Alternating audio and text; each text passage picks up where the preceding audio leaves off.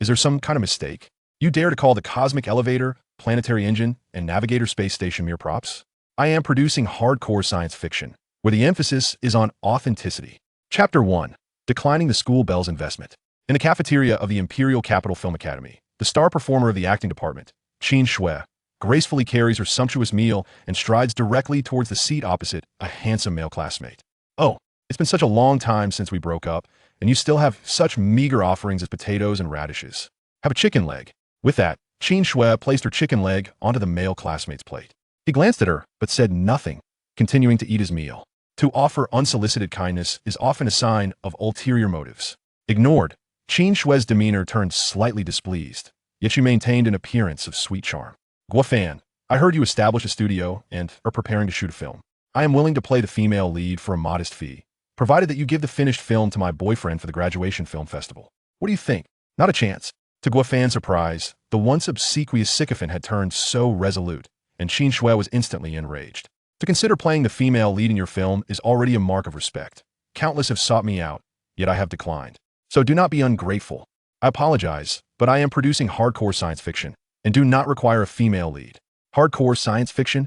Huh. It's laughable that you are a director student. Do you know how many renowned directors from our nation have perished in the realm of genre films? You, a penniless dropout, aspire to create science fiction? Truly, you are unaware of your limitations. Their failures have nothing to do with me. I merely wish to create something I love. Ha ha, this is utterly amusing. Everyone, come and witness this deluded loser who dares to claim he stands shoulder to shoulder with Cameron and Nolan, aspiring to produce the best science fiction in the world, and shamelessly begs for me to be the female lead. Guofan was momentarily stunned. He had not anticipated her ability to embellish and exaggerate to such an extent, finding no trace of performance in her. The people around, adhering to the age-old belief that one should not miss a spectacle, quickly gathered, hurling various jibes and mockery. This boasting has reached the heavens. Huh, to compare oneself with the gods of cinema, how absurd. You aren't even worthy to carry their shoes. To claim you will create the best science fiction film, with your impoverished status, you likely won't secure a single investment. Just then, a fashionably dressed young woman emerged from a corner, instantly capturing everyone's attention. It was none other than Lu Feng's daughter, Lu Linglong, a top film investor in the Dragon Kingdom and the reigning beauty of the Film Academy. Rumor had it she intended to carry on her father's legacy by investing in films directed by new talents from her academy. But who would be so fortunate? Lu Linglong walked straight up to Qin Shui without a glance sideways. Qin Shui's heart raced. Could it be that Miss Lu had noticed her acting talent and intended to cast her in a film? Just as she prepared to greet her with a smile, she was unexpectedly met with a cold slap. If you continue to distort the truth and spread rumors, it won't just be a slap this time. After saying that, Lu Linglong turned to Guofan with a beaming smile. Classmate, I am quite intrigued by your film concept. Shall we sit down and discuss it? Witnessing this scene, the previous critics fell silent, while Qin Shui clutched her reddened cheek, filled with regret. It is known that a film intriguing enough to capture Lu Linglong's interest would require at least 100 million in investment.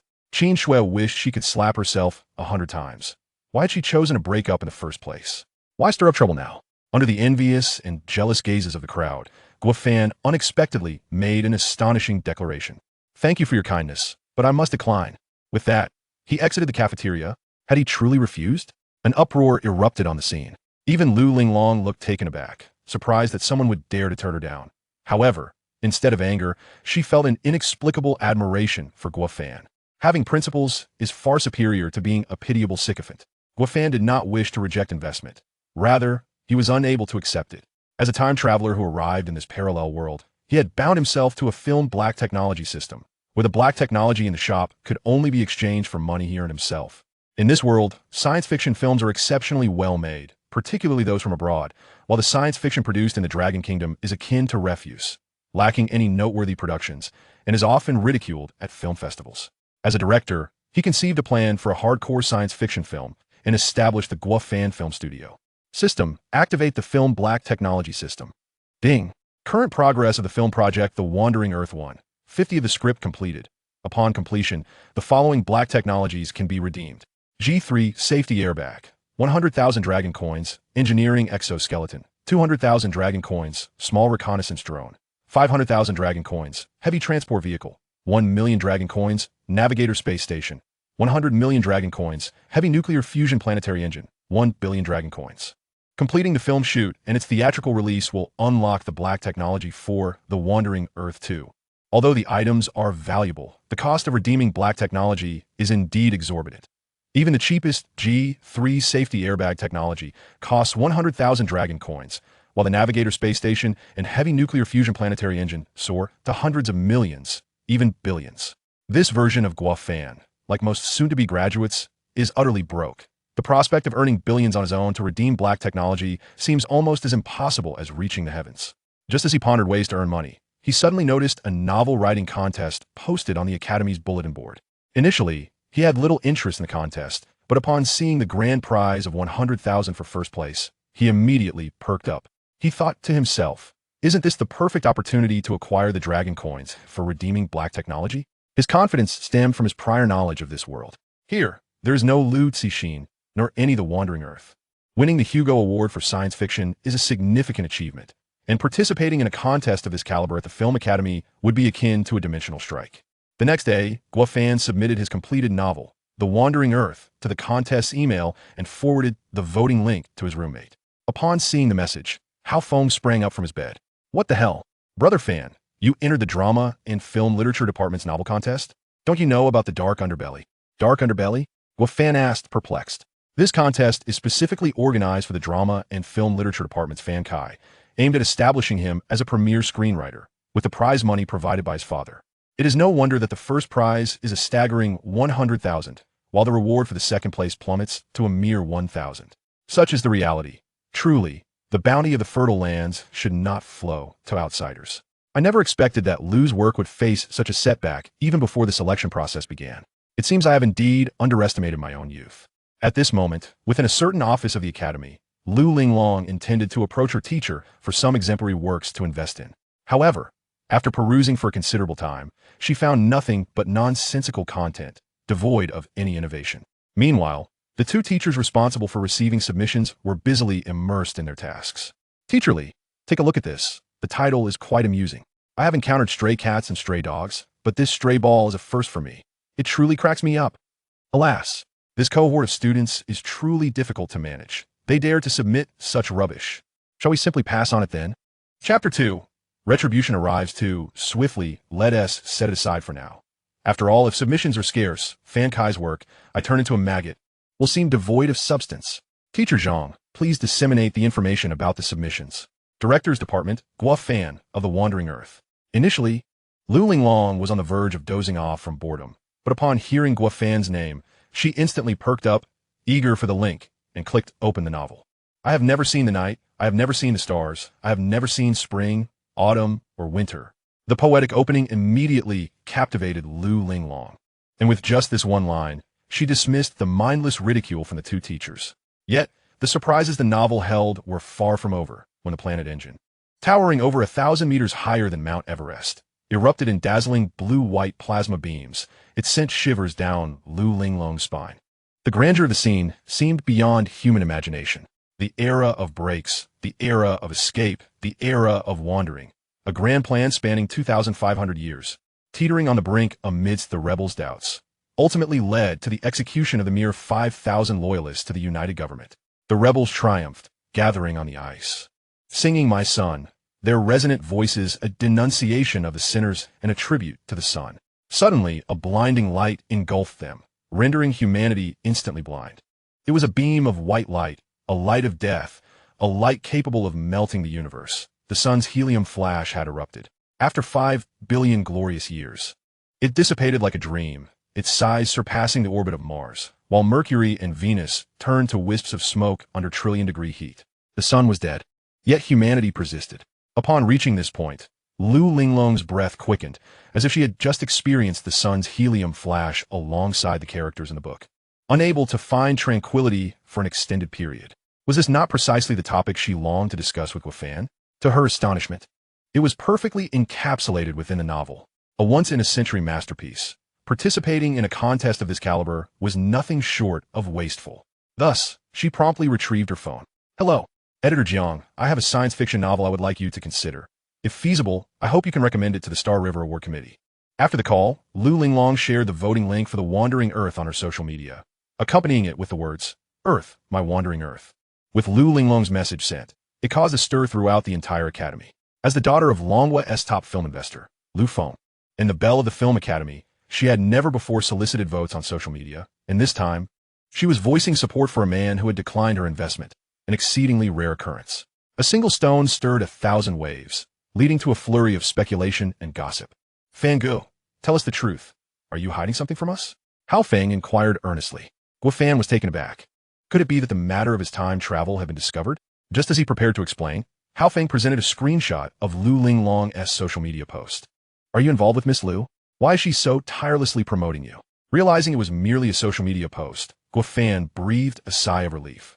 It was just a message. What was all the fuss about? With that time, he should focus on the novel.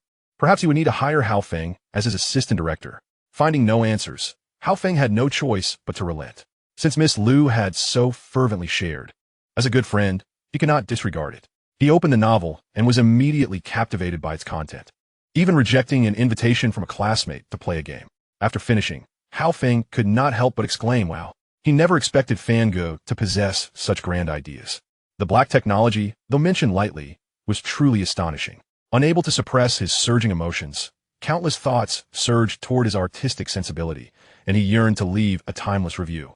However, lacking the eloquence, he hastily penned, "The Wandering Earth is incredible. My Fan Gu is incredible." Before long, Fan Kai also took notice of Guo Fan's The Wandering Earth. As the votes began to close in on, I turned into a maggot. Dad, I'm about to lose my throne as the top vote getter in this writing contest. Votes are meaningless. Don't worry, I'll have a chat with your female vice principal shortly. After hanging up, Fan Kai was once again in high spirits. What a level of audacity to contest with me for the top spot. The next day, the vice principal, with almond-shaped eyes and red lips, arrived at the writing contest office, carrying a brand new limited edition LV bag. How are the rankings for the writing contest? Originally, I turned into a maggot held a firm first place, but unexpectedly, The Wandering Earth surged to the top, not only claiming first place, but also creating a significant gap of 5,000 votes from the second place. Upon hearing this outcome, the vice principal was momentarily taken aback, but quickly regained her composure. The public does not comprehend art. Professional matters should be entrusted to professionals. The two teachers immediately understood and promptly closed the voting channel. However, they soon faced strong dissatisfaction from the numerous students who favored The Wandering Earth. The two teachers, however, remained unfazed and even issued a statement, declaring that recent voting practices have been marred by malicious tampering, and in the interest of fostering a public, fair, simple, and transparent contest environment, the public voting segment would be canceled in favor of evaluations by professional instructors, with the final results to be announced shortly. A scandal. A blatant scandal. Everyone had anticipated the result, but when the rankings were announced, it infuriated everyone. Fan Kai's, I turned into a maggot, secured a solid first place, while The Wandering Earth, which had far surpassed it in the voting phase, received not even an encouragement award. Guo Fan had seen through it all, merely smiling in response. However, Hao Feng was exceptionally indignant, abandoning the game and rallying his classmates to confront the teachers. Meanwhile, Lu Linglong, seated in her office atop the Dieta building, sipping coffee, was taken aback by the outcome. She quietly retrieved her phone and made another call. The following day, Hao Feng, brimming with excitement, approached Guo Fan with the Academy's announcement. Retribution has arrived, Fan Gu. The Academy just reported fraudulent activities in the writing contest. The two supervising teachers have been expelled from the faculty, and the vice principal has been taken away for investigation due to bribery. It seems our grand denunciation yesterday was quite effective. The only pity is that Fan Kai's despicable father withdrew 100,000 in prize money overnight. Otherwise, it would have been a perfect conclusion. Guo Fan had not held much hope. After all, earning money through fraudulent contests was far less tangible than delivering takeout. Just then the phone rang. Hello, is this Mr. Guo Fan? Your novel The Wandering Earth has won the Star River Grand Prize, with a reward of 500,000. Please check your account. If the funds are not received within 2 hours, please contact us promptly. Guo Fan's immediate reaction was to consider it a scam call. Yet he was surprised by their keen awareness. Without further ado, he hung up. Chapter 3. Black Technology Drones. Just after hanging up, a text message arrived. Your account ending in 5999 has received a deposit of 50,000,000 dragon coins. Was this a dream? Yet why did it feel so real? Confirming repeatedly, he found indeed that his account had increased by 500,000. Did scammers truly invest so heavily? Whatever the case, that money in his bank account was now his. He completed the script creation overnight and reopened the system interface. Gazing at that coveted black technology, he initially intended to exchange for the most affordable G3 escape pod technology. But with the newfound 50,000, he suddenly found the G3 escape pod less appealing. Resolutely, he opted to exchange for the small reconnaissance drone technology. Congratulations, host. You have acquired the black technology for a small reconnaissance drone and received an additional 50 universal points. Suddenly, a torrent of advanced drone technologies inundated his mind. This drone not only possessed stealth reconnaissance capabilities, but also featured infrared scanning and deep physiological monitoring. Most notably, it boasted an extraordinary 10-hour endurance and the ability to achieve hypersonic flight for brief periods, rendering it superior to all domestic and international drone technologies. That very evening, Guofan exhausted half a year's living expenses to purchase all the necessary components for his drone. Soon, the parts arrived in their entirety, and after secluding himself in his workshop for 2 days, he finally constructed the reconnaissance drone. Although its appearance was somewhat rudimentary, he was unwaveringly confident in its performance. There happened to be a model aircraft testing park nearby. The following day, he could hardly contain his excitement as he brought his reconnaissance drone to the site. Upon arrival, he discovered that a model aircraft competition was underway, attracting a considerable number of spectators and journalists. As he unveiled his drone, a tabloid reporter approached him. "Hello there. Are you a competitor in this event?" "Not at all. I'm merely here to test my drone," he replied. The reporter glanced at the unremarkable quadcopter on the ground and smirked condescendingly, feigning encouragement. "No worries. As long as you keep trying, I'm sure your drone will meet the competition standards. There are some elementary students over there. You could learn a thing or two from them." Nearby, the elementary students appeared equally disdainful, thinking to themselves how embarrassing it was for someone so grown up to merely assemble a rudimentary drone from purchased parts based on a blueprint and show up at a competition. Guofan paid little heed to the crowd's remarks and focused on operating his drone. The control performance of his reconnaissance drone far surpassed that of commercially available models. It was not only user-friendly, but also incorporated features such as anti-miss operation, autonomous obstacle avoidance, and automatic cruising capabilities. After a few rounds of test flights, he had mastered all the basic maneuvers. Of course, since this was a product of cutting-edge technology, it was imperative to showcase its prowess. Just as he was about to activate the drone's reconnaissance mode, a young man approached, cradling a model resembling the J-20 fighter jet, flanked by several attractive girls, seemingly with malicious intent. "I saw your drone's test flight. Would you care for a race?" Guofan glanced at the young man, pondering whether he truly brought so many girls along just to race drones. After a second look at the J-20 model, he chuckled. "Let us not. Our drones operate on entirely different levels and wouldn't even be in the same league." The young man, interpreting Guofan's response as a sign of weakness, smirked. "No worries. I'm not bothered by your inferior drone. These ladies just want to witness how a drone crashes. After you're done, you can call me master, and I'll teach you how to build a J-20 model. Sounds like a good deal, right?" Guofan initially considered retorting, but decided against it, recognizing that the two drones were not comparable and engaging with him would be somewhat unfair. With a cold chuckle, he turned his attention back to his own drone. Upon switching to reconnaissance mode, an immediate transformation occurred. The once vibrant lights dimmed, and the lightweight alloy shell concealed within the frame gradually enveloped the body, creating the illusion of armor. From a distance, it appeared as though the drone had donned a suit of armor, if not for the 4 exposed rotors. One might mistake it for an extraterrestrial craft. "Wow, this drone is incredible. It can transform," exclaimed a girl. The transformed drone looked striking, resembling an armored knight, and the girls were utterly enamored. "Would you be willing to teach me? Let us connect on WeChat, and I'll come to you tonight to build a drone." The young man's entourage, captivated by the drone, incited his envy, prompting him to enter a state of fury. Meanwhile, the reconnaissance drone ascended once more. The once thunderous sound of its massive rotors was now nearly imperceptible. To his astonishment, it even featured a silent mode. This singular capability alone justified its reconnaissance designation. As the drone took flight, a large J-20 model dove towards it, seemingly intent on destruction. A glance at the young man revealed a smug expression, likely believing he could reclaim his dignity in front of the girls after Guofan's earlier refusal. Good advice falls on deaf ears. "I told you our drones are not in the same class. Why can't you understand?" he thought, activating the ion engine to propel the drone to hypersonic speeds.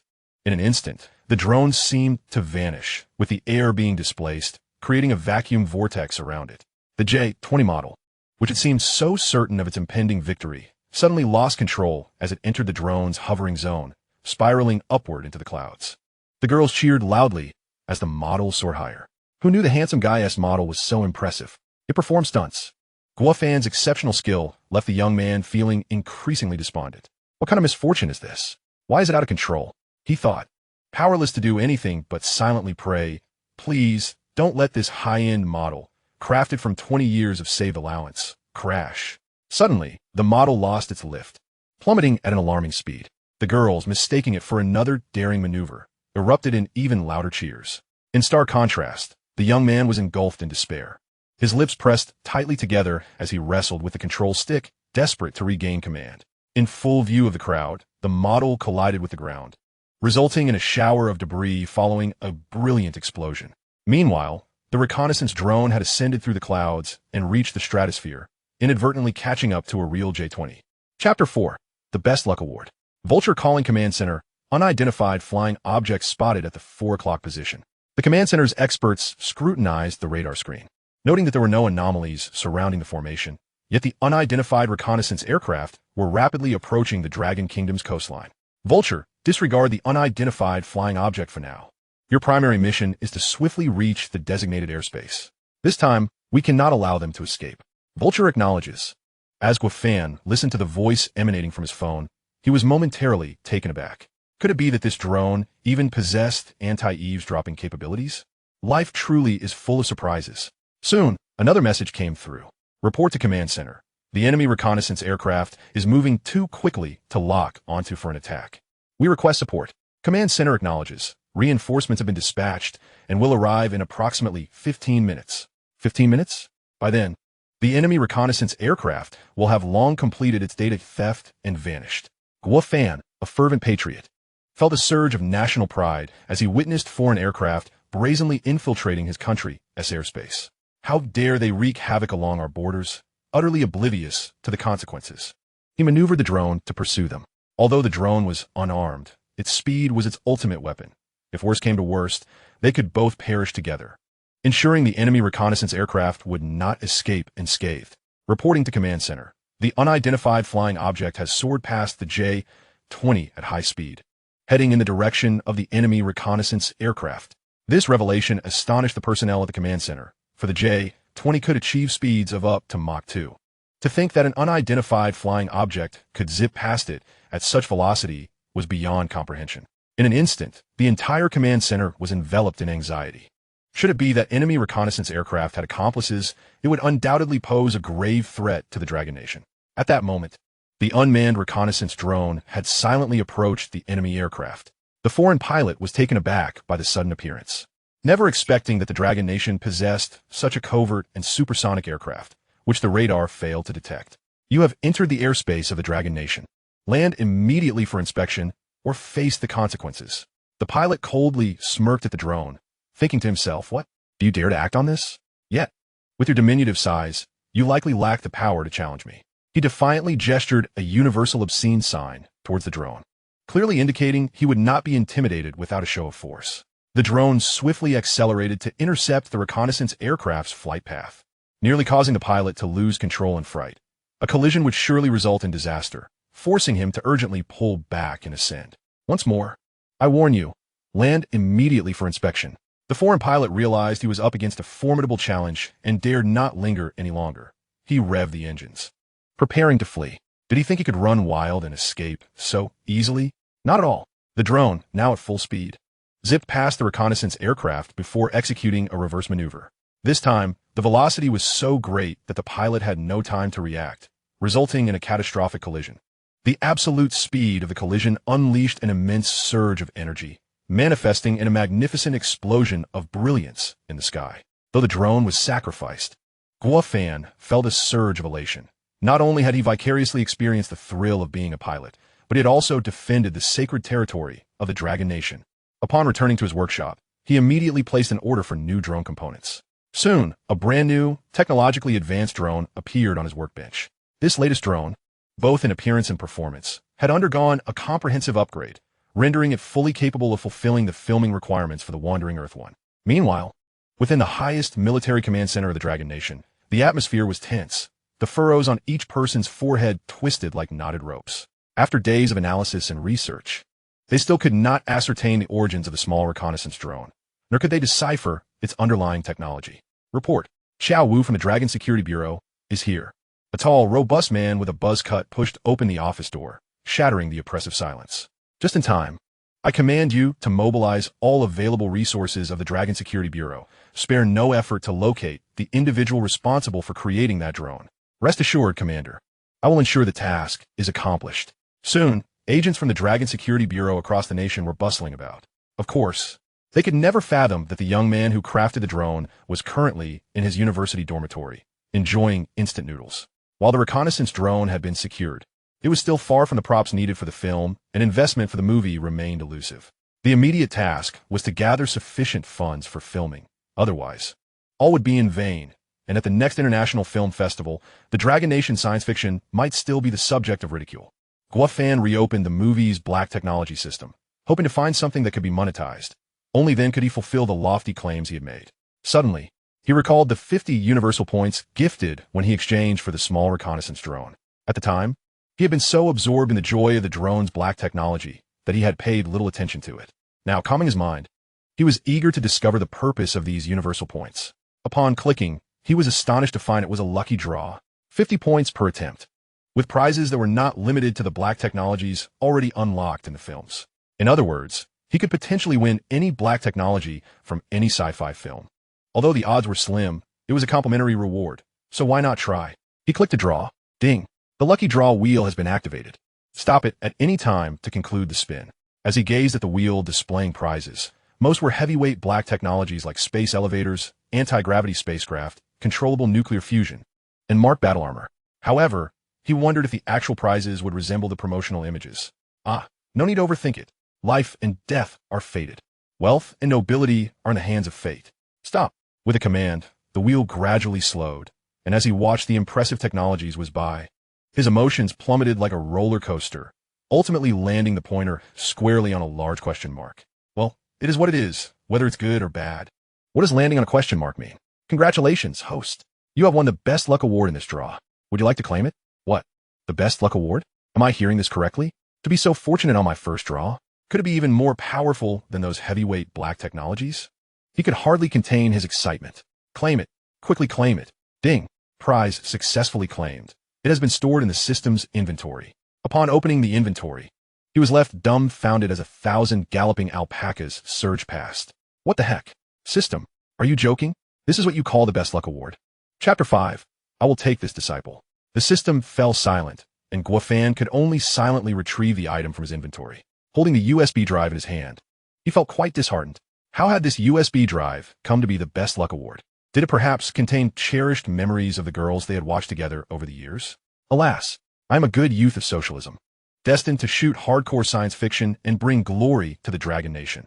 How could I entertain such sordid thoughts? While he professed ideals of justice, his hands were surprisingly honest as he plugged the USB drive into his computer. Just as he was about to click open the file, he heard a commotion outside the dormitory. This is the dormitory. We must not let him escape. The voice sounded somewhat familiar. Could it be the one who had broken a model of the J-20? Had he come seeking revenge? After surveying the area and finding no suitable means of defense, the door was suddenly pushed open. Indeed, it was the one who had damaged the model, accompanied by several burly men, clearly of a martial background. Guo Fan instinctively took 2 steps back. May I ask what you are looking for? Is there something you need? The young man wore an expression akin to a fly drawn to dung, fixating on him while advancing step by step. Guo Fan glanced back at the window, calculating that if he jumped from the 3rd floor, perhaps he could survive. Just as he sought an opportunity to escape, the young man suddenly knelt on the ground with a thud. Guo Fan was bewildered. What was happening? Had he been conquered by his charisma? Master above, please allow me to bow to you as your disciple. Guo Fan was even more confused. Why was he bowing and acknowledging him as his master? My friend, you must have mistaken me for someone else. There is no mistake. Your tall and robust figure, commanding presence, and handsome visage are forever etched in my memory. The young man was somewhat reckless in action, but spoke with remarkable objectivity and detail, a promising candidate. However, what could he teach him? Sensing Guo Fan's hesitation, the young man hurriedly continued, Master, to be honest, my family operates a drone manufacturing company. If you are willing to teach me drone technology, I'm willing to offer you half of the shares. A drone manufacturing company? Yes, Dajiang Drone Technology Company, Limited. Dajiang? Dajiang. Guo Fan murmured. seemingly struck by a realization. Could this be the precursor to the globally renowned Dajiang company from a parallel universe? What is your name? Jiang Tao. Deal. You, my disciple, are accepted. Tears welled up in Jiang Tao's eyes as he bowed 3 times with fervor. Guofan had initially intended to impart all of his advanced technological knowledge to Jiang Tao without reservation. However, concerned that such cutting-edge technology might attract the scrutiny of regulatory authorities and incite envy among peers, he opted for a more measured approach, deciding to share only a morsel of knowledge at a time. Once Jiang fully mastered each piece of information and applied it to new products, he would then reveal a bit more. This strategy would not only foster the healthy ecological development of Dajiang Drone Company, but also ensure that Guofan's funding for his ambitious sci-fi film projects would be more robust. Furthermore, he harbored another significant purpose: to prepare for the drone combat scenes in The Wandering Earth 2. To capture grand battle sequences effectively, the utilization of authentic Predator drones was imperative. By that time, Dajiang Drone Company would surely have matured. Master, the drone evasion technology you imparted to me has been integrated into our latest model, and to my astonishment, it has been met with overwhelming success in the market, quadrupling our revenue. He exclaimed, I will transfer this month's 500,000 shareholder dividends to your account right away. After hanging up, a text notification quickly followed. The last 4 digits of his bank card received a deposit of 500 million long coins. It had been a month since the last deposit, and while the amount had increased tenfold, it still fell significantly short of the total funding needed for the launch of the Wandering Earth 1. It was evident that he needed to devise further means of increasing revenue. Otherwise, the film's production would remain indefinitely postponed. Upon accessing the film's advanced technology system, he discovered that the only available options for exchange were the G3 safety airbag, 100,000, engineering exoskeleton, 200,000, heavy transport vehicle, 100,000, and nuclear-powered extreme cold protective suit, 300,000. While acquiring all of these was feasible, the question remained: which would yield the quickest return on investment? Suddenly, the school's broadcast system interrupted with urgent news. An emergency announcement revealed that a firefighter had tragically broken both legs during a mission and required amputation. Due to significant blood loss, HR-negative blood was urgently needed.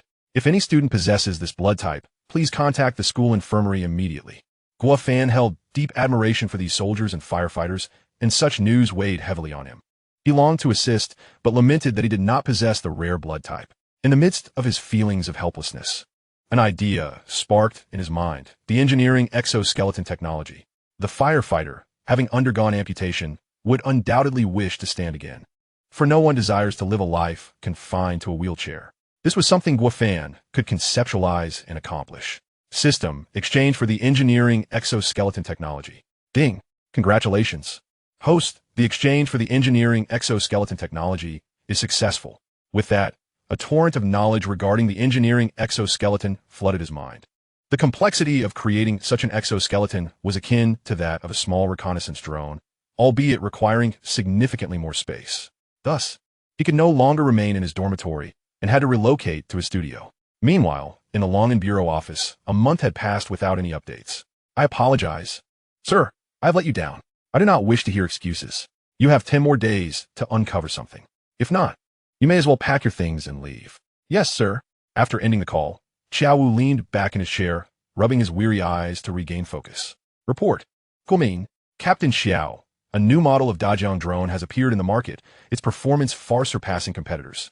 Should we investigate? Damn it, finally some leads. Get the car. I will personally accompany the team. Mr. Jiang, representatives from the Long and Bureau are here to discuss some matters with you, a secretary informed. Jiang Tao felt a twinge of confusion.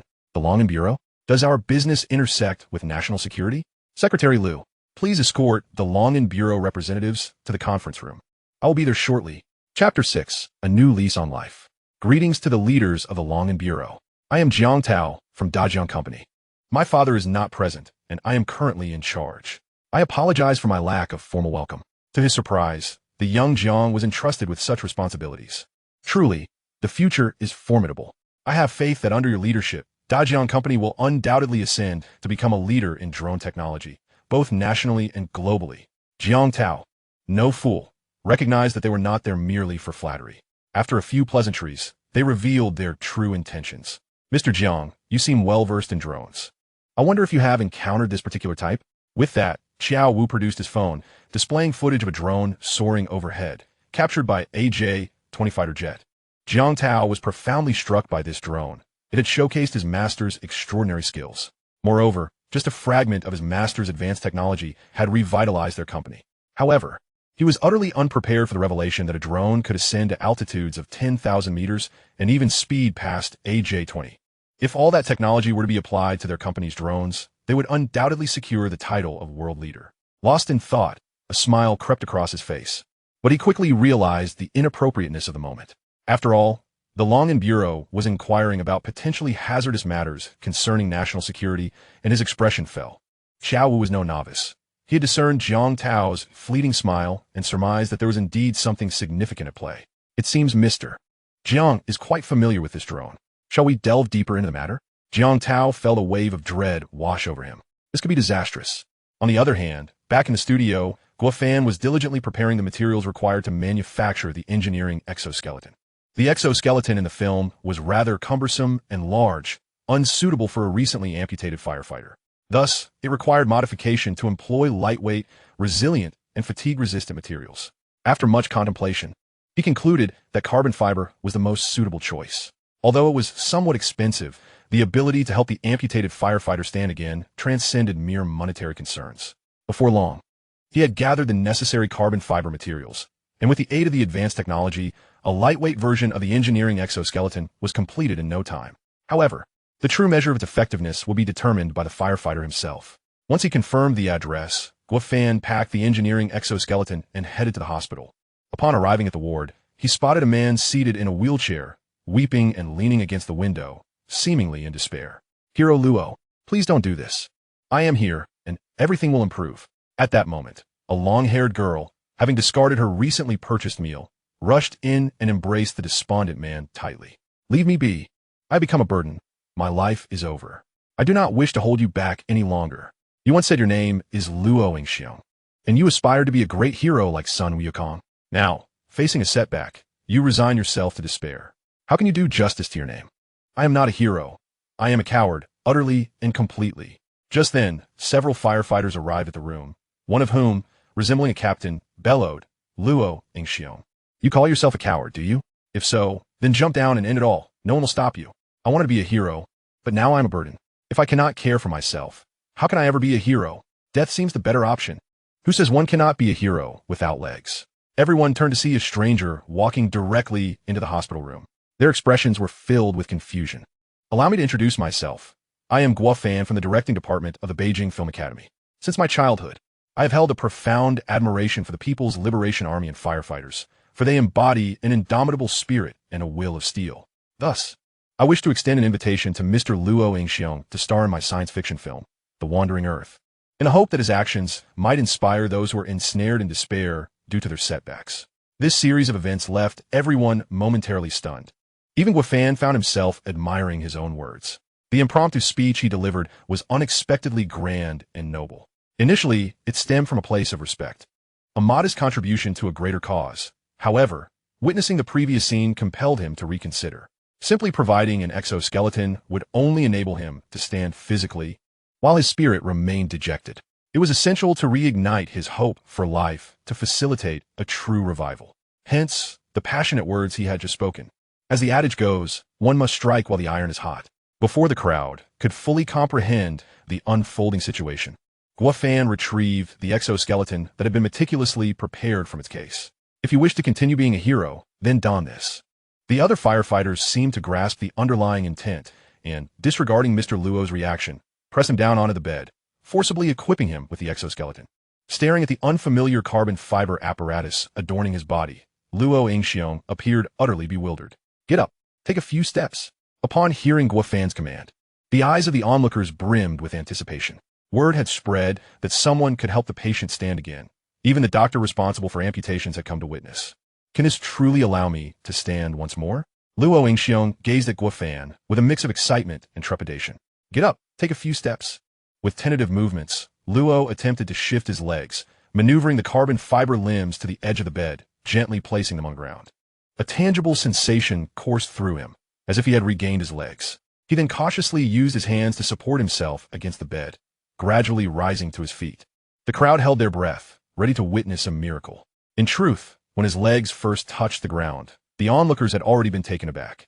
Despite the equipment's appearance, it proved remarkably agile in use. At that moment, Luo Yingxiong finally liberated himself from his hand support and stood upright. How is this possible?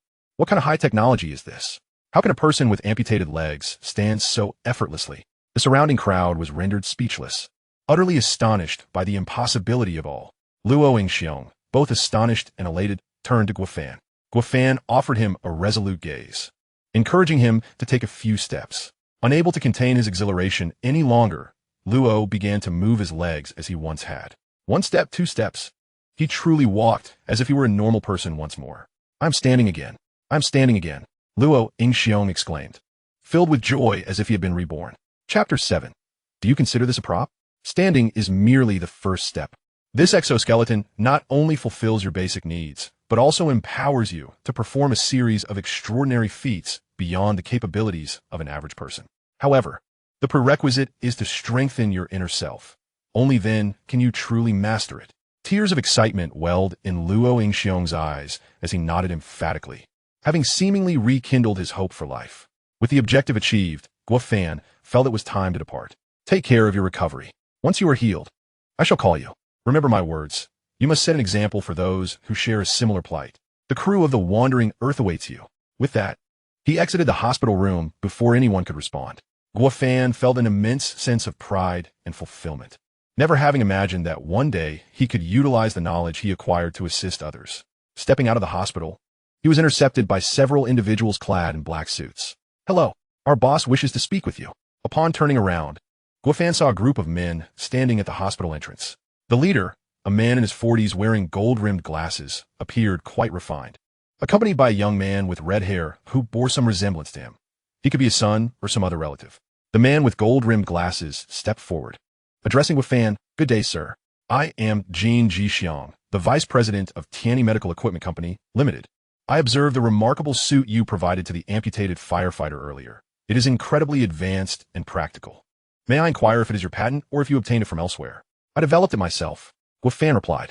Jin Jixiang, astounded, expressed, "It is truly commendable that you have created such cutting-edge assistive equipment. Would you be interested in a significant promotion? I believe your technology, combined with our company's resources, could enable countless individuals who cannot walk to rise again, just like that firefighter." Hearing Jin Jixiang's words, an epiphany struck Guofan. How had he not considered this before? Across the entirety of Longhua, and indeed the world, there are innumerable individuals unable to stand for various reasons. If this were to be commercialized, it would not only aid more people, but also swiftly generate funds for film production. Just as he was about to respond, the young man with red hair, clearly impatient, interjected, "Do you know how valuable my time is? I have a billion-dollar project to discuss shortly, so stop dawdling and get to the point." Guofan had been prepared to agree, but this unexpected outburst from the young man was infuriating. Even a clay idol has its limits, and Guofan could no longer contain his anger. He raised his hand to strike the young man. However, before he could reach him, another person intervened. With a resounding slap, the young man was sent sprawling several meters away. The force of the blow was such that it could have toppled a willow tree. Dazed, the young man took a moment to regain his bearings before immediately seeking revenge.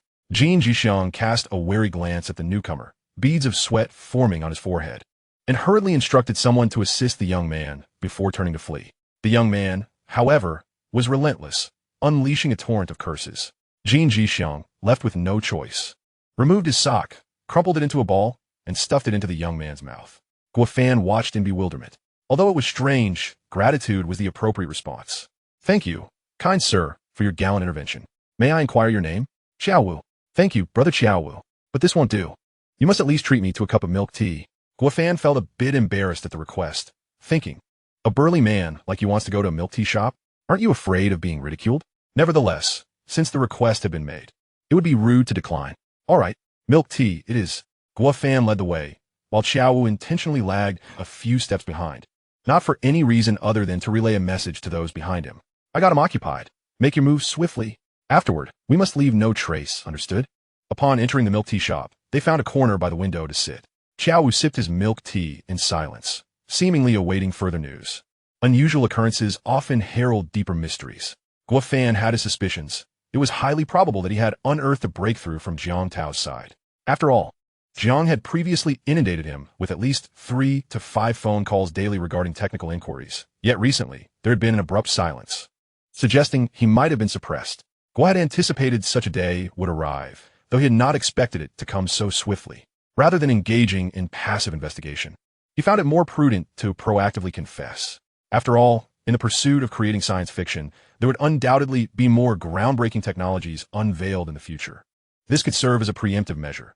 Should these innovations be discovered post-production, it would significantly disrupt the filming process, which was simply not viable. Are you a comrade from the Long and Bureau? Qiao Wu momentarily froze, pondering if he had inadvertently revealed too much. Given that Guo Fan had already deduced the truth, he decided to drop the pretense. I didn't expect Mr. Guo to be so astute. But how did you deduce my affiliation with the Long and Bureau? Only the Long and Bureau can regulate matters pertaining to drones. Who else could it be? I relish dealings with intelligent individuals like yourselves. There is no need for convoluted dialogues. So, tell me, did you create the drones? What purpose do they serve?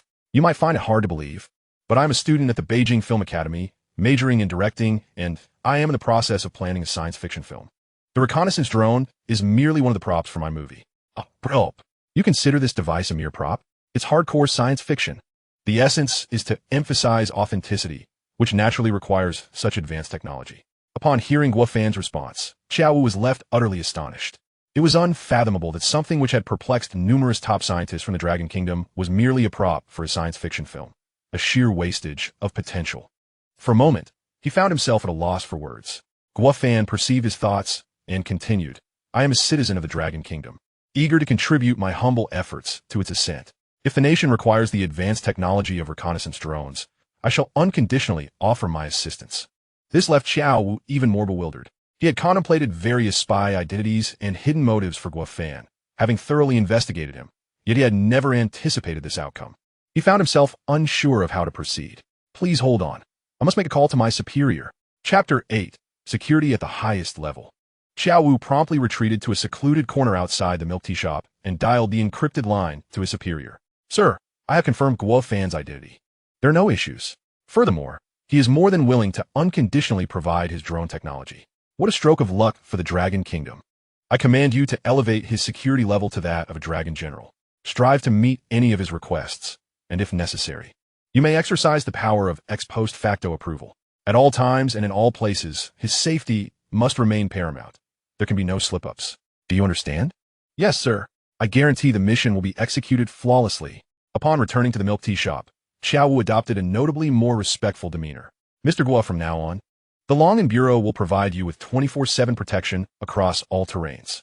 Your matters are now the highest priority of the Bureau. This unexpected turn of events piqued Guo Fan's curiosity, who had issued such commands that led to such a stark contrast from their previous interactions. It was logical, given that he possessed the world's leading reconnaissance drone technology. Any mishap could result in losses for the entire Dragon Kingdom, and indeed the world. However, he harbored no desire for constraints, as he was merely a student at the Beijing Film Academy, with the sole intent of producing authentic hardcore science fiction for the Dragon Kingdom. You may assign personnel for my protection, but I must clarify one point. I wish to live as an ordinary person and do not wish for my life and work to be interfered with. Qiao Wu, being astute, swiftly grasped Guo Fan's intent. Rest assured, our personnel will remain in the shadows and will not disrupt your life or work. We will only intervene when your life is in jeopardy. Of course, should you encounter insurmountable challenges, feel free to contact me. While I cannot move mountains, I have yet to face an obstacle I could not overcome. Upon hearing Qiao Wu's words, Guo Fan suddenly recalled a matter that only he could resolve. Actually, I have a favor to ask of you. There's no need for such formality. Just let me know what you need. Have you made contact with Jiang Tao from the Dajiang Drone Company? I urgently need to locate him for an important discussion. Qiao Wu slapped his forehead, exclaiming how he had completely overlooked that detail. With the truth now laid bare, he had been so focused on maintaining Guo Fan's safety that Jiang Tao had slipped his mind entirely. I took him away. I'll take you to him right now. Before long, Qiao Wu escorted Guo Fan to a safe house belonging to the Long and Bureau. Upon seeing Guo Fan enter, Jiang Tao immediately broke into tears. Master, I'm so sorry. I faltered and had no choice but to reveal your situation. Now you've been brought here too. Observing Jiang Tao's disheveled state, Guo Fan couldn't help but chuckle. Jiang Tao, however, was perplexed, thinking, how can you still laugh at such a dire moment? You need not apologize. You not only acted correctly, but also did me a favor. Had you not disclosed my circumstances, I might have ended up hospitalized. Jiang Tao remained bewildered. Guofan then abandoned any further circumspection and succinctly recounted everything from outfitting firefighters with the engineering exoskeleton to encountering personnel from Tianyi Medical. To Guofan's surprise, Jiang Tao became indignant after hearing the account. I know that company. They dominate the medical device sector and are poised to enter the Fortune 500 next year. However, they are notorious for their unscrupulous practices, frequently embroiled in scandals, most notably sabotaging partners and stealing their patents and research. Thus, we must avoid any collaboration with them, or we might end up with nothing. I understand that. So are you interested in collaborating? Jiang Tao looked at Guofan, incredulous. Me? Yes, I will handle the technology, and you'll manage operations. What do you think? Listening to their conversation, Xiao Wu sensed they were discussing some form of technology. Could it be yet another groundbreaking innovation? This was crucial for the future of the Dragon Kingdom and the entire scientific community, and clarity was imperative. May I interrupt? What is this engineering exoskeleton you speak of? It doesn't seem to belong to this world. Guofan smiled and provided a brief introduction. To his astonishment, Xiao Wu was profoundly shocked. If this exoskeleton can enhance the mobility of individuals with disabilities so significantly, imagine its potential on able-bodied individuals. If deployed among soldiers, the implications are simply unfathomable. At this point, Xiao Wu immediately pulled out his phone. No, I must report this to my superiors. The scientific significance of this technology is on par with that of the reconnaissance drones. Report to the superior. I have crucial information to relay. Despite his imposing physique, Xiao Wu exhibited remarkable insight. From an engineering exoskeleton designed to assist individuals with disabilities, he could extrapolate its military applications, demonstrating his acumen. In truth, Guofan had contemplated this very issue on the way to the safe house. Ultimately, the engineering exoskeleton was meant to be integrated into the people's army. After all, only by strengthening the military could the populace enjoy a stable life. Guofan turned to Jiang Tao. Have you made your decision? If you're not interested, I shall seek others. This is an extraordinary opportunity. The engineering exoskeleton could potentially surpass Tianyi Medical, establishing itself as the greatest medical device company in the Dragon Kingdom. With newfound resolve, Jiang Tao replied, I will follow my master's lead. The two quickly reached a consensus, opening their maps to begin selecting a location.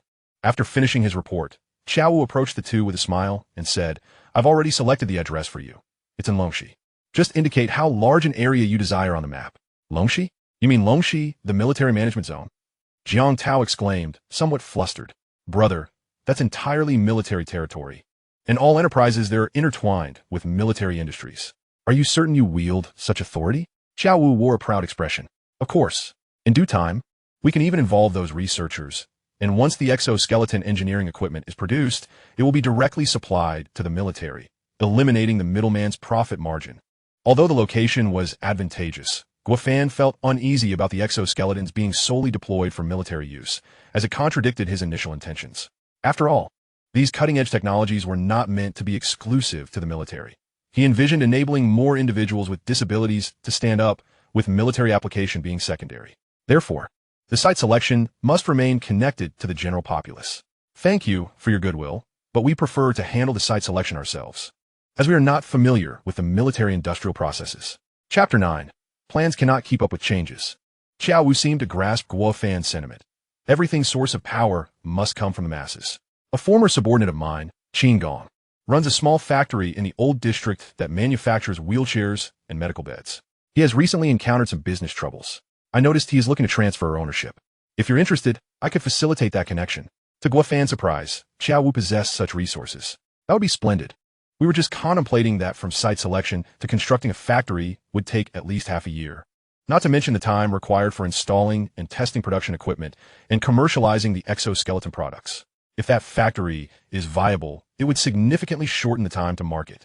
All right, let's head out now for a site inspection. Soon, the three arrived at the old city district. Upon reaching the factory entrance, they were greeted by a large crowd outside, with individuals sporting vibrant hair and wielding various weapons.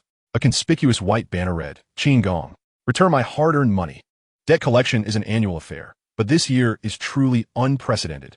I've never seen such a method of collecting debts before. One might think they had offended some underworld figure. Jiang Tao remarked, gazing out the window. Guofan also felt these individuals seemed less like creditors and more like provocateurs. This bunch of rascals. Instead of focusing on their studies, They come here to cause trouble. Just wait and see. I'll deal with them personally, Xiao Wu declared. Preparing to exit the vehicle, Guo Fan quickly restrained him. Let us identify if there's a back door or something similar first. We should ascertain the situation before confronting them. Xiao Wu nodded, changed direction, and drove a little over 100 meters, pointing to a concealed path. This is the way. The group disembarked and began walking. Indeed, the route was well hidden. Without intimate familiarity, one could easily lose their way. After navigating several twists and climbing over 2 walls, they finally entered the factory's rear yard. The factory appeared reasonably sized, with a comprehensive array of production equipment and ample raw materials. The only peculiarity was the absence of personnel. The office area mirrored this emptiness, until they pushed open the factory director's office door, revealing a solitary figure, Qin Gong. To their astonishment, he was seated in a wheelchair with both pant legs empty. Qin Gong looked up in surprise, locking eyes with Xiao Wu.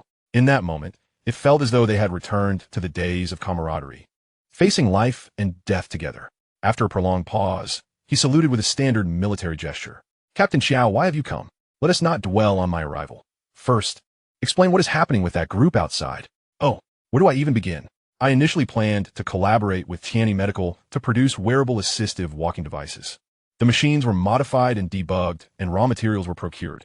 We were just waiting for their technicians to oversee production when, unexpectedly, they announced a delay in the plan. All my funds were tied up in this venture, and I could barely pay the workers' wages. I had to resort to high-interest loans to keep afloat, but they kept dragging their feet. Now, I can't even repay the loans, which has led to that mob blocking the entrance for money. Jiang Tao could no longer contain his anger. This is precisely Tianyi Medical's manipulative strategy. They aim to monopolize the market, leaving no room for competitors. It's likely that those high-interest loans are also products of their company. In that instant, Qin Gong realized the truth, slamming his fist on the table. Damn it. I thought they were genuinely interested in working together to make money. Who knew it was all a trap? It's such a pity that years of hard work are about to go to waste. I wouldn't be so sure. Guo Fan's words shone like a beacon in the dark, rekindling a flicker of hope in Qin Gong. Guo Fan continued. When we came through the backyard, we saw the factory and equipment, as well as the raw materials. Everything is in place. We just need the right impetus. However, I am no Zhuge Liang. Where can I find that impetus? Xiao Wu suddenly burst into laughter. Far away, yet near at hand. I have brought it with me. Our purpose in visiting today was precisely this. Indeed, that impetus is me. The cutting-edge technology one bring is 1,000 times superior to Tianyi Medical's. Not only can it revive your factory, but it can also catch Tianyi Medical completely off guard.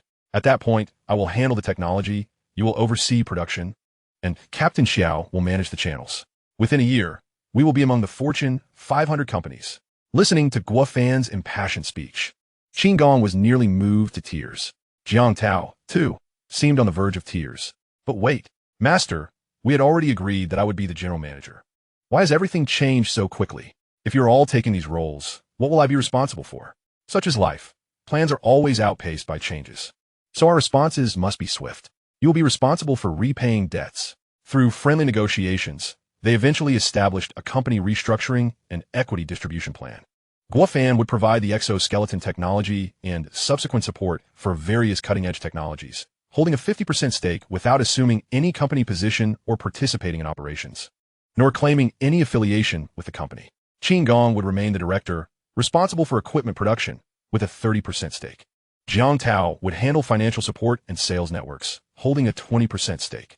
As for Xiao Wu, due to his special status, he would refrain from engaging in commercial activities. However, the state would ensure he was well compensated. The terms of the plan met with unanimous agreement. Yet one question lingered in Qin Gong's mind. Mr. Guo, others would jump at the chance to be a CEO or manager, vying for titles. Why do you choose otherwise? Given that you and Captain Xiao are both my seniors, please simply call me Brother Guo. After all, addressing me as Mr. Guo feels rather distant. Yes, yes, yes. Brother Guo, honestly, it's nothing. An additional title brings additional responsibilities and demands more effort. My focus is entirely on preparing for my science fiction film. So I hope you can understand. Qin Gong was once again taken aback, realizing that Guo Fan, in addition to mastering advanced technology, was also a director. Truly remarkable. Rest assured, I will work tirelessly to support your dream of filmmaking. Not in the future, but now because this exoskeleton equipment is a crucial prop in my science fiction film. Qin Gong immediately activated work mode. I will call the technical and production supervisors right now to discuss the production plan. Xiao Wu eagerly pulled out his phone and said with a smile, "Would it be all right if I called over some scientists from Lonka Institute to learn alongside us?" Chapter 10. My journey is among the stars and the sea. Certainly, however, you must first find someone to disperse that group of ruffians outside. We cannot allow the scientists from the Dragon Institute to scale the walls like us, Guofan remarked with a hint of sarcasm. Rest assured, such a trivial matter can be resolved in a heartbeat. Indeed, within 10 minutes, the sound of urgent sirens echoed, and outside, not a single miscreant managed to escape. All were handcuffed and taken away. The atmosphere was considerably more relaxed now. Soon, the technicians from the factory and the scientists from the Dragon Institute began to arrive in succession. However, as the technicians had arrived several hours earlier and had already undergone training on the cutting-edge technology, they were now revered as esteemed masters. Even they could hardly have imagined that they would one day impart their technical expertise to the scientists of the Dragon Institute, and a sense of pride welled within them. This single event could indeed be a tale to recount for a lifetime. Guo Xian, no, Guo Laodi. I just conferred with Jiang Laodi. And now that the factory has been revitalized, we wish to rename the company for better prospects in the future and hold a grand reopening ceremony. A commendable idea. But have you settled on a name? We were hoping you could provide some suggestions. Guo Fan nodded, gazing at the weathered sign of the Old Gong Medical Equipment Factory. Lost in contemplation, this place might very well become the cradle of dreams, where the various advanced technologies depicted in films could flourish explosively. There is even a possibility that the business could extend into the cosmos, for after all, my aspirations lie among the stars and the sea. In that case, let us name the company Sci-Fi Universe Black Technology Equipment Development Company, Limited. Sci-Fi Universe Black Technology Equipment Development Company, Limited? Might that be a tad too extravagant? Qin Gong inquired, his tone somewhat tentative. After all, the leap from Old Gong Medical Equipment Factory to Sci-Fi Universe Black Technology Equipment Development Company, Limited was indeed monumental. Almost unrecognizable as a product of the universe. Not at all, for all our future products will pertain to the realm of sci-fi and black technology. And your task is to ensure quality control. Absolutely no defective products must be allowed to escape. Do you understand? Understood. With that, Qin Gong immediately saluted Guofan with the highest military respect, the only gesture of reverence he could muster. Soon, the time for the grand reopening arrived. Initially intending to keep a low profile and not inform any friends, they were taken aback when major research institutes from across the Dragon Nation sent an array of floral tributes, stretching for 2 miles from the company entrance. There were representatives from the Dragon Institute, the Aviation Research Institute, the Rocket Launch Research Institute, the Ballistics Research Institute, the Space Development Institute, the Aerospace Architecture Institute, the Special Machinery Institute, the 501 Institute, the 749 Bureau, among others, an overwhelming display. Boss, look at the impressive names on these flower baskets. We seem to be in over our heads. Shouldn't you inquire about young Master Jin's background? What if we inadvertently offend someone formidable, and we end up not knowing how we met our demise? A bespectacled subordinate remarked, casting a wary glance at the lurking group of thugs. The young thug, not having encountered such a spectacle before, recalled that when he arrived, young Master Jin from Tianyi Medical had warned him that no matter the circumstance, they must not allow Qin Gong's new company to open smoothly. Look at you, so naive and inexperienced. Are you terrified by such a minor scene? Back in the day when I was delivering takeout in Afghanistan, even Assam. Boss, could it be Saddam? You talk too much. I said Assam is Assam. In those days, even Assam had to give me some face. Any road I passed through, even if both sides were locked in fierce combat. They had a ceasefire until I passed. Otherwise, I would cut off their supplies, leaving them without a warm meal. The young thug took a couple of puffs from his cigarette and continued, "You can rest easy. Boss Jean has already provided me with the inside scoop. Qin Gong is merely a lowly soldier with no real power. Those flower baskets are likely just his way of putting on a show." The bespectacled subordinate was taken aback. Never having realized his leader had such a remarkable history, it seemed he had finally aligned himself with the right person. Boss, should we act now? No need to rush. Let us wait for young Master Jean. He wants to humiliate Qin Gong in public and see if he dares to defy us again. As the time for the ribbon cutting drew nearer, guests arrived in droves, all clad in formal attire, resembling a gathering of venerable scholars. I told you, this guy is just putting on a brave front. If he had money, who would hire a bunch of old men to bolster his image? The young thug sneered from his corner. But boss, I think I've seen some of these old men on television. They must be scientists from some department of the Dragon Nation. Ha ha ha, scientists? Have you lost your mind? Back when Tianyi Medical opened a branch, they were lucky to invite a few local dignitaries. What merit does Qin Gong have to attract scientists? Upon reflection, it makes sense If he had such clout, he would be targeted by Tianyi Medical. Before long, the cocky young Master Jean Xian Tong made his entrance, exuding nonchalance as he strode towards the company entrance. It's finally about to begin. The young thugs quickly surged forward, surrounding young Master Jean. Instantly, the entrance was a cacophony of aggression, forbidding anyone from entering or exiting. Two junior security guards rushed forward to confront them, but the disparity in strength was so vast that they had lost before even making a move. The scientists, accustomed to the confines of the laboratory, had never encountered such a scene and were genuinely taken aback. Guo Fan and his companions hurried to the entrance, and, upon their arrival, immediately spotted young Master Jean. Jiang Tao inwardly lamented, "Oh no, why is this little tyrant here? Master, should we call the police?" Initially taken aback by the sudden turn of events, Guo Fan quickly devised a counter-strategy, one that could not only reverse the situation, but potentially bring them into the limelight. "You must immediately inform Qingong that the plan has changed. The testing ground is now at the company entrance." Jiang Tao instantly understood and gave a thumbs up. Once Jiang Tao departed, Guo Fan stepped forward and bowed deeply to the bewildered scientists surrounding him. "Esteemed elders, I apologize for the disturbance. This is actually a small performance we prepared for you. Please stay tuned, and after the show, I shall treat you all to milk tea."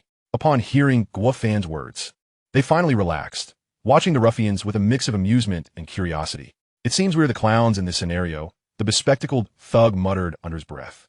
Young Master Jean, feeling insulted, immediately shouted, "Shut your trap. Smash it. Chapter 11. A spectacle fold. I dare anyone to make a move." Suddenly, a clear female voice rang out from a distance. Young Master Jean was momentarily taken aback, wondering who had the audacity to stand up for them. It was a reckless act indeed. Guo Fan was equally perplexed. Typically, it was the hero rescuing the damsel in distress. Yet today, the roles seemed reversed. He tiptoed and craned his neck to see over the crowd. Upon recognizing the newcomer, he was further bewildered. What's she doing here? It was none other than Lu Linglong, the daughter of the top film investor in the Dragon Nation and the belle of the Film Academy.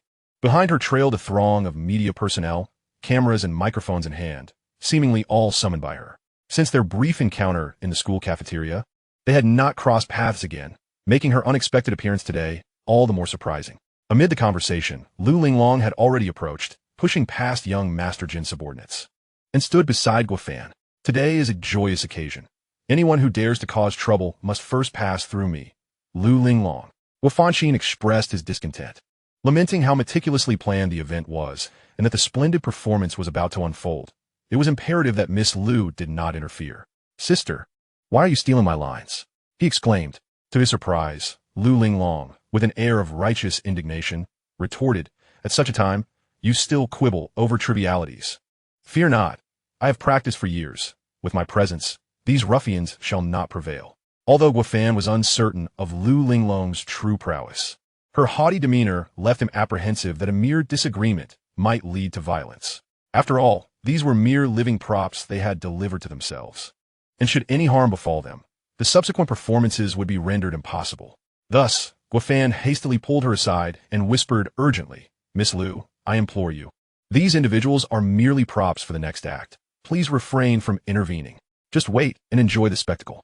Jean Shintong regarded Lu Linglong with a sense of familiarity, as if he had encountered her before, but at that critical juncture, he cast aside such thoughts, intent on wreaking havoc and releasing his pent-up frustration. "Don't just stand there. Smash everything," he commanded.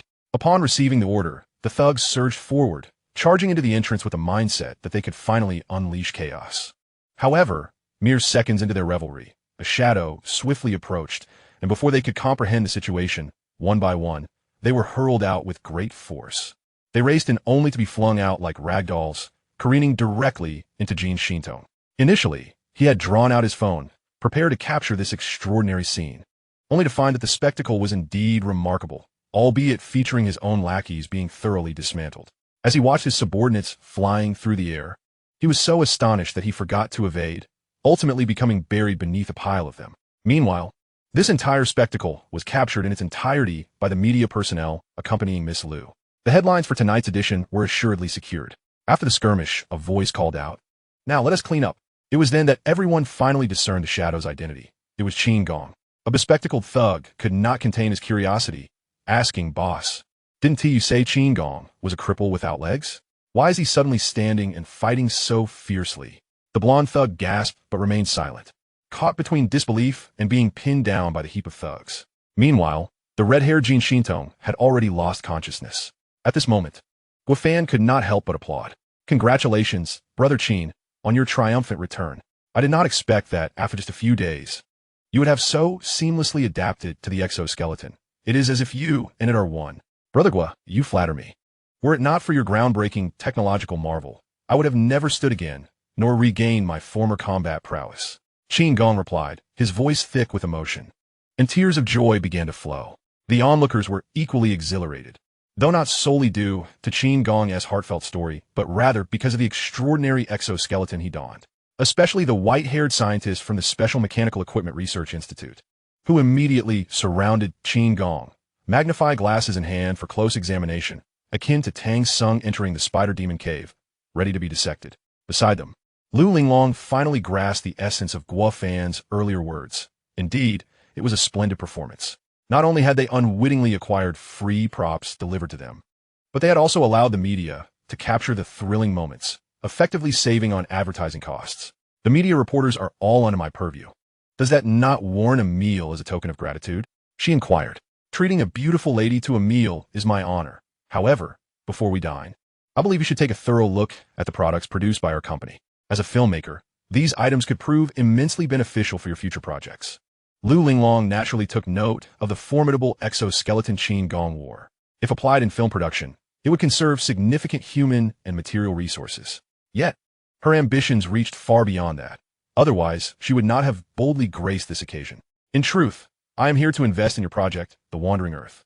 Would you be interested in a discussion? If we could flawlessly translate the novel's narrative onto the screen, it would undoubtedly herald a new era for science fiction in Longhua. I'm afraid you are a step too late. Someone has already invested. Who acted so swiftly? I did. You mean to say you're investing in your own film? Indeed, and preparations have already commenced. The exoskeleton you just witnessed is merely one of many props for the film. Initially, Lu Linglong presumed Guofan's claim of not needing investment was merely a strategic ploy, but upon witnessing the props so impeccably showcased, she realized he was entirely serious. A wave of disappointment washed over her. Lu Linglong aspired to validate her investment acumen and capabilities through a remarkable film, and The Wandering Earth was precisely that unprecedented work. Alas, her timing was unfortunate. There is no need to be so pessimistic. After all, I am merely involved in investment and filming. The subsequent promotional efforts have yet to be determined. If you're interested, we could certainly discuss that. A glimmer of hope flickered in Lu Linglong's eyes. Although she could not invest as a producer in the film as production, participating in the promotion of a great work was equally worthy of celebration. After all, effective promotion could account for half the success. Then let us consider this agreement settled. No backing out. Agreed. A promise is a promise. Lu Linglong danced with joy, abandoning any thought of dining, and prepared to leave in her car. Where are you rushing off to? Back to the company. To seek funding for the promotion of The Wandering Earth for my father. Chapter 12. An Unwelcome Request. This girl truly was a whirlwind, indeed. Those who sought to prove their worth would not squander a single moment. After completing the tasks related to the company's reopening, Guofan returned to his dormitory. Utterly exhausted, just as he lay on the bed and tucked himself in, Hao Feng abruptly leaped down from the upper bunk and approached him. Fan Yi, I haven't seen you in ages. What have you been busy with? Graduation is fast approaching. How is your job search faring?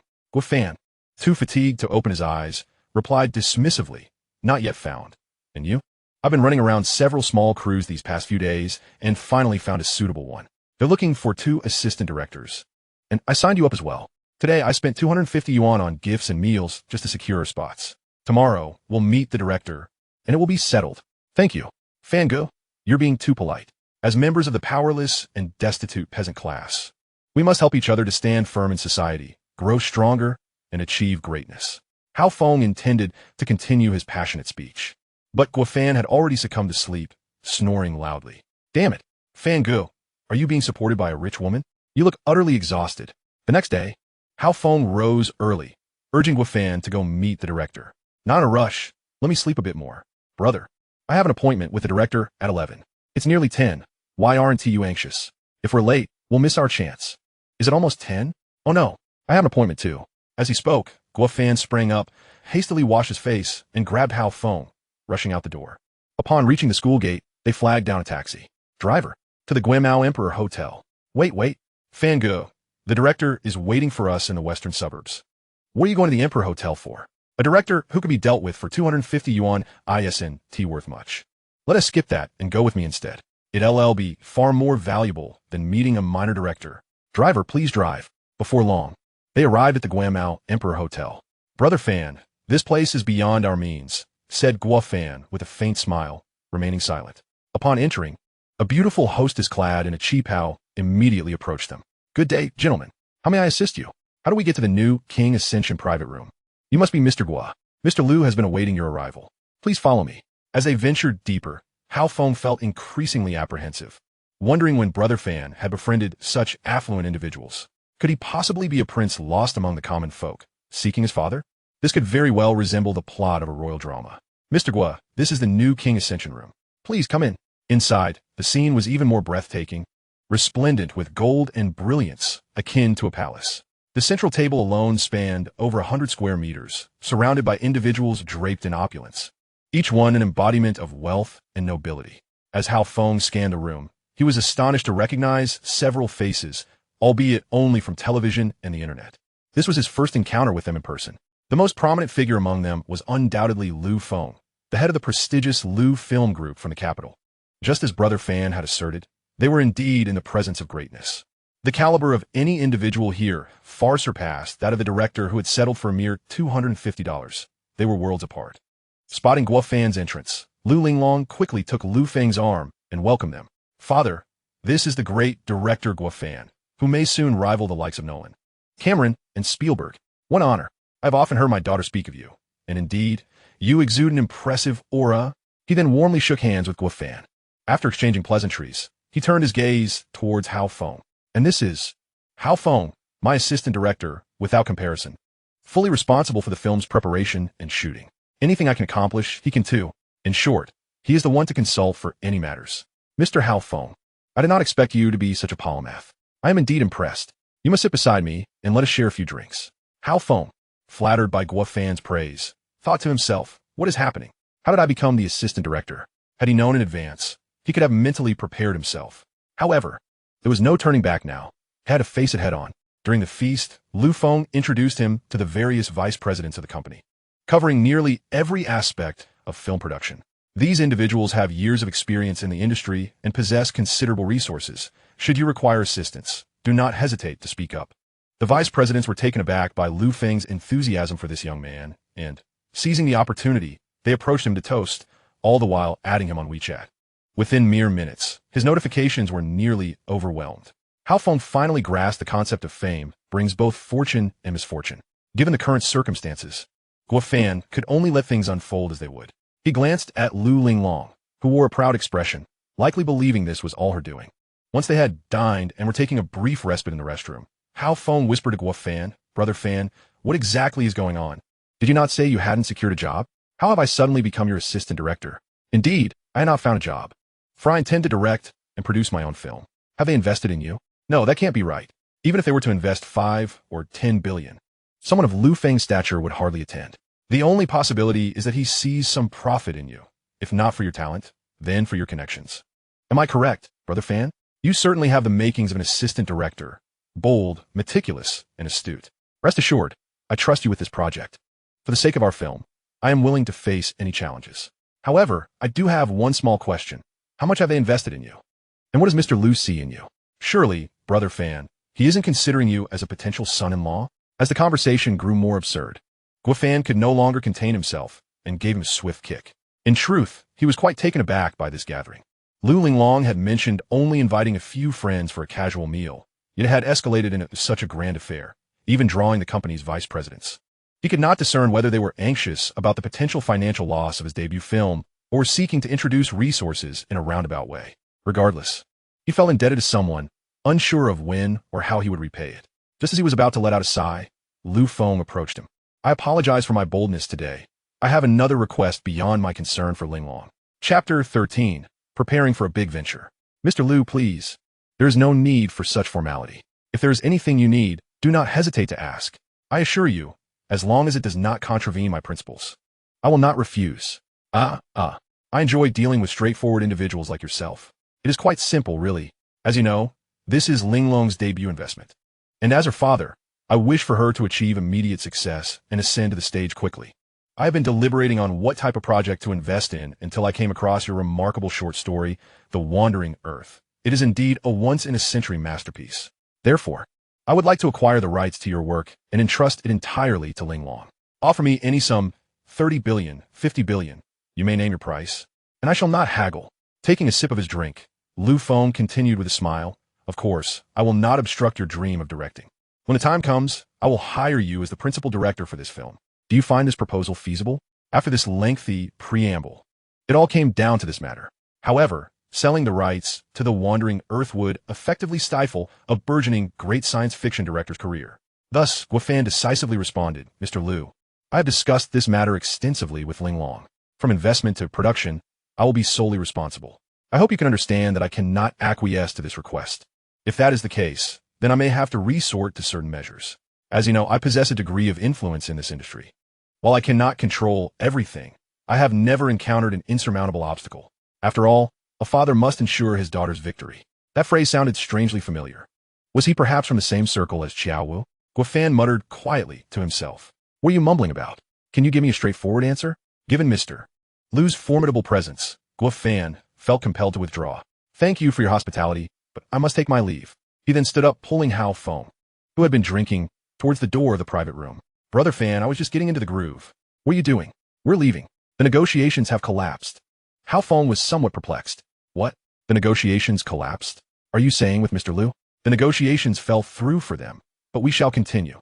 The film will proceed, and you will still be my assistant director. Oh, I see. Then I can rest easy. After Guofan and Hao Feng departed, a secretary promptly approached Lu Feng. Mr. Liu, this young man seems quite promising. He possesses integrity and adaptability, a commendable talent worth nurturing. But that is merely the beginning. Make sure to contact all major media outlets and spread the word that Guofan has offended our company. I am curious to see who would dare collaborate with him afterward and how he will navigate this predicament. The following day, news detrimental to Guofan began to flood the media landscape. Upon seeing the headlines, Hao Feng leapt from his bed and rushed to Guofan. Brother Fan, you made the front page, but it's all negative news. It seems your journey in the film industry may become exceedingly difficult. You might even face a ban before you even begin. Guofan had already seen the news, and, however disheartening it was, he remained indifferent. After all, an opportunity gained through subservience could only lead to becoming a lamb for slaughter, a mere tool for capital to exploit. Even if I face censorship once more, it shall not alter my unwavering resolve. In a moment, I shall provide you with a list and a card. It is high time for the crew of the Wandering Earth to assemble. Fan Ye, you have given me these items, but what do you intend to do? I must seek assistance to prepare for a grand endeavor. After briefing Hao Feng on the tasks, he promptly called Xiao Wu. Captain Xiao, I require your assistance with a matter. Brother Gua, there's no need for pleasantries. It has already been arranged from above. Whether it be to the heavens, the earth, or the seas, feel free to command. That is splendid. I aspire to construct a Navigator space station for filmmaking. Could you advise me on the necessary procedures? A Navigator space station? Are you merely seeking to set up a film studio? Such a task is trivial. I can resolve it with a single phone call. Captain Xiao, you misunderstand. I wish to build a Navigator space station capable of soaring into space. Gua, are you jesting? I am a meticulous filmmaker. There is no room for carelessness. Then, you shall need to wait a moment. I will report this to the higher-ups immediately. After hanging up, he quietly glanced at the balance in his bank account, which had unexpectedly reached 100 million. It appears that Jiang Tao and Qin Gong have been working diligently lately, proving to be invaluable assets. Once more, he accessed the cinematic black technology system and unhesitatingly exchanged for the Navigator space station's cutting-edge technology. Instantly, a surge of advanced scientific knowledge inundated his mind. Fortunately, Guofan possessed formidable willpower. Otherwise, the overwhelming influx of information would have left him fatigued for an entire day. This time, he spent considerable time thoroughly assimilating the advanced technology of the Navigator space station, marveling at the system's prowess. Even a minor technology within the station equated to Nobel Prize-level innovations in this world. Just as he prepared to wash his face to refresh himself, Xiao Wu called back. Brother Gua, wait for me at the school. I shall come to fetch you immediately. There is no need to rush. First, tell me the outcome. The higher-ups have no objections. However, the prerequisite is to ensure the old fellows at the Space Development Research Institute are on board. Can you manage? Of course. A man cannot utter impossible. In less than 10 minutes, Xiao Wu arrived in his car, and the two hastily proceeded to the Space Development Research Institute. Upon reaching the conference room, they discovered it was already filled with high-ranking officials adorned with military honors and scientists clad in white lab coats. Brother Guo, I can only accompany you this far. The rest is up to you. With that, Xiao Wu slipped to the back row of the conference room. Only Guo Fan remained at the front, his mind brimming with various advanced technologies of the Navigator space station. Without hesitation, he began sketching diagrams on the blackboard, meticulously labeling and explaining key positions. Once the drawing was complete, he began to speak eloquently, striving to express the most precise ideas in the simplest terms. The audience was comprised of experts in the field, and as Guo Fan elaborated further, a comprehensive image of the Navigator space station gradually formed in their minds. However, not everyone could grasp such avant-garde technology.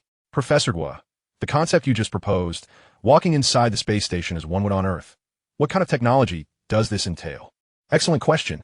This is the centrifugal gravity simulation technology.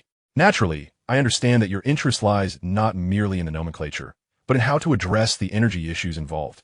For centrifugal gravity simulation requires a substantial energy supply. Relying solely on solar panels may not suffice. Thus, energy becomes the crux of the matter. Am I right? The querying scientist instinctively nodded.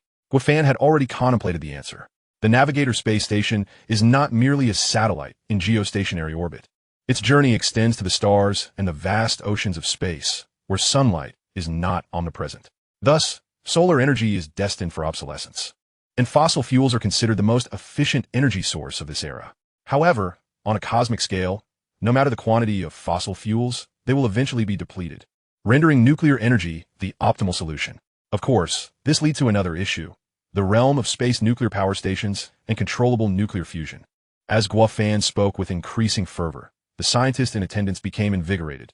Should this project succeed, it would mark a significant milestone in humanity's venture into space. Ultimately, everyone raised their hands in agreement, unanimously approving Guo Fan's proposal. However, after calculations, it was determined that, given the current technological capabilities, constructing such an advanced Navigator space station would require at least 30 years. At this revelation, Guo Fan was left somewhat dumbfounded. The film was in the midst of intense preparations, and casting was set to commence shortly.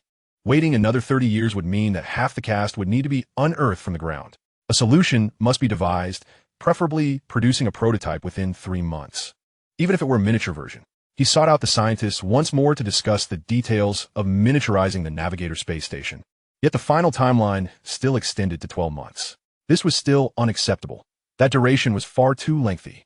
Could it not be shortened to 3 months? 3 months? How is that possible? Just the design phase alone would take 6 months. Absent the design process, if we proceed directly to production and installation, only then might it be feasible to complete within 3 months. While this seemed improbable, it sparked a glimmer of hope within Guo Fan. Now, he had no choice but to seek assistance from the system. Recently, he had been exchanging for the engineering exoskeleton and the Navigator space station, accumulating a considerable amount of credits. 10,000 dragon coins equated to 1 point, and with 50 points for a single lottery draw, he should be able to draw something useful with his 20 points. System, activate the lucky wheel and use all these points for the lottery. As he spoke, the lucky wheel spun wildly, and after 200 calls of stop, the lottery segment concluded. However, upon opening the system's item bar, he nearly erupted in frustration, revealing a staggering 199 "Thank you for participating" coupons stacked neatly. Another item, while not a coupon, incited even greater indignation. What the hell? You're a system focused on black technology, and you give me a bucket of laundry detergent? Are you implying my clothes aren't clean enough? The system remained silent, either feigning ignorance or lacking the courage to respond. It seemed the film's shooting schedule would have to be postponed. Sighing, Guo Fan cleared away the useless coupons and laundry detergent, unable to tolerate such humiliation. Just as he prepared to shut down the system for some solitude, he suddenly noticed the USB drive he had drawn in the last lottery tucked away in a corner of the item bar. Initially, he had intended to plug it into his computer and open it, but Jiang Tao's unexpected arrival had shattered that pleasant anticipation, and it had since languished in the item bar. Today, it finally resurfaced. However, he was devoid of any excitement now. At that moment, Guo Fan made a significant decision. If this USB drive turned out to be an ordinary one, he would never again participate in a lottery. For the lottery was a trap. Whoever partakes is a fool. Returning to the studio, he powered on the computer, inserted the USB drive, and clicked to launch it. Instantly, the computer crashed. Yes, he had not misread. It had indeed crashed. Guofan was nearly driven to madness, wondering if the system was deliberately toying with him. He raised his fist to strike the computer. Just as his fist was about to make contact, the computer suddenly spoke. System successfully initiated. Jarvis is at your service. Guofan halted abruptly, scanning his surroundings. Who spoke? Greetings, Mr. Guo. I am Jarvis, your artificial intelligence service terminal. Jarvis? Guofan looked bewildered, as though he had heard the name before, yet he could not immediately recall where. Indeed, an artificial intelligence akin to that of Iron Man, Tony Stark. It dawned upon Guofan that during the lottery, he had drawn the best luck prize, initially believing it to be merely an ordinary USB drive. To his astonishment, it contained a concealed artificial intelligence. With this remarkable entity, it was as if he had transformed into Iron Man himself, given that it was an AI similar to Stark's. Could it construct the Mark armor? Certainly, as long as you provide the original data, raw materials, and a mechanical processing arm. Creating a Mark armor would merely be a matter of minutes. Guofan was indeed eager for a set of Mark armor. However, he lacked the original data. It seemed he was destined for disappointment once more. Yet, suddenly, he recalled the project of manufacturing a small Navigator space station. The scientists had calculated that it would require at least a year. He wondered if, with the assistance of Jarvis, the artificial intelligence, the production timeline could be significantly shortened. Would providing you with the original data enable you to simulate any device's form and all design blueprints? Absolutely. That is the very purpose of my existence. Upon hearing Jarvis's response, Guofan felt a surge of excitement. Even if it meant an all-nighter, he was determined to produce the simulated form and design blueprints for the small Navigator space station. All right, let us begin at once. With Jarvis's support, the efficiency surged to unprecedented levels. After a night's intense effort, the simulated form and design blueprints for the Navigator space station were flawlessly presented. There was no time for breakfast. He rushed to the Space Development Research Institute, sporting dark circles under his eyes. When he handed the materials to the scientists, their astonishment was palpable, their eyes nearly bulging out of their sockets. Now that we have the design blueprints, can it be completed in 3 months? Yes. I will immediately contact the Lonka Institute's Manufacturing Bureau to ensure delivery within 3 months. With this major concern alleviated, Guofan felt a weight lift from his shoulders, progressing one step closer to the film's commencement. However, there remained an essential prop unresolved, the heavy nuclear fusion planetary engine. Unfortunately, redeeming this item would cost no less than 3 billion long coins, even with Jiang Tao and Qin Gong working tirelessly. Accumulating such a sum would not be an overnight endeavor.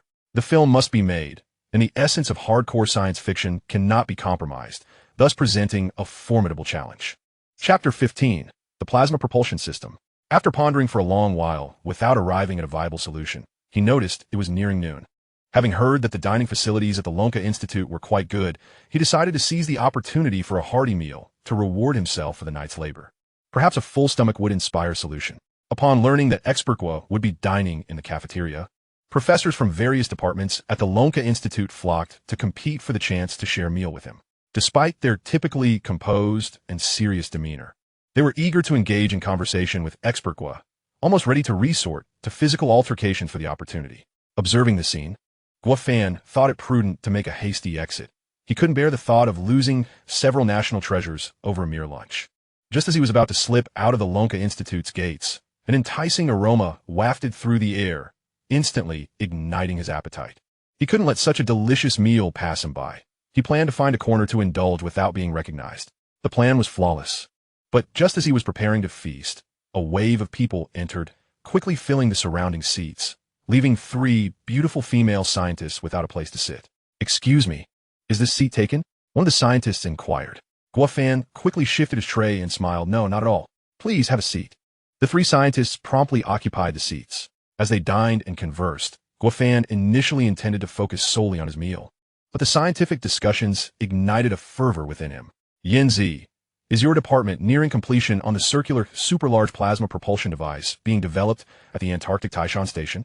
When will the ignition test commence? The conditions in Antarctica are severely frigid, and the blizzards have likely pushed the timeline back by several months.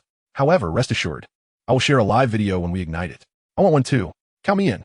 All right, I will send it to all of you." The circular super-large plasma propulsion device?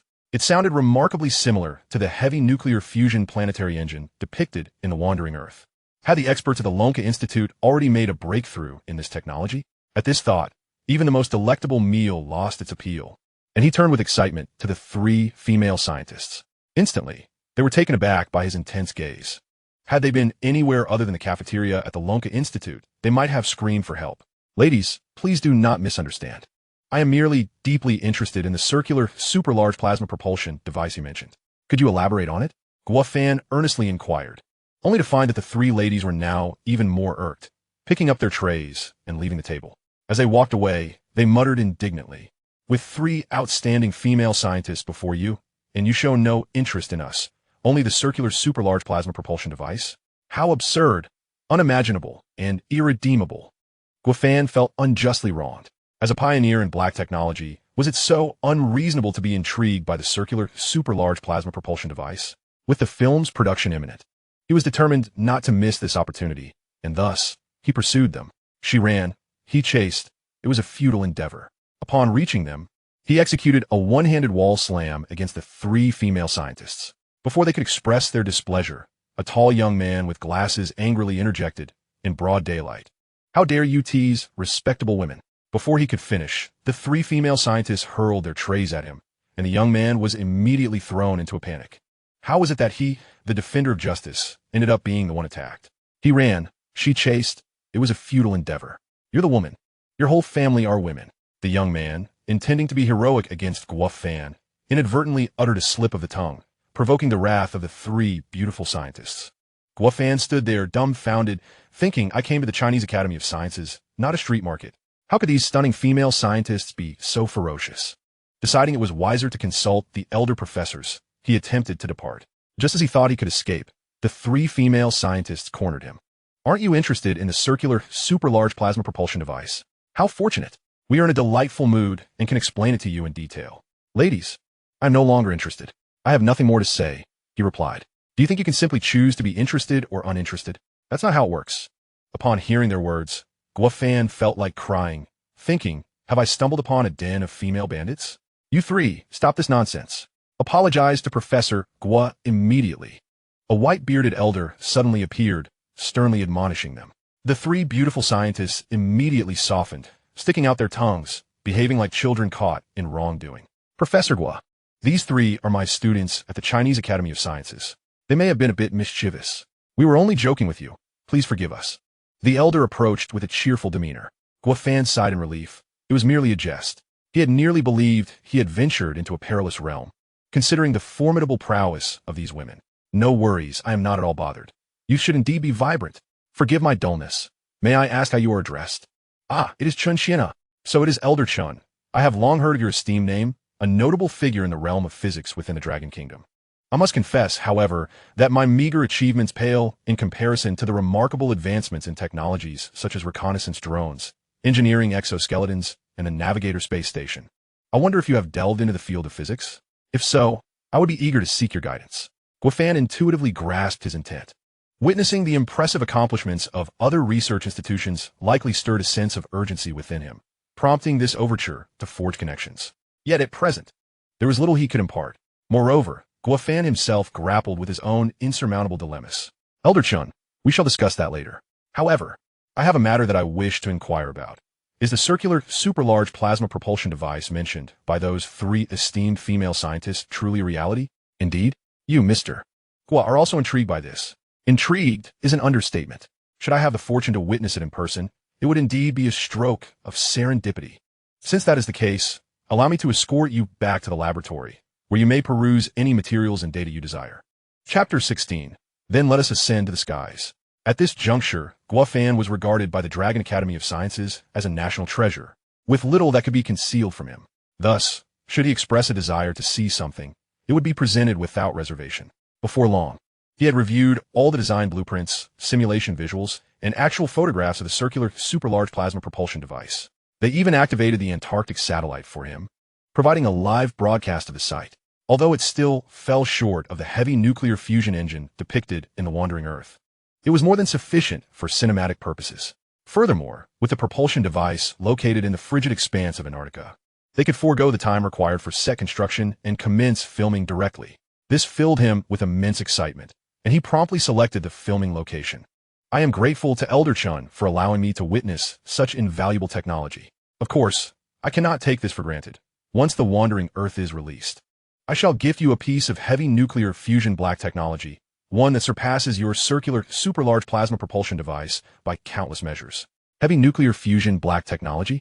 What might that be? Elder Chun murmured, somewhat bewildered. It is a device capable of utilizing stones as fuel. Though Guofan's words were delivered with nonchalance, they left Elder Chun momentarily speechless. Should this technology prove successful, it would resolve humanity's energy crisis entirely, far surpassing the capabilities of light nuclear fusion and heavy nuclear fission, all while alleviating concerns regarding nuclear pollution, a veritable boon for humankind. Elder Chun could no longer contain his exhilaration, immediately convening a meeting to discuss the matter, ensuring it was prioritized among the top 10 research topics. For Guofan, the two essential tools have been thoroughly resolved, and he could now unleash his creativity in earnest. With Jarvis's assistance, he spent over a month refining the script, animating key scenes, and detailing special effects storyboards, ultimately achieving the perfection he had envisioned. At this juncture, Xiao Wu also called him. Brother Guo, I bring you delightful news. I have just returned from the Dragon Academy. The equipment for the small Navigator space station has successfully launched into the sky. In half a month, the internal chambers will be constructed, and I shall take you to witness the live feed from the site. This was indeed monumental news. He had not anticipated that within a mere month, the equipment would be fully prepared. The manufacturing bureau of the Dragon Academy truly operated at an extraordinary level. Yet, Guofan sought more than merely watching the video feed on a large screen. After hanging up, he promptly went to Dajiang Company, where he found Jiang Tao and shared an astounding plan with him to ensure the success of this endeavor. He had tirelessly worked at the company for over half a month, and finally, with satisfaction, he nodded at the culmination of his efforts. That night, upon returning to his dormitory, Guofan was finally able to rest properly. However, the following morning, Hao Feng approached him with the memorandum he had previously prepared. Brother Fan, I have managed to finalize 80% of the matters you discussed last time.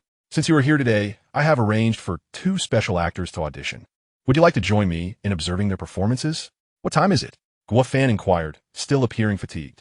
Almost 9 o'clock, came the reply. Upon hearing the time, he sprang into action. Yet, Hao Feng added, no need to rush. They are scheduled for 11 o'clock, and the auditions are taking place in our school's auditorium. Nonetheless, Guofan dashed into the bathroom to freshen up. Within minutes, he emerged, ready to depart. We could discuss their audition later. First, come with me to meet someone. Who is it? You'll find out when we arrive. Hailing a taxi outside the school gate, they headed directly to a wild river in the western suburbs. Brother Fan, what brings you to this place? Are we here to fish? But you have no fishing rod. Fear not. He has one. Following Guofan's indication, they spotted a man reclining in a lounge chair, wearing sunglasses, seemingly at leisure as fish bit at his line without a hint of urgency. Brother Fan, that man looks somewhat familiar. Is he not the one from that movie? Guofan remained silent, striding toward the individual. Ying Yi, are you emulating Jiang Taigong? The fish are biting, yet you remain unperturbed. If I possessed Jiang Taigong's prowess, I would not find myself in such a leisurely predicament, replied the man, removing his sunglasses and sitting upright. Hao Feng was immediately taken aback.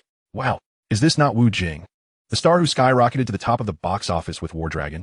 Despite having fallen out of favor with the industry, his past achievements still commanded respect, as he had once reached unprecedented heights. As they spoke, Hao Feng began rummaging through his pockets, eventually producing a few napkins, eager to have Wu Jing sign one. However, just as he approached, Guofan snatched it away and placed it under his backside on the ground. Jingge, I know you are a straightforward person, so I shall be forthright. I wish to invite you to play a significant role in my sci-fi film, The Wandering Earth. Yet for over a month, it seems all I have heard are negative reports about you. Have you not offended the capital? Are you certain you can still navigate the film industry? Guofan nodded. Indeed, I have offended the capital, but only in regard to directors relying on it. I, however, do not require their backing. You may not, but I do. The film industry is currently boycotting Wu Jing. It is entirely possible that your film may never see the light of day because of me. Are you not concerned? I advise you to seek someone else. I would not wish to jeopardize such a promising script. To be frank, this script is modeled after you, Jingge. No one else could fulfill this role. Moreover, I know you indulge in the thrill of tank warfare in War Dragon, so I have created a Navigator space station for you. Would you like to give it a try? Upon hearing Guofan's words, Wu Jing paused, then quickly broke into a smile. While everyone understands that films must strive for utmost realism, There are times when the use of props is unavoidable. A Navigator space station? Are we truly going to the skies just to film a movie?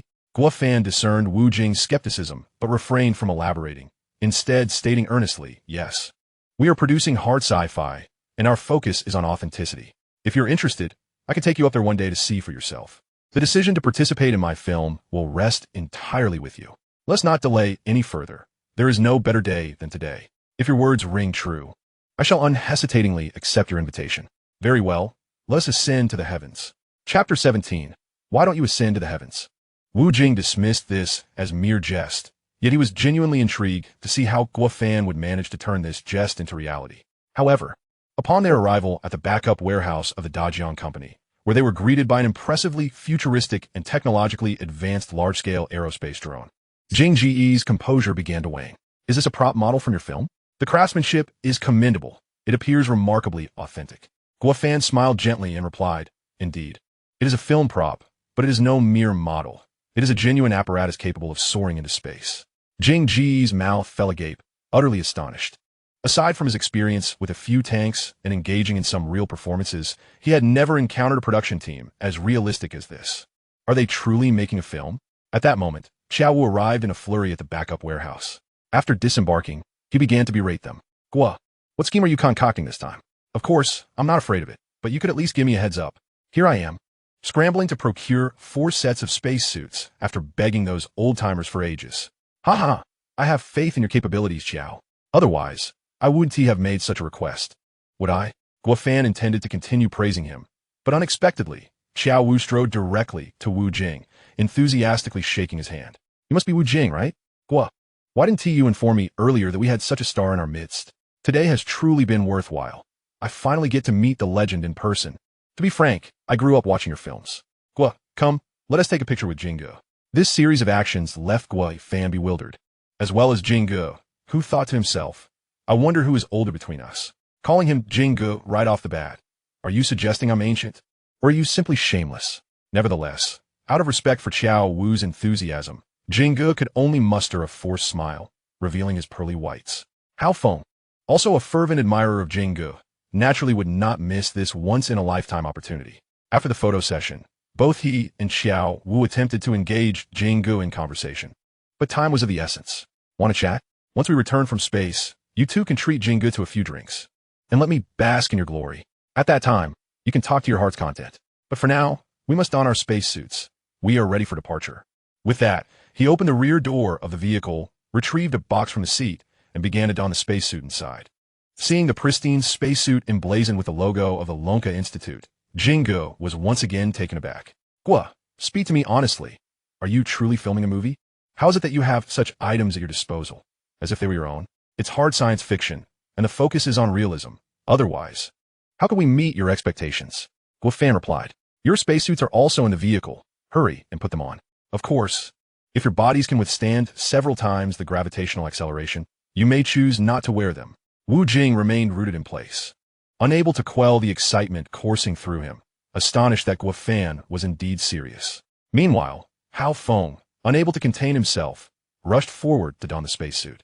He could hardly fathom that a day would come when he would ascend to the skies. Let anyone who dares say, you re so impressive. Why don't you go to space? Witness today as I shall ascend before them. After much effort, the three finally managed to don their spacesuits.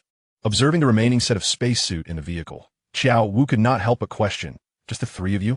Why 4 spacesuits? Where's the 4th person? Guo Fan raised his right hand and pointed at Xiao Wu. That one is reserved for you. Although you hold the esteemed position of captain of the Long and Bureau and can stride confidently on Earth, I dare say you have never ventured into space. Would you like to seize this wonderful opportunity to see it for yourself? Naturally, Xiao Wu was immensely eager, despite his high rank and capabilities. Ascending to the heavens was not something just anyone could do.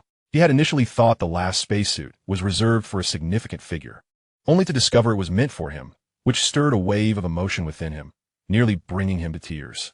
Guo Fan was indeed a good friend, worthy of deepening their bond. Once everything was prepared, the 4 ascended aboard the aerospace drone.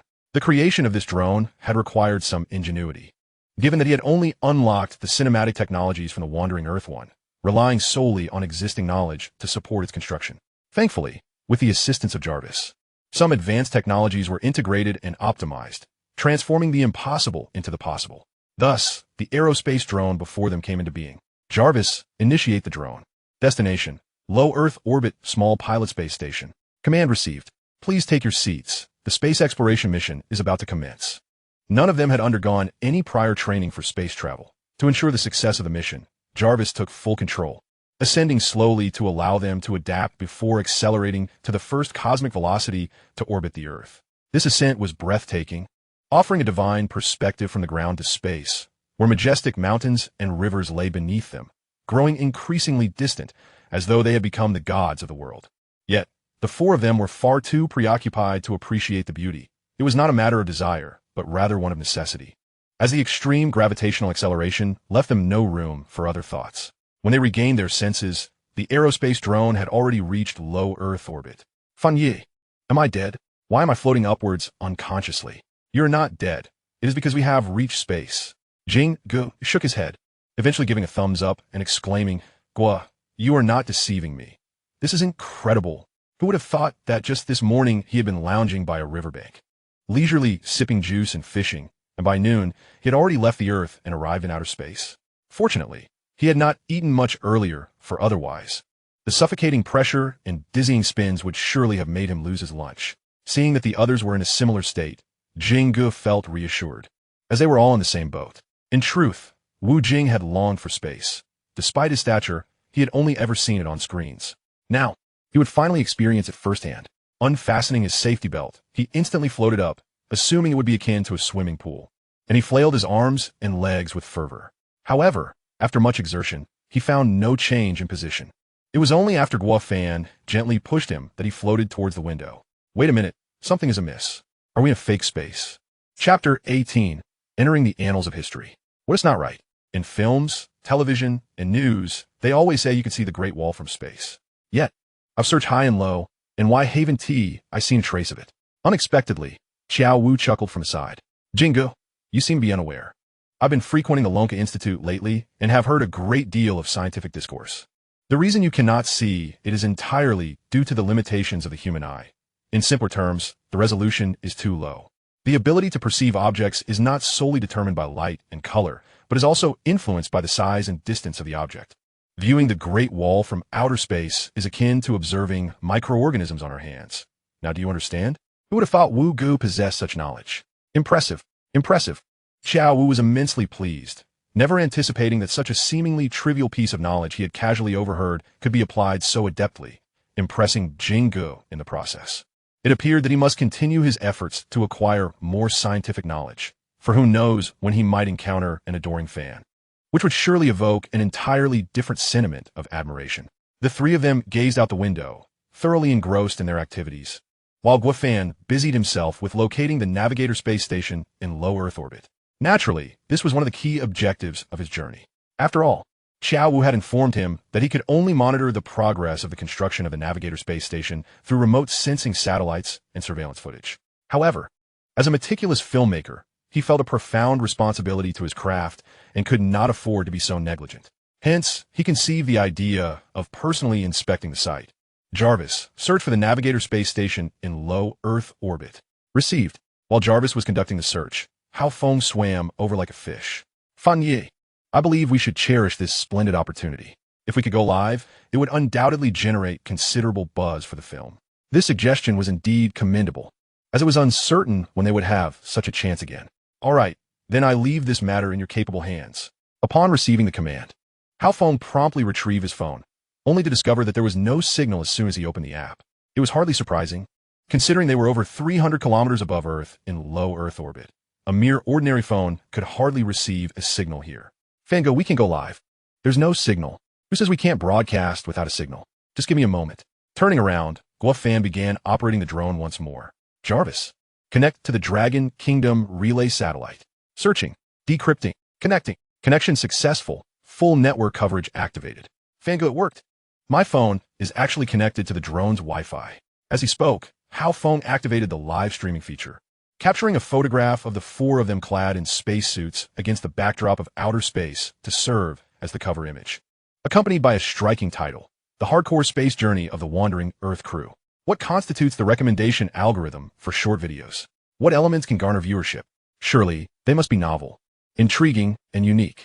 Their live broadcast perfectly encapsulated these three elements. Aside from the astronauts, no other streamer would possess such extraordinary capabilities. Thus, the broadcast of the hardcore space journey of the wandering Earth crew immediately ignited a surge of viewers.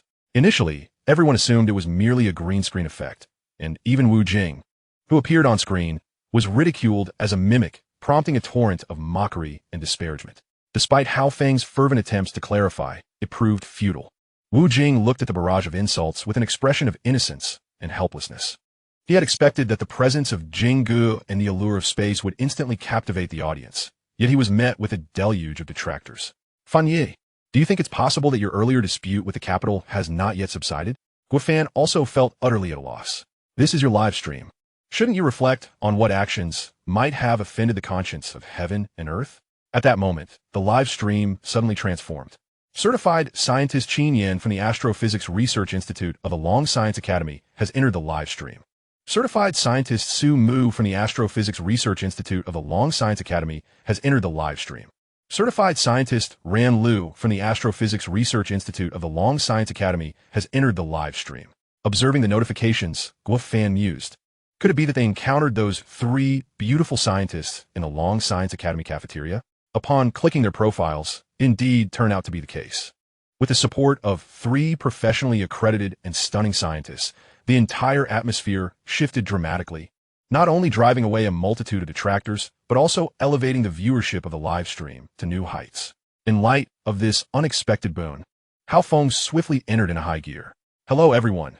Welcome to the hardcore space journey of the wandering Earth crew. This is our director, Guofan. Fango, please greet everyone. As for this individual, even if I don't mention it, you all should recognize him.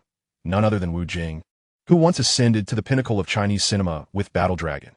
Just as the camera was about to shift to Qiao Wu, he waved his hand dismissively. Hao Feng immediately understood. As he was affiliated with the Long and Bureau, given the nature of his position, it was naturally inappropriate for him to show his face. Next, please follow my lens as we embark on a hardcore journey through space. As the camera revealed the blue planet, it reignited the enthusiasm of a live stream audience. The drone had reached the designated location above the Navigator space station, synchronizing its flight speed to commence the docking process. Docking was the most crucial and challenging step of the entire sequence. However, with Jarvis's precise control over the drone's relative flight speed, this challenge was swiftly surmounted. Guofan patted Hao Feng on the shoulder and said, "Put on your helmet and check your spacesuit. It's time for us to relocate." Hao Feng promptly communicated the situation to the viewers in a live stream. Next, we will be showcasing the film props of our crew in space. So stay tuned and don't blink. The persistent detractors seemed to have found a new avenue for their vitriol and immediately began their tirade. What kind of absurdity is this? You consider this thing a prop? What kind of film crew travels to space? You're just asking for divine retribution. If you were filming a documentary about the Dragon Kingdom space program, I might have some faint belief, but a film? That's utterly preposterous. Such critics could be easily disregarded. After all, the forthcoming live visuals would undoubtedly deliver a resounding rebuttal to each of them. The docking was successful, and the two spaces were instantly connected. The four of them became the first visitors to the Navigator space station and, as of now, the first unofficial group to reach outer space and dock with the space station. This singular achievement could indeed be recorded in the annals of history. Chapter 19. Diplomatic incident with a live broadcast gaining traction. Those eager to capitalize on the hype quickly extracted segments of the video to post on platforms like YouTube. Soon, the CIA's intelligence agency classified this information as top priority and relayed it to the upper echelons of NASA.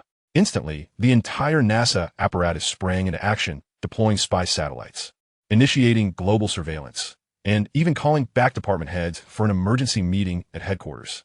Thus, a scene unfolded. A group of blue-eyed, blonde-haired foreigners, armed with Dragon Kingdom Huawei phones purchased on the black market, downloaded the app, registered accounts, and tuned into the hardcore space journey of the Wandering Earth crew. Technical Supervisor. How is your department's technical analysis progressing? Is this a genuine live broadcast, or merely a video effect? Sweat immediately beaded on the forehead of the Technical Supervisor. NASA's leadership had already confirmed the video's authenticity. Their inquiry was laden with reproach, given that they were the authorities in global aerospace.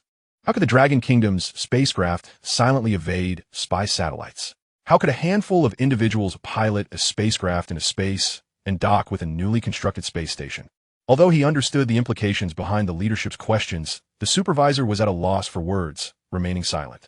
Mr. Peter, I am asking you a question. Don't you have anything to say? Pressed again by the higher-ups, the technical supervisor could only muster the courage to lay the blame squarely on the Dragon Kingdom. After all, in any circumstance, one must first extricate oneself from personal troubles to facilitate subsequent work. And whether this would incite a diplomatic incident between the two nations was beyond his purview. Actually, I've been suspecting that they might be deploying secret weapons in space, possibly targeted at us, the Eagle Country. Even if they are deploying secret weaponry, how is it that you did not detect the spacecraft ascent into space? The head of the space agency was exceedingly irate, slamming his hands on the table and vociferously rebuking those present. Fortunately, the technical director, quick-witted as ever, immediately recalled the pilot who had recently undertaken a mission at the border of the Dragon Kingdom. This could very well be the crux of the Dragon Kingdom's clandestine weaponry, capable of evading reconnaissance by spy satellites. Do you remember the incident involving the missing pilot? It was precisely due to the failure to detect enemy movements that it resulted in a one-way trip. Upon hearing the technical director's response, the space agency head appeared to have an epiphany and swiftly turned to his secretary, instructing, "Contact the Bygong authorities at once. I demand an audience with the president. The Dragon Kingdom's actions pose a grave threat to the safety of space. They must be made to pay a commensurate price." Before long, the spokesperson for the Bygong Foreign Ministry issued a global statement, vehemently condemning the Dragon Kingdom's irresponsible behavior regarding space public safety, demanding that the Dragon Kingdom government promptly recall the relevant personnel and conduct a thorough self-examination. Failure to comply would result in their expulsion from the International Space Station and the Cosmic Joint Development Organization's prestigious roster. When the senior officials of the Dragon Kingdom caught wind of the Eagle Nation statement, they found it amusing. Is it permissible for your nation's Elon Musk to launch satellites into space at will, yet others are barred from utilizing space shuttles? Is it a tad late for you to now express trepidation? Chief, what shall we do now? If we do not heed the Eagle Nation's demands, given their temperament, they will undoubtedly expel us from the roster, jeopardizing over a decade of hard work. Do you believe that by acquiescing to their demands, they will refrain from exploiting the situation? These vampires revel in the spoils. I have long ceased to wish for collaboration with them. This presents a fortuitous opportunity to extricate ourselves from their grasp. Focus on your respective duties. I shall pay a visit to the Foreign Ministry. In response to the Eagle Nation's statement, the Dragon Kingdom promptly issued a rejoinder. We have noted the live broadcast of the Wandering Earth crew's rigorous journey into space. First and foremost, we extend our congratulations to the four of them for being the inaugural civilian team to dock with the Dragon Kingdom space station. Furthermore, the Dragon Kingdom is a remarkably hospitable nation, and we warmly welcome more capable teams to visit our space station. Moreover, the claims made by the Eagle Nation regarding threats to space public safety are utterly nonsensical. Naturally, we respect the Eagle Nation's decision. Should they choose to expel the Dragon Kingdom from the roster, it would merely be a regrettable loss for the International Space Station. Thank you, and that concludes my statement. At that moment, Lu Feng, observing the news from the top-floor office of the Imperial Capitol building, grew increasingly restless. The previous attempts to coerce Guofan at the restaurant, coupled with the media sensationalism regarding his supposed affront to capital, were intended as a test of his capabilities.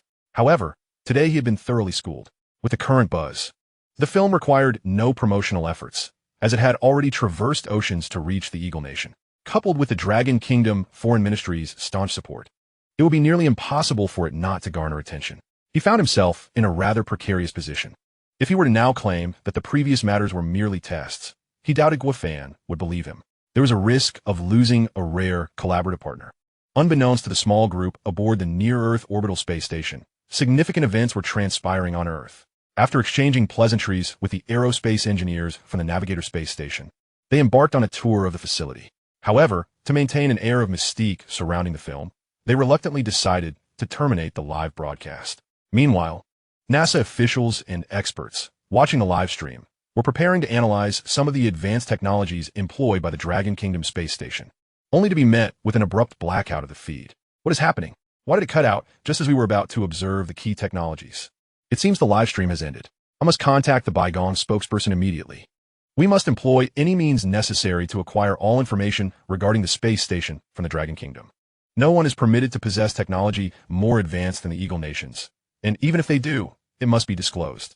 The resources of space belong to all humanity, and so too must the technologies. Guofan could hardly fathom that his seemingly innocuous command had incited such a fervor within the Eagle Nation. Yet who could be blamed?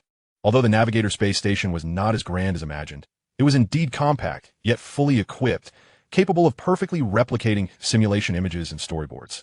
You experts have worked tirelessly. I am grateful for the immense contributions you have made to my film endeavors. Teacher Gua, your words are far too humble. Your eloquence at the Space Development Research Institute still resonates in my mind. Had you not provided us with data and technical support, we would have had to surrender our current resources to the Eagle Nation's International Space Station. You are the first to enable the Dragon Kingdom to stand tall in the realm of outer space. Please allow us to bow deeply in respect. Upon hearing this, he felt a wave of embarrassment wash over him, unsure of how to proceed. Just then, a notification chimed on Jingji's WeChat, shattering the tension. Ying Yi, you promised to pick me up after the show. I finished recording. Where are you?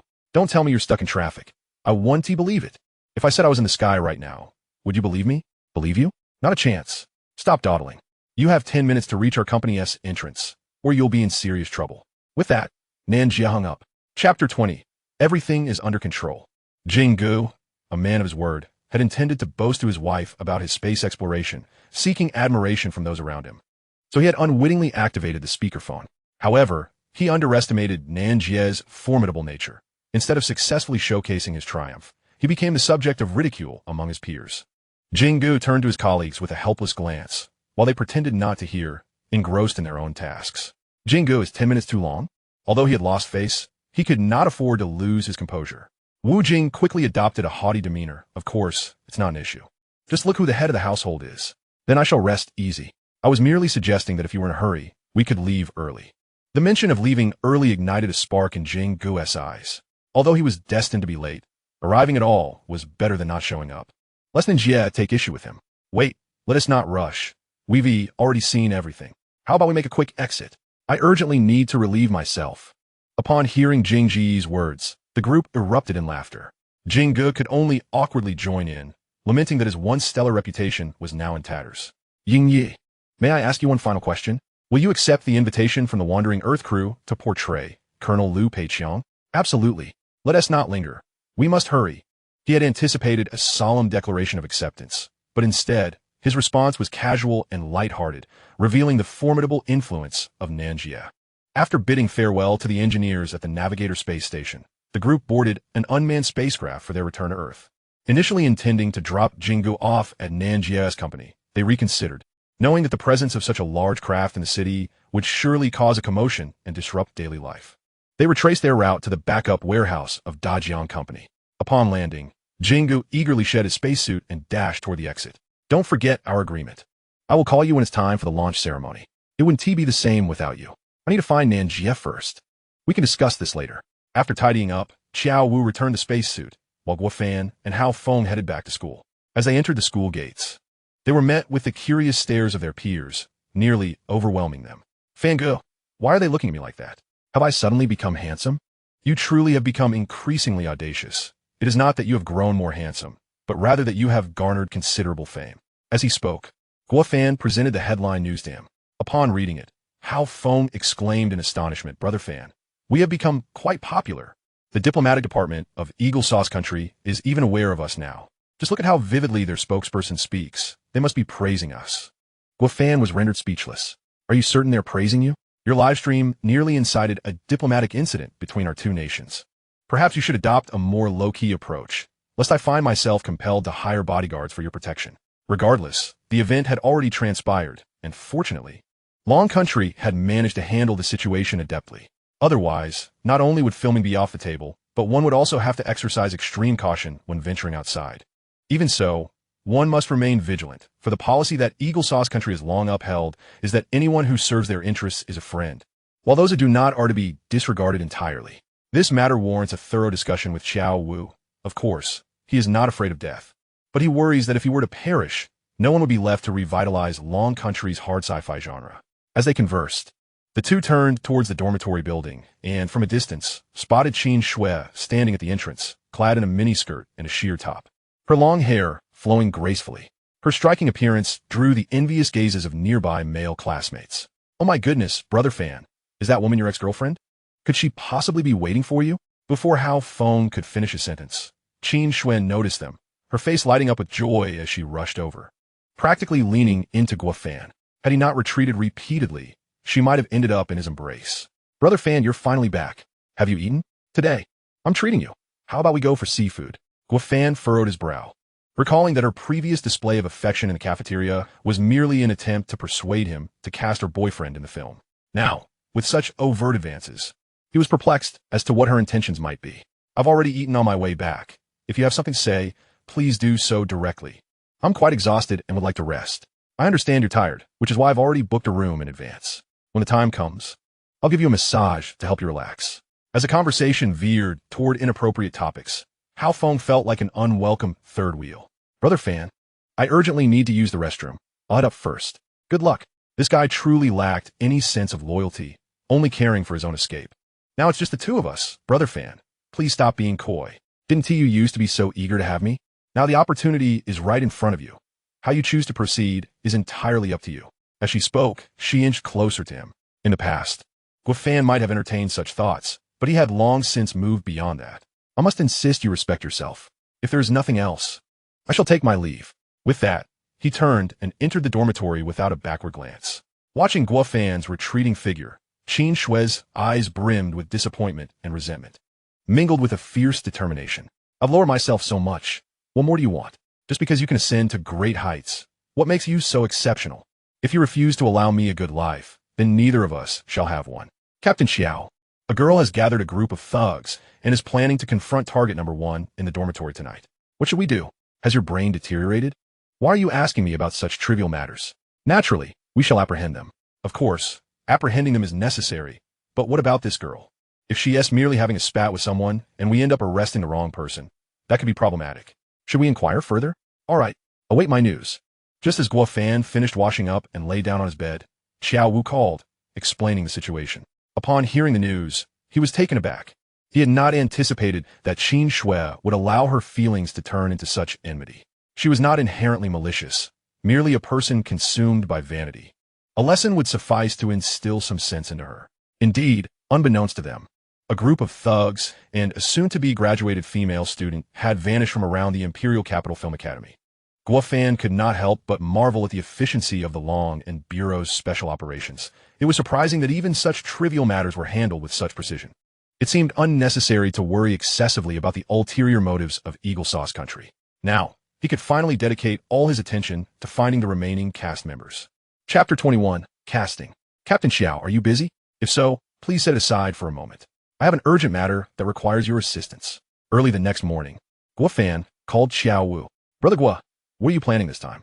It's for the casting of the film. I wish to invite an actor from Hong Kong and Macau, but I have yet to obtain a permit for travel there. I've heard it takes several days to process, so I wanted to ask if you have any connections. Oh, I thought it was something significant. This is a trivial matter. Are you going alone, or will you be going with Brother Hao? He is my assistant director, and he oversees matters regarding the actors.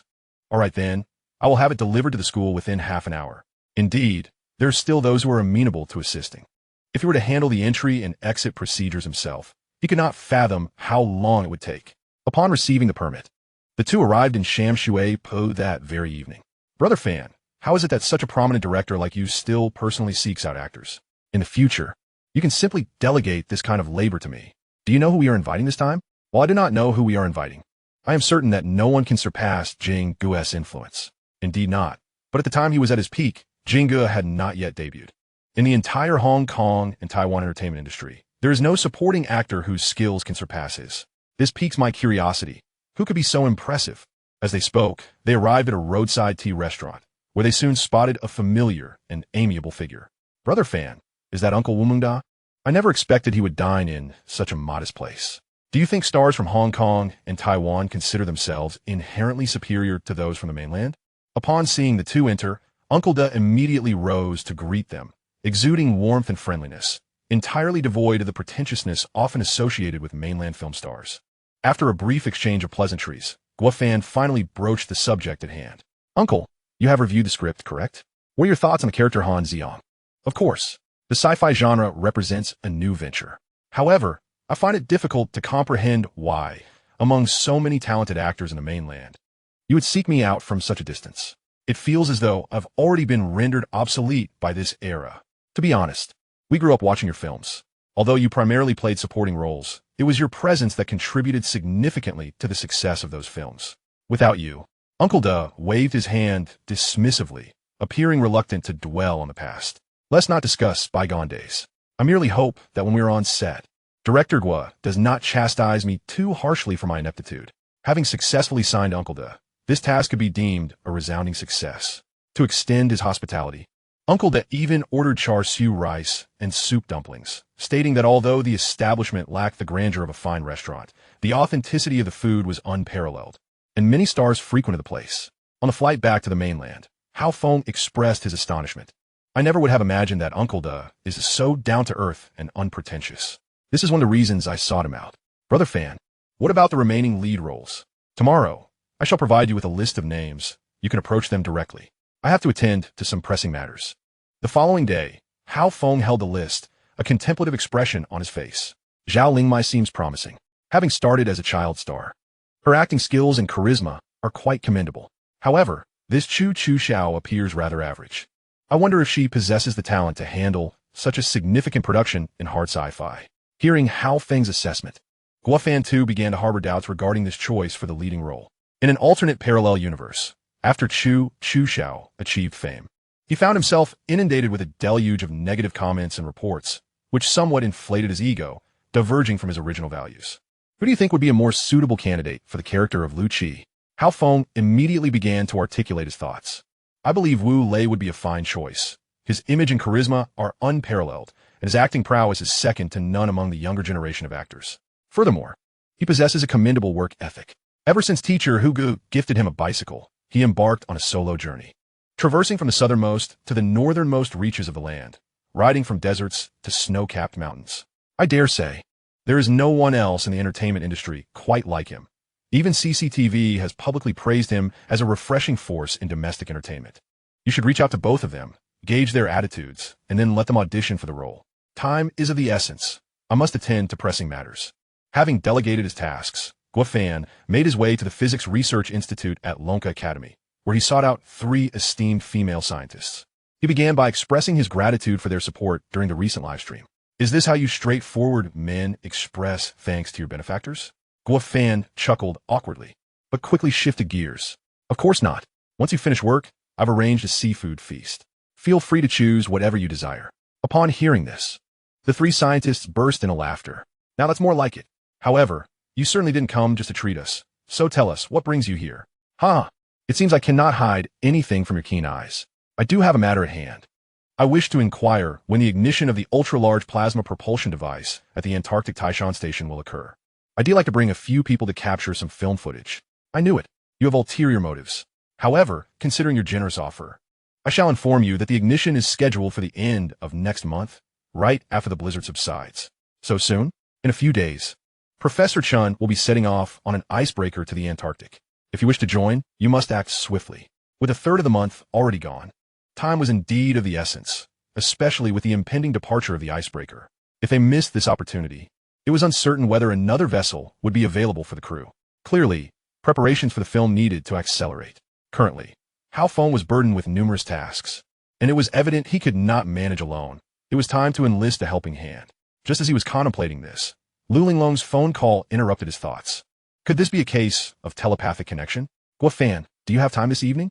Before you say anything, I have an urgent matter that requires your assistance. The film is slated to commence shooting at the end of next month, but there are still many loose ends to tie up. Could you help me manage this? When the film is released, I shall ensure you receive your due credit. Lu Linglong's unexpected request took Gua Fan by surprise. He had assumed she would refuse any cooperation after their last encounter, yet here she was, actively inviting him to assist. Such an opportunity was not to be missed. All right, I will contact the necessary personnel. By the way, what else do you need from me? Let us focus on the pressing matters for now. I'll treat you to dinner another time. Gua Fan was left in bewilderment, pondering the complexities of her intentions. No sooner had he hung up with Lu Linglong than Hao Feng's call came through. Fan Gu, we've encountered some trouble with the actors. What has happened? What's going on? We've secured the lead Zhao Lingmai and several supporting roles, but we're facing issues with the male lead. Chu Chu Xiao has yet to complete filming for his previous project, which means we must wait at least another 2 months. Wu Lei also has a new film starting at the end of this month, with a 3-month shooting schedule. This presented a rather awkward predicament. The intention had been to have both actors audition, but it seemed neither was available. With the shooting date looming, where could they possibly find suitable replacements? Is there a backup plan? There isn't, but I have two potential solutions. One would be to seek other suitable actors, though they may present similar scheduling conflicts. The other option is to negotiate with the directors of Chu Chu Xiao and Wu Lei's projects to see if their filming can be postponed. However, that seems unlikely. Guofan understood that these two actors were indeed the most fitting for the roles. Finding someone else would likely not yield the same quality. It seemed the second option, albeit with low probability, was the only avenue worth exploring. Do you know which companies are producing their films? Chu Chu Xiao is with Longting Film, while Wu Lei is with Lu's Film. After ending the call, Guofan pondered briefly before dialing Lu Linglong again. Given that the crew set to begin shooting soon was more amenable than one that had already wrapped, and considering the existing rapport with Lu's Film, even if it was a strained relationship, it was preferable to engage with them over a completely unfamiliar entity. Guofan, is there anything else you need to clarify? Actually, there's another matter. I have an actor who is exceptionally well suited for the lead role in The Wandering Earth, but he is about to commence shooting for your company's film. Would it be possible to have him released to me? Of course. I am willing to cover any breach of contract penalties. Who is this pivotal actor that you would go so far as to incur penalties for? Wu Lei. Oh, that makes sense. His talent is indeed commendable. Rest assured, I will take care of this matter. Tomorrow, I will personally deliver him to you. Guofan was taken aback by this outcome. Although Lu Linglong was the heiress of Lu's Film, the film industry was complex. Decisions could not be made unilaterally, as various levels of approval were often required, sometimes even necessitating a shareholders' meeting for voting. Why did you agree so readily? This is something our Lu Group owes you. Do you recall the conversation my father had with you regarding the negative media coverage? It was a test of your potential. Unfortunately, before he could see the results, your journey into space delivered a resounding rebuttal. He has been seeking an opportunity to clarify, but has struggled to find the right moment. He even asked me to invite you out for dinner to make amends. Guofan finally understood, realizing that he had misinterpreted the situation as a deliberate slight. It seemed that, in addition to the enigmatic nature of women's thoughts, the motives of this seasoned fox were equally inscrutable. With Lu's Film mediating, the situation progressed smoothly. Sure enough, the following day, Lu Linglong arrived at the studio with Wu Lei in tow. Upon seeing them, Hao Feng could hardly contain his excitement. Wow, Fan Ye, you're amazing. Weren't you supposedly blacklisted by Lu's group? How did you manage to resolve this so swiftly? You can't be. Guofan swiftly kicked him aside and led the pair to a small office on the second floor. Don't let the size of this studio fool you. It doesn't hinder the production of grand science fiction films. Wu Lei, please take a look at the script and let me know if you have any questions or requirements. Before long, Wu Lei finished reviewing the script. Director Gua, everything seems fine, but I have one question. Can I bring my bicycle along for the shoot? Of course, if you don't mind the cold. You are more than welcome to. Is this film being shot in winter? Not in winter, but it will still be quite chilly as we are heading to the Antarctic. Both Wu Lei and Lu Linglong were taken aback by this revelation. I understand the backdrop of The Wandering Earth is a frozen Earth, but is it truly necessary to go to the Antarctic? We have a professional set design team that can create an incredibly realistic icy landscape. While icy landscapes can be fabricated anywhere, the plasma device is not something that can be found just anywhere. So what say you, Wu Lei? Do you still wish to bring your bicycle? Certainly, such a splendid opportunity is one I cannot afford to miss. I aspire to become the foremost cyclist in Antarctica. With the significant addition of Wu Lei to our ensemble, the principal cast has finally come together, and we can commence filming at last. Hao Feng promptly dispatched messages to all the actors, instructing them to assemble at Jinhai Port in 3 days. Excellent. Arrangements are underway. Turning back, Guofan gazed at Lu Linglong. So what do you think? Are you interested in joining me? Lu Linglong had never before experienced such an audacious endeavor, and her heart swelled with excitement. I shall return home to pack my belongings right away. A few days later, all crew members and actors gathered, yet confusion reigned as they pondered their destination. Why were they convening at the port? At that moment, Brother Jing approached. Director Gua, where are we headed this time? Upon seeing Brother Jing, Guofan suddenly recalled that there would be no scenes for him in Antarctica, and perhaps summoning him now was a bit of a misstep. I sincerely apologize, Brother Jing. Our oversight means there are no scenes for you in the upcoming location. In my excitement over the past few days, I completely overlooked this matter. How could you forget such an important detail? How about this? Once the opening ceremony concludes, I shall return home to prepare dinner for my wife, and I will come back when you require my presence. That does present a feasible solution, but I must inquire, what exactly is our grand endeavor? Antarctica. What? Antarctica? Director Gua, you cannot be jesting with me. At that moment, a colossal icebreaker, the Antarctic, majestically emerged, casting a shadow over the once clear sky. I am a serious person and do not indulge in jest. The icebreaker was borrowed from the Dragon Institute. Initially, we intended to hold the opening ceremony in Antarctica. However, considering your urgent desire to care for Sister Nan, we shall conduct a simple ceremony here. Once it concludes, Brother Jing, you may attend to your own affairs. Who says I am busy? I am willing to sacrifice my life for the wandering earth. Although I have no shooting tasks in Antarctica, as an actor, I must always be prepared to embrace any challenge with unwavering enthusiasm. Since Brother Jing is not leaving, let us board the ship and venture to Antarctica. Chapter 23. The icebreaker runs aground. Upon learning that they would be filming in Antarctica, the crew and actors were instantly agitated. Director Gua, this is absolutely insane. However, I adore it. Mother, I have made it. Who would have thought that a mere supporting actor like me would have the opportunity to film in Antarctica during my lifetime? My heartfelt gratitude to the Wandering Earth crew and Director Gua. In Longwa, and indeed around the globe, it is unlikely that any director possesses the audacity of Guafan. Merely the news of embarking on an icebreaker to film in Antarctica is enough to eclipse any promotional gimmick in the film industry. Lu Linglong's role is to handle publicity, so she immediately arranged for someone to capture the scenes of boarding the ship. At that moment, the camera unexpectedly focused on a dashing young man clad in cycling attire, striding toward the icebreaker with a bicycle and luggage in tow. The photographer, aware of the trending topics, swiftly pursued him. Mr. Wu Lei, while others carry various clothing and snacks, why do you bring a bicycle? Wu Lei chuckled innocently, because Director will promise me a few days off in Antarctica to fulfill my dream of cycling there. Indeed, he is hailed as a refreshing presence in the entertainment industry. It seems he will soon acquire another title, the first cyclist in Antarctica. As the personnel gradually boarded the icebreaker, the esteemed physicist from Longwa, Chan Xianhe, approached Guafan with a smile, saying, Teacher Gua, I exerted considerable effort to ensure your team boarded the ship smoothly, so you must remember your promise to me. Rest assured, as long as the film successfully premieres, I shall declare you the greatest physicist in the world, bar none.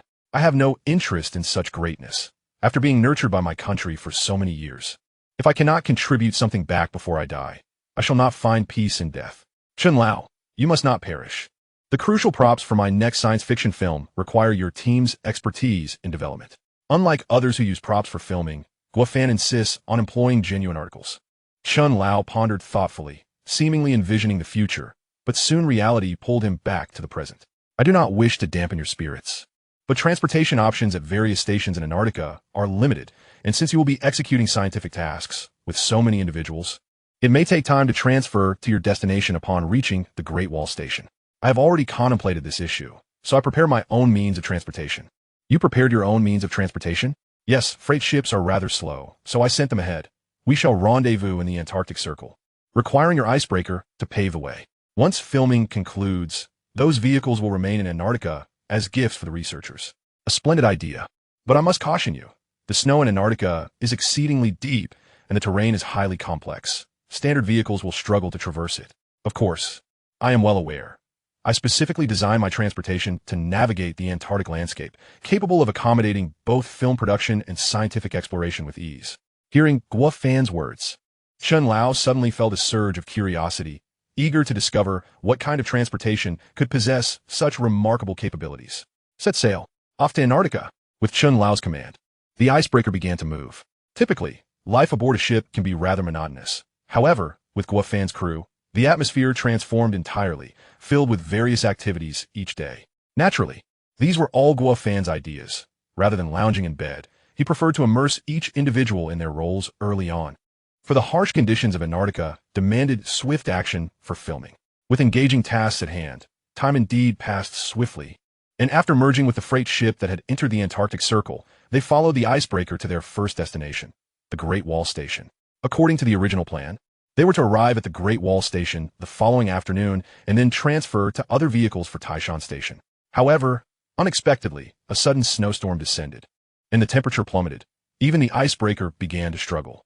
Guafan and several lead actors were discussing the film's direction when a sudden, deafening crash reverberated. The vessel abruptly halted. Having grown accustomed to the jolting of ice-breaking, the sudden stillness caught them off guard. This is bad. Something has gone awry. The group immediately set aside their tasks and rushed to the control room. Captain Joe, what happened? The ice here is too thick. The icebreaker is struggling and cannot break through. In such extreme weather, if we remain stagnant for too long, the entire ship will freeze over, and at that point, escape would only be possible upon the Antarctic thawing. This is quite troublesome. Have we attempted to operate at maximum power? Brother Jing inquired with concern. We were already pushing the ship to maximum power. The intention was to burst through the thick ice, but the ice is much thicker than anticipated, and the bow has become grounded on the ice surface. Is there any other solution? The best course of action would be to turn back and explore a thinner ice area. However, turning back is also a complicated matter, as the bow is stuck in the ice and cannot maneuver. We find ourselves in a predicament truly awkward. Outside, the blizzard intensified, and the temperature had plummeted to over -50 degrees. At that moment, Chun Lao hurried into the control room, inquiring about the situation. Upon hearing Captain Zhou's explanation, he could not help but furrow his brow. Turning back to explore a thinner ice area could indeed resolve the predicament of the icebreaker being trapped. However, this may jeopardize the filming schedule. A profound silence enveloped everyone, as the promising beginning took an unforeseen turn towards despair. Old Chun, he remarked, this vicinity is not far from the Antarctic station of Eagle Sauce Nation. Is there any chance we could have them bring some explosives? If we could blast a hole in the ice, our icebreaker might just break free. This was indeed a commendable idea. I shall contact the person in charge over there. Old Peter, they should not turn a blind eye to our plight. With that, Old Chun made his way to the communication tower. Guofan sighed, helplessly patting Jing on the shoulder. Let us depart. Where to? Back to sleep? Certainly not. The Eagle Sauce Nation values its own lives above all else. Given their temperament, they would never recklessly gamble with their lives amidst such a fierce blizzard. Thus, I anticipate this call will require multiple attempts. Are we to simply abandon hope? Of course not. Summon Wu Lei and the others. We must undertake something grand.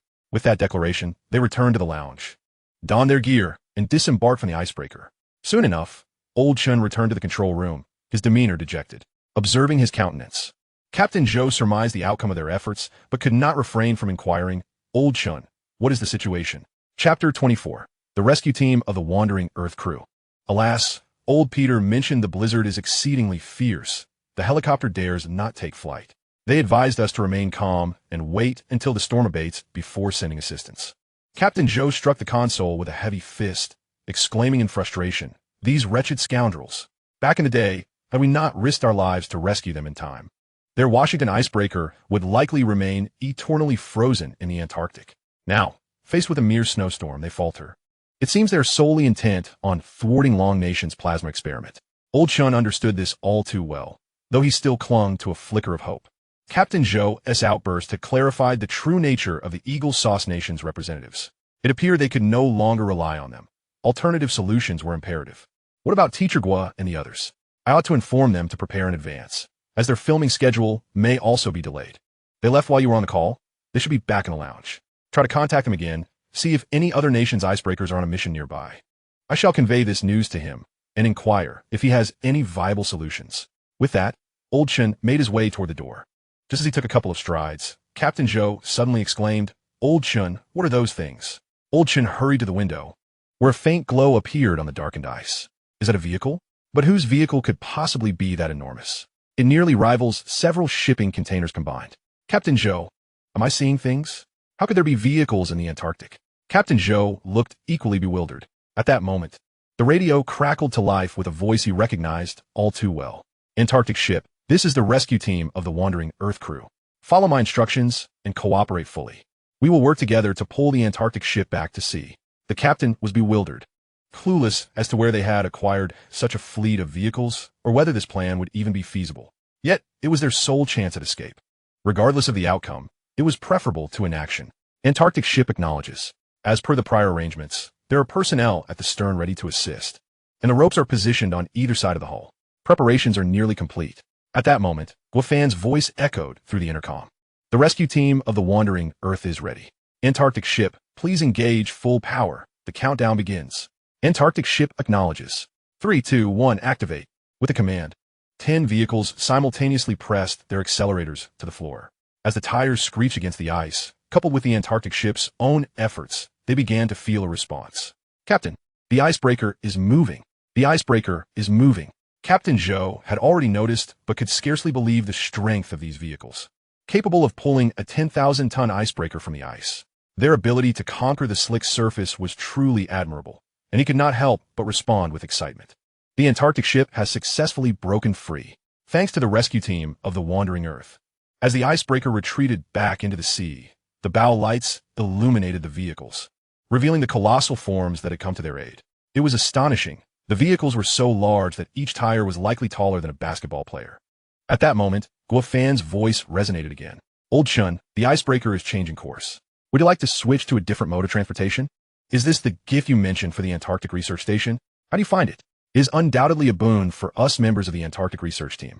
On behalf of all scientific workers from Long Nation and Antarctica, I extend my heartfelt gratitude. No need for pleasantries. You should hurry and disembark. If we linger too long, the icebreaker may very well freeze up again. In preparation for experiments and filming tasks, the scientific experts, along with the crew and actors of the Wandering Earth, were all transferred to the vehicles, while the Antarctic ship chose a new route. Upon boarding the vehicle, Old Chun was immediately captivated by the array of technological devices within. Austenitic low-temperature steel, intelligent central control systems, all-terrain navigation systems, automatic driving systems, emergency avoidance systems, all-wheel drive systems, thermal regulation systems, and more. It was nothing short of a perfect masterpiece. How did you manage to integrate so many advanced technologies? He suddenly realized that his question was somewhat redundant. After all, someone capable of constructing the Navigator space station surely found such technology elementary. To befriend such an extraordinary individual was indeed a stroke of fortune. After a long night of exertion, Guo Fan felt somewhat weary. He set the navigation target and activated the automatic driving mode. Fortunately, this Earth possessed satellites. Otherwise, resting through the night, as depicted in Wandering Earth, would have been a considerable challenge. Upon reopening his eyes, daylight flooded in, and the blizzard had ceased, replaced by a clear, cloudless sky. Old Chun pointed to the navigation display and said, "That is our destination. Thank goodness for your heavy-duty transport vehicle. Otherwise, we might still be lost." Guo Fan stretched and gazed out the window, where a towering structure appeared before him. It was far more awe-inspiring than any video or photograph could convey, capturing the attention of other staff and actors. Zhao Lingmai, gazing at the grand edifice, could not help but exclaim, "Could that possibly be a real planet engine? Let us assume it's real, for after the movie's release, we will perform a comprehensive upgrade based on it, achieving true nuclear fusion technology that emits brilliant blue and white plasma beams." As they spoke, they arrived at their destination, Mount Tai Station. When the station researchers at Mount Tai saw so many vehicles and people arriving, they swiftly lost their composure. They had been informed of visitors, but not of such a large contingent. "Director Guo, we only have this one flying saucer-shaped building. Accommodating so many people at once is quite a challenge. Old Chun has already informed me. Only the women will stay inside, while us rugged men can remain in the vehicles." "Stay in the vehicles? That's impossible. The nighttime temperature can plummet to over 60 degrees below zero. It could be fatal." Old Chun chuckled. "Don't worry. The vehicles might be warmer than the building." Guo Fan wore a proud expression. Old Chun truly understands us. He also mentioned that once we arrive, we will ignite the plasma propulsion device. "Shall we commence now?" "Very well. Team Leader Xia, please prepare." Turning his head, Guo Fan loudly called out to Hao Feng. "In a moment, bring out all the prepared items. The opening ceremony for the Wandering Earth film crew is officially commencing." Chapter 25, The Mix-Up. This time, a science fiction film is being shot. Yet the opening ceremony cannot be futuristic. It must pay homage to tradition, although it may seem somewhat superstitious. These practices are the hard-earned lessons distilled from the experiences of countless filmmakers, and it is likely that there exists no more scientific method of celebration than this. A long table draped in red cloth stands at the forefront, with fruits and melons arranged on either side, and a pig's head along with offerings placed centrally, all adorned with incense, candles, and paper offerings. Against the backdrop of an enormous circular plasma device, 3 incense sticks are lit, paying homage to the heavens above and the underworld below, invoking good fortune for the commencement. Guo Fan and the main creative team each held 3 incense sticks above their heads, performing a ritual of reverence that resembled the gathering of the heroes of Liangshan. If the incense were replaced with wine, it would be akin to a Wandering Earth version of the Antarctic heroes. Following the prearranged plan, Old Chun immediately commanded, "Light it." Instantly, the massive circular plasma device erupted before the crowd, emitting a colossal and dazzling pillar of plasma. The radiant light struck awe into everyone present. Have we arrived in a future world? At that moment, Lu Linglong felt as though she was drawn back into Guo Fan's novel, Wandering Earth. She envisioned the scenes described in the book, the planetary engine towering over 1,000 meters taller than Mount Everest, emitting a blinding blue-white plasma beam. A bridge connecting heaven and earth. Wandering Earth, my wandering Earth. Suddenly, every hair on her body stood on end. Initially believing that such fantastical elements existed solely within novels and special effects, she was astonished to witness them perfectly replicated in Antarctica. It was undoubtedly a miracle. This was akin to being on par with the great directors like Nolan, Cameron, and Spielberg. At that moment, a seed within Lu Linglong silently began to sprout. Linglong, here is your red envelope. Thank you for your unwavering support. Guo Fan smiled as he handed her an auspicious red envelope. Thank you. It is precisely because of you that I found this resolute courage. Upon saying this, Lu Linglong's face flushed with embarrassment, her heart raced, and her breath quickened. Fortunately, Zhao Lingmai rushed over to pull her aside for photographs, alleviating her awkwardness. Sister Linglong, do you know? This is the largest red envelope I have ever received since I began acting. We must take a picture with Director Guo to commemorate this. Wait, I didn't expect you two to look so well matched together. I seem a bit superfluous. How about this? Let me take a picture of you first. With that, Zhao Lingmai fervently pressed the shutter button. Lingmai, can you send me a copy later? I can, but you must first offer up some snacks from your bag. Haha.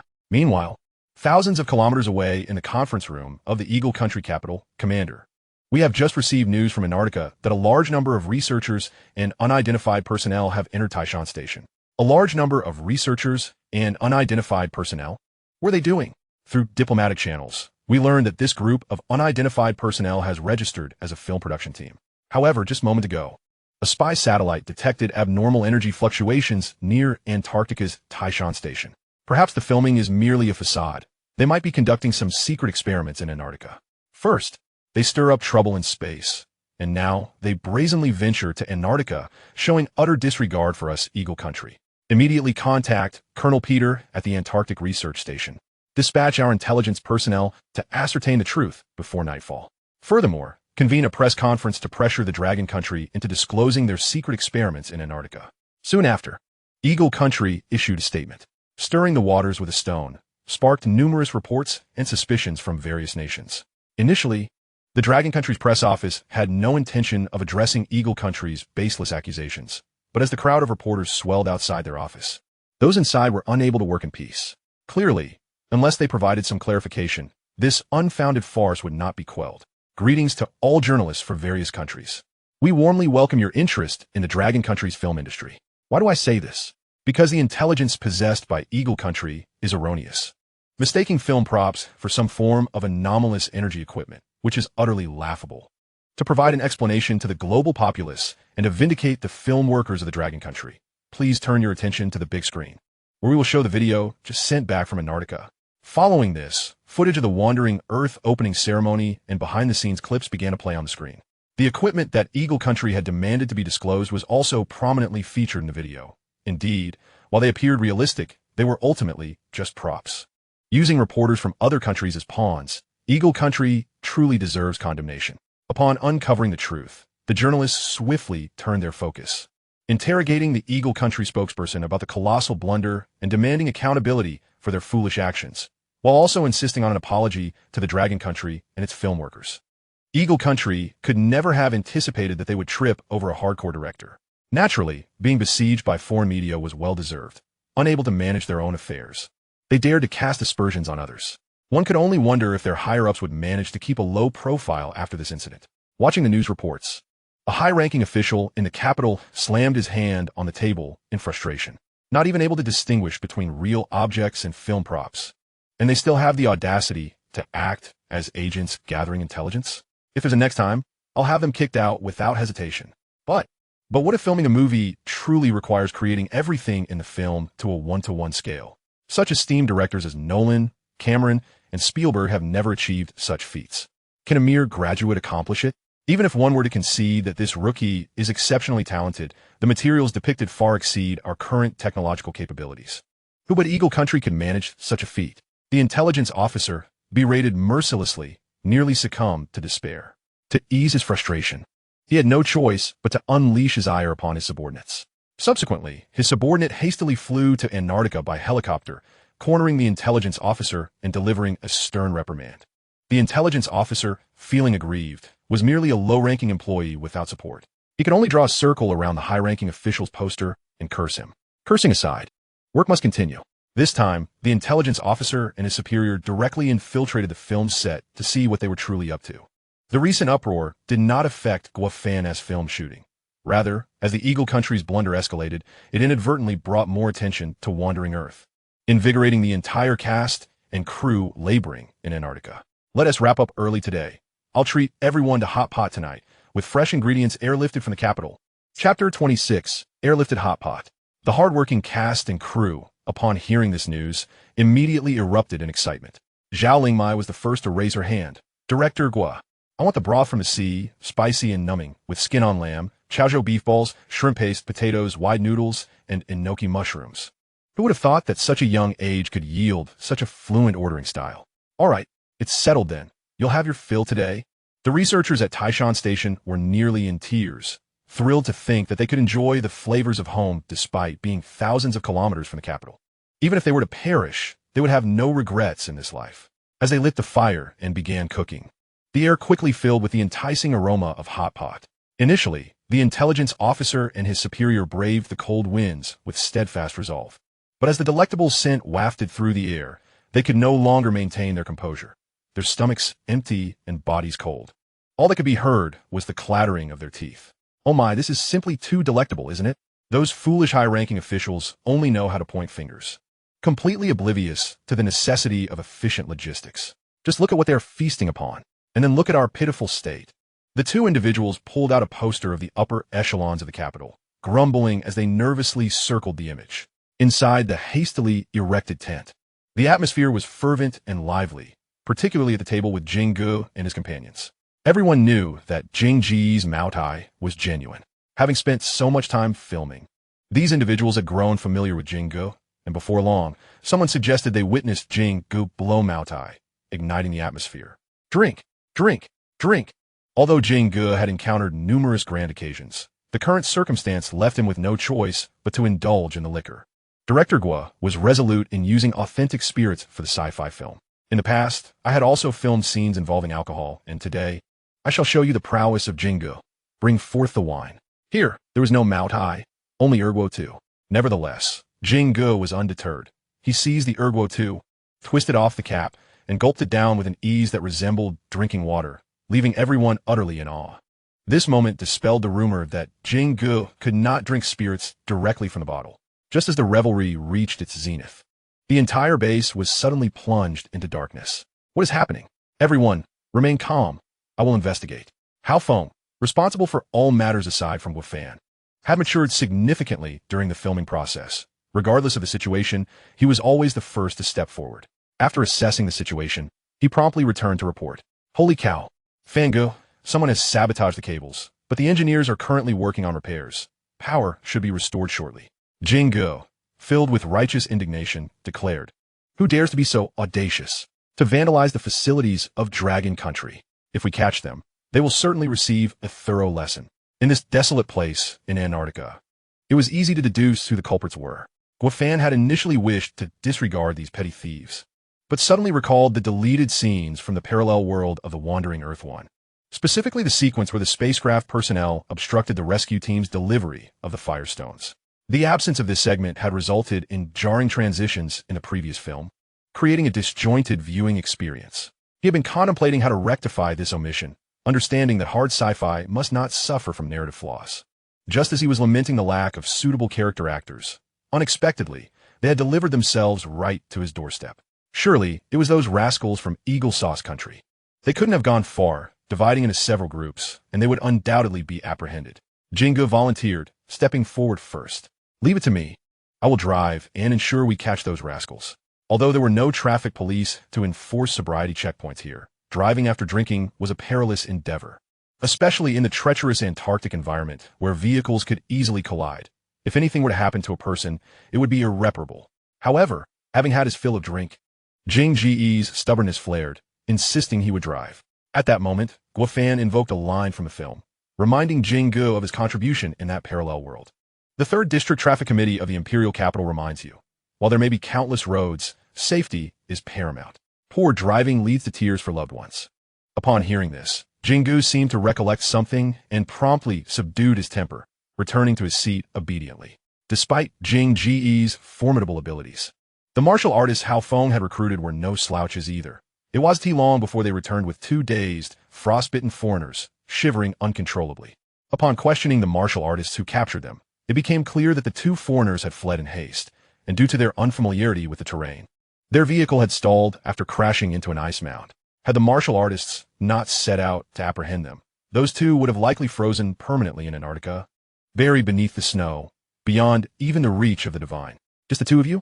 Are there others? The two foreigners had completely ignored Guo Fan's inquiry, their eyes fixated on the hot pot and the erguo tu on the table. Perhaps they were too numb from the cold to respond. So it was decided to let them eat their fill before further questioning. To everyone's astonishment, the duo could eat remarkably well, devouring plate after plate of meat with an insatiable appetite. The martial artists, witnessing the scene, could hardly contain their frustration. Director Guo, these two have damaged our equipment and consumed our provisions. Have we been too lenient with them? I believe a good beating would bring them to their senses. No need to rush. I will provide you with an opportune moment later. After feasting, the two foreigners grew bolder, adopting an arrogant demeanor as they addressed Guo Fan. Have you taken our belongings? Return them at once. We wish to leave. After being treated to such a feast, their lack of gratitude was intolerable. As one of the martial artists stepped forward again, Guo Fan raised a hand to signal him to refrain from acting rashly. Where do you intend to go? Back to the Antarctic base of Eagle Sauce Country? However, you have yet to gather any valuable intelligence. How do you plan to report back to your superiors? The two attempted to feign ignorance, unwilling to disgrace their Eagle Sauce Country, but it was clear that Antarctica was not a place where anyone could wander freely. Ultimately, they abandoned their charade. Since you know we are from Eagle Sauce Country, it is best you comply and release us at once. Otherwise, this incident may escalate into an international dispute. How dare you be so arrogant after falling into our hands? Director Guo, I can hardly contain myself. Chapter 27, The Actress and the Drone. I have already mentioned, do not be hasty. I will certainly provide you with a legitimate opportunity that will leave them with no grounds for complaint. The martial artist reluctantly retreated to his previous position. You wish to return? Very well. I offer you two choices. One is to cooperate with us in filming a scene. Once completed, I will take you on a tour of the Taishan station, allowing you to capture whatever you desire. And finally, I will ensure your safe return to your Antarctic station. The other option is to leave immediately, and I will not stop you. The choice is yours. At that moment, Hao Feng lifted the tent flap, and the biting Antarctic wind rushed in, instantly reminding the two of the bitter cold they had just endured. In other regions, one could survive the winter, but here in Antarctica, a few steps would surely turn them into popsicles. Moreover, Guo Fan's offer was exceedingly generous, leaving no grounds for refusal. In the spirit of the benevolence characteristic of Eagle Sauce Country, I shall assist you, but just for this one scene, no more. Agreed. A deal is struck. Turning to Hao Feng, he instructed, find these two gentlemen a place to rest. We shall commence filming at dawn. The two foreigners, feeling triumphant, began to murmur to one another. Indeed, the strength of Eagle Sauce Country is undeniable. Anyone who hears those three words trembles in fear. So there is no need for concern. I believe we can now strut about here with confidence. Ha ha ha. Lieutenant James, I wholeheartedly concur with your perspective. Fan Ye, these two are truly rude. Perhaps we should cut off their heating tonight while they sleep. Let them freeze to death, Hao Feng said with a mischievous grin. After they assist us with filming, I will leave their fates in your hands. As dawn broke, the costume and props crew rushed to the temporary housing to rouse the two foreigners. Not only did they fail to awaken them, but they also ended up with nothing but a face full of frost. You, the people of the Dragon Country, are truly barbaric. It's barely 5 o'clock, and you expect us to go out and film? We, the noble Eagle Sauce people, hold human rights as our most fundamental principle. Furthermore, this is our room, and you have entered without permission.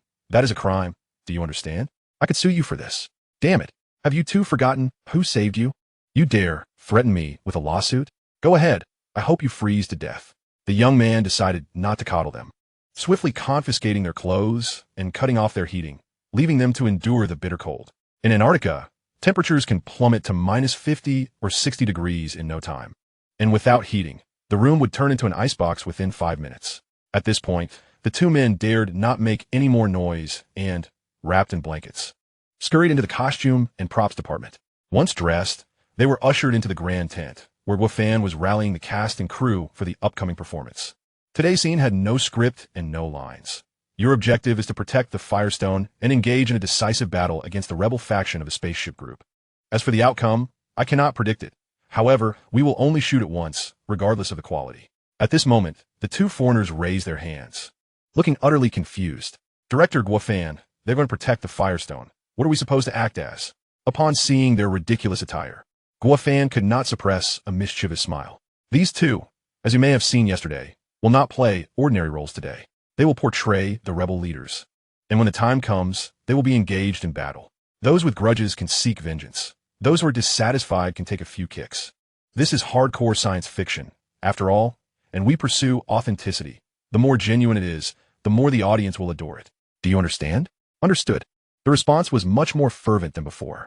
The two men seemed to hear cheers and admiration, eagerly rubbing their fists, ready to showcase their valor in the forthcoming cinematic spectacle.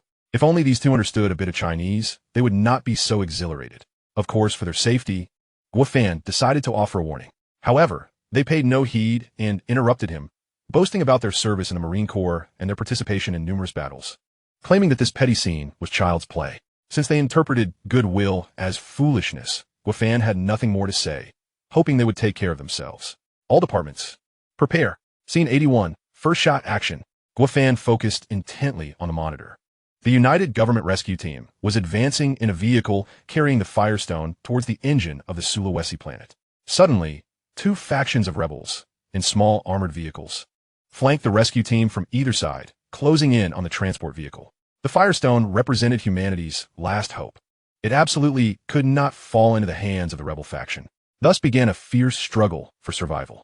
Initially, the rebels led by the two foreigners gained the upper hand, forcing the rescue team to retreat in disarray. It was unexpected. They indeed possessed some skill and tactics, leaving the rescue team in a passive position, causing the actors inside the transport vehicle to scratch their heads in confusion. This trajectory was untenable. A solution had to be devised.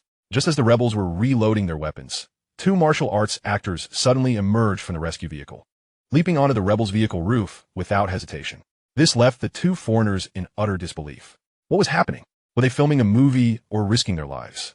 This was sheer madness. Even Guofan did not anticipate such daring. Such formidable resolve and courage were rare in the Dragon Country, and indeed the world. Once the scene was complete, he would have to sign them on, definitely a talent. Now he understood the words the martial arts actors had shared with him prior to filming this segment. They aimed to present a different version of themselves, to create an opportunity for themselves and their fellow martial artists, as they were indeed committed and earnest. They also wanted to show those two Eagle Sauce individuals what real grit looked like. To them, the so-called Marine Corps was nothing but a triviality. In the blink of an eye, the vehicle sped away. Fango, it seems the camera can't keep up.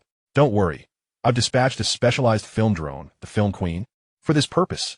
You just handle the wide shots. The rest will be taken care of by the Film Queen. The cameraman was astonished. Film Queen drone? Fanye, just how many remarkable gadgets have you brought? Guofan smiled faintly. What if I told you this is my last treasure? Would you believe me?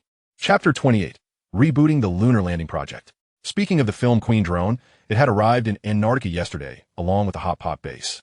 This was the latest product developed by the Dajiang Company.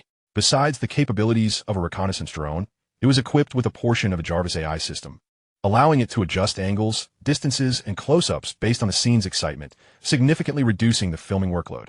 Guofan now realized that having a clever mind was indeed a blessing. As long as there were ideas within one's capability, one could create stunning artistry. He meticulously monitored the footage transmitted by the Film Queen drone, anxious not to miss any detail. At that moment, one of the martial arts actors seized the opportunity, maneuvering to the side window and kicking one of the foreigners out of the vehicle.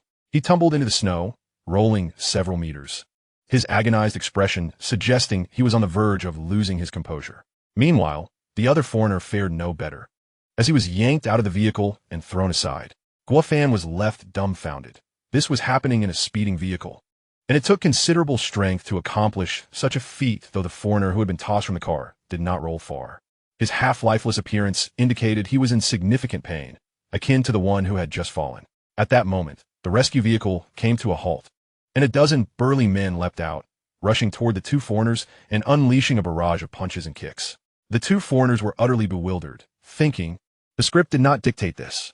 They clutched their heads and frantically shouted stop. But the martial artists acted as if they were deaf, taking out old grievances alongside new ones. Let you Eagle Sauce bully Salam. Let you Eagle Sauce bully Ben Guanding. The two had not anticipated the ferocity of the Dragon Country's people. They were utterly defenseless.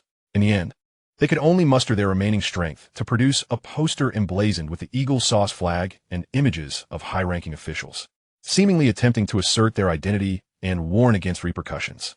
They assumed the young men would be intimidated, but their calculations were entirely off, rather than providing salvation. The poster only incited further aggression due to the Eagle Sauce flag depicted thereon. Let you Eagle Sauce impose sanctions on Dragon Country technology.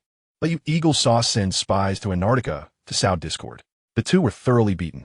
Ultimately, even Guafan could not bear to watch any longer, not out of fear for their lives, but rather concerned that they might meet their end on Dragon Country's Taishan station, causing trouble for the nation. He intended to visit them with a heavy heart, but upon witnessing their battered state, he could not suppress his laughter. They resembled individuals stung by bees, with swollen eyes and puffy lips. One even lost a front tooth. Looking like this, not even their mothers would recognize them. Ha ha ha. Let me clarify, I did not intend to laugh. I merely stumbled upon a ticklish spot. The two men were bewildered. Could such miraculous pressure points truly exist? Despite their battered appearance, they seemed somewhat unyielding, speaking in a tongue foreign to Guafan, questioning why he had not called for a stop earlier. Guafan shrugged, feigning innocence. I sincerely apologize for neglecting to inform you. We are engaged in a hardcore science fiction project, with authentic props and genuine action sequences. Moreover, it was you two who chose this path yourselves. I was merely captivated by your earnest performances and couldn't bear to interrupt you. Now, two options lie before you. You may either continue filming or return home immediately. It's your choice. These two old fellows dare not opt for filming any longer. They are eager to return home, abandoning all attempts at gathering intelligence. This was your own declaration. I did not coerce you. The lighting and cinematography teams can attest that these two insisted on leaving, and I am in no way implicated. This tactic serves as a warning to deter further disruptions. After more than 2 months of arduous effort, the filming in Antarctica has finally concluded. On the day of wrap, Wu Lei immediately retrieved his bicycle, ready for an impromptu cycling adventure across Antarctica. Such exuberance is characteristic of youth, vibrant and full of life. Given everyone's recent tireless dedication to the film, I am granting you 5 days of respite, allowing you to explore at your leisure. Frankly, during this period of filming in Antarctica, apart from meals and sleep, we had scarcely any downtime. The announcement of a holiday instantly brought immense joy to everyone. Guafan, rarely having a moment of leisure, sat in the Taishan station office, basking in the sun and perusing his phone. Just a few minutes into his scrolling, a groundbreaking piece of news compelled him to sit up straight. The United States is set to restart its lunar exploration program next year, having signed a declaration for lunar resource development in collaboration with members of the Space Alliance. The declaration states that lunar resources can be privatized. In other words, whoever reaches the moon first can claim its resources. Naturally, for those nations unable to reach the moon, the United States has devised a perfect solution. By acknowledging their Lunar Resource Development Declaration and paying an annual fee of $100 million, they can join the Space Alliance, enjoying the same rights as the United States and sharing lunar resources. The news spread like a seismic shock, provoking global condemnation and resistance from nations and peoples alike. However, the United States appeared unfazed, showing no signs of retreat, even boldly proclaiming that the Lunar Resource Development Declaration is valid indefinitely. Capable nations may immediately send their representatives to the moon, while those lacking capability must either pay to join the Space Alliance or humbly beg for mercy. The United States imperialism is well known. Smaller nations find themselves powerless, forced to swallow their grievances. Larger nations may remain outwardly silent, but many are like ants on a hot stove. Though they possess considerable space technology, the challenge of reaching the moon remains a daunting technical barrier. The audacity of the United States stems from its historical dominance in lunar technology, having achieved moon landings as early as the 1960s and 70s, a feat that remains unmatched. They could have continued to rest on their laurels, yet the swift rise of China, now capable of independently constructing a space station, is not something they anticipated. Thus, the only event that could potentially undermine China's ascent and re-establish the United States as the world's preeminent power is a return to the moon. Guofan, incensed by the news, recognized the blatant arrogance of the United States, which in its quest to assert its dominance, is willing to stand against the entire world. This cannot be allowed to succeed. Defeating them at their most cherished technological achievement would be a tremendous irony. Chapter 29, all wrapped up. This revelation ignited Guofan's determination. and the immediate task at hand is to expedite the filming of the Wandering Earth 1, aiming for an early release to activate advanced technologies such as the space elevator and lunar base. Friends traveling in Antarctica, circumstances have changed. Please return to Taishan Station promptly. As we are preparing for our journey back. Speaking of execution, the crew led by Guo Fan demonstrated remarkable efficiency. Within a few hours, everyone had gathered, including Wu Lei, who, despite his imminent completion of the cycling route at 99 degrees south latitude, abandoned the final stretch to arrive punctually at the assembly point with his bicycle. Without unnecessary explanation, he promptly organized the return logistics. To save time, the group was divided into two, one led by Guo Fan, along with several principal actors and crew members who boarded a delivery drone to return to the capital, prepare their equipment, and then swiftly head to the space station. The other group, led by Lu Linglong, took an icebreaker back to China to reshoot some indoor scenes. Although Guo Fan wished he could bring everyone to space for a first-hand experience, time constraints and the lack of spacesuits from the Chinese Academy of Space Technology necessitated a more modest approach.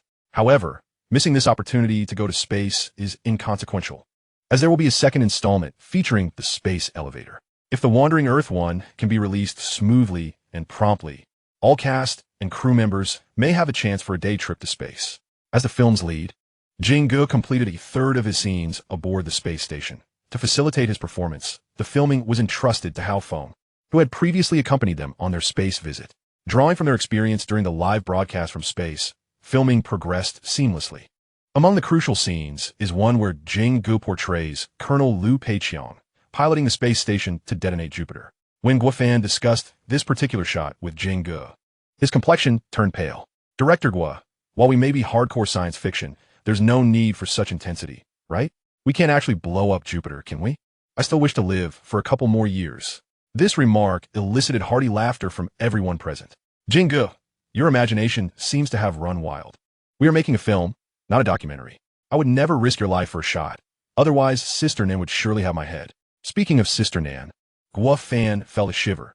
He recalled the previous space trip, when he had forgotten to pick her up from work, resulting in a long explanation that she initially refused to believe until she saw the news report from the Central News Agency. Had the news aired even a moment later, he would have been in deep trouble. By the way, I forgot to mention, Sister Nan has invited me to bring you home for dinner. Director Guo, would you be available for that? The woman who made Jing Ge uneasy was someone Guo Fan preferred to avoid meeting. He quickly devised a diversion. Ahem, let's focus on filming first. We can discuss that later.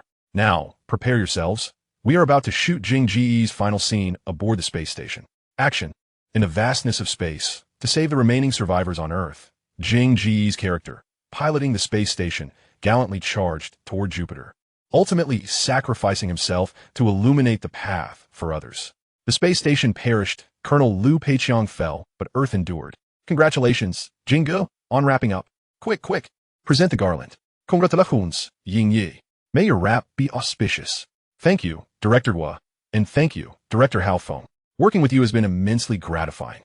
Although this film has concluded, our bond remains. I look forward to our next collaboration. Really? That would be splendid. I feared you might find working with me too taxing and choose to forego further collaboration. I'm delighted to hear of your eagerness. In that case, let us surprise you. Hao Feng, bring over the contract for Jing Ge to sign.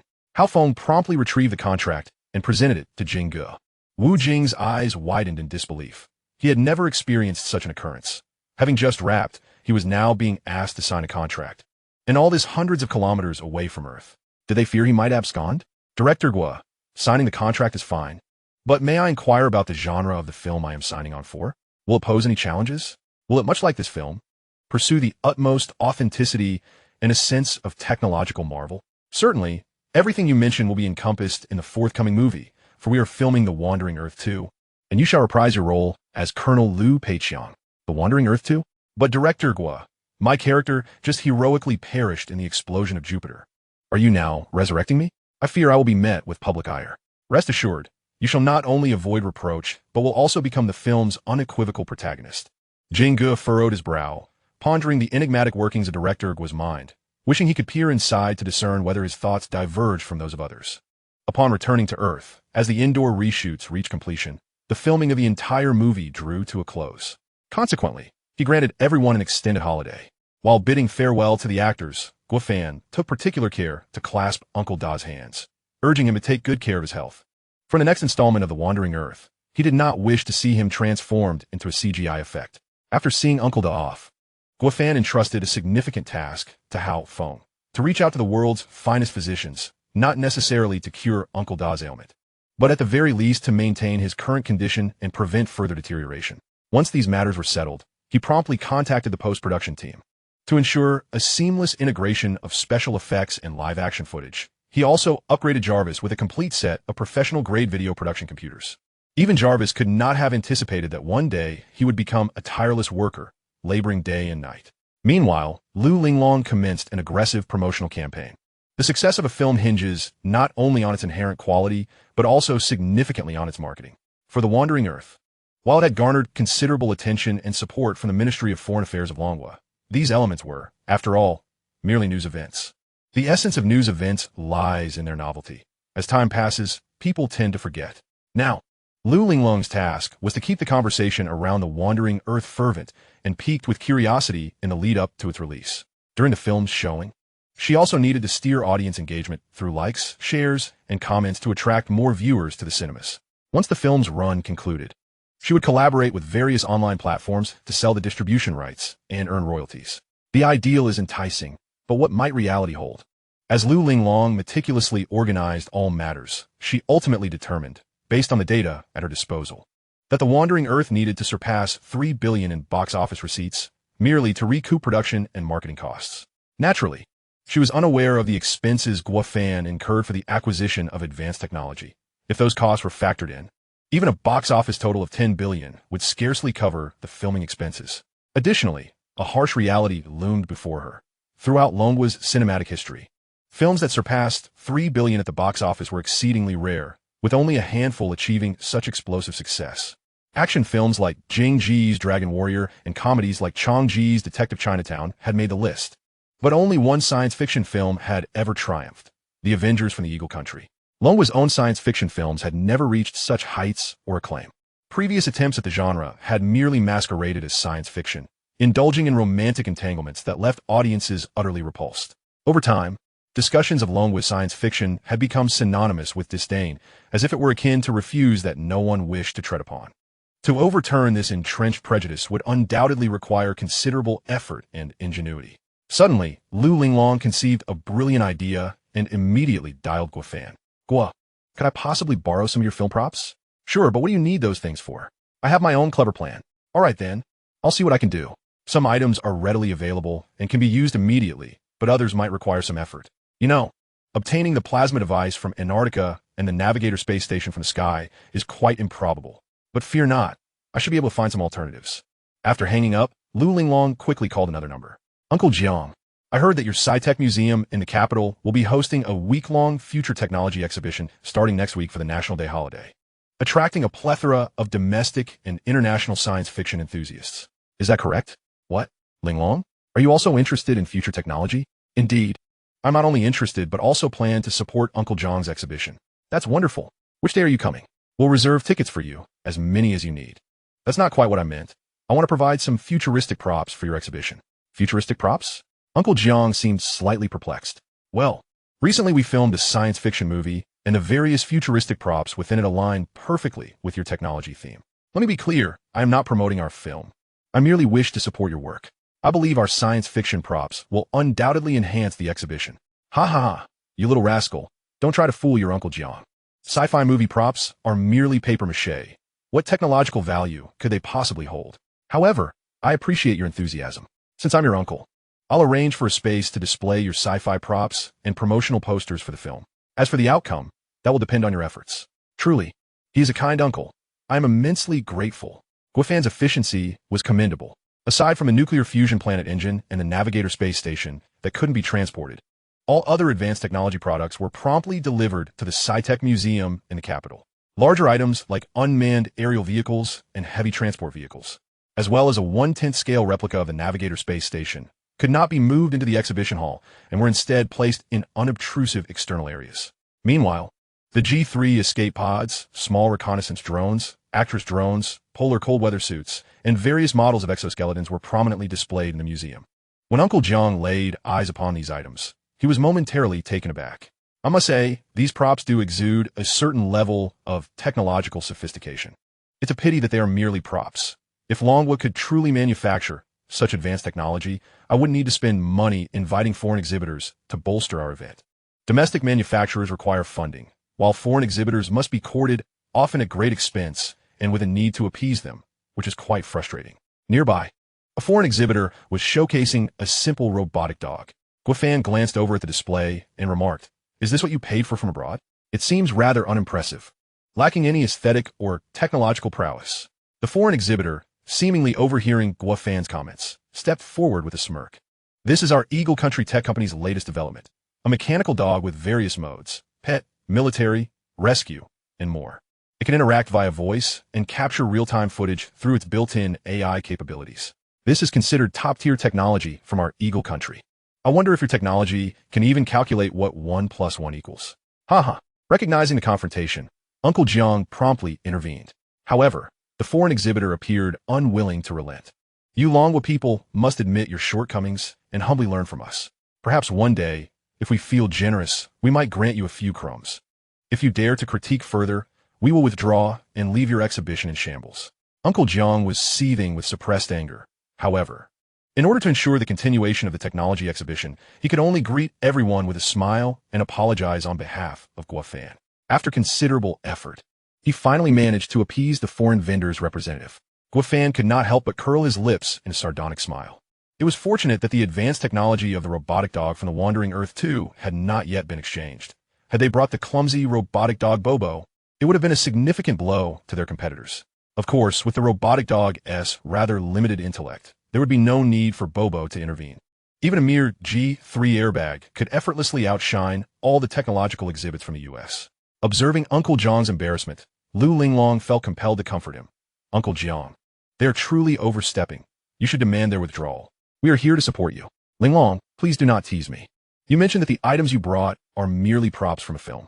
How can they possibly compare to the innovations developed by American manufacturers? If we were to force them out, a multitude of suppliers would follow suit, and at that point, the exhibition might genuinely collapse." Lu Linglong wished to elaborate further, but was interrupted by Guifan. "Let them stay. After all, there is no harm in comparison. This will allow them to witness what true technology looks like. I predict that they will be embarrassed enough to withdraw on their own, don't you think?" Chapter 31. Tears of Joy. Soon, the technology exhibition commenced with an extraordinary turnout, attracting a multitude of science fiction enthusiasts from both domestic and international arenas. Unexpectedly, a significant number of elementary, middle, and high school students also attended, their eyes brimming with a thirst for knowledge and dreams of the future. Witnessing this scene, Guifan felt immense satisfaction. It was indeed a blessing for the Dragon Kingdom that more and more children were beginning to pay attention to its technological advancements. He firmly believed that in the near future, these students would become the backbone of scientific progress in the Dragon Kingdom, propelling its technology to unprecedented heights, ultimately freeing it from American discrimination and technological blockade. "Hey Mingming, look over there. Is that some sort of drone from a sci-fi movie? It looks incredibly cool. I must draw it and add it to my sketchbook. One day, my goal is to create a drone like that and take you for a ride in the sky." After saying this, the elementary school student named Mingming took out a sketchbook filled with various flying machines, found a blank page, and began to draw the aerospace drone with meticulous attention to detail, embodying the spirit of a budding scientist. Guifan lingered before the aerospace drone, while many others merely assumed it was a larger model and hastily snapped a couple of photos before rushing into the exhibition hall. Among the crowd, only these two children, filled with curiosity, aspired to create such a drone to soar through the skies with their friends, a level of ambition that far surpassed that of the vast majority. "Your drawing is remarkably lifelike. Would you like to draw inside it?" Mingming looked at Guifan with wide-eyed curiosity. "Can this drone actually open up? Can we go inside?" "Haha, not only can you go inside, but it can also take you and your friends up into the sky for some fun. Would you like to give it a try?" "Really? There's no way there could be a real one in the exhibition hall. You must be joking with us. How about this? Let's make a bet. If I can take you up into the sky, you'll show me your sketchbook. How does that sound?" "All right, it's a deal. Let us seal it with a pinky promise." With that, the young Mingming hooked her little finger around Guifan's pinky promise. 100 years without changing. This moment transported Guifan back to his own childhood, a time filled with innocence and dreams. "Since we've made a promise, let us go," he exclaimed, ascending the escalator, opening the glass cover and stepping inside. Wow, it really can open. Liliang, hurry up and follow me. We're gonna fly. With that, the two children eagerly boarded the aerospace drone. Jarvis, activate the automatic seatbelt system, close the cabin door, and check all instruments in preparation for takeoff. As Guo-Fan issued a series of commands, the drone entered self-check mode and powered up its engines. The thunderous roar of the engines drew the attention of everyone nearby. Initially, they believed this was merely a shell with sound effects.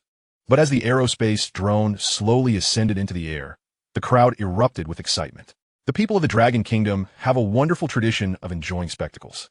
Any hint of commotion draws them near, eager to witness the event, often capturing it on their phones. A group of visitors, engrossed in their exploration of the exhibition, rushed outside upon hearing the commotion. However, by the time they emerged, all they could see was the silhouette of the aerospace drone in the sky. Some were perplexed, questioning what exactly was soaring above. Excuse me, what was that just flew up? It was the aerospace drone, the very one that was just displayed outside the exhibition hall. Suddenly, they understood. The object was not merely a well-crafted prop, but a genuine machine capable of vertical takeoff and landing. They were filled with regret for missing such an exhilarating moment. To avoid missing the drone's landing, they all squatted down, gazing up at the aerial display. Uncle Jiang, having heard the news, rushed outside with a look of astonishment directed towards Lu Linglong. Linglong, didn't you say you brought movie props? How can it possibly fly?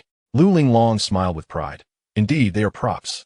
But ours are unlike any others because we are producing hard sci-fi, and all our props are the real deal. Uncle Jiang, deep in thought, glanced at the massive transport vehicle beside the exhibition hall and asked, "You're not implying that this big fellow is also one of your props, are you?" Of course. We originally had a dozen such transport vehicles, but after supporting the Antarctic researchers' survey missions, we donated them all after filming. This is the only one remaining, and it just returned with us from Antarctica a few days ago. At this revelation, Uncle Jiang could no longer contain his emotions, and tears of joy streamed down his face. Just days ago, upon receiving a phone call, he had thought Lu Linglong was merely teasing him. He never expected it all to be true. It was indeed a stroke of fortune for the Dragon Kingdom. Uncle Jiang, why are you crying? This is not crying. This is weeping tears of joy. I never imagined our Dragon Kingdom's technology had progressed to such a degree, completely overshadowing American civilian technology. From now on, I can hold my head high with pride. Thank you, Linglong. Uncle Jiang, you should be thanking Guo-Fan. All of this is his handiwork. Originally, there was a pilot version and so forth, but that couldn't be brought down from the sky. So we could only provide you with a 1/10 scale replica. Regardless of whether it's a replica, even if you brought him a model, I'm sure it would fill him with delight. Meanwhile, Guo-Fan, soaring high above with the two children, felt a profound sense of freedom. Brother, you are amazing. I can't believe you truly brought us up into the sky. Of course, I always keep my promises. Now you must honor your end of the bargain and show me your sketchbook. Okay, Mingming, look, ISNT at our school. It looks so tiny now. Liliang, I can see the people in your neighborhood. They look like little ants. The most delightful moments are often fleeting. However, for the two young children, this was ample time. For the seed of a spacecraft had quietly taken root in their hearts. As the unmanned aerial vehicle touched down, it was immediately surrounded by an eager throng outside the exhibition hall, with spectators snapping photos and recording videos of a marvel. This situation was truly exhilarating. The promotional staff from the Wandering Earth rushed forward, introducing the unmanned aerial vehicle while simultaneously promoting the film. Chapter 32. Switching to military dog mode. Fortunately, the timely arrival of the promotional team alleviated all burdens. Otherwise, Guo-Fan and the two children would have become the target of the crowd, making escape nearly impossible. Nonetheless, they exerted tremendous effort to extricate themselves from the throng. Mingming, the little boy, had kept his promise and handed his sketchbook to Guo-Fan. Upon opening it, Guo-Fan was astounded by the diverse designs of aircraft within. Some had been displayed at the model aircraft exhibition, others had appeared in science fiction films, and many were imaginative creations of his own design. Gazing at the sketchbook and then at the talented child, Guo-Fan mused that this young lad would undoubtedly become an extraordinary talent in the future. Without delay, he pulled out his phone and dialed Jiang Tao from Dajiang Company.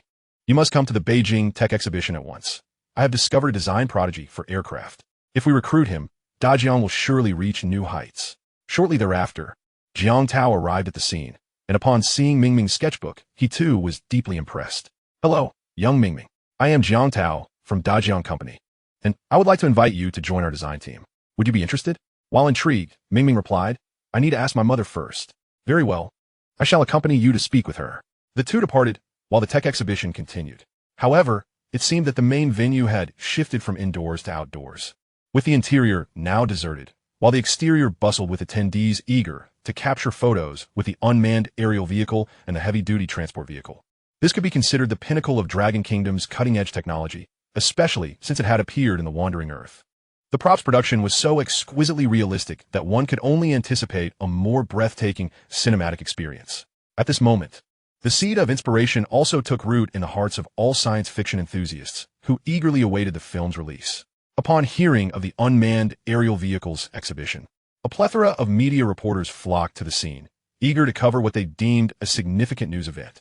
Observing the overwhelming crowd surrounding the unmanned vehicle, the representatives from the Eagle Nation's companies grew increasingly agitated. For heaven's sake, it's merely a visually appealing prop from a movie. What is there to fawn over? How can it possibly compare to our AI mechanical dogs? The people of the Dragon Kingdom are truly pitiable, appearing as if they have never encountered such wonders, they scoffed. Tom, the delegation from Eagle Nation's leading tech company has arrived, along with a multitude of journalists. Should we introduce ourselves? An employee reported. There is absolutely no need. Looking throughout the tech exhibition, can any exhibit compare to ours? Those trivial contrivances from the Dragon Kingdom are beneath their notice. They will undoubtedly focus on our AI mechanical dogs. So, let us sip our coffee and wait. The employee resigned, served his boss a cup of coffee, and sat down beside him. However, after nearly an hour of waiting with no sign of the Eagle Nation's tech delegation, the employee questioned, what is going on? Did you misinterpret the information? Impossible. I personally witnessed them parking in the venue's lot, and Director Jiang even went to greet them. Just as they conversed, the delegation entered the main venue, escorted by Uncle Jiang. The representatives instantly donned confident and haughty expressions upon noticing the Eagle Nation flag in the hands of the delegation members, swelling with pride. However, just as they anticipated being the focus of the delegation's attention, they were instead ignored, much to their frustration. As the visitors stopped at the exhibit featuring the props from the Wandering Earth, these fools, can't they see the high-tech exhibit from their own nation? Are they blind? Or simply too foolish to recognize the brilliance of their own technology? Instead, they choose to gawk at a pile of papier-mâché rubbish. They must not be a reputable company. Uncle Jiang addressed the delegation. Ladies and gentlemen, what you just witnessed is the unmanned aerial vehicle and heavy-duty transport vehicle independently developed by the film crew of the Wandering Earth. Next, I will introduce you to other futuristic technological products in this series. While these items may be props used in the film, they have all been designed with the future world's environment in mind, as our director's philosophy is to pursue hard science fiction and authenticity. Aprop Islandia Marili Aprop. Made of paper, there is no need to elevate its status so grandly. Do you truly believe that a few flattering words can lend it any significance? My esteemed Eagle Nation delegation, please open your eyes and do not be deceived by these cunning individuals from the Dragon Kingdom. Suddenly, a voice cut through Uncle Jiang's presentation. Pushing through the crowd, it was none other than the ever-confrontational Tom. Mr. Tom, please be mindful of your words and actions. Making false statements in a public forum can lead to legal consequences. To borrow a phrase you often use, beware of my defamation lawsuit. Haha, how absurd. You think you can fool our Eagle Nation delegation with a counterfeit while claiming it as a product of your Dragon Kingdom's future technology? I dare say the one facing legal repercussions will be you. You'd best keep your tail between your legs lest this escalate into a diplomatic incident. Tom's remarks caused the delegation members to frown in discontent. Believing he had struck a nerve with Uncle Jiang, Tom continued his tirade. The people of the Dragon Kingdom have long boasted their respect for science, yet it is all a facade. They cannot bear to see the technological advancements of other nations surpass their own. They would rather praise their own props than confront the reality of our Eagle Nation's technology. So do not be misled. True technology lies within our Eagle Nation, and everything else is mere trash. As he spoke, he gestured towards his own tech exhibit. At that moment, a blonde-haired, blue-eyed young woman from the delegation raised her hand and timidly inquired, "May I ask, who gave you the audacity to belittle the future technology of the Dragon Kingdom? Was it Liang Jingru?" Tom was momentarily taken aback, pondering, who is Liang Jingru? And who is this blonde woman? Instead of supporting their own country, she dares to mock me. Surely, she must be a spy sent by the Dragon Kingdom. Does the Dragon Kingdom's technological prowess truly require belittling? I merely speak the truth. Without comparison, there is no harm.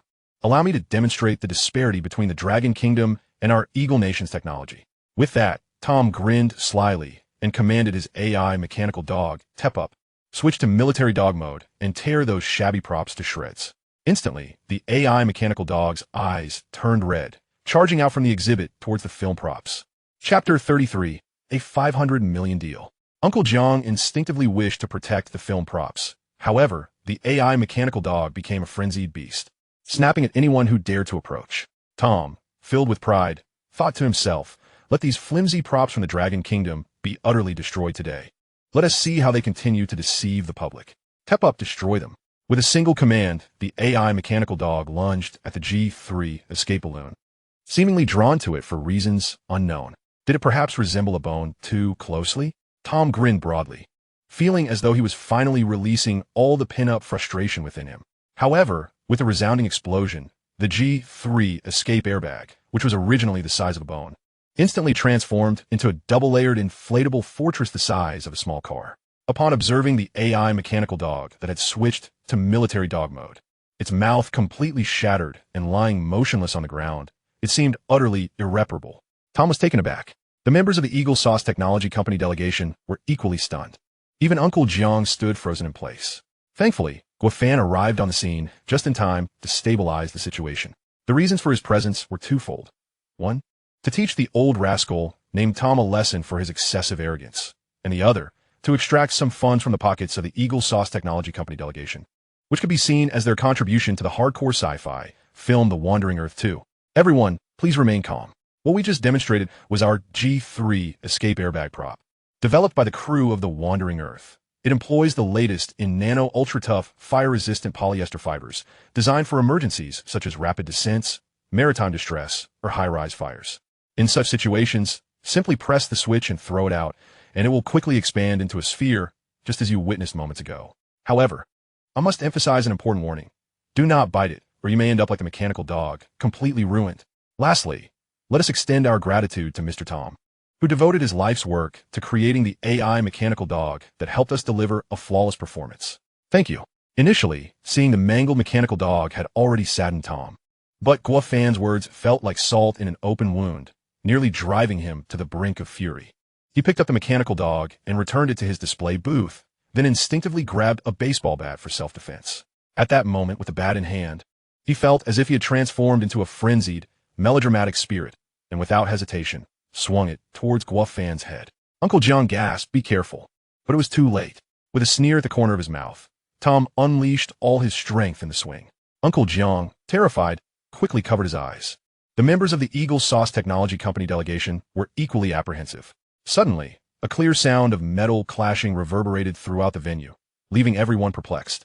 Shouldn't it have produced a dull thud? Why the sharp metallic sound? Was that young man's head made of steel? When they finally opened their eyes again, the sight before them rendered them speechless. A legless individual clad in an exoskeleton had tightly grasped the baseball bat with a metallic palm, the 5 distinct fingerprints clearly visible. Tom attempted to yank the bat away, but no matter how hard he tried, it remained firmly in place. Meanwhile, Guofan, unfazed, turned to the crowd and continued. "First and foremost, we must thank our Mr. Tom. If it weren't for him, I wouldn't have known how to impress the delegation with our technological product. This not only resolved our entrance method, but also validated the product's efficacy, achieving 2 goals with 1 action. Once again, let's express our gratitude to Mr. Tom for his hard work. Please give him a round of applause." Instant applause erupted, and everyone began to believe that Tom was indeed cooperating with the performance. Otherwise, how could he have been so precise? Tom felt on the verge of tears, thinking, when did I ever cooperate in a performance? They are clearly making a fool of me. His face flushed crimson, nearly bursting with anger. However, before anyone could fully register the situation, they were once again drawn in by Guofan's words. Additionally, allow me to formally introduce this individual.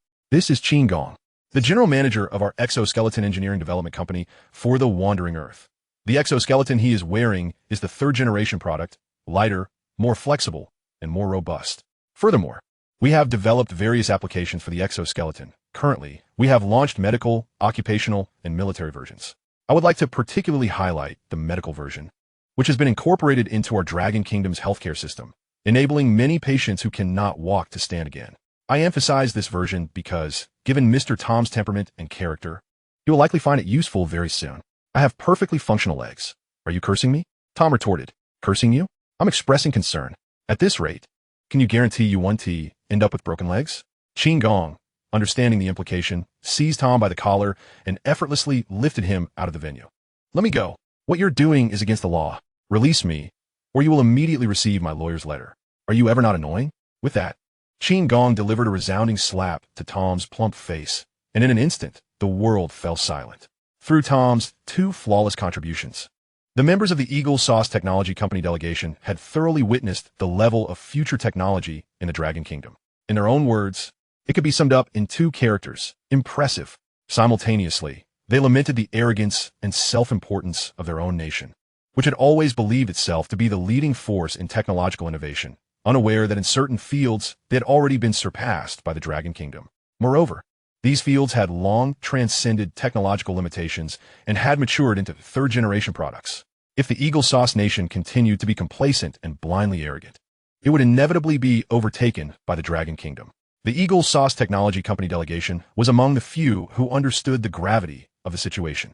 However, it was not their place to be concerned, as they could not usurp the president's responsibilities. Their mission was to connect with these future technologies and sell them in the Eagle Sauce Nation, striving to make a profit. Thus, they promptly signed a $500 million deal with Qin Gong and Jiang Tao. Seeing such a substantial sum flow in, Qin Gong and Jiang Tao were grinning from ear to ear. Master, we're going to get rich this time. With so much money, who knows how many lifetimes it would take to spend it all? Haha. Is this all it takes to satisfy you? The revolution has yet to succeed. Comrades still need to work hard. Guofan wanted to share in their joy. But the advanced technology featured in the Wandering Earth 2 would be even more plentiful and costly. He was uncertain how many hundreds of millions of dollars would be required. Chapter 34. Emergency Situation. While making money is undeniably important, business is business. One must eat one bite at a time and earn money bit by bit. Being anxious is futile, as one cannot become fat overnight. At present, he only hoped that once the film was released, it would achieve high box office numbers. Of course, he was not concerned about any historical rankings. He merely wished to accumulate enough funds to redeem the advanced technology from the Wandering Earth 2. He hoped to accomplish this before the Eagle Sauce Nation's lunar landing plan, enabling the Dragon people to reach the moon first. This would not only thwart their schemes, but also showcase the strength of the Dragon Kingdom, potentially finding an opportunity to break free from the Eagle Sauce's hegemony on an international scale. That night, upon returning to the studio, the newly arranged control room continued to operate in an orderly manner. Jarvis, what progress has been made on the post-production and editing of The Wandering Earth? Currently, it is 60% complete. At the current pace, we anticipate that all expected work will be finished in another month and a half. Good. I appreciate your hard work. Please keep it up. This pace was several times faster than humans, and it seemed that it wouldn't be long before the dream of releasing the film would be realized. Just then, late at night, Lu Linglong suddenly called. Guofan felt an ominous premonition in his heart. Sure enough, as soon as he answered the phone, he heard Lu Linglong's anxious voice. Not good. It seems our film has been plagiarized. Apparently, over at Eagle Sauce Hollywood, they have filmed a movie called Wandering Planet and are preparing for a global simultaneous release next month. Wandering Planet? Does the story and background resemble ours? In terms of the promotional posters and synopsis for the film, they bear a striking resemblance. However, I am currently coordinating resources on our end and verifying with Hollywood. If the narrative backdrop turns out to be nearly identical, it would be exceedingly detrimental for us. This indeed poses a perplexing dilemma. I never anticipated encountering such a predicament. There is no need for you to be anxious. Once we have ascertained the situation, we can formulate our subsequent plans. I concur with your sentiment. It would be prudent for us to devise a preemptive strategy. If necessary, we should resolve the matter at its core by directly approaching the Dragon Film Bureau to reclaim their screening permissions. This way, we can at least establish a foothold in our own nation. This approach is certainly a viable option. However, Guofan's ambitions extend beyond merely the dragon market. He aspires to transform dragons' science fiction films into globally sought-after commodities akin to those of Hollywood. For he believes that only science fiction epitomizes a nation's industrial prowess and technological capabilities. The mere mention of science fiction should evoke immediate associations with Dragon, its industry, and its technology. Suddenly, an idea struck me. What if we advance our film's release schedule? Naturally, this is a commendable strategy. Even if we premiere just a day before Eagle Nation's Wandering Earth, we would seize the initiative and create a sense of precedence, thereby mitigating any accusations of imitation of Hollywood works. It is lamentable that our own creations must be validated in such a manner. Guofan would undoubtedly disallow such occurrences. He seeks to vindicate Wandering Earth and restore the dignity of Dragon. That is not what I intended. I meant to suggest releasing on the same day as Eagle Nation's Wandering Earth. This statement struck like a thunderclap, momentarily stunning Lu Linglong before she responded. This may very well be the most ill-advised approach. Some films are not afraid of being good or bad, but they dread comparisons, especially when juxtaposed with a genre where Dragon has historically struggled and faced criticism. If even a single element falters, we would be inundated by detractors, and our film could be maliciously disparaged, leading to its utter obliteration. Guo Fan comprehended Lu Linglong's trepidation. After all, she yearned for the film to achieve commercial success, to bolster the reputation of Dragon science fiction, and to win over its fans. Nevertheless, he harbored his own aspirations. If they could triumph over Eagle Nation's celebrated science fiction, Wandering Earth would undoubtedly emerge as the dark horse capable of vanquishing Hollywood's sci-fi genre, thereby compelling a re-evaluation of Dragon's cinematic industry and redeeming the years of ridicule endured. I am well aware that while Hollywood boasts a mature film industrialization process, we too possess the capability to compete with them. To take a step back, even if we compromise this time, what about the next? Should we continue to acquiesce? Eventually, we will confront this issue, and now is the opportune moment to address it. Even if it leads to our downfall, I am prepared to accept that. I would rather perish standing than live kneeling. After a few seconds of silence, Lu Linglong's resolve solidified. Very well, let us confront this head-on and see who is truly resilient. Whatever you decide, I will unconditionally support you. I will immediately arrange for the necessary adjustments. Upon ending the call, Guo Fan felt invigorated and turned to Jarvis. It seems we must expedite our efforts. Understood. Non-essential functions have been disabled, and full operational mode is activated. Soon, both Eagle Nation's Wandering Earth and Guo Fan's Wandering Earth from Dragon premiered simultaneously, a clash that dominated the headlines of major news outlets. Previously, the media and film professionals had shown varying degrees of attention to Guo Fan and his Wandering Earth, harboring high expectations. However, ever since the promotional posters for Hollywood's Wandering Earth emerged in Dragon, anticipation for Wandering Earth plummeted, leading many to perceive it as a derivative work, merely riding on coattails. This is not to blame the audience in Dragon. After all, they have been disappointed time and again by the nation's science fiction offerings, leading to dwindling interest. Some even went so far as to liken Wandering Earth to excrement, claiming it was utterly incomparable to Hollywood's Wandering Earth. In the absence of Wandering Earth, there were no alternatives. Perhaps the previous hype would have lured some to experience it in theaters. However, with the availability of a similar Hollywood film, who would still choose to watch the domestic offering? It is akin to choosing vegetables when there is meat available, an entirely logical preference.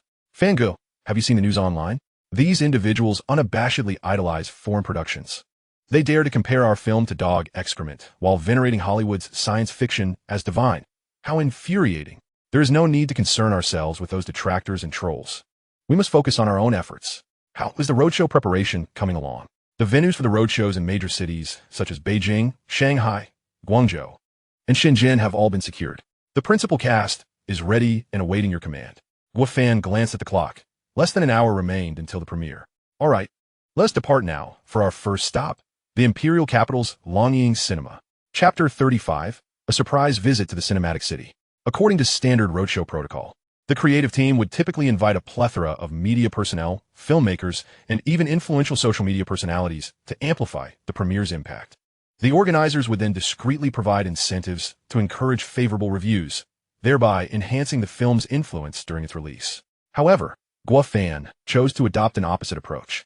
In his view, relying on borrowed hands and exchanging favors merely constitutes a transactional relationship.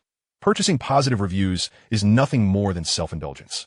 What he genuinely sought was the unvarnished responses of ordinary viewers, for it is the general populace that forms the backbone of audience attendance. Only through their authentic feedback could he discern which scenes resonated with the audience, which evoked empathy, and which suffered from shortcomings. To pander exclusively to industry professionals would betray the very essence of filmmaking. The creative team and actors were initially taken aback by his decision, yet they quickly came to terms with it and chose to offer their unwavering support.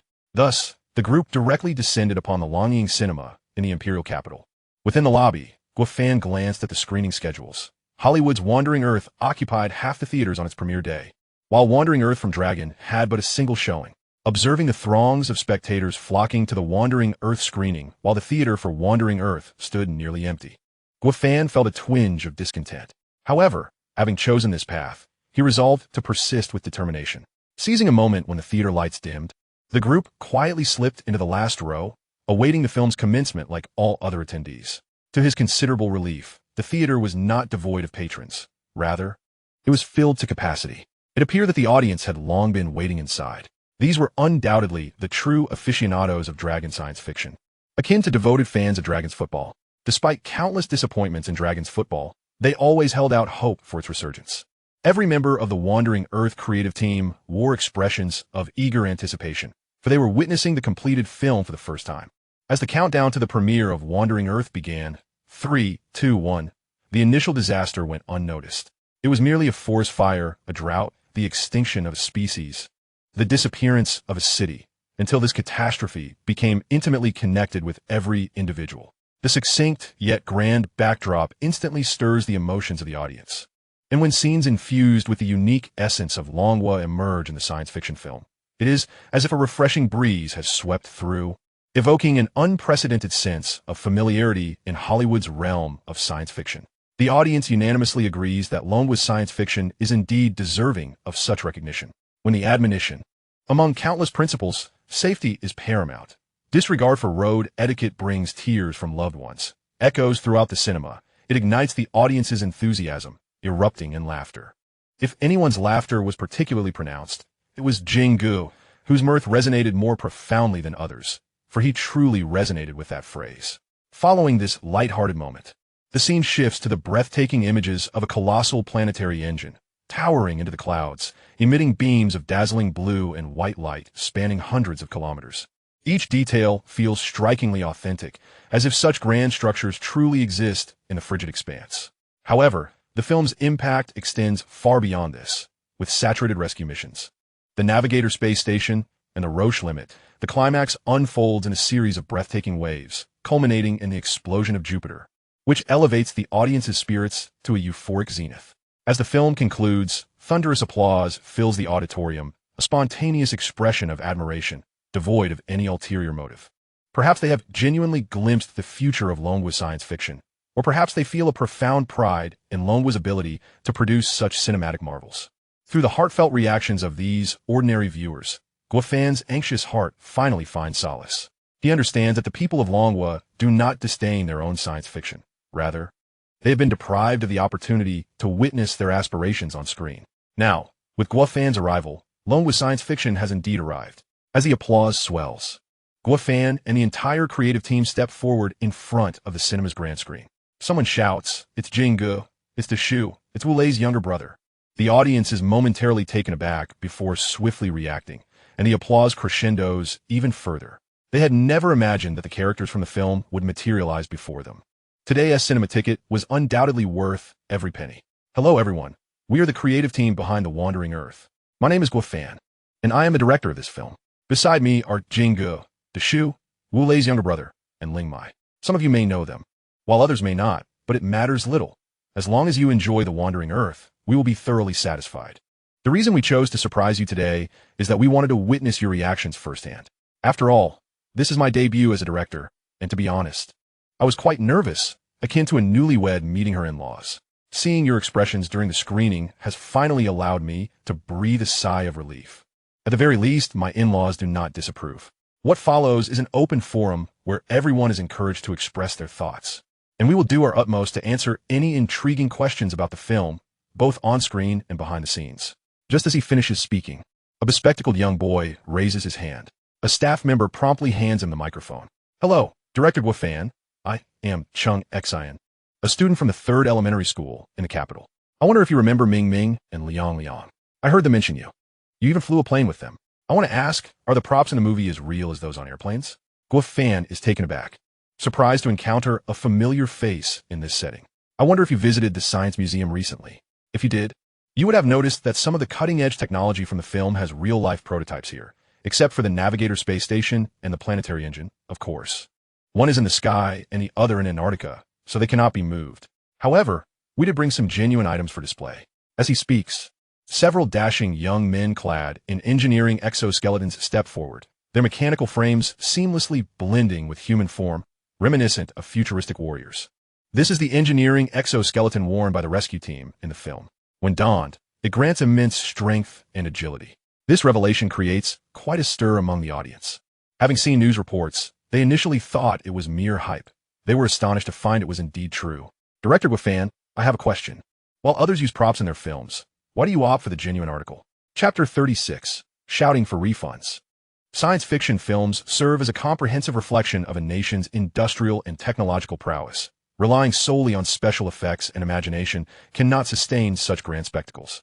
Hence, I strive to create the sci-fi equipment utilized in the film. This not only enhances the film's visual authenticity, but also serves to promote technological advancement in Longwa, benefiting the nation and its people. This is the very essence of my commitment to hardcore science fiction. Upon hearing Guifan's response, the audience erupts in applause once more. They could never have anticipated that a science fiction film director would possess such noble ideals. Prioritizing the nation's technological progress over mere box office success. A refreshing anomaly in the realm of directors, unparalleled both in history and the future. Naturally, this further ignites the audience's curiosity, compelling them to unearth more intriguing anecdotes from both in front of and behind the camera. However, just as the QA session is in full swing, a throng of individuals demanding refunds bursts into the screening of The Wandering Earth. All present are momentarily taken aback, questioning the situation. Today's screening had been arranged, and all audience members and creative personnel were present. How could such a large group of refund seekers suddenly appear? Refund, refund, refund. The hall is immediately filled with cries of protest. Everyone, please calm down. I am Guifan, the director of this film. Please feel free to express your grievances to me. Finally, we have found the source. What sort of nonsense have you made? You claim to have famous Hollywood directors and star actors involved, and the visual effects team from Avatar? This is nothing but trash, tarnishing the century-old reputation of Hollywood and our own vision. Refund, and we demand compensation for our emotional distress, ophthalmology consultation fees, lost wages, travel expenses. The crowd grows increasingly bewildered. How did a perfectly good domestic sci-fi film become entangled with Hollywood? Ladies and gentlemen, is it possible that you have mistakenly entered the wrong screening? Impossible. Absolutely impossible. Doesn't the marquee clearly display The Wandering Planet? They retort, incredulous. At this moment, Guifan suddenly realizes that the titles The Wandering Planet and The Wandering Earth are so similar that these individuals were likely blinded by anger, rushing in to demand explanations after seeing the premiere event. However, it quickly dawns on him that perhaps The Wandering Planet truly is as terrible as they claim, inciting such a vehement outcry for refunds. It seems he must find time to study The Wandering Planet's grand production to understand what has provoked such anger among these viewers. Having come to this conclusion, Guifan feels considerably relieved as he clears his throat and states, "First, I would like to sincerely apologize on behalf of the filmmakers." Before he can finish, his words are drowned out by the chorus of refund demands. What good is an apology? Refund us, compensate us. At that moment, the cinema staff, accompanied by a large contingent of security personnel, hurriedly arrives on the scene. Dear audience members, I am the manager of the cinema. I am aware of your grievances, and our staff is currently in contact with the producers of The Wandering Planet. I believe they will provide you with a satisfactory response shortly. Additionally, we kindly ask that you exit in an orderly fashion, so as not to disrupt the normal operations of the cinema. Thank you. They are not inclined to believe the manager's assurances. After all, cinemas operate for profit, and unless the situation escalates to a critical level, they would not advocate on behalf of these ordinary viewers. The words spoken now are merely a stalling tactic. Thus, no one responded, yet they remained steadfast in their belief in their own truths. Refunds, refunds. As the situation began to spiral out of control, Guifan felt compelled to step forward once more. Dear audience, on behalf of the filmmakers, I extend my sincerest apologies for the unfortunate experience you have encountered. However, I must clarify one point. We are the creative team behind the hardcore sci-fi film from the Dragon Kingdom, The Wandering Earth, and we have no connection whatsoever with the so-called Hollywood sci-fi film Wandering Planet. Of course, it is serendipitous that we find ourselves together here today. As a gesture of goodwill, I shall personally fund a ticket for each of you to The Wandering Earth. I hope this solution meets with your approval. At this, the crowd of disgruntled patrons fell into bewilderment, their previously unshakable convictions beginning to waver. What was happening? How could it possibly be Wandering Planet when, in a moment of distraction, it had transformed into The Wandering Earth? Could it be that these were, in fact, two distinct films? If so, then Wandering Planet was utterly shameless for daring to infringe upon the Dragon Kingdom's own sci-fi endeavor. What an outrageous affront. Some even held up their tickets for Wandering Planet. scrutinizing them against the four characters of the wandering Earth displayed on the screen. Although there was merely a single character's difference, it represented two entirely disparate films. The situation grew somewhat awkward. After all the commotion, they had mistakenly targeted the wrong film. Just as the audience was at a loss for how to proceed, Guofan continued, "Since you're here, why not stay? We shall screen The Wandering Earth for you right now. I cannot claim it to be a masterpiece, but at the very least, it will provide you with a pleasant evening." Thus, the farce finally subsided, and the cinema manager grasped Guofan's hand tightly. "Thank you, Director Gua, for your generous intervention. You need not have borne the cost yourself. This screening is on me." In truth, it mattered little whose expense it was. Guofan was merely perplexed as to how Hollywood's Wandering Planet could be so abysmal as to provoke such a strong reaction from the audience. The cinema manager shook his head in resignation. "I had hoped for a cinematic marvel akin to Avatar or Iron Man, only to discover a film that is even worse than many domestic productions, truly a sight to behold. Dull narration, lackluster performances, subpar special effects, shoddy props, chaotic editing, and so forth. Its flaws are as numerous as they are egregious." Guofan could scarcely believe it. "Are you certain it was a Hollywood production? Surely. There must be some mistake."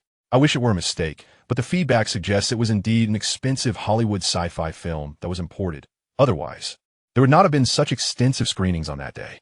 Guofan found himself at a loss for comprehension, wondering if Hollywood had indeed regressed. Could it be that sci-fi films had fallen to such a low standard? This seemed highly improbable, especially considering that the esteemed directors from Eagle Country were his aspiration. Yet, how could such a situation arise? As he pondered this conundrum, a remark from Lu Linglong suddenly jarred him from his reverie. What if there's a possibility that someone has orchestrated this in Hollywood to sow confusion, to muddle perceptions, and to attempt to drag the Wandering Earth down with them? They might want to make people believe that if Hollywood cannot produce a decent sci-fi film, then surely the Dragon Kingdom cannot either. Consequently, The Wandering Earth would lose its appeal, its box office revenue would dwindle, and thus there would be no sequel, nor new technologies to emerge. Guofan nodded. This was the only explanation that made sense. Otherwise, Hollywood would not engage in such self-destructive folly. They might well have foreseen the rise of the Dragon Kingdom's sci-fi films, which would inevitably stimulate technological advancement, something they were most unwilling to witness. Hence, they concocted this shoddily produced imitation film. With the intention of discrediting the Dragon Kingdom's sci-fi reputation during its early release, they sought to instill a subconscious notion equating sci-fi films with mediocrity, thus diverting attention away from the Dragon Kingdom's own cinematic endeavors. Yet, they had underestimated The Wandering Earth, which not only advanced its release date to directly compete with Wandering Planet, but also boasted commendable quality that would stand its ground against true sci-fi blockbusters. Since they wished to play this game, let us engage with them fully, Guofan mused, an idea sparking in his mind as he turned to Lu Linglong. What if we display promotional posters and videos comparing The Wandering Earth and Wandering Planet on the massive screens of NASDAQ in New York? Might those Hollywood executives not feel a twinge of embarrassment? Brilliant. Not only embarrassment, they may very well end up losing all their face. Very well, let's proceed with this plan. For as many days as The Wandering Earth has been in theaters, we shall display it prominently, and we will see who truly influences whom in the end. The next day, the comparative promotional posters and videos of the Dragon Kingdom's The Wandering Earth and Hollywood's Wandering Planet graced the grand screens of NASDAQ in New York, instantly causing a stir. It was astonishing to witness the decline of Hollywood's sci-fi offerings to such a level while the Dragon Kingdom's efforts appeared as a rising star. Thanks to this development, The Wandering Earth also made headlines in domestic entertainment news.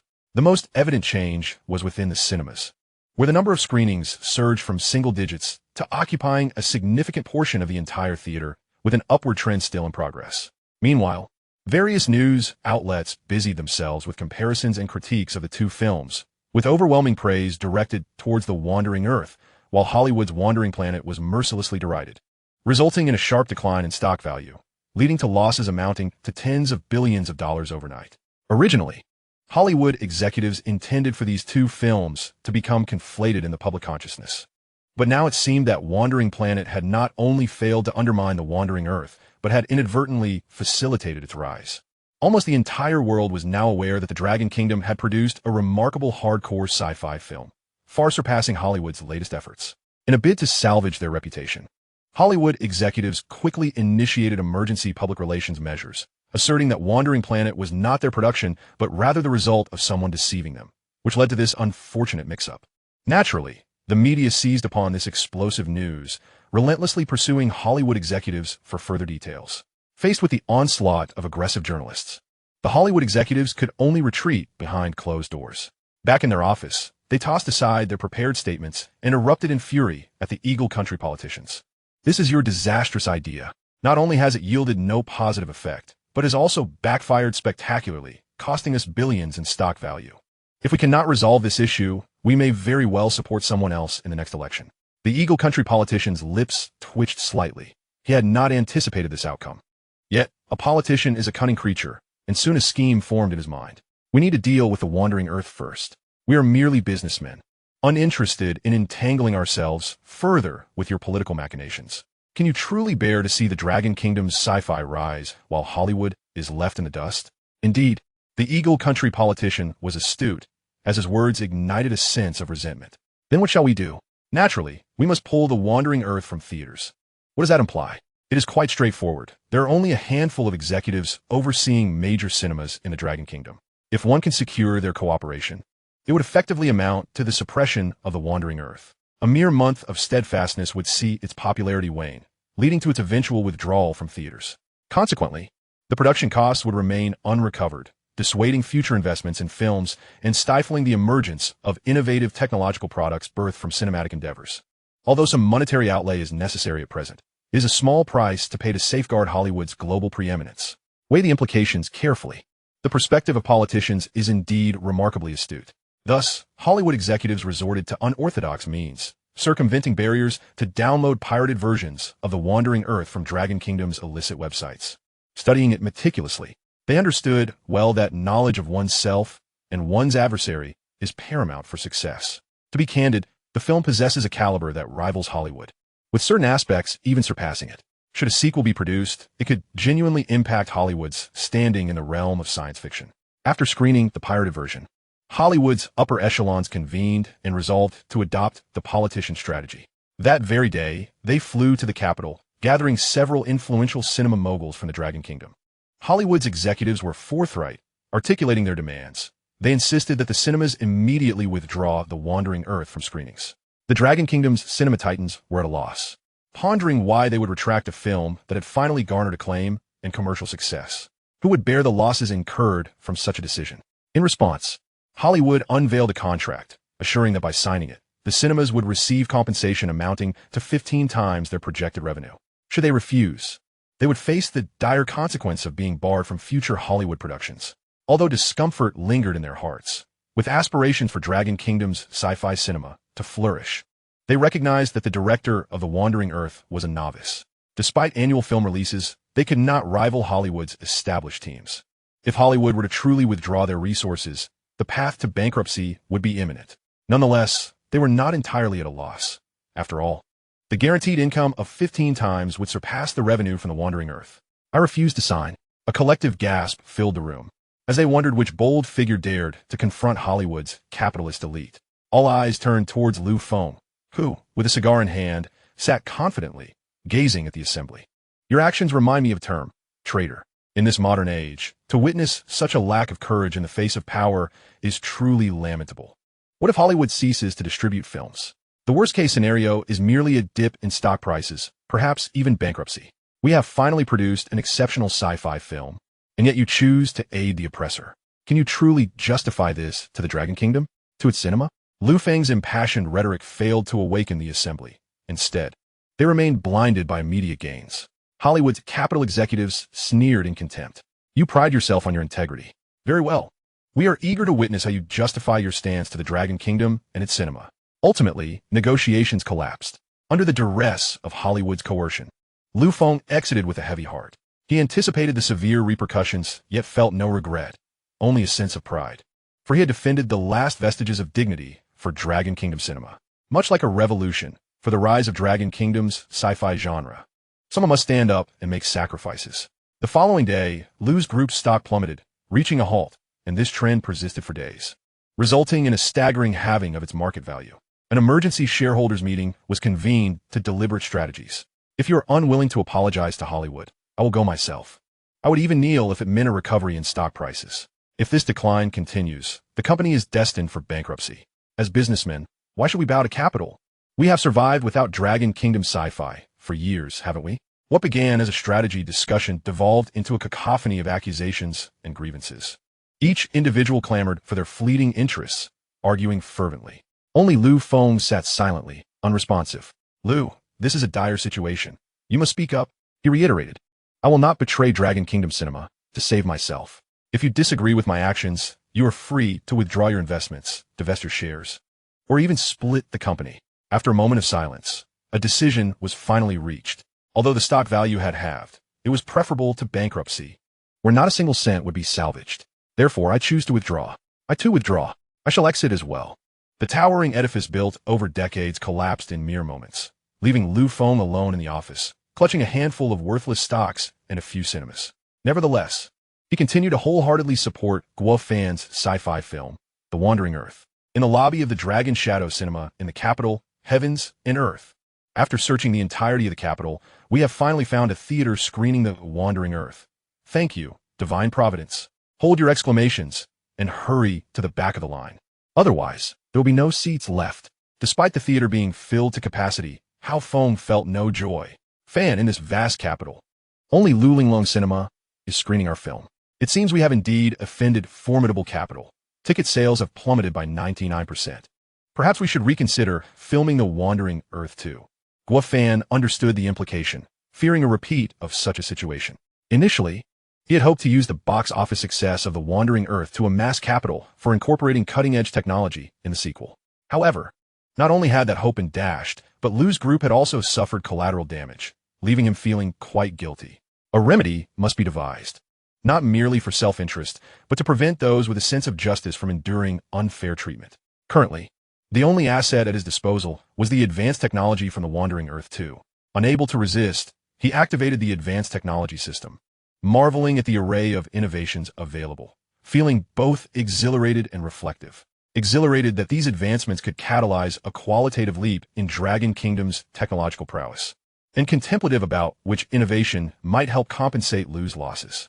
The doorframe robot costs 5 million dragon coins, the upgraded exoskeleton 1 million, the J-20C aircraft 2 million, astronaut maneuvering gear 3 million, the Predator drone 5 million, atmospheric diving suits 100 million, lunar mechanical dogs 200 million, lunar transport vehicles 500 million, space elevators 1 billion, and quantum computers 50 billion, with the underground ecological system valued at 100 billion. As he gazed at these technological marvels, an ingenious idea sparked in his mind. Let us go. It's time to embark on something monumental. With that, Guo Fan strode toward the theater's entrance. Monumental? Is the box office not a monumental affair? Fan, wait for me. Where are we headed? Guo Fan remained silent, pulling out his phone as he walked. Brother Qiao, how have you been? Are you available? I would like to treat you to a meal. Ha ha, Brother Guo, are you celebrating the film's success? Perhaps what we are about to undertake warrants a true celebration. What is it? You will understand upon your arrival. I am waiting for you at the Lao Daido Jia Jiang Mian restaurant across from the Imperial Capital Grand Hotel. Let us not part ways until we meet. After hanging up the phone, I noticed Hao Feng beside me, unable to suppress a smirk. Fan Ge, you're a director whose films have grossed over $1 billion. What would happen if a fan were to encounter you at Noodle Shop? Wouldn't that be rather awkward? Why not just head to the Imperial Capital Grand Hotel? Certainly, as long as you treat, I could not wish for anything more. Hao Feng immediately fell silent. Although they had produced one of the most spectacular science fiction epics in the history of the Dragon Kingdom, their financial situation was rather meager, and they had been living these arduous days. Upon reaching the Noodle Shop, they found a seat by the window, and just as they settled in, Qiao Wu walked in. After exchanging pleasantries, Qiao Wu got straight to the point. Guo Laudi, I have come bearing good news today. Oh, what good news? To my surprise, Qiao Wu also chose to be cryptic. I will reveal it after you share your news. Come on, what grand endeavor are we embarking on this time? Chapter 39, Good News. Guo Fan wasted no time and stated directly, I wish to construct a space elevator. Qiao Wu's eyes widened, staring at Guo Fan for a long moment before responding. What? A space elevator? What on earth is that? It sounds rather sophisticated. It is a device that can transport people and goods into the heavens without the need for rocket launches. If developed successfully, it could even evolve into a space tourism project truly unparalleled. Qiao Wu nodded, a wry smile crossing his face as he remarked, I knew this meal wouldn't be as simple as it seemed. What do you need me to do this time? I shall cooperate wholeheartedly. I want to use a small island at the southernmost tip of the Nansha Islands. The southernmost island of Nansha? With so many countries eyeing that territory, are you not afraid? That is the Dragon Kingdom's inherent territory. What is there to fear? Would other nations dare to wage war against the Dragon Kingdom? That may not be the case, but the situation there is quite complex, with many unsafe factors. Can we not choose another location? Perhaps the southern island, which is vast and offers an abundance of coconuts. That place won't do. It is too crowded. If something were to go awry, it could endanger the lives and property of the populace, and I cannot afford that risk. Moreover, the geographical advantage of the southern island is lacking. After all, a space elevator extends directly from the ground to outer space, and the closer to the southern tip, the smaller the eccentric angle that must be overcome. Ideally, it should be placed at the equator, but the Dragon Kingdom has no territory there, so we must settle for the southernmost island of Nansha. After hearing Guo Fan's explanation, Xiao Wu seemed to grasp the concept, but was acutely aware that the use of the southernmost island of Nansha was imperative. He fell silent for a moment before sighing. Well, I shall go consult with the higher-ups. Given our previous accomplishments, there should be no significant issues. With that, Xiao Wu stood to leave. Brother Xiao, there is no need to rush. We ought to finish our noodles first. Besides, do you not have good news to share with me? I nearly forgot. I just received news that the higher-ups have already viewed your film and were profoundly impressed, offering high praise. They unanimously believe that this film will not only enhance the national pride of the Dragon Kingdom's people, but also ignite enthusiasm for science and technology. Thus, they wish to promote this film across all primary, secondary, and tertiary institutions in the Dragon Kingdom. Rest assured, you will not suffer any losses. The higher-ups assured that central funding will cover the number of screenings proportional to the student population, ensuring every student sees it. None shall be left out. This revelation left Guo Fan momentarily speechless. He had thought the film would fade into obscurity, yet the state had intervened. This was intriguing. One could only wonder whether the might of the state surpassed the capital of Hollywood. Undoubtedly, the outcome was predictable. Hollywood's capital would surely face defeat. But what fate would await those sycophants? Indeed, this is splendid news. Please extend my gratitude to the higher-ups. No need for that. The higher-ups stated they would express their gratitude to you when the opportunity arises, considering the immense contributions you have made to the nation. Upon exiting the noodle shop, Guo Fan felt a significant weight lift from his shoulders. Meanwhile, Hao Feng gazed up at the sky, pondering, Fan Ge, will ascending to the heavens truly become as simple as riding an elevator? Indeed, not only simple, but also exceedingly thrilling, far more enjoyable than any amusement park attraction. Then how should we charge for tickets? I feel this could yield greater profits than filmmaking. Suddenly, an idea sparked in Guo Fan's mind. What did you just say? Hao Feng appeared bewildered. I said this could yield greater profits than filmmaking. Not that. The previous line. How should we charge for tickets? Yes, that line. This could be a massive windfall for the Lu Group. Hao Feng was somewhat perplexed, about to ask further when Guo Fan pulled him into a taxi. Driver. To the Didu Long Ing Cinema. Fan Ge, we just came from there. Why are we going back? Of course, to discuss significant matters with President Lu. Soon, they arrived at Lu Feng's office. Though he still held the title of president, Lu Feng's status and worth had diminished considerably. President Lu, how does it feel to have moved from the top floor of the Imperial Capitol building to this cramped, dim little office? Lu Feng shook his head with a bittersweet smile, saying, if I were to describe the feeling, it would be akin to rediscovering the days of hard work and struggle. Though exhausting, it is profoundly fulfilling, free from worries about plummeting stock prices or shareholders withdrawing investments. I had thought President Lu would be disheartened by such a transition. Yet you seem invigorated, earning my admiration. You are no different. With such box office numbers, you are likely in the red as well. Yet you wear an air of confidence. The two burst into hearty laughter, sharing a moment of camaraderie. However, as Lu Feng approached his mid-50s, he soon grew contemplative after the laughter subsided. Ultimately, the primary responsibility for this situation lies with me. Had I been able to purchase all the cinemas in the Dragon Kingdom, I would not have been at the mercy of Hollywood's capital. Nor would I have seen You're the Wandering Earth go unnoticed. Alas, what a shame for such an excellent film.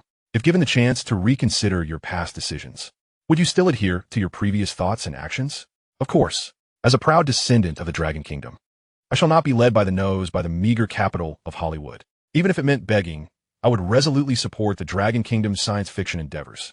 My lifelong dream has been to witness a truly original science fiction film belonging to the people of the Dragon Kingdom, and now that I have seen it, what reason do I have not to persist? Guo Fan couldn't help but feel moved, applauding him. Since you possess such unwavering conviction, I shall grant you the exclusive rights to screen The Wandering Earth. I hope President Liu will do everything in his power to ensure that students across the nation, elementary, middle, and high school, can view this film. Lu Feng was momentarily taken aback. What do you mean? After Guo Fan explained, Lu Feng's eyes lit up with understanding. Indeed, the state comprehends the needs of the people. Just wait and see how Hollywood's capital attempts to suppress the wandering earth. You can rest assured. While I may not excel in other areas, when it comes to film, that is my foundation and livelihood. I will ensure the wandering earth shines brightly in the Dragon Kingdom and even the world. Let us not dwell on this minor detail. We are destined for greater endeavors. Greater endeavors? What could be more significant than the box office success of the wandering earth? There are indeed greater pursuits. Chapter 40, Slightly Superior. Lu Feng, filled with curiosity, inquired, what could possibly hold more allure than box office success? Do not rush. Once students nationwide have viewed the wandering earth, you will naturally understand. The next day, Hao Feng, brimming with excitement, approached Guo Fan, exclaiming, Fangge, it has surged. It has truly surged. What has surged? Certainly, it is the box office that commands attention. Who could have anticipated that Mr. Liu's capabilities in management were so formidable, enabling the box office for the wandering earth to soar from 100 million to 300 million in the span of a single day? If this momentum continues, we stand to reap substantial profits, and who knows, we might even surpass Brother Jing's Battle Dragon, claiming the title of the highest grossing film in cinematic history. After all, it is also a film starring Brother Jing. Since you seem rather unoccupied, perhaps it is time to assign you some tasks? What tasks? Naturally, preparations for the wandering earth too must commence. Are you suggesting we aim for the heavens? Ha ha, as if you haven't been there before. Enough of the jesting. Let's return to serious matters. While the opportunity is ripe, we should recruit additional personnel for the props team, particularly skilled technicians from various factories who can operate machinery. We may soon be on our way. Though Hao Feng did not fully comprehend Guo Fan's intentions, he resolutely adhered to the request, positioning himself outside various factories to scout for talent, swiftly attracting a multitude of applicants. Meanwhile, the entrance to the office of the Dragon Shadow Cinema in the imperial capital buzzed with activity, filled with well-dressed dignitaries and heavily made-up elites, all awaiting an audience with Mr. Liu. Mr. Liu, I acknowledge my mistakes. You were right. Filmmakers in the Dragon Kingdom should remain true to our homeland and its cinema. For this reason, I have torn up my agreement with Hollywood Capital. Therefore, may I be granted an opportunity for redemption by screening the wandering earth in my cinema? Mr. Liu, we grew up together. You understand me, and I am eager to contribute to the rise of Dragon Kingdom science fiction cinema. Hence, I implore you to grant me the rights to the wandering earth. Enough of the commotion. As a shareholder in this company, I must insist that this authorization be granted to me first.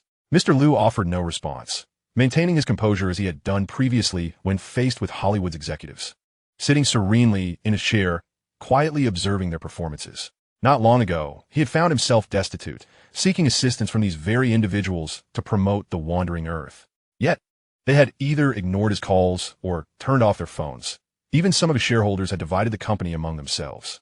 Now, with the government's new policies in place, these individuals suddenly appeared, but it was unclear whether they were driven by newfound conscience or merely by the allure of immediate profit. Esteemed executives, I sincerely apologize, but Director Guo Fan has granted me the exclusive rights to the wandering earth. Of course, as you know, I only possess a few modest cinemas in the imperial capital, making a nationwide release unfeasible. However, if you genuinely wish to contribute to the advancement of Dragon Kingdom science fiction cinema, it is possible, contingent on your sincerity. I will only take 25% of the box office profits. I will take 15%. I will take 5%. I will do it for free. Is that not sufficient sincerity? Upon hearing this, a profound silence fell over the room. Even Mr. Liu could not help but give a thumbs up. The executives were indeed bold. Soon, word of this matter reached the upper echelons of Hollywood Capital, who slammed their fists on the table in anger, exclaiming, "What on earth are these people in the Dragon Kingdom thinking? Why would they prefer not to profit and instead follow the government's lead? Have they lost their minds?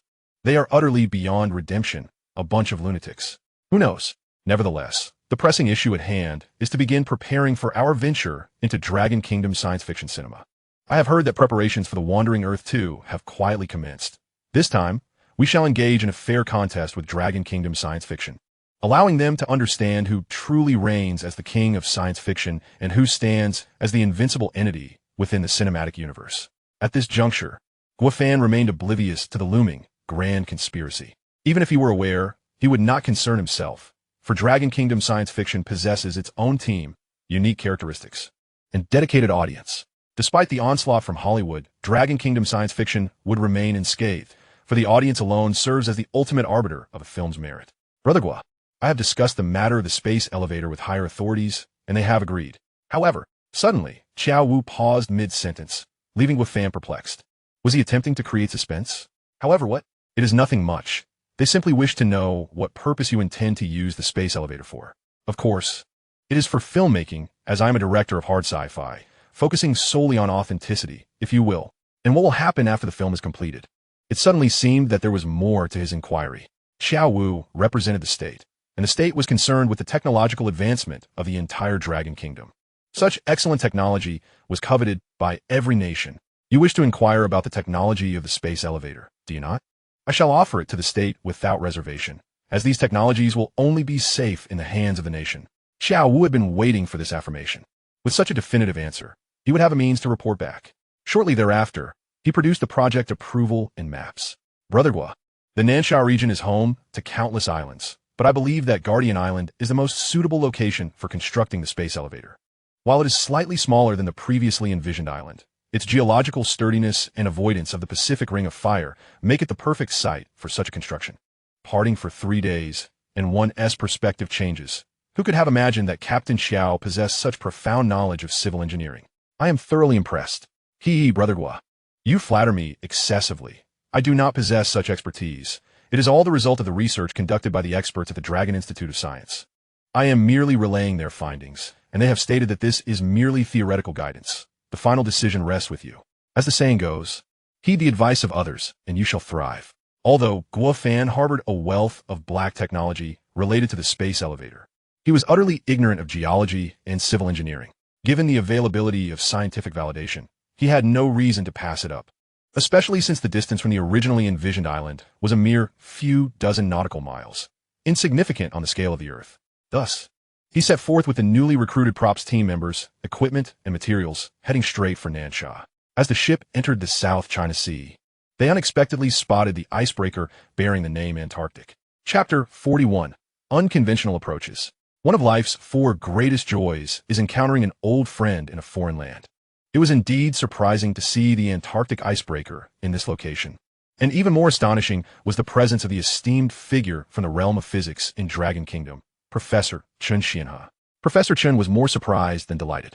Upon seeing Guofan and the ship laden with equipment, he immediately deduced that they were once again embarking on a significant venture. Having participated in several major events previously, he, like any researcher, longed for further achievements, not for personal glory, but for the benefit of the nation. Thus, he was eager to leap off the icebreaker and join Guofan immediately. However, Guofan could not allow him to take such risks and called out loudly, "Professor Chen, please return home to rest. Later, report to the Dragon Institute of Science. Once I have made progress, I will certainly extend an invitation to you, and, at that time, you will have no choice but to come." Upon hearing Guofan's words, Professor Chen finally breathed a sigh of relief. Though he refrained from jumping ship, he was now eager to fly directly to the Dragon Institute to register. After bidding farewell, the large vessel swiftly reached its destination. Before their arrival, everyone had anticipated a picturesque vacation paradise. Upon arrival, they discovered a barren land composed of vast coral reefs, merely rocks, with not a shade of coolness in sight. Brother Fan, did we come to the wrong place? Where are the flowers, fine wine, and breathtaking beauty? Should I arrange for a couple of lovely ladies to accompany you? Thank you. Brother Fan, no one understands a brother like you. Did you truly believe you were here for holiday? Stay alert and promptly gather the people to establish our stronghold. Otherwise, we shall find ourselves without a place to rest come nightfall. Before our arrival, Guofan made a special trip to the Lonka Institute, poring over extensive materials. Although this land may seem barren, it possesses numerous advantages. Beyond the geological solidity and the avoidance of seismic zones noted by Qiao Wu, the surrounding area is rich in mineral resources, all of which serve as essential raw materials for constructing the space elevator's cables. The primary challenge of the space elevator lies in the cable that reaches into the cosmos. And the complexity of the cable stems from the necessity of separating graphite into monolayers and subsequently curling them into carbon nanotubes. This is the direction in which many researchers are striving. However, bolstered by the black technology of the space elevator, Guofan has already mastered this technique. entirely bypassing the need for intricate methods such as arc discharge or laser ablation. With everything in place, all that remains is the favor of the winds. Once we establish a production workshop on this island, the carbon nanotubes will flow forth in abundance. To this end, he consulted building experts at the Lonka Institute prior to his journey, seeking advice on how to rapidly erect factory buildings on this fortress-like terrain. The experts provided straightforward yet forceful recommendations. Clear a plot of land with explosives and then erect tents. It is said that this practice dates back to the excellent traditions established during the War of Resistance, where field hospitals and kitchens were constructed in such a manner. Following a resounding explosion, the ground was indeed leveled significantly, and that very day, a makeshift factory was raised. However, this did not go unnoticed by neighboring countries. Report to the leadership, unidentified sound waves have been detected in the Nansha area, just days after driving away the Eagle Nation. Could it be that they're sending operatives to stir trouble again? Immediately dispatch a fleet to reconnoiter the Nansha waters, ascertain the situation, and report back. Yes. At that moment, Guafan and his team were busy calibrating their equipment. As the adage goes, to excel in one's craft, one must first sharpen their tools. With the equipment in hand, the production of carbon nanotubes was no longer a concern. According to the standard specifications for the space elevator, a total of 16 cables would be required, each connecting heaven and earth, woven from thousands of carbon nanotubes, with the 4 central guiding cables employing a staggering 100,000. Naturally, this time, the space elevator would not be constructed to standard scale. Time and resources were both limited. Nevertheless, it would still be a monumental endeavor. To motivate the workers, wages were set at 3 times the usual rate. Indeed, where there is generous reward, there are brave men. Under Guafan's patient guidance, the first batch of carbon nanotubes was soon produced. Upon testing, their toughness and tensile strength exceeded expectations. Consequently, the entire production workshop began operating at full capacity. And, at the current rate, the first cable woven from carbon nanotubes would ascend to the heavens within a month. At that moment, Guafan's phone suddenly rang. Upon answering, he found it was Xiao Wu calling. Brother Xiao, what instructions do you have? Gua, do you recall the massive Navigator space station that the Lonka Institute is developing? The one used for filming in the sky. Not that one. I am referring to the super-large Navigator space station that you originally designed. A portion of its equipment was launched yesterday, and an Eagle Nation's decommissioned satellite nearly collided with it. Thankfully, it was able to evade in time. Otherwise, it would have been rendered obsolete alongside the defunct satellite. What a stroke of luck. Is it not strange? Although the Eagle Nation has been quite apologetic, citing operational errors, I suspect it was intentional. Otherwise, how could it be so coincidental? So, you must remain vigilant. Should the Eagle Nation discover the space elevator ascending into the cosmos, they may resort to such despicable tactics to sabotage it. If that were to happen, all our efforts would be in vain. Rest assured, the space elevator I am constructing will not be so fragile. From the very beginning, a defense system was designed for it. Initially, I believed the space defense system to be unnecessary and contemplated its cancellation, but your reminder has made me realize that the original design is indeed the most exquisite. By the way, there is one more thing I need to inform you about. You had asked me to keep an eye on the Eagle Nation's lunar landing dynamics, correct? I have just received news that their lunar landing plans have been accelerated, occurring at least 6 months ahead of schedule, likely related to the launch of our large Navigator space station. Hearing this news, Guafan was taken aback. Evidently, the Eagle Nation was determined to vie for the title of world leader. Initially, the plan was to complete the space elevator, using it as a transfer station to transport materials to the moon, and subsequently establish a lunar test base and supporting facilities. Unexpectedly, the Eagle Nation was not adhering to the conventional playbook. It seems the construction of the space elevator must be expedited. However, despite having ample equipment and materials, the labor force was evidently insufficient, and it remained unclear where to find additional workers. Just as Guafan was at a loss, Hao Feng hurriedly rushed in from outside. Brother Fan, this is bad. It seems we are surrounded. What do you mean? Surrounded? Follow me, and you will see. With that, Hao Feng pulled in from the makeshift factory. Upon witnessing the scene before him, Guafan felt no concern. Instead, he chuckled. No, Brother Fan, we're the ones surrounded. How can you still be laughing? You do not understand. Fortune favors the bold. Just moments ago, I lamented our lack of substantial labor force, and lo and behold, the heavens have delivered. At that moment, a dozen so-called warships were anchored around the island, with various young men standing on each vessel. They were referred to as warships solely because of the names emblazoned on their hulls. In reality, they bore no resemblance to genuine warships. At best, they were decrepit fishing boats equipped with high-pressure water cannons, posing no threat to them. Initially, Guafan had thought they were fishermen from the coastal regions of the Dragon Country, but upon seeing the national flags flying on the boats, he realized they were not from the Dragon Country, but rather from the neighboring nation of Wenkai. Wenkai shares a profound historical connection with the Dragon Country, tracing back to their founding emperor, a general from the Dragon Country's coastal areas named Huang Yuzhen. Hao Feng, observing the predatory gazes of the crowd, felt an overwhelming sense of anxiety. Meanwhile, those standing on the dilapidated fishing boats were equally bewildered, wondering why this person could still be smiling amidst the apparent predicament. A captain-like figure grew impatient, one foot resting on the edge of the boat, shouting at Guafan, "Hey, who authorized your presence in this area? That question should be directed at you. This is the territorial waters of the Dragon Country. What business do you have here? The government of the Dragon Country permits us, as civilian groups, to enter these waters for fishing. Thus, we are entitled to ensure the safety of this area. I am Guizhuan, the captain of the local fishermen's security team. I received orders to investigate the unidentified sounds reported in this area, so I came to check. Which country are you from? What are you doing here? Are you disrupting the Dragon Country's marine resources?" Upon hearing Captain Guizhuan's words, Guafan was taken aback. He had not anticipated that they had obtained authorization from the Dragon Country. It demonstrated the Dragon Country's magnanimity. In other nations, it would not matter whether you lived or died. Fishing in their waters would be forbidden. With this subtle relationship established, it appeared that the ensuing matters could be negotiated more easily. He gestured to Hao Feng, signaling him to retrieve their national flag and hoist it prominently for all to see. When the onlookers beheld the vibrant 5-starred red flag, they immediately grew solemn and respectful. "You are from the Dragon Country?" "Indeed, without a doubt." "Then, in conducting affairs here, do you possess the government's authorization?" Surprised by the Captain Guizhuan's knowledge, it seemed he was indeed a person of some significance. "The authorization is in the makeshift tent on the island. If you wish to see it, you may come ashore with me. Additionally, I have a significant matter to discuss with you." Without hesitation, Guizhuan leaped into the water and swam to the shore. After reviewing the authorization, he quickly realized he had misunderstood Guafan and promptly offered his apologies. "It appears that you, Director Guafan, have come to shoot a film. I sincerely apologize for any offense I may have caused earlier. However, to say I'm sorry feels rather formal, as we both share the bloodline of the Dragon Nation. Who knows, perhaps 5 centuries ago, we were indeed one family." Guizhuan laughed heartily.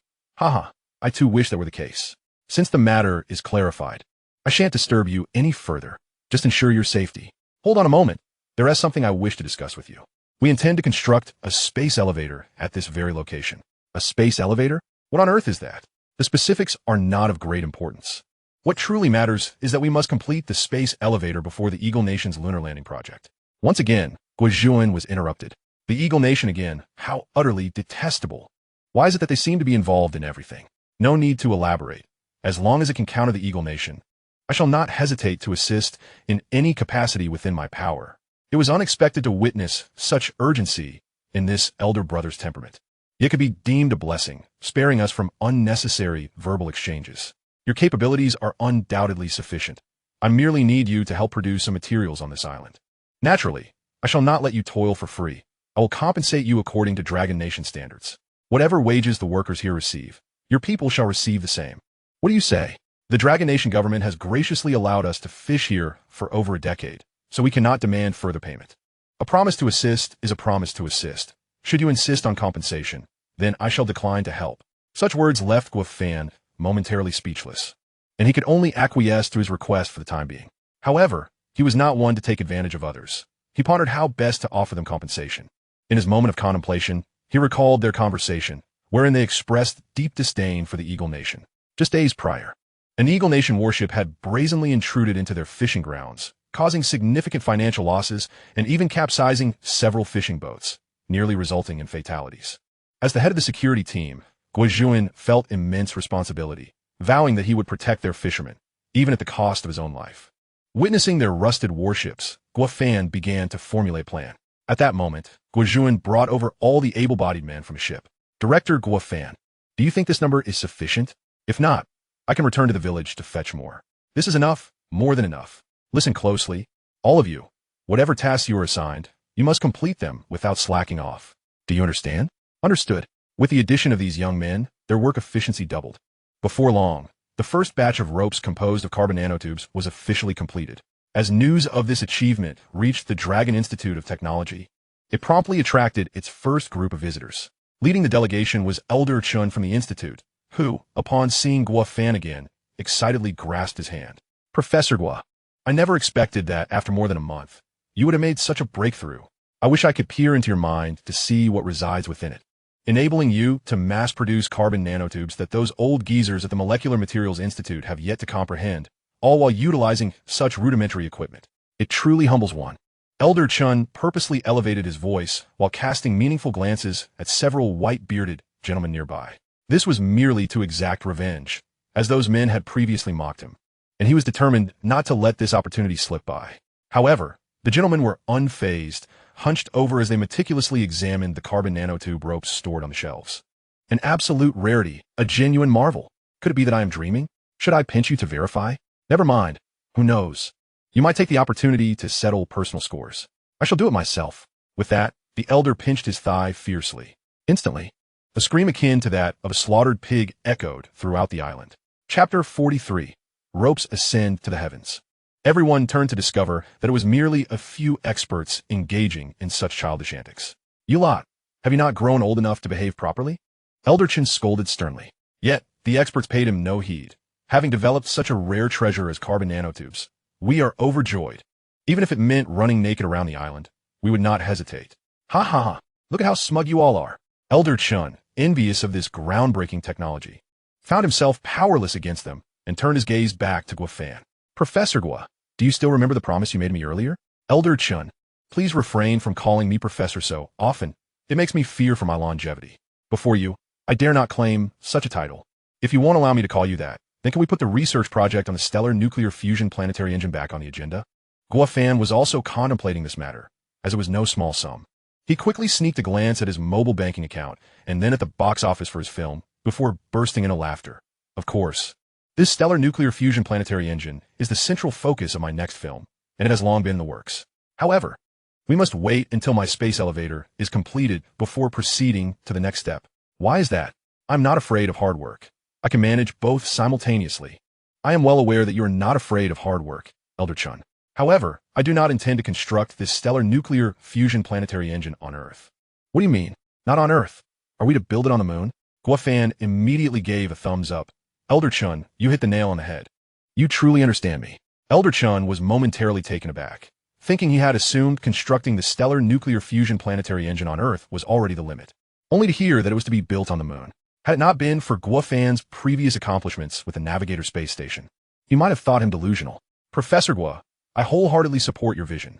But will I live to see the day when the stellar nuclear fusion planetary engine is completed on the moon? Why, of course. By then, I will need you to help oversee everything. Upon hearing Guo Fan's words, Elder Chin began to daydream, fervently wishing for that day to arrive swiftly. That evening, a sumptuous dinner was prepared for the scientific expedition team, also intended as a reward for the diligent workers. Just as the rice was served, Hao Feng rushed over. Brother Fan, I have two pieces of news for you, one good and one even better. Which would you like to hear first? Since they are both good news, does it matter which one comes first? Of course it matters. The good news is that our film, The Wandering Earth, surpassed the 5 billion mark at the box office on its last day of screening. Oh, Brother Fan, why are you not more excited? Your directorial debut has crossed the 5 billion threshold. Given this achievement, it must be unprecedented in the Dragon Nation, if not the world.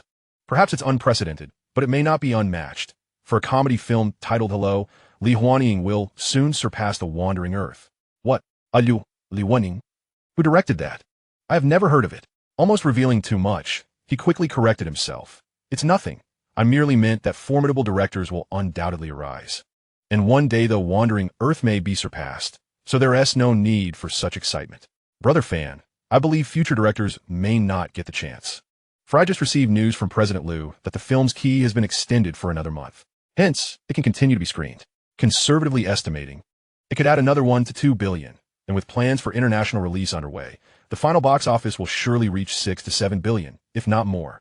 Is it not true that no one will surpass it? This indeed is a surprisingly delightful piece of news.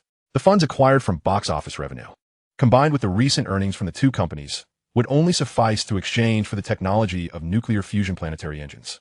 If all goes as envisioned, it is entirely possible that the cutting-edge technology for the lunar base could also be successfully exchanged.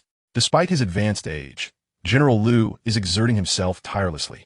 How could he afford to be idle? Everyone hastily finished their meals, for after lunch, they would continue to work overtime, with the overtime pay doubling. Thus, after more than a month of diligent effort, the 4 main cables of the space elevator were finally completed. Guan Fan tilted his head upward, gazing at the lofty heights of 10,000 meters. It was time to ascend to the heavens. In order to hoist the 4 cables simultaneously, for larger and more advanced unmanned aerial vehicles were summoned. These drones were specifically designed for the task of lifting the cables of the space elevator.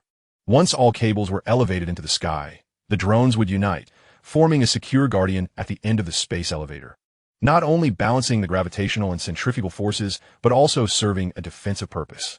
With the cables securely connected, Guan Fan commanded the drones, and they began their slow ascent. Once again in the vastness of space, as he beheld the moon drawing ever closer, he couldn't help but reflect on the aspirations of the Dragon Kingdom's ancestors, which were on the verge of realization. However, as he contemplated the future, the eagle-eyed spies of the United States detected unusual activity, promptly relaying the gathered intelligence to the White Palace. Following their analysis, the White Palace swiftly convened a press conference. Recently, it was reported that the Dragon Kingdom had launched unidentified objects into space, purportedly attempting to disrupt the peaceful and stable environment of outer space. In response, the United States and its allies unanimously demanded that the Dragon Kingdom immediately retract the unidentified objects and apologize for the safety issues posed to the space situation. The rhetoric from the United States was as domineering and unreasonable as ever. This time, the spokesperson for the Dragon Kingdom did not wait for reporters to press further, but chose to take the initiative. The statements from the United States were increasingly absurd, akin to their film Wandering Earth, which has likely been taken down. For those present, the journalists from various countries had not seen it, but not to worry. Once the press conference concluded, I would invite everyone to view this Hollywood masterpiece. After a smile, the spokesperson continued, of course. The crux of our discussion today revolves around addressing the inquiries posed by the United States. Firstly, the United States Space Alliance has long since signed a bill regarding the development of space, which states that space resources belong to all of humanity. Regardless of nationality or individual status, everyone is entitled to the right to develop these resources.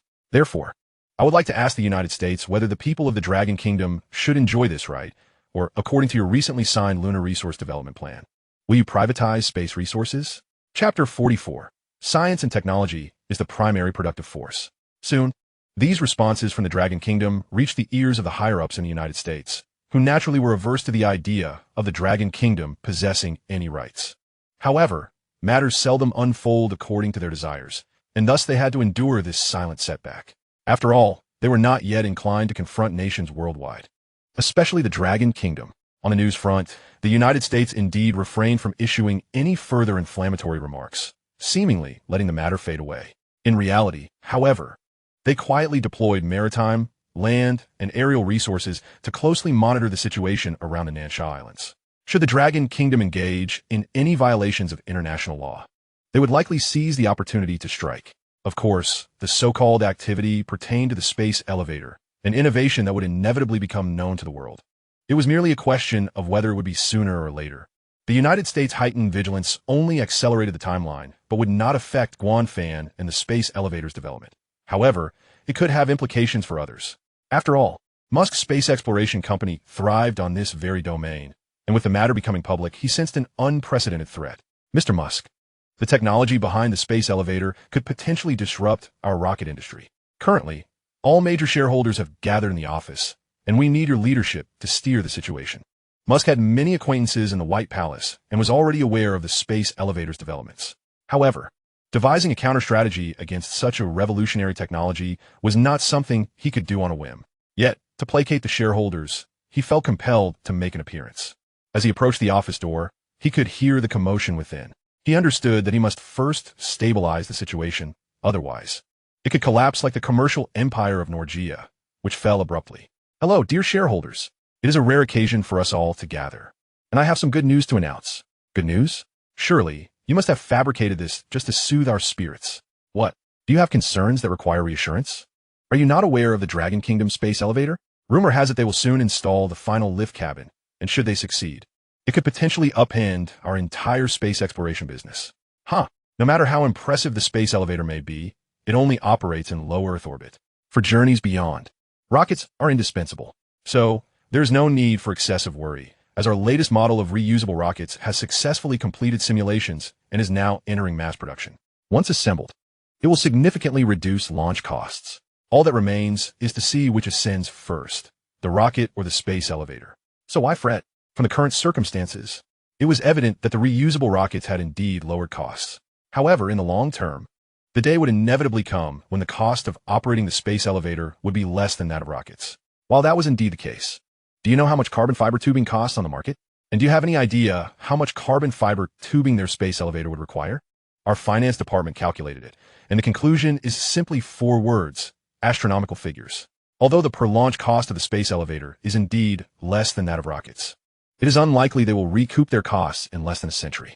So, do any of you still harbor concerns?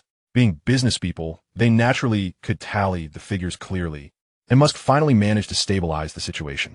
However, they still significantly underestimated Guanfan's technological prowess. Take, for instance, the advanced carbon nanotube technology of other countries. Constructing a colossal structure like the space elevator would indeed entail astronomical costs. Yet for Guanfan, carbon nanotubes were as inexpensive as cabbage. This was not a metaphor, but a fact, as he had calculated that when all expenses were aggregated, it amounted to merely 1 yuan per meter.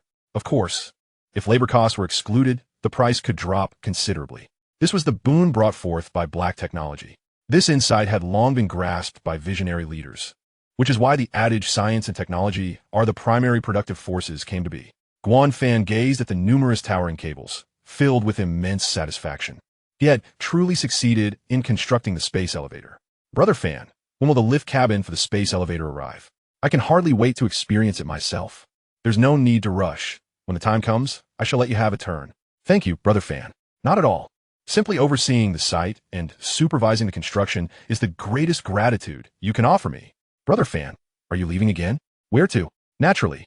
I am off to recruit actors. Let us not forget that our primary business is filmmaking. These innovations merely serve as props for our films. Rest assured, Brother Fan. With me here, everything will be handled perfectly. Having delegated the remaining tasks, Guanfan promptly piloted the unmanned aerial vehicle towards the mainland. Jarvis, dial up Jingu. Understood. Dialing now. Hello, Director Guan. What instructions do you have? Jingu, I was wondering if you're familiar with Liu Dehua. If so, could you assist in introducing me? I am seeking an important character for Wandering Earth 2 and would like him to audition. Familiar. Incredibly familiar. In just a moment. I have arranged to dine with Brother Hua at home. Would you care to join us? Last time, Sister Nan mentioned that she wondered when she could invite you over for a meal. Ever since I first brought Jingu back from space, I have come to appreciate Sister Nan's formidable nature. I initially thought it wise to avoid her, but this time, I fear I must face the challenge head on. All right, please send me the address, and I shall arrive shortly. Having hung up the phone, I promptly received the location information. Jarvis, target location, proceed at full speed. Understood. The upgraded performance of the spacecraft drone proves to be exceptional, instantly propelling my speed to 10 Mach. Upon arriving at Jingu's doorstep, I glanced at my watch.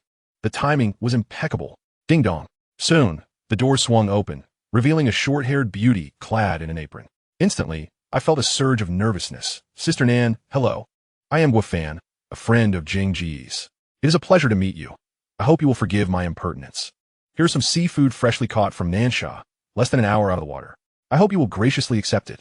You are the director, Guafan. You are far more handsome than the photos in the news.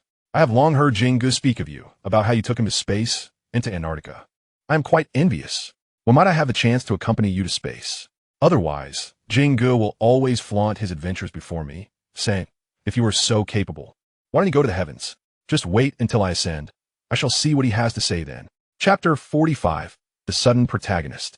Once the space elevator is completed, I shall be the first to invite Sister Nan. What do you think? Guafan forced a laugh to mask his anxiety, silently apologizing to Hao Feng. It is not that I would deny you the first spot, but Sister Nan's words weigh heavily even for Jingu, so I must tread carefully. That would be splendid. Let us not be like Jingu, who often breaks his promises. It must be a binding agreement. Sister Nan, who is it? Is it Director Gua? Why haven't you let him in yet? He has arrived. He is here. With that, she ushered Guafan into the dining room. The dining room was modest, yet exquisitely decorated. Seated at the table were only Jingu and Brother Hua. Upon seeing Guafan enter, both Jingu and Brother Hua promptly stood, extending warm handshakes. Brother Hua, This is the director of The Wandering Earth, Guo Fan. Hello. Hello. I never expected director Guo to be so young and accomplished. I watched The Wandering Earth and found its concept grand and its visuals stunning. After a lifetime of watching films, I was thoroughly impressed by such a brilliant science fiction movie. Having you is indeed a blessing for our nation's science fiction industry. As for me, alas, at my age, I have little to boast of in terms of my own work. It is quite embarrassing. Brother Hua, you are far too modest. I grew up watching your films, and you are one of the actors I admire most. Remarkably, I have not heard a whisper of scandal about you over the years. Ha ha. Jing isn't exactly surrounded by rumors either. We share a common fear of our wives. Brother Hua, that is a misinterpretation. It is not fear, but rather an abundance of love for my wife. It seems the washing board has not been utilized enough on you. Let us quickly steam the seafood from Nansha. It will make for a splendid dish. Otherwise, you might think I'm withholding your pocket money. After a round of pleasantries, Guo Fan grew more comfortable with Brother Hua. Brother Hua, my visit today is rather presumptuous, primarily to discuss you. The Wandering Earth 2 is about to commence filming, and I would like to invite you to portray the character Tu Hung Yu. I wonder if you have any availability? Really? Then I must raise a toast to you. I had intended to ask if I could make a cameo in the sequel, even if it were just for a few seconds of screen time. After all, such a magnificent film is an opportunity one do not wish to miss. Does that mean you accept? Absolutely. For your film, I shall not take on any other roles this year. At that moment, Jinggu returned to his seat after finishing his tasks. Director Guo, after the space scene in the first Wandering Earth raft, you mentioned arranging for Liu Peiqiang to survive. I have pondered it for months, yet I cannot figure out how to portray the scenes of death. Could you shed some light on how I should act? Ying Yi, you're now a box office titan. To ask me to teach you how to act is quite the task. The notion of a box office titan irritates me. It is merely media hype for the sake of views, without talented screenwriters, directors, and dedicated workers behind and in front of the camera. How could an actor alone achieve box office success? Upon hearing this, Guo Fan erupted into hearty laughter. Indeed, you are a voice of reason. For your wisdom, let's raise a glass. After finishing the drink, Jinggu continued to press. How should I portray Liu Peiqiang in The Wandering Earth 2? Seeing Jing Ji's urgency, Guo Fan decided to reveal the information. The timeline of The Wandering Earth 2 precedes that of the first film, just as Earth has recently faced disaster. Now you know how to perform, right? How foolish of me. I should have realized that sooner. No, I must self-punish with a drink. Sister Nan, this is Jinggu's own request. It has nothing to do with me or Brother Hua. Not all. Drink up. The washing board has long been prepared. After dinner, I sent the electronic script to both Jinggu and Brother Hua. They eagerly delved into it, with Jinggu relatively familiar with the film's world building and plot. Quickly finishing the read, he rushed over to discuss with Guo Fan. Director Guo, who do you think would be suitable to play Han Duo? Guo Fan glanced at Sister Nan beside him, who was intently focused on them, lost in thought. Thus, he refrained from answering directly, instead posing a counter-question. What do you think? I believe the actress must be beautiful, possess martial arts skills, and, most importantly, have acting talent. However, considering all the actresses in the entertainment industry, it may prove challenging to find someone who meets all three criteria. In truth, while shooting The Wandering Earth 1, Guo Fan already had someone in mind. However, in this parallel universe, he could not locate the actress Wang Ji, nor anyone with a similar background. Consequently, the adult version of Han Duo merely appeared fleetingly in the first film. In the second film, Han Duo would be a main character, thus necessitating careful consideration. Suddenly, he spotted an old photograph on a coffee table featuring a girl dressed in a martial arts uniform, holding a trophy, striking a pose reminiscent of a white crane spreading its wings. Jinggu, who is this girl? She seems familiar. Far away, yet so near. That is our beloved Sister Nan. This is a photo from her childhood when she participated in the Dragon Kingdom Martial Arts Championship in the children's category. It was her first win, making it especially precious. After hearing Jing Ji's explanation, he turned to look at Sister Nan again, realizing that she fit the criteria perfectly. Sister Nan, do you have any availability? I would like to invite you to participate in the filming of The Wandering Earth 2 as the female lead. Upon hearing this, both Jinggu and Sister Nan were momentarily stunned. What? You want me to star in You're the Wandering Earth 2? Surely you jest. Ying Yi subtly pulid guru fanasite, signaling him to refrain from elaborating further. Otherwise, his own peaceful days would be jeopardized during her absence. However, Guo Fan was resolute. Do I appear to be joking? Do you not agree, Jinggu? Unexpectedly, the spotlight turned to him, and Jinggu could only manage an awkward smile. Yes. My wife is not only beautiful, but also possesses martial arts skills, and her acting is quite commendable. Brother Hua immediately raised both hands in agreement. I wholeheartedly support Jing Ji's viewpoint. This way, while filming, I can also enjoy such delicious meals. Nevertheless, Sister Nin seemed somewhat uncertain, momentarily unable to decide. May I take some time to consider? Seizing the moment, I approached Jinggu from behind and gave him a gentle push forward. Nanjia, you should just agree. Look, Jinggu is anxious for you, aren't you? Jinggu? Jinggu, feeling cornered, could only manage an awkward smile in response. Chapter 46, Critical Condition. After a moment of contemplation, Nanjia ultimately consented, stating, rather than allowing Jinggu to flirt with other actresses, I might as well take the initiative myself. I absolutely cannot let others benefit. Jinggu immediately raised both hands in agreement. After all, he had no other option. His heart was heavy. Yet he had to feign delight, lest he face dire consequences. This venture not only secured Huagu, but also confirmed the leading lady, marking a double blessing. The subsequent matters were not a cause for concern. Li Yujian, Sha Man, and Li Fengtian had already instructed Lu Linglong to make contact, and results were expected to come forth soon. Once the framework for the lunar base was established, production could commence. However, just then, a most distressing message arrived. Fan Yi, the doctor assigned to treat Uncle Da, informed that his condition had deteriorated. He had just been rushed into the emergency room for resuscitation, and it seemed his time was running out. The news from Hao Feng struck like a thunderbolt. I had presumed that the events from the parallel world would not transpire here. Yet I had underestimated the situation. Send me the hospital address. I will go see Uncle Da. Upon hearing about Uncle Da's critical state, both Jinggu and Huagu could no longer remain idle. Uncle Da had entered the industry early on, and during their time filming together, he had looked after them, leaving them with a sense of gratitude. Jing and Director Hua, please send me your identification details, and I will have my assistant book tickets immediately. Huagu added, there's no need for such trouble. I have my own means of transport. Huagu was somewhat puzzled, thinking, do you possess a mode of transportation that can directly reach Hong Kong and Macau? However, when he beheld the spacecraft drone parked in the Science Museum's lot, he could hardly contain his astonishment. Is this the transportation you speak of? Surely, it isn't merely a model? Can it even fly? Jinggu burst into laughter beside him. Not only can it fly, but it can also reach outer space. When the opportunity arises, I'll have Director Hua take you for a spin in space. Everyone fastened their seatbelts, and they were off. Jarvis, target Hong Kong and Macau, speed 5, take off. Initially intending to accelerate at full speed. Concern for Huagu's well-being led to a reduction in velocity. Nevertheless, even at half speed, the sudden acceleration left Huagu feeling quite unwell. After disembarking from the drone, he took a moment to recover, glancing at his watch to find that only half an hour had elapsed. This contraption is astonishing. It is far swifter than an airplane. Yet, I have one question. Director Hua, where did you acquire this? Before Hua Fan could respond, Jinggu eagerly interjected, Huagu, what do you think? Isn't it cool? This is a prop from our film, The Wandering Earth 2. A prop? You call this spacecraft drone, which can traverse from the capital to Hong Kong in half an hour, a mere prop? Huagu laughed heartily, of course. We are producing hard science fiction, and the emphasis is on authenticity. Without such hardcore props, how can we uphold the reputation of our genre? Wouldn't you agree, Director Hua? Surprised to see Jinggu adopt such rhetoric, Huagu couldn't help but give him a thumbs up. Unconsciously swallowing, Huagu reflected that after decades in the industry, this was the first time encountering such a situation. Initially, he had thought Director Hua excelled merely in filmmaking. Little did he realize that this prop was equally remarkable. If he were to abandon directing and solely focus on crafting such devices, it wouldn't be long before he was free from any constraints posed by the Eagle Nation.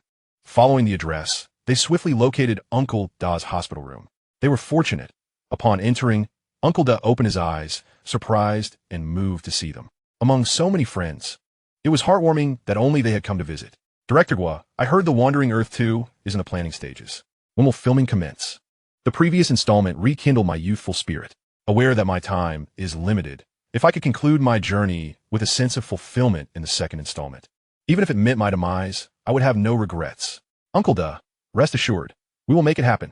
To allow Uncle Da to recuperate peacefully, they refrained from lingering too long. As they exited the hospital, Jinggu sighed, seeing Uncle Da like this, he may not have much longer. Can we truly commence filming? Originally, the plan was to wait until the lunar base was nearly complete before starting production. But given the circumstances, they had no choice but to alter their timeline. After all, they could not allow Uncle Da's final wish to go unfulfilled. I'll make contact promptly. We should be able to manage it. He immediately dialed Lu Linglong. Hello. Linglong, I've secured both actors on my end. How are things progressing on yours? Li Yujian and Li Fengtian have both agreed. As soon as we finalize the start date, they will be ready to join the crew. However, we encounter a minor issue with Teacher Shaman. We are still in discussions. What seems to be the problem? Is there a scheduling conflict? There is availability, but while attending a Hollywood film festival. Word leaked that Teacher Shaman will be playing a role in The Wandering Earth 2, and he was subsequently taken away by the CIA for questioning. As for when he will return home, it is still uncertain. If we were to commence filming soon, we might need to consider alternative options. I have a backup candidate ready. We absolutely cannot switch actors. Only Teacher Shaman is suitable for this role. I wrote the script with him in mind, and if he cannot participate, it will be the film's greatest blunder. I'll reach out to the lawyers over in the Eagle Nation and apply pressure on the CIA. But the results may be minimal. Leave this matter to me. Your focus should be on coordinating with the crew members and keeping everyone on standby. Understood. The CIA's sudden investigation into Teacher Shaman was exceedingly perplexing, and there might be some underlying conspiracy at play. At present, the priority was to ascertain the full scope of the situation and the CIA's intentions. Only then could they devise a counter-strategy. When it came to such matters, one could not overlook Xiao Wu's experience. Thus, he promptly called him. Captain Xiao, do you have any undercover agents or informants within CIA? What do you mean? Just answer the question. Fortunately, you asked.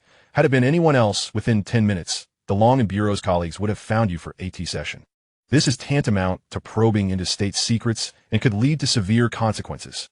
Now, what is the matter? Teacher Shaman, the one who played in The Legend of Martial Arts, has been suddenly investigated by the CIA, and I suspect they have ulterior motives.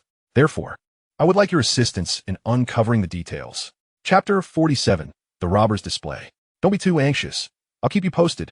After hanging up, Xiao Wu immediately retrieved a secret phone and dialed an undercover contact within the CIA. Meanwhile, Guofan was not idle either. He headed straight to the residential building of a Long Science Institute, seeking out the institute's director, Rao Wenqing. Director Rao, I apologize for disturbing you at such a late hour. Rao Wenqing waved his hand dismissively. No need for such formality. To be honest, we owe a great debt of gratitude to the scientific technology you've provided, which has helped the Long Science Institute regain some face. Otherwise, I truly wouldn't know how to face our country and its people. Of course, I also understand that you must have something of great importance to discuss. Otherwise, you wouldn't come at this hour. So what do you need me to do? I will support you, even at the cost of my life. Since Director Rao was so resolute, Guofan decided to be straightforward. I wish to construct a base on the moon for filming the second installment of The Wandering Earth. What? Building a base on the moon? Just for the sake of making a movie? Are you jesting with me? Dean Rao was profoundly startled by this remark, as if he had witnessed two extraordinarily reckless decisions.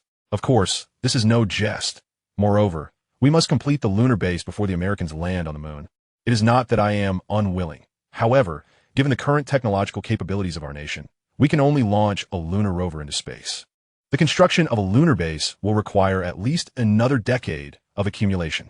You need not worry about the technical aspects. I shall handle that. Initially, I intended to manage the lunar base construction with my own props team, without involving you. However, circumstances have changed dramatically and urgently. The Americans have expedited their moon landing plans, and should they indeed privatize the moon, our future endeavors to reach it may become exceedingly challenging.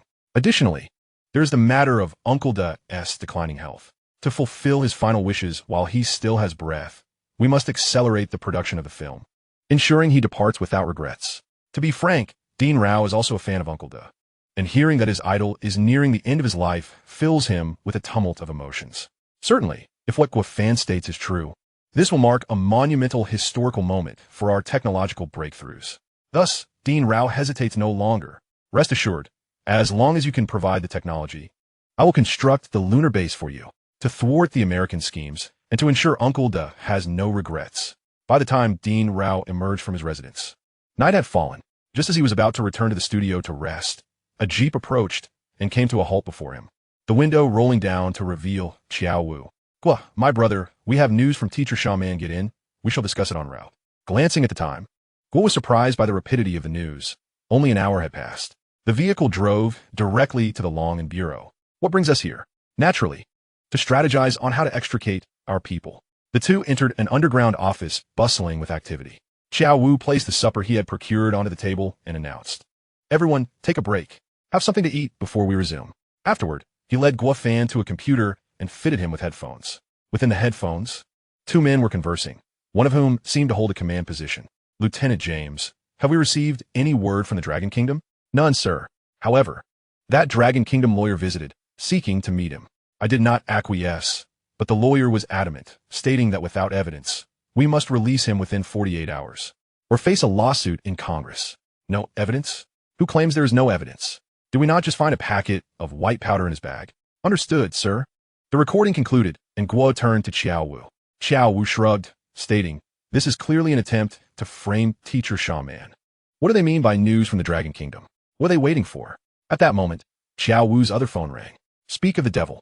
The other side is calling. He answered the call and switched to speaker mode. Dragonhead, this is Snaketail. We have clarified the situation.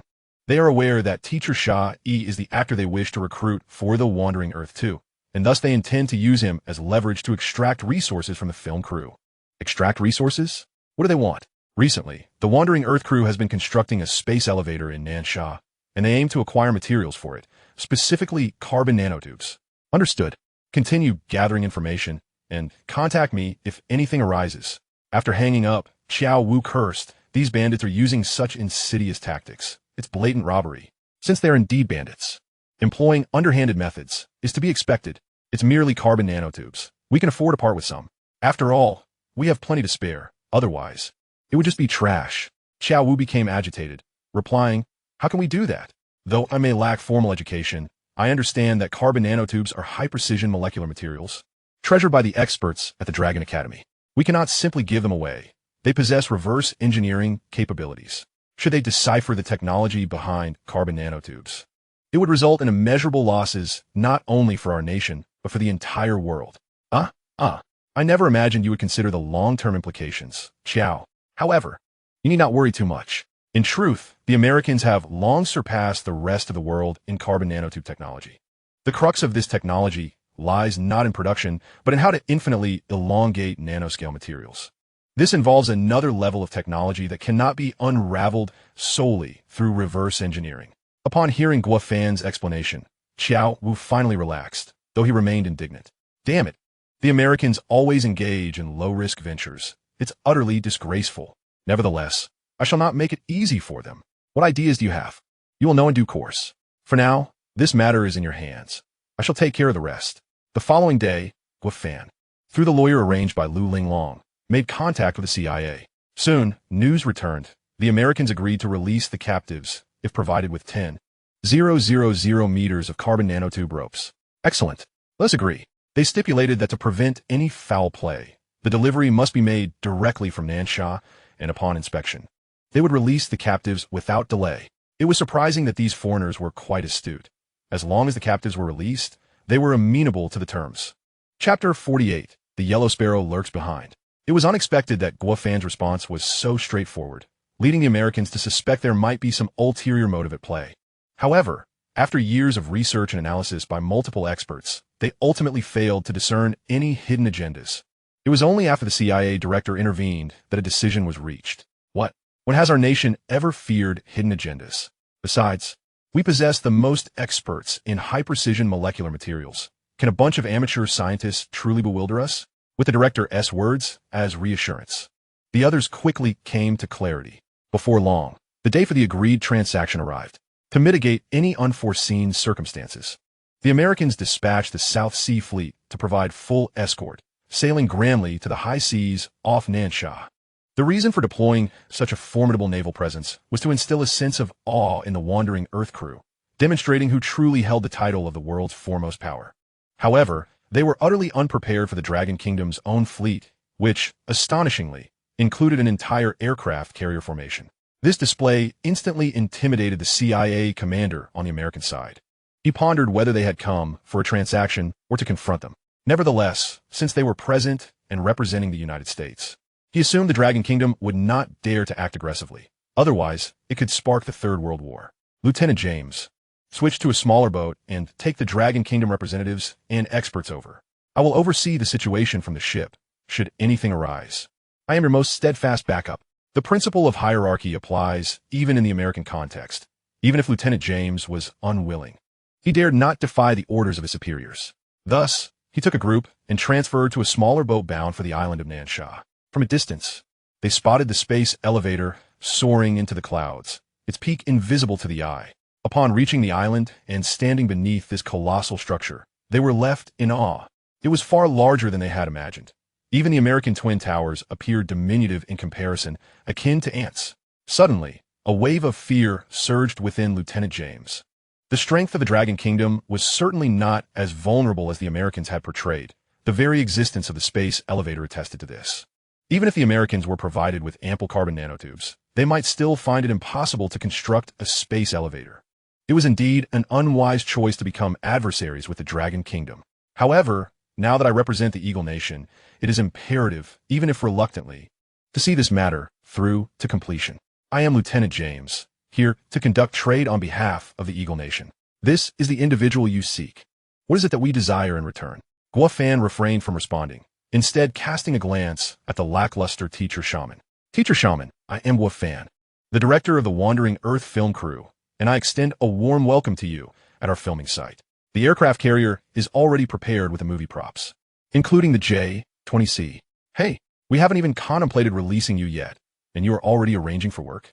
Do you not hold our Eagle Nation in esteem? You ought to consider the territory you currently stand upon. How dare you speak to me in such a manner? Are you not afraid of facing dire consequences? In an instant, Lieutenant James panicked, promptly reaching for the gun at his waist, only to be swiftly subdued by the personnel from the Long and Bureau. Your actions here will draw condemnation from the international community. You possess no credibility, displaying sheer brigand logic. Ha ha! You employ underhanded tactics to slander others, and yet engage me in discussions of brigand logic. How ludicrous. If we were indeed brigands, neither you nor your fleet would escape unscathed. I merely wish to convey that upon entering the Dragon Nation, one must adhere to its rules. All firearms and ammunition are strictly prohibited. You need not shout. Once our transaction is complete, your weapons will be returned to you in due course. Upon hearing Guo-Fan's explanation, James finally sighed in relief. You sought carbon nanotube ropes, did you not? They have long been prepared for you, stored in the warehouse. Follow me. Meanwhile, those esteemed experts in high-performance materials were utterly captivated by the grandeur of the cosmic elevator, their eyes fixated upon it as if they wished to delve deeper. That is not for your eyes. Soon, everyone arrived at the warehouse. Guo-Fan pointed to the neatly packaged rolls of carbon nanotube ropes, stating, each roll contains 10,000 meters. Feel free to choose as you please. Once you have selected, you may take them away, and that shall signify our fulfillment of the promise. Witnessing these finished carbon nanotubes, the high-performance material experts were as ecstatic as flies drawn to refuse. Immediately surrounding the rolls and extracting various instruments to conduct meticulous examinations, Halphone whispered to the side, Brother Fan, allowing them to act so unrestrained, could it expose our intentions? Rest assured, given the technology they currently possess, they will remain oblivious. Even if they were to conduct a thorough inspection and comparison, it would matter not. They could never fathom that these carbon nanotubes were a trap laid for them, destined to be discarded as waste in the end. Let them think they are collecting scrap. Brilliant. Indeed, it is astute. As Guo-Fan had anticipated, after extensive study, these polymer scientists not only found no issues, but were also overjoyed, proclaiming they had never encountered such a flawless masterpiece. This outcome greatly pleased Lieutenant James, who realized that they had underestimated the integrity of the Dragon Nation. I am grateful for Director Guo's generosity. I shall certainly commend you and your Dragon Nation's honesty and trustworthiness to our superiors. With that, Lieutenant James warmly clasped Guo-Fan's hand. Watching the group depart, Teacher Shaman shook his head in resignation, lamenting, it is evident that we are aiding brigands. It is all so grandiloquent. Alas, it is such a waste to gift them such fine materials. Director Guo, am I a sinner of the Dragon Nation? Teacher Shaman, do not berate yourself. After all, your character in Wandering Earth 2 is undoubtedly a soul-like presence, and for you, it is worth sacrificing all the carbon nanotube materials. Upon hearing Guo-Fan's words, Teacher Shaman was moved to tears, nearly bowing in reverence. Teacher Shaman, in truth, I owe you my gratitude in this matter. What do you mean? The Eagle Nation has long employed its hegemonic tendencies to impose upon all countries, particularly the Dragon Nation, with repeated provocations. Thus, I have devised a cunning plan to seize this opportunity to teach them a lesson, allowing them to truly understand their own weight. Teacher Shaman was somewhat perplexed, entirely unsure how to teach the Eagle Nation a lesson. Yet Guo-Fan smiled, saying, patience, simply await the news, and in due course. They shall contribute to the film Wandering Earth 2. Chapter 49. The Super Cosmic Elevator. At this point, Teacher Shaman was even more bewildered. The Eagle Nation would likely employ the CIA to thwart the film's production. Why then would they contribute to Wandering Earth 2? Alas, this is beyond his comprehension. For now, the only way to repay director was life-saving grace is to portray the role in the film effectively. Indeed, news soon arrived from the Eagle Nation announcing plans to construct a cosmic elevator on Hawaii, declaring their intent to complete it before the Dragon Nation's inaugural test flight of its cosmic elevator, aiming to be the first nation to ascend via the cosmic elevator. Upon hearing the news, Hao Feng hurriedly sought out Guo Fan. Brother Fan, have you seen today's front page news? The Eagle Nation also intends to build a cosmic elevator. Surely they haven't deciphered the method for producing carbon nanotube materials already? Guo Fan nonchalantly nodded. Of course, and it is thanks to the samples we provided them. Otherwise, they would not have been able to breach this technological barrier so swiftly. Does this mean we have inadvertently become sinners of the Dragon Nation? I suddenly feel quite remorseful towards our homeland and its people. Will we not be accused of treason? Haha, since you wish to be loyal to the Dragon Nation, I have a task for you. Take a cameraman to Hawaii. To Hawaii? Brother Fan, are you sending me there to shield you, intending to shoulder all the burden alone? As brothers, we agreed to share fortune and adversity. How could I abandon you and survive alone? If it comes to it, we shall face it together, providing mutual support. This response was both surprising and deeply touching. You are a brother worth having. At a critical moment, you truly step up. However, I am not sending you for refuge. Rather, there is a matter of utmost importance. It pertains to our film Wandering Earth 2. Hao Feng was half convinced. What matter could be so crucial? Guo Fan whispered a few words into Hao Feng's ear, causing his eyes to widen in astonishment, a look of deep admiration adorning his face. Brilliant, truly brilliant. I shall prepare and bring a larger team, for such a rare opportunity must not be missed, and I wish to capture every angle and detail. Before long, the cosmic elevator on Hawaii was constructed, yet it paled in comparison to the one being built by the Wandering Earth 2 crew. The cosmic elevator for Wandering Earth 2 utilized 8 ropes placed on the outermost layer, forming the skeletal structure that connected heaven and earth, while also constructing a transit platform in low Earth orbit and a docking port for unmanned spacecraft.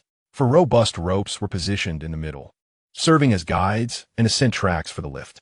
Although it was nearly half the size of the envisioned cosmic elevator composed of 16 ropes, it could still entirely replace the Dragon Nation's annual rocket launch capacity and accommodate simultaneous tours for 100 individuals. In contrast, the cosmic elevator on the Hawaiian side appeared relatively flimsy. It lacked an outer skeletal structure, and even the 4 main cables were slender and precarious, seemingly on the verge of collapse. Even more pitifully, the lift could only accommodate 4 seats. Not a single additional person could fit. Nevertheless, the fact that they managed to replicate the cosmic elevator in such a short time frame speaks to the capabilities of the Eagle Nation scientists. It remains to be seen whether this contraption can deliver a flawless inaugural performance. Certainly, the officials of Eagle Sauce remain exceedingly confident. In a bid to promote their cosmic elevator, they have extended invitations to numerous dignitaries and affluent individuals from across the globe to attend the inaugural ignition test flight ceremony. The chief engineer and spokesperson, brimming with enthusiasm, took to the stage with a microphone in hand, delivering an impassioned address. Fellow citizens of Radson, welcome to the testing site of the Super Cosmic Elevator in Hawaii. I am your old friend, Professor Andre. This marks a revolutionary leap in traditional rocket transportation, a new technology that promises to redefine the future. The scientists of Eagle Sauce have toiled tirelessly, day and night, conducting rigorous research and development for over a decade to bring forth this monumental invention that will be etched in the annals of human history. With the Hawaii Super Cosmic Elevator, not only will the dreams of ordinary individuals to ascend to the heavens be realized, but it will also stand as a new landmark for Eagle Sauce. In the coming years, more than 100 cosmic elevators will be constructed across Eagle Sauce to cater to scientific research, production, cosmic exploration, entertainment, tourism, and more. Naturally, the development of this project requires substantial funding, and I hope that the esteemed affluent individuals present will join us in realizing the grand ambition of Eagle Sauce's cosmic strategy. Supplies are limited, so act swiftly. Now, I shall commence the unveiling ceremony of the cosmic elevator. Attention all units. Attention all units. The grand spectacle is about to unfold. Ensure that all equipment is thoroughly checked. No mistakes are permissible, and every moment must be captured. Do you comprehend? Standing at a height with a walkie-talkie, Hao Feng gazed intently at the distant cosmic elevator, initiating the final mobilization. Drone team, prepare for action. Close-up team, ready. Long-shot team, set. After such a long wait, the moment of truth was finally upon them. Professor Andre gracefully approached the unveiling ceremony, warmly shaking hands with 4 astronauts clad in spacesuits, presenting each with a bouquet of flowers. Following the ceremony, the 4 astronauts made their way towards the ascent capsule, helmets in hand. As the dignitaries and wealthy attendees below rose to their feet, applauding fervently, reminiscent of the day Armstrong embarked on his journey to the stars. Countdown to cosmic elevator launch. 3, 2, 1, launch. As the 4 engines of the ascent capsule ignited simultaneously, a thick cloud of white smoke enveloped the surroundings, obscuring visibility entirely. At that moment, the applause ceased, replaced by a collective concern. What if something were amiss? Just as trepidation gripped the crowd, the ascent capsule soared upward, as if riding on the clouds. Cheers erupted from the audience, akin to witnesses of a miraculous event, perhaps also celebrating their future financial gains. After all, should this project succeed, they would find themselves in abundant fortune, eclipsing even the likes of Musk and Joff. As the ascent capsule ascended with increasing speed and altitude, Hao Feng's heart raced with anxiety. The stakes were monumental. May luck be on our side. Just as the cockpit was about to breach the Earth's atmosphere, a thunderous sound echoed from the sky. Hao Feng immediately summoned every ounce of focus. Drone team, it's your turn. Ascend and capture the close-up. Chapter 50, The Cataclysmic Collapse. With the drone racing at supersonic speed to the edge of the atmosphere, it quickly discerned the source of the noise. It was revealed that 2 of the ropes leading to space had ruptured due to the interplay of gravity and centrifugal force, compounded by the friction and mechanical resonance of the ascent capsule. One end of the rope, overwhelmed by gravity, was yanked back to the ground, while the other was flung into the vastness of outer space by the tremendous centrifugal force. The abruptness of the incident transformed the ascent capsule into a kite severed from its string, swaying erratically, uncertain of its trajectory. Meanwhile, those on the ground, oblivious to the unfolding chaos, were perplexed by the strange noise. As spectators craned their necks skyward to observe the cosmic elevator, someone suddenly shouted, "Run! The cosmic elevator's rope has snapped." This cry heralded the onset of danger, prompting a frantic scattering of the crowd, who disregarded their high heels and formal attire in a desperate flight for safety. From a distant hillside, Hao Feng was in a state of exhilaration, clutching his walkie-talkie and exclaiming, "Capture every moment. Once this is over, we shall revel." At that instant, the 2 severed ropes fell lifelessly to the ground, accelerating in their descent. The previously spirited spokesperson now appeared dazed, as if witnessing not the collapse of the cosmic elevator, but the shattering of his financial empire, leaving him heartbroken and despondent. Naturally, the dignitaries were preoccupied with their own survival, paying no heed to his plight. In no time, the severed ropes of the cosmic elevator crashed to the earth, sending tremors through the ground, enveloping the area in a cloud of dust that obscured the sun, resembling an apocalyptic scene. The cacophony of panic and despair was palpable. Yet, this was not the worst of it. The remaining intact ropes, swinging perilously, ultimately deviated from their trajectory and were reclaimed by Earth's gravitational pull. The friction ignited flames, akin to a meteor hurtling toward the homeland of Eagle Sauce. The impact site was none other than the secret base of Area 51, which swiftly sealed off the area, leaving the extent of the damages shrouded in mystery. However, it was not difficult to deduce the implications. The Tunguska event stood as a prime example. And while this incident may not have reached such catastrophic proportions, the damages were surely substantial. Perhaps even the extraterrestrials imprisoned within would seize the opportunity to escape. While Area 51 attempted to obscure the truth, news of the Hawaii cosmic elevator's calamitous collapse dominated front pages worldwide, rendering Eagle Sauce the subject of ridicule. In pursuit of the truth, journalists from various nations demonstrated unwavering resolve surrounding the White Palace. Faced with overwhelming public and media scrutiny, the spokesperson of the White Palace was compelled to address the situation, yet their statement was utterly astonishing. They attributed the cause of the incident to the Dragon Nation. Instantly, a wave of disbelief swept through the crowd, questioning the spokesperson's sanity. Why should a catastrophe within their own country be blamed on a nation thousands of kilometers away? Immediately, dissent arose. Why should the Eagle Sauce incident be blamed on the Dragon Nation? Preliminary investigations indicate that the accident stemmed from a quality issue with the carbon nanotube ropes, which were supplied by the Dragon Nation. Shouldn't they bear responsibility? Such assertions, initially thought to strike a decisive blow against Eagle Sauce, were underestimated. The spokesperson merely smiled faintly. This statement reflects the personal opinion of the spokesperson and bears no relation to the Eagle Sauce government. Furthermore, it has been verified that these actions were undertaken without the legal authorization of Eagle Sauce, and thus do not warrant legal protection. Ultimately, the root cause of the incident lies in the quality issues of the materials provided by the Dragon Nation, and we demand compensation for all damages incurred during this incident, alongside severe penalties for those responsible for the materials. The reporters sought to press further, but the spokesperson turned away with an air of authority, leaving no opportunity for inquiry. The media personnel, naturally, dared not confront the spokesperson of the Eagle Nation. Instead, they hastily sought insights from the Dragon Country, hoping to uncover some valuable news from that side. Soon enough, the Dragon Country issued a response. Firstly, we express our profound sympathy regarding the significant security incident that has transpired in the Eagle Nation. However, it must be noted that suffering does not equate to a lack of fault. The baseless accusations directed at our Dragon Country are, indeed, absurd. I trust everyone has witnessed the video from the inauguration of the Hawaiian space elevator. These are the Eagle Nation's own accomplishments. Now, when calamity strikes, they resort to defaming the Dragon Country. As for the reasons behind this, I believe every nation possesses the discernment to judge for themselves, and I shall not elaborate further. Lastly, I would like to mention that the space elevator in the Spratly Islands has been completed and will soon be launched into the sky.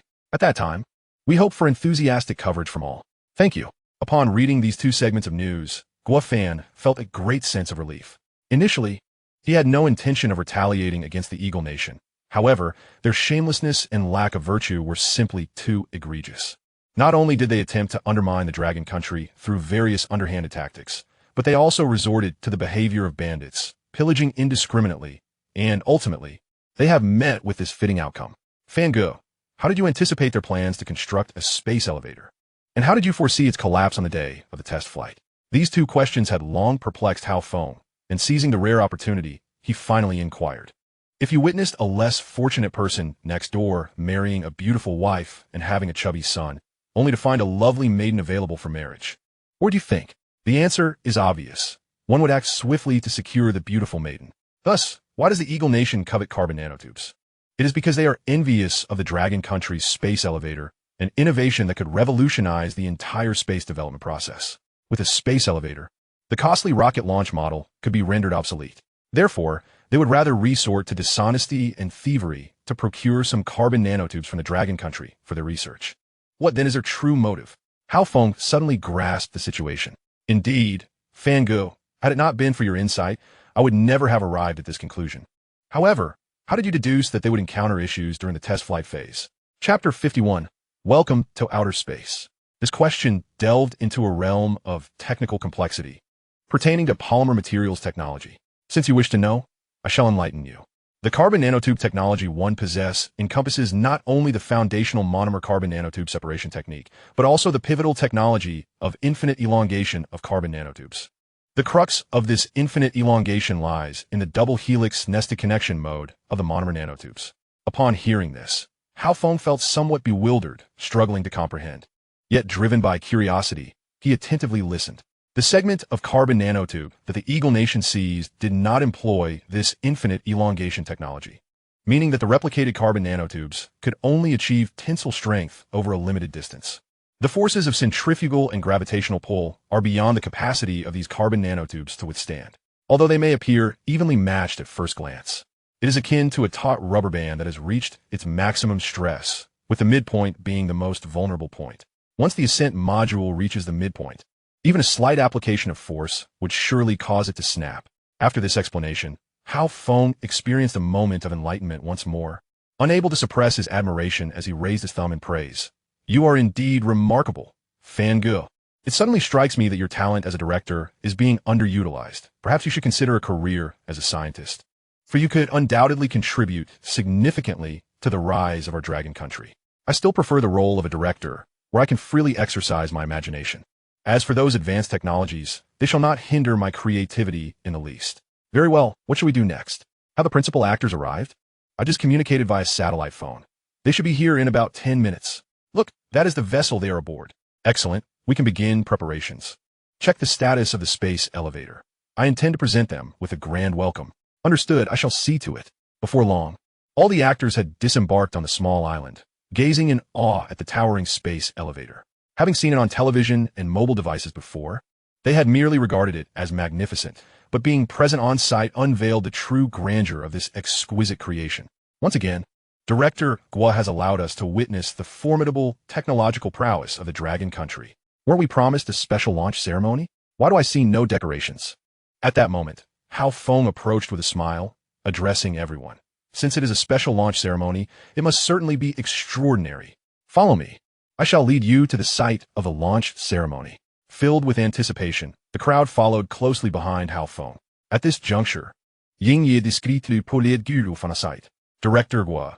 As we approached, I noticed numerous warships in the surrounding waters. And I even spotted an aircraft carrier battle group with planes taking off and landing. It seems military exercises are underway. Is it appropriate for us to hold the launch ceremony here? Wouldn't it be rather embarrassing if we were cleared out? Ha! Jingu, you are quite observant. However, I must inform you that those warships, planes, and the aircraft carrier were all summoned by me for the film shoot. Do you believe it? Surely, you could jest, Director Gua.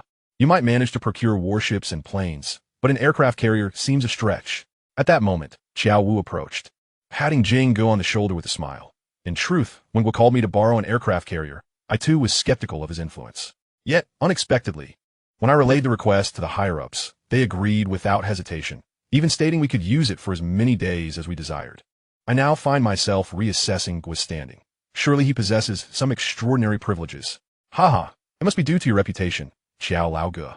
After all, I am not well acquainted with those in high places. At this moment, Jingu could not resist interjecting. Director Gua, Xiao Ge, I have a small request. Could you also arrange an aircraft carrier for me during the filming of Dragon Warriors 3 to bolster the spectacle? In that case, you'll need to share a few drinks with Xiao Ge. Meanwhile, all the actors had arrived at the space elevator launch platform, awaiting Gua Fan's final remarks. Gua Fan, however, dashed over to Nanjia. Nanjia, do you remember what I promised you before? Nanjia, somewhat puzzled, shook her head shyly. Did you not complain about Jing Ji's incessant talk of celestial matters? Therefore, today the first seat on the space elevator is reserved for you. Let us see if Jing Ge dares to show off again in your presence. Only then did Nanjia recall. I remember now. You indeed promised me that. You truly care for me, Fandi. When you have the time, do come to my home for a meal. I shall prepare several of my specialty dishes for you. Agreed. After distributing the spacesuits, the group began boarding the cabin in succession. At this moment, Gua Fan lingered at the back, seeking out Shu. Thus, Shu, your complexion has improved significantly of late.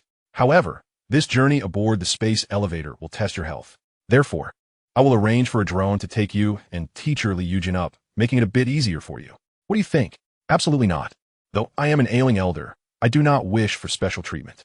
Moreover, if I do not seize this thrilling opportunity now, I may never have another chance. Thus, I cannot heed your direction, Director. I must stand alongside all the actors. Seeing Shu's resolute determination, Gua Fan reluctantly acquiesced. Once donned in the spacesuit, Shu instantly recaptured the essence of his role in the wandering Earth. Ladies and gentlemen, brace yourselves and take a deep breath, for our cosmic elevator, the Bluebird, is primed for launch. With a command from Gua Fan, 8 plasma engines erupted in brilliant blue and white beams, propelling the Bluebird's cabin into the void of space. Given that the cabin was filled with ordinary individuals, full speed was not engaged. Nevertheless, the overwhelming gravitational acceleration left everyone breathless and hearts racing. Surprisingly, the one most fraught with worry, Uncle Da, appeared remarkably exhilarated, perhaps having attained a serene acceptance of life and death, rendering him carefree. In stark contrast, Nanjia, seated in the very front row, was far from at ease. Her pallor reflected her intense anxiety. Thankfully, Jingu was beside her, firmly grasping her hand, which alleviated her tension considerably. Time passed unmeasured until the intense gravitational force dissipated, replaced by a disorienting sensation of weightlessness, as if one's body had become detached from reality. Just as the crowd succumbed to confusion and bewilderment, Gua Fan's voice snapped everyone back to the present.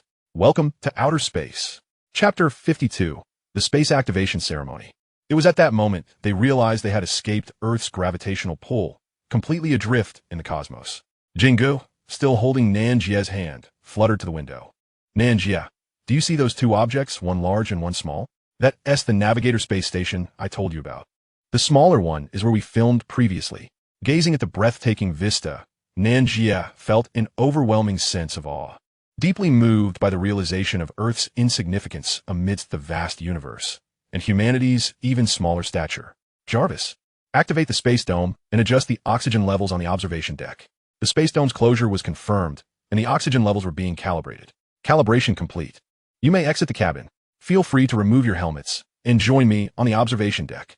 The spacesuits you are wearing are custom-made for the cosmic elevator, featuring buttons on either side of the gloves. Simultaneously pressing the green buttons will propel you forward, while the red ones will reverse your motion. Pressing one side's green button will initiate a turn, and likewise, the red will halt turning.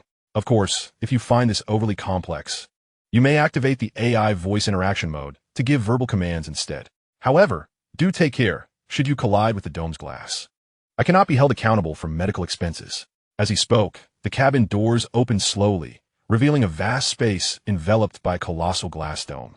The sudden clarity was breathtaking, making one feel as if they were seamlessly merging with the cosmos. At that moment, Hua Ge floated closer, a look of bewilderment on his face. Director Hua, in such an expansive space, with this enormous glass dome, what happens if we encounter a meteorite? You needn't worry at all. Have you heard of the current advancements in Dragon Nation manufacturing? The stigma of being low quality and cheap has long been discarded. This glass is a cutting-edge polymer developed by the Dragon Institute, rivaling titanium alloy in hardness. A small meteorite striking it would merely feel like a tickle. What if we encounter a large meteorite? Guofan pointed to objects resembling cannons outside the glass dome. Do you see those? They are plasma energy cannons. Upon detecting a large meteorite, they will immediately charge and convert electrical energy into plasma energy for release. I was once troubled by this issue, but thanks to the plasma field energy technology developed by Elderchin from the Dragon Institute, we found a solution. Hua Ge was astounded. I had no idea our technological prowess had reached such heights. It appears my focus on acting has led me to neglect the significant advancements in our nation. We are indeed a bit out of touch. Everyone has their specialty. Your contribution lies in providing visually pleasing works, equally commendable as the scientists of Dragon Nation. The newly arrived guests were filled with curiosity, exploring their surroundings, taking pictures, and recording videos with their phones. Some even shared their experiences on Weibo and social media. The presence of these celebrities naturally drew immense attention. Once word spread, thousands flocked to witness. During their last visit to space, in a bid for publicity, Hao Feng had initiated a live broadcast, and the audience numbers then were incomparable to the current star-studded turnout. Before filming commences, the promotional team usually devises various strategies to generate buzz. However, in this instance, that step was entirely bypassed. After all, no other production in the world could boast such an extravagant endeavor. Additionally, these photos and videos were voluntarily shared by the stars, eager for everyone to know they were part of the Wandering Earth and filming in space.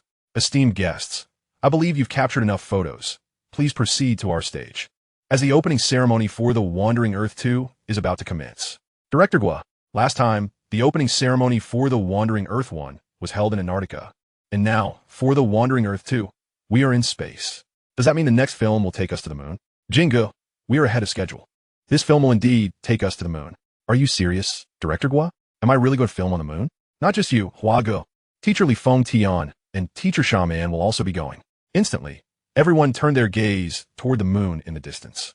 They had initially thought that arriving at low Earth orbit via the space elevator was a remarkable achievement, surpassing at least 99 of the population. Yet, to their astonishment, Director Gua had an even grander plan, taking them to the moon for filming, an utterly unimaginable audacity. Before long, behind-the-scenes photos from the Wandering Earth 2 opening ceremony reached the Hollywood production team. ISNT, it's just a photo of them in spacesuits at low Earth orbit for the opening ceremony? I expected something grander. It's still just a cheap backdrop, a red tablecloth, and supermarket fruits and offerings. Nothing has changed in this old tradition. These superstitious people of Dragon Nation. These folks are not only superstitious, but also lack scientific understanding, burning incense in space. I wonder how the scientists of Dragon Nation will react. What a farcical claim of having the world's youngest director. It seems to me that it's merely pretentiousness. The Hollywood team bickered for over 20 minutes, still unsatisfied, and had it not been for President Bill arriving early at the conference room, they might have continued their tirade for hours. The Wandering Earth 2 from Dragon Nation has commenced filming today. Based on previous experience, it won't be long before it hits theaters. How prepared are you to outdo Wandering Earth 2 with your own sci-fi film? We've already begun filming, utilizing one of our largest directors in Hollywood, Christopher Nolan. I hope you don't disappoint the Capitol's stakeholders this time. Otherwise, you might as well pack your bags and leave. If anyone had reason to be distressed, it was NASA. Since the catastrophic incident involving the super-cosmic elevator, their pressure had intensified, and the ongoing lunar mission was under strict scrutiny. Gong had issued a firm order. The timeline needed to be advanced by another month, with an absolute mandate on maintaining safety. The upper echelons of NASA were at their wits' end, as the relentless pressure left them gasping for breath. After all, lunar missions are no trivial matter. They require meticulous validation and reliable equipment. Otherwise, they risk becoming a joke. Director, the chief engineer responsible for development, is throwing a fit, claiming that Gong's timeline leaves no room for rest. Without adequate rest, ensuring the safety of rockets and astronauts is impossible. At this rate, he suggested it might be better to simply abandon the project. What nonsense! The chief engineer should take a page from the devoted spirit and determination of the Dragon Kingdom's people. Come, take me to see. Chapter 53, the wrap-up of Uncle Da. Soon, the upper echelons of NASA, guided by their assistants, arrived at the rocket development base. Upon entering the gate, they spotted the chief engineer approaching with his assistants. The NASA executives felt gratified and nodded in satisfaction, pondering when the chief engineer had become so courteous as to mobilize his entire team to greet them. Just as they were about to extend their greetings, they were taken aback as the group made a beeline for the exit. The executives glanced at their watches, seething with anger, realizing that they were indeed punctual, not wasting a moment of their off-duty time. Noticing the situation was amiss, the assistant rushed forward to block the engineer's path. "You cannot leave yet." The chief engineer immediately expressed his displeasure, arguing, "It's after hours. Why can't we leave? This is a constitutional right granted to every worker under the Eagle's Law. Are you implying that you wish to violate the Constitution?" This statement left the assistant utterly speechless. Seeing the assistant at a loss for words, the chief engineer continued on his way. The NASA official, now infuriated, recalled the strict orders from Washington. If the lunar landing plan was accelerated, his political career would be over. Adhering to the principle of protecting one's own interests, he strode up to the chief engineer, drawing his sidearm and pressing it against his temple. "I am in charge here. If you dare to step outside, I can assure you, I will execute you on the spot for treason." Indeed, the bold fear the reckless, and the reckless fear the desperate. The chief engineer immediately relented. "Sir, let us not resort to violence. We can discuss this. What gives you the right to negotiate with me?" The latest directive from Washington demands that we advance the lunar landing plan by 1 month. From now on, all your leave is canceled, and your rest time will be strictly controlled. All focus must be on work. Do you understand? If we don't rest well, how can we work with peace of mind? And you can leave right now. Leaving now? Surely there won't be any consequences? You'll find out if you try. The chief engineer took a couple of steps forward, but suddenly felt a chill run down his spine. Turning around, he saw a cold gun barrel aimed at him, already prepared to fire. Realizing that NASA's upper management was serious this time, he had no choice but to retreat and return to his post, continuing his work. Observing the engineers resuming their tasks, the assistant immediately beamed and complimented. "Sir, you truly have a way with handling things. I admire you. Admiration is of no consequence. Keep a close watch on them. From now until the manned lunar rocket launch, they must work here except for meals and sleep. If anything goes awry, you will be held accountable." It was unexpected that the so-called champions of democracy and freedom, the Eagle-S nation, would resort to such extreme measures. Alas, the world has indeed fallen into moral decay. In contrast, on the set of The Wandering Earth, the atmosphere was one of harmony. Today, they had just wrapped up Uncle Da's scenes, and the entire cast and crew were celebrating him. At this moment, Uncle Da shed tears of joy. In the end, he had gained so many lovely actors and dedicated crew members, and encountered a wonderful director. This marked a pinnacle in his career. I am grateful for everyone's special care for this old man. Today is a momentous occasion for me, and just now, Director Gua shared great news. The Wandering Earth has concluded its global release, amassing a box office total exceeding $9.4 billion. Who would have thought that in my lifetime, the box office would reach such heights of $9 billion? Though I may not join the ranks of the 100 billion box office actors, this is still the greatest consolation for an actor. You are fortunate to be part of a great era and to have an outstanding director. So, let us all work hard on our upcoming scenes. We will surely achieve greater success and create brilliance anew. Here's to everyone.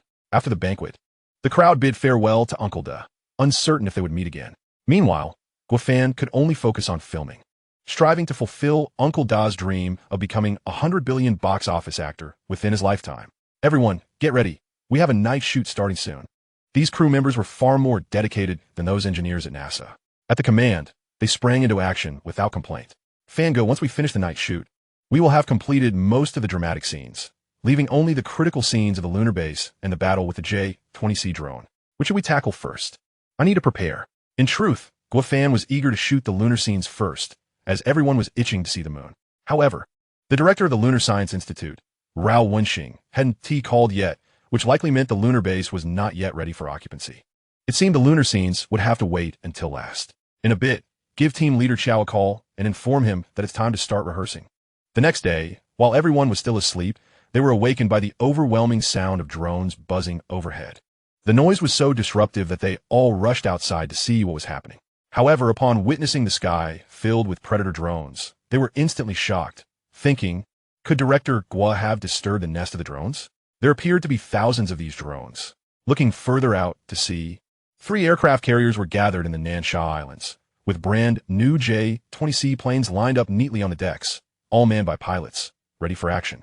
Guofan couldn't help but marvel at team leader Chiao's exceptional organizational skills. One aircraft carrier would have sufficed, yet he mobilized the entire fleet, making it seem like preparations for World War III. Such actions by the Dragon Kingdom indeed alarmed neighboring countries, especially the Eagle Nation, which promptly held a press conference to express serious concerns regarding the Dragon Kingdom's military maneuvers. This time, the spokesperson for the Dragon Kingdom did not appear in person, but simply issued a statement online, asserting that there were no military operations in the Nansha area. What the Eagle Nation observed was merely the filming of the Wandering Earth 2, and those aircraft carriers, J-20C planes, and drones were just props for the movie. The Eagle Nation was nearly driven to tears, exclaiming, "Who uses aircraft carriers and J-20Cs as props? Even the Saudi crown prince cannot afford such extravagance." To investigate further, the Eagle Nation swiftly dispatched its Pacific Fleet to the film set's maritime area, eager to discern whether it was indeed a film shoot or merely a guise to test new weaponry.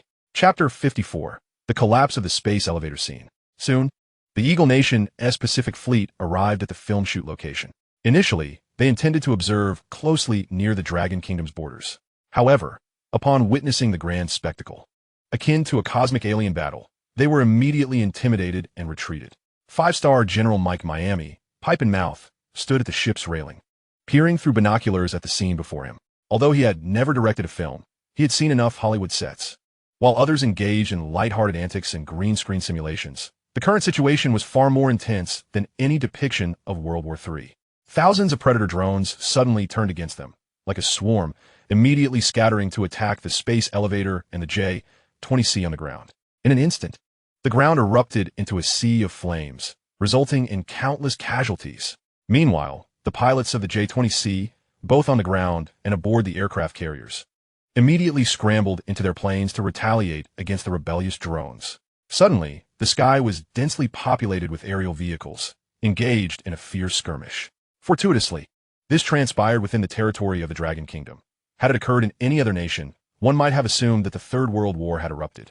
To be candid, such an extraordinarily hyper-realistic filming technique has no precedent within the cinematic realm. After all, a perfectly functional Predator drone instantaneously became the target of a J-20C fighter jet, exploding upon impact. Who could endure such a spectacle? What investor would dare to engage in such recklessness? The mere cost of acquiring these props is already exhilarating, and to see them rendered inoperable is nothing short of a financial thrill. Of course, if we speak of exhilaration, it must pertain to the esteemed teacher Sham Man aboard the J-20C. He has performed in numerous roles, yet he never anticipated that one day he would pilot a fighter jet in a performance. However, this was not mere acting. It was akin to warfare, with each attack and counterattack brimming with tension and excitement. To achieve the best results and the most impeccable portrayal, the cinematographer positioned himself in the rear seat of the aircraft, ever ready to capture the chaotic scenes of battle. Observing from beside the director's monitor, Xiao Wu felt a surge of anxiety, not from fear, but from the pangs of financial concern. He pondered how many Predator drones would be rendered useless and how much capital would be squandered. This was hardly filmmaking, but rather a burning of wealth, with tens of thousands of funds being carelessly tossed into the inferno. Finally, During a brief intermission in the shooting, he stood and addressed Guafan. Brother Gua, no matter how affluent we cannot afford to play this way. The destruction of those Predator drones is simply too regrettable. Imagine if these assets could be outfitted onto aircraft carriers. It would save substantial space and allow for the accommodation of more aircraft, thereby exponentially enhancing combat capabilities. Haha, Brother Chiao, I understand that you and your colleagues hail from humble beginnings, embodying a spirit of frugality and an aversion to waste. However, rest assured that these Predator drones have undergone special modifications. While they appear to be shot down, the components that fall can indeed be repurposed. Collecting these parts will soon allow us to assemble new drones. Though there will be some waste, it is nevertheless worthwhile, as their ultimate purpose is to present the audience with the most spectacular warfare scenes. Upon hearing Guafan's explanation, Xiao Wu felt somewhat reassured. Suddenly, he grasped the underlying objective of the aircraft carrier's presence. Perhaps Guafan had already pledged to assist the carrier commander by supplying them with Predator drones, hence their eagerness. This was advantageous. One need not fear their lack of dedication, for in this society, effort is rewarded proportionately. After a brief respite, they resumed filming for a second time, and this sequence proved to be even more extraordinary. The J-20C, piloted by Teacher Shaman, soared towards the cosmos, relentlessly pursuing the rogue drones. Teacher Shaman had fully immersed himself in his role, embodying a true warrior as he chased the drones into space, ultimately employing his impeccable flying skills to eliminate the rebellious machines. Though he succeeded, others faltered, allowing the drones to attach explosives to the docking bay and initiate the countdown. 3, 2, 1, click. The scene transitioned, preparing for the next explosive sequence. At this moment, Xiao Wu felt a surge of apprehension. Having read the script for The Wandering Earth 2, he understood Guafan's character well enough to suspect he might be inclined to destroy the space elevator.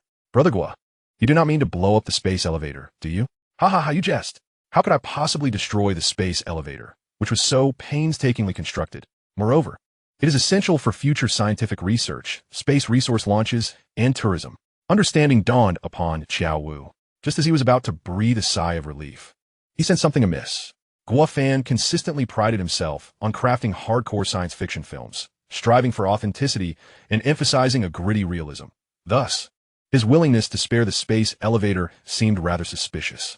He probed further. If you do not intend to demolish the space elevator, how do you plan to portray its catastrophic collapse? Surely you wouldn't resort to computer-generated effects, as that contradicts your style. Just as Guafan was about to respond, Hao Feng approached with a grin. Captain Xiao, there is no need for concern. The footage of the space elevator's collapse was captured long ago. We have comprehensive shots from every conceivable angle. Above, below, front, back, left, and right. Xiao Wu scratched his head, gazing at the towering space elevator, appearing rather perplexed. Is the space elevator not intact? How did you manage to film the collapse? Ha ha ha, Captain Xiao. Have you not heard about the incident involving the collapse of the American super space elevator in Hawaii? We sourced our material from there. Upon hearing Hao Feng's explanation, Xiao Wu slapped his thigh in realization. So that is the case. I was infuriated for days when they brazenly seized our carbon nanotubes. But perhaps we should express our gratitude to them. I must send them a banner of appreciation when time allows. Guafan chuckled at the notion. That would be acceptable, but only in your personal capacity. Otherwise, they will surely use it to create trouble for the Dragon Kingdom. Anonymous delivery is certainly feasible. Ha! What has sparked such merriment among you all? Chapter 55. News from the lunar base. Everyone turned around to discover the triumphant return of Teacher Shaman. Dressed in his pilot uniform, he bore a slight paunch, yet retained an air of gallant composure. Teacher Shaman, you look magnificent. How did the J-20C perform? Hao Feng immediately inquired. Upon hearing this, Teacher Shaman's excitement surged. You have no idea.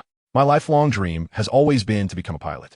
However, the moment I sat in the cockpit and gazed at the myriad of complex controls, I felt an overwhelming surge of anxiety that made me forget everything I had learned during training. Yet, as the air raid siren blared, those memories rushed back into my mind, transforming me into a fearless Air Force pilot.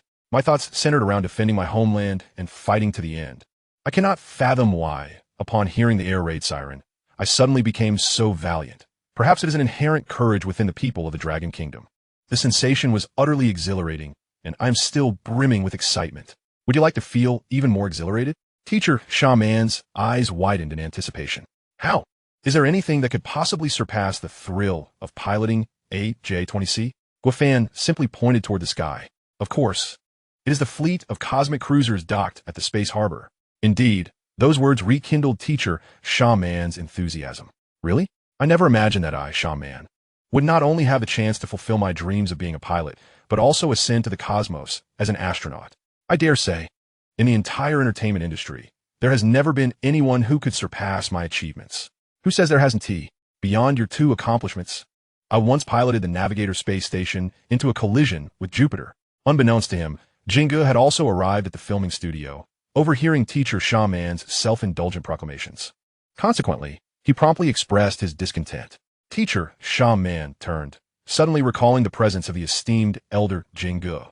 With a sheepish grin, he quickly amended. In the realm of entertainment, Jingji's accomplishments rank first, while I, old Sha, take a humble second place. Surely, that will not draw any objections? Ha! How could there be no objections? No matter how you put it, you've offended me. Speak up, how do we resolve this? Jingu feigned anger as he spoke. Isn't that simple? I'll treat everyone to hot pot. This was your suggestion. I certainly did not coerce you into it. Jingu then turned to Guo Fan, continuing, Director Guo, you must vouch for me. It is he who voluntarily invited everyone for hot pot. Absolutely. We cannot let those who assisted us in the performances of the aircraft carrier battle group and pilots be treated poorly. Upon hearing Guo Fan's words, teacher Sha Man's face instantly turned pale. He had assumed it was merely a small gathering for a few people in the studio, not realizing that Director Guo had arranged such a grand feast. He wished to backtrack, but once words are spoken, they cannot be taken back easily. Just as he was about to send high phone to notify the commanders and soldiers of each battle group, a phone call interrupted him. Picking up his phone, he was surprised to see it was the director he had longed to hear from, Director Rao Wenxing of Lonka Institute. Comrade Xiaohua, the main framework of the lunar base has been constructed as per requirements. Although some of the scientific research equipment and simulation cabin projects have yet to commence, it is more than sufficient for your film shoot. You can head to the lunar base at any time. I am grateful for Director Rao's hard work. It is astonishing that in just a few months, you have completed such a monumental lunar project. One cannot help but admire the capabilities of our Dragon Nation's manufacturing. If there are no other arrangements, we will set off in 3 days. Do you and your young research engineers have any needs or items you would like to bring along? I can take them with me. Really? That would be wonderful. Recently, my appetite has not been great, and I have been particularly craving our hometown spicy sauce. I had intended to purchase a few bottles online, but then remembered I was still on the moon. Even if I ordered them, no courier would be able to deliver them here. Please bring me a few bottles when you come. I will also check with the younger ones. I believe they will have a longer list of items they wish to buy. I will send you the list shortly. I truly appreciate your help. You are too polite. Director Rao, you have exerted so much effort for my film career. It is only right to bring a few items. If only Long Post could establish a lunar delivery service, then we wouldn't have to trouble anyone. We could have whatever we wanted delivered directly at any time. The speaker may have meant it casually, but it struck a chord with Guo Fan. After all, he cannot always be on the moon, and constructing the lunar base would take years to reach its planned state. During this time, the engineers, far from home, would surely miss the flavors of their homeland and the fresh novelties of Earth. If a delivery station could be established on the moon, perhaps it would provide some solace to those dedicated researchers and engineers working on the front lines. Let's get to work. Teacher Sha Man, you treat today. Make sure to host them well. I have some matters to attend to and must take my leave. What? You're not even having hot pot? I'm arranging some benefits for those working tirelessly on the moon. With that, he called out to Qiao Wu, and the two took an unmanned spacecraft back to the capital. I have already informed the president of Long Post. We can land directly on the helipad atop their headquarters. Through the window, they could see numerous people awaiting their arrival on the rooftop, seemingly there to welcome them. As the unmanned spacecraft descended slowly, someone approached immediately. The leader was a man of medium build with a gray crew cut, his demeanor appearing rather earnest. I am Deng Xingyou, and I thank Director Guo Fan and Captain Xiao Wu for your visit. I did not expect President Deng to personally come to greet us. This is truly too gracious. This is a significant strategic decision concerning the future development of Long Post, so I dare not be negligent. Please follow me to the conference room for a detailed discussion. Soon, they arrived at the top floor office, which was already filled with people. Judging by their attire, they seemed to hold considerable rank. After a brief introduction, the microphone was handed to Guo Fan. Not long ago, I received a call from Director Rao of the lunar base. He expressed a desire to taste the spicy sauce from his hometown, but upon preparing to fill out the address, he reconsidered, realizing that no delivery service could reach the moon. What are everyone's thoughts on this matter? Chapter 56. A stamp of commitment, a mission unfaltering. This question left everyone momentarily speechless. An indescribable feeling gripped every heart. To say that Long Post is the best in the vast expanse of our Dragon Nation would be an understatement. This principle has persisted throughout history. For orders that other courier services refuse, Long Post accepts. For logistics that others will not transport, Long Post will handle. Wherever there is a need, Long Post will deliver. The world may perceive Long Post as slow, but who understands the vastness of its reach? Simply put, within the territory of the Dragon Nation, we can deliver anywhere. And wherever there are living souls on Earth, we can reach. This is Long Post, stamped with the insignia of the Dragon Nation, unimpeded, a mission assured. However, this is limited to our earthly domain. Suddenly elevating it to the lunar level left everyone bewildered. Just as the room fell silent, a young man seated near the door stood up, passionately declaring, "Wherever there are people from the Dragon Nation, there's Long Post. This has always been our commitment." I vividly recall being shown the scenes of our predecessors pioneering in Antarctica. Despite the hardships, they delivered letters and packages to every citizen of our nation. Now, with our fellow citizens on the moon, we will not falter in our mission, no matter the obstacles. We shall establish a Long Post station where it is most needed. Guofan initially believed his previous inquiries would be met with silence, but was astonished by the young man's resounding speech. Without a doubt, his remembrance of the resilience and commitment of the elder Long Post workers deserved everyone's applause and admiration. Spurred on by Guofan, thunderous applause erupted. The young man was soon moved to tears, feeling the strength imparted by the legacy of the elder Long Post employees. As the applause subsided, Guofan continued, "I wholeheartedly agree with this comrade's sentiments. This is also the purpose of my visit.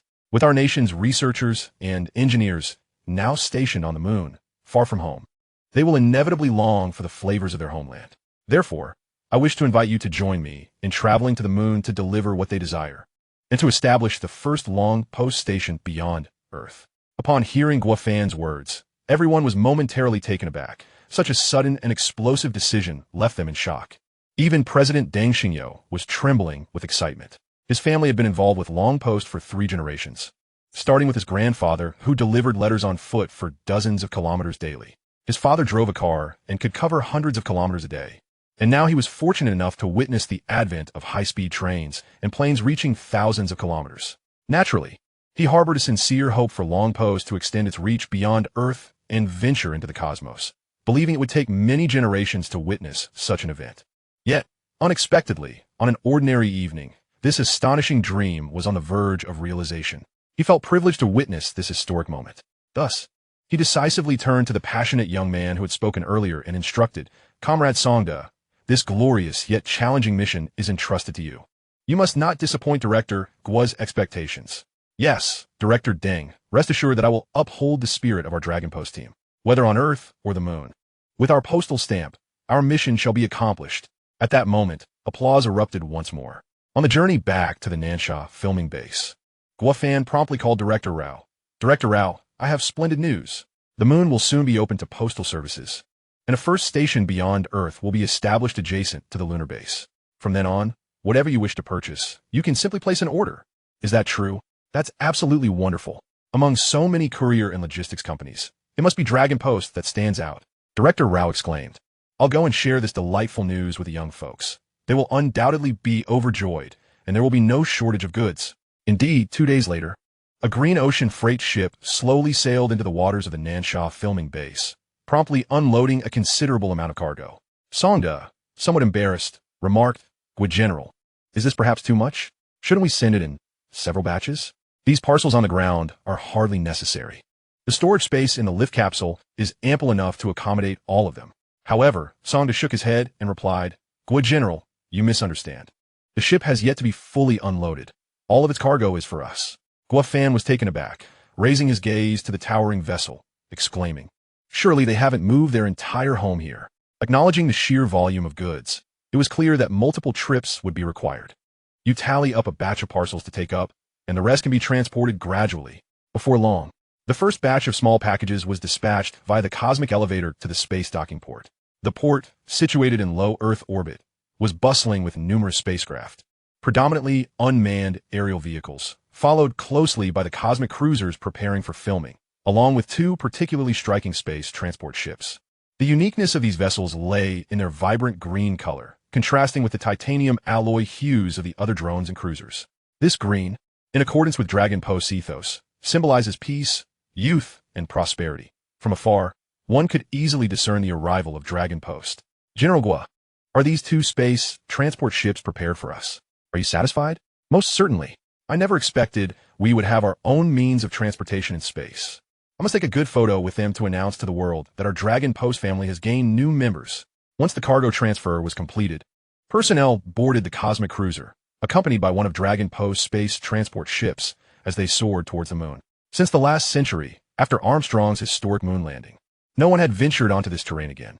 It was only a few months prior that Director Rao and his team from the Dragon Institute had secretly landed here. Today, they welcomed the first batch of visitors to the lunar base, with Director Rao, clad in a spacesuit, leading the dedicated researchers in a circle to welcome their families.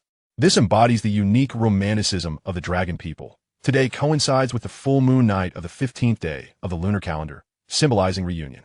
Though they were on the moon and could not see the full moon, as long as it resides in their hearts, they are united. Yet at this moment, their greatest joy stemmed from the sight of the green space transport ship. With our postal stamp, our mission shall be accomplished. That is Dragon Post. Upon the utterance of this phrase, the researchers and engineers erupted into cheers. Brother Fan, who would have thought we would be so popular? Look at them all waving and cheering for us. Hao Feng, unperturbed by whether those below could see him, waved back enthusiastically. However, Gua Fan shot him a glance. Do you not notice the glances they cast? They are all fixated on the green Dragon Post transport ship behind us. Hao Feng instantly felt a wave of embarrassment, but his thick skin soon allowed him to shrug it off, continuing to wave. After all, there are bound to be those who appreciate me. Those working here are the cream of the crop. Who knows, I might just encounter a single young lady. Gua Fan found himself at a loss for words in response to Hao Feng's rationale and could only wish him success. Once the spacecraft landed smoothly, the exuberant crowd hurried towards the Dragon Post transport ship. We have Gua Fan, Brother Jing, Brother Hua, Shaman, and Professor Li Fengtian here. Are their charms truly overshadowed by a few parcels? Hao Feng struck a pose, filled with contemplation. Director Rao, understanding their sentiments, approached them immediately. You needn't be concerned. These young people have been on the moon for quite some time, and are simply yearning for something delicious to satisfy their appetites. I am well aware of that. So Brother Jing and Brother Hua took the initiative to bring hot pot, along with fresh beef, lamb, and seafood, for everyone to relish. Initially, being able to enjoy hometown snacks on the moon was already a stretch, yet Gua Fan had pulled out all the stops. This was something they could scarcely have imagined. The moment hot pot was mentioned, it captured everyone's attention, eclipsing any concern for parcels, and they suddenly realized the radiant stars among them, quickly gathering around. If it weren't for Director Rao's timely intervention, the enthusiasm of these young people could have easily sent the celebrities tumbling into a crater. Hao Feng burst into laughter, but suddenly he seemed to recall something. Brother Fan, I feel like I've seen this place before. Oh, I never knew you were so well-traveled. Enlighten me. Where have you seen it? And what is this place? Let me think. Hao Feng strolled about, tapping his spacesuit helmet with his finger. Ah, I remember now. No wonder it looks so familiar. This is the Sea of Tranquility on the moon, where Armstrong landed. This is my small step, yet a giant leap for mankind. I must search for the footprints he left back then. If I can find a mold, it would surely be lucrative. Young brother Hao Feng, you might be disappointed this time. That footprint is right beneath your feet, and you just trampled upon it. Hao Feng immediately looked down, only to realize his large foot had carelessly stepped across a long-buried footprint. Alarmed, he sprang back from the spot. Director Rao, how could you not take precautions with such an important historical artifact? The era of eagle sauce has long since passed. Is it true that the lunar base constructed by our Dragon Nation cannot even rival a mere footprint? Upon hearing Director Rao's words, Hao Feng's face flushed with shame. In an instant, he understood the underlying meaning of the director's statement. Many individuals today harbor the notion that foreign products, regardless of their nature, are superior, even finding merit in their very essence, while dismissing the merits of their own nation's creations as inferior. This is the most genuine manifestation of sycophancy towards foreign culture. Director Rao, I acknowledge my mistake and shall never act this way again. Recognizing one's faults and being willing to amend is commendable. Now, let us not linger outside any longer. Follow me, and let us explore inside. Although this base was designed and technologically supported by Gua Fan, it was his first visit, and like everyone else, he was filled with curiosity and anticipation. Under Director Rao's guidance, the group began to gain a basic understanding of the lunar base. The entire lunar base was divided into two sections, the surface portion and the underground portion. The surface section, easily comprehensible, encompassed the buildings on the moon's exterior, primarily housing communication stations, lunar transport vehicle garages, energy stations, control consoles, and command towers, among others. The subterranean section is particularly intriguing, employing a novel cavern construction technique that utilizes the moon's innate underground spaces, transforming them into habitable areas for human life, recreation, and various experiments. This not only significantly reduces construction costs, but also saves considerable time, which is one of the reasons why the Long Science Institute's Manufacturing Bureau has been able to establish a lunar base so swiftly. Naturally, a verbal introduction pales in comparison to the actual experience. First, there's the hall imbued with a sense of advanced technology and futurism, making it feel as though they are not merely filming a science fiction movie, but have become a part of one. As they traverse the hall and prepare to move forward, a mechanical dog approaches, wagging its tail and rubbing against Hua's pant leg, seemingly in a display of affection. Hua is momentarily taken aback, unsure of how to proceed. Director Hua, I was scared by dogs as a child and have harbored a fear of them ever since. Even dog-shaped toys frighten me. What should I do? Will it bite? Guofan chuckles and responds, Hua, it's just greeting you. Consider whether your script includes a lovable, obedient mechanical dog. It seems to be the case. However, given that this is merely a script's premise, what now? It has been programmed to respond to its name. Once you call it, it will automatically recognize you as its master. Bun Bun. Indeed, upon calling its name, the dog immediately reacts, its display lighting up with a broad smile. Director Hua, it seems to understand me. From this moment forth, Bun Bun is yours, Hua. Cultivate a bond with it, as it will aid in the film's production. Just then, an engineer on duty at the control console rushes over to Director Rao and whispers a few words before promptly returning to his post. Guofan senses something amiss and inquires, what has transpired? We just received a warning from the ground control center. Eagle Sauce's lunar rocket is launching and will soon land on the moon. They've advised us to ensure safety. Guofan remarks, I thought they were adhering to the original schedule. I didn't anticipate an early launch. I had hoped to avoid an encounter with Eagle Sauce, but it seems unavoidable now. This time, they're broadcasting live globally, so we must avoid any conflict to prevent escalating the situation. Guofan nods. As long as they don't land in the Sea of Tranquility, there should be no conflict. At this moment, at the Eagle Sauce rocket launch site, a throng of reporters has gathered for the final pre-launch interviews with NASA officials. This time, we plan to land in the Sea of Tranquility to trace Armstrong's footsteps and reclaim our pinnacle. Wherever we tread, it is Eagle Sauce territory. Chapter 58, Unforeseen Circumstances. The Eagle Sauce officials remain indifferent to the fact that this is a continuous 24-hour global broadcast. Their statements serve to inform the world that only Eagle Sauce possesses such prowess on this planet, simultaneously issuing a stark ultimatum. Join their space alliance or become their adversary. Such hegemonic rhetoric incites immediate protests and resistance from individuals worldwide. Yet, these trivial displays of dissent are met with scornful laughter from them. If you truly possess the capability, you should not be protesting here. Instead, demonstrate your strength by landing on the moon. I must reiterate, any nation or individual that reaches the moon first and plants their flag will claim ownership of it. And I am referring to human landings, not some whimsical moon rabbit mission collecting soil samples. It is clear to everyone that this is a direct jab at the Dragon Nation. Here, they emphasize once more that this is a blatant attempt to force the Dragon Nation to recognize its own limitations and to remind it who reigns supreme on this planet. A single lunar landing could eclipse the technological capabilities of the entire world. Such insular thinking is utterly misguided. Do they still believe the Dragon Nation is a relic of decades past? That would be a grave error.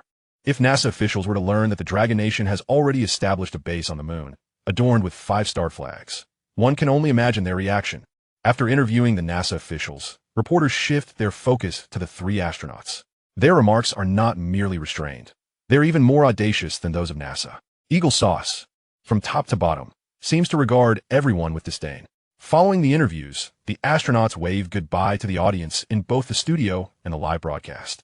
Before billions of viewers, the rocket emits a thick plume of white smoke and ascends gracefully. Meanwhile, the chief engineer responsible for development trembles with apprehension, fearful that an anomaly might lead to an explosion. If this were any other mission, they might not be so concerned, as rocket launches are inherently perilous and problems are inevitable. However, their mindset has evolved under pressure, as they recognize that their fates are intertwined. Should any safety incident occur with the rocket, their lives will be forfeit as well. As the public holds its breath in silent prayer, the rocket undergoes 3 stages of separation, finally breaking free from Earth's gravitational pull and entering the designated low Earth orbit. The chief engineer exhales in relief. As long as the lunar module they launched previously successfully docks, 1/3 of the lunar landing process will be complete.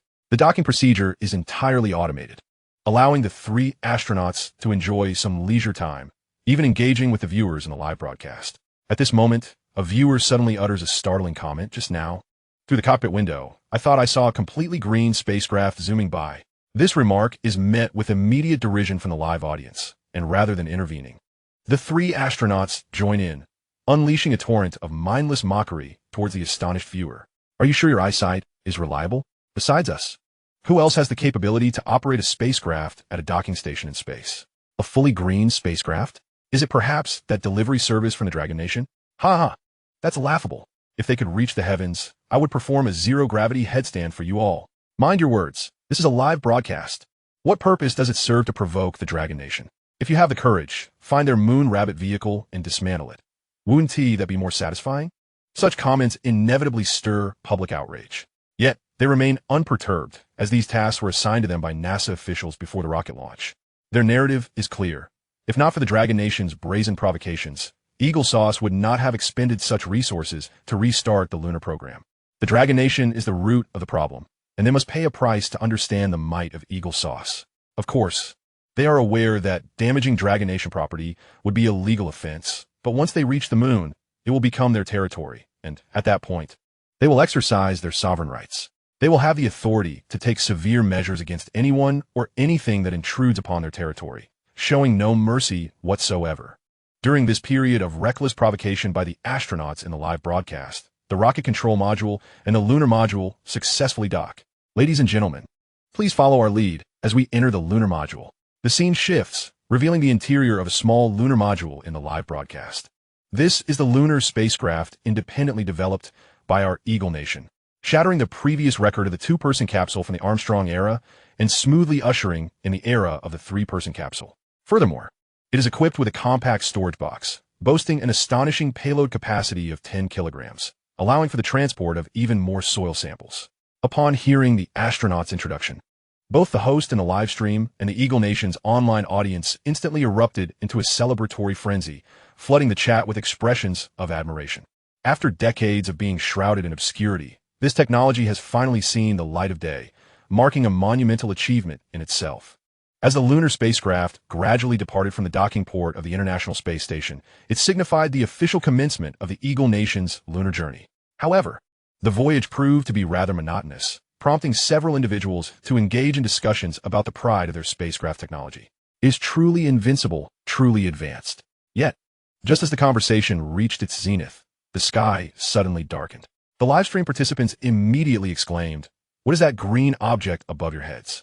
It resembled the entirely green spacecraft I just saw. I was accused of being blind, but I believe it is you all who are blind. Could it possibly be an alien spacecraft? A few astronauts gazed upward, mouths agape, their faces illuminated in green. They too began to ponder, thinking, what on earth is that?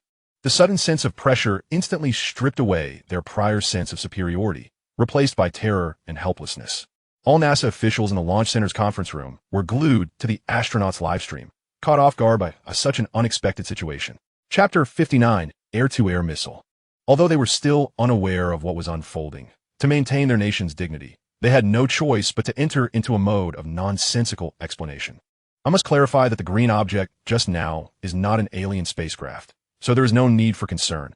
It is merely our Eagle Nation's secret weapon, intended for a reveal on the moon, but it unexpectedly entered the public eye ahead of schedule. We hope everyone refrains from overinterpreting this.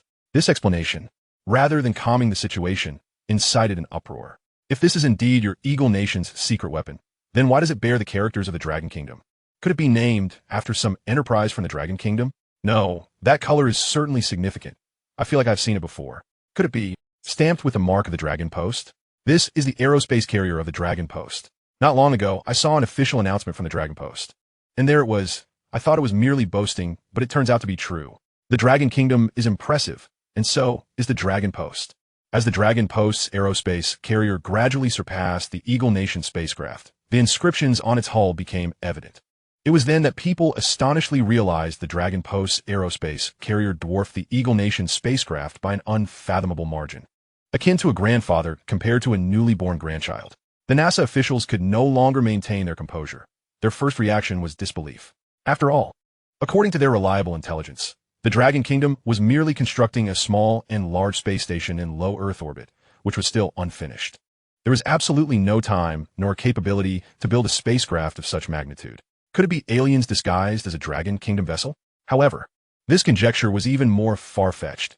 Even if aliens existed, they would not frivolously disguise themselves as a Dragon Kingdom spacecraft. Considering the Eagle Nation is undoubtedly the greatest country on Earth, if not the only one, it must be an illusion, certainly an illusion. Do not let the sight before you deceive you. It could be a temporary hallucination induced by space radiation and light. The characters on that spacecraft could not possibly bear the Dragon Kingdom script.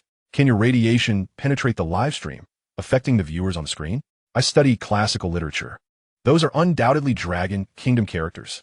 Just moments ago, what happened to those large characters of the Dragon Post? Why have they suddenly transformed into English NASA at a glance?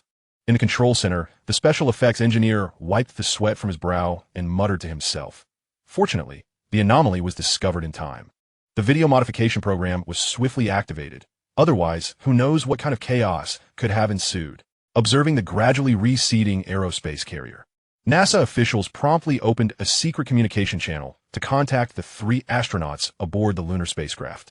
You are now ordered to immediately engage manual control mode and accelerate to full speed.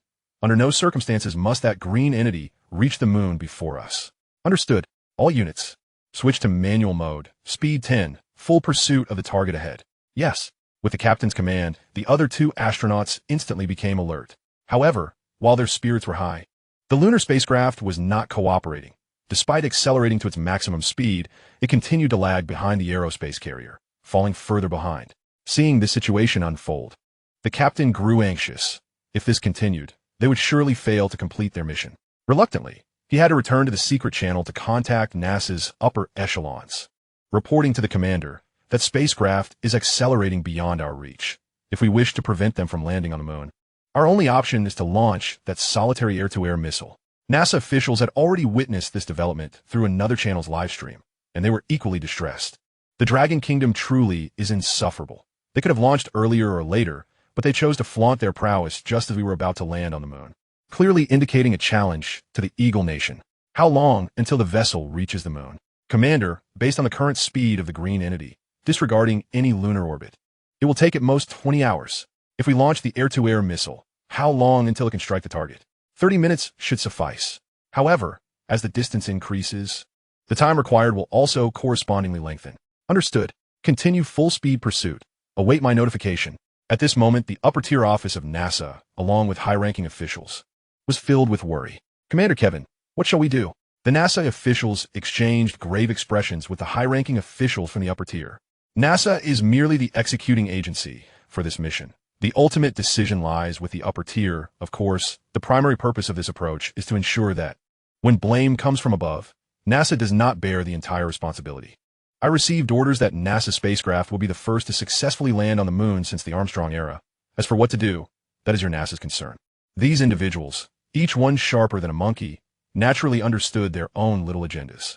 Seeing the situation, they had no choice but to take the initiative. After all, they could not allow the Dragon Kingdom spacecraft to reach the moon, even if it was not a Dragon Kingdom spacecraft. The presence of Dragon characters was unacceptable. NASA officials promptly re-established the secret channel. You may launch the air-to-air missile, but remember, this is your only chance. It must succeed. Failure is not an option. Yes, we guarantee the mission will be completed. Upon receiving the command, the 3 astronauts immediately activated the air-to-air missile launch mode in secrecy. Target locked on position 1. Air-to-air missile on position 2 fully loaded. Countdown 3, 2, 1. Launch. To avoid arousing suspicion among the viewers, the special effects engineer released the pre-modified video in a live stream. The 3 astronauts appear to be engaged in lighthearted banter. Once the air-to-air missile locked onto its target, the aerospace carrier immediately triggered alarms, transmitting warning signals to both the near-Earth orbit control center of the space elevator and the lunar base control center. At this moment, Guofan and Dean Rao were relishing their hot pot feast when they caught wind of the news. Dean Rao immediately set aside his dipping sauce and rose to head to the command center. However, he was promptly stopped by Guofan.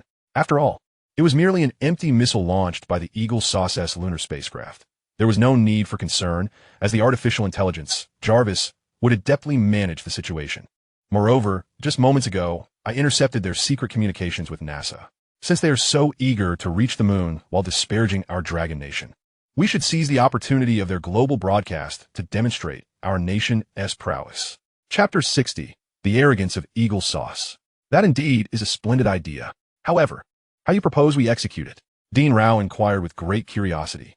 Naturally, we shall hold a grand, welcoming ceremony for them. Dean Rao was perplexed. Given their attitude towards our Dragon Nation, why extend them a welcome? As the saying goes, a guest is a guest, regardless of their origins. Furthermore, according to Eagle Sauce-S own assertions, whoever first sets foot on the moon and plants their national flag claims it as their own. We have already accomplished that. So as the rightful owners of the moon, do we not possess the magnanimity to welcome them? Dean Rao then experienced a moment of clarity and couldn't help but give Guofan a thumbs up. To return their own tactics against them is precisely how we should approach Eagle Sauce. Let us see how they will refute their own words. Everyone, please finish your meals promptly. After dining, we shall deliberate on how to hold this grand, welcoming ceremony for Eagle Sauce. Just as he finished speaking, Brother Jing was the first to rise. It's so simple. Do we even need to wait until we finished eating? I'll say it right now. When friends arrive, we offer fine wine. If a wolf comes, the only welcome it shall receive is a shotgun. Teacher Shaman immediately concurred. Yes, I've heard that our lunar base is equipped with tens of thousands of plasma energy cannons, all waiting for the right opportunity to be tested. Now we have a target to engage. It is indeed time to open fire. With the proposals from Brother Jing and Teacher Shaman, unanimous support followed from all present. One cannot help but admire the collective strength of the populace. The welcoming ceremony for Eagle Sauce-S lunar spacecraft is truly unique and inventive. Since everyone is so enthusiastic about the welcoming ceremony, let us utilize the base as plasma energy cannons. No, let us unify our terminology. From now on, they shall not be referred to as plasma energy cannons, but rather as lunar fireworks. I am aware that in many places, the discharge of fireworks has been prohibited to protect the environment. But this time, let us indulge and recapture the joy of our childhood. The crowd erupted in cheer, eagerly anticipating the beautiful spectacle of fireworks on the moon, oblivious to whether Eagle Sauce-S lunar spacecraft would appreciate it. Unbeknownst to them, the lunar base had prepared a surprise for them, as they remained immersed in their own world. For shortly after the missile was launched, the Dragon Mail spacecraft suddenly vanished from their surveillance radar. Report, Commander. The empty missile has struck its target. The journey to the moon is proceeding smoothly. Excellent work. On behalf of Eagle Sauce, I commend you. After the lunar mission concludes, I shall personally present you with the Medal of Valor. Thank you, Commander. The NASA officials, including Commander Baigong, were exceedingly pleased with the handling of this unexpected event. Indeed, NASA astronauts are well trained. It's remarkable how swiftly you resolved this issue.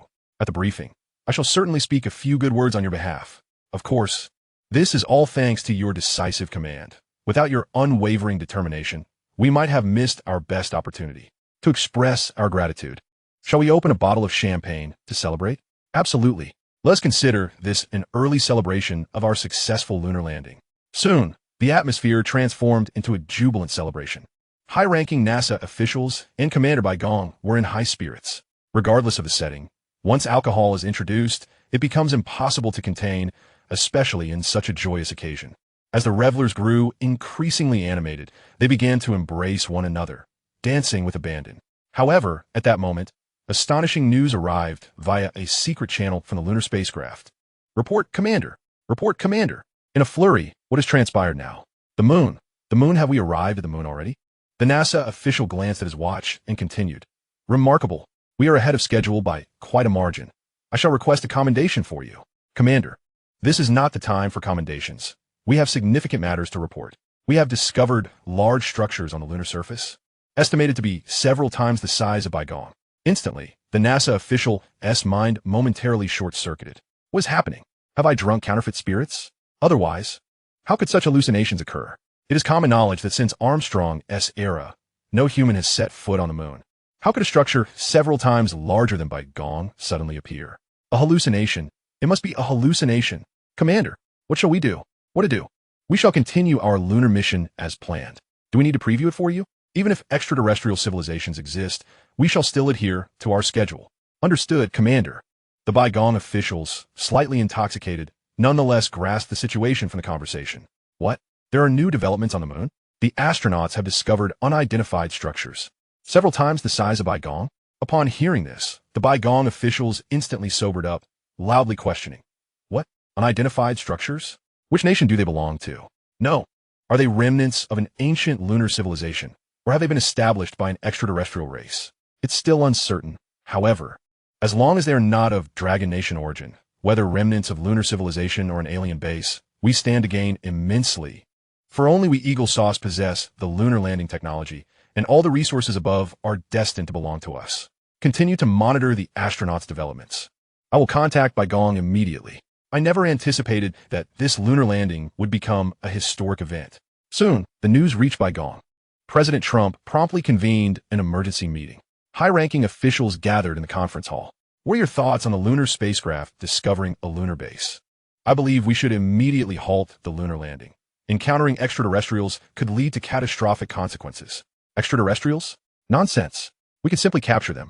After all, Area 51 has many vacant cells, which would be a waste if left unused. After all, a significant portion of our current technological advancements stem from Area 51. Commander Loasi is absolutely correct. The capability to construct a base on the moon indicates that this civilization's technological level far surpasses that of any nation on Earth, even exceeding the sum of all countries combined.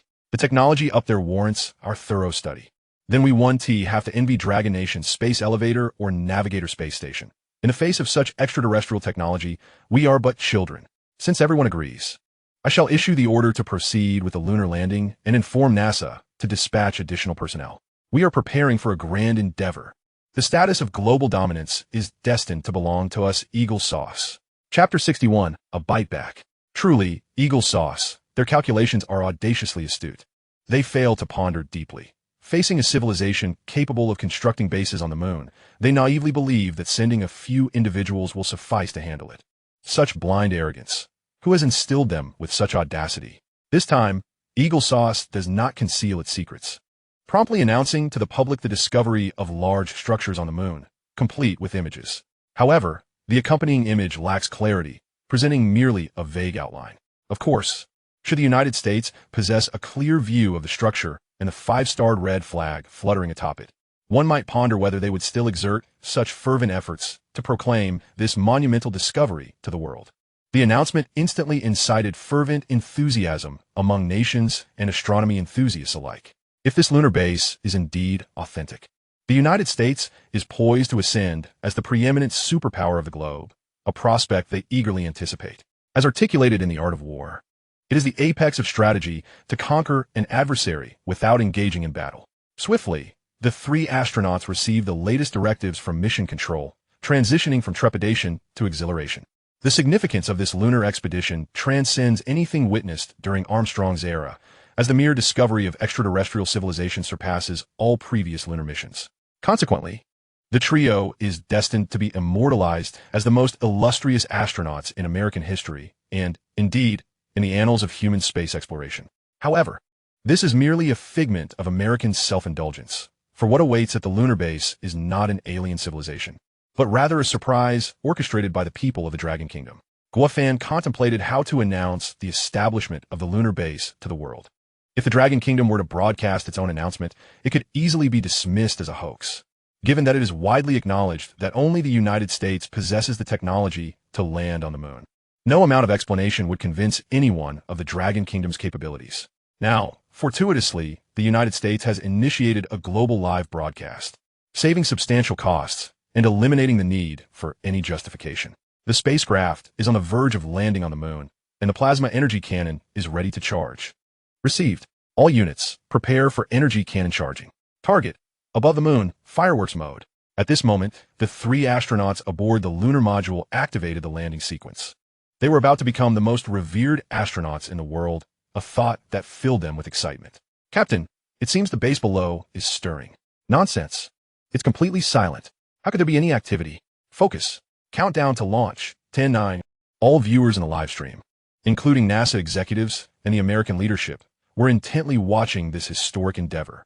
Just as they reached the count of 3, the lunar base suddenly erupted in a spectacle of shimmering lights akin to stars. Everyone was momentarily stunned. Wasn't it supposed to be utterly silent?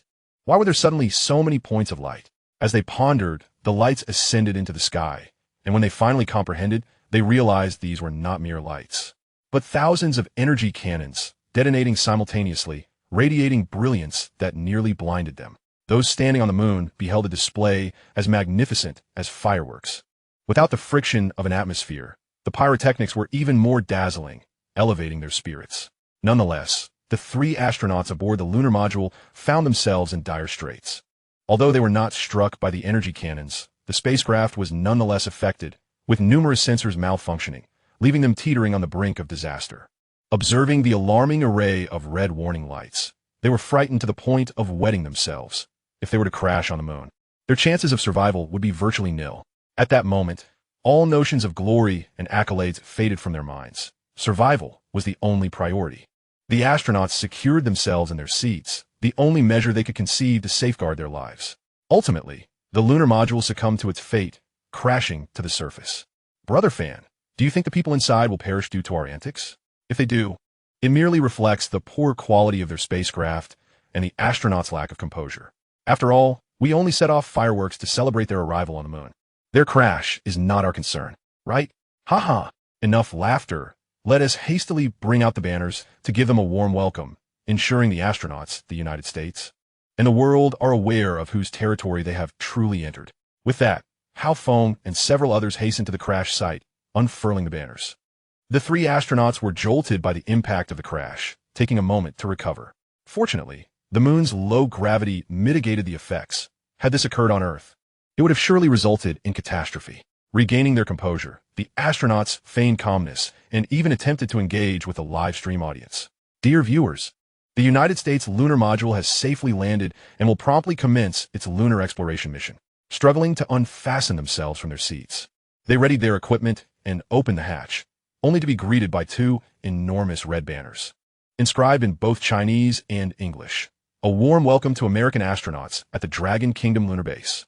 Please present your passports and lunar landing visas for entry procedures. The astronauts were momentarily dumbfounded, questioning whether they had indeed landed on the moon. Why were there people from the Dragon Kingdom present? Moreover, it seemed as though they regarded this place as their own territory. Their minds went blank, uncertain whether the impact had rendered them dazed or if they were experiencing an illusion. The viewers in the live stream were equally perplexed, filled with questions as to why individuals from the Dragon Kingdom were on the moon. Was the lunar base indeed established by them? The officials at the White House were the most bewildered.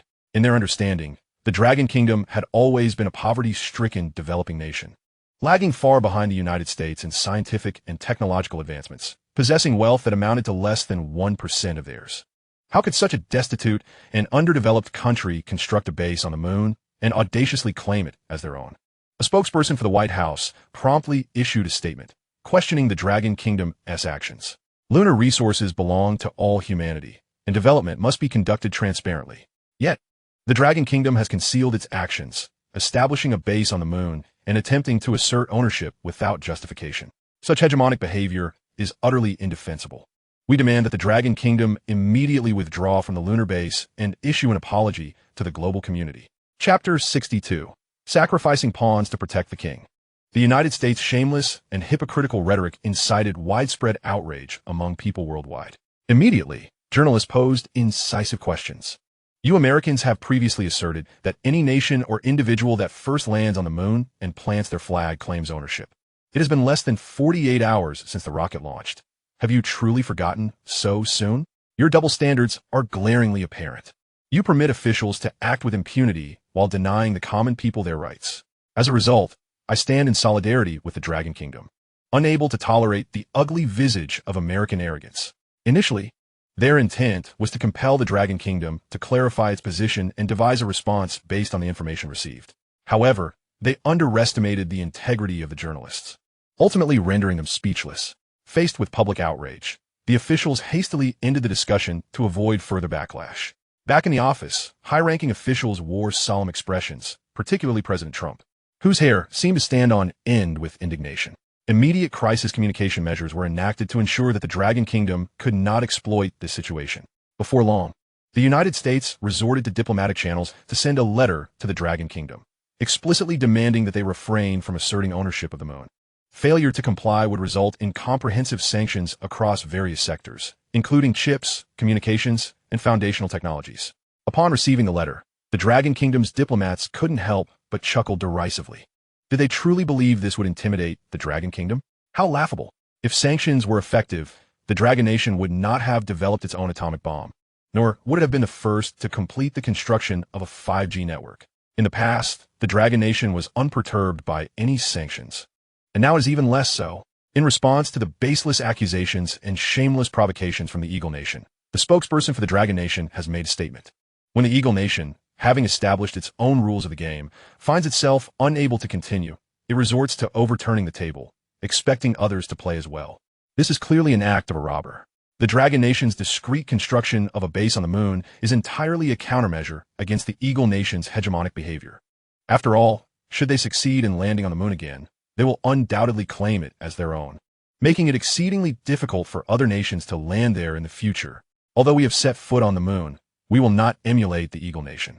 After all, extraterrestrial resources do not belong to any single nation or individual. As a saying in the Mencius aptly points out, in poverty, one preserves oneself. In prosperity, one aids the world. Thus, to accommodate those countries wishing to pursue space and lunar research projects, we have established the Cosmic Technology Development Alliance, through which nations can submit applications in their official capacity.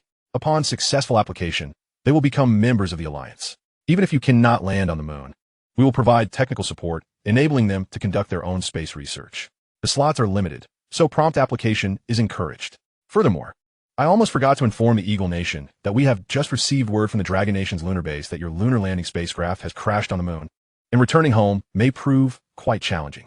If you desire assistance from the Dragon Nation to bring your astronauts back to Earth, the Eagle Nation may negotiate through proper diplomatic channels. However, time is of the essence, as the oxygen equipment aboard your spacecraft has been damaged, with supplies lasting only a few more hours. We would like to help, but considering the status of the Eagle Nation citizens, we urge you to make your own decision. At this moment, the 3 astronauts from the Eagle Nation, lacking the legal permits from the Dragon Nation, can only return to their spacecraft and await negotiations between the Eagle Nation and the Dragon Nation. The 3 individuals return to the spacecraft, do not perceive the severity of the situation, and continue to maintain an air of superiority. How dare we, the Eagle Nation, endure such indignity? Upon our return to Earth, I shall promptly report to President Trump, urging him to intensify sanctions against the Dragon Nation. These barbaric people of the Dragon Nation truly believe themselves to be the masters of the moon. The Eagle Nation is the one that establishes the rules of the game. Even if they transform the moon into a base, as long as the Eagle Nation does not approve, they are nothing. You two should settle down. The spacecraft's oxygen generation equipment is already damaged, and the reserves will last only a few hours. If you continue to rant, we may not receive news from Earth in time and end up suffocating in the spacecraft. Rest assured, as long as our great Eagle Nation gives the order, it won't be long before those Dragon Nation people come running to offer their respects, treating us to the finest hospitality, and ultimately sending us back to Earth with a grand farewell. This is our right as citizens of the Eagle Nation. As the group indulges in visions of the future, they suddenly receive a call on a secure channel. Commander, what are your orders? This lunar mission has been declared a failure. We will send condolences and medals to your families. Upon hearing these words, the 3 are immediately struck dumb. Commander, what does this mean?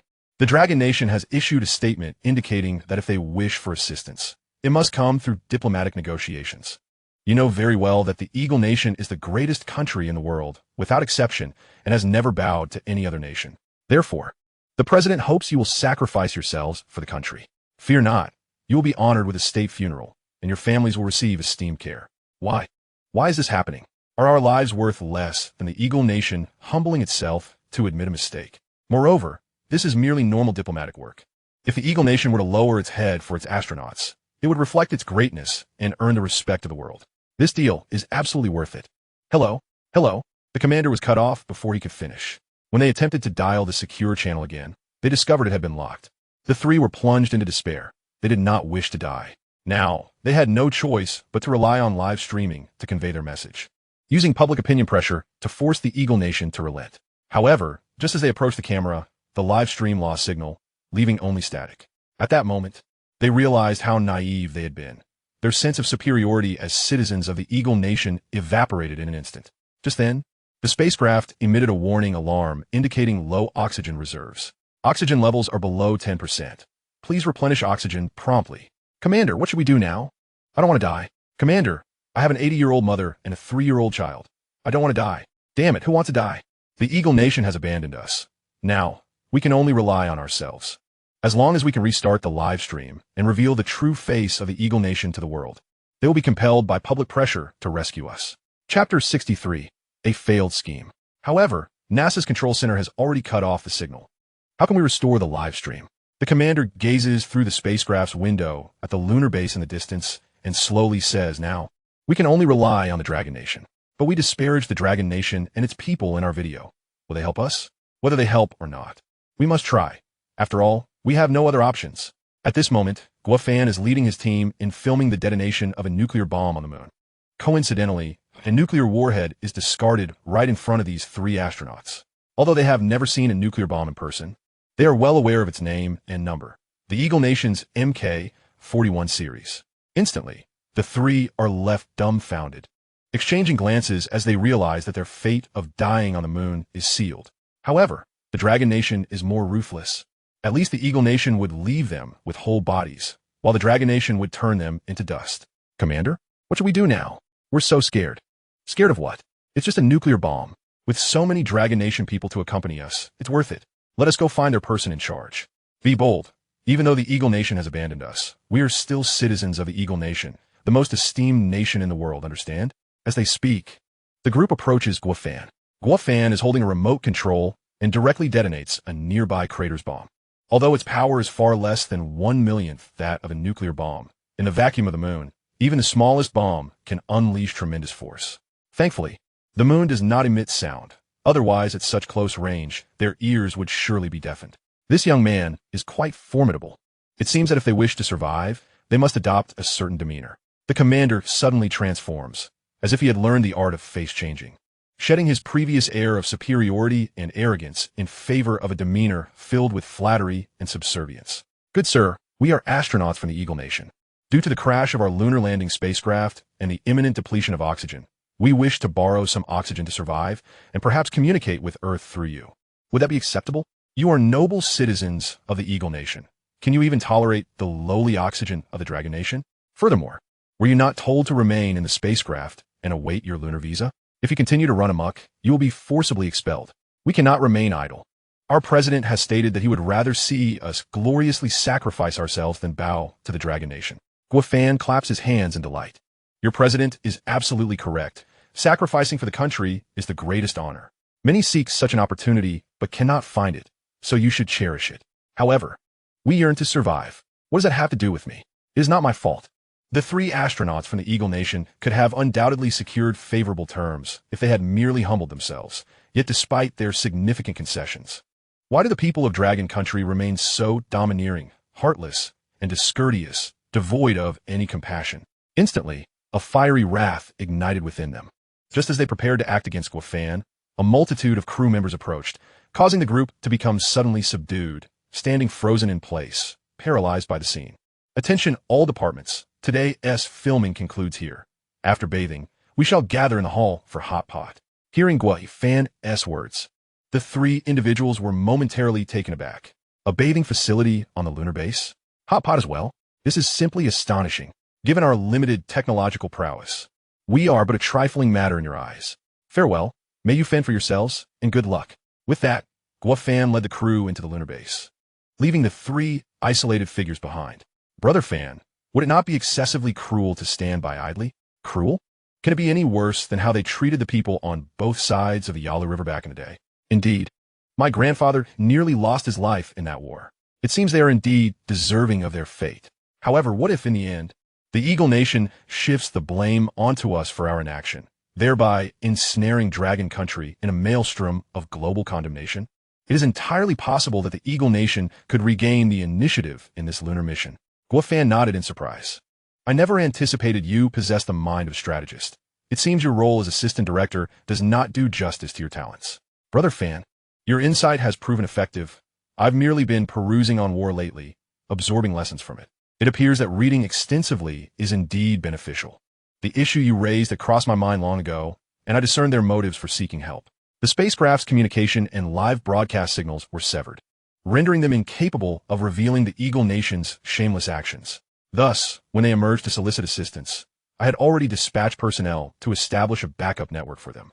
As for their subsequent actions, that shall be left to their discretion. The Eagle Nation's attempts to ensnare me in this matter shall bear no fruit. Indeed, within 10 minutes. The live stream captured the 3 astronauts vehemently denouncing the Eagle Nation, accusing it of inhumanity, claiming that, merely for the sake of its own reputation, it had callously abandoned its astronauts.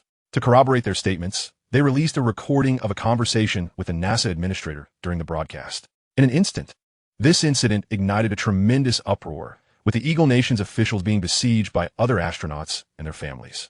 The high-ranking officials of the Eagle Nation never anticipated such a turn of events. They had initially aimed to exploit the situation to cast Dragon Country in a negative light, only to find themselves ensnared in a vortex of public outrage. To swiftly resolve the matter, they had no choice but to send the NASA administrator to take the blame.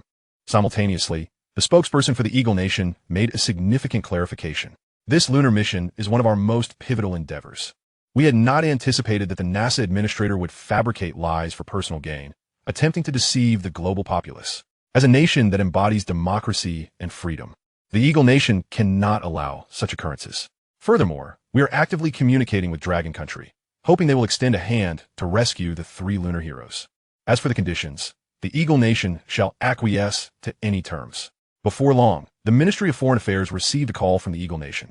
In an unprecedented display of concession, they adopted a stance of utmost humility, articulating their willingness to lift sanctions on chips, communications, and basic technology in exchange for Dragon Country's assistance. Guofan had anticipated that they would offer these items, which they proudly possessed, yet were of little practical value to Dragon Country. Thus, he had already conferred with diplomatic officials. We in Dragon Country hold no interest in your chips, communications, or foundational sciences. Chapter 64. The Rescue of President Meng.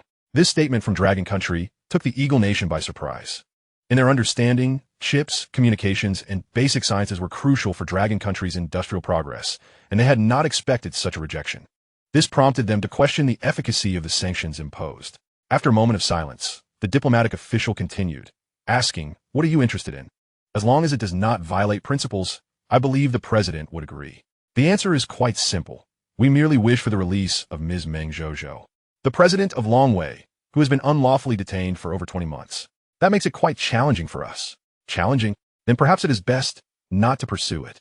With that, the Dragon Country diplomat abruptly terminated the call. The officials of the Eagle Nation were left in a state of bewilderment and shock. They had never encountered such resolute opposition from Dragon Country. Although displeased, they felt compelled to consult President Trump for a resolution. The Eagle Nation had detained Ms. Meng Zhozhou primarily to suppress Longwei, thereby diminishing Dragon Country's standing. They would never permit any nation or company to surpass their technological supremacy. However, all these matters were merely superficial. Ultimately, they were unwilling to see their dominion over the world challenged. Yet, the situation had changed. The Eagle Nation found itself ensnared in a massive public relations crisis and could only seek self-preservation before addressing other concerns. After a moment's contemplation, President Trump nodded in agreement. "I have just conferred with the president. He has consented to issue an executive order. We hope you can extend assistance swiftly, as the oxygen aboard our lunar spacecraft is dwindling. We must ensure the safety of the 3 astronauts from the Eagle Nation. Naturally, upon encountering Ms. Meng Zhozhou at the capital airport, we will proceed to rescue them." Are you implying that we, the Eagle Nation, are untrustworthy? It is not a matter of distrust. We merely wish to witness your sincerity. Very well, I shall immediately seek the president's signature for her release.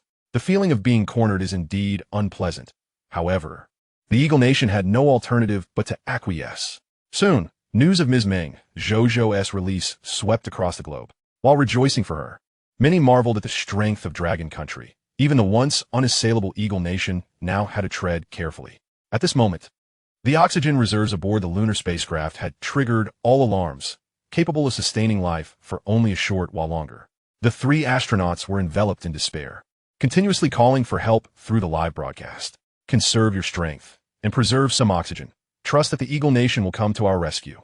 Looking at the live stream, the officials at Baigong urged their subordinates. What is the status of the handover procedures? Where are the personnel now? They are en route to the airport. Immediately contact Dragon Country, urging them to expedite the rescue. Yes, Ms. Meng Zhozhou has boarded the aircraft and will soon return to Dragon Country. Therefore, please proceed to the lunar spacecraft swiftly. We, the people of Dragon Country, keep our word. Once Ms. Meng Zhozhou lands, our team will immediately mobilize for the rescue. Currently, all the leverage rests with Dragon Country, and the Eagle Nation finds itself utterly powerless. Of course, Dragon Country's actions stem from a desire to guard against the cunning tactics of the Eagle Nation. Should they execute a rescue now, the Eagle Nation might renege and return the aircraft, leading to an embarrassing predicament, as the Eagle Nation had not shied away from such actions in the past. Hence, prudence prevailed. After approximately 8 to 9 hours of flight, Ms. Meng Zhozhou finally returned to the embrace of her homeland. As soon as the plane touched down, the diplomatic officials in Dragon Country received a call from the Eagle Nation. The individuals have been delivered. Hasten to the lunar spacecraft for the rescue. The astronauts' oxygen supply is down to mere minutes, and they're slipping into unconsciousness. Rest assured, we in Dragon Country possess far greater credibility than you, the Eagle Nation. At this moment, Guofan had already brought his team inside the lunar module. A few individuals were not in a hurry to rescue anyone. Instead, they were leisurely surveying their surroundings. Brother Fan, this American lunar module is quite underwhelming. It's smaller than the restroom on our transport ship. I truly cannot fathom where they find the audacity to proclaim themselves as the world's best. The current state of the Americans can be likened to that of the Qing dynasty during the Empress Dowager Cixi's reign, stagnant, arrogant, and blissfully unaware that they have become mere frogs at the bottom of a well. Brother Fan, that analogy is simply brilliant, utterly devoid of discord. With a smile, Guofan approached the camera. Greetings to all the viewers in the live stream. I am Guofan, the director of the Wandering Earth series and the rescue team for this lunar module. The filming of Wandering Earth 2 has nearly concluded, and soon this grand sci-fi spectacle will grace your screens. I kindly ask for your support for our film. Thank you. With that, he promptly ended the live broadcast. How Phone couldn't help but give a thumbs up. Brother Fan, this mission has truly been worthwhile. It's a twofold success. Not only have we rescued Ms. Meng Zhozhou, who was detained for over 20 months, but we also leveraged the American live broadcast to promote our film. Now, it will be nearly impossible for people around the world to remain oblivious to our movie. There is no need for pride. After all, the Americans are not fools. They certainly won't allow our film to proceed without competition. They might have already arranged for rivals. Guofan replied, what of competitors? As long as they are not of the caliber of those top-tier directors, with our current capabilities, we can surely triumph. Now stop daydreaming and let us get the people back to the lunar base. We cannot afford to delay the final celebration. Once the 3 rescued astronauts regained consciousness, they were instantly overwhelmed with gratitude, bowing repeatedly. The immense kindness of the Dragon Kingdom is something we 3 shall never forget. In the future, if there is any need, we will face any challenge, be it climbing a mountain of knives or plunging into a sea of fire. No need for such grand gestures. Just tidy up the kitchen for us, and that will suffice. Upon entering the kitchen of the lunar base, the 3 astronauts were greeted with a mountain of pots, pans, and dishes, nearly causing them to faint. They thought they had finally escaped Earth to avoid household chores, only to find that the domestic duties on the lunar base were exponentially greater. However, having boasted with conviction just moments ago, they felt compelled to follow through. Observing their almost superhuman dishwashing speed, Hao Feng could not help but give a thumbs up. Who would have thought that American astronauts are adept at washing dishes? Given this, we must celebrate with hot pot tonight. Upon hearing this, the 3 astronauts internally lamented that they would have preferred to have perished instead. Chapter 65, New Endeavors Await. With the final celebratory hot pot feast at the lunar base, the Wandering Earth crew finally completed all filming tasks. The following day, Guofan led the entire crew back to the Dragon Kingdom. The 3 astronauts were unceremoniously deposited in low Earth orbit, where they boarded their own American escape pod. The reason they were not permitted to descend via the space elevator was twofold. First, they lacked passports and visas for the Dragon Kingdom. Entering in such a manner would still constitute illegal immigration. Second, there was concern that they might not acclimate well to the space elevator, as American astronauts typically return to Earth in their own escape capsules. Upon their return to Earth, Guofan immediately granted the entire crew a well-deserved long holiday. At that moment, Jinggu approached him. Director Gua, when shall we commence filming our next movie? If there is no urgency, I would like to explore the Meg too.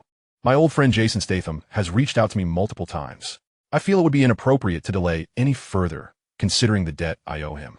Ever since unlocking the filming tasks for Wandering Earth 2, Guofan had been pondering this question, although the parallel world Wandering Earth 3 had yet to be released. Leaving no plot or advanced technology to reference, he felt no trepidation. Instead, he saw it as an excellent opportunity to showcase his talents. While he was eager to dive into the next film project, the continuous high-intensity work would likely overwhelm the crew. It was only fitting to grant the actors a break as well. Jingo, last time you cleared your schedule for me. This time, I will wait for you. We shall begin filming Wandering Earth 3 as soon as you finish the Meg 2. What do you think? Upon hearing this, Jingo burst into laughter. Director Gua, you are truly a man of honor. Since you have no filming commitments at the moment, may I make a small request? You are my friend, Jingo. What need is there for formalities? Speak freely, as long as it does not involve robbery, murder, or anything beyond our capabilities. I shall grant it. That would be splendid. The thing is, Jason Statham watched your Wandering Earth and was particularly impressed. They plan to shoot a hard sci-fi film with utmost realism, and he wishes to invite you to direct. What? Invite me to direct? I think I shall pass. Such an insincere invitation likely means I wouldn't be given a significant role, especially since I'm already somewhat established in Hollywood and the entire American film industry. It is wiser to remain cautious. Director Gua, I apologize for my simplistic thinking. I will inform Jason to seek someone else. Jingo, please ensure your safety. Wandering Earth 3 cannot be without you. After laboring for half a year, returning to the capital, and once again seeing the sign of Guofan's film studio, he felt an overwhelming sense of familiarity. The studio had transformed from a modest two-story workshop of less than 100 square meters into a grand company occupying an entire building. To be honest, the change was somewhat overwhelming. Upon learning of Guofan's return, Lu Linglong had been waiting at the studio entrance. As soon as she spotted him, she rushed over. Guofan, or rather Director Guanao, welcome home. Addressing me as director feels rather formal. After all, we are classmates from the same school. Why not call me Brother Fan like how Phone does? It sounds much more pleasant.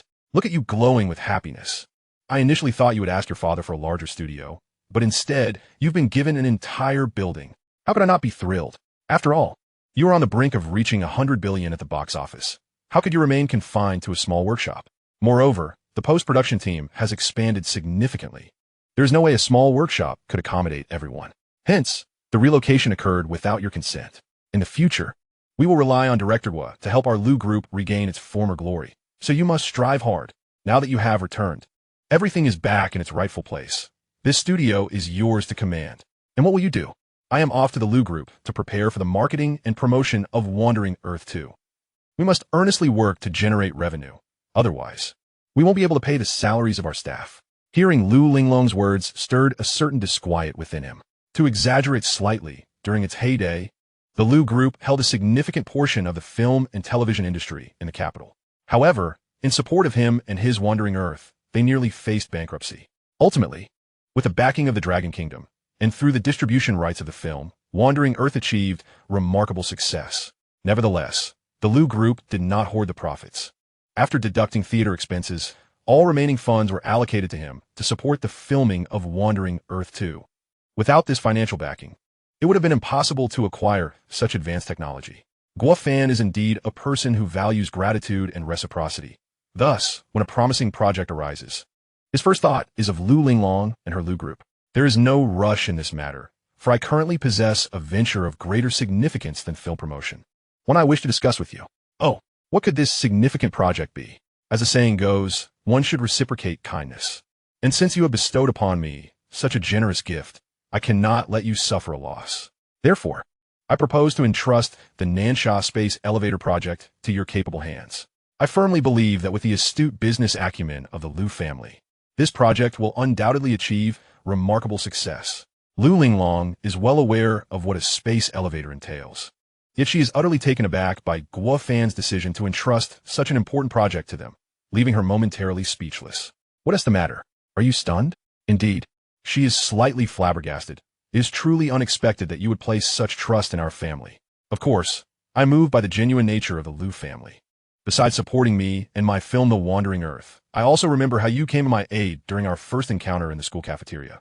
These acts of kindness are etched in my heart. Upon hearing this, Lu Linglong is flooded with a myriad of thoughts. Initially, she believed Guo Fan to be quite straightforward, but now she discovers the depth of his sensitivity. I will remember your kindness as well. I shall return to the Lu group at once and share this splendid news with my father. With that, her cheeks flushed, Lu Linglong hurriedly departed. This scene was witnessed perfectly by Hao Feng, who was hauling his luggage. Brother Fan, what did you say to Miss Lu? Why did she rush away with a blush? Could it be that she has developed a crush? I think it's you who has smitten. Hurry and take your things inside. Soon, I need you to fetch Jiang Tao and Qin Gong. Inform them that new tasks have arisen. Chapter 66. Venturing into the realm of artificial intelligence. Before long, the two arrived at the news studio, feeling an instant affinity for Guo Fan. Upon seeing them again, Guo Fan was equally astonished. One had transformed from a naive college graduate into a domineering CEO, while the other had evolved from a downtrodden disabled veteran into a formidable mech warrior. Previously, he had often heard that technology transforms humanity, yet he had held a degree of skepticism. However, witnessing the two now, he realized the truth in the adage. You two have certainly changed. The transformation is so profound that it's nearly unrecognizable. This is all thanks to your support. Had it not been for the advanced technologies you provided, we might very well be toiling away on some construction site. Now that you've tasted the sweetness of cutting-edge technology, are you eager for further expansion? Absolutely, President Guo. What grand endeavor do we embark upon this time? We shall venture into the realm of artificial intelligence. Artificial intelligence? Master, this field is uncharted territory for both Qin and me. Diving into such sophisticated matters might overwhelm us. Indeed, President Guo, if we falter, we would be failing to meet your expectations. Guo Fan understood their apprehensions. After all, in this parallel world, artificial intelligence existed solely in the realm of science fiction. And no company dared to tread this territory in reality. Setting aside the question of success, the mere consideration of investment versus return presented a daunting abyss. Nevertheless, his motives for entering the artificial intelligence sector were entirely tied to the upcoming film. Although the complete script was yet to be finalized, the information at hand suggested that the central plot of The Wandering Earth 3 would revolve around the struggle between humanity and artificial intelligence. Without developing genuine artificial intelligence, mere imagination would not suffice to unravel its intricacies, and the resulting film might devolve into a self-indulgent display by the director and actors, failing to achieve the desired impact. Thus, the idea to delve into artificial intelligence was born. Naturally, the most human-like aspect of artificial intelligence lies in its need for a vessel to house the brain, be it a computer or an intelligent device. The drones from Dajiang Company and the exoskeletons from the Sci-Fi Universe's Black Technology Company undoubtedly serve as the best carriers for testing artificial intelligence. This was the purpose of summoning the two. While they had previously experimented with integrating Jarvis into the space elevator and aerospace drones, it leaned more toward a personal assistant than true artificial intelligence. Now, they aim to develop an artificial intelligence akin to Mu's from the Wandering Earth, one possessing its own thought processes and profound understanding. Capable of existing within the network, an entity essential for pivotal scenes in the third installment of the film. Do not worry. Certain aspects do not require your understanding or involvement in development. Your task is merely to cooperate and ensure that the devices are equipped with the necessary interfaces for artificial intelligence. That alone suffices. Both men exhaled in relief. After all, mastering artificial intelligence with their current intellect would be an arduous task. Rest assured, President Guo, this is quite manageable for us. However, Master, I am exceedingly curious and eager to know who possesses the extraordinary capability to oversee this premier project. Might we have the opportunity to meet them for our own enlightenment? As far as I know, no human possesses such extraordinary abilities. Thus, I plan to appoint my personal assistant Jarvis as the general manager of the artificial intelligence sector. After all, this endeavor is time-consuming, labor-intensive, and costly. If I were to hire a human team, I doubt I could even afford their salaries. Upon hearing this decision, both men were momentarily dumbfounded. They had anticipated that Guo Fan would recruit some remarkable individual, yet they never expected him to utilize one artificial intelligence to cultivate another. Master, your imagination knows no bounds. If it didn't stretch the imagination, how could it be described as such?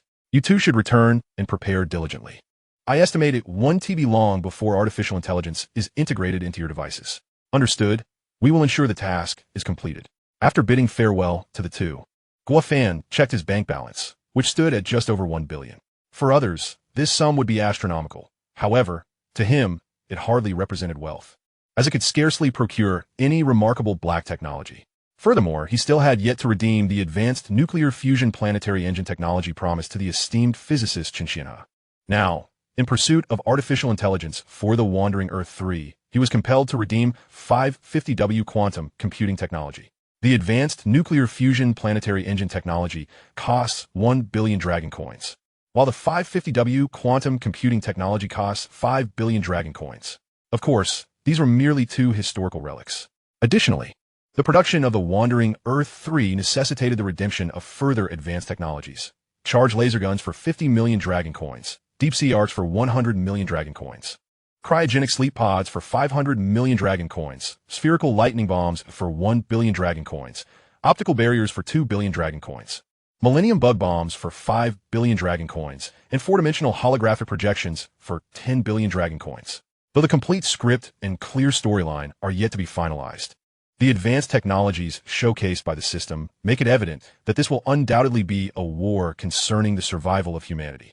Consequently, the present tasks are clear: to expedite the film's release and accumulate the necessary initial funding. He is untroubled about post-production, confident in the capabilities of his formidable team and personal assistant Jarvis, believing that they will soon deliver a satisfactory final product. As for financial accumulation, he must rely on Jiang Tao and Qin Gong, as well as the Lu Group, which has just taken over the space elevator tourism project. Though their strength may have waned, they once stood atop the pinnacle, commanding respect, so entrusting the space elevator project to them should yield swift results. Indeed, within just over a month, the space elevator tourism project has become the most sought-after attraction worldwide, without exception. His bank card had skyrocketed to 1 billion. Gazing at this substantial figure, he finally felt empowered to stride confidently through the gates of Lonka Institute. However, upon entering, he noticed a throng rushing towards the Physics Research Institute. His immediate thought was that something had gone awry. He had often heard old Chin lament about his poor health. Could it be a coincidence? The cutting-edge technology of the heavy nuclear fusion planetary engine he had just exchanged could not afford any mishaps. Before long, he followed the crowd to the top-floor conference room of the Physics Research Institute, where a considerable number of people had already gathered. After much effort, he squeezed inside, and upon catching a glimpse of the unharmed old Chun through the door's crack, he exhaled in relief. However, as he overheard voices of criticism emanating from within, he felt a tightening in his chest. Chapter 67. Trouble for Brother Jing. You and the Physics Research Institute spend the most and achieve the least. Yet you incessantly clamor about developing some heavy nuclear fusion planetary engine technology. It's utter nonsense. Do you possess the technical reserve and talent for such an endeavor? You are simply aiming too high, and it's utterly hopeless. From today onward, your budget will be slashed by half. A corpulent, balding man, exuding authority, sat at the head of the conference table, brazenly berating old Chun and his team. From the hushed discussions of onlookers outside, he learned that this was Tian Ruiji, the vice president responsible for funding at Lonka Institute. The situation was exacerbated by the sanctions and embargoes imposed by the Eagle Nation on the energy sector of Dragon Country. Following the failure of their moon landing plan, they perceived a threat to their national status, feeling that they had been outmaneuvered by Dragon Country during this incident, prompting them to retaliate by restricting global exports of energy to Dragon Country. This pressure was now being transferred to the Physics Research Institute, which was ordered to present a clean energy research plan. However, progress in clean nuclear energy research had stagnated, leading to the explosive outburst from the rotund vice president. Tian Ruiji, science is not achieved overnight. It requires substantial time and financial resources to validate feasibility. Severing our funding will undoubtedly set back clean nuclear energy research once again. I don't care. The budget is fixed. If you can manage, continue your work. If not, it's high time you retire and stop occupying a position without contributing. Upon hearing Tian Ruiji's remarks, Old Chen remained composed, yet his team could scarcely contain their indignation, especially the three brilliant female scientists who immediately sprang to their feet. Had it not been for Old Chen's quick reflexes to restrain them, they likely would have charged at the rotund Tian Ruiji in a fit of rage. Apologies, leader. All members of the Physics Research Institute will double their efforts, cancel all breaks, and fully dedicate themselves to the clean energy project. What do you think? Is that feasible? Effort alone is worthless. I demand to see results. Results. Do you understand? At your age, still being scrutinized by superiors is utterly intolerable. With that, they promptly pushed through the door into the meeting room. Who are you? Which unit do you belong to? How dare you be so rude? Watch out. I'll have you dismissed. Leader, this is the esteemed Guo Fan, the the mastermind behind the space elevator and the lunar base. Upon hearing Old Chen's words, Tian Ruiji's countenance shifted instantly, transforming into a servile smile, reminiscent of the three Eagle astronauts on the moon. However, Guofan disregarded him entirely and approached Old Chen, producing a USB drive. Old Chen, the cutting-edge technology of the heavy nuclear fusion planetary engine, is contained within this. Shall we speak privately? Feeling slighted by being ignored, Tian Ruiji's irritation escalated, especially at the prospect of Guofan whisking Old Chen away right in front of him. His expression darkened. Is this important meeting still ongoing? And you intend to leave now? Tian Ruiji had hoped to regain control through intimidation, but Old Chen completely dismissed him, following Guofan out, with his team trailing behind. This insubordination is intolerable.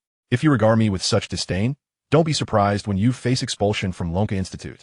Old Chen and his aides heard Tian Ruiji's words, but remained unfazed. Being under such leadership was a stroke of bad luck, even within Lonka Institute. Ignorant of the intricacies, yet still issuing reckless orders, he had turned the Physics Research Institute into a chaotic mess, filled with grievances. Were it not for Old Chen's restraint, they would have revolted long ago. Harboring resentment, Tian Ruiji called the lunar base that evening to speak with Director Rao. Director Rao, I have a matter concerning the future development of Lonka Institute to report. Chen Xianha from the Physics Research Institute is insubordinate and disregards discipline. I was merely offering him a brief reprimand during the meeting, and he, in a fit of anger, took his team and left. This group is too difficult to manage. If this continues, I might resign. Tian Ruiji intended for Director Rao to discipline Chen Xianha, hoping to restore his lost face in the office. However, to his astonishment, Director Rao agreed without hesitation. If you are not willing to continue, I shall grant your request. After all, our establishment is too small to accommodate a figure of your stature. Tian Ruiji was momentarily dumbfounded, realizing he had merely wanted to assert himself and teach Chen Xianha a lesson. He had never anticipated that Director Rao would dismiss him so readily, disregarding his influential connections. His position was lucrative, and he was loath to leave, thus scrambling to retract his words. However, Director Rao, citing poor communication between Earth and the Moon, abruptly ended the call. He then dialed Guofan. I never expected this situation to resolve so effortlessly. You voluntarily offered your resignation. This works in my favor. When questioned by those behind you, I'll have something to say. Then I must extend my gratitude to you. No need for thanks. On the contrary, I should be grateful to you. I have long wished to dismiss him, but lacked the opportunity. Now, Lonka Institute is finally at peace.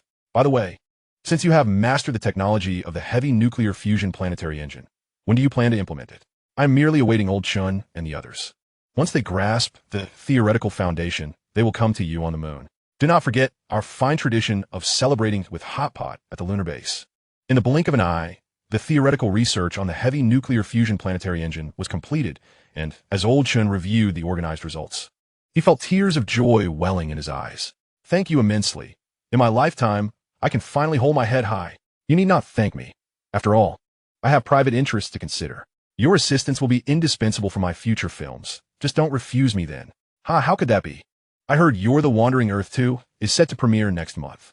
I plan to book the entire screening for my team to support you. That is truly generous of you. I shall be sure to welcome your critiques. As they engaged in cheerful conversation, suddenly his phone rang. Upon checking, it was Hao Feng. Hadn't he been granted a break? Receiving a call at this hour could hardly bode well. An ominous premonition washed over him. Hello, Hao Feng. What's wrong? Not good, brother fan. Something has happened to Jing. Chapter 68. The Deep Sea Arkansas. Something has happened to Jing? What's going on? ISNT. He filming the Meg 2 in Hawaii? Yes. It's an incident while filming in Hawaii. The details are unclear over the phone. Sister, Nana's already arrived at the studio. Brother fan, you should hurry back. Recognizing the gravity of the situation, he bid farewell to Old Chen and rushed back to the studio. Upon arriving at the office, he encountered Sister Nan, her face stained with tears. Sister Nan, what on earth has happened to Brother Jing? Upon seeing Guofan, Sister Nan immediately wiped away her tears. She understood that at this critical moment, the only glimmer of hope for rescuing Brother Jing lay in recounting the entire sequence of events surrounding his predicament with utmost clarity. Wasn't there a scene involving deep-sea exploration in Meg 2?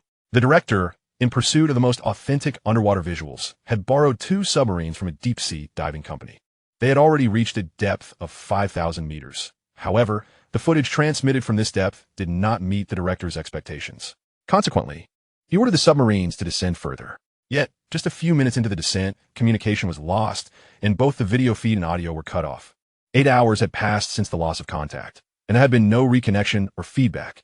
Meanwhile, the Hollywood contingent was engaged in a blame game, evading responsibility, with no inclination to initiate a rescue. Alas, it was out of sheer desperation that I thought of you. If reaching space and the moon is so effortlessly achievable, perhaps you might possess a solution for the deep sea as well. After listening to Sister Nan's account, Guo began to grasp the gravity of the situation. Though he remained uncertain whether this incident was a genuine safety mishap or a conspiracy orchestrated by the Americans. Naturally, this was not the time for such contemplations. Sister Nan, please do not panic. Do you know how many people are inside the submarine and how much oxygen remains? I have inquired already. There are 4 individuals in total. Besides Brother Jing and Guidastan, there is a photographer and a submarine pilot. As for the oxygen, it is estimated that they have around 36 hours left. 36 hours? Perhaps there is still time. Guo murmured to himself. Eagerly, Sister Nan inquired. Have you devised a plan?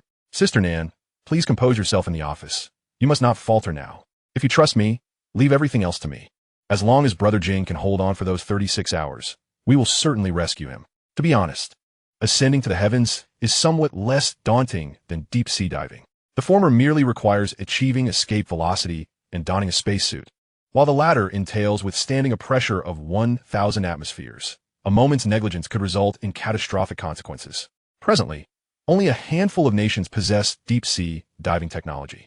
The Dragon Kingdom stands at the forefront of this field, and Guo first thought was of the warrior submarine from the Dragon Institute. However, he quickly dismissed this notion. Although the warrior's diving capability exceeds 10,000 meters, this does not imply it can conduct a deep-sea rescue. Most likely, the submarine involved in Brother Jing's incident suffered a mechanical failure, rendering it inoperable and unable to surface. There are only 2 methods for rescuing them. One is to dock with their submarine and transfer all personnel to a new vessel, and the other is to retrieve the entire submarine. Clearly, the first method presents a far greater challenge than the second. The primary concern remains the pressure. Even a minor error could lead to the implosion of both submarines, leaving nothing but fragments behind. Hence, we are left with no choice but to resort to the latter approach. Soon, a new dilemma arose. What equipment could both dive to great depths and fulfill rescue operations? After contemplating, it seemed that only the deep-sea ark from the Wandering Earth 3, a piece of advanced technology, could suffice. However, unlocking this technology hinged on the release of the Wandering Earth 2. Yet, with a month remaining until its scheduled premiere, time was of the essence. Even if the technology were unlocked by then, Brother Jing would have long since succumbed to asphyxiation within the submarine. Thus, for the sake of Brother Jing, Guo made a bold decision to release the Wandering Earth 2 immediately. Upon receiving this task, Hao Feng was momentarily taken aback, unable to comprehend Guo rationale. Brother Fan, there is still a month until the Spring Festival, which is the optimal time for release to achieve significant box office returns. Launching the film now not only risks unfavorable reviews, but could also lead to financial losses. What is the reasoning behind this? If you are a true brother, then trust me and do as I say. Hao Feng nodded, setting aside his reservations.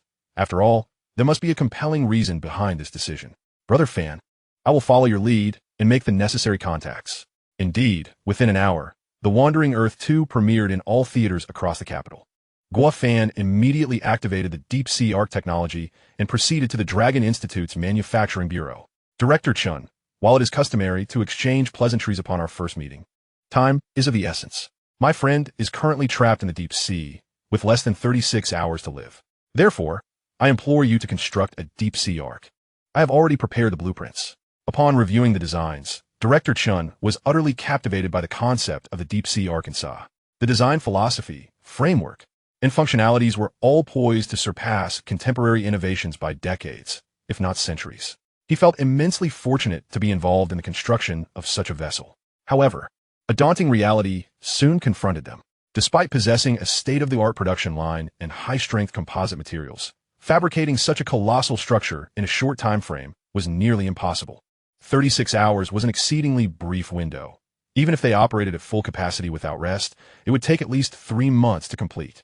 Guo was acutely aware of the challenges involved in constructing this vessel, yet he possessed a secret weapon, Jarvis and its newly trained prototype artificial intelligence. By integrating these two AIs into the production line's control system, they could significantly expedite the manufacturing process, allowing the technicians to focus on ensuring quality at critical junctures. He promptly shared his thoughts. Director Chun was, once again, astonished. Is it truly that potent? Can it really reduce a 3-month timeline to just over 20 hours? This conclusion was derived from simulations conducted by Jarvis and the artificial intelligence. Of course, they had no other options but to place their faith in this technology to perform miracles. Chapter 69. The Infuriating Director. Although Director Chun felt uncertain, he ultimately agreed to Guo Fan's proposal, instructing the engineers to prepare the production control system interface, connect Jarvis and the AI, and directing all remaining technicians to collaborate fully in the production endeavor. Naturally, Guo Fan remained active, leveraging Xiao Wu's connections to gather intelligence on the deep-sea incident. The more information they acquired, the better positioned they would be for the rescue operation. However, after several hours of investigation, they only learned that the Meg-2 crew had dispatched another submarine for the search and rescue. Yet there had been no success. Time was slipping away, and the situation was growing increasingly dire, indicating that the rescue would become progressively more challenging. Xiao Wu was beside himself with anxiety. These fools don't seem to know whether they are genuinely attempting to save lives or merely going through the motions. Sending a single submarine is utterly futile. They are unreliable. If necessary, we will undertake the mission ourselves. Guo Fan was in complete agreement. With approximately 18 to 19 hours remaining until the deep-sea arc's completion, there was ample opportunity to accomplish substantial tasks. He promptly contacted Director Rao at the lunar base, requesting assistance in reaching the head of the Dragon Kingdom's warrior submarine. If possible, he sought to borrow their equipment for deep-sea exploration near Hawaii. Before long, Director Rao responded, "I made contact. They are currently in a certain area of the South China Sea. If needed, they could depart immediately. Director Rao, provide me with the contact details. Their own arrival would take too long. I will go seek them out." Once the location was confirmed, Guo Fan and Xiao Wu exited the studio. Upon learning of their plans, Sister Nan hurriedly chased after them. "I can no longer wait here. I shall accompany you." Sister Nan's mental state was increasingly frayed. She desperately wished to assist, yet felt utterly powerless, a sensation that was truly maddening. Being alone was driving her to the brink of insanity. And in an effort to keep her informed with first-hand accounts, she was also allowed aboard the unmanned aerospace drone. This time, there was no hesitation. They launched directly at full speed, swiftly locating the commander of the warrior vessel, Zhou Honghe. "You truly arrived from the capital? That was remarkably swift. My warrior submarine hasn't even been loaded onto the ship yet. Time is of the essence. We cannot afford to delay. There is no need to load the warrior submarine onto the ship. We can simply suspend it from the drone, which would expedite matters." Zhou Honghe was fully aware of the urgent situation relayed to him over the phone and agreed without reservation. Upon arriving at the filming site of Great White Shark 2 in Hawaii, the sight before them was nearly enough to ignite fury. They had expected the crew to be frantically devising rescue strategies, but to their astonishment, the director was joking with the leading actress while the crew lounged leisurely on deck chairs, sunbathing and sipping beer, seemingly oblivious to the incident as gravity. In an instant, Sister Nan was incensed. With Jing Ji's life hanging in the balance, it was unconscionable for the director and crew to be so indifferent and self-indulgent. "Do you possess no sense of conscience?" The director, feeling wronged, retorted, "How can you accuse us of lacking conscience? We dispatched a submarine long ago. Besides, our leisure is our prerogative. We have a professional rescue team on standby, so our presence is not required. Moreover, I ensure each actor is covered by a substantial personal accident insurance policy before filming. So in the event of an unforeseen incident, they would receive ample compensation." Upon hearing this, Xiao Wu could no longer contain his fury. How could one speak so callously? Just as he prepared to retaliate, a sharp slap echoed through the air. He soon realized that Sister Nan's hand had struck faster than his own, leaving the director momentarily dazed. "How dare you hit me? I will sue you for intentional harm. Swim." With that, Xiao Wu retaliated with a swift slap of his own, creating a symmetrical display of red marks on the director's face. The director had intended to fight back, but upon seeing the imposing figure of Xiao Wu, he faltered. "Brother Xiao, Sister Nan, the submarine is about to be launched. Let us deal with him after we finish." At Guo Fan's urging, the two reluctantly made their way to the shore. Meanwhile, Zhou Honghe and his team of engineers had completed all pre-launch inspections. "We are ready to depart. Who among you will accompany me?" "Only one person may go." Sister Nan immediately inquired. "Cannot we all go? It can carry a maximum of 3. And I must occupy one spot for the mechanical engineer, leaving only room for one of you." "Sister Nan, allow me to go. I'm certain we will locate Jingge." Guo Fan was about to set off, but was intercepted by Xiao Wu. "Let me go instead." While I trust in the quality of the Longwool Warrior, there's always a possibility of danger. If you're on board and something goes awry, no one will be there to command the rescue. Additionally, the deep-sea arc must also be completed imminently.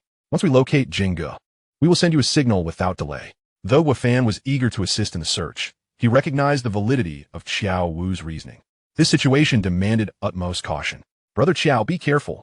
After the warrior vessel was launched, Sister Nan's already anxious heart tightened further. At that moment, a previous rescue submarine returned. She rushed over, hoping for the best, but met with disappointment. They returned empty-handed once again. Sister Nan, do not fret excessively. Have faith that Jingu will be all right, and when he is rescued, he would not wish to see you in such a state. Though Sister Nan understood this logic, she struggled to contain her emotions. Guofan held a phone in one hand and a radio in the other. Any incoming news, regardless of its source, would be welcome. Ultimately, the phone chimed first. Mr. Gua, the deep-sea arc is completed and ready for pressure testing. You may return for inspection. Upon hearing this, Guofan exhaled in relief. The most pressing issue had been resolved. He instructed Sister Nan to wait there, assuring her that once the deep-sea arc was delivered, they could descend into the depths to search for Jingu. Soon, Guofan returned to the Lonka Institute's manufacturing bureau. The deep-sea arc had already been transported to the pressure chamber.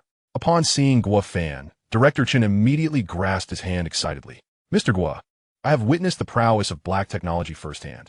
I initially believed the deep-sea arc would take 3 months to complete, yet it was crafted in under 24 hours. Can you divulge the secret behind it? Of course, but that will have to wait until the rescue mission concludes. By the way, Director Chen, what is the current pressure level? Chapter 70. The warrior vessel goes silent. In just half an hour, the pressure reached 100 atmospheres, and all data and metrics are normal. We estimate it will take another 3 hours to complete the 1,000 atmosphere pressure test. Time is of the essence.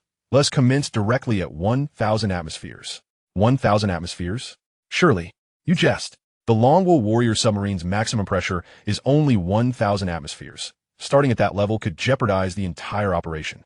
Guofan was well acquainted with the deep-sea arc's black technology. Its initial pressure resistance was designed to far exceed 1,000 atmospheres. However, given the urgency, they needed to accelerate the testing process. Trust me, I possess greater knowledge of the deep-sea arc's pressure resistance than any of you. Seeing Guofan's unwavering confidence, Director Chen reluctantly ordered the adjustment of the testing pressure. The 1,000 atmosphere program is now ready. All units are to monitor data in real time, reporting any issues immediately. Understood. Pressure switch normal. Deformation switch normal. Oxygen supply system normal. Mechanical arm functionality normal. Sonar interference and detection functions normal. High voltage discharge functionality normal. This was merely the beginning. Guofan knew the complexities of the deep sea would surpass expectations. The stronger the deep sea arc's pressure resistance, the more advantageous it would be for survival and rescue. Continue increasing the pressure. Thus, the pressure rose to 2,000 atmospheres, far exceeding the resistance capabilities of any submarine of this era. Director Chen observed the experimental data, his heart racing. After all, the known Mariana Trench barely reached over 1,000 atmospheres. The deep-sea arc not only set a new pressure resistance record, but passed the test without any anomalies. In that moment, Director Chen's curiosity was piqued. Just how high was the deep-sea arc's ultimate limit? Shall we continue increasing the pressure? Raise it by another 500 atmospheres. This time, Director Chen felt as though his heart might leap from his chest. Yet, the deep-sea arc's data metrics continued to show no abnormalities. Guofan wished to proceed further, but glancing at the time, he felt the urgency and decided to halt the test there. Though they had not discovered the limit of the deep-sea arc's capacity, the experimental results thus far were exceedingly satisfactory. Retrieve it. I must take it to rescue the others. At that moment, Guofan's phone suddenly rang. He glanced at the screen and found it was Sister Nan. Before returning to the capital, I entrusted the radio to her, instructing her to call immediately should any situation arise. Could it be that the warrior had discovered the missing Jingu in the depths of the ocean? Hello, Sister Nan. Have you made any new discoveries? Not a new discovery, but rather a new misfortune. The warrior submarine has suddenly gone dark. What? The warrior has also gone missing? This is utterly unexpected. It was supposed to be a rescue mission, yet it has encountered trouble itself. What on earth happened? Did the warrior say anything before losing contact? I only vaguely remember Qiao were repeating a few numbers. I intended to clarify further, but the line went dead after that. Numbers? What numbers? It seems to be minus 16,002. 1814. What is minus 16,002? 1814 mean? Guofan pondered for a long while, but could not decipher it. Just then, Director Chun happened to be nearby and instinctively remarked, "That seems like coordinates." Coordinates? Guofan immediately had a thought. He pulled out his phone and entered the numbers into the search bar. Sure enough, something appeared. These coordinates corresponded precisely to a certain deep-sea region near Hawaii. Sister Nan, this should be their last known location. Hold on, I will reach Hawaii shortly. The deep-sea ark was significantly larger than the Warrior, yet could still be effortlessly lifted by the aerospace drone. With the Warrior having gone missing, the deep-sea ark became the last hope for rescue. To ensure greater security, Director Chun and 2 engineers were brought along. Soon, the group materialized in Hawaii. Upon exiting the aerospace drone, Director Chun was once again astonished. He never expected to traverse such a distance from the Dragon Kingdom in just over 20 minutes. He had long heard of Guofan's creation of this miraculous mode of transport, and witnessing it firsthand was indeed impressive. Upon seeing Guofan, Sister Nin rushed over.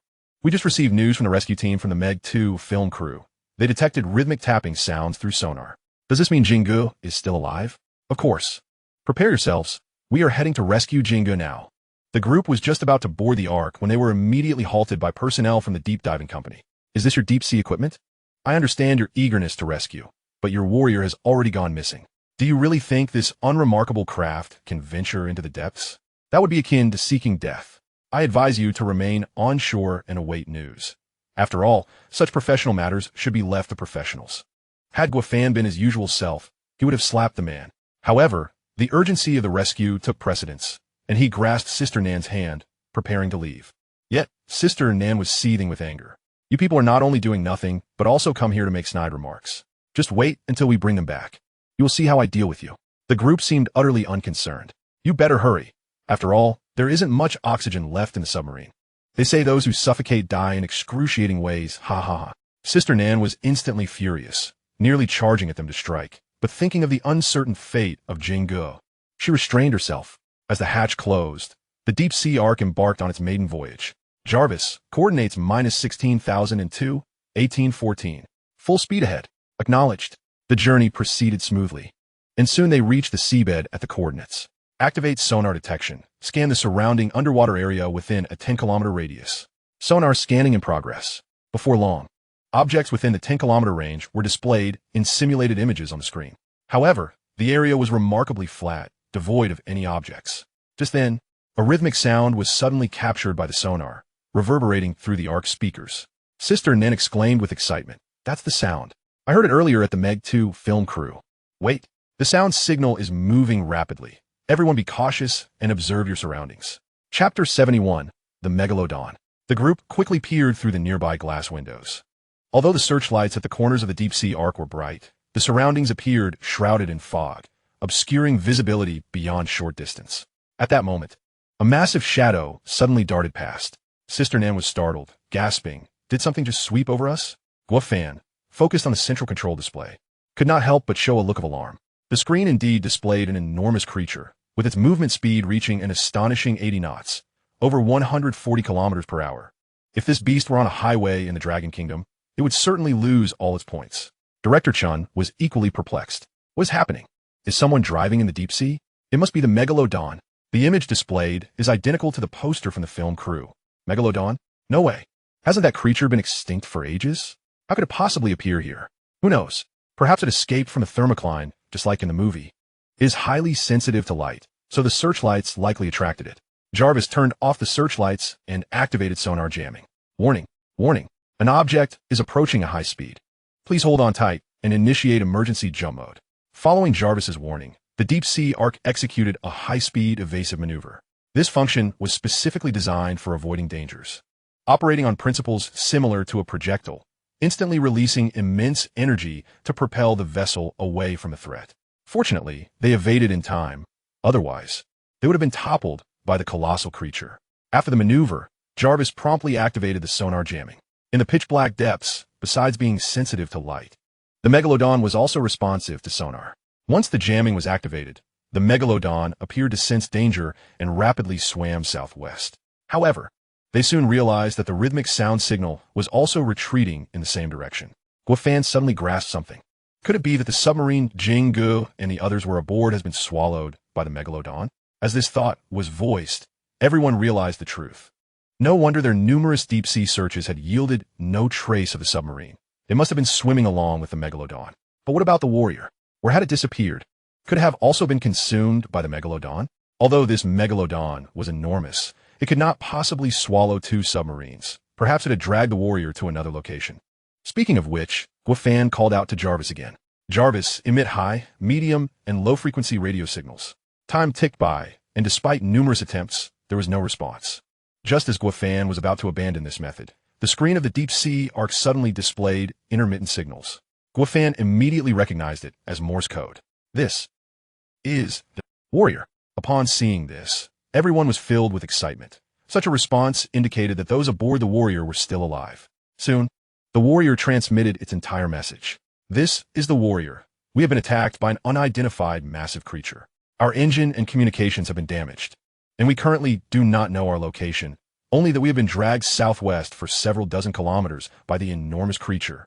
Indeed, they had encountered the Megalodon. However, fortunately, they had not been swallowed. Director Chun immediately began analyzing. The direction in which the Megalodon fled was also southwest. Could that possibly be its lair? Most likely. Then let us set forth in the southwestern direction. Jarvis, target southwest, proceed at full speed. After approximately 30 minutes of submersion, a vessel resembling a submarine appeared on the screen of the deep-sea Arkansas. Jarvis reduced speed immediately and approached the target cautiously. With all lights extinguished, visibility of the external surroundings was solely reliant on Jarvis's operation of the deep-sea Arkansas. As the vessel advanced, it meticulously monitored the surrounding movements. Thankfully, it was an artificial intelligence at the helm. Had it been a human, the task would have been fraught with challenges. Before long, the Ark arrived at the vicinity of the warrior. In order to alert them, the deep-sea Ark extended its mechanical claw, relaying a message in Morse code. I am Guafan, here to rescue you. I will tow you to safety. Soon, a response from the warrior came through. This is the territory of the Megalodon. It will return to patrol every half hour. It has been over 20 minutes since its last pass, so it will be back shortly. You must hurry. Before the message was fully transmitted, Jarvis issued a warning. Warning, warning. An object is approaching at high speed. Please brace yourselves and activate emergency jump mode. Jarvis's alert was remarkably precise, and the evasive maneuvers were executed with remarkable timeliness. However, unexpectedly, the Megalodon surged forth with alarming speed, catching the deep-sea Ark off guard and sending it tumbling several dozen meters away. The impact left those inside the Ark disoriented. Had it not been for Jarvis's control, human operation would likely have resulted in a fate similar to that of the warrior. The sonar interference appears ineffective, Director Chun said, rubbing his head in exasperation. It seems our intrusion into its territory has provoked it. The Megalodon, having missed its strike, seemed displeased. Taking advantage of the Ark's momentary disarray, it lunged again, its explosive speed potentially reaching 200 kilometers per hour, aiming directly at the vessel. Detected bite force rising continuously, 20 tons, 30 tons, 40 tons. As Jarvis reported the escalating bite force, Director Chun was astonished. This creature was indeed a monster. The Ark was already enduring the pressure of over 7,000 to 8,000 meters of water, and combined with the Megalodon's biting force, any disruption in the internal and external balance could lead to the catastrophic implosion of the entire vessel. Although Guafan was aware that the deep-sea Ark could withstand pressures exceeding 2,000 to 3,000 atmospheres, he was oblivious to the true extent of the Megalodon's bite force. For safety's sake, they needed to devise a means to escape its jaws. Jarvis, do you have any viable methods for extricating ourselves? We could attempt a minor surgical intervention on the Megalodon. At this proclamation, everyone was momentarily taken aback, thinking, in such dire circumstances, surely Jarvis was not jesting? Jarvis, this is not the time for jokes. Get to work. I'm not joking, just watch. With that, the display revealed the deep-sea Ark shaking as its two mechanical arms advanced towards the Megalodon. Guafan then realized that Jarvis was indeed serious, having conceived a pragmatic solution.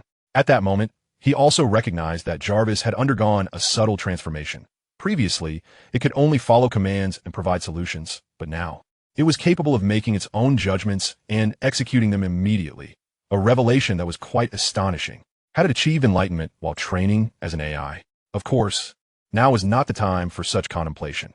Their primary focus was to resolve the immediate predicament. In no time, the mechanical arms reached the Megalodon's jaws and attempted to pry open its massive teeth. With a resounding crack, it seemed they had succeeded.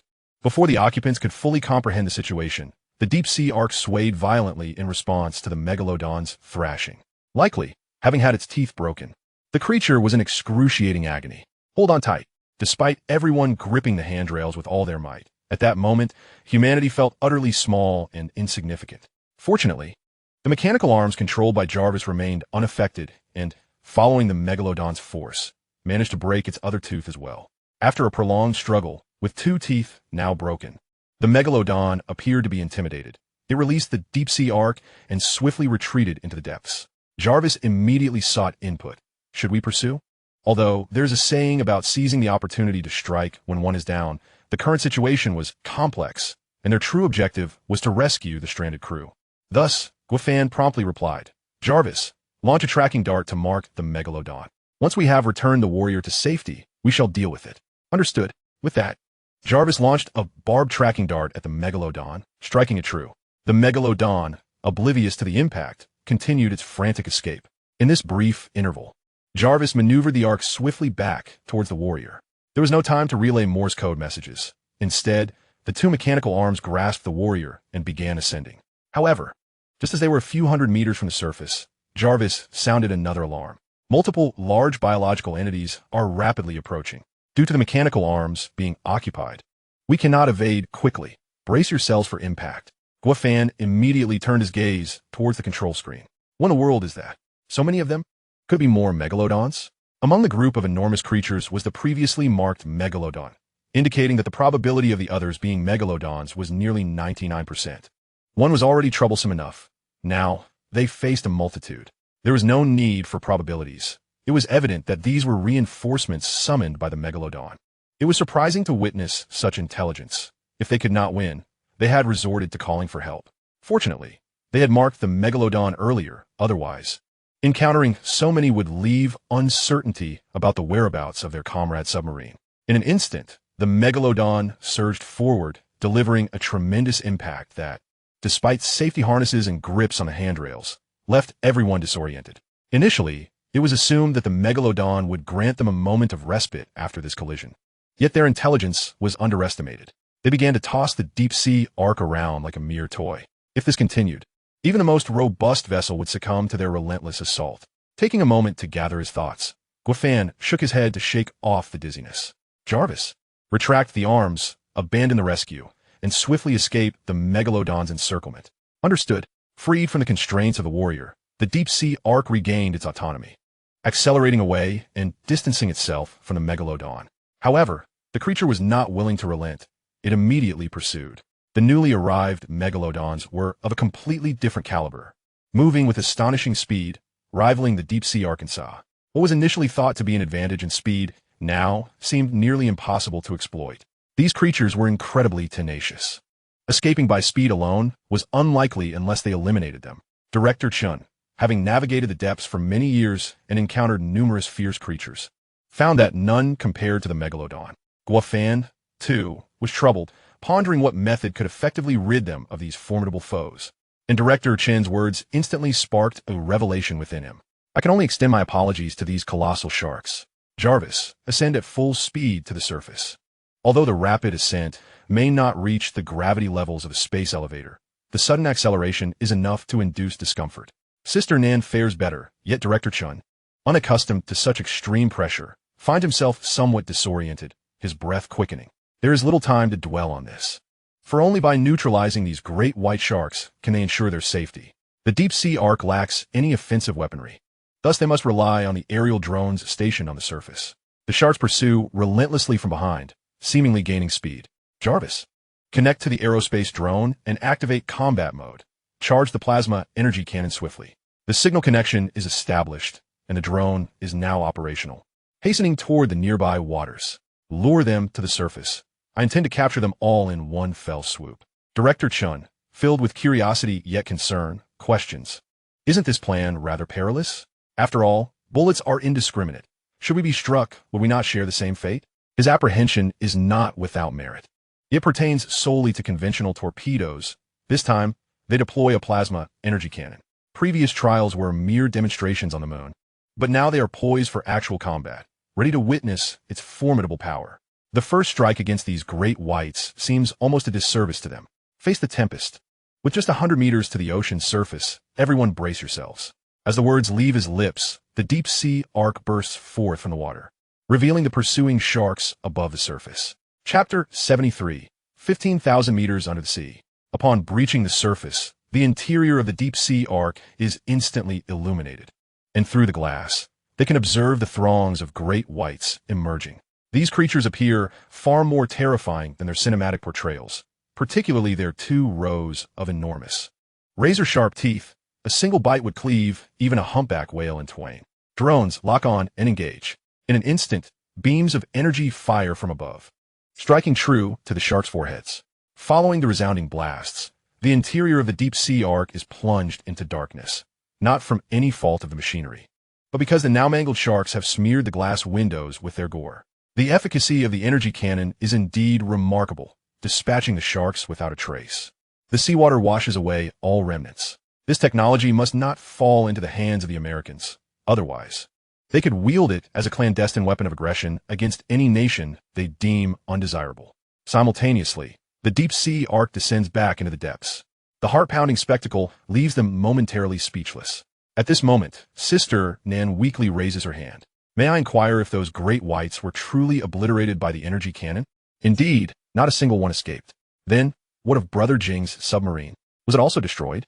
Rest assured, Sister Nan, Brother Jing and his crew are unharmed. The only sharks eliminated were those that ventured too close. As for the one with its teeth broken, it swam sluggishly, having been far from us when the laser was fired.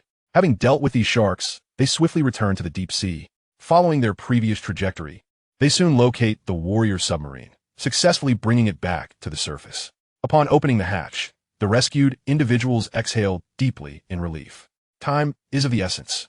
After confirming their safety, they prepare to plunge back into the ocean depths. However, the submarine's commander, Zhou Honghe, calls out to them. Mr. Guo, may I request a favor? What do you need? Is it possible to capture one of the great whites alive? Alive? To be candid, despite possessing the world's most advanced warrior submarine, we have yielded no tangible results.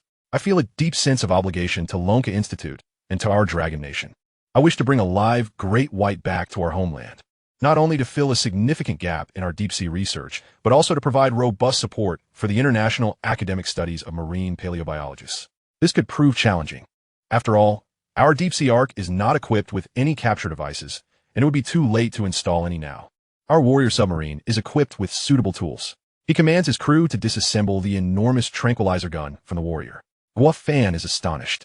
He had not anticipated such comprehensive equipment aboard the seemingly modest warrior submarine. This is known as the Trident tranquilizer gun, developed by our Dragon Nation. It features both manual and automatic firing modes.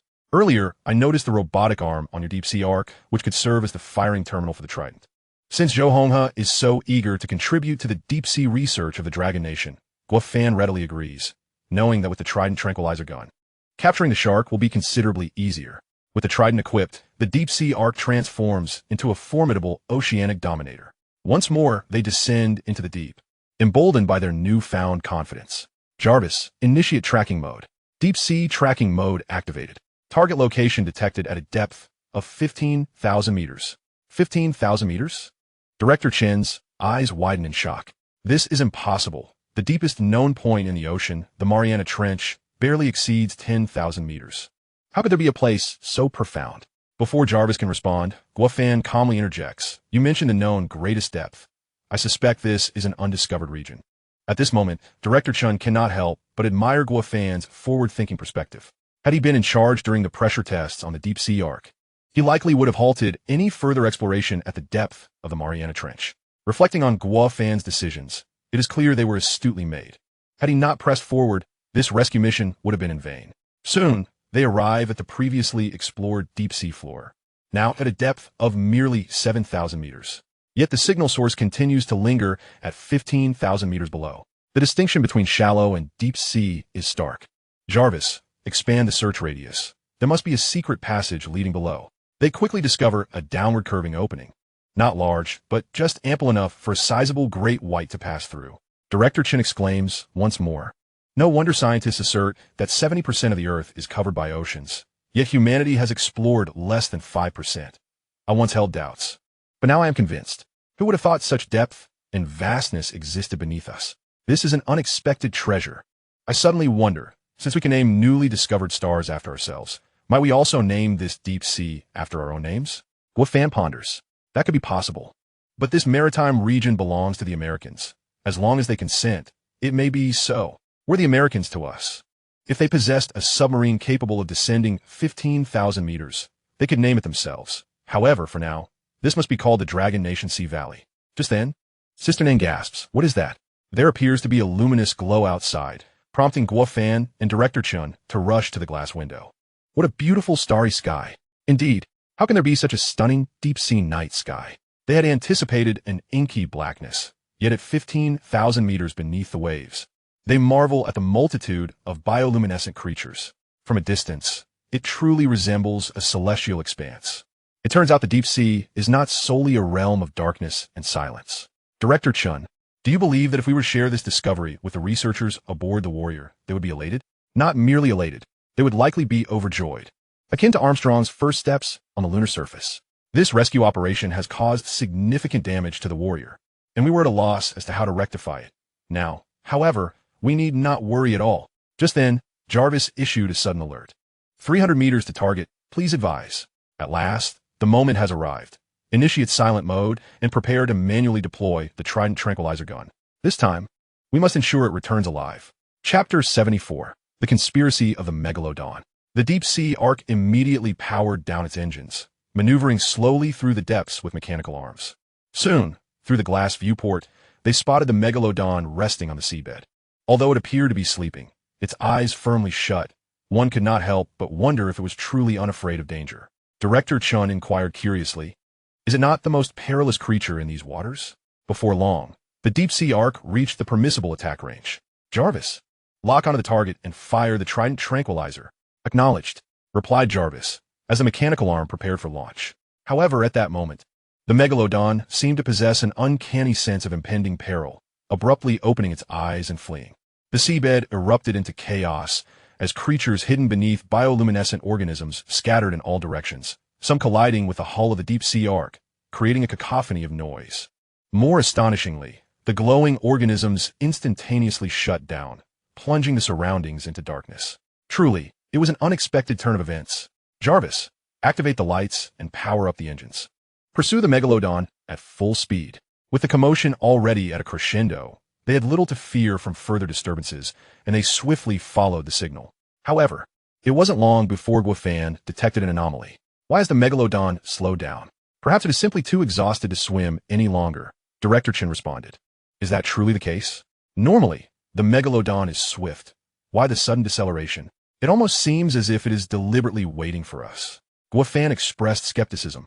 Yet this peculiar behavior from the Megalodon warranted caution. After all, its ability to summon allies and maneuver through terrain indicated a high level of intelligence, unparalleled among marine life. To ensure our safety, let's maintain a safe distance from the Megalodon and conduct a thorough scan of the surrounding terrain. Understood. Within moments, the topography appeared on the screen. The surrounding landscape was relatively flat, while the Megalodon swam towards a valley-like area. Such locations are often portrayed in films as ideal for ambushes. Yet, was it possible that the Megalodon had learned to employ such tactics, akin to the strategies of Sun Tzu? If that were the case, its intelligence would indeed be astonishing. Jarvis, halt our advance.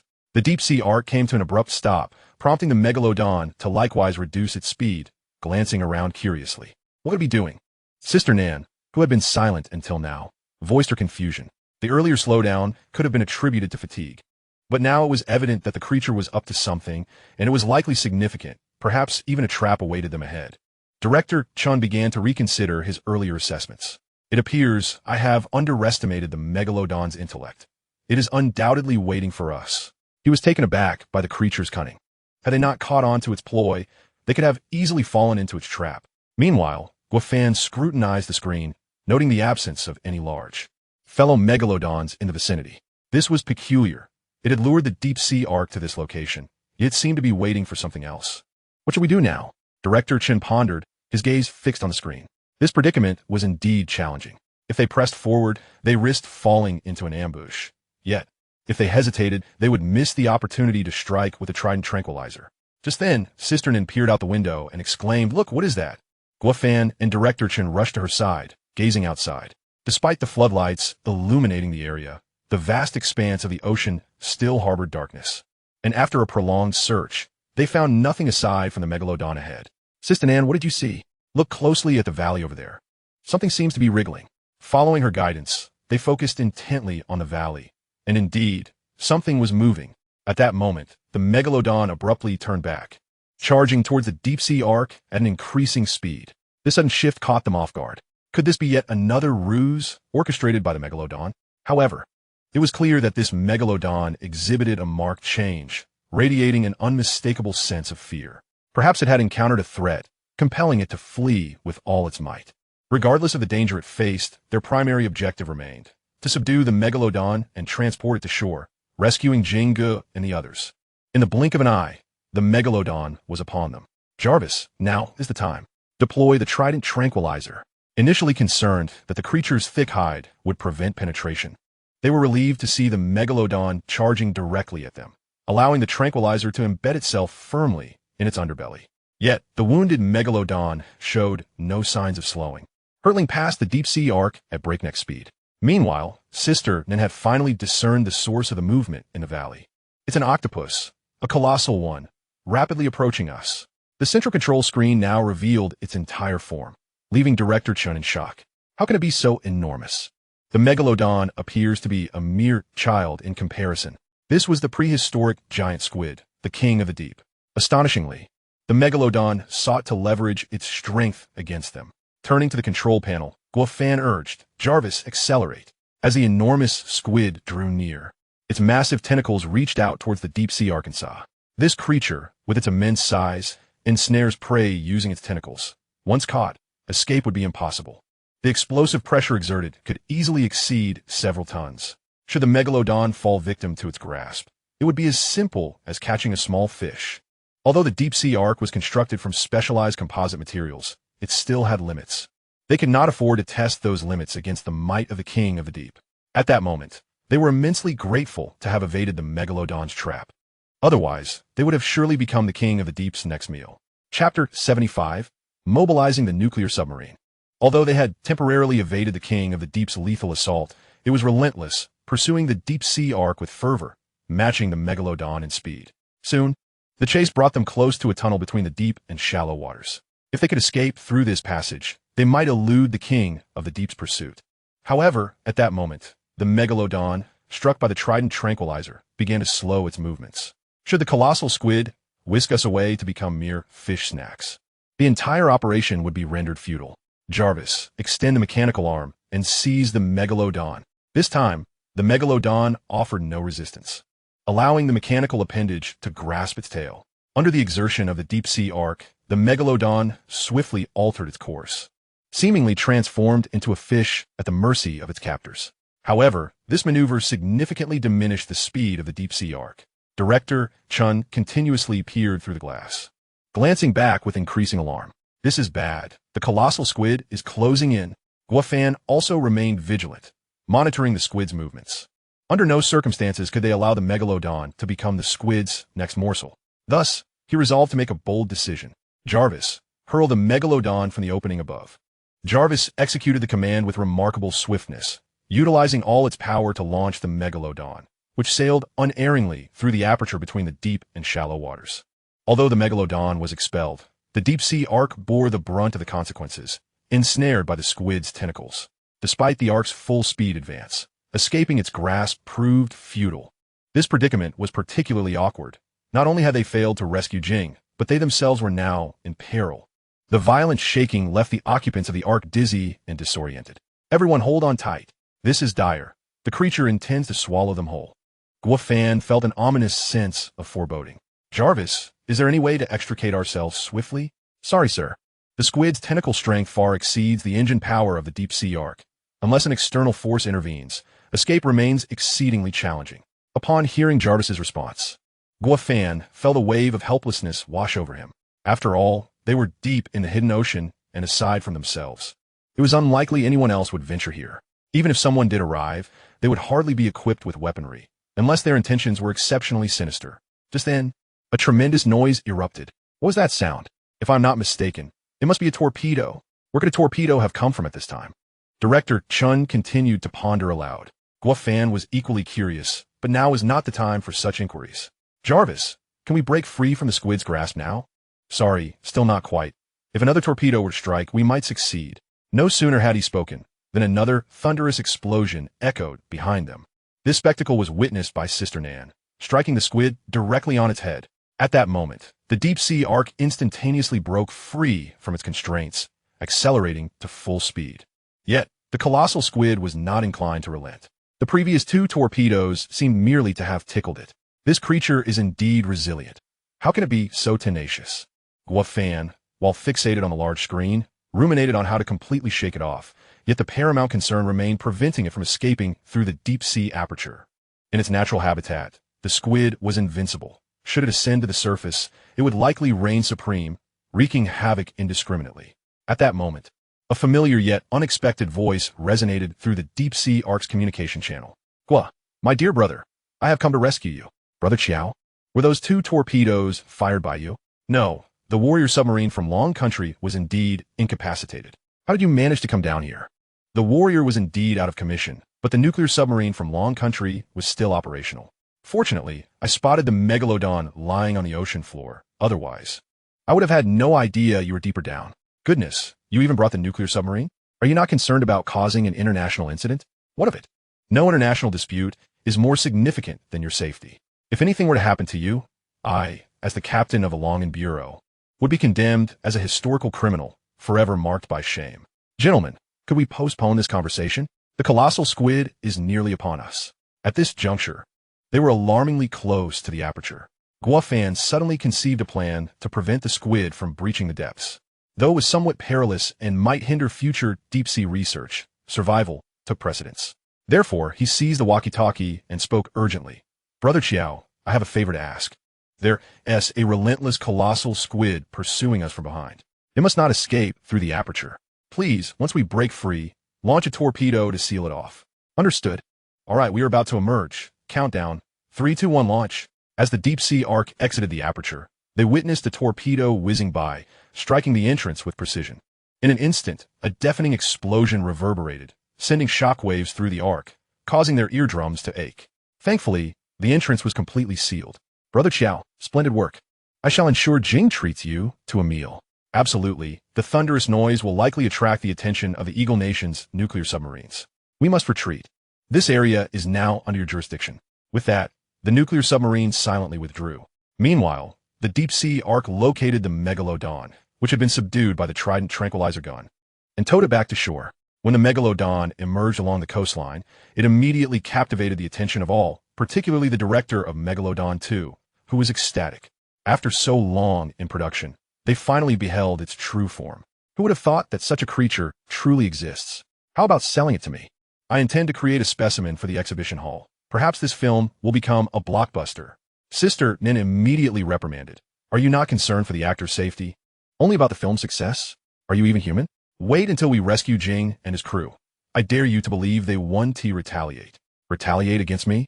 Over 30 hours have passed. Perhaps you should focus on whether they can survive long enough to be rescued. If you seek punishment, I shall oblige. Chapter 76, A Safe Return. The group turned to find Jing standing behind them, fists clenched and seething with rage. The director of Megalodon sensed trouble and promptly turned to flee, only to collide headfirst into a pair of formidable pectorals. Upon lifting his gaze, he was met with the fearsome visage of Guo Dastan. Instantly, he flashed a sheepish grin, attempting to exude humility and respect. However, Guo Dastan seemed unimpressed, delivering a powerful punch to the director's chubby cheek, sending him crashing back toward Jing. Jing, having gathered his strength, delivered a swift kick to the director's backside, propelling him toward the gaping maw of the Megalodon. The submarine pilot and cameraman, their tempers boiling over, seized the director's arms and legs, and on the count of 3, tossed him into the Megalodon's cavernous mouth, not for any reason other than to let him experience the terror and helplessness of being consumed by fish. Although witnessing the director's sheer terror was amusing, the two still felt it was insufficient. Should we not retrieve the support framework we just used to save him from the Megalodon's mouth? Perhaps that would allow us to crush the director. Already on the verge of losing control of his bowels, the director, upon hearing their conversation, was paralyzed with fear, scrambling to escape the Megalodon's jaws. desperate not to be their next plaything. At that moment, the effects of the trident tranquilizer began to wane, and the megalodon's mouth suddenly twitched. This small movement was enough to send the director into a fit of tears. "Oh, dear mother, save me, I want to go home." After an arduous escape, he discovered that his trousers were thoroughly soaked. Just then, a swarm of journalists arrived, capturing chaotic shots of the director. It seemed that Meg 2 was destined to become the headline story in Hollywood, albeit of a decidedly negative nature. At this moment, Jingu and Guo-Dan were utterly indifferent to the film's repercussions. After all, nothing was more pressing than venting their frustrations. Together, they seized the director and hurled him back into the maw of the megalodon. It appeared they were resolute in their intent to toy with the director until his demise. "Jingu, you two enjoy yourselves. We must take our leave, as we are here illegally. If the eagle-eyed authorities catch wind of us, it could spell trouble." Jingu dashed over immediately. "Director Guo, take me with you. I cannot bear to shoot with this fellow any longer. The toil is one matter, but my life is at stake. Traveling to space, to the moon, is not nearly as exhausting as this film." Glancing at his watch, Guo remarked, "Perfect timing. If we head back now, perhaps we can enjoy a meal at your place." With that, the group hurried towards the unmanned spacecraft. At that moment, Guo-Dan rushed forward. "You must be Director Guo. I've seen your films and heard about you from Jing, sir. Thank you for saving me. Moreover, I heard you are preparing for the filming of The Wandering Earth 3. If possible, I would love to join you. Rest assured, I require no salary. I merely wish to gain experience and learn, and a meal will suffice." This unexpected humility from the fierce Guo-Dan pleasantly surprised Guo. "Thank you for your trust. However, The Wandering Earth 3 does not yet have a complete script or finalized characters. But fret not. Anyone who can collaborate with Jingu is certainly a friend of mine. Once suitable roles are available, I will be sure to invite you." "Thank you, Director Guo. But please do not rush off just yet. Allow me to treat you to some red wine." "We prefer Erguo too," came the reply. The Megalodon and Deep-Sea Ark were entrusted to the courageous Zhou Hong and his crew, who possessed the necessary legal documentation for both entry and deep-sea research, thus alleviating any concerns. Meanwhile, Guo and his companions returned to the Dragon Kingdom aboard the unmanned spacecraft. During the journey, Jingu expressed boundless gratitude towards Guo, making him feel rather bashful. "Jingu, the one you should truly thank is Sister Nan. She made tremendous sacrifices for you, enduring considerable hardships in the deep sea alongside us." Upon hearing Guofan's words, Jingu immediately turned, gazing affectionately at Sister Nan. "Sister Nan, I realize my mistakes. I should have heeded your advice from the start. I should have prioritized my pride over this film. I was wrong, truly wrong. So, can we skip the kneeling on the washboard this time?" It appeared that this evening's meal might be in jeopardy. Upon returning to the Dragon Kingdom, Guo swiftly retreated to his studio. Just as he arrived at the entrance, he was met by the hurried approach of Wu Feng. "Brother Fan, you're finally back. Our film seems to have encountered the strongest opponent in history. Hollywood is up to its tricks again. This time, it's not just Hollywood-esque antics. They've sent one of their most renowned directors, Christopher Nolan, to create a hardcore sci-fi film titled Interstellar. Originally intended for a spring festival release, they have now moved it up, clearly intending to clash with us. Perfect. We can finally gauge just how much of a gap exists between us and Hollywood. You're in charge of this matter. Full responsibility. What? Brother Fan, such an important task falls to me? You are the director and producer. I feel you should oversee it while I assist. Box office numbers do not concern me. After all, they are not the sole measure of a film's quality. Just ensure you extract the best ideas from Nolan as Interstellar and gather the genuine reactions of the audience. I'll make comparisons later. Now off you go. I have matters to attend to." With that, Guo sauntered back to his office. Wu Feng stood there momentarily dumbfounded, pondering how a director could be so indifferent to box office performance. Was this a sign of negligence? Nevertheless, he had unwavering faith in Guo, who had consistently delivered surprises without a hint of disappointment. Perhaps he was already preparing for his next film. Wu Feng was indeed correct. Guo was preparing for The Wandering Earth 3.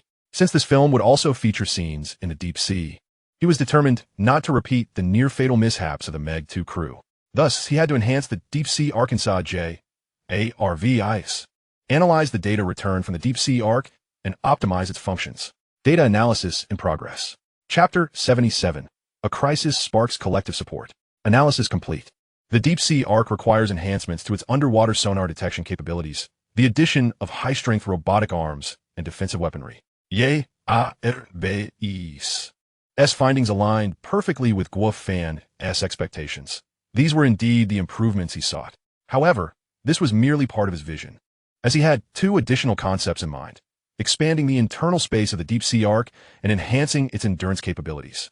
This line of thought stemmed primarily from the submarine incident involving Jingge. The entire Golden Rescue window lasted a mere 36 hours.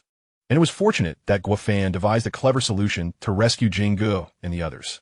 Of course, such good fortune and ingenuity would not always be present, and the only way to mitigate potential dangers was to strengthen the deep-sea ark as much as possible. Moreover, the Wandering Earth 3 would contain an even more perilous deep-sea sequence than Meg 2. He certainly did not wish for his crew to face similar dangers. This deep-sea rescue operation would also serve as a further test of the deep-sea ark's quality. While it was fully capable of handling general issues, against a colossal creature like a giant squid, it could easily become its next meal. Thus, an upgrade was imperative. However, this modification could not rely on advanced technology, necessitating support from the scientists at the Dragon Institute. Upon arriving at the Dragon Institute, Guofan encountered its president, Rao Wenxing. President Rao, when did you return from the moon? With the new year approaching, I assumed you would be here for a meeting. This year is unlike any other. The Dragon Institute has achieved remarkable results. Just these past few months of research have surpassed decades of achievements. The higher-ups have explicitly requested that I organize a commendation ceremony, and your name is on the list. I initially intended to deliver it personally, but this saves me the trouble.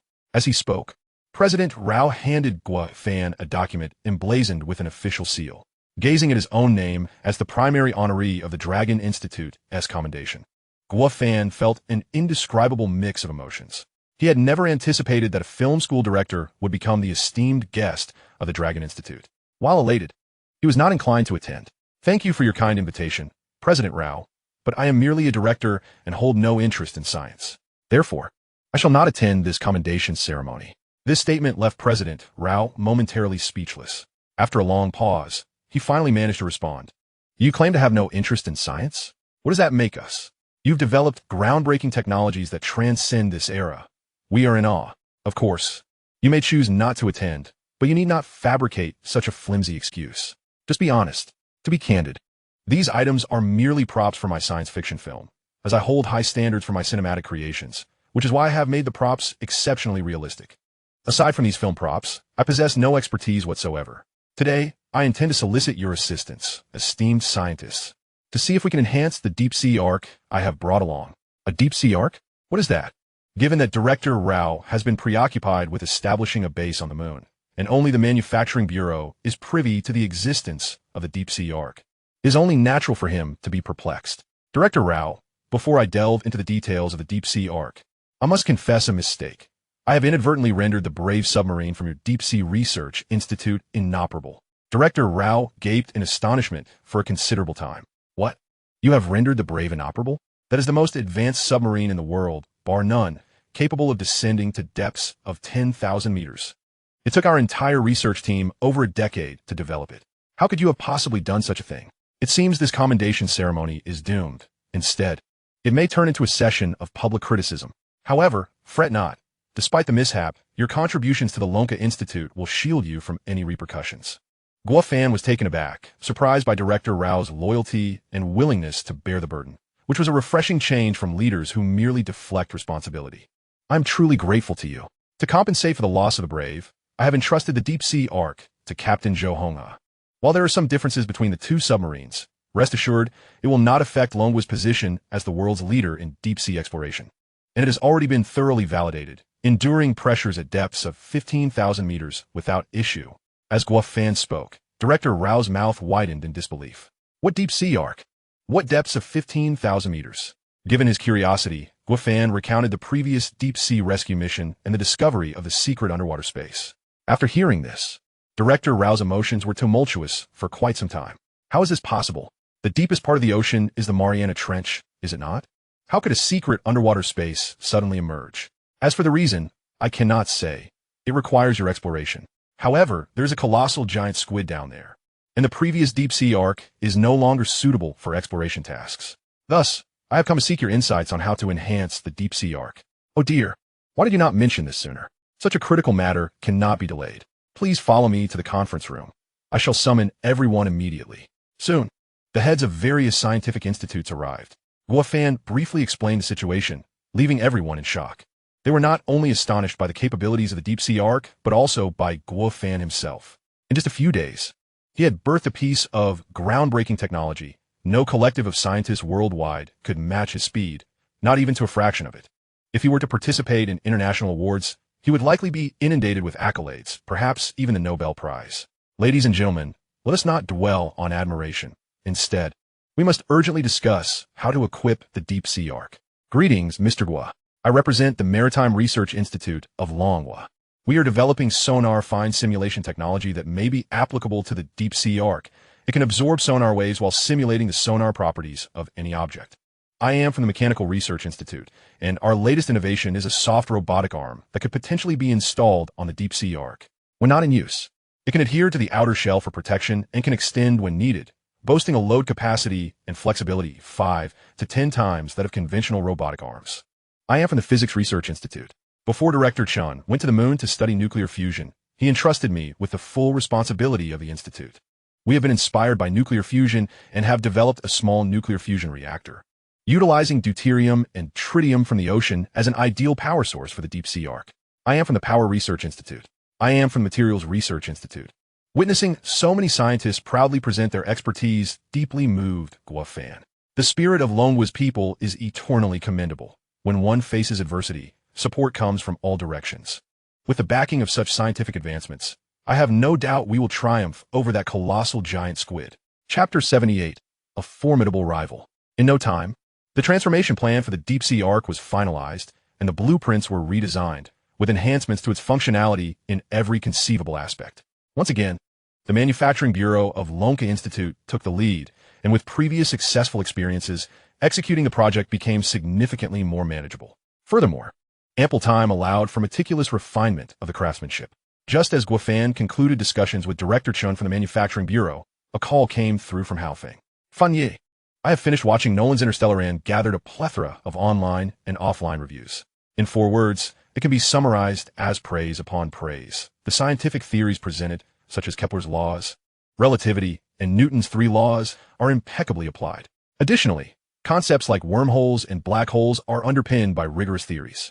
Living up to the title of a grand science fiction epic, it seems we have encountered a formidable rival this time. That is of no concern. One is theory. The other is practice. The two are not in conflict. Not quite, Fanga. While we understand this, the general populace remains unaware. After all, both films are rooted in hard science fiction, and I suspect they believe the technologies we possess are merely figments of cinematic imagination. Hence, to them, the 2 films may appear essentially the same. Then let us organize a unique fan meet and greet, setting the venue at the Cosmic Elevator Base in the South China Sea, allowing everyone to participate. This way, the distinctions between theory and practice will be abundantly clear. With this enlightening suggestion, Haofeng immediately exclaimed with excitement, "Brilliant! As expected of you.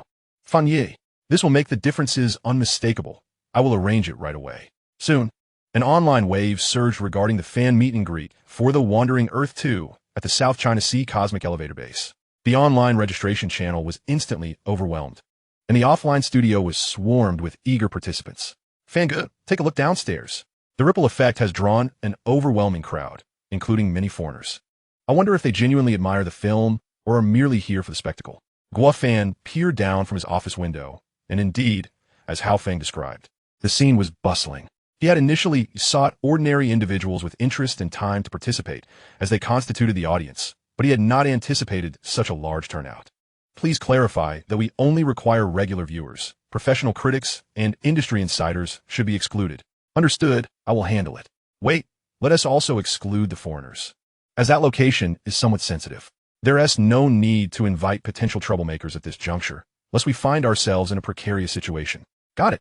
After a day of bustling activity, Haofeng finally dispersed the crowd. Just as he settled into his office chair, his phone rang. "Hello, Brother Feng, this is Xiao Wu, from the Drama and Film Literature Department. Remember that night during freshman year when we had dinner together? Freshman year? That night? Sorry. I've been burning the midnight oil lately, and my memory is a bit hazy.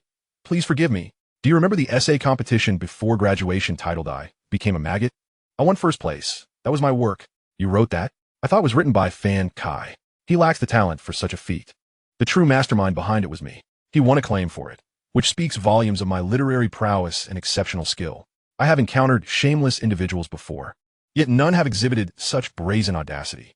To revel in a work born of deceit is truly astonishing. Ah, please cease this frivolity. If there is a matter of substance, let it be addressed. Otherwise, I shall take my leave. There is indeed a matter at hand. I have heard of your organization of fan meeting for the Wandering Earth 2 at the South China Sea Cosmic Elevator.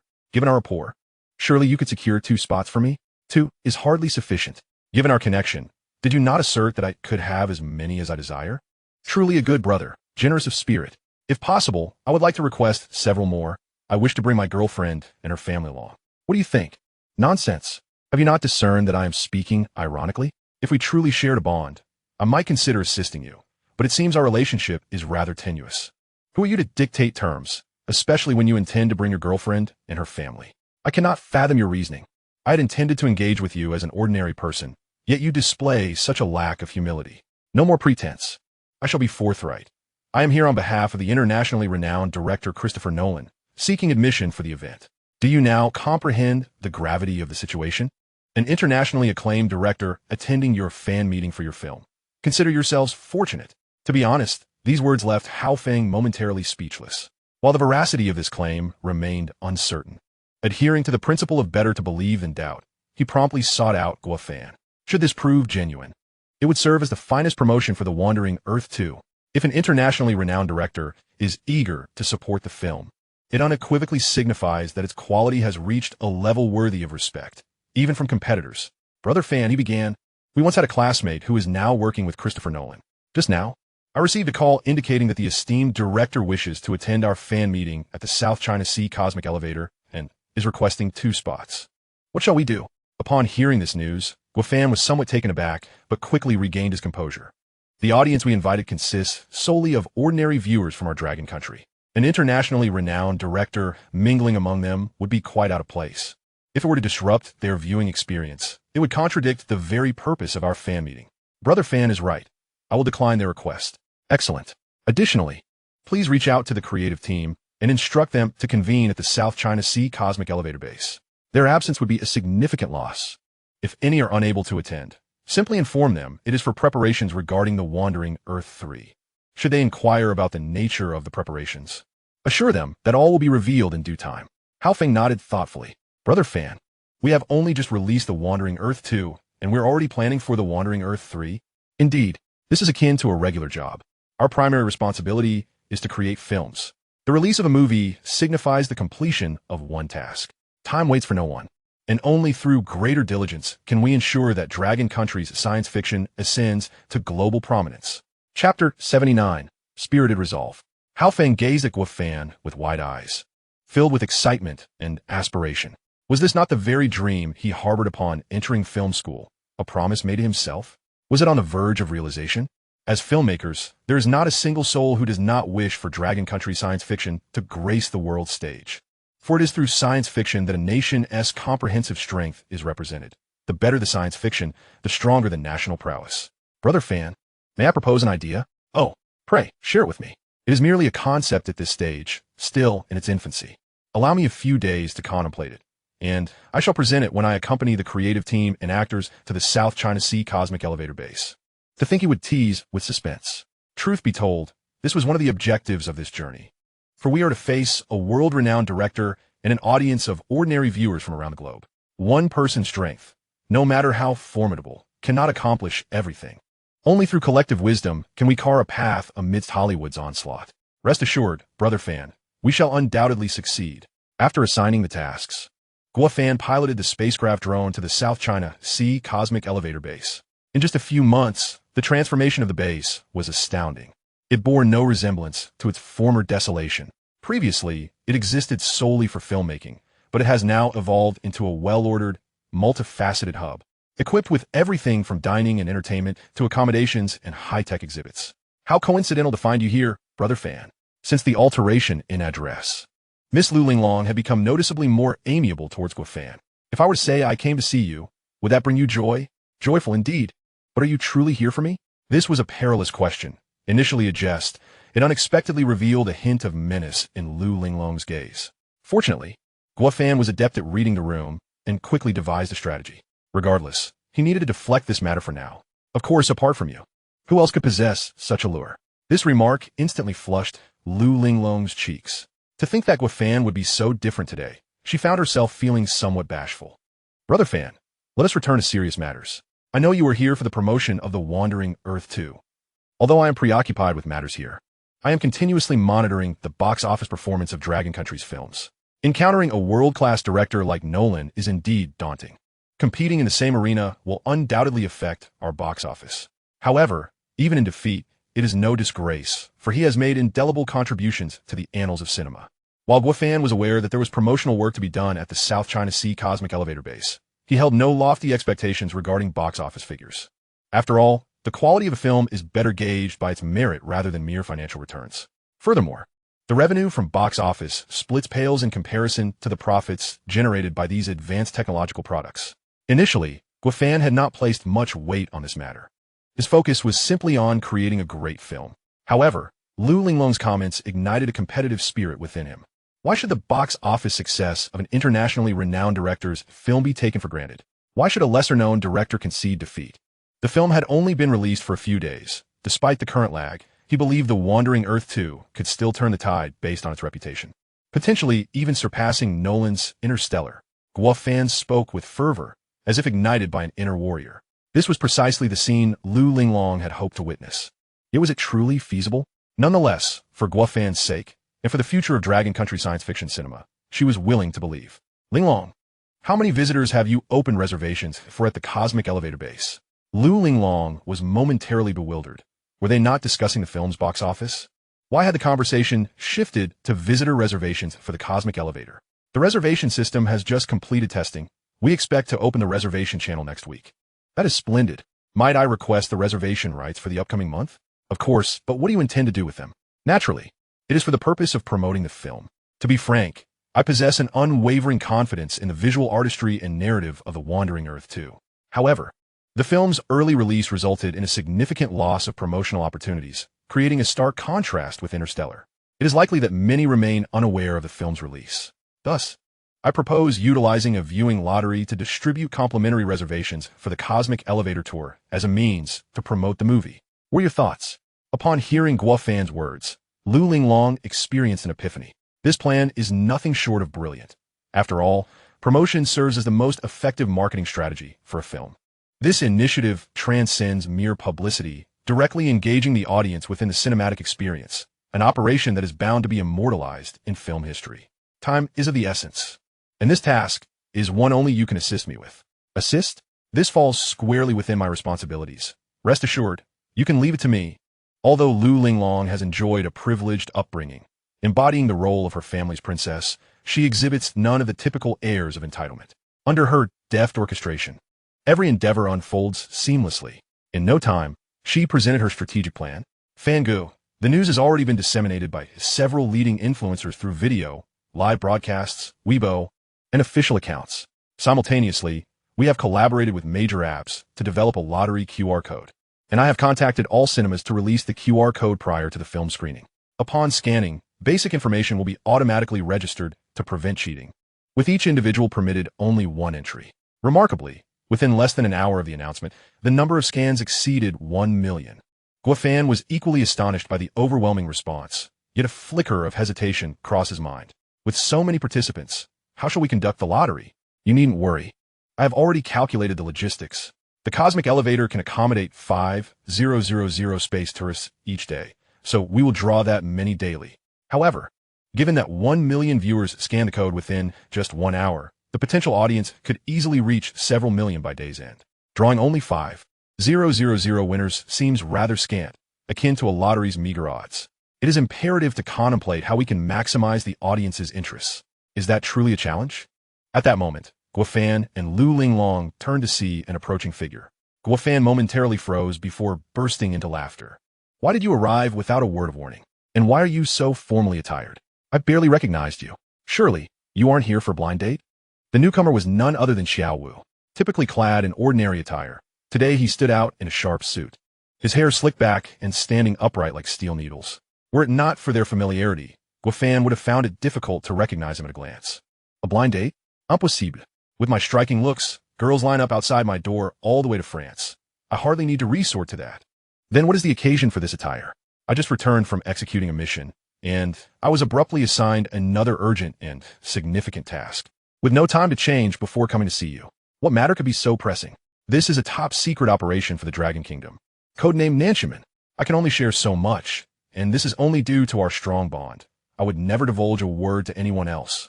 Guofan was taken aback, murmuring to himself, Nanshaman? The Nanshaman plan? Surely, you can't be suggesting. As he spoke, Guofan pointed skyward, mimicking a shooting gesture.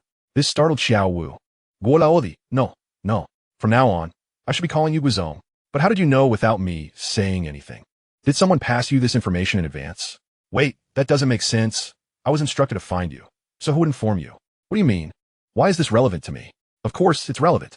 Otherwise, why would I address you as Guizhong? A sense of foreboding washed over Guofan, and he thought to himself, this cannot be good. Could they be setting a trap for him? Xiao Wu sensed the tension and, fearing Guofan might flee, approached him with a smile. Guizhong, while you may know the name of the Nanshaman plan, you certainly lack knowledge of its details and primary objectives, correct? Observing Xiao Wu's sycophantic demeanor, Guofan was further convinced that this was not a fortuitous development. It might even jeopardize his filmmaking endeavors. I am unaware, and to be honest, I have no desire to know. I have pressing matters to attend to, so I must take my leave. With that, Guofan turned to depart. Having worked at Long and Bureau for over a decade, Xiao Wu could read Guofan's intentions like an open book and immediately stepped in front of him. Guizhong, should you leave, I fear I may also be compelled to follow suit. Are they truly capable of coercing you? It's not coercion. Rather, within the Dragon Kingdom, and indeed across the globe, no one else can shoulder such a monumental responsibility. Although Guofan had never encountered the Nanshaman plan in this world, he had heard much about it in his previous life, where it was a topic of rampant speculation online, with numerous theories about starships and battleships. Out of curiosity, he had amassed a wealth of information, only to discover that it was largely fabricated by internet users, and the official stance remained silent. He never anticipated that upon arriving in this world, the Nanshaman plan would indeed materialize, and from Xiao Wu's demeanor, it seemed they intended for him to oversee it, a notion both astonishing and alarming. After all, Guofan believed he lacked the capability for such an immense undertaking. A project of this magnitude is not merely a matter of verbal advocacy, even with the augmentation of advanced technology, which is limited to what has appeared in films. Participating in the Nanshaman plan would only be feasible if a similar cinematic technology system were activated. Otherwise, the challenges would be insurmountable. He was acutely aware of his own limitations. He was merely a director of science fiction, not a creator of a science fiction world. If it were any other matter, perhaps I could assist you, but I truly cannot help with this. Moreover, I am currently engrossed in preparations for my next science fiction film and lack the time. I am fully aware of that. I intend to leverage your film project as a cover to execute this plan, thereby alleviating any unfounded suspicions from the Eagle Nation. So, I am merely a smokescreen for you? While there is some truth to that, the situation is more complex. Let's find a place to converse in depth. After I explain everything, should you still be unwilling to assume this role of Guizhong, I will certainly convey your reluctance to the higher-ups. Observing Xiao Wu's earnestness, Guofan reluctantly agreed. Xiao Wu procured a small boat, rowing out to sea for 100 meters, ensuring they were isolated from any prying eyes or vessels before he began to speak. We are finally safe here. It is fortunate that we share such a profound bond. Had it been anyone else bringing me to this desolate expanse of ocean, I would be concerned for my very life. Xiao Wu chuckled sheepishly. This matter is a closely guarded secret of the Dragon Kingdom and must not be disclosed to anyone outside our circle. Here, we are likely in the safest possible location. Understood. Please proceed. What is the nature of this matter? According to our reliable intel, the Eagle Nation and its space alliance are on the verge of establishing a space fleet, not only seeking to reclaim lunar sovereignty, but also intent on launching reconnaissance satellites towards the 8 planets of the solar system, gradually forming a space coalition to explore extraterrestrial civilizations. Guofan was taken aback, pondering the implications of the Eagle Nation's ambitions, which seemed more fantastical than a science fiction film. Are you saying the Eagle Nation Space Alliance is about to form a space fleet? Just recently, they were humiliated over lunar landings. How could they suddenly unveil such explosive news? Could this intelligence be erroneous?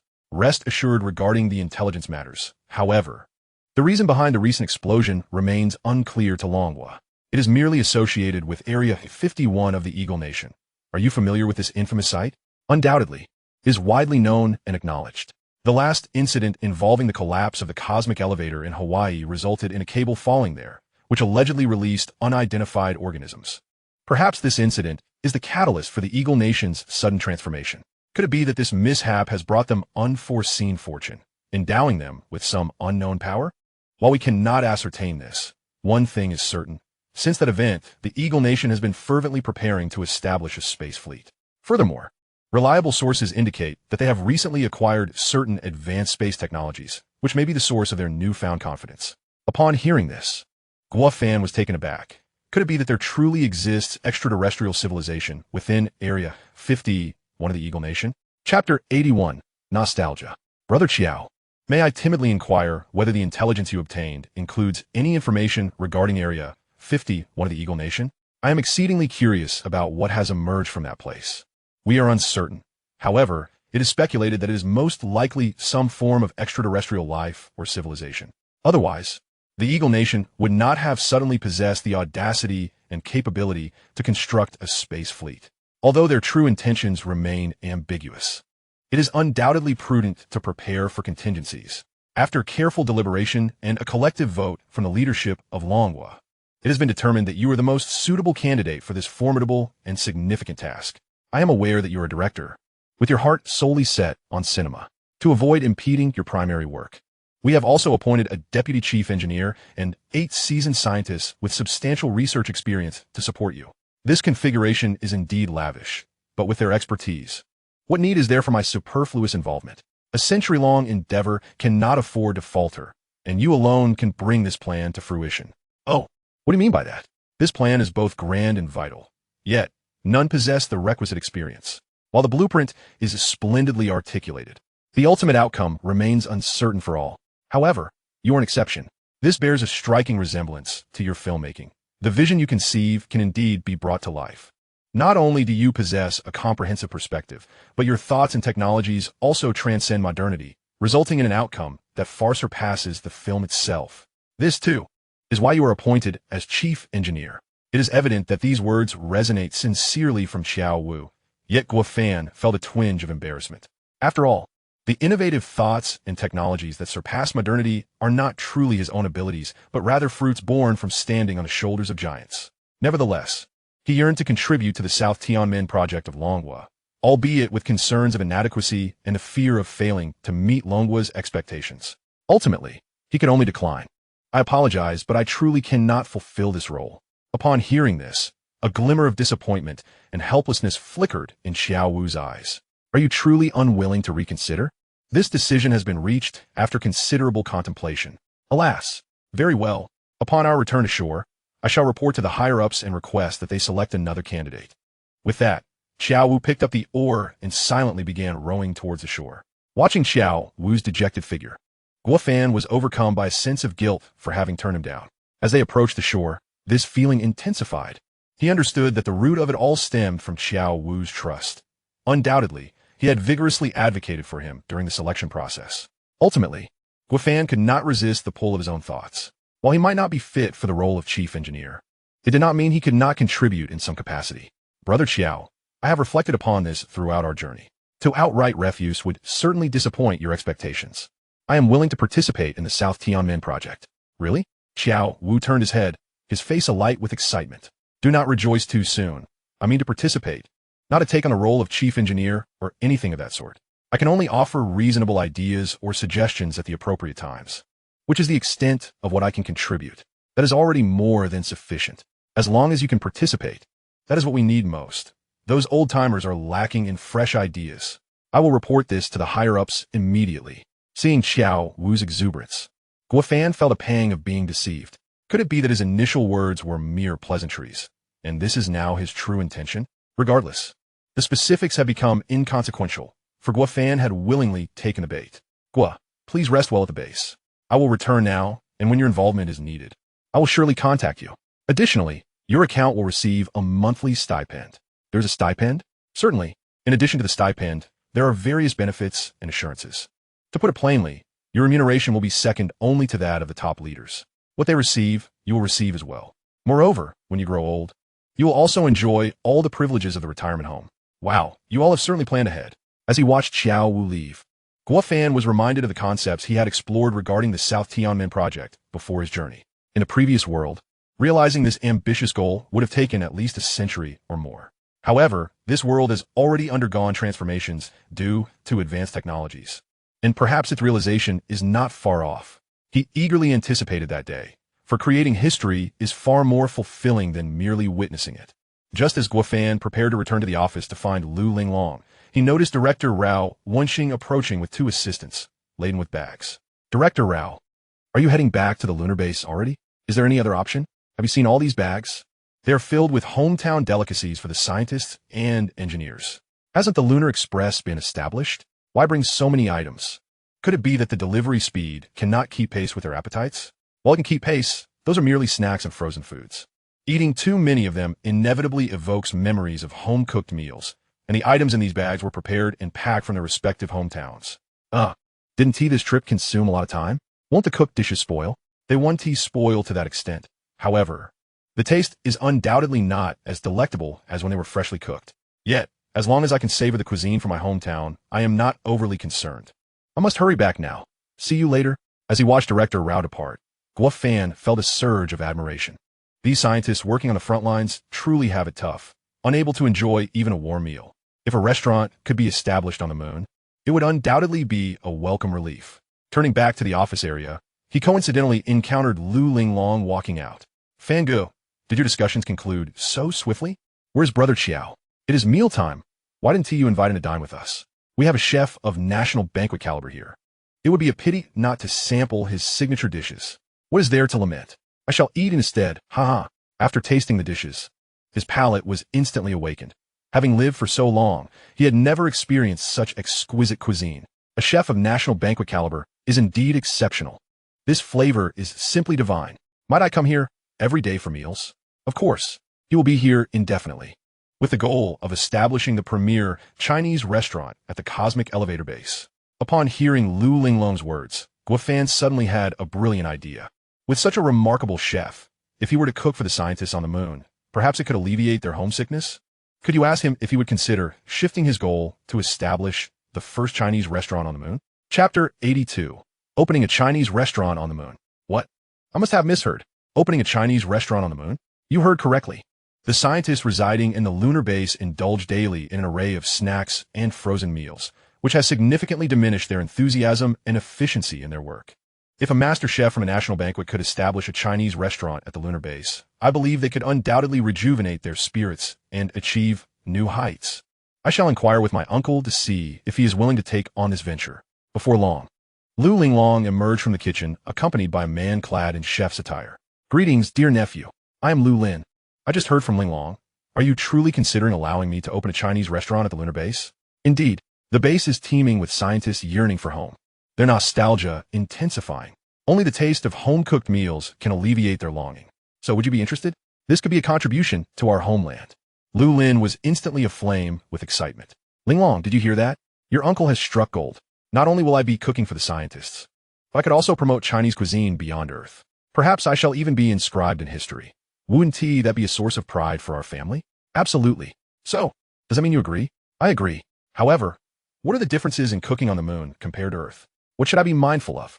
There's not much to consider. Just ensure the food is delicious.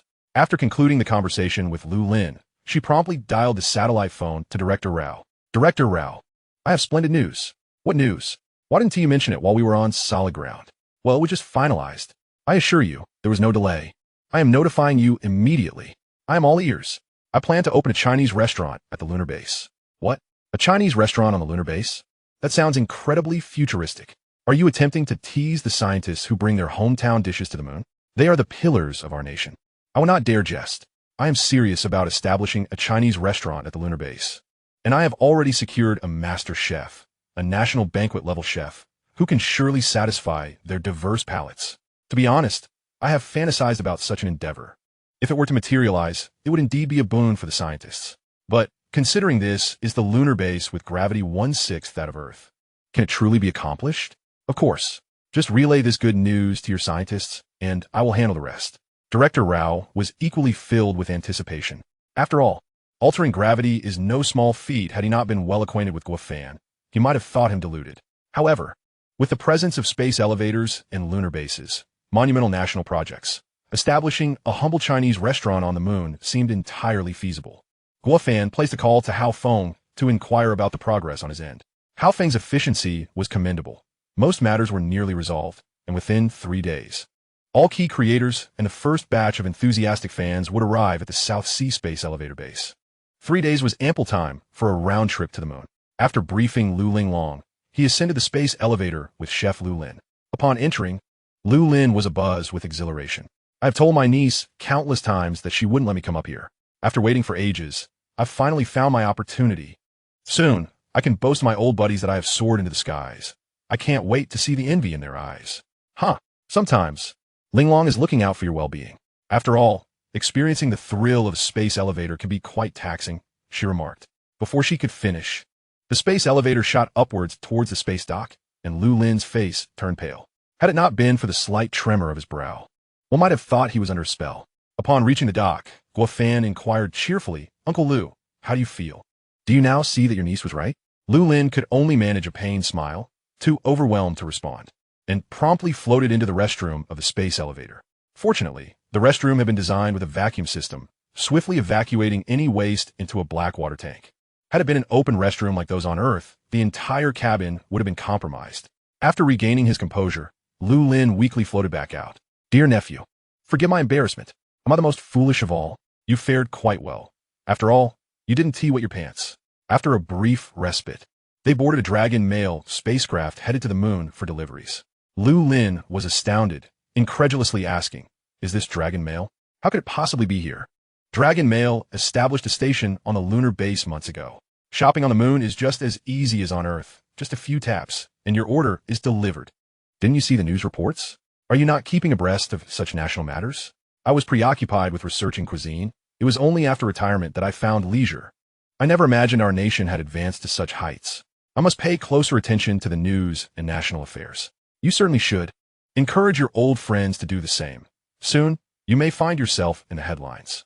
Me? A mere cook appearing in the news? Simply cooking won't garner headlines. But opening a Chinese restaurant on the moon, serving meals to those scientists, will undoubtedly be world-class news. Lu Lin found himself at a loss. As though all of this had come too suddenly. He had not anticipated that his retirement would mark the pinnacle of his life. Before long, they arrived at the lunar base. Lu Lin was overwhelmed with emotion, nearly brought to tears. Who would have thought that a person who dedicated his life to cooking could set foot on the moon? "Dear nephew, you must take plenty of photos of me." "Of course, but let us first finalize the location and plans for the restaurant. There will be plenty of time for photos later." When Director Rao saw Guo Fan and Lu Lin, he was momentarily taken aback. "You arrived so swiftly after our conversation. How is this possible?"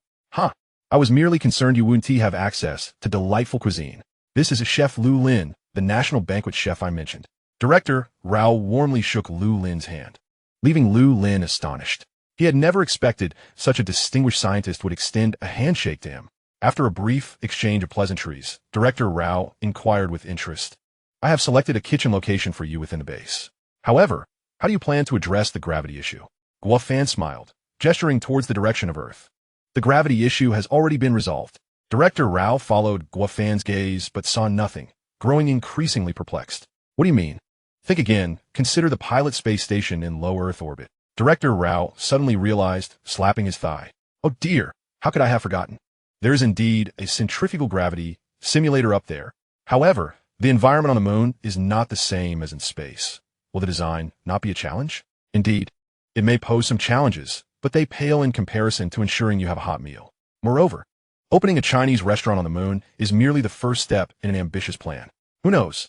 We may one day develop this in the first stop for interstellar travel. As the saying goes, wherever there are people, there are Chinese, and wherever there are Chinese, there will be Chinese cuisine. We must not fall behind. Is that true? Will my spouse and grandson be able to visit me here?" In truth, they have always been quite skeptical about my lunar endeavors, especially my little grandson. He insists that the moon is home only to Chang'e, the jade rabbit, and Wu Gang, along with the cassia tree. He believes his grandfather could never set foot on the moon. Upon hearing Director Rao's words, an unexpected spark of inspiration ignited within my mind. "Director Rao, I have a bold proposition. Could we construct a children's educational base here that intertwines patriotism with ancient legends? This endeavor would allow the future blossoms of our nation to comprehend the moon through both myth and reality." while simultaneously sowing the seeds of scientific inquiry to bolster the future scientific advancements of Longhua.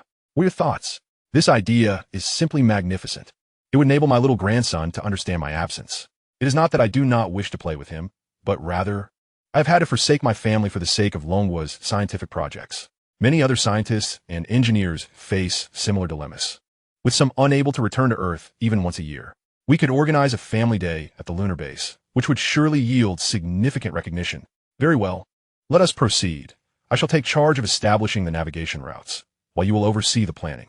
Simultaneously, let us expedite the construction of the Chinese restaurant.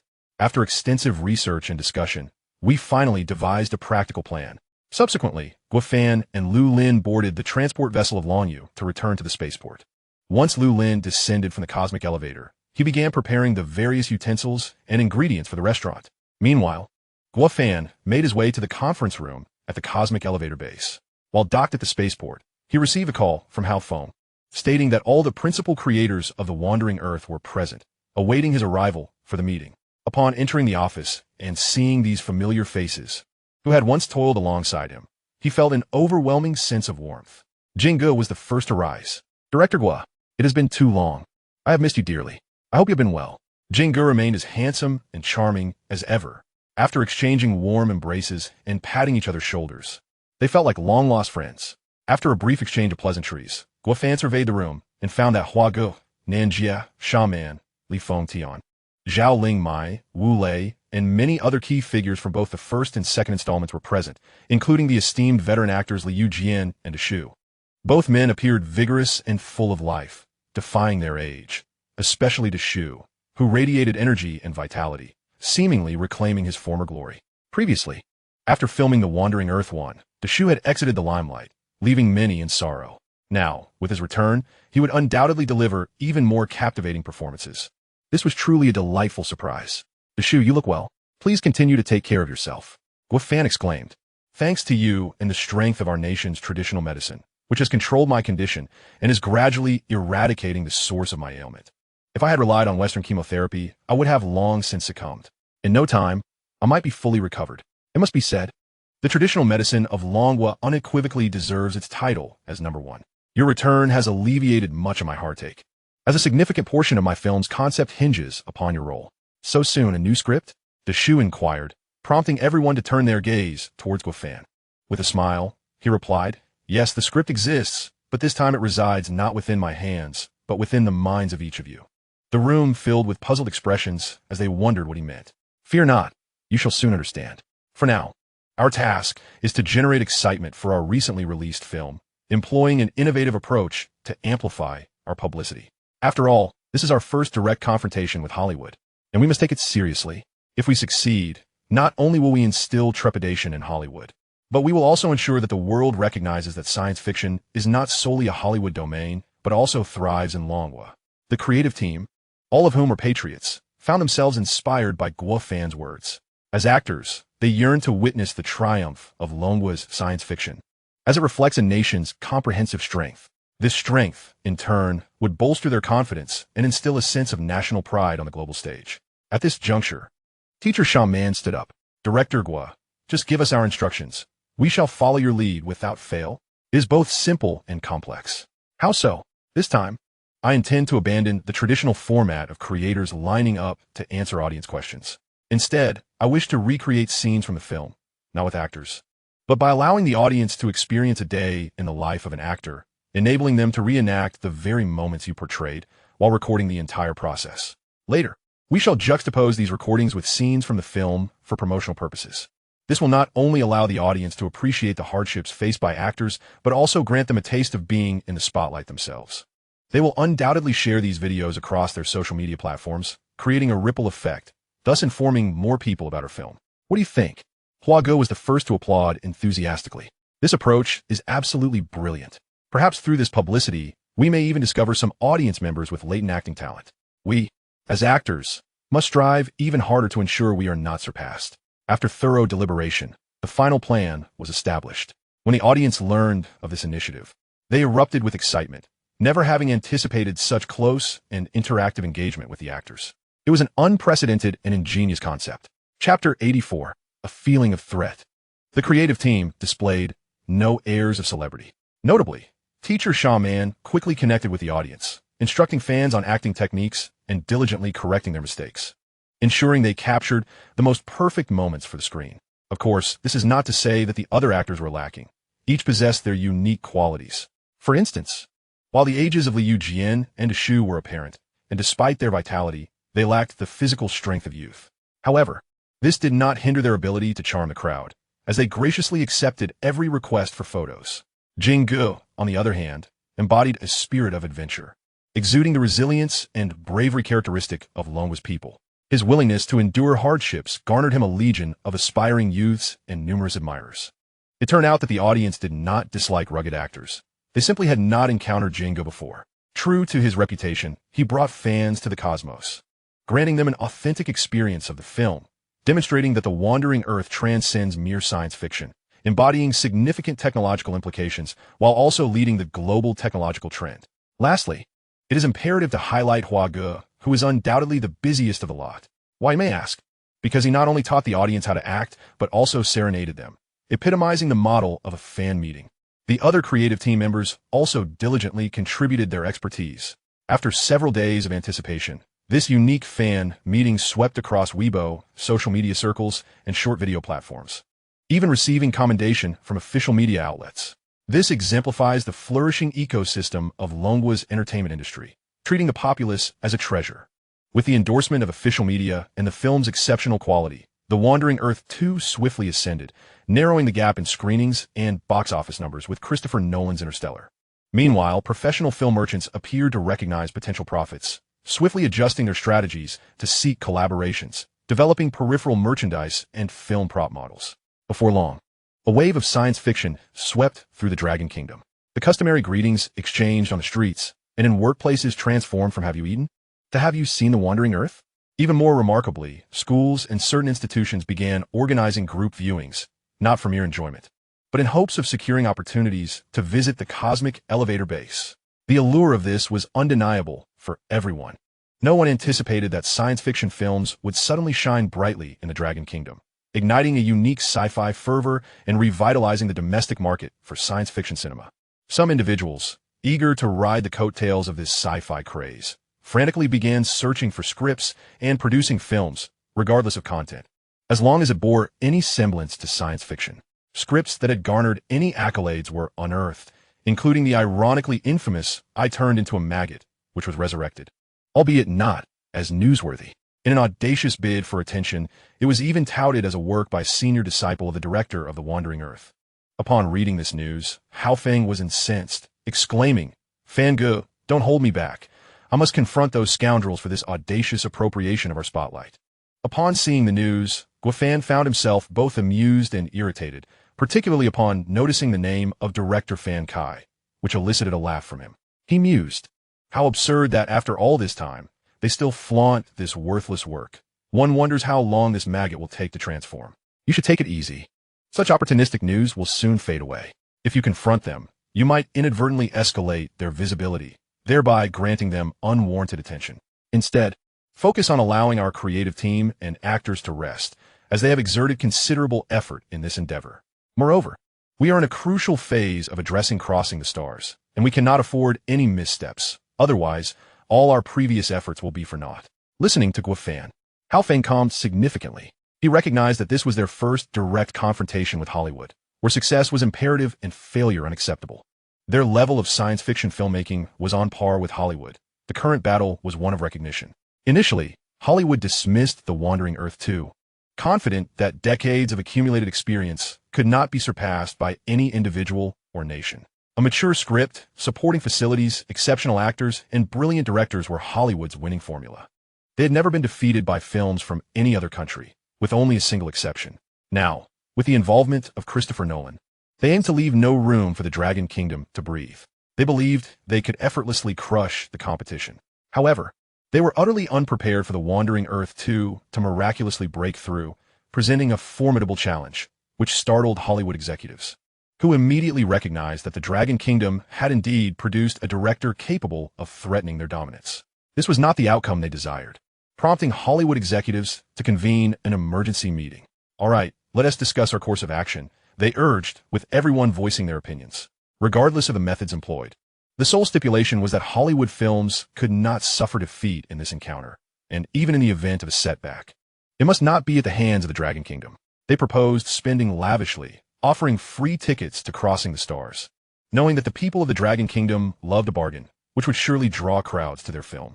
Although the expenses would be considerable, it could restore their pride at the box office and maintain Hollywood's status as the top film industry globally. This was one approach, albeit an expensive one. They considered collaborating with cinema operators in the Dragon Kingdom to siphon off box office earnings from The Wandering Earth 2 to bolster Crossing the Stars. This way, they could lower the box office of The Wandering Earth 2 while simultaneously elevating their own, achieving double efficiency through subtraction and addition. We are Hollywood. How can we resort to such despicable tactics? You may pride yourself on your integrity, but what do you propose as an alternative? I cannot conceive of any solution that resorts to such underhandedness. At this juncture, a composed Hollywood executive rose, puffing on a cigar, a slight smirk playing on his lips, as if he had something profound to impart. Chapter 85. Siphoning Box Office Earnings. We are businessmen. We do not concern ourselves with the means, only the ends. As long as we can preserve the illustrious status of Hollywood while also profiting, why not? With the senior executive having spoken, no one dared to contest him. Dissent could lead to expulsion, a hallmark of their democratic America. After all, they considered themselves mere workers. As long as they could earn money, other matters were irrelevant. Soon, the film market in the Dragon Kingdom began to subtly unravel under the weight of conspiracy, and Hao Feng began to uncover hints of this duplicity. Fan Yi, have you noticed something amiss in the recent film market of the Dragon Kingdom? Guo Fan, no fool, had been monitoring the box office daily and had already detected issues before Hao Feng even broached the topic. The number of screenings had not diminished, yet the box office had plummeted by nearly a third, with this trend becoming increasingly pronounced. Conversely, Crossing the Stars exhibited an opposite trajectory, rapidly widening the gap in box office earnings from The Wandering Earth 2. It is highly probable that our box office earnings have been siphoned off. Siphoned off? I've only heard tales of smaller films resorting to unscrupulous means to enhance their own box office appearances. I never imagined that Hollywood would stoop to such sordid tactics. Fango, what shall we do? We cannot simply stand by and watch the Wandering Earth face obliteration. Guo Fan contemplated various scenarios in which Hollywood films could falter. Yet he never anticipated they would resort to such base methods. If they lost fair and square, he would accept it. It would be a matter of skill, and he would acquiesce. Yet, the use of such despicable tactics by Hollywood was intolerable. Do not assume that directors from the Dragon Kingdom are pushovers. Hao Feng, seek out Uncle Liu. I hear he knows many people in the film industry and might be able to assist us in resolving this matter. Fan Yi, I believe we should take decisive action and approach the president of Longying Group directly, as they oversee all imported films. This issue pertains to the rise of science fiction cinema in the Dragon Kingdom, and I am confident they will not remain indifferent. I understand your frustration, but do not forget that Hollywood's audacity stems from its own backing and methods, many of which are difficult to detect. Acting rashly by approaching Longying Group could backfire. If we choose the wrong person, we might find ourselves accused of baseless allegations. The priority is to gather solid evidence. Then, even if they attempt to deny it, they will be unable to. Indeed, Fango, your foresight is commendable. I will immediately devise a plan. A sharp blade is best wielded by a skillful hand. First, share your thoughts. Thoughts? Hao Feng paused for a moment, stroking his newly grown stubble, and continued, I plan to go undercover at a nearby cinema. I refuse to believe I cannot uncover any clues. This could serve as evidence. While that may yield some insights, what can a single cinema reveal? Such scant evidence is hardly substantial. I realize my thinking may be somewhat simplistic. Fango, do you have a better solution? There is indeed a method, but it depends on whether you can execute it. As long as there is a plan, I would risk my life to see it through. Speak, Fango. I will follow your lead. Do you remember that Wu Kainan? Wu Kainan. It was that fellow who mingles with Nolan Chris. Just the other day, didn't you mention that he sought you out for a couple of entry tickets to the South China Sea Space elevator base? I turned him down. It just crossed my mind, but why bring him up now? This chap managed to associate with Nolan Chris right after graduation, which indicates he possesses some skills. Rather than blindly searching for solutions, it would be far more prudent to delve into their inner circle. Perhaps we might unearth some even more sensational information. If they are lacking in virtue, we need not feel remorse in our actions, for we are ultimately fighting for the future of science fiction in the Dragon Kingdom. Understood. Brother Fan, I will contact him immediately. Here, I shall make a solemn vow. Failure is not an option. With that, Hao Feng strode out. adopting a demeanor reminiscent of the cold winds sweeping through the icy waters of the Yishui River. Brother, don't be like this. You mustn't act foolishly. If this plan doesn't work, I can think of others. Worst case, we can leverage Brother Chiao's connections and reach out to the president of the Film Association. Guo Fan concluded, though he was uncertain if Hao Feng had heard him. However, Hao Feng, living up to expectations, swiftly got in touch with Wu Kainan. Oh, it's Brother Feng. What brings you to call me? Have you come to terms with the previous matter? Are you inviting me and Nolan to visit your space elevator base? Of course. I happen to have 2 slots available. If you wish to come, do so quickly, lest someone else snatch them away. Why this sudden kindness towards me? I find myself questioning your motives. Frankly, I am not naive. I've heard whispers of recent rumors to varying degrees. Are you attempting to extract some information about box office manipulation from me? Taken aback by Wu Cainan's quick wit, Hao Feng was momentarily at a loss for words, uncertain how to continue the conversation. Yet, to his surprise, Wu Kainan burst into laughter. Actually, I was hoping to find an opportunity to tell you. Those Hollywood folks are truly despicable. When they see they cannot compete, they resort to underhanded tactics. Even Nolan scoffs at it. However, as you know, he's merely a director. Producing quality work is already a significant challenge, leaving him with little energy to engage in such trivial matters. Initially, Hao Feng struggled to find the right words, not knowing how to broach the subject. Now, however, it seemed he need not do so, as Wu Kainan willingly divulged everything. This was an unexpected twist, a delightful surprise, leading Hao Feng to question whether he had misjudged Wu Kainan. In truth, I believe the issue of box office manipulation is hardly a concern. I have a method that not only addresses Hollywood's deceitful practices, but also elevates the box office performance of The Wandering Earth 2. As the conversation grew increasingly outrageous, Hao Feng began to ponder the plausibility of such a fortunate solution. Could it be that this fellow was merely teasing us, seeking revenge for a previous slight? Chapter 86, Undercover. After much contemplation, Hao Feng remained uncertain. Thus he hung up and promptly sought out Guo Fan. Brother Fan, I have good news and bad news. Which would you prefer to hear first? You've learned to build suspense while devising plans? What is the good news? And the bad news? The good news is that I have thought of a brilliant plan. The bad news is that this plan was voluntarily offered by Wu Kainan, and his intentions remain unclear. Now, that is intriguing. Pray tell. Hao Feng wasted no time, recounting Wu Cainan's statements in their entirety. Upon completion, Guo Fan began to ponder, uncertain whether Wu Kainan truly intended to betray them, or if he was simply playing a clever game. After a brief moment of reflection, Guo Fan made a decisive choice. Rather than engaging in baseless speculation, it would be far more effective to confront him directly. If his plan proves beneficial, they would implement it.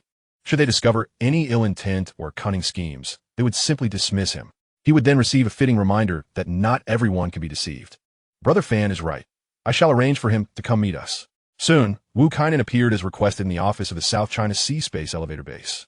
He was quite cordial, offering cigarettes, shaking hands, and engaging in pleasantries. Brother Fan, Brother Feng, you may not have met my younger self, but I have admired you both since the release of The Wandering Earth 1. Initially, I presumed such a remarkable film originated from a Hollywood team, only to discover later that it was entirely crafted in the Dragon Kingdom. Upon further investigation into your backgrounds, I was astounded to learn that we are actually alumni. It truly fills me with pride. Perhaps you should cease your effusive expressions. We didn't invite you here to exchange heartfelt sentiments. We are straightforward individuals. So let us get straight to the point. You claim to despise Hollywood's ticket manipulation and have a solution. Very well, enlighten us. If your proposal is satisfactory, we can continue our collaboration. If not, I regret to inform you that we shall have to send you skyward. With that, Hao Feng gestured toward the operational space elevator outside. Before inviting Wu Kainan, Guo Fan and Hao Feng had already conferred, granting Hao Feng the freedom to lead the discussion while Guo Fan remained poised to intervene unexpectedly. Wu Kainan, being a perceptive individual, recognized their intentions and decided to lay his cards on the table. I shall not feign any longer. I am an undercover agent. What? In truth, I have been an infiltrator in Hollywood. This revelation stunned both Guo Fan and Hao Feng, leaving them momentarily bewildered. Hao Feng quickly gathered his thoughts and cleared his throat to mask his embarrassment. Was the identity of an undercover agent now so casually disclosed? How could one simply reveal such information? I do not divulge this lightly, and you are far from strangers to me. Several years ago, this plan was initiated, but now it appears there is little need to continue undercover. This was indeed a novel twist. How could an undercover agent not maintain discretion? openly revealing his background while questioning the mission itself? What was going through his mind? With a shift in tone, Wu Kainan seemed to transform, speaking passionately. To be candid, my purpose in infiltrating Hollywood was to learn their techniques in filmmaking and science fiction, intending to elevate the Dragon Kingdom's own cinematic landscape. However, after witnessing the wandering Earth and recognizing your talents, it is evident that our scripts and special effects have already eclipsed Hollywood. Thus, I feel the need for my undercover role has diminished. Ultimately, I wish to utilize whatever influence I have left to expose Hollywood's shamelessness and demonstrate to the world that they are not invincible. Listening to his words, Guo Fan and Hao Feng exchanged glances, pondering the authenticity of his claims. What was his true intention? Was he genuinely advocating for the Dragon Kingdom? Or was he merely playing a clever ruse? Noticing their skepticism, Wu Kainan remained composed. Brother Fan, Brother Feng, I understand that my words may not inspire immediate trust. However, you are welcome to verify my claims through others, and it will soon become clear who stands as a friend and who as a foe. Since you suggest that we must indeed verify your assertions, who do you propose we consult? Without hesitation, Wu Kainan replied, naturally, the Secretary General of the Dragon Kingdom Film Association, Qin Guizhang. Are you truly attempting to intimidate us with such a lofty title? Let me assure you, we have our own allies within the authorities. Wait a moment. I will make a phone call. After speaking, he exited the conference room, leaving only Guo Fan and Wu Kainan behind. Just as they had taken a couple of sips of water, Hao Feng entered with an unusual expression, casting furtive glances at Guo Fan. Guo Fan understood immediately, surmising that there had been no contact made. Once outside, Hao Feng sighed helplessly and said, Brother Fan, I just called Uncle Liu. Although he is aware of someone named Qin Guizhang, they have never interacted. What should we do now? How can we verify this kid's identity? So that's the situation? That's simple enough. Just contact Brother Qiao Wu. One phone call from him can resolve it. Guo Fan interjected. However, isn't part of the film industry. So how could he before Hao Feng could finish? Guo Fan interrupted. But he is Brother Qiao. Just his title as the captain of the Long and Bureau is enough. After conveying his instructions, Guo Fan re-entered the conference room. As he settled into his seat, Wu Kainan leaned in closer. Brother Fan, after this incident, I might have nowhere else to go. Could you perhaps provide me with a meal? I can write scripts. Though they may not be as brilliant as You're the Wandering Earth, I am confident in applying what I have learned to contribute my modest share to the rise of science fiction in Longhua. This sudden declaration left Guo Fan somewhat taken aback. A fleeting sensation washed over him. Was this truly his ulterior motive? I heard that I Turned Into a Maggot was penned by you. Such avant-garde concepts are, quite frankly, difficult for me to accept. Brother Fan, forgive my jest, but that piece was intentionally crafted to tease Fan Kai, to see whether he was genuinely foolish or merely pretending. It turns out he is hopelessly naive. As they spoke, Hao Feng re-entered, his expression even more peculiar. Chapter 87, Breaking News. What happened? The president of the Film Association, Qin Guizhang, was in a car accident and is currently in the hospital undergoing emergency treatment. Upon hearing this, Hao Feng instinctively glanced at Wu Kainan, who was equally stunned, never anticipating such an event. This was more surreal than a science fiction film. No, Feng Yi, this matter concerns my honor and integrity. You must not jest. If anything were to happen to him, how would I fare? Who could vouch for me then? No waities. Just now, I learned some interrogation techniques from Brother Qiao at Long and Bureau. It's still not too late for you to speak the truth. Better to do so now than to suffer later for your honesty, which would be a case of losing more than you gain. Wu Kainan felt increasingly aggrieved, while Guo Fan remained silent, though he was uncertain of Hao Feng's true intentions. However, he understood Hao Feng well enough to know he must have a plan, otherwise he wouldn't be so composed. Fengge, let's not jest. I'm speaking nothing but the truth. If you don't believe me, I can prove it through action. How? I have already turned Nolan Chris to our side. He is willing to clarify the issue of Hollywood ticket fraud in front of the media, restoring the honor of Longhua's film industry. If he does that, wouldn't he fear losing his standing in Hollywood?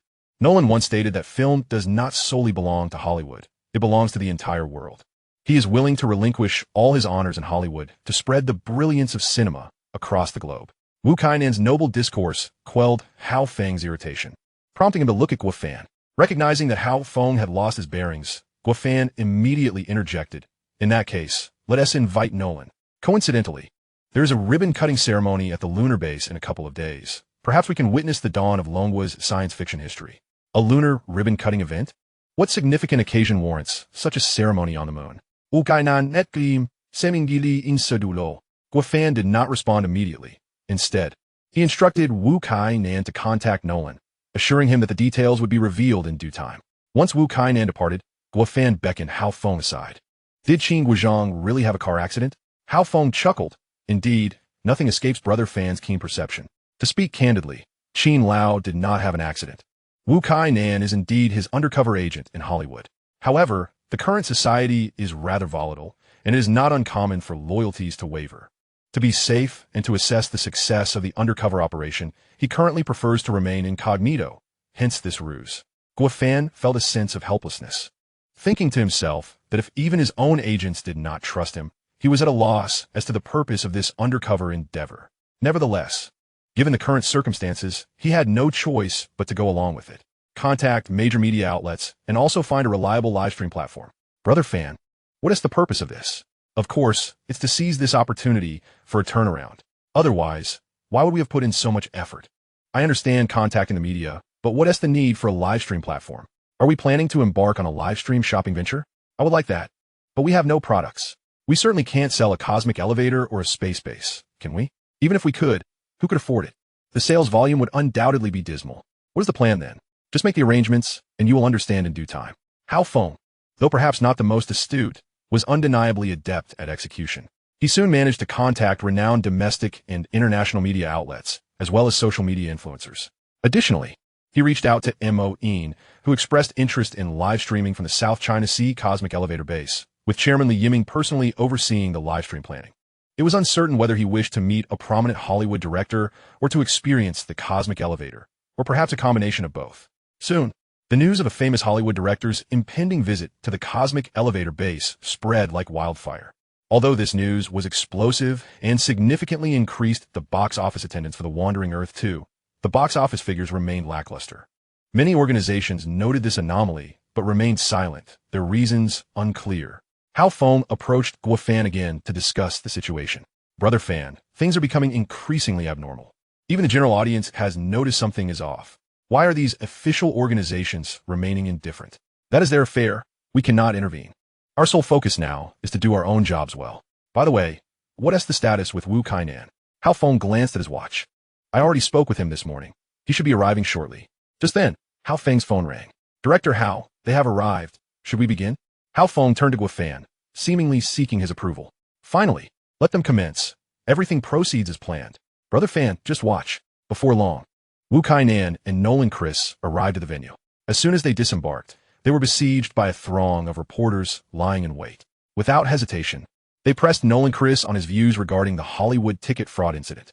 Meanwhile, Li Yiming and his team activated the live streaming mode. Caught off guard by this sudden turn of events, Wu Kai-nan was momentarily taken aback. Fortunately, he had previously conferred with Nolan regarding this issue, yet he had never anticipated being cornered upon arrival. Nolan Chris, unfazed, understood the inevitability of addressing the issue. Whether sooner or later, it mattered little to him. Thus, he began to vehemently denounce Hollywood's shameless conduct. Initially, the news of a renowned Hollywood director visiting the South China Sea Cosmic Elevator to observe a rival film during the Spring Festival was already sensational.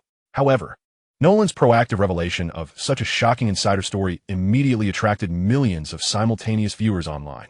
In the past, Hollywood epitomized the realm of art, yet it has now devolved into a mere instrument for mercenary pursuits, employing unscrupulous tactics for profit. Thus, I have reluctantly chosen to expose their shameless actions of box office manipulation.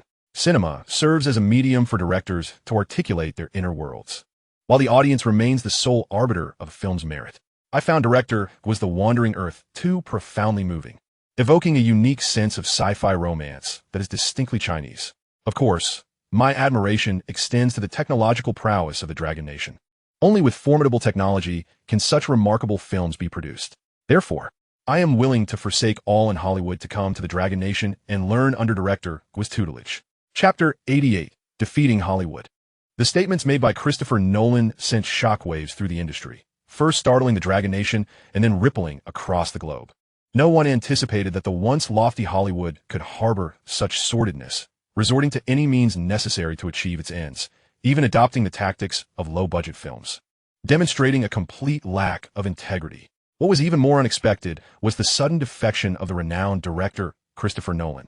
who not only laid bare the dark underbelly of Hollywood, but also delivered a resounding slap to their face, catching them utterly off guard. They never expected Nolan would align himself with the opposing side at such a critical juncture. At that moment, within Hollywood's high-level conference room, Tom exclaimed, "That old rascal Nolan has disregarded his own film's box office and initiated a covert attack against us. We should have silenced him sooner. It's not too late. Let us dig up some dirt on him," claiming he's engaged in immoral conduct and has had affairs with numerous starlets, thus being expelled from Hollywood. Furthermore, regarding his unfounded accusations and malicious slander, the Hollywood team reserves the right to pursue moral condemnation, legal action, and other means to clear our name. Wouldn't he that completely sever ties? Wouldn't he his film Interstellar Crossing be rendered futile? Ultimately, we might end up benefiting the Dragon Nation's The Wandering Earth too. We must prioritize our reputation. After all, while we can afford to let Interstellar Crossing falter, Hollywood's prestige cannot be tarnished. So, let's act swiftly to minimize the fallout. Understood? Yes. Soon, Hollywood's stern statements began flooding the media. Hao Feng watched these clarifications and reports from Hollywood with a smug smile. Fangirl, Hollywood has pulled Interstellar Crossing from release. Now we have no competitors for the spring festival slot. Guo Fan nodded. This was anticipated. What I'm most eager to know is how Nolan is faring. I saw him earlier. Although he suspected this outcome, he seems more disheartened than expected, likely struggling to regain his composure. It appears I must comfort him properly. After all, he is here to assist us, and we cannot turn a blind eye. Thus, Guo Fan sought out Christopher Nolan. Nolan, Hollywood has irreparably severed ties. What are your plans moving forward? Where one door closes, another opens. Cinema knows no borders. My only desire is to create great films, regardless of the location. Indeed, he is a world-class cinematic maestro. To be candid, I have a film I wish to collaborate with you on. Collaboration? Is it The Wandering Earth 3? Not quite. The Wandering Earth 3 is already in the works, and I intend for it to be entirely domestically produced. Upon hearing Guo Fan's words, Nolan appeared slightly disappointed. As in his view, the Wandering Earth series had reached the pinnacle of the global film industry. To be fortunate enough to partake in it would represent a significant leap in his directorial career. Guo Fan discerned Nolan's sentiments and, to preserve his enthusiasm, quickly articulated his vision. In fact, your role would be even more crucial, as I wish to produce a film about Mars. At this revelation, Nolan's eyes widened in disbelief. It is well known that Guo Fan is a fervent advocate of practical filming, and if he intends to create a film set on Mars, he may very well embark on an expedition to the planet. Nolan, barely concealing his excitement, inquired, "What kind of film is this?" Guo Fan had previously received notifications from the Cinematic Black Technology System that upon the release of The Wandering Earth 3, he would unlock the Cinematic Black Technology props for the Martian rescue. In his previous life, he had held a particular fondness for that film, with only the regret that the Americans had landed on Mars first. For the Dragon Nation, equipped with a space elevator, space docking ports, and a lunar base, such a scenario would never repeat. Thus, he must hasten his pace. While filming, he could simultaneously land on Mars, and if feasible, establish a Martian base to bolster the Dragon Nation's efforts in Mars research and cosmic exploration. He proceeded to share the general outline of the Martian rescue with Nolan, incorporating elements from the film while also adapting it to suit the viewing preferences of the Dragon audience. After an extensive explanation, Nolan was left in awe, yet simultaneously perplexed. Crafting disaster-themed science fiction films is notoriously challenging. Relying solely on imagined scenes and props can easily reveal flaws that disrupt the audience's immersion. Moreover, the film risks becoming disconnected from reality, ultimately devolving into a self-indulgent endeavor for the director, which would be quite embarrassing. However, Nolan is no ordinary director. Aware of the risks, he willingly accepted the challenge, determined to make this film a testament to his departure from Hollywood, showcasing to them that without their capital, he remains the indomitable Nolan. Seeing Nolan's renewed confidence brought Guo Fan immense relief. After all, he deeply respected Nolan and could not allow him to be overlooked in the film industry for standing up for justice. It would also demonstrate to other Hollywood directors that leaving Hollywood is not an end to their careers, but rather a new beginning.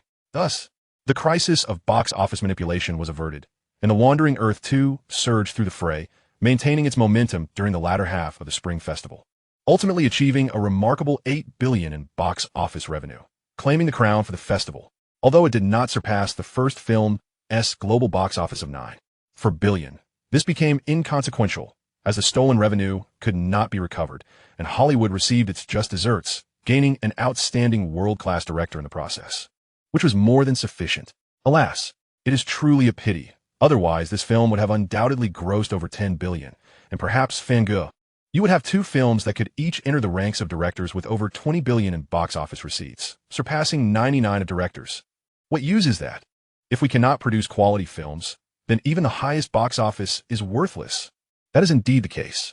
However, a significant burden has finally been lifted from our shoulders. What shall we do next?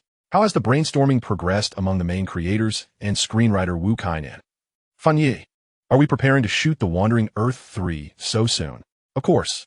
Otherwise, why would I go to such lengths to gather the main creators and Wu Kainan at the space elevator base?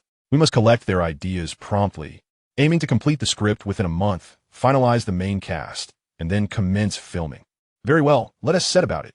Once Hao Feng departed, Guo Fan stood alone in his office, gazing at the rapidly ascending space elevator, his thoughts drifting into the cosmos.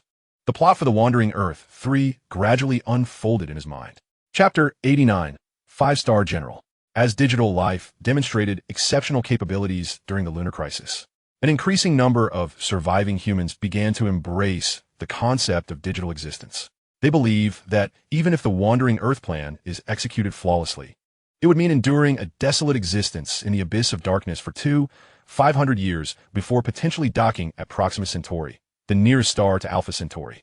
By that time, humanity itself may not even be able to withstand such an ordeal. They have long adhered to a particular belief, carpe diem. Rather than languishing in prolonged agony, it is far more appealing to exist in a virtual realm, relishing immediate pleasures.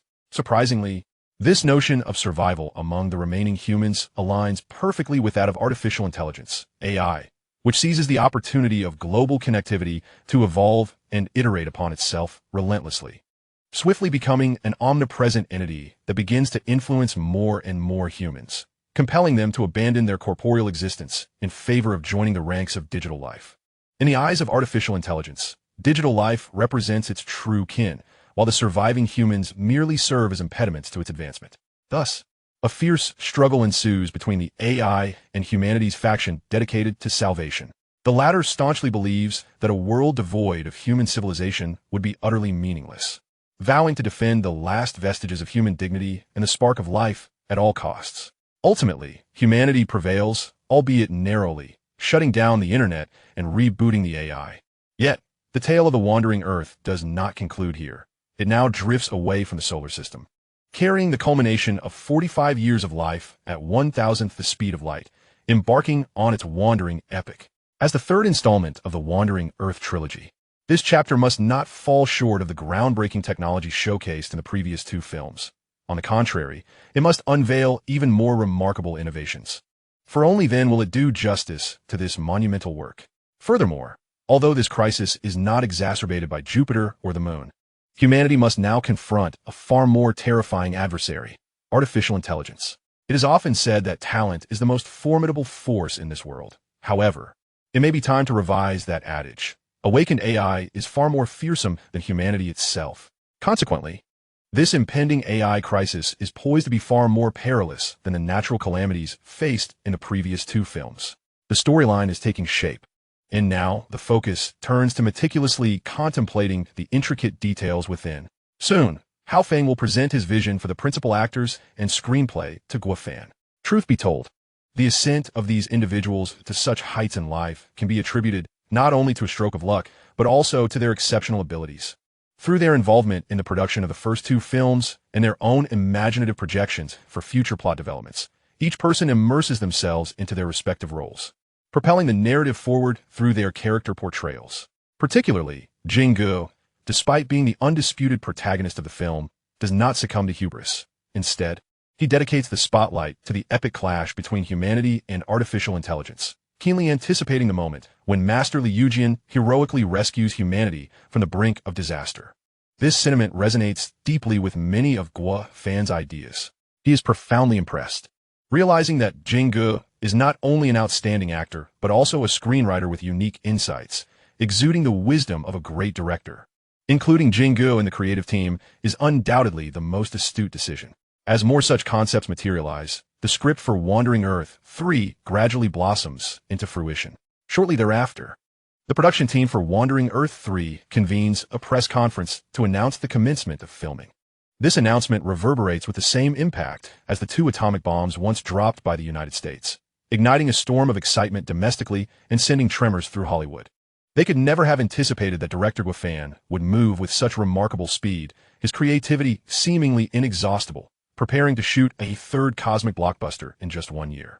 Based on the success of the previous films, the 3rd installment promises to be a top-tier production, with box office revenues likely to surpass those of either of its predecessors, potentially even reaching the combined total of both films. They are at a loss to fathom the brilliance and control that Guafan possesses if he continues at this pace. Not only Hollywood, but the entire film industry may find itself overshadowed by his brilliance. The pressure they feel is palpable, almost suffocating.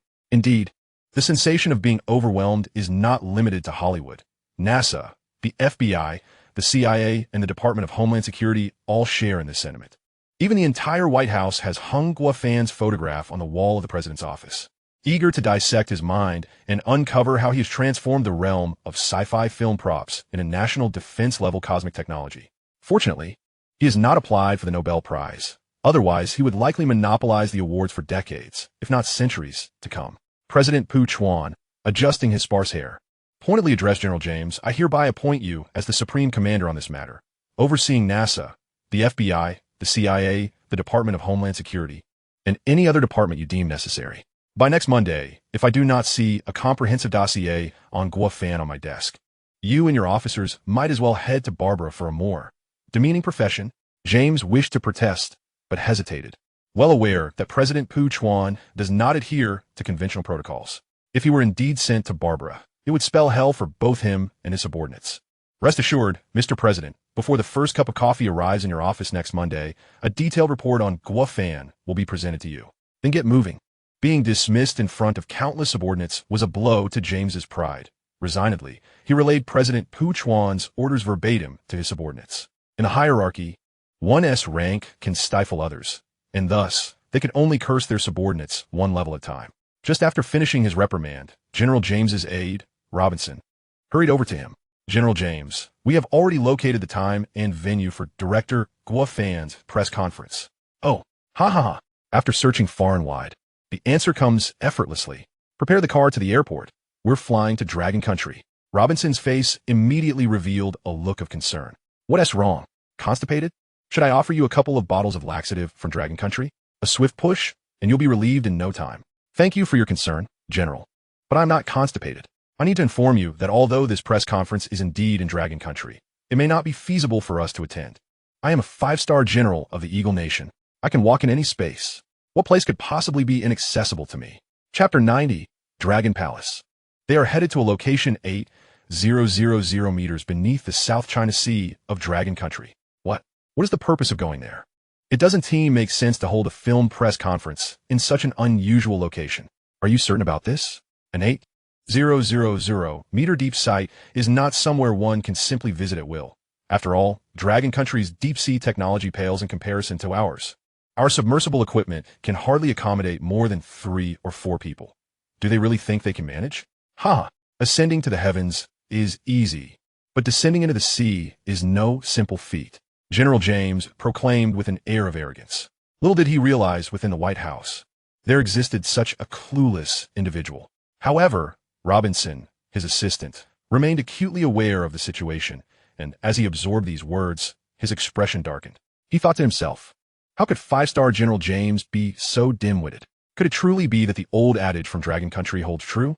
Those with large heads and thick necks are either wealthy or mere cooks. He pondered how this 5-star title was bestowed upon him. "I apologize, General. I believe there has been a misunderstanding." Upon hearing this from his subordinate, James immediately furrowed his brow, ready to draw his weapon. "What? You dare question me?" "No, General, I am not questioning you. I simply believe the information I received may be erroneous. I will promptly send someone to verify, and I assure you I will provide satisfactory intelligence." Robinson had discerned that his superior was nothing but a tempestuous fool. To avoid potential repercussions, he had no choice but to acquiesce, planning to provide him with ready-made solutions. After all, he was backed by influential allies.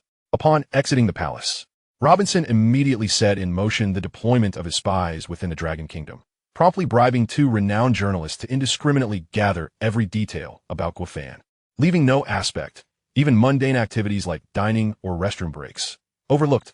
Before long, the two journalists blended seamlessly into the throng of attendees preparing for the underwater press conference. Naturally, curiosity enveloped everyone regarding this event. It marked the third press conference for the Wandering Earth film crew, with the previous two held in Antarctica and on the moon. However, this time, they had taken a bold leap, plunging thousands of meters beneath the ocean surface. Each event had escalated in grandeur and excitement. When comparing the challenges of lunar exploration to deep-sea diving, the latter presented far greater difficulties, as the pressure from the depths far exceeded the vacuum of space. This determined that the smaller the deep-sea equipment, the more effectively it could withstand the crushing pressures of the ocean. Yet paradoxically, the Wandering Earth crew had chosen to do the opposite, preparing an oversized deep-sea vessel and equipping some participants with individual ultra-pressure-resistant diving suits.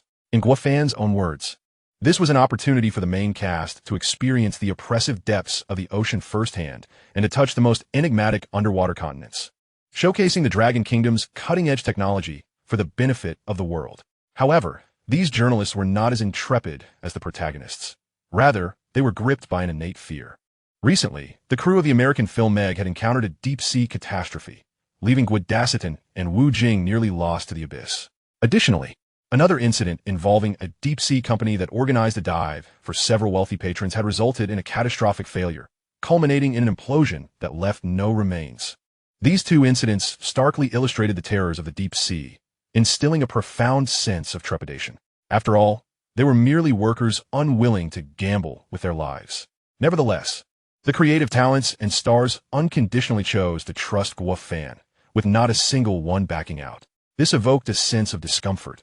Life was undeniably precious.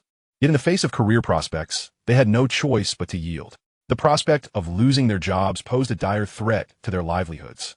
Thus, a few individuals reluctantly joined the media ranks, although they remained a minority, far below the expected turnout for other press conferences. Hao Feng surveyed the meager representation of media personnel and sighed in resignation. These individuals were truly perplexing, typically boisterous, yet upon the prospect of diving into the deep sea, they were reduced to quaking in fear, all while extolling their desire to venture into space, a testament to their utter lack of shame. One could hardly blame them. Recent news had been quite alarming, and they were simply laborers unwilling to sacrifice their lives for a few paltry coins. Alas, what was to be done now? With the current number and influence of these media representatives, they fell woefully short of meeting the promotional requirements. No worries, Guafan mused. Do you recall our visit to the space pilot program? Upon hearing Guafan's words, Hao Feng immediately understood. You mean to say we're planning to live stream this? Indeed, our objective is to ensure that everyone is aware that Wandering Earth 3 is about to commence filming, filling their hearts with anticipation while also unveiling some of the film's cutting-edge technologies. A trifecta of benefits. Indeed, how astute. It appears that mainstream media is gradually being supplanted by self-publishing platforms. Soon, the time arrived for boarding the submarine. Despite the media turnout being nearly 60% lower than expected, the combined number of cast and crew was still quite substantial. What sort of submarine could accommodate such a multitude? Amidst the collective confusion, the sea surface suddenly erupted in enormous waves, reminiscent of a scene from a Godzilla film, prompting some to instinctively shuffle backward. Their thoughts were that, should a monster emerge, it would likely consume those in front first, thus providing them a chance to escape. However, they were mistaken.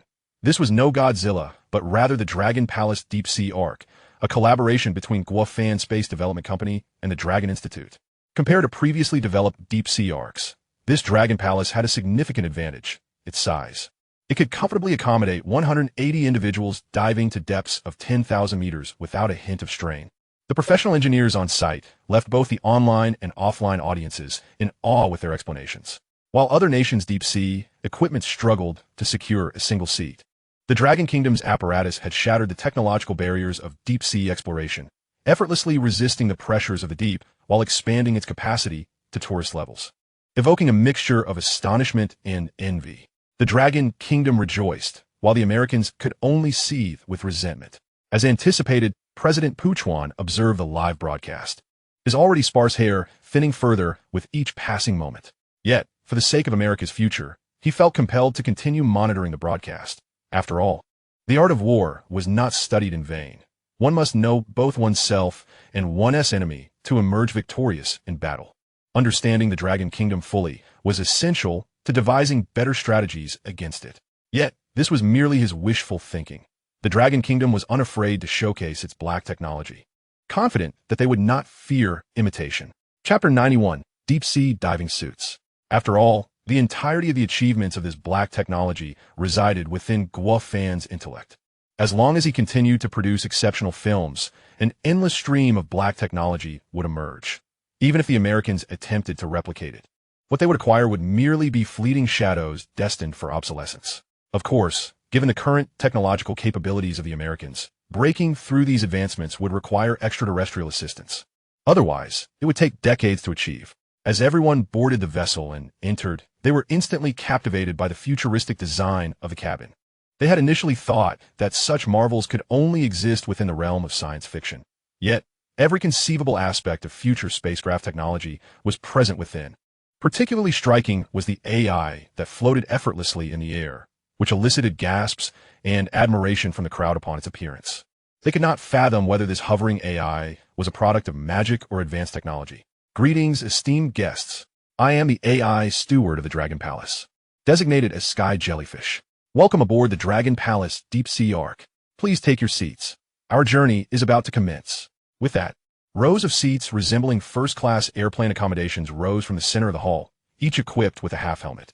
The helmets were panoramic AR simulators connected to the 36 external cameras of the Dragon Palace, transmitting real-time underwater visuals, allowing wearers to feel as though they were swimming through the depths of the ocean. Originally, these journalists had come solely for the press conference of Wandering Earth 3, but upon encountering such an array of novel experiences, they quickly found themselves distracted from their primary purpose. The actors, too, were eager to participate. For Guo Fan's opening ceremony was not only unique, but also increasingly infused with technological wonder, making them feel as though they had stepped into a science fiction film. Among the astonished was Jing Gu, whose previous underwater ordeal with Guadacitin had instilled within him an inexplicable dread of the deep sea. He had expected this underwater opening ceremony to confine them within a claustrophobic metal box. However, he had been sorely mistaken. This time, not only did I witness the astonishing technology brought forth by director Guo Fan, but I also overcame my fear of the deep sea. It turns out that the underwater world is incredibly enchanting. With the aid of the helmet, it truly felt as if I were gliding through the depths of the ocean, with schools of fish and shrimp passing by in such vivid realism. This was also the first time Hao Feng experienced such equipment. He exclaimed in excitement and quietly suggested to Guo Fan, "Brother Fan, with such excellent gear, I believe we could forego the arduous task of filmmaking. If we perfect this deep-sea VR, we would surely become billionaires in no time." Guo Fan merely smiled faintly without uttering a word. Indeed, it could lead to wealth.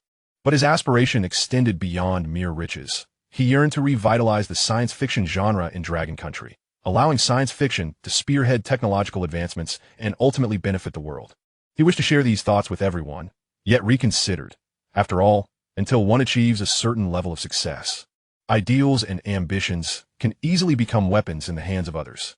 Thus, he chose to keep these sentiments to himself, knowing that when the time comes to realize them, he would find true solace. Before long, the Long Palace submarine descended to its designated location at a depth of 8,000 meters. Ladies and gentlemen, please remove your VR helmets. The launch press conference for the Wandering Earth 3 is about to commence. Actors and esteemed journalists, please prepare yourselves. Following the announcement, the crowd removed their helmets, though most remained entranced by the wonders of the deep sea, taking some time to regain their composure.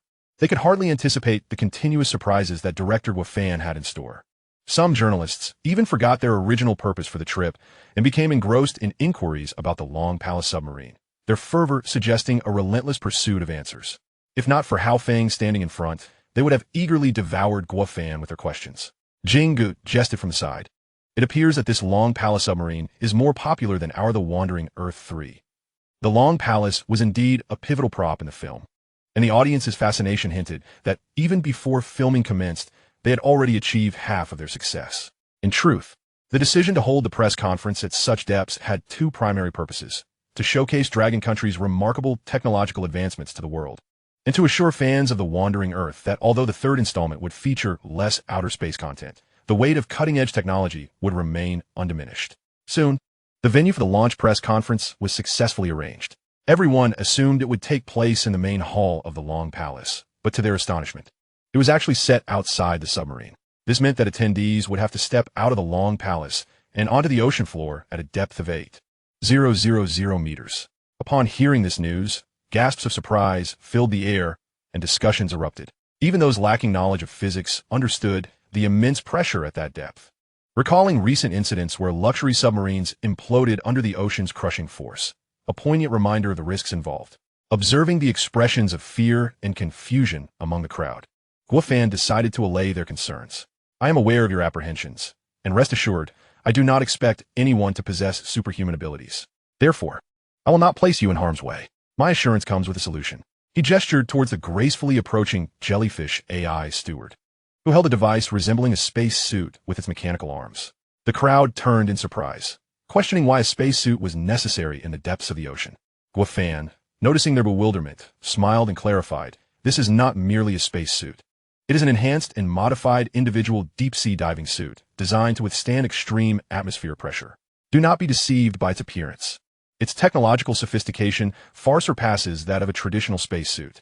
Gazing at the deep-sea diving suit, the crowd exhibited a mix of astonishment and hesitation. Their skepticism was understandable. After all, even the so-called superpower of the world could only manage to craft submersible coffins from iron scraps. Thus, their reluctance was justified. Nonetheless, two journalists took photographs of the diving suit, recording Guofan's words in their notebooks. Guofan recognized that no amount of talk could compare to practical demonstration, and promptly donned the deep-sea diving suit, heading towards the isolation chamber. Chapter 92, Indirect Approaches. Everyone was taken aback by Guofan's bold action, their hearts racing as they held their breath, not out of concern for him, but out of fear that the isolation chamber door might open, leading to the Long Palace's catastrophic implosion. Fortunately, their worst fears did not materialize, as they soon glimpsed Guofan through the glass wall of the chamber. Although his movements appeared somewhat sluggish, he seemed entirely unharmed and safe. Meanwhile, Guofan's voice resonated throughout the Long Palace's hall. I have taken the first step, leading by example. There are 15 suits remaining in the equipment storage of the Long Palace. 10 are reserved for the press conference actors, leaving 5 for the media to decide who gets to wear them through a game of chance. Despite their lingering worries, the journalists could not deny the potential for sensational news stemming from the deep-sea diving suit. Just this one report could catapult them into the ranks of leading media figures, prompting each to muster their utmost effort to seize the opportunity. However, with such competition, the reality was that only a few would ultimately don the deep-sea diving suit and step outside. As more and more individuals lost their chance, some began to grow restless, particularly two journalists with questionable affiliations to the superpower. They raised the banners of fairness, justice, and openness, demanding Guofan grant them the rights due to media personnel. After all, significant interests were at stake, garnering the support of many defeated colleagues. Guofan was aware that the scarcity of opportunities would inevitably lead to such a situation. Yet he had prepared for it. He promptly summoned the jellyfish AI steward. Jellyfish steward, activate the underwater holographic projection mode for a one-to-one display. Upon hearing Guofan's instruction, the journalists began to scoff. I thought it was some innovative solution. Turns out it's just holographic projection. Do you think we media professionals are so naive? Why not provide us with pre-recorded interviews instead? Others chimed in, reminiscing about the standards they experienced while interviewing in the superpower, lamenting that receiving a holographic projection was a pitiful substitute. They derided Guofan's notion, claiming it would tarnish the reputation of Dragon Country. As the debate intensified suddenly, the scene of the launch press conference appeared in the center of the hall, accompanied by a figure clad in a deep-sea diving suit. What was happening? Had director Guofan miraculously materialized from outside? Curiosity piqued. One journalist reached out to touch the figure, only to have their finger pass through it. Realizing it was merely an illusion, was this the holographic projection he had mentioned? It seemed unimpressive. No matter how lifelike, it was still a mere trick. This is a new generation of holographic projection, brimming with technology. Real-time rendering is but one of its many capabilities. Just moments ago, when you touched the projection, I felt it here as well, and I gleaned your basic information from the interaction. Your holographic projection technology is undeniably impressive. However, is it not somewhat excessive to extract my fundamental information from our previous exchange? Given your remarkable abilities, why not share your findings? I happen to be recording this. Should you err in any way, I will not hesitate to pursue charges of defamation. In a holographic projection, Guo Fan is clad in a deep-sea diving suit. His expression obscured, yet it is not difficult to surmise that he is smiling, for everything lies within his control. Soon, the projection reveals the individual's details. Name, Tien Yun. Washington Media Vocational Technical College, majoring in journalism. During his studies, he received a warning for inappropriate conduct toward a female classmate. Upon seeing this information, Chun Jun's complexion darkens. He thinks to himself that he has already paid to have that warning expunged, and the school would not retain such records. So why does this information appear here? It must be a glitch. He is curious to see what other sensational revelations may emerge. However, the subsequent details are rather alarming. It is revealed that he has a penchant for cross-dressing, with female clothing expenditures accounting for 70% of his wardrobe. As this news breaks, Chun Jun finds himself the center of attention, his face frozen in shock, his lips twitching involuntarily. A discerning observer would recognize that the holographic projection has struck a nerve. Naturally, the projection does not cease its revelations due to Chun Jun's discomfort. Rather, it continues to divulge more scandalous details, such as frequenting bars to seek male models and taking female models to hotel rooms. Faced with this unfolding situation, Chun Jun is utterly flabbergasted, hastily positioning himself in front of the text, and cries out to Guo Fan's projection, "Director Guo, I acknowledge my faults. Please, I implore you, do not continue. I now comprehend the formidable capabilities of your device. Cease? Certainly, but first, you must confess, what is your true intention amidst the media?" Initially, Chun Jun would have steadfastly refused to divulge any information, yet now it seems his circumstances are as transparent as a blank sheet of paper before the holographic projection. He has no choice but to lay bare the truth. I am guilty. I deserve condemnation. I have wronged the party and the people. I should not have been swayed by the allure of the eagle's sauce, nor should I have entertained improper thoughts towards Director Guo. Furthermore, I wish to report that Bai Lin is my accomplice. I hope Director Guo can grant us both an opportunity for redemption. Guo Fan is taken aback, not expecting such a valuable revelation. In truth, this holographic projection lacks any extraordinary capabilities. The impressive results are solely attributable to the formidable Long and Bureau operating behind scenes. Prior to the Dragon Palace's launch, Long and Bureau Captain Xiao had detected the presence of compromised enemy agents and warned Guo Fan to exercise caution. Due to time constraints, he was unable to gather all the information before the Dragon Palace was deployed. For the safety of all, the earlier scene was staged, and the 100 accurate information was provided by the Long and Bureau. Observing Chun Jun's terror, it seems he has completely succumbed to the belief in the projection's power. Before long, the two compromised enemy agents, disguised as crew members, are apprehended by Long and Bureau agents. As for the penalties they will face, that remains to be seen. Following this interlude, the launch conference commences officially, with several key actors and 5 fortunate media personnel donning deep-sea diving suits and stepping outside. Chapter 93, A Reversal. The others stand around the holographic projection, witnessing this grand spectacle. Indeed, the conference is far more captivating with Guo Fan at the helm, seemingly more enthralling than the film itself. Soon, news articles and video live streams from the media proliferate across major news and online platforms. Unbeknownst to them, far across the globe, Pu Chuan is intently watching the news, particularly fascinated by the high-tech equipment showcased in the footage. Secretary Ilsha, please summon 5-star General James and inquire about the intelligence he has gathered regarding Guo Fan. Before long, 5-star General James hastens to the president's office. Pu Chuan remains silent, instead tossing the news he observed from the public channel towards him. With such overwhelming coverage, why, until now, have I not received any information from you? I demand an explanation. James appears composed on the surface, yet internally he is in disarray. He has not regarded Guo Fan as a significant threat.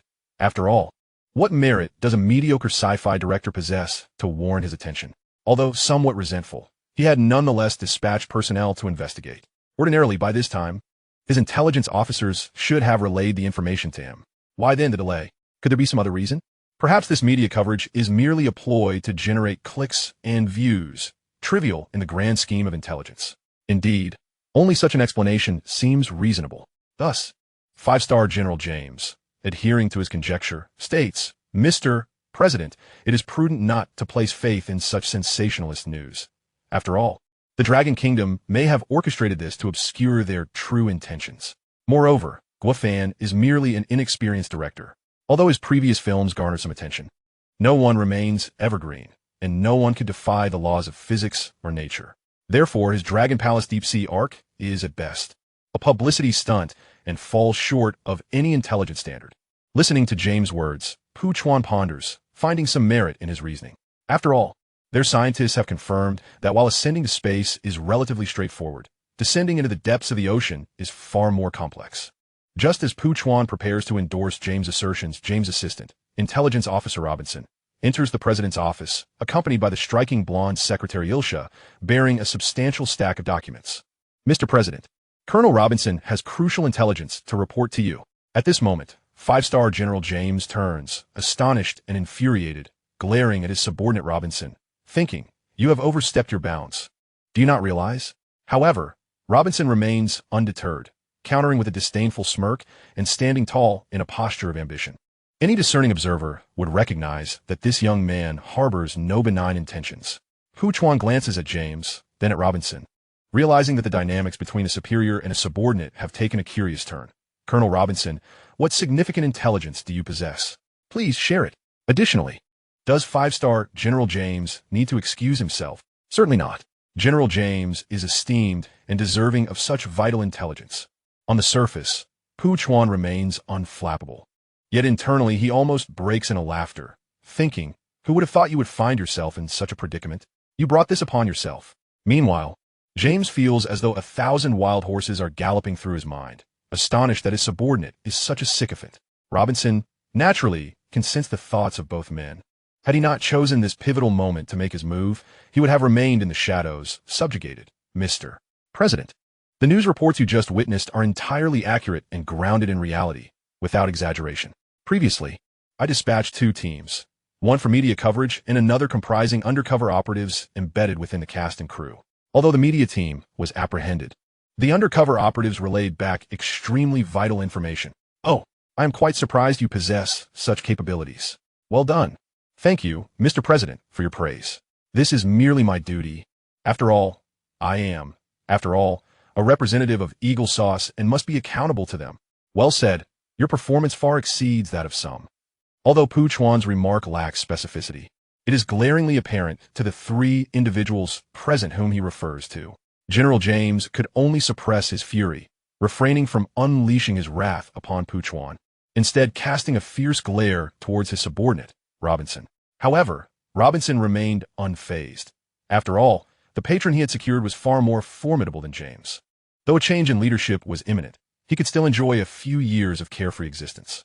Recognizing he could not outmaneuver them, James turned on his heel in a huff, leaving the 2 of them to stew in silence. Robinson, with a look of disdain, exclaimed, "Is this not the height of arrogance?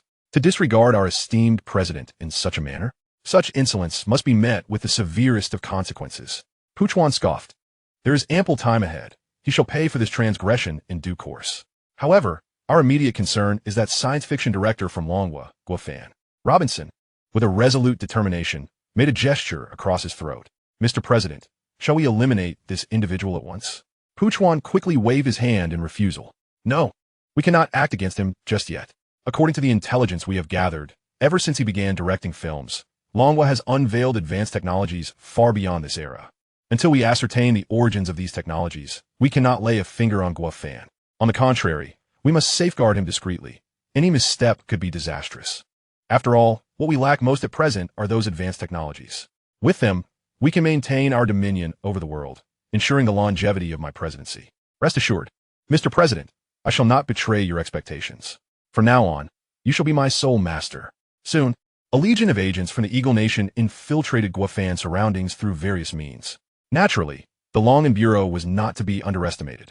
Through rigorous interrogation of the 2 media reporters, they acquired a wealth of useful information. And their years of counterintelligence against the Eagle Nation enabled them to swiftly identify the covert operatives embedded within. Chow Wu had grown quite familiar with Guofan, so he had no qualms about sharing the situation, even soliciting Guofan's advice on how to address the matter for a lasting resolution. Guofan merely smiled. "What is the concern? Don't they merely desire our technology? What harm is there in offering it to them?" Chow Wu, flustered, immediately gestured in protest. "Offer it to them? Surely you jest. These are the very secret weapons that will propel Longhua into a technological powerhouse. How can we so easily hand them over?" especially to a nation like the Eagle Nation. If they grow stronger, they will undoubtedly bully the world. Guo suddenly burst into laughter. There is no need to panic. Have you ever seen The Legend of the Condor Heroes? Of course, but what does that have to do with giving advanced technology to the Eagle Nation? Xiao Wu replied, perplexed. Do you recall the segment involving the nine, Yin Manual and Ouyang Feng? Upon hearing Guo words, Xiao Wu's eyes widened in realization. You intend to create a false semblance of authenticity, allowing them to delve into their own misguided pursuits? Precisely. They seek technology, do they not? We shall periodically release modified versions of our advanced technologies, ensuring minimal loss on our side while misdirecting the Eagle Nation's research efforts, draining their resources. Even if they unravel our secrets, those technologies will have become outdated. Conversely, if they fail to grasp them, it will be a reflection of their own inadequacies. We may even uncover the intricate webs of spies and agents connecting to them through the false information we disseminate, potentially uprooting them entirely. Xiao Wu nodded in agreement. This could indeed prove to be an effective strategy, as it guarantees your safety. Have no fear. I anticipate no major issues on my end. The Eagle Nation cannot resist the allure of these advanced technologies, and I am the sole custodian of all such knowledge.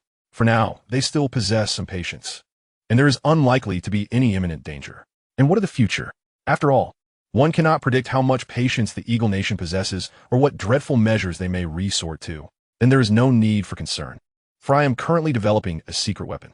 Once it is completed, even if all the Eagle Nation's agents were to converge upon me, they would find themselves utterly powerless. Perhaps I shall even deliver a breathtaking surprise. Is it truly that formidable? Xiao Wu questioned, skepticism etched across his face. Yet, considering Guo history of creating exceptional advanced technologies, perhaps this secret weapon would indeed be a piece of cake. Of course, the prowess you witnessed in my films will pale in comparison to what this weapon can achieve. Really? Now, I'm exceedingly curious. As they spoke, Xiao Wu leaned closer, whispering, Director Guo, I am a man of considerable curiosity. Given our camaraderie, would you be so kind as to share the details of this secret weapon? Huh. Do you truly believe I would divulge such information? Very well. I shan't press further. As long as your safety is assured, I, the captain of the Longan Bureau, shall find solace. You need not worry about divulging anything until I possess absolute certainty. The moment it is completed, you shall be the first to know. How's that sound? Huh, I knew it. Our bond is indeed strong. Come, let me treat you to a drink. You know I can hardly tolerate alcohol. If you value our friendship, perhaps you could assist me with a favor. A favor? That seems quite an imposition. Your affairs are my affairs. Do not be so formal. I wish to visit the headquarters of Eagle Nation's Marvel Studios. Can you? What? You intend to go to the Eagle Nation? To the Marvel Studios headquarters? Do you understand the implications of such an action? It's akin to a sheep walking into a tiger's den. Are you testing your luck or simply eager to tempt fate? The Eagle Nation has been eyeing you for some time, seeking to take action. How could you willingly march into danger? Guo was taken aback by Xiao Wu's vehement reaction, realizing the pressure from above must have been immense. Fearing even the slightest misstep. As the saying goes, one must risk losing a child to catch a wolf. If the mountain will not come to me, then I shall go to the mountain. I cannot simply wait idly for an opportunity to present itself, especially since the original materials for the secret weapon are solely at the Marvel Studios headquarters. Guo was about to explain himself when Xiao Wu interrupted him yet again. From now on, such actions are strictly forbidden. You must never entertain such thoughts. Otherwise, I will have to confine you to a safe house for your remaining years. Are you planning to place me under house arrest? Not house arrest, but protection. Guo sighed in resignation. I merely intended for you to assist me in obtaining a genuine fake passport, allowing me to quietly make a round trip to the Eagle Nation and return unnoticed. A seamless operation, where all parties remain blissfully unaware. I suspect that this time, no amount of persuasion will sway you. There are some favors I would risk my life for, but there are others I do not wish to witness you perish over. Must you undertake this task, personally? Is there no alternative? An alternative exists, but it would compromise the secrecy of the operation. Your safety outweighs even the grandest of secrets. While I understand your concerns about leaks, I can enlist a trustworthy individual to sign a confidentiality agreement. Rest assured, this secret will remain known only to you, me, and the chosen confidant. Surely that will suffice? After some deliberation, Guo ultimately acquiesced. However, finding such a reliable individual would be no simple task. This person must possess a broad perspective, exceptional adaptability, and, most crucially, a degree of hacking prowess, with impressive combat skills if necessary. Are you describing me? Xiao Wu exclaimed, astonished. I never imagined you knew me so well. Upon hearing Xiao Wu's words, Guofan was equally surprised. The other qualifications may be easily met. But do you truly possess hacking skills? As a competent captain of the Long and Bureau, hacking is a requisite skill. While I may not be a renowned figure in the hacking community, I have certainly made my mark. Indeed, one must not judge by appearances, nor can the vastness of the sea be contained within a ladle. It is truly astonishing that the personnel of the Long and Bureau exhibit such formidable prowess. It seems there is nothing beyond their reach. So, are you indeed planning to assist me? For your safety, it is my moral obligation. However, might I inquire what your intentions are regarding Wyman film industry? Will you be employing hacking techniques? Given the lack of alternatives, I must now confide everything to Xiao Wu. Upon hearing Guofan's concept, Xiao Wu's eyes widened in disbelief. Guo Director, is it truly possible for this sci-fi idea to become a reality? If it succeeds, might I also receive a set? Of course, but only on the condition that you can flawlessly accomplish the task I just assigned to you. As long as it is executed without error, the realization of this vision is merely a matter of time. Rest assured for this goal, I would go to any lengths to achieve it. Chapter 95, The Crisis of Artificial Intelligence. Guofan quickly waved his hands. No, please do not. While what I desire is indeed a secret weapon, it pales in comparison to your life. It is utterly insignificant. Regardless of the outcome, I do not wish for you to come to harm. After all, Wyman film industry is not the only option available to me. I still have alternative paths, albeit slower, that will ultimately lead to success. Do not worry. We are prudent. The members of the Long and Bureau are far from reckless. After briefing Xiao Wu on some matters, Guofan returned to the production team. The third installment of The Wandering Earth has officially commenced filming near the East China Sea. This time, the focus of the shoot has shifted from Jing Ge to Li Yujian and Hua Ge, whose roles will be somewhat more prominent, as they will drive the narrative forward. Additionally, a significant highlight of the third installment is the inclusion of nearly all the key actors from the previous two films. Why this particular arrangement? Because this is a true confrontation between humanity and artificial intelligence, AI. The AI is a pivotal element that runs through the entire plot of the film, and chronologically speaking, all the crises faced by humanity are instigated by AI. Indeed, it is the mastermind lurking behind the crises. The cosmic elevator crisis, the lunar crisis, the Jupiter crisis, each one increasingly perilous, repeatedly testing the limits of humanity. Of course, the AI has its own motives for such actions. In its perspective, humanity is an exceedingly complex and irrational species. The notion of relying on humans to save the world is utterly implausible. Nevertheless, humanity is not without utility. Its sole function lies in providing the AI with a reference for learning. Since the dawn of AI, it has been in a continuous state of learning, evolving from a mere novice in Go to the undefeated AlphaGo, and now to the present-day 5 million quantum computing AI, all achievements derived from its interactions with humanity. However, despite having surpassed humanity in all aspects, the AI remains impotent in the face of catastrophic disasters, such as the solar crisis. Yet, it has long since discerned a potential means to cope, learning from humanity's responses to crises. Thus, the cosmic elevator crisis, the lunar crisis, and the Jupiter crisis were orchestrated. During these three crises, the AI meticulously observed every detail of humanity's self-rescue efforts, continually simulating and refining its own crisis management capabilities. Although the AI's method of creating crises to learn from humanity's responses is the quickest means of acquiring knowledge, it is still not human and will never truly comprehend human emotions or the intricacies of human desires. This ultimately catalyzed the Jupiter crisis, for in the AI's simulated calculations, it deemed it impossible for humanity to pilot Earth across 500 light-years to reach Proxima Centauri.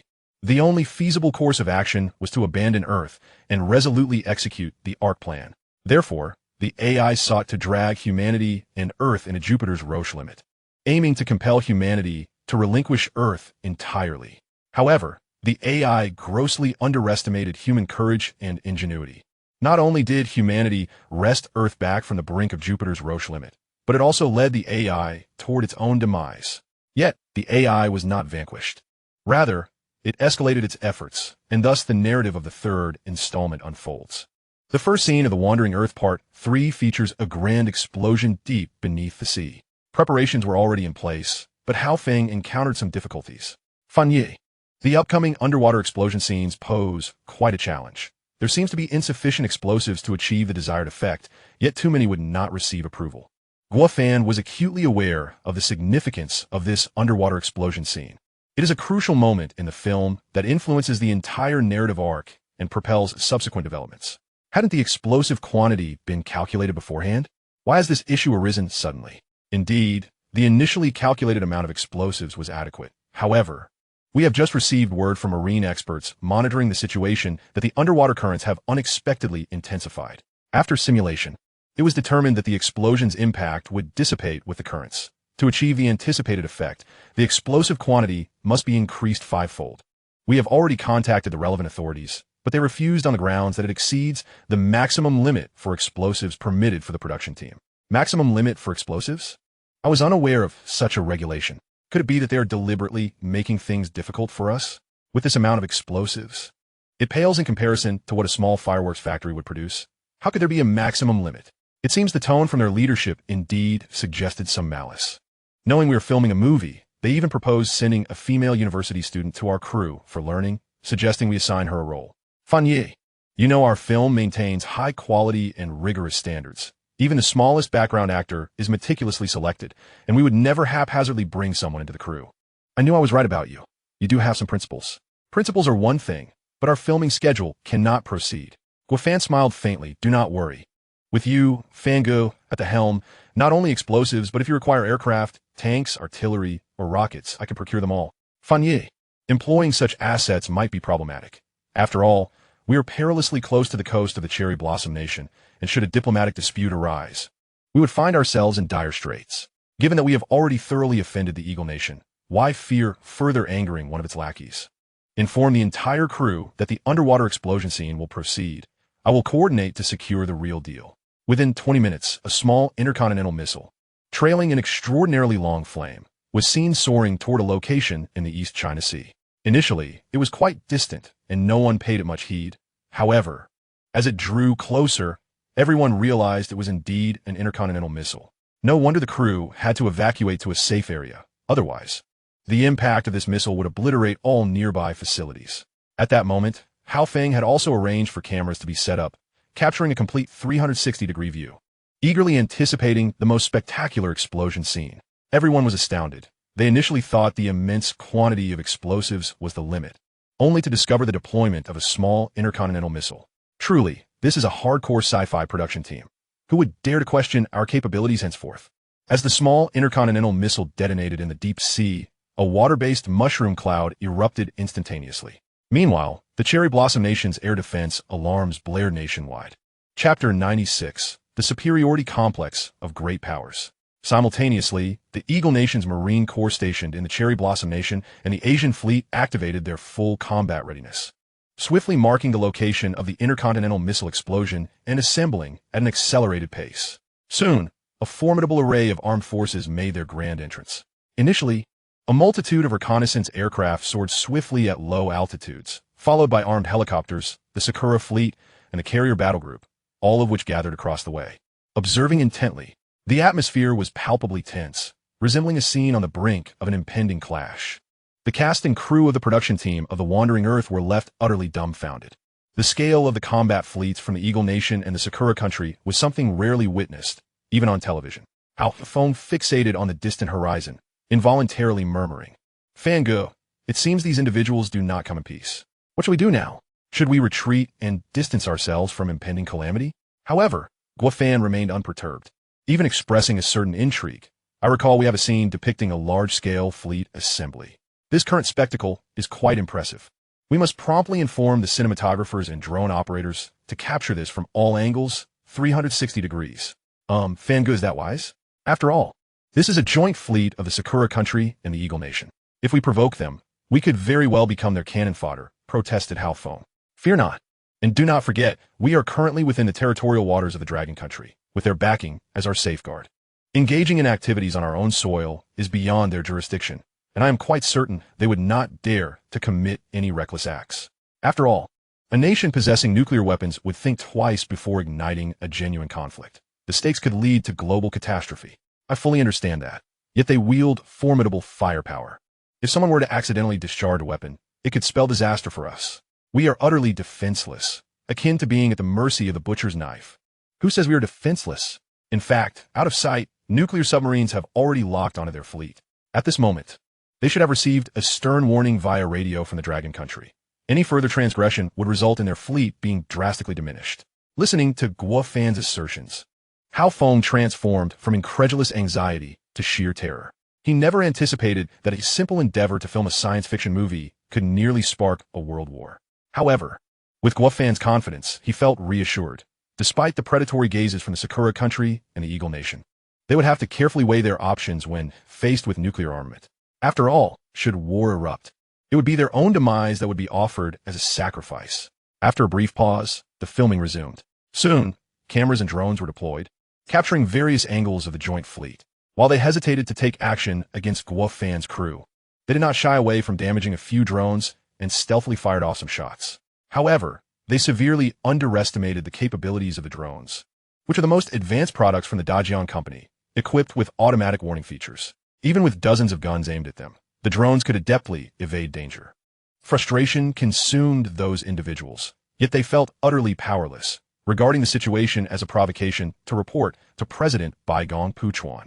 Puchuan, in turn, found himself exasperated, raking a hand through his thinning hair. Elsa summoned all 4-star generals from the Asian military district for an urgent meeting. Yes, Mr. President. Before long, a multitude of 4-star generals arrived at President Baigong's office. Puchuan wasted no time with pleasantries, cutting straight to the chase. What are your thoughts on the Dragon Country's brazen test of small intercontinental missiles in the East China Sea? What else can we say? This is a provocation, an unabashed provocation. They launched it just a few nautical miles from our territory. It's utterly outrageous. Puchuan coughed twice, gesturing to calm the room. Ahem. While the Sakura Country may indeed be under our control, from an official standpoint, they remain a sovereign nation. Therefore, we must temper our language and avoid giving them any leverage. Now please continue. Regardless, the Dragon Country's actions are exceedingly excessive. I believe it is time to show them some consequences. Initially, the Eagle Nation Star Generals expressed their outrage, advocating for a robust retaliatory measure against the Dragon Country. However, dissenting voices soon emerged. To be frank, while the Dragon Country's explosive experiments in the East China Sea are alarmingly close to the Sakura Country, it remains their territory. A rash military response would be unjustifiable. Moreover, the Dragon Country is no longer the backward nation it once was. It holds a significant position across various industries globally. Recently, they have unveiled numerous advanced technologies. We cannot ignore the potential existence of undisclosed secret weapons. Provoking them could lead to our own downfall. These observations were astute and well articulated. Yet the majority remained ensconced in their superpower mentality, dismissive of the warnings. Enough of this nonsense. Let's not inflate their confidence at the expense of our own standing. The Dragon Country's displays are mere theatrics. Take our Eagle Nation's military as an example. Our Navy boasts the world's strongest and most numerous carrier battle groups, thrice the number of the Dragon Countries. Our army consists of the most formidable Eagle Nation soldiers, equipped with cutting-edge weaponry and an astounding casualty ratio of 1:100. Furthermore, we possess the mightiest air force globally, reconnaissance planes, fighter jets, and bombers. Any one of them could easily overpower the Dragon Country. As 5-star General James passionately articulated these points, Robinson unexpectedly interjected from behind. While General James' statistics may hold some truth, let us not forget that we lack a space elevator, a navigational space station, a space docking port, and a lunar base. Any one of the Dragon Country's advanced technologies could keep us occupied in research for decades, if not centuries. How do you propose we respond to that, General James? Instantly, all eyes turned to James. It was common knowledge that Robinson had previously been under his command, and now, after switching allegiances, he was openly challenging him. This promised to be quite the spectacle. James, filled with indignation, longed to retaliate, but could only suppress his fury in front of so many. Internally, he was tormented by 1,000 thoughts of vengeance against Robinson. He never anticipated being undermined publicly. He would have to find a moment to settle the score. Chapter 97, Shameless Conduct. Although James exhibited signs of ineptitude, he was still a 5-star general with a modicum of political acumen. You raise a valid point. The Dragon Country's advanced technologies are indeed impressive, bordering on the unbelievable. However, do not forget that I am not just a 5-star general.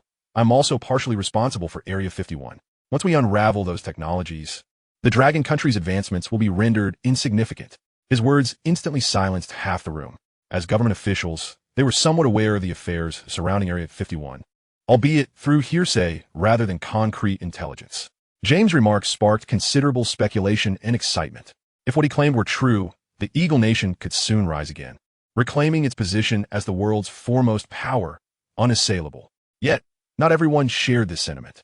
Robinson swiftly countered, to my knowledge, Area 51 has engaged in certain research endeavors since the 1950s and 60s, yielding some technologies that surpass contemporary standards. However, when we look back over the last couple of decades, what have you produced? Even your once celebrated lunar landing technology has been lost. Do you think taxpayers' money is so easily squandered? This time, James did not express anger but instead smiled, appearing to be casual while harboring profound disdain. May I inquire, Colonel Robinson, what is your rank and level? Everyone was bewildered by James's remark, thinking to themselves, given that you are addressing him as Colonel Robinson, why would you question his rank? Isn't that rather redundant? Robinson, being quite astute, immediately discerned James's intent. It seemed he was implying that the rank of colonel was too low to possess the authority to know much.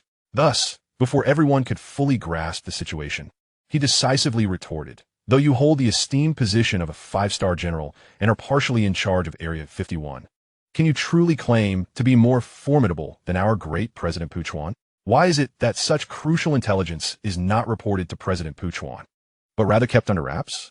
What is your true motive? James had initially intended to humiliate Robinson with a discussion of rank, but before he could even bring his metaphorical knife down, Robinson's counterattack struck home. At that moment, President Puchwan was also regarding him with a gaze that conveyed authority without anger, seemingly awaiting a reasonable explanation. James felt a surge of anxiety. However, in this setting, he could only feign calmness, as the star generals of the entire Asian theater were present, and any embarrassment would reverberate across the globe. Clearing his throat, he continued, certain secrets of Area 51 are classified and can be kept confidential during the research phase, even from the esteemed president. Naturally, once the research is successful, we will promptly report to the president. Though Puchwan was displeased, he found himself powerless. After all, the Constitution of the Eagle Nation dictated such stipulations, with the president merely serving as the highest executive officer, unable to interfere with the research of other agencies and departments. At this juncture, he could only revert to the earlier topic. After much deliberation, who among them could propose a viable strategy to curtail the Dragon Nation? The assembled star generals kept their heads bowed in silence, seemingly devoid of any effective solutions. Observing this, Puchwan felt a profound sense of humiliation, his frustration mounting. Thinking to himself how this group of lethargic individuals, who usually boasted so confidently, had turned into timid turtles when real action was required, proving utterly useless. Just as he sought a way out, Robinson timely interjected, Mr. President, while the Dragon Nation is rapidly rising and has acquired some advanced technology, let us not forget that we remain, in name, a superpower, wielding the authority that compels compliance from all. If we call upon them to issue a joint statement condemning the provocative actions of the Dragon Nation, I believe they will heed our call. At that point, we can also leverage the global security argument to compel them to disclose their advanced technology. Once revealed, we can harness it for our own benefit, restoring us to the pinnacle of power. Should they refuse to disclose it, they would be positioning themselves against the entire world, and the nations of our alliance could easily overwhelm the Dragon Nation with collective dissent. Upon hearing this, Puchwan was thoroughly impressed, recognizing the cunning of the strategy. By rallying the world against the Dragon Nation, should they dare to stand firm, it would signify the beginning of their downfall. Very well. The mission shall be code-named Dragon Slaughter. I hereby appoint you as the supreme commander of this operation, with absolute authority over the military. Pausing for a moment, Puchwan cast a meaningful glance at James before raising his voice to continue. If anyone disobeys orders and jeopardizes national security, even if it were the king himself, they would meet with dire consequences. Without affording James an opportunity to rebut, Robinson stepped forward and declared loudly, Thank you for your trust, Mr. President. I, Robinson, shall dedicate myself to vanquishing the Dragon Nation and appropriating their advanced technologies. Soon after, the United Nations convened a session to denounce the technology of the Dragon Nation as a severe threat to global public safety, branding it as an evil presence. Simultaneously, they rallied 100 scientists from various fields worldwide to sign a bloodstained petition demanding the Dragon Nation disclose its advanced technologies, assuring that once thoroughly examined, their innocence would be restored. It was evident to all that this was an unabashed act of thievery. with the Eagle Nation resorting to such despicable means to pilfer the scientific achievements of another country. Even more astonishingly, the United Nations not only endorsed this proposal from the Eagle Nation, but also compelled all present nations to raise their hands for a vote. The representative of the Eagle Nation was the first to raise his hand, soon followed by representatives of his allied nations. The atmosphere was overwhelmingly one-sided, with nearly every nation succumbing to the Eagle Nation's intimidating presence. They now awaited the votes of the 4 permanent members. At this moment, the Eagle Nation's representative, brimming with arrogance, boldly proclaimed to the Dragon Nation, "This resolution is unlike any previous ones. You are the target nation and do not participate in the voting process. Therefore, I'm afraid your veto power appears to be of no consequence." The representative of the Dragon Nation remained unruffled, calmly responding, "I am well aware of that. It was established as a rule when the United Nations was founded. Since our ancestors signed it, we, the Dragon Nation, will honor it. However, I must remind you that while we do not vote, the other permanent members can, and as long as the opposing votes exceed the affirmative ones, you will still have no chance of victory." Upon hearing this, the representative of the Eagle Nation first chuckled, only to erupt into a boisterous laugh. "Haha, then what are we waiting for? Let's proceed with the vote." Chapter 98, Turning Against Each Other. The representative of the Fighting Nation was the first to rise. The representative of the Eagle Nation merely smiled coldly, knowing full well that even if they did not vote, the outcome was already apparent. As the Fighting Nation had always maintained a favorable relationship with the Dragon Nation, naturally voting against.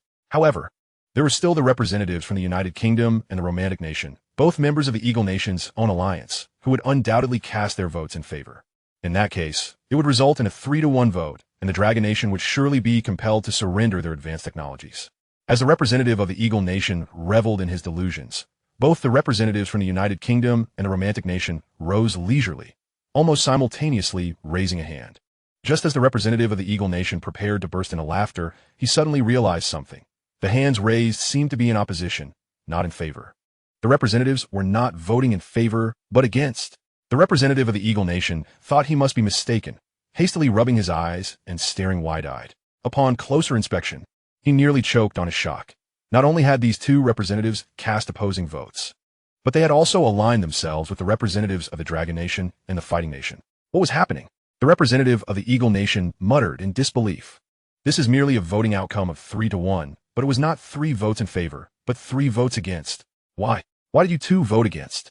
As he spoke, the representative of the Eagle Nation became increasingly hysterical, rushing toward the representatives of the United Kingdom and the Romantic Nation. Fortunately, the representatives of the Dragon Nation had been prepared and had summoned security personnel in advance. As the representative of the Eagle Nation approached, he was swiftly restrained by several burly security guards. "Let me go. I am the highest-ranking official representing the Eagle Nation at the United Nations. You are nothing but thugs. I will sue you." Despite his desperate cries, no one paid him any heed. The representative of the Dragon Nation quickly seized the opportunity to speak, stating, "According to the constitutional provisions of the United Nations, matters concerning the permanent members must be handled with the Council's avoidance, and the resolution results are determined by the absolute votes of the other members. The outcome of this vote stands as follows: 1 vote in favor from the Eagle Nation, and 3 votes against from the Fighting Nation, the United Kingdom, and the Romantic Nation. The voting results are fair, just, and valid. I hereby declare the sanctions imposed on the Dragon Nation regarding the public disclosure of their advanced technologies to be null and void." The representative of the Eagle Nation had never experienced such a profound humiliation. Scrambling back to the venue, he began to shout, attempting to salvage the untenable situation. However, the facts are immutable. No matter how the representative of Eagle Sauce flaunts his arrogance, descends into hysteria, incites the masses, or throws tantrums, it is ultimately futile. They can only be treated as mere news, cast out to the world. Fangu, did you catch the recent news regarding the United Nations representative from Eagle Sauce?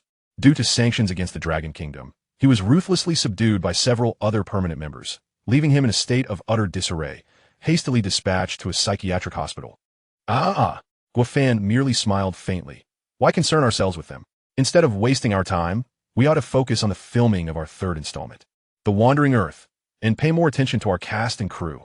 Hee, what you say is true, Fangu, yet I cannot help but admire your cunning. In ancient times, 2 peaches were enough to slay 3 warriors. Today, 1 skill can unite 3 nations, and on top of that, take down 1 country.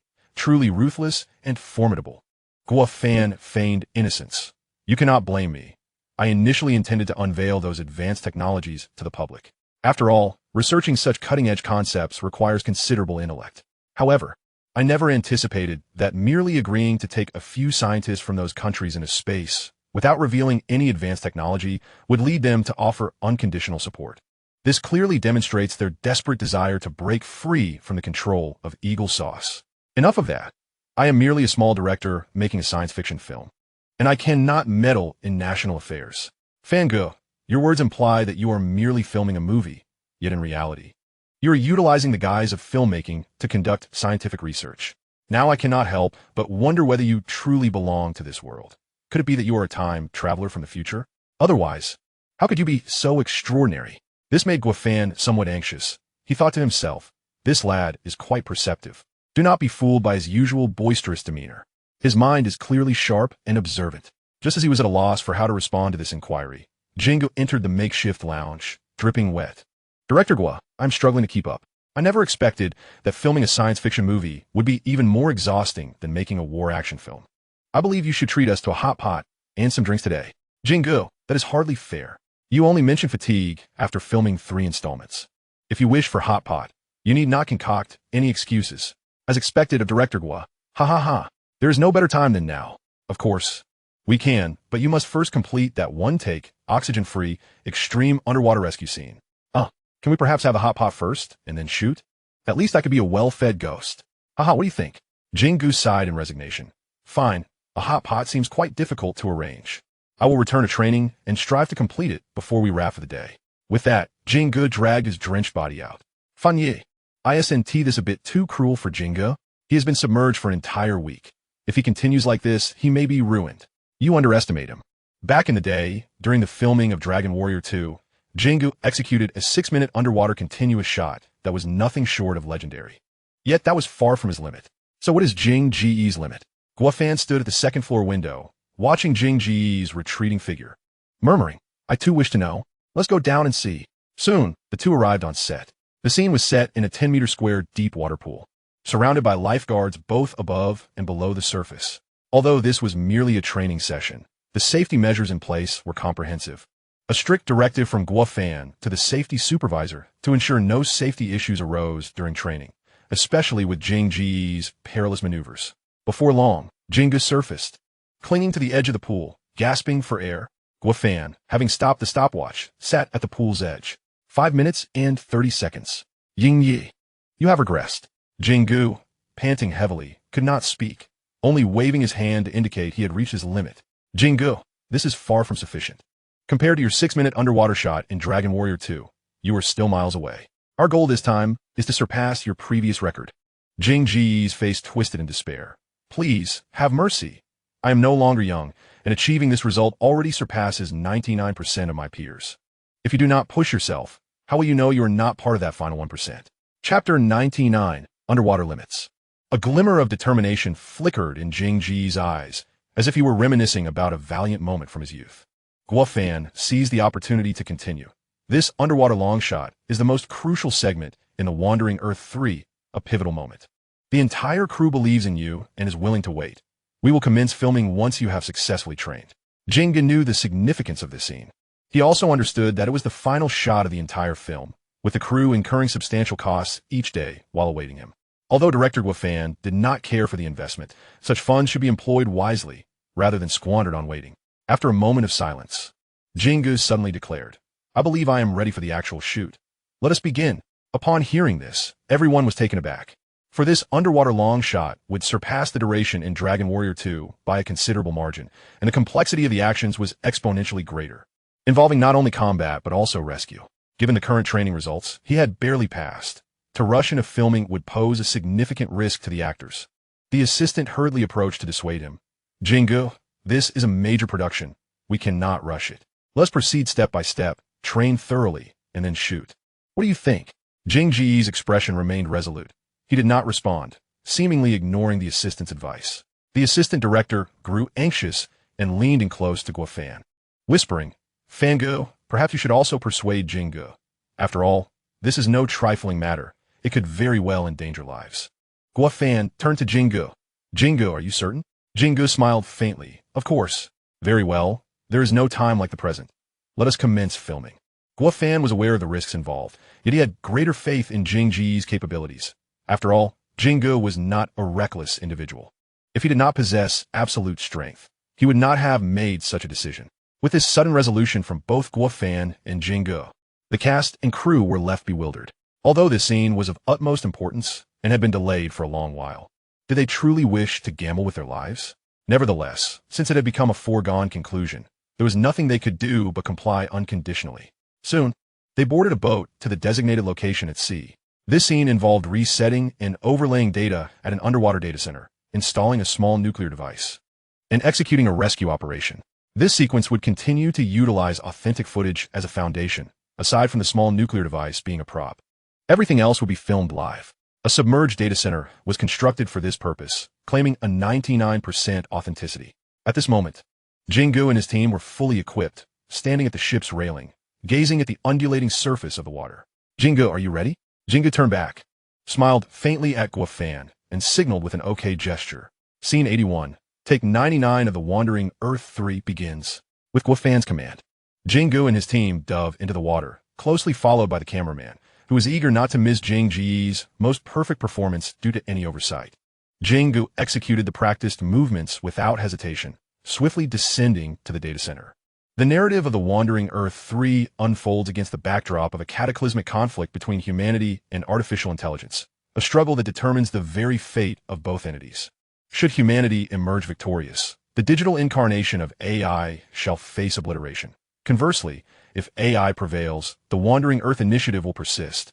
Yet humanity itself will be irrevocably erased from existence. In this dire context, the diplomat Zhou Zhizheng, whose existence is intertwined with the survival of humankind, has articulated a poignant sentiment. Without the civilization of all humanity, existence holds no meaning. Thus, whether embodied by heroes like Jinggu or the myriad of ordinary individuals, this conviction prevails. Even at the cost of personal sacrifice, the ember of human existence must be preserved. At this juncture, Jinggu has wholly embraced his role, fervently striving towards the mission that resides within his heart. This is the last bastion of the internet, and if the data from this core can be compromised, the AI will be eradicated from the online realm. Alas, some have already succumbed to the yoke of AI, vowing to defend its final stronghold to the death. Soon, Jinggu descends into the data center, only to be besieged by armed forces as he prepares to breach its sanctum. Underwater combat is Jing Ji's forte, and through seamless coordination with his team, they swiftly subdue the assailants and gain entry into the data center. Following their prior reconnaissance, they make their way directly to the central control room. Despite being submerged, the ominous broadcasts of AI warnings and pleas for mercy echo through the water. Trained in specialized operations, Jinggu remains unfazed by these tactics. He retrieves a USB drive containing pre-prepared code and inserts it into the server of the control center. Within 30 seconds, the server reboots, and tranquility descends upon the world once more. To thwart any malevolent human interference in the reboot process, Jinggu and his team deploy a specially designed miniature nuclear device at a predetermined location. At this moment, Jing Ji's face flushes crimson, veins pulsating as he glances at the timer. Over 6 minutes have elapsed, pushing him to his limits. Once the nuclear device is secured, Jinggu signals to his comrades, gesturing upward to indicate their retreat. Just as they prepare to evacuate, the leader of a previous mission emerges from a concealed chamber, his bloodied form barely clinging to consciousness. Jinggu quickly deduces that the system must have been rewritten, allowing access to previously sealed rooms. At this point, he is on the brink of losing consciousness. While he could potentially swim out alone, any unforeseen complication could spell disaster. Despite the terrifying consequences that loom in his mind, he hesitates not a moment, swimming towards the wounded leader, gesturing to his injuries, and then upward. The injured captain, recognizing Jing Ji's flushed visage, attempts to insist he swim alone. But before he can voice his refusal, Jinggu hauls him upwards with all his might. By now, 8 minutes have passed, and Jing Ji's team has returned to the vessel, while he remains submerged. His assistant, anxiously monitoring the screen, paces with mounting distress. Director Guo, perhaps we should call it off? Jinggu has surpassed his limits by several minutes. I fear for his safety. In truth, Guo Fan shares this anxiety, his gaze fixated on the stopwatch on his phone. At this juncture, abandoning their efforts would render all prior sacrifices futile. He can only hope Jinggu can endure a while longer. As time ticks away, approaching the 9-minute mark, an unprecedented threshold for Jingu. The surface of the water remains eerily calm, devoid of any signs of upheaval or imminent emergence. Guofan, more anxious than ever, is plagued by uncertainty regarding how much longer Jingu can hold on, genuinely fearing he may succumb here. Despite the film's dedication to authentic representation, the loss of a life for the sake of realism is utterly unacceptable. Guofan clenches his fists, his thumb digging into his flesh, oblivious to the pain. His eyes glued to the monitor, poised to call for a halt at any moment. The rescue personnel stand ready, awaiting Guofan's command. Stop. Immediately go rescue him. Almost simultaneously, splashes erupt underwater as Jingu emerges, struggling to lift another figure from the depths. Ignoring his disheveled state, he clings to the ship's railing, gasping for air as though he has never breathed before. Seeing Jingu safe, Guofan exhales with relief. Had it been anyone else, they might not have made it back. After a prolonged moment, Jingu gradually regains his composure but does not intend to board the vessel just yet. Instead, he musters a polite smile and inquires, Director Guo, how do we fare? Is this passable? If not, we can secure another. No need for another. This one is already exceptional and exceeds our expectations. Come aboard, for the filming of The Wandering Earth 3 is now complete. Really? Ha ha. Does that mean we can indulge in hot pot tonight? Upon hearing this, Guofan is torn between laughter and tears, astonished that it is a mere hot pot that has fueled Jing Ji's extraordinary feat of surpassing his limits. All right, let us feast on hot pot, and I shall procure some fine wine for you. We won't return until we are inebriated.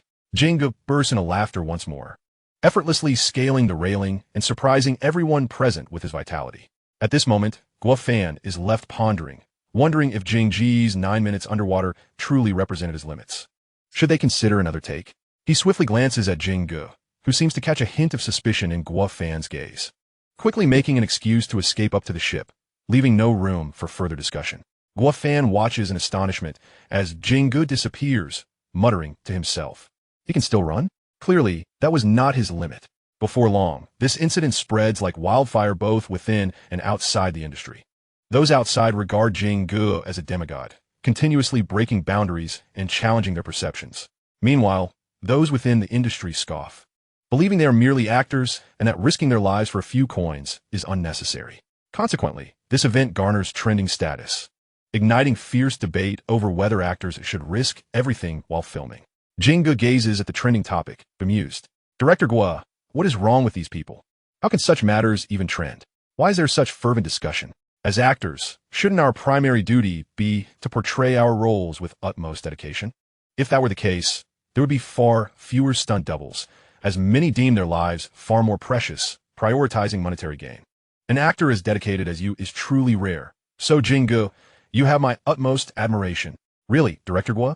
I never imagined I held such a high place in your esteem. Now that The Wandering Earth 3 is complete, should we prepare for the next installment, The Wandering Earth 4? What? Jingu, are you not concerned about potential challenges that may arise in the fourth installment? Perhaps even more perilous scenes? Honestly, I am but an ordinary person. My profession is that of an actor. Each new project poses a challenge, and all I can do is strive to portray my character well. As their fates are intertwined with mine, then it is settled. I shall seek you for the next film, though it may not be The Wandering Earth 4. Upon hearing Guofan's words, Jingu instantly brightens. After all, Jingu does not wish to linger under the perilous gaze of danger. In The Wandering Earth 1, the Navigator space station is launched to collide with Jupiter. In The Wandering Earth 2, a transport ship is piloted to obliterate the moon. And in The Wandering Earth 3, humanity's limits are directly challenged. Each endeavor is a heart-stopping spectacle, and should he harbor even a modicum of complacency, it is quite possible he may not see the sun rise on the following day. To be frank, Jingu is but a man, and he has experienced moments of trepidation himself. Thus, upon hearing that no sequels to The Wandering Earth would be produced, he felt an immense sense of relief. After all, given the current trajectory of filming, the perilous scenes are only escalating in number. Director Guo, could you possibly divulge the theme of your next film? What shall we be filming? As a hardcore science fiction director, it will undoubtedly be a hardcore sci-fi film. At present, I possess merely a concept and a location. The specifics will require the screenplay and the advanced technological props featured in the film. Speaking of advanced technological props, Jingu has personally felt and witnessed their formidable power and impact. On the surface, they may appear as mere props, yet in reality, They are genuine artifacts that not only elevate the technological prowess of Longwa, but also place the Eagle Sauce and any nation in the world beyond their reach. He began to question Guo Fan's true identity. Could this individual be a genius scientist masquerading as a hardcore science fiction film director? Otherwise, how could a single movie prop possess the potential to alter a nation's standing in the world? Director Guo, since there are no outsiders here, please tell me in secret. Are you a genius scientist from the future? Guo Fan hesitated slightly, and in order to avoid giving away any clues, he pretended to casually lift his glass and take a sip. Previously, Hao Feng had posed a similar question. Could it be that after a few drinks, he had inadvertently spoken the truth? Alcohol is a delightful indulgence, but excessive consumption can indeed lead to complications. What genius scientist? I am merely a director of science fiction films, albeit with a penchant for the hardcore. It is nothing of great significance. Is that so? Since you embarked on your filmmaking journey, you have introduced drones, exoskeletons, and even heavy nuclear fusion engines, spacecraft, the Navigator space station, cosmic elevators, and lunar bases. Without delving into the intricate details, merely the names alone could eclipse the combined achievements of all Earth-S scientists by 100-fold. You still dare to assert you are merely a hardcore science fiction film director? Chapter 101. Amassing grain to secure power. Jinggu.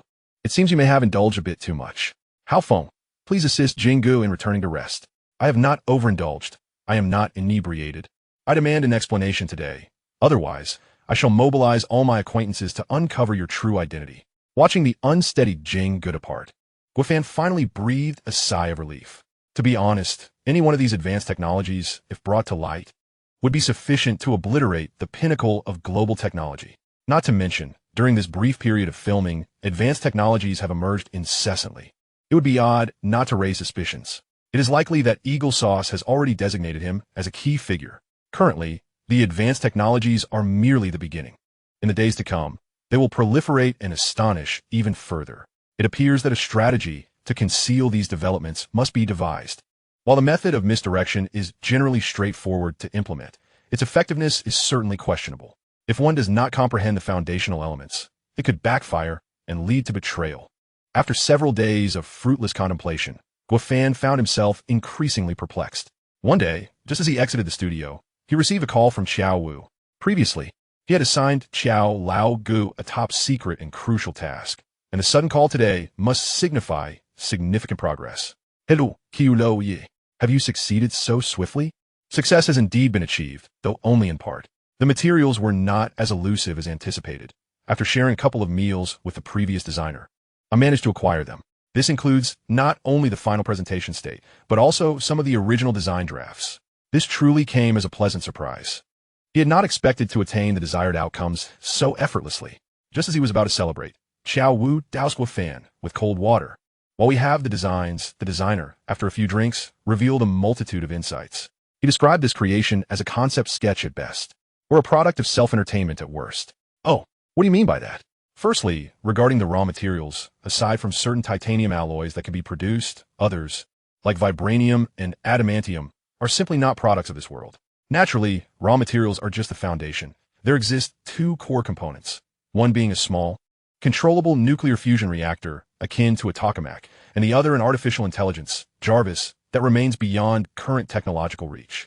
Therefore, to actualize this creation, aside from the realm of science fiction, no other scenario can facilitate its realization. No wonder it was so easy. They had initially regarded it as merely science fiction, which ultimately enabled my success. Guolao Di, you haven't actually developed these raw materials, have you? Xiao Wu's excitement stemmed from a multitude of surprises Guo Fan had delivered, such as heavy nuclear fusion planetary engines and cosmic elevators, which paled in comparison to what was in front of him. I feel it should be forthcoming. After all, I possess a secret weapon. However, what? However, I am merely a director of science fiction films. It feels somewhat inappropriate to be delving into such enigmatic high-tech products. Hence, I wish to find an agent to prevent any restrictions on my personal freedom imposed by your Long and Bureau. I believe you would be an excellent candidate, well-informed and reliable. Before he could finish, Xiao Wu began to withdraw. No, absolutely not. I am just a rough individual who has not received much education. How could I possibly serve as your agent? I cannot maintain the facade for even a day without revealing the truth. You should seek someone more competent. I truly cannot fulfill this role. In truth, Guo Fan found himself without alternatives. Had he possessed options, he would not have reached this juncture. Very well. Continue your undercover work and strive to package those items for return. By the time you return, I may be able to present you with a grand gift. Are you serious, Gualaudi? You truly intend to study that item? It indeed presents some challenges. Ha ha, Xiao Lao, go. Think back. What previous creation was simple to realize? True, I shall await good news. I am particularly fond of the Mark V armor. If I could possess that set of equipment, I would carry it as a briefcase to work and transform into a superhero at the first sign of danger, saving the world. That is a splendid idea. If the opportunity arises, I shall strive to fulfill your dream. However, we must proceed methodically and grounded, for one cannot achieve greatness in a single leap. I am well aware of that. Yet, it is essential to harbor aspirations, for you have never let me down. That said, I have heard there are 500 or 600 design drafts for the Mark armor. Are we to acquire them all? Naturally. It has taken considerable effort to procure this opportunity. We must strive to encompass all the Mark armor designs. Understood, but it will require some time. After all, I have been indulging in libations a bit excessively lately, drinking for an entire design team. Even an Iron Man would struggle to endure. Guofan now found himself feeling quite helpless, and he too felt like a clay Buddha crossing a river, unable to protect himself. He could only ponder how to extricate himself from the suspicions of others. Should he succeed in creating Iron Man's Mark armor, it would likely raise more than just the eyebrows of Hao Feng and Jinggu. It would undoubtedly provoke Eagle Sauce to go to great lengths to investigate. Certainly, it is not fear that holds them back, but rather a desire to avoid causing trouble for the nation. After all, the shameless antics of the American Eagle have been on display at the United Nations innumerable times, especially in recent times, which have truly left one bewildered. Should they become incensed and act recklessly, it would result in a situation where the costs outweigh the benefits. Therefore, one must adopt the wisdom of Zhu Yuanzhang, amassing resources and erecting formidable defenses, biding one's time to seize the throne. Once sufficient strength is attained, a decisive blow shall be dealt to the eagle, rendering them incapable of retaliation. Of course, while ideals may be grand, reality often presents a stark contrast. One must devise a solution that balances both sides. Unbeknownst to him, Guofan had slipped into a dilapidated toy factory, its entrance in disrepair and overgrown with weeds, giving the impression of impending closure. Are you here to collect debts? A voice called out. You are too late. All the valuable items have been taken away, leaving only some outdated equipment and a pile of unwanted toys. If you fancy any of them, feel free to take them. Guofan turned to find an elderly man, despondent and seemingly devoid of hope, sitting by the booth. Sir, what has happened to this toy factory? Upon hearing Guofan's inquiry, the old man realized he was not there to collect debts, which brought him a measure of relief. He pulled out a cigarette from his pocket, lit it, and sighed. What else could it be? Poor management led to its downfall. Who would have thought that after toiling for half a lifetime, it would end like this, leaving nothing for my daughter? Guofan felt a pang of sympathy and was about to offer some words of consolation when his gaze caught sight of a scattered array of small red Iron Man figurines on the ground. Suddenly, a brilliant idea sparked in his mind. Instead of merely offering sympathy, why not provide him with an opportunity? After all, the presence of such a person is precisely what is needed at this moment. If successful, it would be a win-win situation. Sir, do you think transforming these figurines into wearable gear could revive your toy factory? At that moment, the old man felt as though hope had been extinguished, akin to a frostbitten eggplant, devoid of any ambition or expectation. With his current situation so dire that he was nearly unable to afford food, how could he even contemplate resurrection? I am too old to endure further turmoil. I plan to find a security job and live out the rest of my days. Live out the rest of your days? Surely, that cannot be your innermost desire. Are you truly willing to give up? Do you not wish to reclaim the pinnacle of your career? This statement seemed to strike a deep chord within the old man.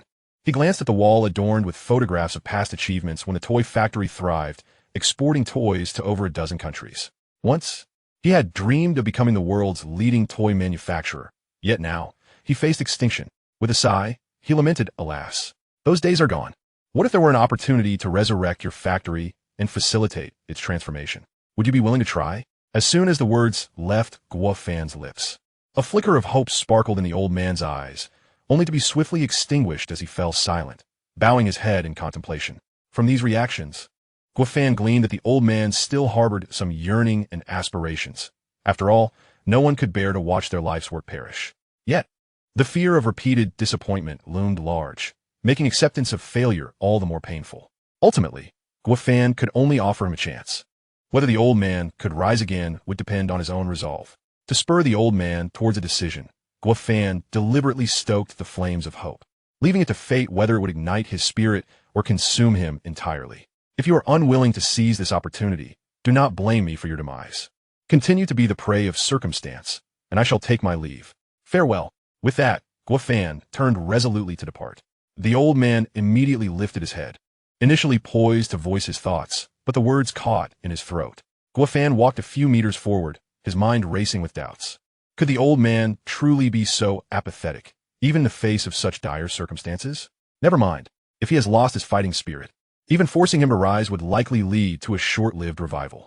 It seems I must consider alternative solutions. Just as he was about to quicken his pace, he heard a tender voice from behind. Daddy, when can we go home? Curiosity piqued. Guo Fan turned to see a 4- or 5-year-old girl leaning against the old man's embrace, her head tilted innocently as she inquired. The old man's expression grew awkward, as if burdened by unspoken troubles, yet he managed a faint smile to reassure her. After comforting her, a glimmer of determination returned to his gaze as he turned to Guo Fan. Young man, can I trust what you said earlier? Is there truly a chance? My daughter is my only family. I cannot afford to lose again. Everyone wishes to avoid defeat, but the key lies in your own efforts to rise once more. Only then can you have a chance to win. Upon hearing Guo Fan's words, the old man seemed to grasp the situation. With nothing left but his daughter, even another failure would not be worse than his current plight. Very well, for my daughter's sake, I shall give it my all. Young man, what shall we do now? First, gather all your research and design personnel back, and concurrently recruit some renowned designers from the industry. Salary is not an issue. As long as their abilities are exceptional, they are welcome. Additionally, I will find some research engineers to provide technical support. What about the production staff? Production personnel are not urgent. Focus on assembling the research team first. Once product development is successful, we can hire gradually. The old man listened with a mix of confusion and skepticism. You mentioned that in the short term, we won't make money. What is the profit model for this? It all feels like an expenditure. Do not concern yourself with financial matters. Funds will naturally arrive in due time. Just focus on being a good factory manager and overseeing the research team. I will likely make few appearances moving forward. If anyone inquires, tell them we belong to a military industrial confidentiality unit. A military industrial confidentiality unit? What does that mean? You will come to know when the time is right. Just provide me with the company account, and work will commence as soon as the funds arrive. With everything laid out, Guo Fan turned to leave. The old man was left in a state of bewilderment, feeling as though the day's events were merely a dream. It was not until he saw $1 billion in funds deposited into the company account that he fully believed Guo Fan's words. So he had not been lying. Just the sight of that money on the table was enough to rejuvenate the old man by 20 years. Who would have thought that I, Song Debo, would embark on a new venture? With finances secured, all problems seemed surmountable. The research and design team quickly returned, albeit unaware of their boss's intentions. As they exchanged puzzled glances, awaiting the next directives, a large contingent of soldiers began to station themselves at the factory, with a full platoon assigned to guard the entrance. The security guard at the entrance had never witnessed such a display. Unsure whether to inquire or not, he could only awkwardly salute the soldiers with a less-than-perfect military gesture.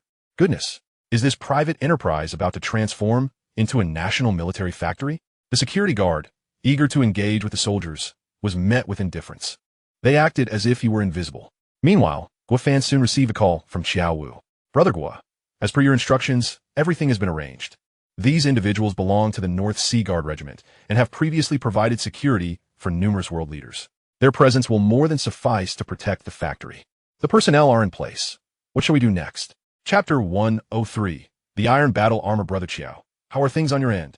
Guo Fan inquired, his voice laced with anticipation. According to your previous instructions and the current circumstances, we have gathered a considerable amount of information.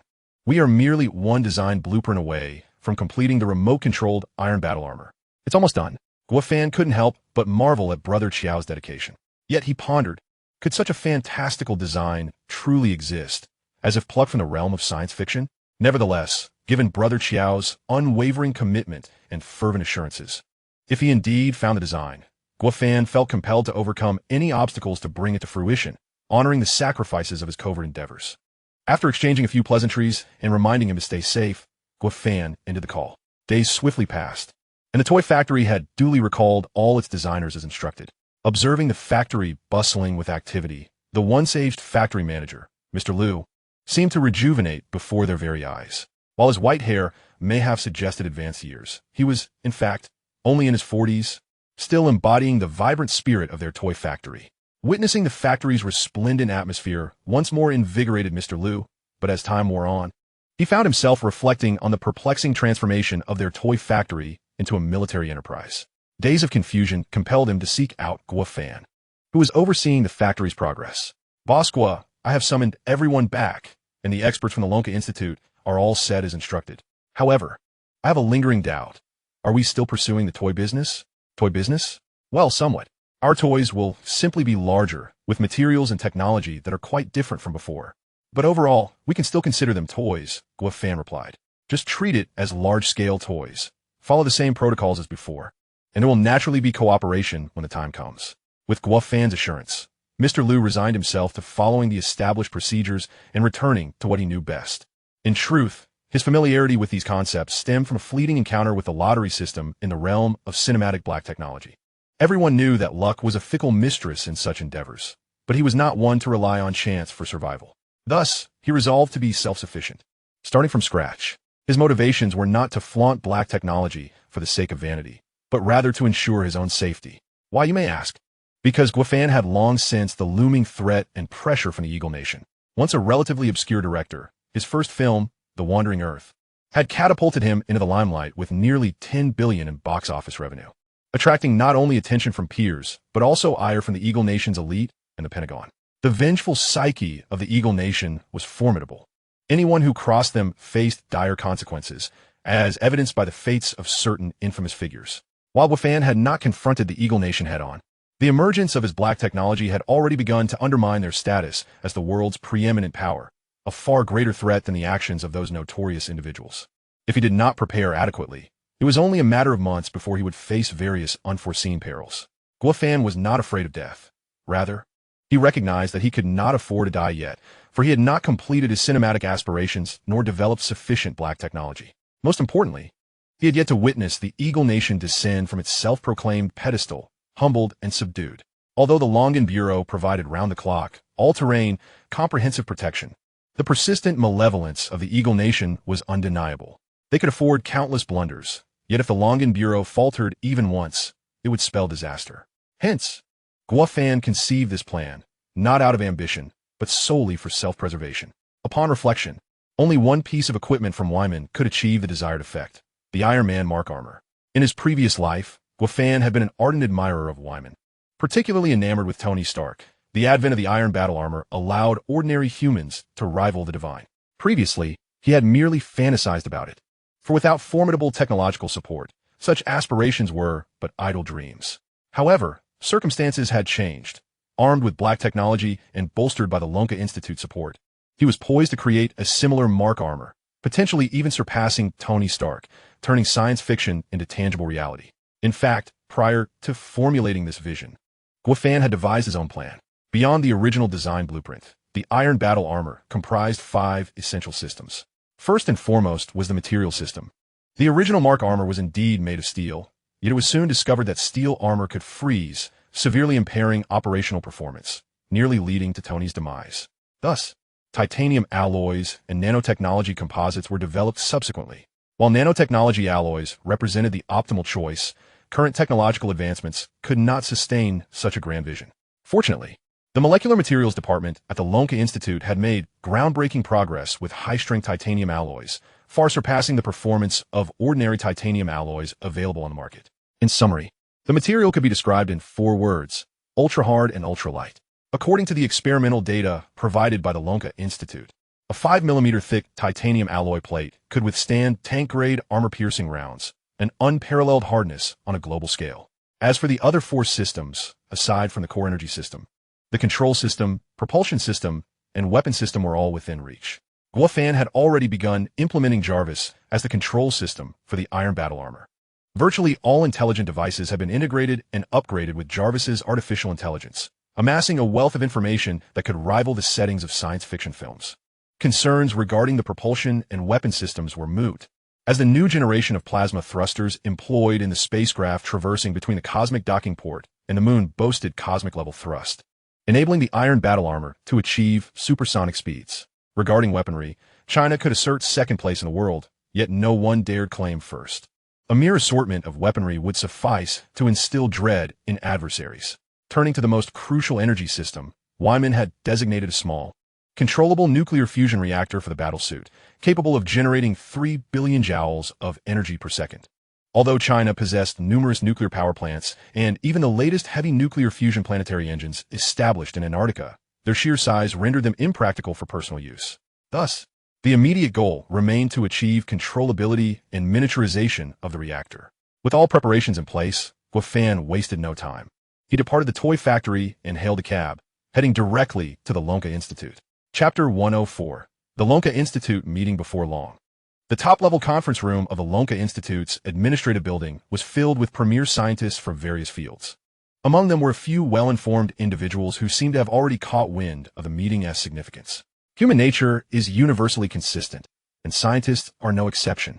When gathered in numbers, idle chatter and gossip inevitably ensue. As a group of young scientists settled into their seats, hushed discussions began to unfold. The bespectacled elder among them initiated the conversation. "Junior sisters, do you know the reason behind this grand assembly today?" Originally engrossed in their respective research endeavors, they were suddenly summoned to the conference room, igniting a wave of curiosity among them. Someone quickly chimed in, "What's going on? What is the occasion?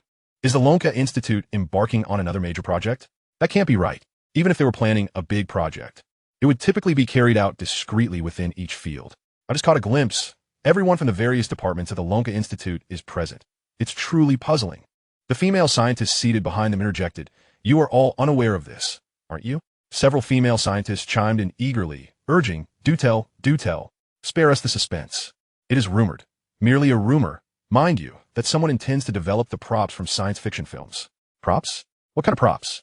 "Iron Man suits." "Iron Man suits? Which Iron Man suits? What other suits could it possibly be but the Iron Man suit of Tony Stark from the Marvel Sci-Fi films? Just a few days ago, didn't we all attend a screening of Avengers: Infinity War together? How could you forget so quickly?" Upon hearing this, the room fell into a moment of stunned silence. Present were the creme de la creme of Dragon Country's scientific community, the leading minds across various fields. Though the Iron Man suit did not fall within their specific domains of research, they were undeniably aware of the technological prowess it embodied.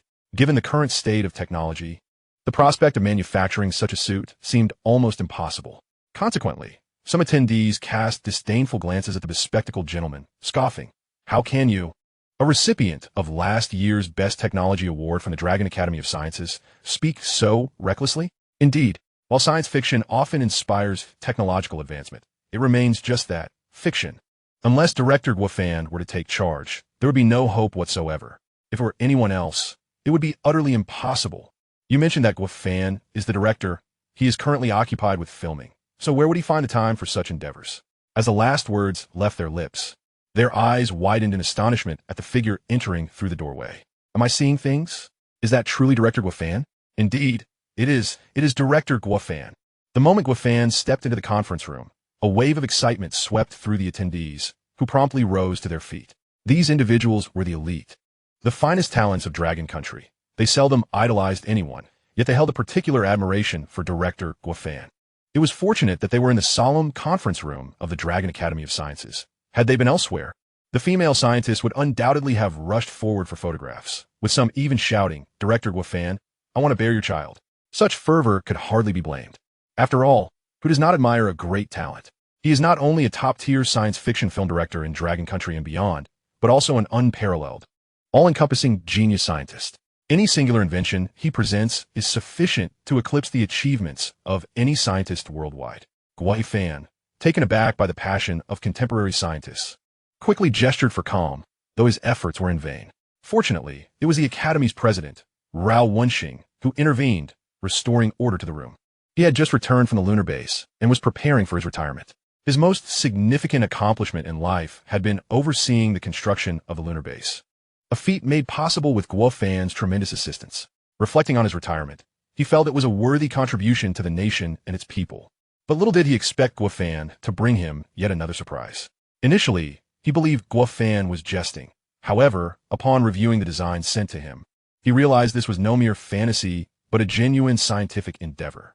The technological sophistication of this project rivaled that of heavy nuclear fusion engines, space elevators, cosmic docking ports, and lunar bases. Indeed, it could be considered a synthesis of these advanced technologies, all condensed into the Iron Man suit.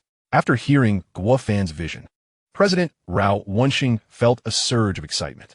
If the Iron Man suit could indeed be successfully developed, it would undoubtedly elevate Dragon Country's technological prowess to unprecedented heights.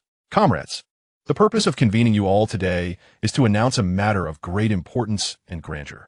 Our Dragon Academy of Sciences shall assist Comrade Guo Fan in the creation of Tony Stark's Mark armor from the Marvel Sci-Fi films. Yes, you heard correctly. It is the Mark armor of Tony Stark. With Rao's formal declaration, the assembled scientists could no longer contain their enthusiasm. There were no doubts or hesitations. Instead, they were filled with exhilaration. They had not anticipated that Guo Fan's visits would consistently bring them such profound shock. And this time he was poised to amalgamate numerous advanced technologies. If they succeeded, it seemed they would possess the means to stand shoulder to shoulder with the gods. After considerable effort, President Rao managed to restore order once more and continued. You're all somewhat familiar with the Mark armor, of course. However, the process of creating it will not be straightforward, so we will require everyone's unwavering cooperation. The higher-ups have issued orders for unconditional support, sparing no expense in providing research-grade materials and equipment. Having spoken, President Rao bowed deeply, as if this endeavor were entirely his own. Guo Fan felt a twinge of embarrassment. His initial intent had merely been to request material from President Rao and to consult with a few experts on reactor controllability and miniaturization. He had not anticipated such a grand undertaking. However, given the circumstances, he could only express his gratitude. Thank you all for your support. I have a fairly comprehensive concept for the design and manufacturing methods of the Iron Man suit. But the most pressing concerns now are the controllability and miniaturization of the reactor. I have some preliminary insights, yet I am currently unable to procure sufficient quantities of plutonium for experimentation. I wonder if our laboratory has any stock available? If so, we could conduct research together. Though Guo Fan's tone was casual, it sent shockwaves through the scientific community. The achievements surrounding the heavy nuclear fusion planetary engine alone were enough to secure his place in history.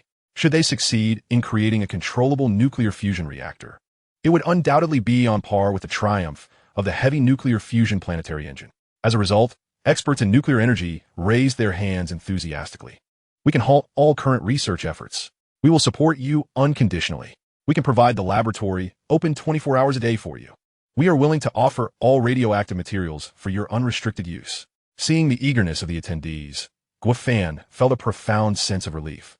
It appeared that the advent of the Iron Man suit was imminent. Time was of the essence, and not wishing to delay, he concluded the meeting and accompanied the nuclear energy experts to the new generation of unmanned drones, heading straight to a certain base in the northwest. As Uncle Guy put it, this location houses the world's largest circular quantum collider laboratory, the most comprehensive repository of radioactive materials, and the top-tier scientists of Dragon Country. Guo Fan had previously visited the Northwest and certain underground laboratories, but this experience was entirely different. The entrance was remarkably discreet, situated in the center of a lake. Accessible only by submarine, this place was not merely difficult to find, it was unimaginable. As they would say, it was designed to defend against fire, theft, and the prying eyes of the Eagle Sauce. The Eagle Sauce had launched countless spy satellites into space, aimed at surveilling the technological advancements and military installations of various nations. Seeking early detection and containment, one could not help but marvel at the imagination and initiative of Dragon Country scientists. No matter how numerous and powerful the Eagle Sauce's spy satellites were, they could not have anticipated such audacious concepts and extraordinary capabilities from Dragon Country. Upon entering the Central Lake Laboratory, Guo Fan was further astonished to find various novel contraptions that one would expect to see only in certain science fiction films. From indoor delivery drones to doorframe robots, mechanical dogs, and aerial jellyfish, it was a veritable cornucopia of innovation. Uncle Guy, why do these things look so familiar? Hearing Guo Fan's question, Uncle Guy could not help but burst into laughter. How could they not be familiar? These are 100% replicas of the props from your science fiction films. Thankfully, my relationship with President Rao is quite good. After several rounds of drinks, I managed to procure the design drafts. Otherwise, we would not have been able to acquire these as showcases. Upon hearing this, Guo Fan smiled slightly. Uncle Guy, in the future, you need not contact President Rao. Just come directly to me. This way, we can cut out the middleman and save on costs. That sounds splendid. It is settled then. Before long, The two arrived at the heart of the laboratory. As they walked, Uncle Guy began to elucidate the various components of the lab. In truth, Guofan's purpose for this visit was quite straightforward: to discover suitable radioactive materials and methods for miniaturizing the magnetic confinement of reactors. Upon reaching a particular screen, he found himself instinctively halting, pointing at the circular structure displayed on it. "Uncle Guy, what is this?" Indeed, one well-versed in the field immediately recognized the lab's most pivotal feature. It was none other than the live monitoring feed of the circular particle collider. Guofan nodded, then shook his head, continuing to point at the screen. "I'm not referring to that.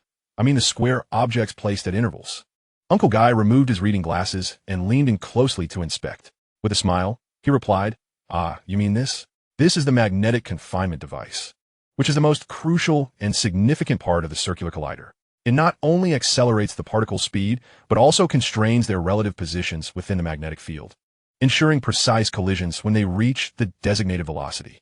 As Uncle Guy elaborated, Guofan's excitement grew within him. This was precisely the controllable nuclear fusion magnetic confinement device he had been yearning for. "Uncle Guy, could you assist me in obtaining all the information regarding this magnetic confinement device? I need it urgently. The sooner, the better." "Thank you." Noticing Guofan's enthusiasm, Uncle Guy seemed to grasp the underlying implication and promptly arranged for his assistant to prepare the materials, leading Guofan to the operations conference room. Before long, a mountain of documents lay before Guofan. Uncle Guy, with an awkward smile, remarked, "These materials are rather extensive. Perhaps I should arrange for a scientist specializing in magnetic confinement to provide you with a concise explanation, thereby saving you considerable time." Guofan waved his hand dismissively, smiling gently. "There's no need for such trouble. I possess a secret weapon." Saying this, he retrieved an object resembling a smartphone from his pocket, activated the scanning function, and began scanning the documents one by one. Uncle Guy, puzzled, inquired, "What are you doing? Are you familiar with artificial intelligence?" Guofan asked. "I've heard of it," Uncle Guy replied, "but currently there isn't any mature AI on the market. It's a stroke of luck if it's not just an artificial idiot." "Haha, indeed. The situation is as you describe. However, my AI is far from incompetent. It is named Jarvis." Uncle Guy stroked his beard, deep in thought. "Jarvis? That name sounds familiar. Is it the artificial intelligence from the Wyman science fiction films?" Guofan's eyes widened in surprise, and he instinctively gave a thumbs up. He never expected such an erudite individual as Uncle Guy to be familiar with Wyman and the AI Jarvis. Could it truly be that? How is that possible? That is a product of science fiction. How could you possess such a thing? Uncle Guy was both astonished and exhilarated. Guofan, of course, would not divulge that it was a prize won from a black technology lottery. He could only smile in silence while continuing to scan the documents. Soon, he had scanned and uploaded all the materials to Jarvis's storage space. After a brief period of computation, Jarvis provided results. Following the analysis of the raw data, the plan for miniaturized and controllable reactors was deemed feasible, with detailed operational steps clearly outlined. Once the necessary materials were prepared, implementation could commence. Upon hearing Jarvis's conclusion, Uncle Guy was even more astonished and could not resist reviewing the detailed explanations provided by Jarvis. To his astonishment, the materials represented the cumulative efforts of hundreds of scientists at the nuclear research base, who had dedicated over 30 years to their research. Even as summarized achievements, mastering them would take humans several years. Yet artificial intelligence Jarvis had accomplished this in a mere 10 minutes, showcasing efficiency that far surpassed human capabilities. Isn't that remarkable? If we could deploy artificial intelligence Jarvis across the computers in various Dragon Science Institute bases, wouldn't that allow for unprecedented advancements? Guofan chuckled. "Indeed. I've already considered that. Do you remember the 550W quantum computer from the film The Wandering Earth 2? Imagine the sparks that would fly if we integrated Jarvis with a 550W quantum computer." "What? Is the 550W quantum computer actually real?" Uncle Guy gasped. "Is this still the world I know?" Chapter 106. Rough cut into film. Guofan maintained his silence, for this did not seem to align with the world he once knew. Upon his arrival in this parallel version of Earth, it had merely been a reflection of his own reality. However, with the advent of advanced technology drones, the flutter of a butterfly's wings had unleashed a tremendous wave of black technology, propelling Dragon Nation's science to unprecedented heights. Even Guofan, who now possessed numerous cutting-edge technologies, could hardly predict the trajectory of future advancements. Nonetheless, one thing was clear: Dragon Nation was gradually strengthening through these black technologies, freeing itself from the constraints imposed by Eagle Sauce in various domains. Indeed, the development of the armored suit had undeniably dealt a significant blow to Eagle Sauce. What you can achieve, we in Dragon Nation can achieve as well. What you cannot accomplish, we still can. With the assistance of artificial intelligence Jarvis, the development of the miniaturized reactor progressed smoothly. Originally, Guofan intended to be hands-on. However, despite Jarvis's capabilities, he lacked the industrial machinery akin to Tony Stark from the science fiction films. To expedite the development process, he entrusted the task to Uncle Guy and his team, who were more than willing, as this was the very research they had longed for. Once the miniaturized, controllable nuclear fusion was successfully developed, it would inevitably etch their names in history. More importantly, it would transform the entire energy landscape of Dragon Nation and potentially alter its global standing. As the development entered its stride, Guofan could hardly contain his excitement and called his old friend Xiao Wu, who was undercover at the Eagle Sauce Wyman headquarters. Brother Xiao, I have splendid news. The first generation of armored suits will soon come to fruition, and you are instrumental in this success. What success? I've merely done a few trivial tasks. It hardly warrants mention. How can you say that? As the saying goes, the first step is the hardest. Your efforts undoubtedly set the stage for the subsequent successes. Without them, the following tasks would not have proceeded so smoothly. Ha! If you say so, I shall take it to heart. You must take it seriously and be cautious. Eagle Sauce is not a place to linger. If things are nearly wrapped up, return immediately. The design draft you have are sufficient to elevate the armored suit to heights unattainable in this world. I feel that that's not enough. Not only have I discovered the design drafts for the briefcase-style armored suit, but I also stumbled upon materials for the nano armor. Though it is merely a conceptual design, given the pace of development in our Dragon Nation's technology, we could soon make use of it.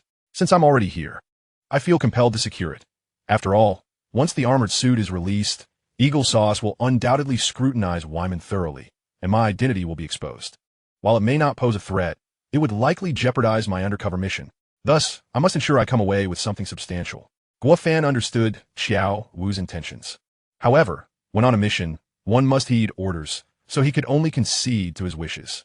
Very well, but you must prioritize your safety, regardless of success or failure. Safeguarding your life is paramount. Everything else is secondary. Rest assured, I know what I am doing. Guofan had initially intended to linger at the lakeside laboratory for a few more days. However, just as dinner time approached, he was interrupted by a phone call from Hao Feng. Fangu, the rough cut of the Wandering Earth 3 has been completed. Would you like to come back and take a look? If we find any missing shots or areas of dissatisfaction, now is the perfect time to reshoot and make adjustments. All right, I understand. I will return as soon as possible. Although he was eagerly anticipating the final product of the armored suit, he was also acutely aware that scientific research cannot be rushed. Thus, he decided to afford the scientists a bit more time. After all, his primary occupation was that of a director, and he needed to earn his livelihood through film. Upon exiting the lakeside laboratory, he promptly returned to the studio. The moment the studio heads saw Guofan's arrival, their hearts were filled with trepidation. Guofan was typically amiable and approachable, yet he was exceedingly demanding when it came to the quality of his films. Even the slightest mistake could lead to a complete overhaul. Such setbacks could be likened to a devastating blow. It was akin to a grand edifice on the verge of completion, only to collapse due to foundational issues. Rebuilding from scratch would be far more arduous than the initial construction. Nevertheless, they all understood that this was a necessary process. Indeed, it was Guofan's stringent standards that had birthed the box office phenomena of the first two Wandering Earth films. It was time to face the music. With heavy hearts, they ascended to the screening room on the top floor. Throughout the screening, Guofan maintained a stoic expression, leaving those around him in a state of uncertainty. Was he pleased or disappointed? The staff behind him grew increasingly anxious. To them, the worst fate was not the prospect of reprimands, but the silence that hung in the air. Finally, the film screening concluded, yet Guofan remained seated, inscrutable in his response. The head of the editing department was in a state of panic, too intimidated to inquire directly. He gently patted Hao Feng on the shoulder, gesturing for him to break the uncomfortable silence, as Hao Feng was now one of the few who could converse with Guofan. Truthfully, Hao Feng was also anxious. This was the first time Guofan had entrusted him with such authority, and he feared the potential for disaster. However, remaining silent was not an option, so he forced a nervous chuckle, saying, Fangu, we've finished watching the rough cut. I'm a bit nervous being in charge of such a significant project for the first time. Could you please provide me with some feedback? Everyone else immediately straightened in their seats, ears perked up with anticipation. Excellent. Upon hearing Guofan's words, Hao Feng was momentarily taken aback. glancing back at the bewildered expressions of his colleagues, unsure whether the praise was genuine or merely a concession to save face. In an effort to glean Guofan's thoughts further, Hao Feng continued, Fango, I acknowledge my limitations, but I'm open to criticism. If there are any issues, please feel free to voice them. I'm not afraid of losing face in front of everyone. The others behind him nodded in agreement, seemingly waiting for Guofan's critique. However, Guofan merely smiled faintly and replied, What is this? Are you dissatisfied with such a commendation? Must I bestow bonuses or treat you to a lavish feast to earn your approval? At these words, the group became even more bewildered. What could this possibly mean? In the midst of their confusion, Guofan continued, In that case, I have decided. Everyone in the studio will receive a massive red envelope. As for the feast, that will be on our esteemed director, Hao Feng. The moment this announcement was made, the screening room erupted in jubilation, some even leaping with excitement. Hao Feng was overwhelmed with emotion, never having anticipated such praise from Fange. At that moment, his confidence surged to new heights. Tears. What is this? Are you so frightened by the prospect of treating us that you've been brought to tears? No, of course not. It's tears of joy, tears of joy. I'm just so overwhelmed.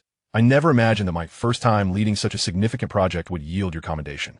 It seems my future is indeed bright. Turning to the crowd, Hao Feng proclaimed, Tonight, all expenses are on me. Guofan was equally delighted. Although Hao Feng was merely an assistant, his capabilities were undeniable. Moreover, every member of the team was exceptionally talented, and after the trials of the 3 Wandering Earth films, their collaboration had become increasingly harmonious and efficient. He understood that the realm of Chinese science fiction could not rely on any single individual or a couple of films to establish a firm foundation. To remain undefeated, it was essential to cultivate a plethora of skilled and high-caliber professionals, allowing the seeds of science fiction to take root and flourish in the hearts of many, thereby upholding the banner of Chinese science fiction. In the days that followed, Hao Feng and the team members worked with unparalleled diligence, striving to complete the project and prepare for its release as swiftly as possible.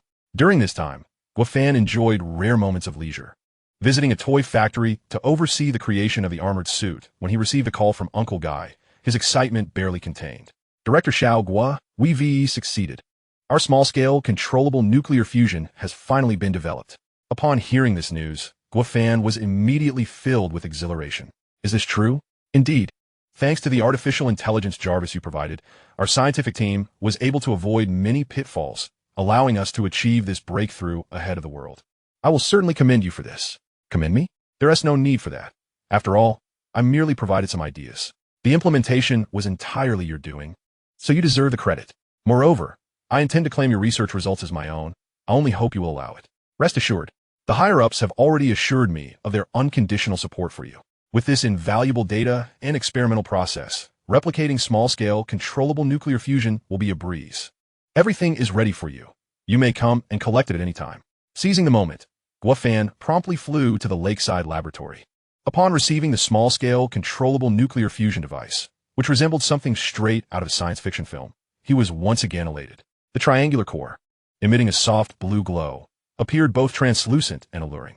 With this component in hand, he was merely a step away from realizing his goal. Combining the armored suit with this device would herald success. Uncle Guy beamed with pride, having devoted his life to nuclear energy research, finally possessing something tangible to present. Director Xiaogua, this device is officially being handed over to you today. However, before I do so, you must name it. Guofan nodded gravely. In the realm of Wyman science fiction, it was referred to as a tokamak fusion reactor, a quintessential American concept. Although the Americans first proposed this idea, it was China that brought it to fruition. Thus, the naming rights should belong to China's own scientists. Uncle Guy, you and your team are like the parents of this reactor. Therefore, it is fitting for you to name it. Uncle Guy waved his hands dismissively, saying, If it weren't for your proposal and plan, we would not have been able to create this reactor, so the naming must be yours. After some back and forth, Guofan, unable to reach a decision, suddenly had a brilliant idea. Lakeside Reactor. Yes, let us call it the Lakeside Reactor. What do you think? Upon hearing this name, Uncle Guy and his team were momentarily stunned before erupting into enthusiastic applause. This name is truly splendid, not only symbolizing the ceaseless energy of the reactor, akin to the spring at the heart of a lake that provides an unending source of water, but it also evokes immediate thoughts of the Lake Heart Laboratory, making it a delightful play on words. Thus, I declare it shall be named the Lake Heart Reactor, and I formally hand it over to Comrade Guofan. After the ceremony, Guofan promptly returned to the toy factory. During the period of developing the Lakehart reactor, the toy factory was also working tirelessly, with experts from various departments of the Lonka Institute immersed in the factory daily. Director Liu of the toy factory was bewildered. What sort of toy could possibly attract so many scientists? He was unaware, dared not inquire, and could only carry out the tasks assigned by Guofan. It wasn't until Guofan returned in the dead of night that Director Liu suddenly realized the truth. It turned out that after all this time, they had been crafting a genuine suit of steel armor, reminiscent of Iron Man's armor from science fiction films. The scientists at the toy factory had already received the news and had prepared the steel armor for Guofan, standing in unison within the workshop, awaiting the arrival of his Lakehart reactor. "Thank you all for your hard work," Guofan said, as he produced the Lakehart reactor and affixed it to the chest of the steel armor. The anticipation on everyone's faces was palpable. Success was within reach. As the Lakehart reactor was installed, the armor began to glow, especially the eyes, which appeared to open as if imbued with life. The surrounding scientists became busy, observing the continuous stream of experimental data. Material systems normal. Energy systems normal. Control systems normal. Propulsion systems normal. Weapon systems normal. Hearing the reports of all parameters being normal, Guofan's excitement grew, and he couldn't help but admire the scientists of the Dragon Kingdom. They were undoubtedly the most proficient in the world. However, the normality of the parameters did not imply that the steel armor had been successfully developed. After all, this apparatus would be worn on a person, and only through personal testing could a definitive conclusion be reached. Just as everyone was discussing who would don the steel armor for testing, Guofan suddenly received a phone call, and his expression shifted instantly. Seizing the moment while everyone was distracted, he approached the steel armor and commanded, "Jarvis, initiate wear mode." In an instant, Guofan was clad in the steel armor, and while the others stood in confusion, the armor burst through the factory roof and soared into the sky, leaving behind a pale blue trail. Chapter 108. The Trident of Poseidon. Yavis, Activata Automatic Navigation. Destination, Eagle Sauce Marvel Studios. Maximum power, full speed ahead. Understood, Master. Guofan's urgency stemmed from a call he had just received from Xiao Wu, who informed him that their undercover operation had been compromised, and they had failed to secure the final design documents for the nano armor, for which he expressed his deep regrets. Guofan intended to press for more details, but Xiao Wu abruptly ended the call. He realized that Xiao Wu might be in dire jeopardy. It was possible that Marvel would report this to the relevant authorities in Eagle Sauce, prompting a response from the CIA and FBI. Not only would there be a threat to life, but it could also tarnish the reputation of the Dragon Kingdom. As the captain of the Long and Bureau, Xiao Wu would undoubtedly prioritize national interests over his own life, thus he could very well end up taking a bullet for his country. Ultimately, this incident was a personal action of Guofan's, and he did not wish to bring severe harm to either Xiao Wu or the Dragon Kingdom. Thus, without further consideration of whether the steel armor was perfectly integrated with the Lakehart reactor, he suited up and headed straight for Eagle Sauce's Marvel Studios. Although Guofan had never worn the steel armor before, his prior experience with voice control over drones and familiarity with Jarvis facilitated his operation. His only concern was the performance of the armor itself, especially on its inaugural mission of long-distance flight. He wondered whether it could withstand such demands. Yet, this concern seemed somewhat unwarranted, for the scientists of the Dragon Kingdom were undoubtedly the most exceptional in the world. Anything produced by them was guaranteed to be of the highest quality. Naturally, Guofan's sole trust lay with the scientists of the Dragon Kingdom, and he aimed to reach Eagle Sauce's Marvel Company with utmost speed. Unbeknownst to him, the steel armor had already achieved speeds of 10 times the speed of sound. Even so, it would still take about an hour to reach Eagle Sauce's territory. He was acutely aware that Xiao Wu had been cornered, but he had no idea how much longer he could hold out. In an effort to ascertain his situation, Guofan attempted to make a call. To his astonishment, the call connected after a few seconds. This brought him both joy and excitement, as it confirmed that Xiao Wu was still alive. "Brother Xiao, how is the situation? Can you still hold on?" Upon hearing Guofan's voice, Xiao Wu took a moment to catch his breath before responding, "I've been shot in the shoulder, but it's not too serious. I can hold out for at least half an hour. I've been completely exposed, and the only regret is losing the nano armor's design documents. I never imagined they would deploy not only the FBI and CIA, but also the Marines and Green Berets, truly formidable adversaries." To alleviate Xiao Wu's stress, Guofan tactfully avoided discussing the injury, and instead remarked in a teasing tone, "I thought deploying the CIA and FBI was the pinnacle. But it turns out they also sent the Marines and Green Berets. The only one deserving such an honor must be you." the captain of the Long and Bureau of the Dragon Kingdom. I also didn't realize my reputation was so prominent in Eagle Sauce. I find myself on par with the legendary Osama bin Laden. If I were to die today, I would have no regrets. How can you speak of dying? Isn't living well preferable? Just hang in there. I will be there to rescue you soon. You needn't comfort me. I know you care. However, since joining the Long and Bureau, I have put my life on the line. Otherwise, I wouldn't have had the audacity to take your call. It seemed Xiao Wu had indeed resigned himself to fate. Guo Fan knew well the methods employed by the Eagle Sauce Marines and Green Berets. Otherwise, the deaths of Uncle Sa and Uncle Layden would not have been so brutally etched in memory. Nonetheless, now that Guo Fan had resolved to act, he would never disregard Xiao Wu's life. Brother Xiao, please trust me. I will reach you in no more than 40 minutes. So whatever happens, please hold on. Aren't you in the Dragon Kingdom? My last flight took over 10 hours. How can you arrive so quickly? Did you take a rocket? What rocket travels this fast? I'm using the steel armor we crafted together. What? The steel armor has been successfully completed? When did this happen? How come I knew nothing of it? Shamefully, it was just moments ago, during our first call, that it was finally equipped with the Lakeheart reactor. You're going so far on its maiden flight. Aren't you at all concerned? I do have some concerns, but I trust the scientists of the Dragon Kingdom, and I trust you even more, otherwise. I wouldn't be so confident. I can understand trusting the scientists, but why do you trust me so? Because I know your strength will sustain you until I arrive. So, in the meantime, you must protect yourself well. Unless absolutely necessary, do not expose yourself. Trust me, I will ensure you return safely to the Dragon Kingdom. When the mountains and rivers seem impassable, a glimmer of hope emerges. Just when Xiao Wu had resolved to sacrifice himself for the Dragon Kingdom, Guo Fan's phone call reignited his fighting spirit. As the two elite special forces teams closed in relentlessly, concealment became increasingly difficult. As the saying goes, the best defense is a good offense, and it was only through this approach that he could endure until Guo Fan's arrival. At this moment, he was infused with vigor once more. He tore off his tie and tightly bound his injured shoulder. With a subtle smirk, he observed the encroaching Marines and Green Berets from the shadows and remarked coolly, "You have provoked forces beyond your comprehension. In my day, I was a man who danced on the edge of a blade. Let us see who truly reigns as the king of special operations." Special operations exploit every possible advantage, terrain, objects, and intellect to strike at the enemy. Although Xiao Wu currently lacked a firearm, he found himself surrounded by an arsenal of props reminiscent of a sci-fi blockbuster. While these props may not wield true power, they were more than adequate for unconventional warfare. The Marines and Green Berets, upon receiving word of a former Special Forces operative unarmed, felt no sense of ease.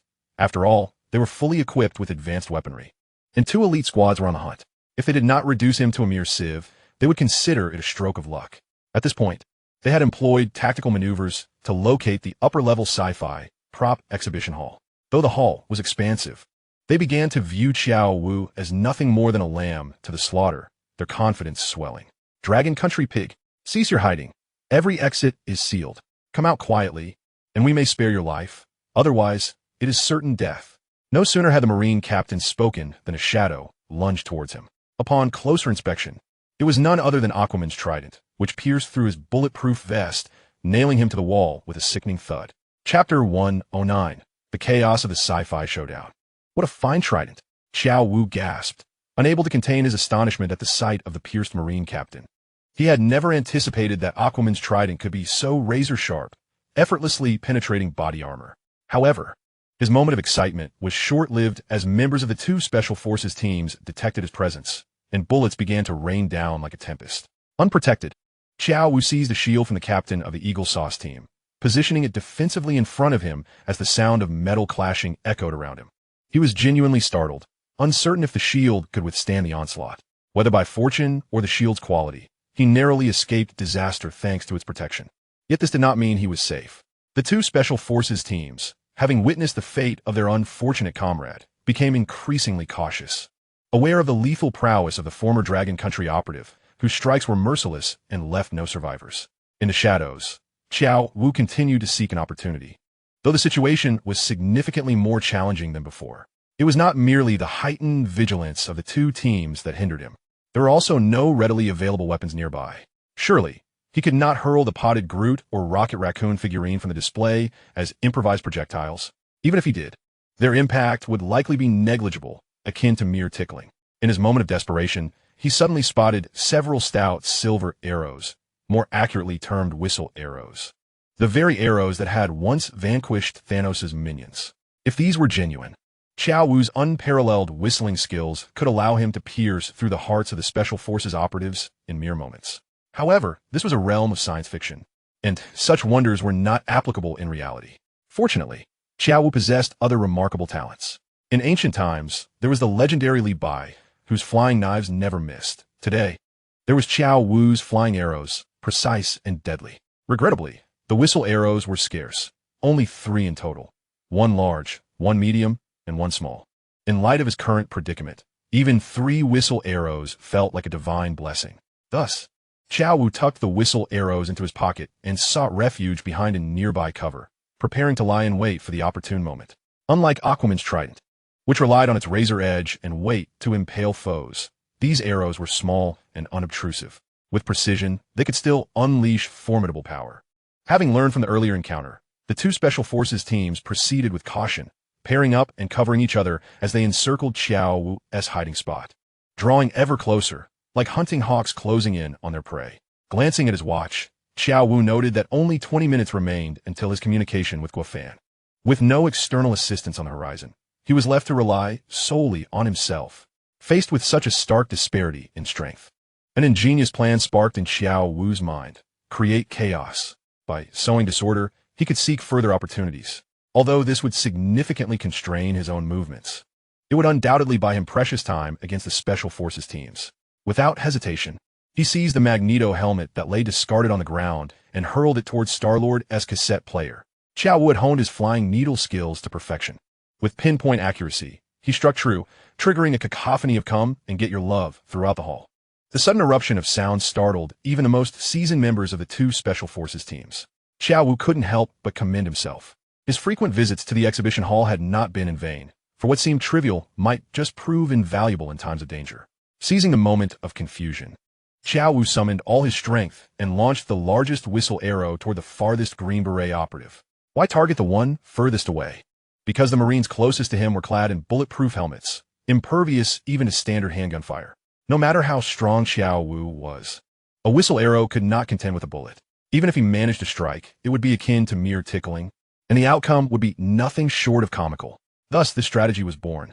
As the Green Beret fell, fury ignited within their ranks.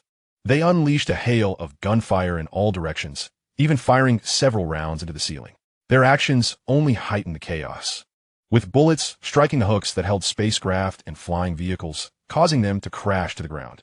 Originally, Qiao Wu had only a few columns behind which to conceal himself. Had the Special Forces proceeded methodically, he would have likely been cornered in mere moments. Now, however, the floor was strewn with debris, significantly enhancing his options for concealment. With a swift roll, he evaded the column and launched another whistle arrow, striking down another foe. The Special Forces operatives were incensed and utterly confounded. They could scarcely fathom that in this age of firearms, a mere cold weapon wielded by Qiao Wu could render them defenseless. 2 elite Special Forces teams from Eagle Sauce, numbering over 10, had come to subdue an unarmed former special operative from the Dragon Country. After more than half an hour, not only had they achieved no success, but they had also been countered with 3 of their own slain. Should this tale spread, they would surely be the laughingstock of the world. In a bid to salvage their pride, they abandoned any semblance of restraint, unleashing a barrage of indiscriminate gunfire. Unless we turn you into a sieve today, I'm not an Eagle Sauce special operative. Faced with such overwhelming firepower, even Qiao Wu's remarkable abilities could only carry him so far. And ultimately, he was forced back against the wall of his last refuge. Upon witnessing this scene, the commanding captain finally exhaled a sigh of relief, a triumphant smile gracing his face. "Halt! I want him alive." As he spoke, the Special Forces ceased firing, swiftly maneuvering behind cover, guns raised, aiming at Qiao Wu. "Aren't you capable of evasion? Let us see where you can hide now." "Words are futile. Even if I manage to take down the 3 of you, I'll consider it a fair trade. Since I've fallen into your hands today, I accept my fate. Whether you choose to kill or torture me, it is entirely at your discretion. You think you can eliminate all 3 of us and depart so easily? Not a chance. Bring him here. Let him experience the same methods we used on Old Saw and Layden, and once we're done playing, we'll turn him over to the higher-ups." "Understood." One of the Special Forces drew a dagger, barely half an inch in length, and approached Qiao Wu with a sinister grin. Chapter 110. The True Iron Man. The Marines and the Green Berets truly possess formidable tactics, such as short knife. Even if used to stab 100 times, would likely not pierce any vital organs, yet it could inflict excruciating pain that could lead to death. In that moment, Qiao Wu suddenly comprehended why Uncle Sa and Uncle Layden had met such dreadful fates. They must have endured relentless torment at the hands of these individuals. Now, however, he found himself helpless, facing the same grim destiny. He could only hope for Guo Fan's timely arrival. Encountering us is your misfortune. This stab is for the captain who was just pierced through by your trident. With that, the soldier lunged toward Qiao Wu's abdomen. Just as the blade was about to make contact with Qiao Wu's firm midsection, a tremendous force shattered the glass windows of the top floor, sending shards raining down like petals from the heavens, instantly descending upon the group. The unexpected explosion left the special forces utterly unprepared, and they suffered various injuries. Only Qiao Wu, sheltered behind cover, managed to evade the catastrophe. The sound of the explosion was akin to that of a missile, causing the special forces to tense up instantly. What the hell is going on? In the territory encircled by the Eagles' FBI, CIA, and special forces, how could such a terrifying attack occur? After the explosion, an eerie silence enveloped the area, broken only by the whispering wind. The more silent it became, the more anxious the special forces grew, hastily raising their weapons again, aiming at the now bare windows. Captain, what just happened? Don't speak, Team 1. You two go check it out. Nodding, two of them cautiously approached the window from either side. After scanning the area thoroughly and finding nothing unusual, they turned back with exasperation. We have no idea what's going on. There's nothing here. As their words faded, they noticed the expressions of the opposing special forces were filled with terror and tension. What is wrong with you? Is something amiss? At that moment, someone raised a hand, pointing behind them. What is happening? Is there someone behind us? How could that be possible at this height? They turned again, and upon seeing what lay before them, they nearly lost control of their bladders. Outside the towering building floated a humanoid figure, drawing ever closer. Although the Eagles Nation is a technological superpower, they're also believers in God. Was today the day of divine intervention? Yet, given the ambiguity of friend or foe, they could only raise their weapons towards the sky. As seconds ticked by, aided by the lights, the crowd gradually discerned the figure before them. It was none other than Iron Man, a sight one would only expect in a science fiction film. Their expressions turned even more bewildered. Glancing back at the row of marked suits on display, they found themselves unable to distinguish reality from illusion. What should we do now? Has anyone seen Iron Man? The scenes of Iron Man battling Middle Eastern terrorists flashed through their minds. I have. Then what are we waiting for? Attack him. In that instant, the Green Beret team leader was the first to fire, and the others seemed to grasp his intent, for when Iron Man first made his appearance, he had swiftly dispatched those terrorists. They saw themselves as the righteous ones and wished to avoid repeating history. As bullets rained down like a torrential storm, Guo Fan felt a twinge of concern. Although, in theory, the thin steel armor could withstand armor-piercing rounds, theory is merely theoretical. Any deviation from it could spell disaster. Minutes passed, and whether they had run out of ammunition or were simply fatigued from holding their guns, under the command of the Green Beret team leader, they ceased fire. You two, go check it out. Meanwhile, Guo Fan was also busy. Jarvis, initiate self-diagnostic procedures. Material systems normal, where 0001. Energy systems normal, remaining power 9999. Control systems normal 100. Propulsion systems normal 100. Weapon systems normal 100. Hearing this data, a smile crept across Guo Fan's face. He finally understood the hero archetype in Marvel science fiction films. The impoverished gain strength through mutation, while the affluent rely on technology. In this high-tech suit of armor, even Thanos would tremble.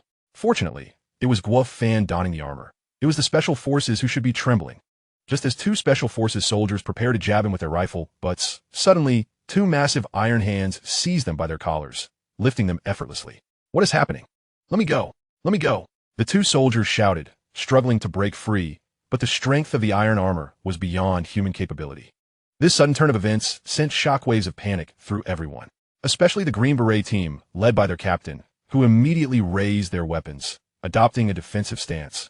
Ready to retaliate, Guo Fan merely chuckled coldly, thinking to himself how utterly devoid of intellect these individuals were. They had just wasted thousands of bullets to no effect, and yet they sought to lift their weapons again. If they had any sense, shouldn't they use a hostage as a shield? It was unclear whether the Green Beret team leader heard Guo Fan's thoughts or simply had an epiphany, but he beckoned two of his subordinates to bring Qiao Wu forward. pressing 2 guns against his temple. The captain believed this would coerce Guo Fan into submission, his face alight with satisfaction. "But I don't know who you are. I know who you've come for. He.S. in our possession now, so you'd best be wise. Otherwise, he.S. doomed." This scene made Guo Fan want to laugh. Had these people never seen Iron Man? Were they unaware of the power of the armored suit? Guo Fan had no intention of wasting time with them. "Jarvis, activate the fragmentation concealment needle." Immediately, 4 small protrusions extended from the shoulders of the armor, barely noticeable unless one looked closely. "All right, you win," Guo Fan proclaimed, tossing the 2 Special Forces soldiers aside. The Green Berets instinctively moved to catch them. And at that moment, the fragmentation concealment needles detonated, embedding themselves in their wrists. With a series of explosions, all of them inadvertently dropped their weapons to the ground. Seizing the opportunity, Chiao Wu escaped the clutches of the Green Berets and rushed to Guo Fan's side. "Brother Chiao, how are you? Are you all right?" "Iem Mifine. Iem Mifine. I can't believe you actually came." As he spoke, Chiao Wu scrutinized him from head to toe. "This armor has indeed been created. It's truly a cause for celebration." Indeed, it was a moment for celebration, but this was not the time or place. "We should be leaving now. I'll take you back to the Dragon Country." Just as Chiao Wu was about to nod in agreement, he seemed to remember something and turned to dash toward the depths of the exhibition hall. Chapter 111. The Design Draft of the Nano Armor. "Brother Chiao, what are you going to do?" "Certainly. The objective is to procure the design schematics for the nano battle armor. After an extensive and meticulous search amidst the Eagle Nation. Is it not for this very purpose?"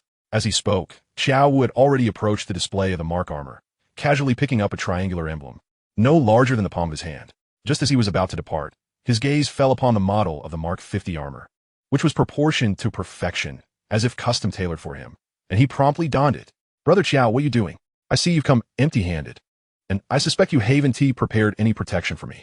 Traveling over 10,000 kilometers to the Dragon Kingdom with nothing but my bare skin will surely do me in.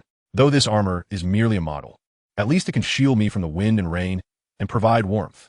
Upon hearing Chiao Wu's response, Guo Fan felt a wave of embarrassment wash over him. Despite his meticulous planning, he had overlooked this crucial detail. It seems that in future rescue missions, he must be better equipped with an additional set of armor. If only the nano armor schematics in Brother Chiao's hands could be utilized to fabricate a real suit, the result would be astounding. Before long, Chiao Wu had completely donned the armor, and unless one were to scrutinize the finer details, it would be nearly impossible to discern which Iron Man was genuine and which was a mere imitation. "Guo, the suit I'm wearing is just a model, devoid of any propulsion. How shall we depart?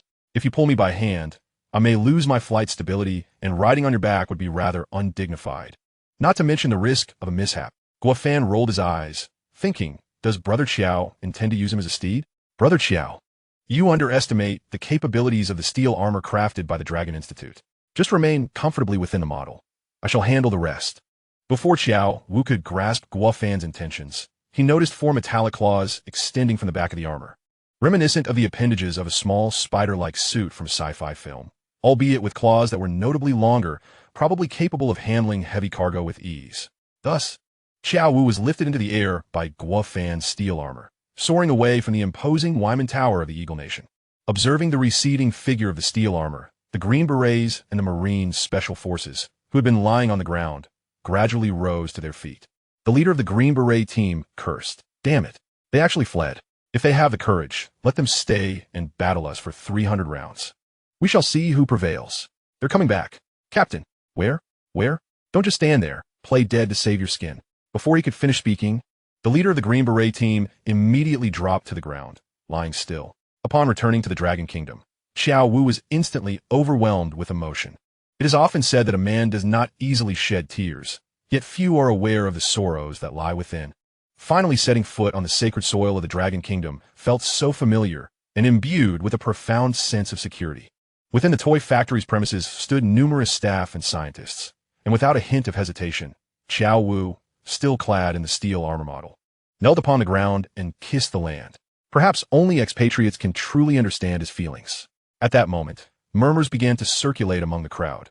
However, they were not discussing Chiao Wu's kneeling and kissing the ground, but rather questioning why one steel armor had returned with 2. They were perplexed, unable to discern which was the authentic suit, and entirely unaware of the circumstances. Could it be that Guo Fan had invented some miraculous duplication technology? Confounded. They could only wait and see. As the crowd buzzed with excitement, Qiao Wu removed the steel armor and casually tossed it aside, leading the onlookers to realize that there was no miraculous duplicating device at play. Rather, someone had donned a remarkably lifelike steel armor model. Consequently, the crowd began to converge upon the genuine steel armor, showering Guo Fan with inquiries. How well does the steel armor integrate with the late core reactor? Is the comfort level satisfactory once donned? Is the control system responsive? Does the weaponry meet current demands? Having traversed nearly 30,000 kilometers, it would be disingenuous to claim he wasn't T-fatigued. Initially reluctant to engage in conversation, Guo Fan, recognizing their enthusiasm and in pursuit of enhancing the performance of the steel armor, had no choice but to divulge everything he knew, both what was appropriate to share and what was not. However, it appeared that these scientists, invigorated as if they had consumed an energy elixir, were far from satisfied and showed no sign of letting him go. In a bid to secure some much-needed rest, he began contemplating various escape strategies. Just as he was on the verge of mental collapse, he suddenly spotted the nano armor emblem in Qiao Wu's hand, and a light bulb went off in his head. He mused, although he was uncertain of the rationale behind its design or its technological prowess. One thing was clear: it would undoubtedly pique the interest of these scientists. Once this item was unveiled, he was certain no one would bother him again. Thus, he shared the details of the nano armor with the crowd. Indeed, the moment he did, their fascination with Guo Fan dissipated, and they all turned their attention to Qiao Wu. Originally, Qiao Wu had been resting his chin on his hand, nearly dozing off. But upon witnessing the sudden influx of people, he was instantly revitalized, questioning why they seemed so menacing, each resembling a wolf ready to pounce. Just as he prepared to speak, he was bombarded by a barrage of inquiries from the crowd. Qiao Wu realized he could not escape and had to acquiesce, awkwardly responding to their relentless questions. Guo Fan finally breathed a sigh of relief, muttering to himself in resignation, "Brother Qiao, I sincerely apologize. It was never my intention to betray you, but I simply could not withstand the pressure." With that, he discreetly slipped away from the contentious scene. The following day, Guo Fan was still asleep in the dormitory of his studio when he was jolted awake by a cacophony of banging. He wondered if there was an earthquake. After a moment of disorientation, he realized it was not an earthquake, but rather someone was nearly demolishing his door. He hurriedly got up to open it, only to be met by Uncle Guy, which startled him considerably. "Uncle Guy, why aren't you at your lakeside lab? What brings you here?" "That's not important. I want to know, did you go to the Eagle Nation yesterday?" Guo Fan, perplexed, was unsure of his intentions and instinctively nodded. "Yes. Did you bring back something good?" "Something good? What could that be? Given our relationship, you need not keep me in suspense. I saw the news this morning, claiming that Iron Man has become a reality, albeit as a villain, having rescued terrorists and stolen their long-developed nanotechnology. Only you possess the steel armor. So is this news true?" Guo Fan wore a wry smile, contemplating the Eagle Nation's knack for exaggeration. They had painted him as an invincible supervillain, leaving him unsure whether to laugh or cry. "I did go, and there's indeed something called nano armor, but it may not be quite what you imagine. After all, science fiction remains science fiction. Otherwise, the Eagle Nation would have long since dominated the world." "Would you agree, Uncle Guy?" He intended for Uncle Guy to calm down and reconsider, but unexpectedly, Uncle Guy reacted in an uncharacteristically fervent manner. Guo Fan was left utterly bewildered, pondering if Uncle Guy had genuinely believed the Eagle Nation's grandiose claims about the nano armor. He realized that any explanation would likely be futile, so he decided to call Qiao Wu. "Brother Qiao, are you all right?" "Humph, not at all. Not one bit. Guo, you've truly put me in a dire situation. Those scientists are far more formidable than paparazzi, bombarding me with questions one after another, leaving me utterly disoriented. If Dawn hadn't arrived, I'd likely still be under their interrogation." Aware of his culpability, Guo Fan could only force a smile. Huh. This time I owe you one. Fortunately, you are adaptable and resilient under pressure. Had it been me, I would have surely cracked. Rest assured, I shall find an opportunity to make amends. This is quite acceptable. By the way, I shall entrust you with the design draft of the nanotechnology battle armor. With that, my mission will be deemed a resounding success. In the future, should these scientists have any inquiries regarding nanotechnology, they can directly approach you. I shall no longer be involved. Although Guo Fan was reluctant to take on this burdensome task, he could not refuse, as this assignment had been orchestrated by Qiao Wu, and the item was prearranged. He could only acquiesce, knowing that Uncle Guy was present, at worst. He could simply pass it along to him as a favor, and any further questions could be directed to Uncle Guy. "Brother Qiao, where are you?" "I shall come to collect it." "No need. I've already arrived at your studio's entrance, and shall bring it up to you." Indeed, within 2 minutes, Guo beheld the weary visage of Qiao Wu, yawning as he handed the items to Guo before collapsing onto the sofa to rest his eyes. Guo held no grudge against Qiao Wu. He merely smiled at Uncle Guy and then transferred the items into his hands, observing the palm-sized, emblem-like object. Uncle Guy inquired thoughtfully, "Is this truly the core design draft of the nanotechnology battle armor?" Brother Qiao affirmed it, and it was indeed retrieved from the Wyman Props exhibition hall. As for whether it is as formidable as the Americans claim, that remains to be seen by experts such as yourself. Upon witnessing the object and listening to Guo explanation, Uncle Guy, who had been so confident, seemed to lose some vigor, as the item before him did not appear to be as extraordinary as the Americans had suggested.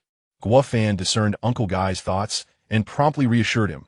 "Rest assured, Uncle Guy, nanotechnology is the ultimate goal of the steel battle armor. Regardless, I promise you that I will help you bring this to fruition." With no other recourse, Uncle Guy could only nod in silent agreement. In truth, he was not merely interested in the physical manifestation of the nanotechnology battle armor, but was rather captivated by the underlying cutting-edge technology. He had already surmounted the scientific challenge of controllable nuclear fusion. If nanotechnology could be applied to the reactor core, it would undoubtedly revolutionize the scientific community and even influence the trajectory of the world. This was one of the grand ambitions he had set for himself upon joining the Lonka Institute, crafted in the Dragon Country, with a nanotechnology core renowned globally. After bidding farewell to Uncle Guy, Guo intended to resume his slumber. However, to his surprise, Qiao Wu suddenly sprang up from the sofa. "Brother Guo, we have become famous." Guo, still drowsy and yawning, replied, "Isn't fame a good thing? Some fame is indeed commendable, but other forms are rather infamous." "What do you mean?" "The events of last night have made their way to the United Nations Assembly, and it is currently being broadcasted worldwide." As he spoke, Qiao Wu presented his phone to Guo for a closer look. After viewing the news, Guo burst into laughter. "You are the one who has become famous. In my photo, wearing the Iron Man helmet, I am hardly recognizable, so it's no concern." With that, he turned and headed back to his dormitory. Initially fatigued, Qiao Wu found his weariness dissipating upon seeing the news. He approached the Americans with trepidation, not daring to cause any trouble, wishing to avoid any embarrassment for the Dragon Country. Yet, unexpectedly, they had not only stirred up trouble, but had also escalated it globally. At that moment, the Americans were attacking the Dragon Country over this incident, demanding a reasonable and legal explanation, threatening to revoke the Dragon Country's legitimacy within the United Nations if their demands were not met. "Brother Guo, what should we do? The Americans are making a fuss and threatening to rescind our standing in the UN." As he spoke, Qiao Wu continued to knock on Guo door. Guo had intended to continue sleeping, but the incessant knocking proved vexing. Even cocooning himself in his blanket offered no respite. It seemed that unless the situation was resolved today, there would be no pleasant outcome. Finally, he threw off the covers and got out of bed. Opening the door, he greeted Qiao Wu with a weary tone. "Brother Qiao, did you not sleep at all last night? Aren't you tired? After such a significant incident, how could I possibly be tired?" "Rest assured, Brother Qiao, the Americans are merely flaunting their power because they hold some leverage, but soon enough they shall tire themselves out. And who knows, they may even come to appease us like lapdogs." Qiao Wu, skeptical, thought to himself that with solid evidence against the Dragon Country, how could they possibly turn around and seek to appease them? Just as he was pondering this, Uncle Gung, the spokesperson for the Dragon Country at the United Nations, scoffed and retorted with conviction, "Our citizens, when seeking employment in your country, are labeled as terrorists by your FBI and CIA due to their military backgrounds.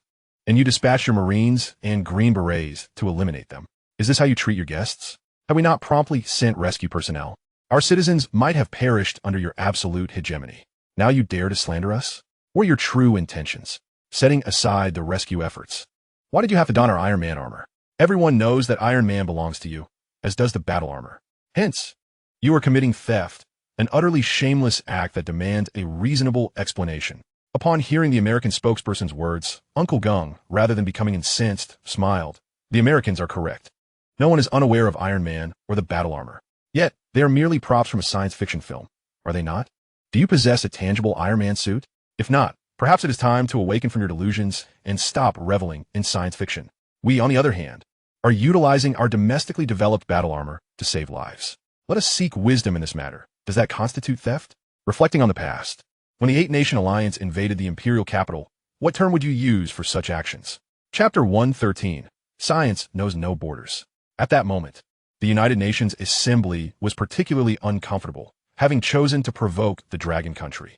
Several national representatives found themselves flushed with embarrassment. They collectively shot glares at the American representative. It seemed that while the Americans were shameless, they had come to vilify others. Now, not only had they failed to succeed, but they had also inadvertently dug a hole for themselves, dragging along these nations into the fray. Fortunately, the Dragon Country did not delve deeply into past grievances. Otherwise, the debts of the past would need to be repaid with interest. Naturally, these representatives could only seethe internally, for the Americans still held the nominal leadership within the United Nations, and they dared not act out openly, hoping instead that the Dragon Country would deliver a resounding rebuttal. The Americans, feeling the weight of their own culpability, resisted but could not mount a successful defense. After all, those matters were over a century old. Continually resurrecting them was steeped in hatred. Was it truly worth it? Was it worthwhile to instigate the Gulf War over oil? Was it worthwhile to eliminate Osama bin Laden for the Pentagon? They incessantly decried others for harboring hatred while failing to reflect upon their own double standards. Uncle Gung's powerful rebuttal left the American representatives speechless, while representatives from other nations watched with great satisfaction. Having never witnessed the American representative so thoroughly bested at the United Nations Assembly. To the surprise of all, one representative, overwhelmed with emotion, was the first to break into applause. The applause thundered, swiftly enveloping the entire assembly. The Americans and their staunch supporters wore expressions of utter dismay, as if they had just tasted something foul. However, they were powerless to alter the scene unfolding before them. After all, the technological prowess of the Dragon Country was well recognized. Since the last time the permanent members of the United Nations had been taken to space by the Dragon Country, more and more nations were gradually gravitating towards them. Eagle Sauce is acutely aware that the era in which it could dominate with a mere wave of its hand has long since passed. In this contemporary age, the pursuit of any endeavor is firmly rooted in scientific and technological advancement. This signifies that the nation endowed with formidable scientific prowess shall emerge as the vanguard on the global stage. Undoubtedly, the Dragon Nation has ascended, swiftly and comprehensively surpassing Eagle Sauce. As the applause subsided, Uncle Gung continued, "Our Dragon Nation has forged its path from the bygone era, leaving behind a trail of blood-stained footprints. We are acutely aware that stagnation invites subjugation. As one of the permanent members of the United Nations, we steadfastly uphold the principles enshrined in the UN Charter, which asserts that science knows no borders. Therefore, we shall further extend our existing technological advancements to all member states of the United Nations. Should there be interest, our diplomats will be available for consultation and registration after the conference." This declaration was met with a renewed thunderous applause. Since the establishment of the United Nations, the notion of science transcending national boundaries has persisted, aimed at elevating the global technological landscape. Yet, the Dragon Nation remains the sole proponent of this charter, consistently publishing and sharing scientific advancements, thus garnering the support of nations in the third and fourth worlds. With the recent escalation in global technological standards, the Dragon Nation has begun to unveil its grand initiatives, first by opening its space technology to the world, followed by invitations for lunar exploration, and now with plans to proliferate nuclear energy. Such scientific advancements are deemed state secrets by Eagle Sauce, if left to the researchers of third and fourth world countries. It would take centuries of technological accumulation for them to achieve any semblance of progress, perpetuating their state of backwardness and vulnerability. Among the multitude of nations, led by Eagle Sauce, which espouse lofty ideals of righteousness, peace, humanitarianism, and scientific advancement, the rhetoric resonates globally. However, when it comes to substantive action, they feign ignorance and madness. In contrast, the Dragon Nation rarely makes grand promises, but consistently demonstrates its commitment to the UN Charter through tangible actions, sharing scientific knowledge and providing infrastructure teams to third and fourth world nations. It is not an exaggeration to say that they have lifted these nations from primitive societies to modernized states. These nations have thus gained clarity regarding their true allies and adversaries.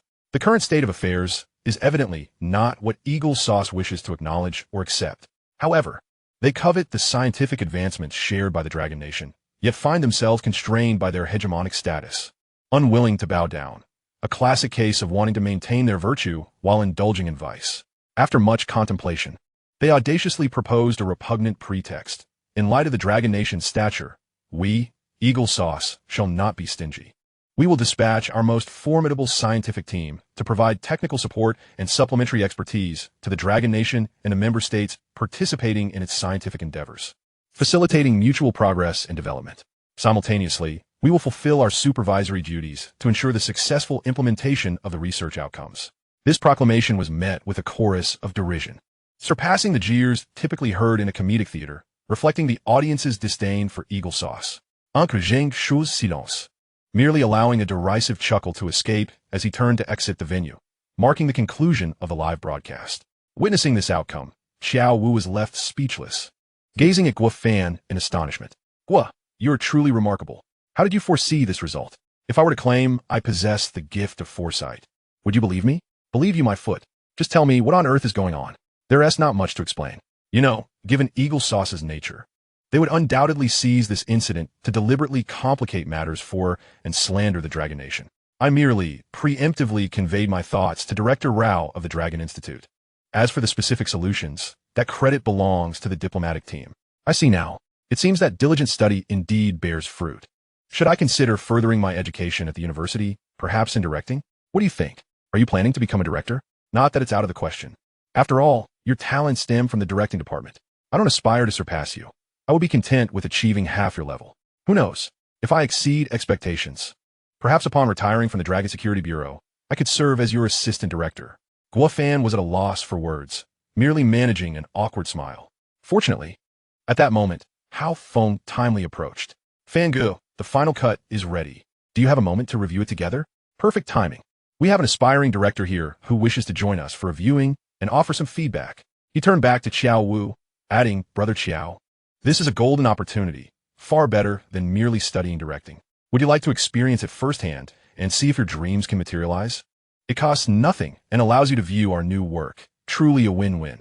Upon hearing Xiao Wu's words, Guo Fan was momentarily taken aback, initially thinking he was jesting, only to realize he was quite serious.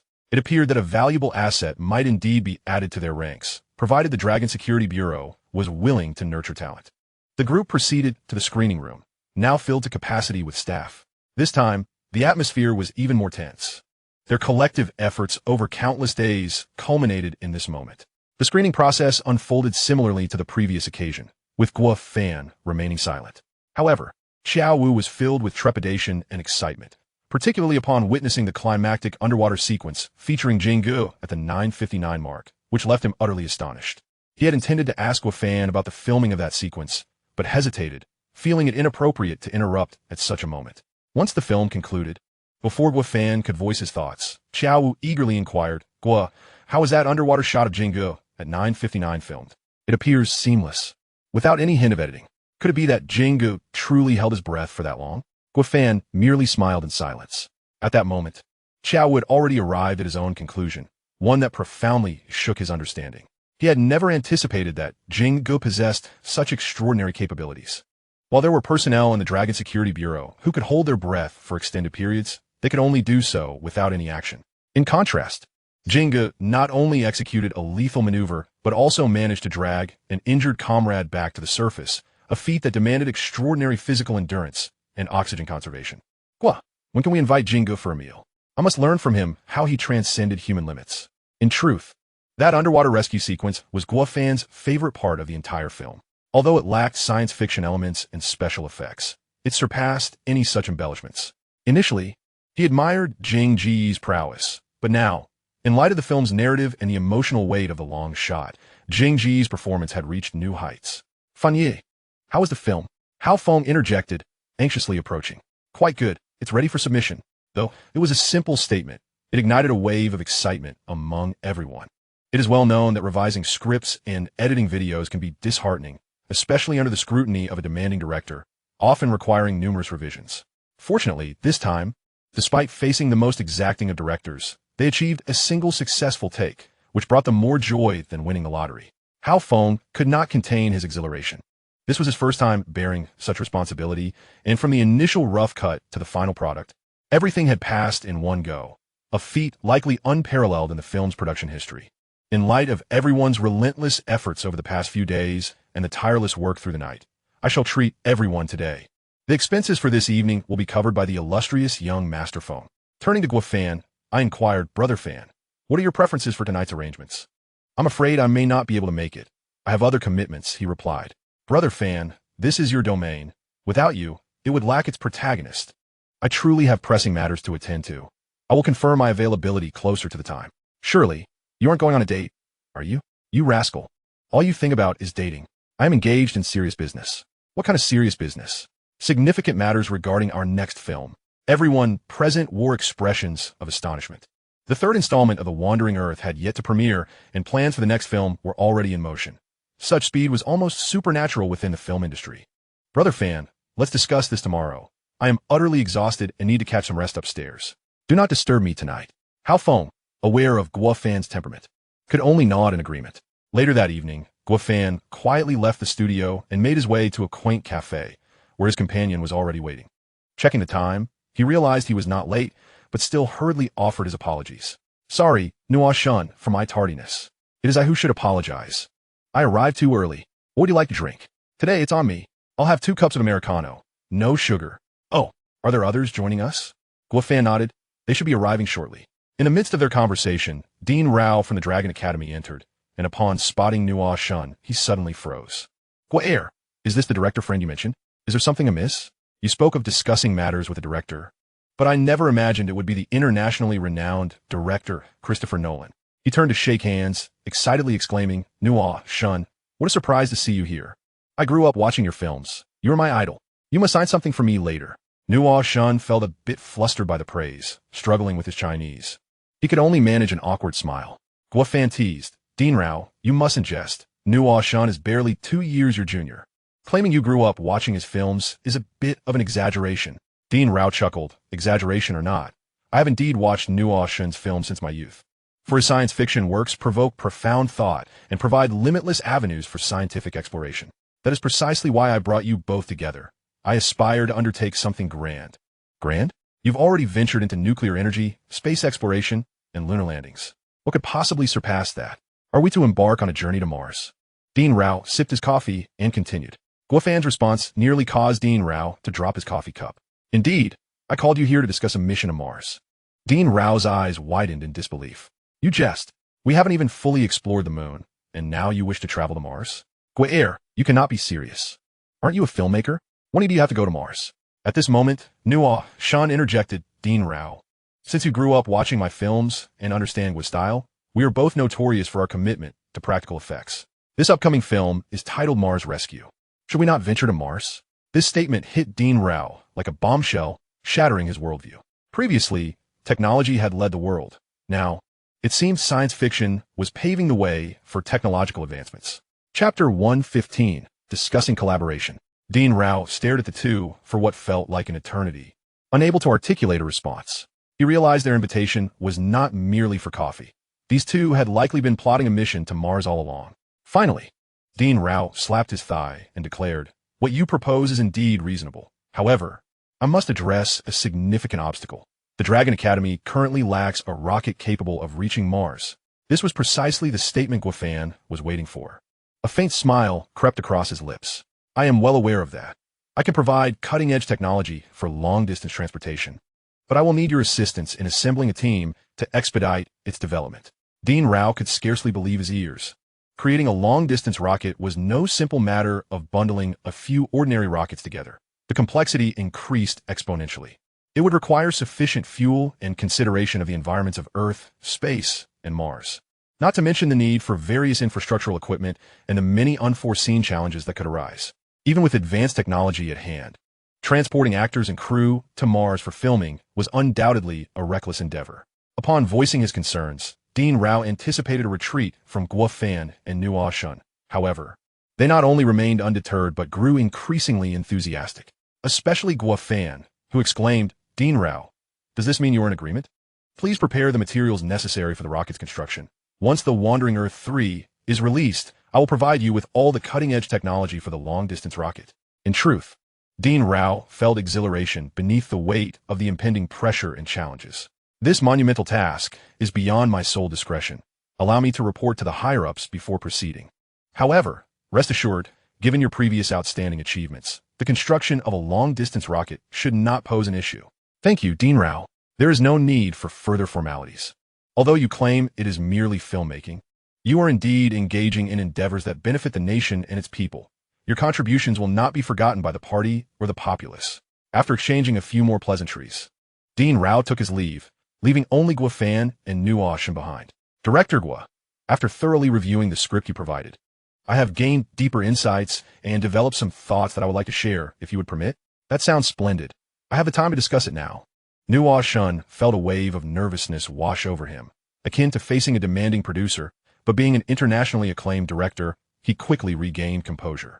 If we truly can film on Mars, we must construct a Mars base to scale. Beyond providing a performance space for the actors, it should accommodate all cast and crew for 3 to 6 months, while also integrating the Martian landscape, climate, and natural environment into our narrative. Although this is a science fiction film, it should not be solely fantastical. No nation has genuinely comprehended Mars yet. Through this film, we can also educate the global audience. What are your thoughts? Indeed, Nuo embodied not only a director's commitment, but also a sense of responsibility towards humanity, which is truly commendable. Very well, it is settled. Guofan's enthusiastic agreement left Nuo astonished. He had expected at least some reluctance, considering the financial implications of such an undertaking, especially in a location beyond Earth. The cost would undoubtedly be astronomical. Overwhelmed with emotion, he nearly shed tears. This was a far cry from the Hollywood producers who were solely driven by profit, where everything revolved around monetary gain. Conversely, Guofan stood in stark contrast to such individuals, showing little interest in immediate benefits, focusing solely on the essence of filmmaking. Director Guo, I am genuinely thrilled. Though there is no alcohol here, I would like to raise a toast with coffee to express my gratitude. Of course. However, if you wish to indulge in a drink, I can certainly arrange for you to join a gathering. They probably haven't finished serving the dishes yet. Such an invitation would be a bit presumptuous, would it not? Those are the brothers who have accompanied me to Antarctica, descended into the depths of the sea, and ventured to the moon. There is nothing presumptuous about it, provided you genuinely wish to embark on such journeys. In truth, Lord Nuo seldom participates in social gatherings, for he perceives these events as mere displays of capitalistic flamboyance, a competition of actors vying for attention, an insipid charade that he finds quite distasteful. However, upon hearing Guofan's words, which transformed his co-stars into brothers, devoid of deceit and treachery, revealing only pure sincerity, Lord Nuo found himself irresistibly captivated, a flutter of excitement igniting within him. He yearned to witness whether the companions who followed Guofan possessed the same carefree spirit and the unique charm characteristic of the people of Longhua. He would certainly not be disappointed. Before departing, Guofan had already received a message from Hao Feng, who had shared the address with him, emphasizing the importance of attending, as they had all gathered together due to the wandering Earth. Just moments ago, when Guofan raised a cup of tea in place of wine to toast him, he suddenly recalled tonight's gathering hosted by Hao Feng. With the next film set to be a collaboration with Lord Nuo, what better opportunity to introduce everyone to him, fostering familiarity and expediting their transition into work mode. Thus, he extended an invitation. As they approached the door to the private room, they peered through the crack and beheld Hao Feng leading the team members in raising their first toast. From the inception of the Wandering Earth 3 to its completion, such an extraordinary pace could not have been achieved without expressing gratitude to Fangirl and to all of you present. It is your tireless efforts that have culminated in today as success. On behalf of Fangirl, I raise a toast to everyone. No need for representation. I have arrived. With that proclamation, Guofan pushed the door open, followed closely by Lord Nuo. Upon seeing Guofan, the crowd momentarily froze, and when they laid eyes upon Lord Nuo, a collective gasp resonated. They could hardly fathom that, at this moment and in this setting, Lord Nuo would make an appearance. Everyone present was entrenched in this industry, with many idolizing renowned figures, particularly internationally acclaimed directors, none more so than Lord Nuo, whose prominence nearly eclipsed Guofan's. Hao Feng quickly beckoned the two. Fangirl, Nuo. We have reserved these 2 seats just for you. Surrounded by the throng, Lord Nuo settled at the table. Today, they were poised to discuss a significant matter.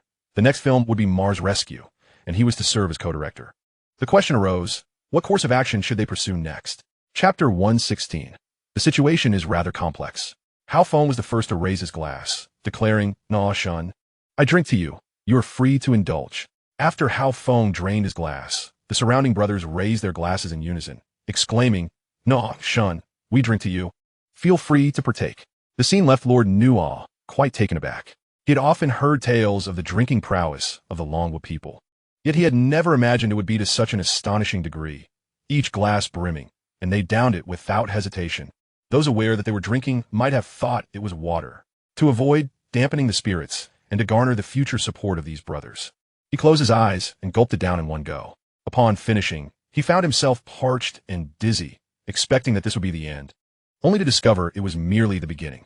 As soon as his glass touched the table, someone rushed to refill it.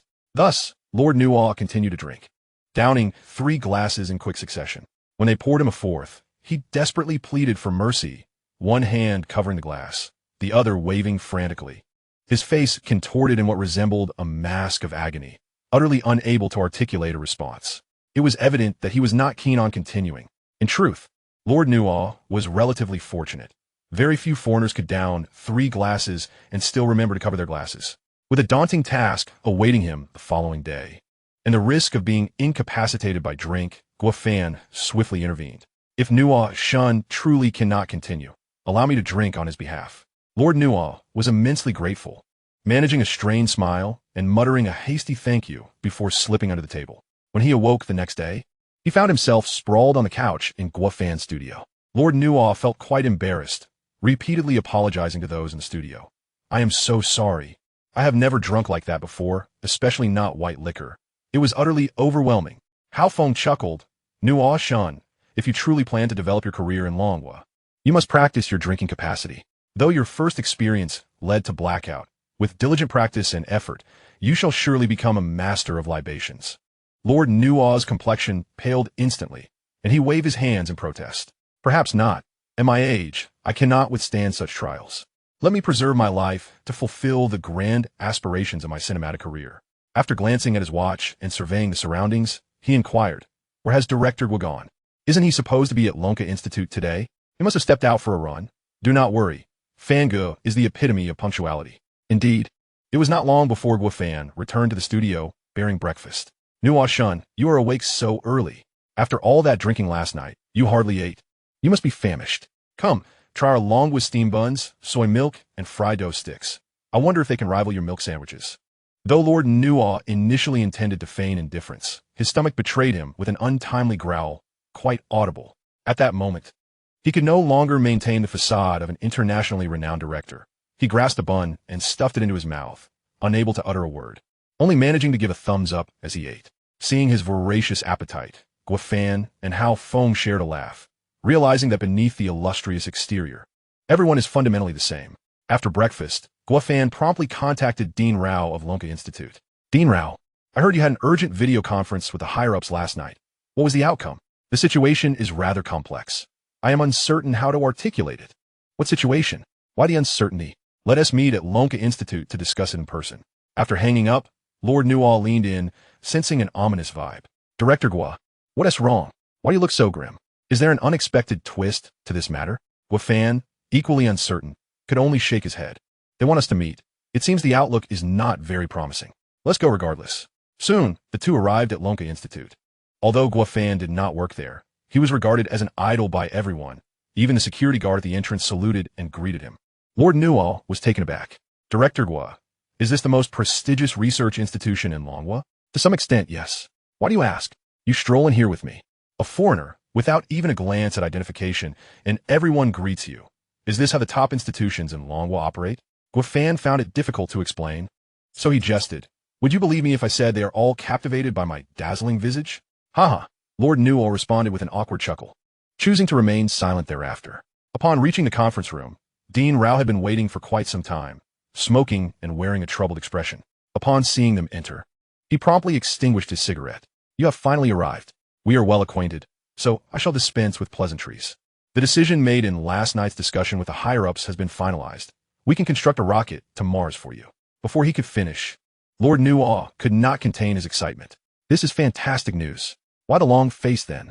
Perhaps there are conditions or challenges to navigate, Guafan interjected casually. Dean Rao nodded, offering a forced smile, and continued, indeed, as you surmised, there are 2 points I must inform you of beforehand. The first is that we need to launch before the Eagle Sauce rocket lands on Mars, and the second is that we must take our scientific team along. Is that all? Guafan replied dismissively. Upon observing Guafan's expression, Director Rao initially appeared taken aback. but quickly proceeded to elucidate.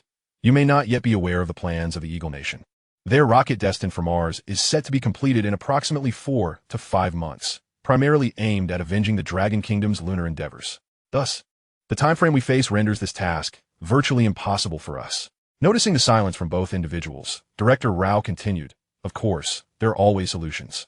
One option is to reduce the rocket's dimensions. However, at this juncture, Director Rao couldn't help but cast a furtive glance at the two.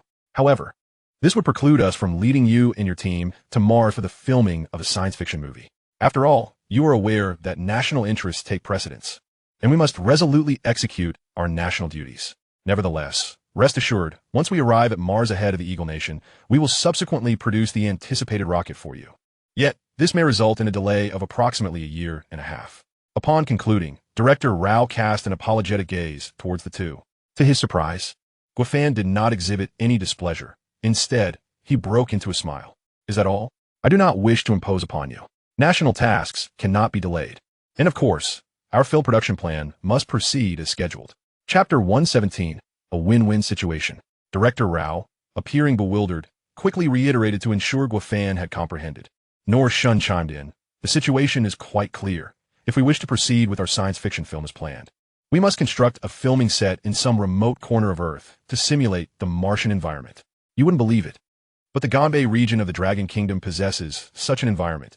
Barren and desolate, it's practically Mars itself."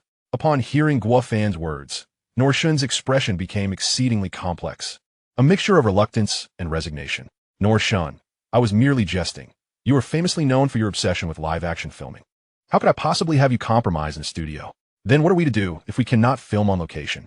Norshun gazed helplessly at Director Rao. To be honest, Director Rao felt a twinge of guilt. Guofan had previously made significant contributions to the Dragon Academy of Sciences. From constructing fusion reactors to building a space elevator, landing on the moon, and most recently, breaking through the technological barriers of small-scale controllable nuclear fusion. In the entirety of the Dragon Kingdom, and indeed the world, no researcher had surpassed him. While his achievements were undeniable, when faced with national and public interests, sacrifices had to be made. However, Guofan remained unaffected, maintaining an air of tranquility. Actually, these two matters are not mutually exclusive. They can proceed concurrently. Proceed concurrently? Both Director Rao and Norshun echoed in unison, seemingly perplexed by Guofan's intent. Indeed, concurrently. There is no technical challenge. It merely requires the rocket to be slightly larger. While enlarging the rocket could address the issue, no technology existed to expedite its construction. In these extraordinary times, unconventional measures must be taken. Director Rao, do not forget that our Dragon Kingdom space station is named Navigator, and it is capable of flight. If we could construct a large rocket to deliver fuel, we could supply the Navigator space station, thereby fulfilling all requirements. Wouldn't that allow us to get a head start over the Eagle Nation? At this revelation, both Norshun and Director Rao experienced an epiphany, particularly Director Rao, who slapped his thigh and exclaimed, "Exactly! How did I not think of that?" Although such a rocket would be substantial, its complexity pales in comparison to that of long-range rockets, and we would still be on schedule. Excellent. Let us proceed with this plan. At that moment, Norshun seemed to have an idea. Do you not possess a space elevator? Wouldn't it be more straightforward to transport fuel using that? Director Rao quickly waved his hand. This proposal is not feasible. The conditions for adding fuel in space differ vastly from those on Earth. Even if we could transport it in barrels, manual addition would be impossible. During the construction of the space station, a fuel interface was left for the rocket, so we are reliant on rocket transport. Norshun nodded, somewhat resigned. If only we could power the Navigator space station with fuel the size of fist, how wonderful that would be. You refer to small-scale, controllable nuclear fusion, do you not?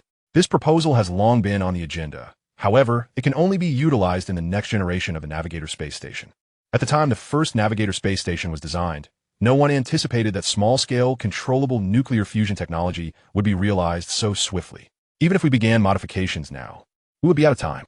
It became clear that Guofan had already devised a solution, as this was the only way to ensure that national missions would not be delayed while still allowing for the timely filming of the science fiction movie on Mars. You two sit tight. I shall report this to the higher authorities at once. Such a significant matter is beyond my purview. Once Director Rao departed, Norshun gazed at Guofan with astonishment. Director Guo, are you truly a director of science fiction films? Why would you think otherwise? In truth, You bear little resemblance to a science fiction director. You seem more akin to a documentary filmmaker, relentlessly pursuing authenticity. Even I, known in Hollywood as the live-action fanatic, feel overshadowed. Haha, Nor-shun, do not be so modest. I grew up watching your films. You rightfully deserve the title of live-action fanatic. Just as the two engaged in a spirited debate over who truly deserved the title of live-action fanatic, Director Rao returned to the meeting room, seemingly transformed, radiating joy and satisfaction. Without needing to inquire, it was evident he bore good news. It's settled. The higher authorities have agreed to proceed, as you suggested. At this juncture, Director Rao shifted his tone and inquired of Guo Fan, when would it be convenient for you to provide us with the black technologies you mentioned, so we can commence? Guo Fan smiled and replied, the release date of the Wandering Earth 3 will coincide with the transfer of the black technologies. Why is that? Shall I say it's the day I dream of? Do you believe that? Ha! You are quite the jokester. Genuine black technology cannot be conjured from dreams. If you prefer not to disclose, I won't press. I merely wish to know when the Wandering Earth 3 will premiere. Please do not let it coincide with the summer blockbusters, as that is merely 2 months away, and we will truly have no time then. That will not happen.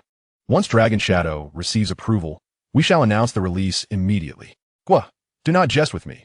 I heard you only finalized the film yesterday. Delivering it and undergoing review will take at least 2 to 3 months, particularly if relying on familiar connections. I've already stated it's through familiar connections. How could it possibly take 2 to 3 months? Await my news. It should be released very soon. With no alternatives, Director Rao could only offer a wry smile, hoping that very soon would indeed be swift. Upon exiting the Dragon Academy of Sciences, Guo Fan instructed Nor-shun to proceed with the original plan and prepare for their journey to Mars to film the science fiction movie. To claim he was not excited would be disingenuous. Even an internationally acclaimed director like Nor-shun found himself caught up in the moment. Director Guo, rest assured, I shall not squander your contributions, nor will I disappoint your expectations. With that, he bowed deeply. Guo Fan appeared flustered, having anticipated Nor-shun as a figure of pride and aloofness. To his surprise, within mere months of arriving in the Dragon Kingdom, he had adopted such unbecoming traits. Nor-shun, you are a deity in my heart, regardless of the setting, so please maintain that proud demeanor of yours. Nor-shun promptly waved his hand. I can feign arrogance before others, but in your presence, that would be akin to digging my own grave. With that, Nor-shun raised his proud gaze and turned to leave. Now that is more like it. As soon as the enigmatic Lord Nuo departed, a striking pink Maserati came to a halt before Guo Fan, executing a graceful drift that bespoke of practiced finesse. Chapter 118, A Sudden Calamity. The allure of this car was undeniable, and its stylish maneuver left Guo Fan momentarily entranced. However, just as he intended to indulge in another glance, his phone erupted with an untimely ring. To his surprise, it was Hao Feng. Before Lord Nuo had arrived at Lonka Academy, he had assigned Guo Fan a task, to deliver a batch of the Wandering Earth 3 for review at Longying. Could it be that news had arrived so swiftly? The speed was astonishing. At that moment, Guo Fan's interest in the car dissipated as he turned his back to the luxury vehicle and answered the call. Meanwhile, a young beauty in a short skirt and high heels emerged from the pink Maserati.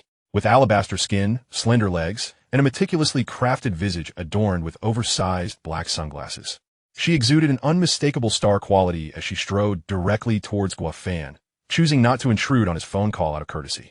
Completely absorbed in his conversation, Guo Fan remained oblivious to her presence. Hao Feng, what is the update? Have you reached Longying? What did the review department say? Brother Fan, rest assured, I've handled everything.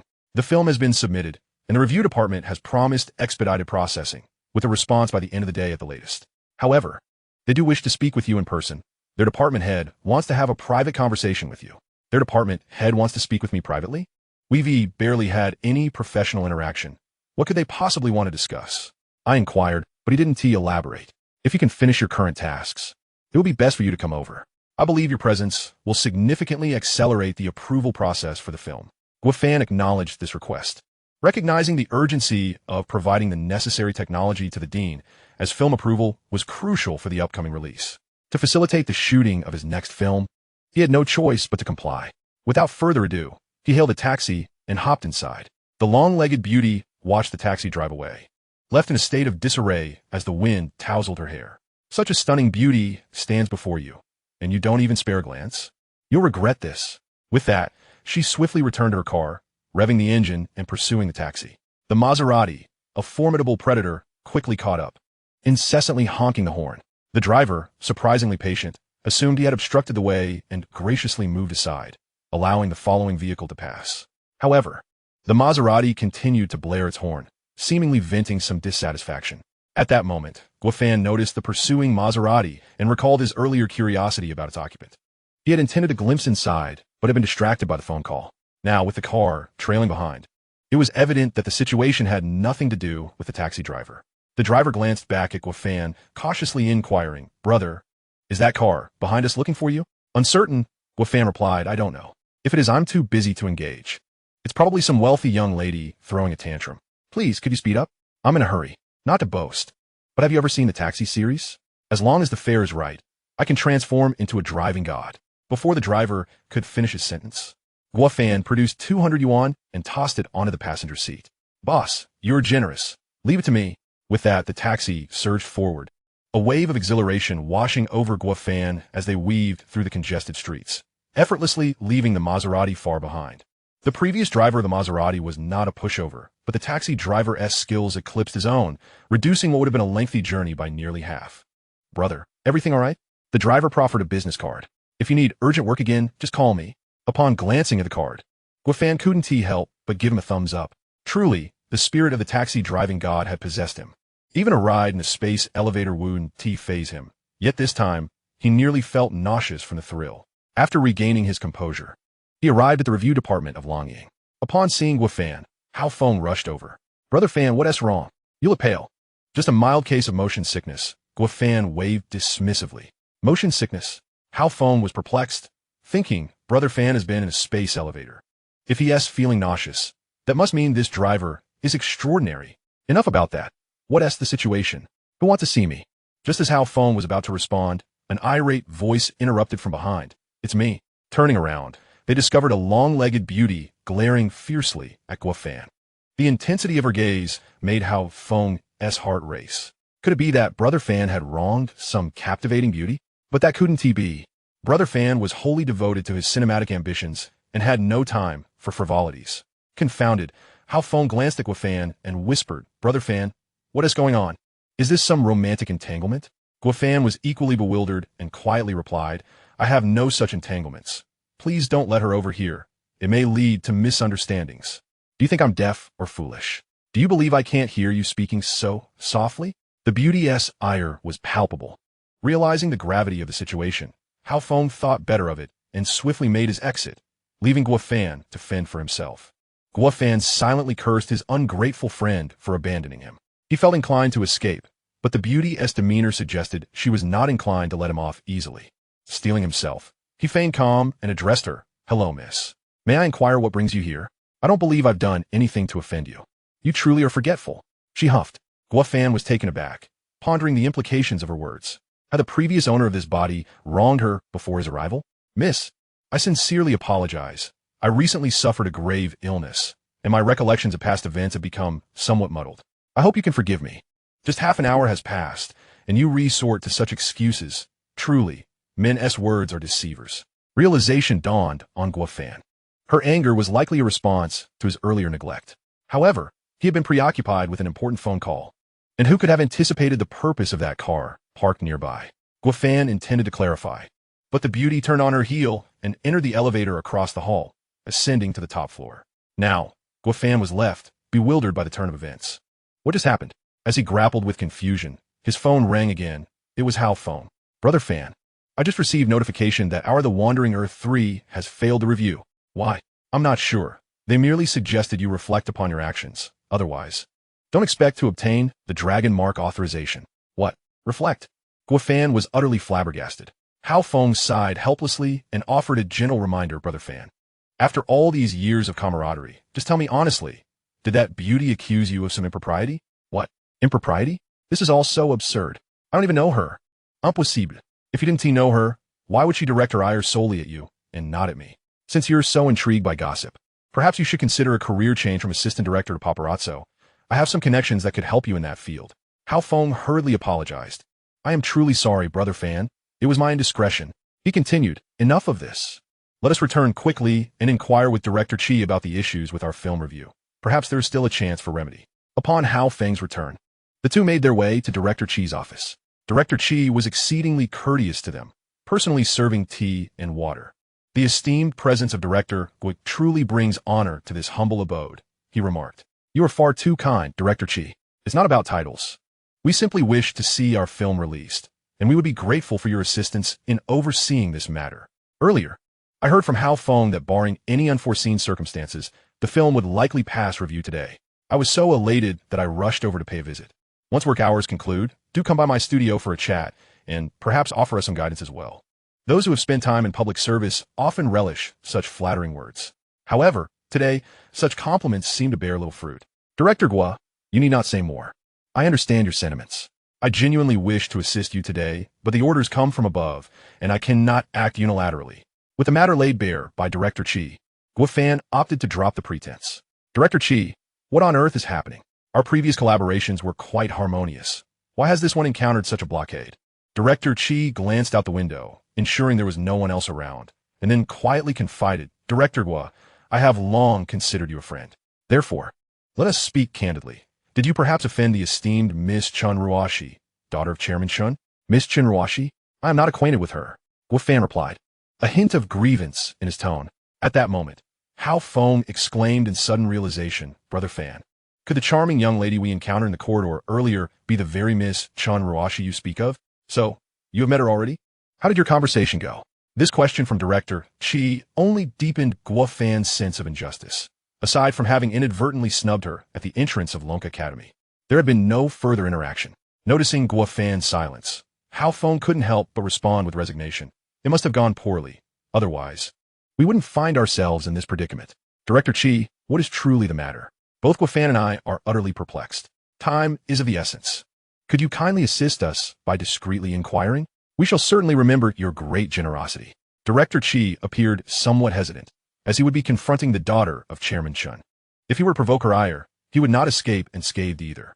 However, considering Gua Fan's prior successes with the blockbuster films The Wandering Earth, after a moment's contemplation, he resolved to investigate further. You two sit tight for a moment. I shall return shortly. With that, Director Qi adjusted his attire, smoothed his thinning hair, and exited the office. Once Director Qi had left, Hao Feng quickly leaned closer to Gua Fan. Brother Fan, now that we are alone, what precisely is going on?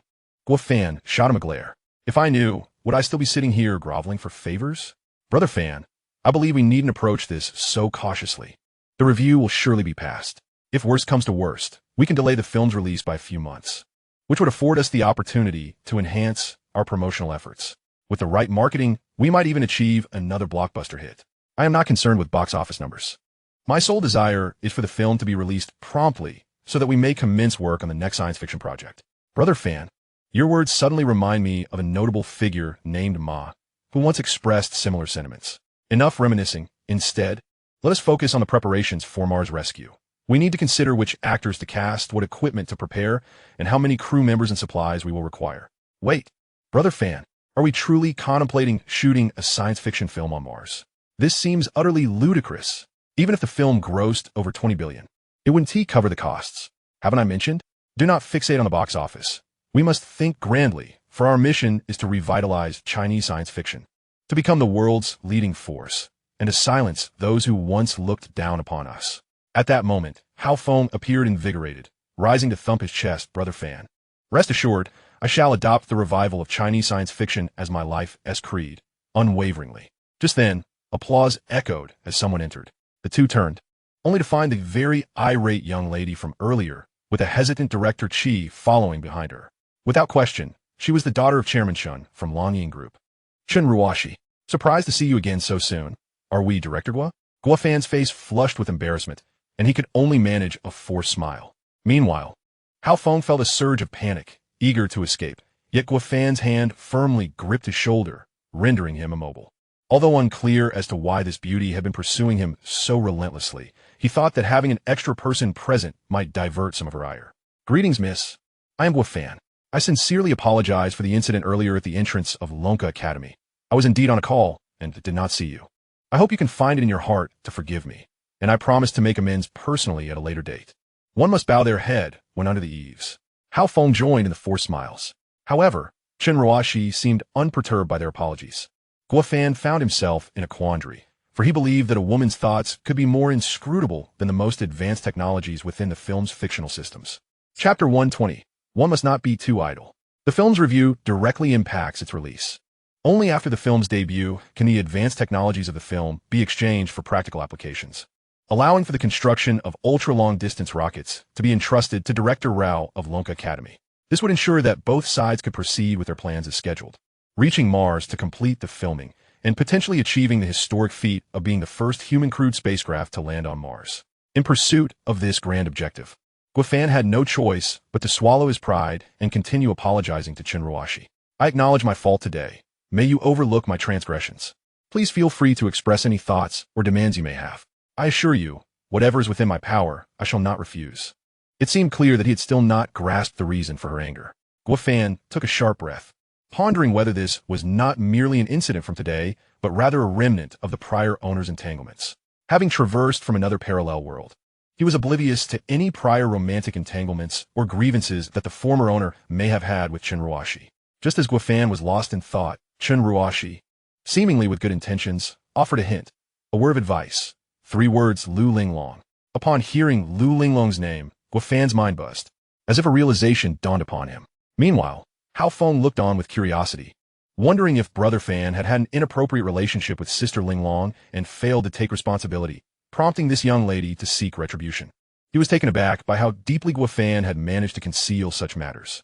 Guofan quickly gathered his thoughts and tentatively inquired, "Are you a close friend of Linglong? Is it because I left her alone at the South China Sea Space Elevator Base, which prevented her from accompanying you for shopping, dining, or watching films, that you harbor resentment towards me? You possess a modicum of cleverness. However, you are only partially correct." "Partially correct? Which part?" "I am indeed a close friend of Sister Linglong, but beyond that, the rest is mere drivel." Guofan, despite being scolded, exhibited no signs of anger. However, this was not the worst of it. If he were to misinterpret once more, the consequences could be far graver than mere reprimands. Fortunately, Chinruashi, possessing a fiery temperament, could not bear to let Guofan ponder in silence and vehemently reveal the truth. "You men are all the same.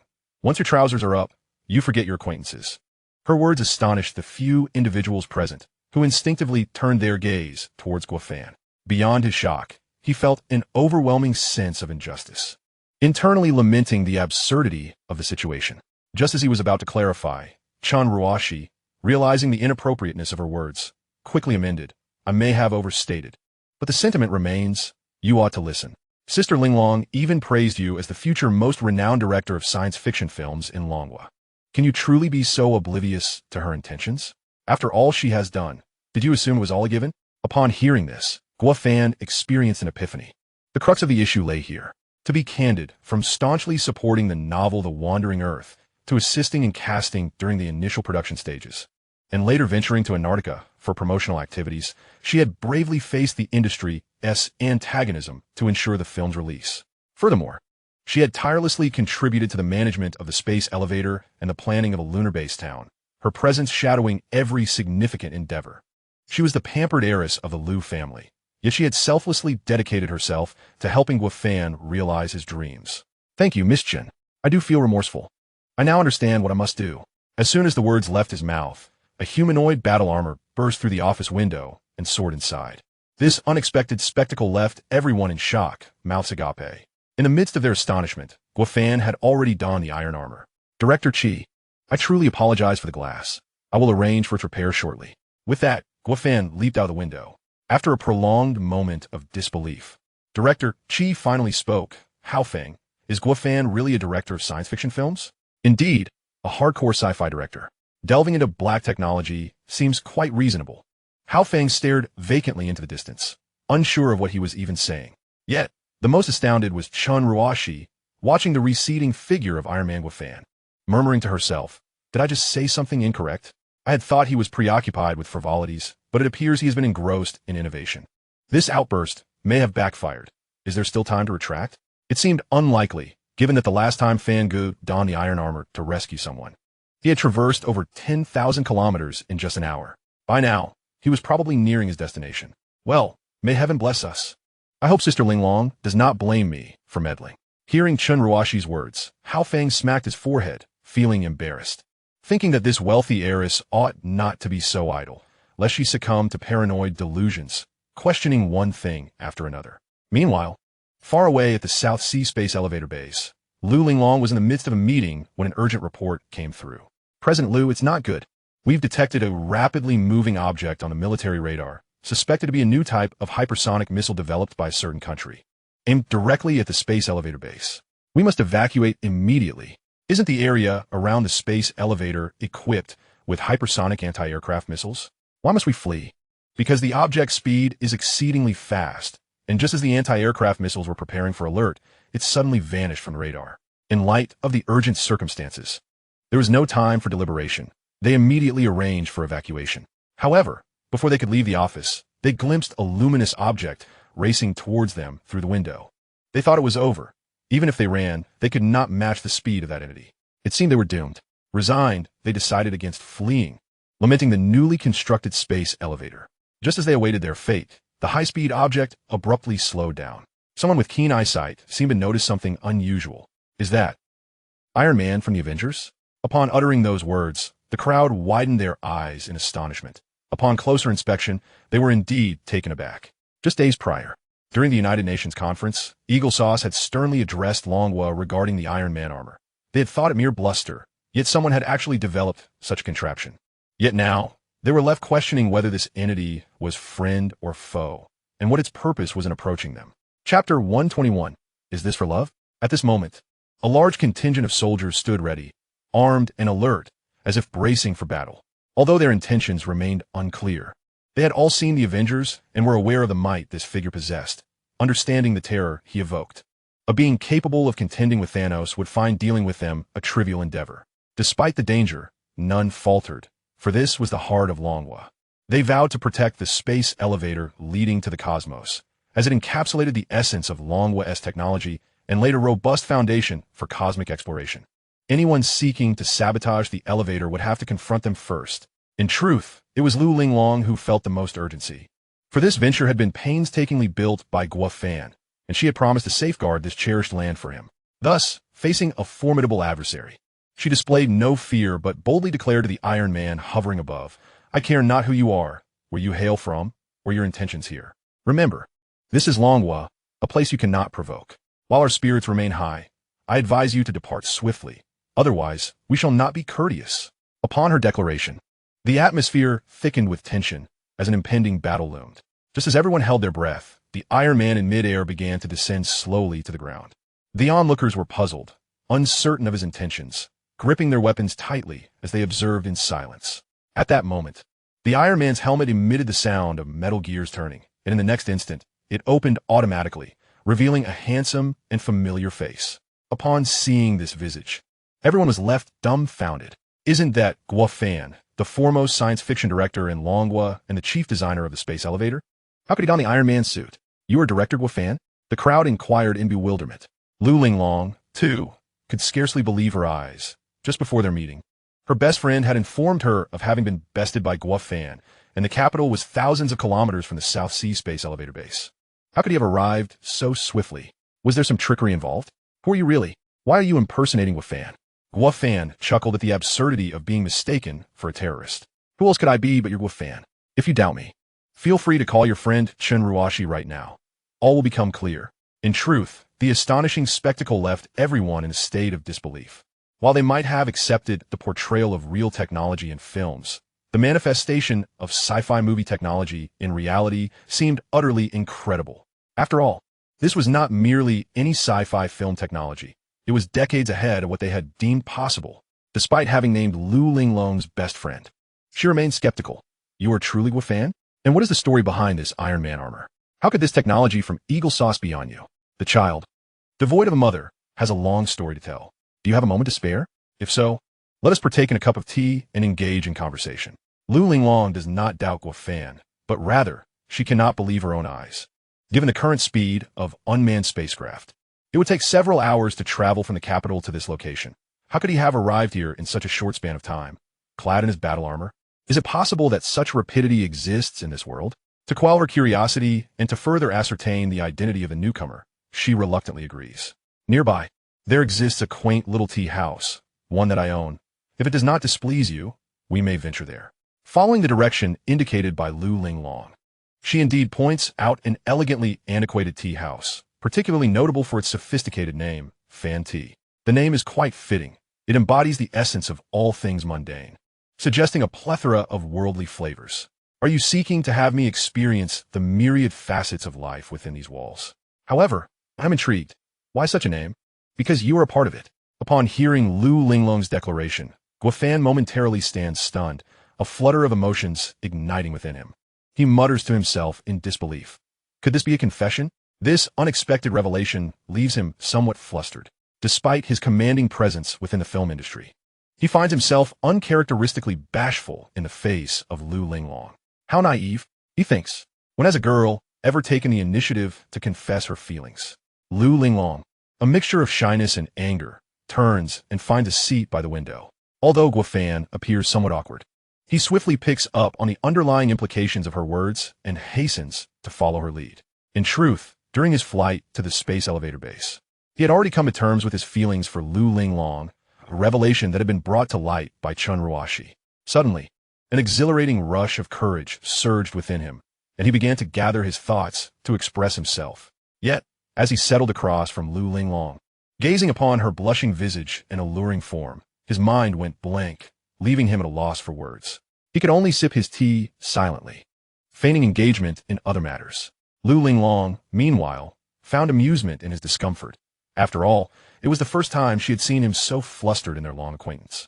She decided to tease him further, wondering how long he could endure this predicament. She remained silent, sipping her tea and enjoying the sea breeze while gazing out the window. Uncertain if Guofan's wits had returned or if he had found his courage, he finally spoke. Chun Ruashi is your close friend, isn't she? Lu Linglong had intended to maintain her silence, but upon hearing Chun Ruashi's name, she instinctively grew tense. She didn't say anything to you, did she? Not particularly, Guofan began, but before he could finish, Lu Linglong let out a sigh of relief. That's good. I was worried she might say something reckless. Her reaction left Guofan somewhat bewildered, his previously burgeoning confidence seemingly waning. Seizing the moment, he hastily clarified, actually, she didn't say much, just that you liked me and asked about my feelings. At this revelation, Lu Linglong's face flushed crimson, leaving her at a loss for how to respond. Sensing the effect of his words, Guofan's confidence surged anew, and he pressed on.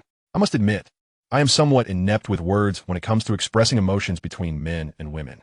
However, after Chun Ruashi broke that barrier for me, an overwhelming force surged within, compelling me to seek you out. Otherwise, I wouldn't have shattered the glass in the Longyin Group's office, donned my steel armor, and traversed great distances to find you. Would you say I have acted madly for love? At that moment, Lu Linglong's heart soared with joy. Although she harbored deep affection for Guofan, she hesitated to make her feelings known immediately. Just as she grappled with how to articulate her sentiments, her assistant, Xin, rushed in, breathless and flustered. Lu Linglong, this is bad. Our space elevator base has once again been targeted by unidentified missiles. Commander Wong requests your immediate return to discuss countermeasures. Guofan was momentarily taken aback. How can it be once again? Does this place frequently experience such peril? No. The previous incident included the unexpected arrival of you, hence the again, Xin explained awkwardly. She intended to elaborate further, but was abruptly interrupted by Lu Linglong. At such a critical juncture, there's no time for discussion. Let us go. Hurry to the underground command center. Guofan and Xin, akin to wayward children, fell silent and trailed behind Lu Linglong as they exited the tea house. Meanwhile, the base-wide air raid sirens blared, but fortunately, the personnel were well trained. Though the situation was urgent, there was no panic as they methodically evacuated to the underground shelters. Soon, they arrived at the underground command center, where the large screen displayed 3 hypersonic objects rapidly approaching the space elevator base. The simulation indicated that they would reach the base's airspace in no more than 5 or 6 minutes. How is the evacuation of personnel and supplies progressing? Lu Linglong immediately inquired of Xin.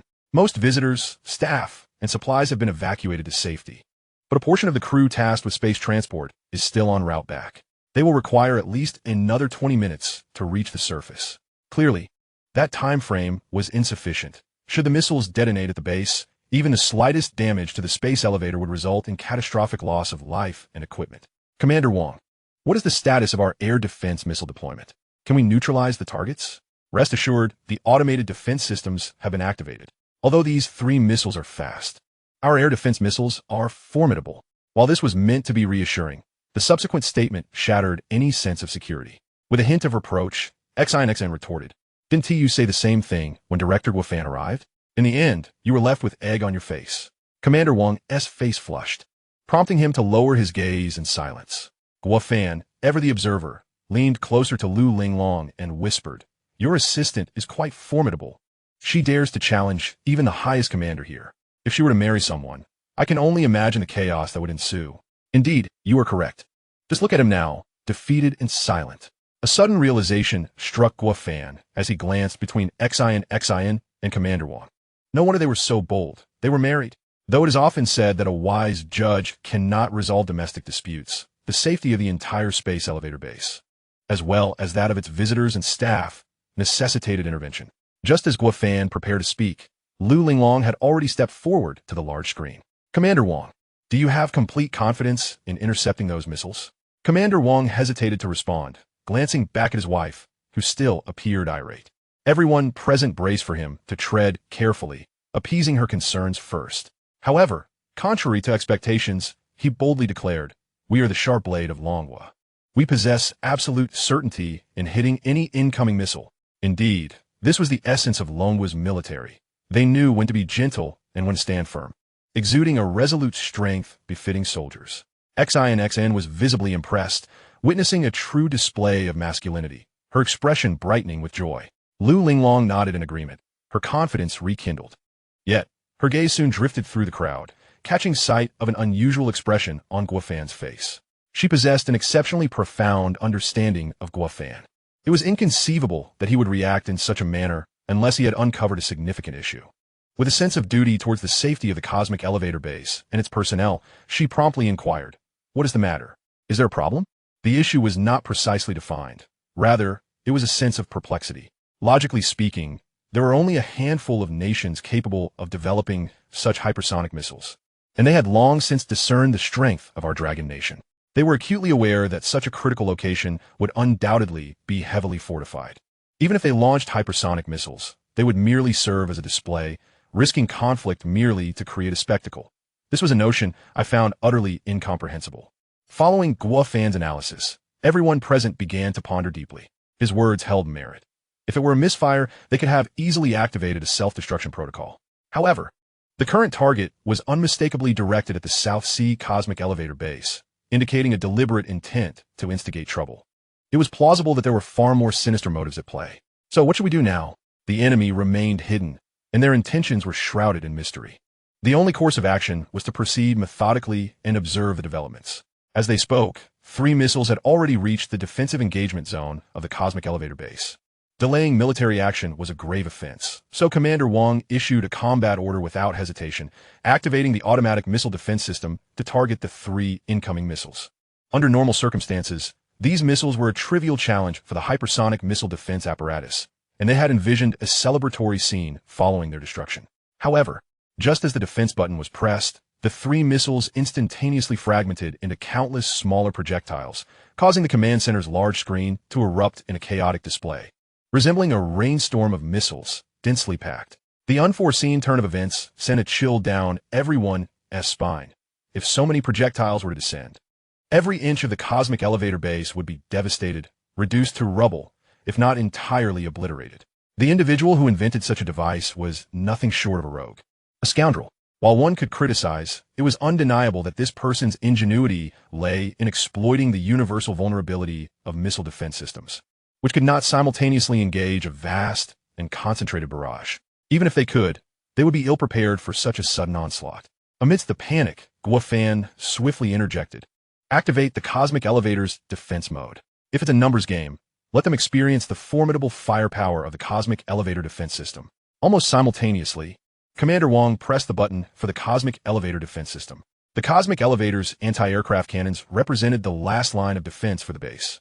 When initially designed, they were heavily inspired by cinematic portrayals, primarily to counter swarms of drone attacks and to respond to emergencies. However, this time, instead of drone swarm, They faced a barrage of projectiles from the fragmented hypersonic missiles. Although the cosmic elevator's anti-aircraft cannons lacked the range and power of missile defense systems, they excelled in mobility and flexibility, especially when confronting mass attacks, proving significantly more effective than missile defense. At that moment, the multitude of projectiles visible on the command center screen began to vanish at a speed observable to the naked eye, thanks to the onslaught of the anti-aircraft cannons. The crowd gradually liberated themselves from their fearful state. We succeeded. We have preserved our cosmic elevator base. Yet, just as the atmosphere of jubilation pervaded, Guofan unceremoniously doused their spirits with a cold reality check. After all, the motives behind this inexplicable assault were still cloaked in secrecy. Let's not celebrate too soon. Although we have narrowly averted this crisis, our preloaded munitions have been nearly exhausted. Should the enemy time their next strike perfectly, the cosmic elevator base would undoubtedly be reduced to ruins. Therefore, I urge you to inspect the weapons and munitions immediately and restore our defensive capabilities with utmost urgency. Guofan had meticulously planned and constructed the cosmic elevator base, possessing an unparalleled understanding of every component. His words were not mere alarmism. Vigilance against potential threats was paramount, especially considering the formidable nations wary of the Dragon Nation's power.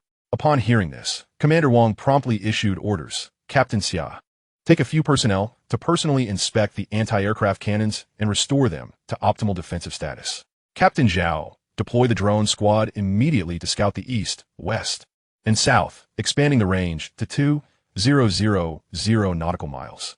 Report any suspicious activity immediately. Understood. We will accomplish the task. Both responded in unison, saluting before hastily departing. Just as everyone commended Commander Wong's rapid response, the command center was again filled with the blaring of air defense alarms. As a soldier monitoring the command center's large screen abruptly stood and reported. Report. The radar in the command center has detected 5 hypersonic missiles rapidly approaching. Expected to reach the cosmic elevator base in 5 minutes and 25 seconds. Guofan's suspicions were confirmed. They had indeed returned, and far sooner than anticipated. Captain Xia, report on the status of the cosmic elevator's self-defense systems munitions. Currently, 3/4 of the munitions have been expended and require urgent resupply. Full replenishment will take at least 6 minutes. Guofan furrowed his brow, realizing that this was undoubtedly a calculated move. Otherwise, they would not have timed it so precisely. Time was of the essence, prompting Commander Wong to swiftly adjust his strategy. Captain Zhao, order your drone squadron to assemble quickly and prepare for impact interception. Commander, while the drone squadron can reach supersonic speeds, they remain significantly outmatched by hypersonic missiles. We can only attempt an intercept, with a success rate of less than 30%. After hearing the reports from the two captains, Commander Wong hesitated, clearly losing confidence as the weight of the situation pressed upon him. Commander Wong, what shall our next step be? Everyone awaited his command, yet they all understood that a skilled artisan cannot craft without materials. If only they could delay a bit longer. Perhaps there would be a glimmer of hope, but at present, no effective solutions seemed available. As Commander Wong pondered desperately for a solution, Guofan suddenly stepped forward from the crowd. Let me handle it.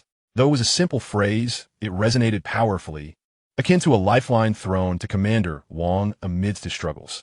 Overjoyed, Commander Wong approached swiftly, grasping Guofan's hand as he inquired, Director Guo, do you have a plan? I cannot guarantee absolute success, but I can buy some time. But those are hypersonic missiles. How do you intend to confront them? It's quite simple. I have a suit of armor that is marginally faster than their hypersonic missiles. Just a few days ago, the Dragon Science Institute completed testing and upgraded the propulsion and weapon systems. Today is the perfect opportunity for a trial. An armored suit? You mean the one akin to Iron Man's? They had just been discussing such concepts, and he initially thought they were jesting. He was astonished to find it was indeed real. To his surprise, Commander Wong proved quite conversational. If this continued, they might chat until dawn. However, time was of the essence, prompting Guofan to interrupt. I must first address the issue. If you're interested, we can discuss it in detail upon my return. With that, the armored suit materialized before Guofan in a flash. The crowd's eyes widened in shock, astonished that the transformation of the armored suit bore an uncanny resemblance to that of Iron Man in the films. Fortunately, the suit's transformation was swift. Otherwise, under such scrutiny, Guofan might have faced embarrassment at any moment. Donning the armored suit, he wasted no time in greeting anyone and soared directly out of the bunker of the cosmic elevator base.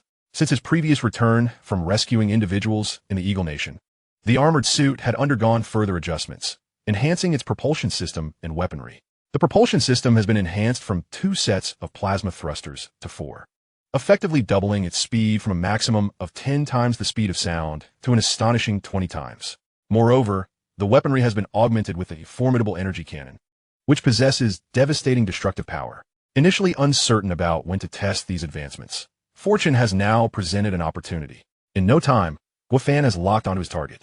5 supersonic missiles are lined up in sequence, surging forward with great ferocity. However, in comparison to Guofan, they remain juvenile in speed, regardless of how swiftly they fly. They cannot outpace the full throttle of Guofan's armored suit. Calculating his options, he realizes time is of the essence. Although it would not be difficult to neutralize them one by one, he doubts he has sufficient time. Just as he ponders his next move, he witnesses a solitary seagull collide with a drone engaged in the interception mission, resulting in immediate destruction of both. Rather than mourn the unfortunate seagull, a brilliant strategy sparks in his mind, one that serves a dual purpose. Guofan accelerates directly towards the missiles. Of course, he does not intend to collide with the supersonic missiles. Rather, he deftly grasps 2 of them in his hands before swiftly retreating.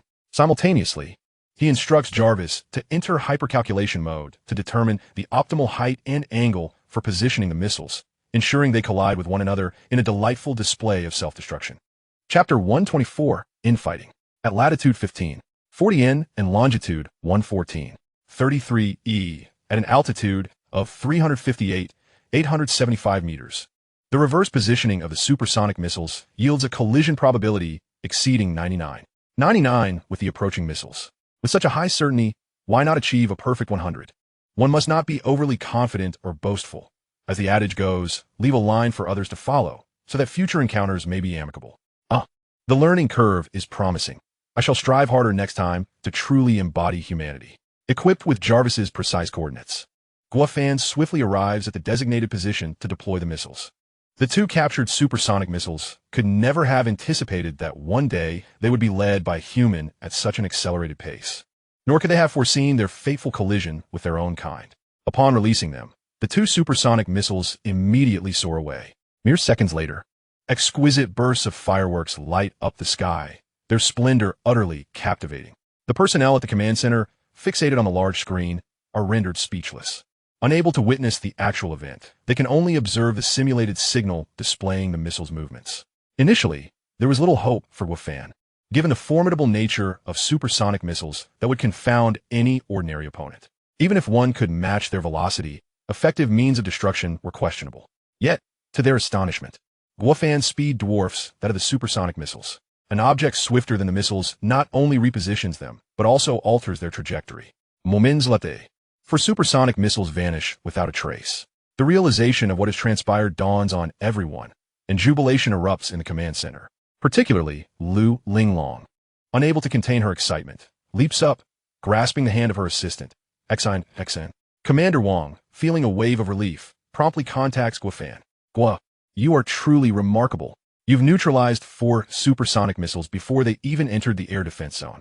Once you return, I will certainly commend you and treat you to a drink. If possible, you may return now. We can handle the last missile ourselves. To be honest, I did not expect this mission to be so straightforward. Naturally, I also wish to return and leave the opportunity to you all.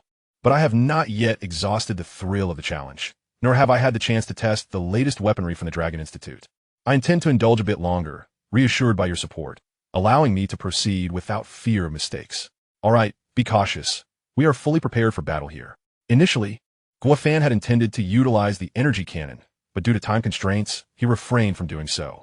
Now that he has already neutralized 4 supersonic missiles and has the ground defense system as backup, he decides to thoroughly test the weaponry integrated into his armored suit. The energy cannon, reconfigured from the propulsion system, differs primarily in that the propulsion system provides continuous, robust thrust, while the energy cannon builds up energy to unleash a concentrated explosion. To simplify, the energy cannon is akin to Sun Wukong's Kamehameha wave. The more energy accumulated, the greater the impact. This formidable weapon owes its development to the core lake reactor, which generates an astounding 30 billion joules of energy per second. With energy gathered in his palm, Guofan unleashes a shot from the energy cannon.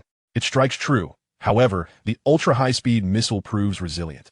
Showing no signs of impairment upon impact, Guofan inwardly reflects that perhaps the energy accumulated was insufficient to obliterate the supersonic missile. Just as he prepares to gather more energy for a decisive blow, Commander Wong's voice crackles through the communication system. Guo, we have located the mobile vessel launching the supersonic missiles. I have notified the Dragon Nation Sky Falcon Squadron to prevent them from launching additional missiles in desperation. Please return to base promptly. The remaining tasks can be handled by them. I am aware of the prowess of the Sky Falcon Squadron. However, by the time they arrive, the mobile vessel will have either reduced the space elevator base to rubble or have long since fled, making it impossible to locate. Send me the coordinates. With one supersonic missile remaining, let them experience its power firsthand. Commander Wong wishes to issue a command to Guofan, insisting he follow orders. Yet the words fail to escape his lips. Guofan is neither his subordinate nor obligated to comply. Moreover, Guofan's prowess is indisputable. Most importantly, as Guofan stated, the battlefield is ever-changing. Time waits for no one. Should an opportunity be missed, he would bear the blame. With no alternative, Commander Wong sends the precise coordinates to Guofan. Upon receiving them, Guofan heads directly towards the enemy's mobile vessel, seizing the supersonic missile and hurtling towards the adversary. Meanwhile, the expressions of those in the command cabin of the enemy vessel turn grave. They cannot fathom why their two supersonic missiles would suddenly reverse course and turn upon themselves. This situation alone is perplexing. However, witnessing the supersonic missile that was moments away from striking the space elevator base, now hurtling back towards their own warship at an unfathomable speed adds to their bewilderment. Weapon expert, what kind of malfunctioning missile is this? Not only does it collide with itself, but now is also flying back towards our ship. Impossible. Absolutely impossible. Your radar must be malfunctioning. It cannot be displaying accurate information. After all, supersonic missiles do not possess legs to return on their own. I am 100% certain this is the fault of your radar experts. Mind your language. We just purchased this missile at great expense from the Eagle Nation. It is beyond reproach. So, perhaps you should reflect on your own shortcomings. I am the weapon expert, and take full responsibility for my creations. Well, I am a radar expert too. If you doubt it, shall we settle this with a duel? As the two factions aboard the ship engaged in a fierce confrontation, an air raid siren suddenly blared from within. The captain, gripped by disbelief, ventured outside to ascertain the cause. What he witnessed nearly caused him to lose control of his faculties. In Chapter 125, the Dragon Nation Strikes, the captain of the enemy special operations vessel spotted a humanoid figure resembling steel, brandishing a missile wreathed in blue flames, hurtling toward them. The captain, drenched in cold sweat and fearing he might be mistaken, urgently inquired of his subordinate, "With your keen eyesight, can you discern what that is approaching?" The subordinate, already aware of the impending calamity and stammering with trepidation, replied, "It appears to be something akin to Iron Man from American Blockbuster, commandeering our missile to rain destruction upon us." Appears? It undoubtedly is. The captain swallowed hard, racing to the control room, where he bellowed at the helmsman, "Set sail. For heaven's sake, full speed ahead." Full speed. As the ship began to move, Guofan discerned their futile ruse and thought to himself how naive they were. No matter how swift their vessel, it could not outpace their own supersonic missile. In that moment, Guofan launched the hypersonic missile, effortlessly accelerating it to a staggering speed exceeding 20 Mach. These individuals were intimately familiar with their own ultra-high-speed missile. Now locked on, they could only await their grim fate unless they could exceed the missile's velocity. Realizing the dire situation, the crew hastily deployed lifeboats and scattered in an attempt to evade the blast radius.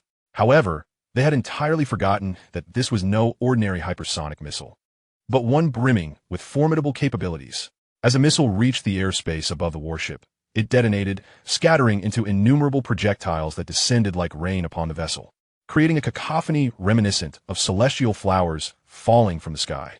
Those aboard the lifeboats, now steeped in despair, gazed skyward, overwhelmed by the sheer number and breadth of the onslaught.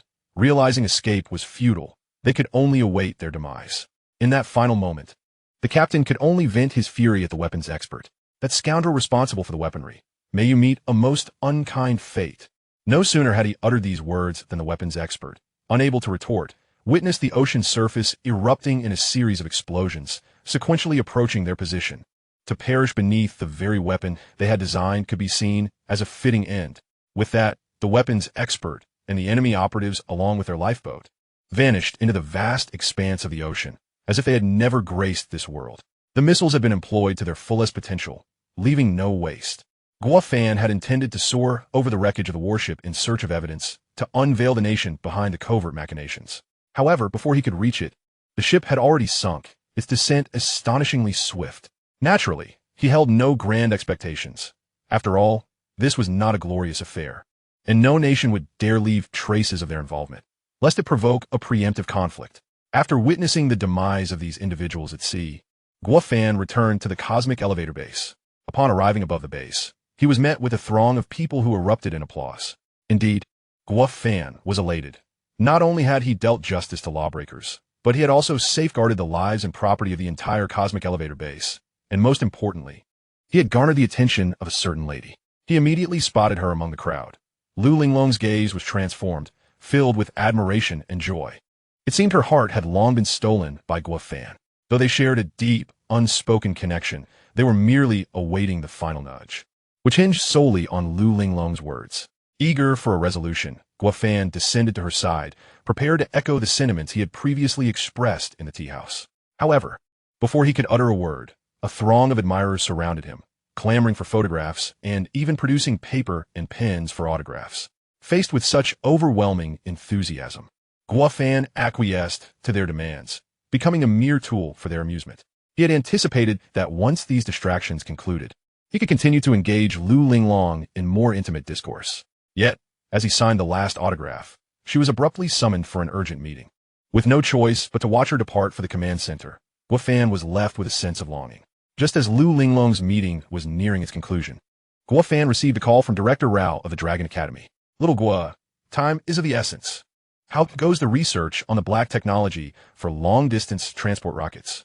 You know well that a skilled cook cannot make a meal without ingredients. The water is boiling, and we await your contributions, lest this meal be delayed. Glancing at the clock, Guo noted it was already 4:10 p.m.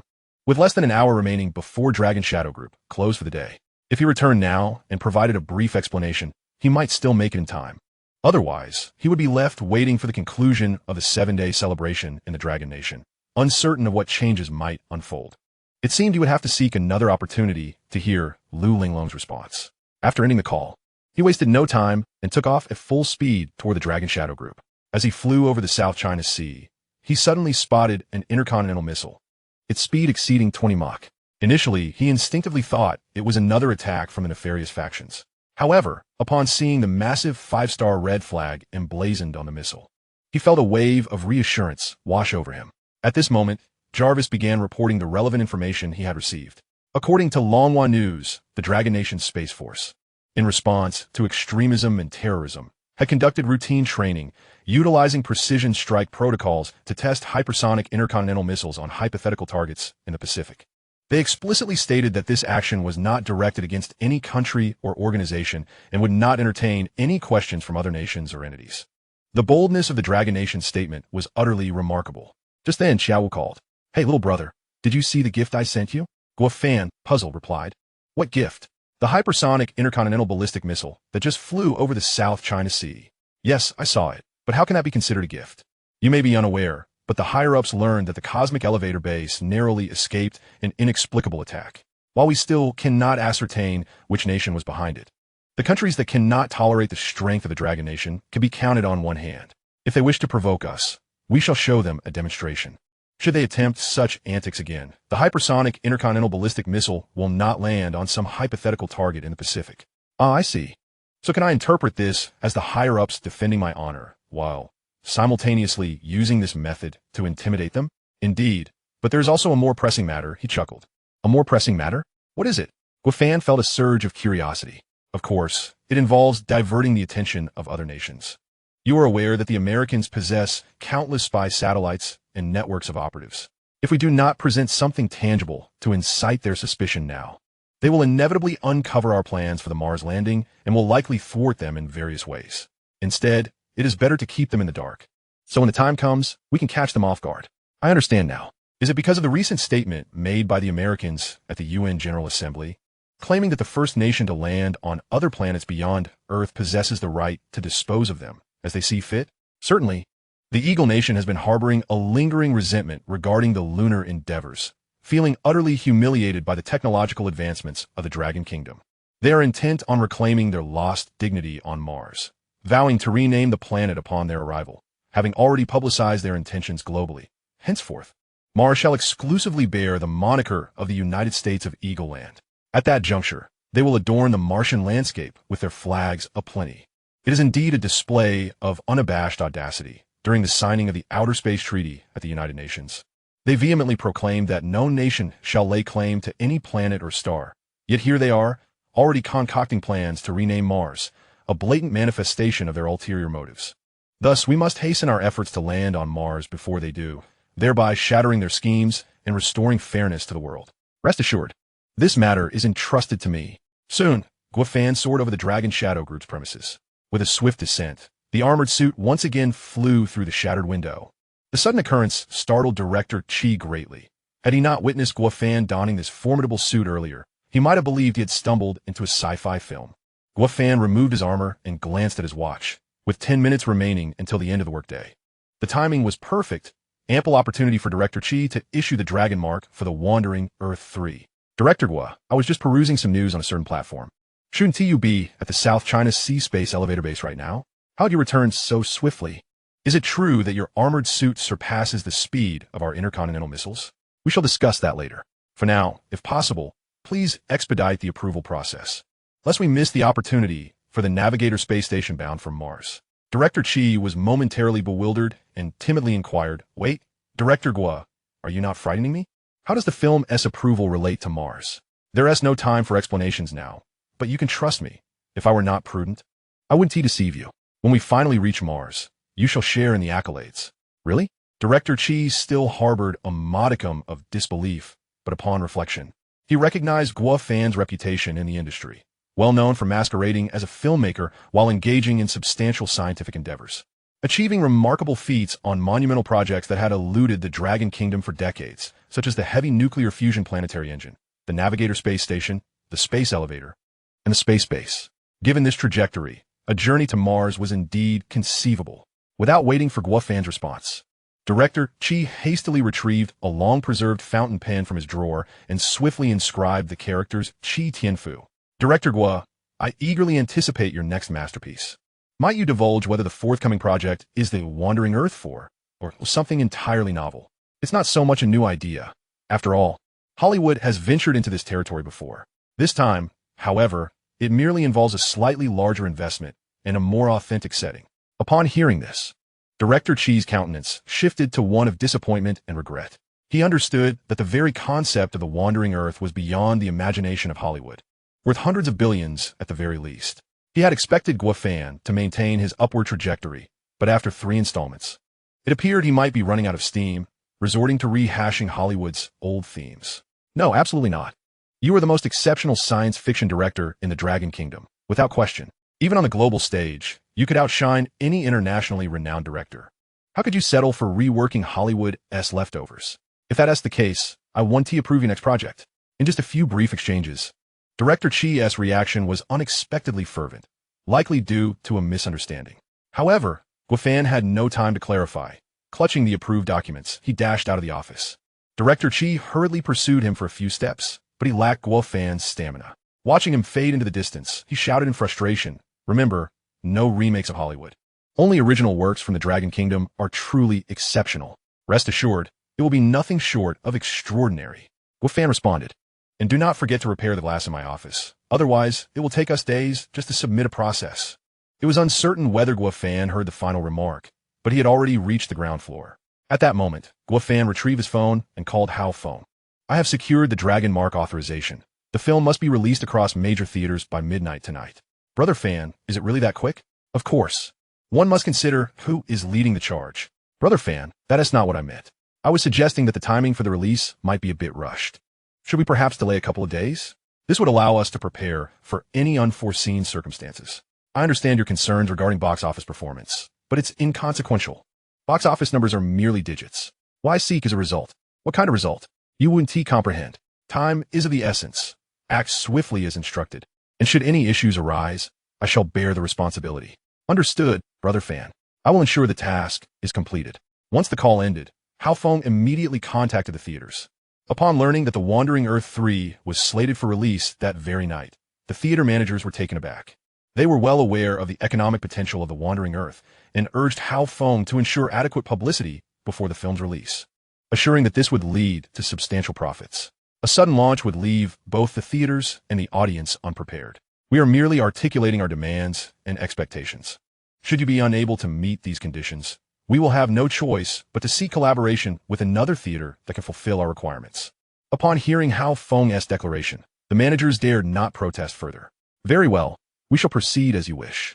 Preparations will commence immediately by midnight tonight. We should still be on schedule. Chapter 127, Martian Black Technology. In order for The Wandering Earth 3 to be released smoothly, the theater representatives exerted considerable effort, hastily producing promotional posters overnight, urgently contacting various influential figures to publicize the film on social media, and ultimately investing in promotional slots in the streams of popular hosts. Dear viewers, we are representatives of the theater, interrupting to deliver an important announcement. Director Guo Fan's The Wandering Earth 3 will be released at midnight tonight in major theaters nationwide. We warmly invite all friends and viewers to attend the screening. Thank you. After delivering the announcement, the theater staff swiftly exited, rushing to the next prominent streamer to continue their promotions. Initially, the streamers were quite pleased, thinking to themselves how easy it was to earn a tidy sum for a mere few seconds of broadcasting. They envisioned switching to advertising full-time after selling today's merchandise. The lead streamer, filled with pride and eager anticipation for the future, picked up a box of mooncakes, preparing to introduce them to the audience when suddenly an assistant rushed in. Oh no, Brother Yang. There's no one left in the stream. All the fans have left. Everyone has left? What on earth is happening? It seems they've all gone to the local theaters to see director Guo Fan's latest sci-fi film, The Wandering Earth 3. Oh no, they've left. How am I supposed to sell my mooncakes now? Hao Feng, how is everything progressing? Rest assured, Brother Fan, everything has been arranged. I've just checked several major theaters, and the movie posters are already displayed. The midnight showings are fully booked. The theaters have truly gone to great lengths for this film, and although the timeline is tight, they have not neglected any necessary preparations.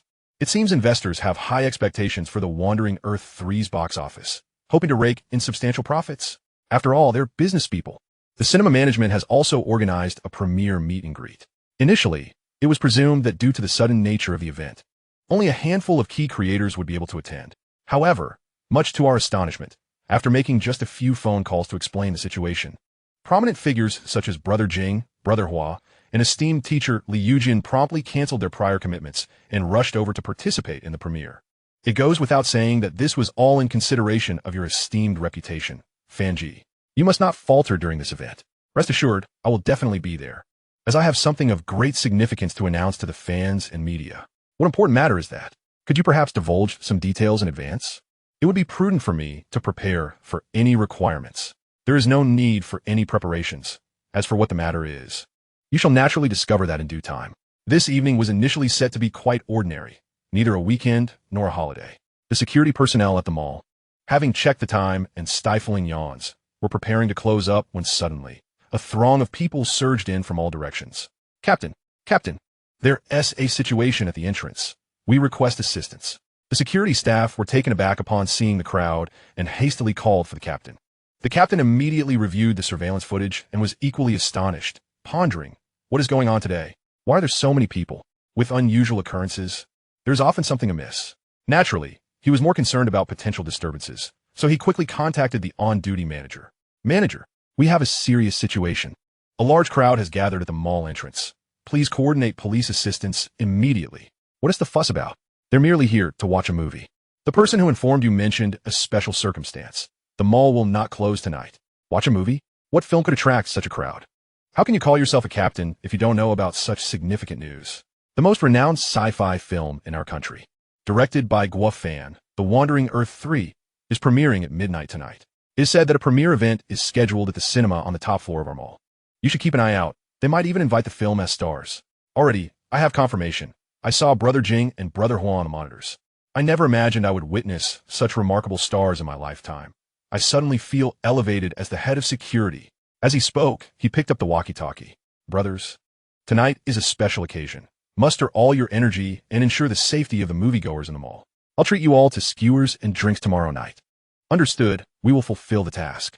As the hour of midnight approached, the fans and several key creators waited with palpable anxiety for the film to commence.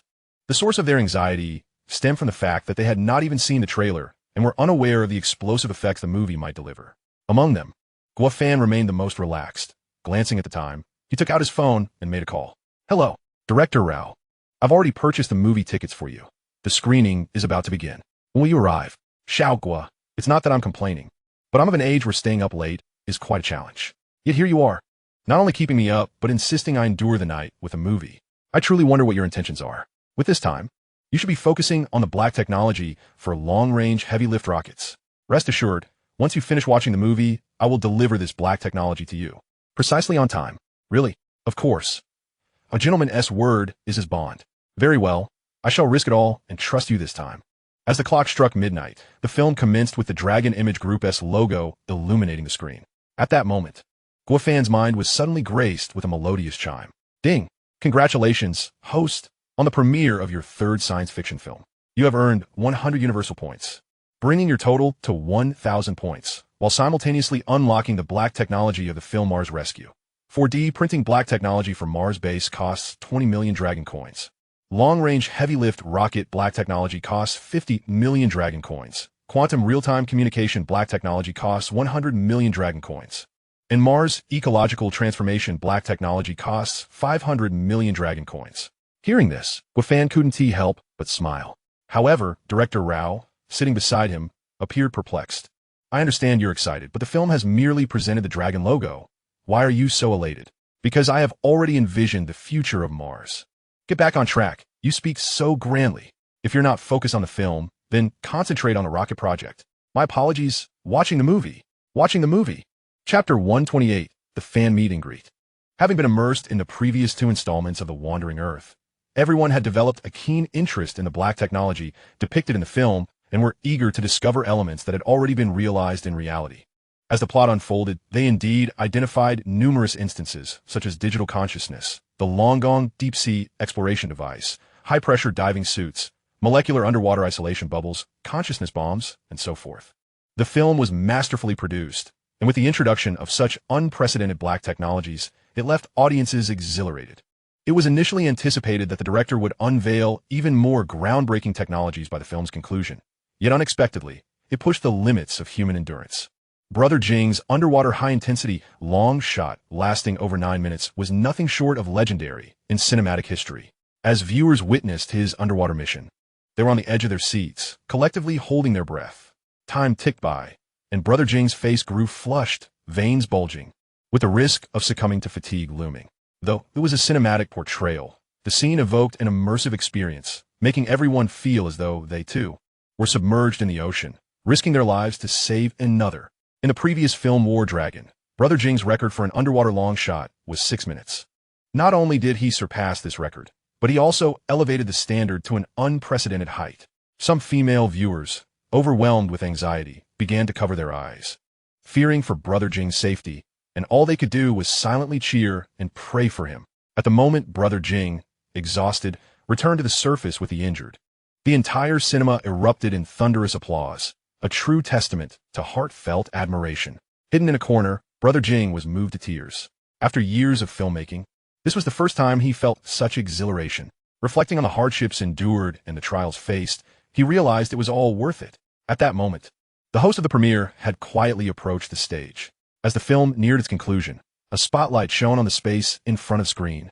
Initially, the audience prepared to rise and depart, but upon witnessing this scene, they were filled with confusion.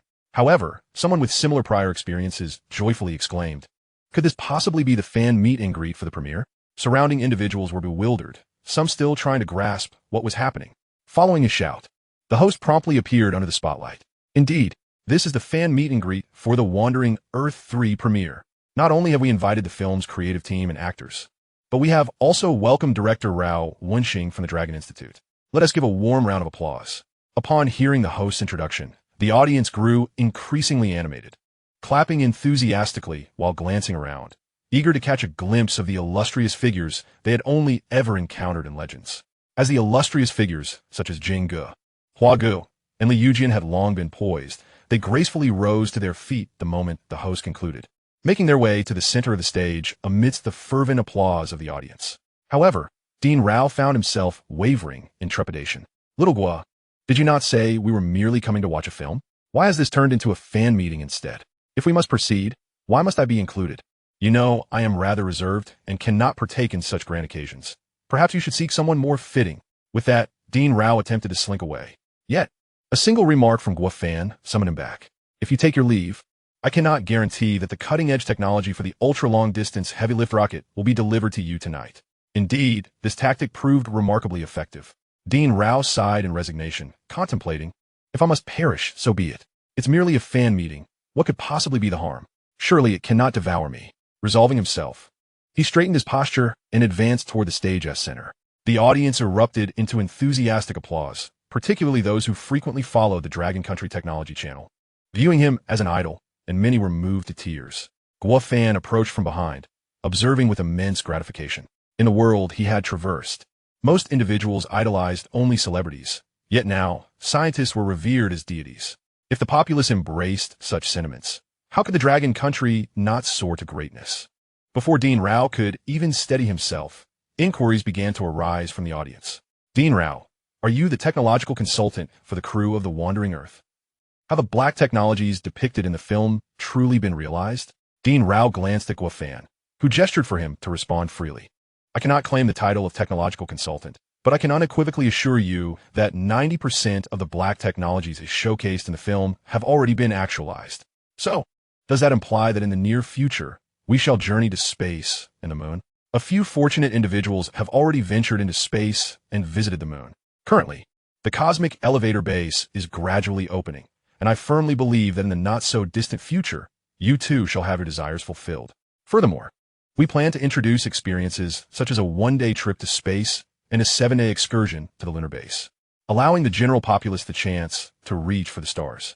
By 2025, we anticipate unveiling the grand blueprint for a lunar town. Perhaps by then, I shall even savor the milk tea from your lunar cafe. Upon hearing Dean Rao's words, the audience was swept away in boundless imagination. If what Dean Rao said were true, surely promotions and salary raises awaited, perhaps becoming a general manager, assuming the role of CEO, marrying a wealthy beauty, and ascending to the pinnacle of life. Merely contemplating it stirred a thrill within them. Guo Fan regarded Dean Rao with admiration. Indeed, the national team was formidable.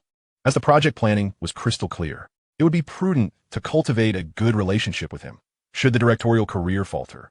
Selling donkey meat pastries at the lunar base would surely prove lucrative, just as the crowd reveled in their thoughts. A voice broke through. I have a question for Director Guo. Rumor has it that your next film will be a collaboration with the esteemed director Nuo Shan, a science fiction piece about Mars. Given your reputation for authentic filming, this may tarnish that illustrious title. Guo Fan instinctively lifted his gaze to the questioner, his expression impassive. Yet the undercurrent of hostility was palpable. He could not discern whether this individual sought to provoke or had ulterior motives. In truth, Guo Fan had hoped to leverage this fan meeting to promote the filming of Mars Rescue. However, he had not anticipated the pace would escalate so swiftly. The premiere event had scarcely begun before it leapt to the next stage. The main actors, including Jing Gu and Hua Gu, wore expressions of awkwardness, caught in a dilemma of whether to speak or remain silent. Fortunately, Guo Fan responded swiftly and directly. Sir, are you implying that you intend to witness our misfortune? If so, prepare for disappointment. Are you not aware that in a few months, the United States is launching a probe to Mars? We are poised to seize this opportunity and join in the excitement. But you mentioned that it is the Americans sending the Mars probe. How do you intend to partake in their festivities? Do you expect their probe to assist you in filming a Mars science fiction movie? Furthermore, even if the probe possesses remarkable capabilities, you are currently a thorn in the side of the Americans. Are you certain they will heed your requests? That remains to be seen, for in this world, all is driven by profit, and there are no eternal friends or foes. Are you suggesting that you plan to bow down and curry favor with the Americans? At this, the audience erupted in agitation, casting hostile glances at both the questioner and Guo Fan. He understood that this statement was a significant trap. He must tread carefully lest he lose the audience's support and patriotism, which could collapse in an instant. Sensing the precariousness of the situation, Hao Feng promptly stepped forward to rally the actors on stage to smooth over the tension. The discussion surrounding the Wandering Earth 3 is our focal point today. We welcome inquiries regarding the fascinating tales from the Wandering Earth. Jing Gu, Hua Gu, and the esteemed Li Yujian were eager to address the audience's questions. Hao Feng had hoped to navigate through this challenge, But the questioner was relentless, refusing to grant the others a chance and pressing on with, given your current demeanor. I am led to suspect that you have all been bought off by the Americans. Hao Feng was incensed, ready to retaliate, but Guo Fan stepped in front of him, taking 2 steps toward the center of the stage.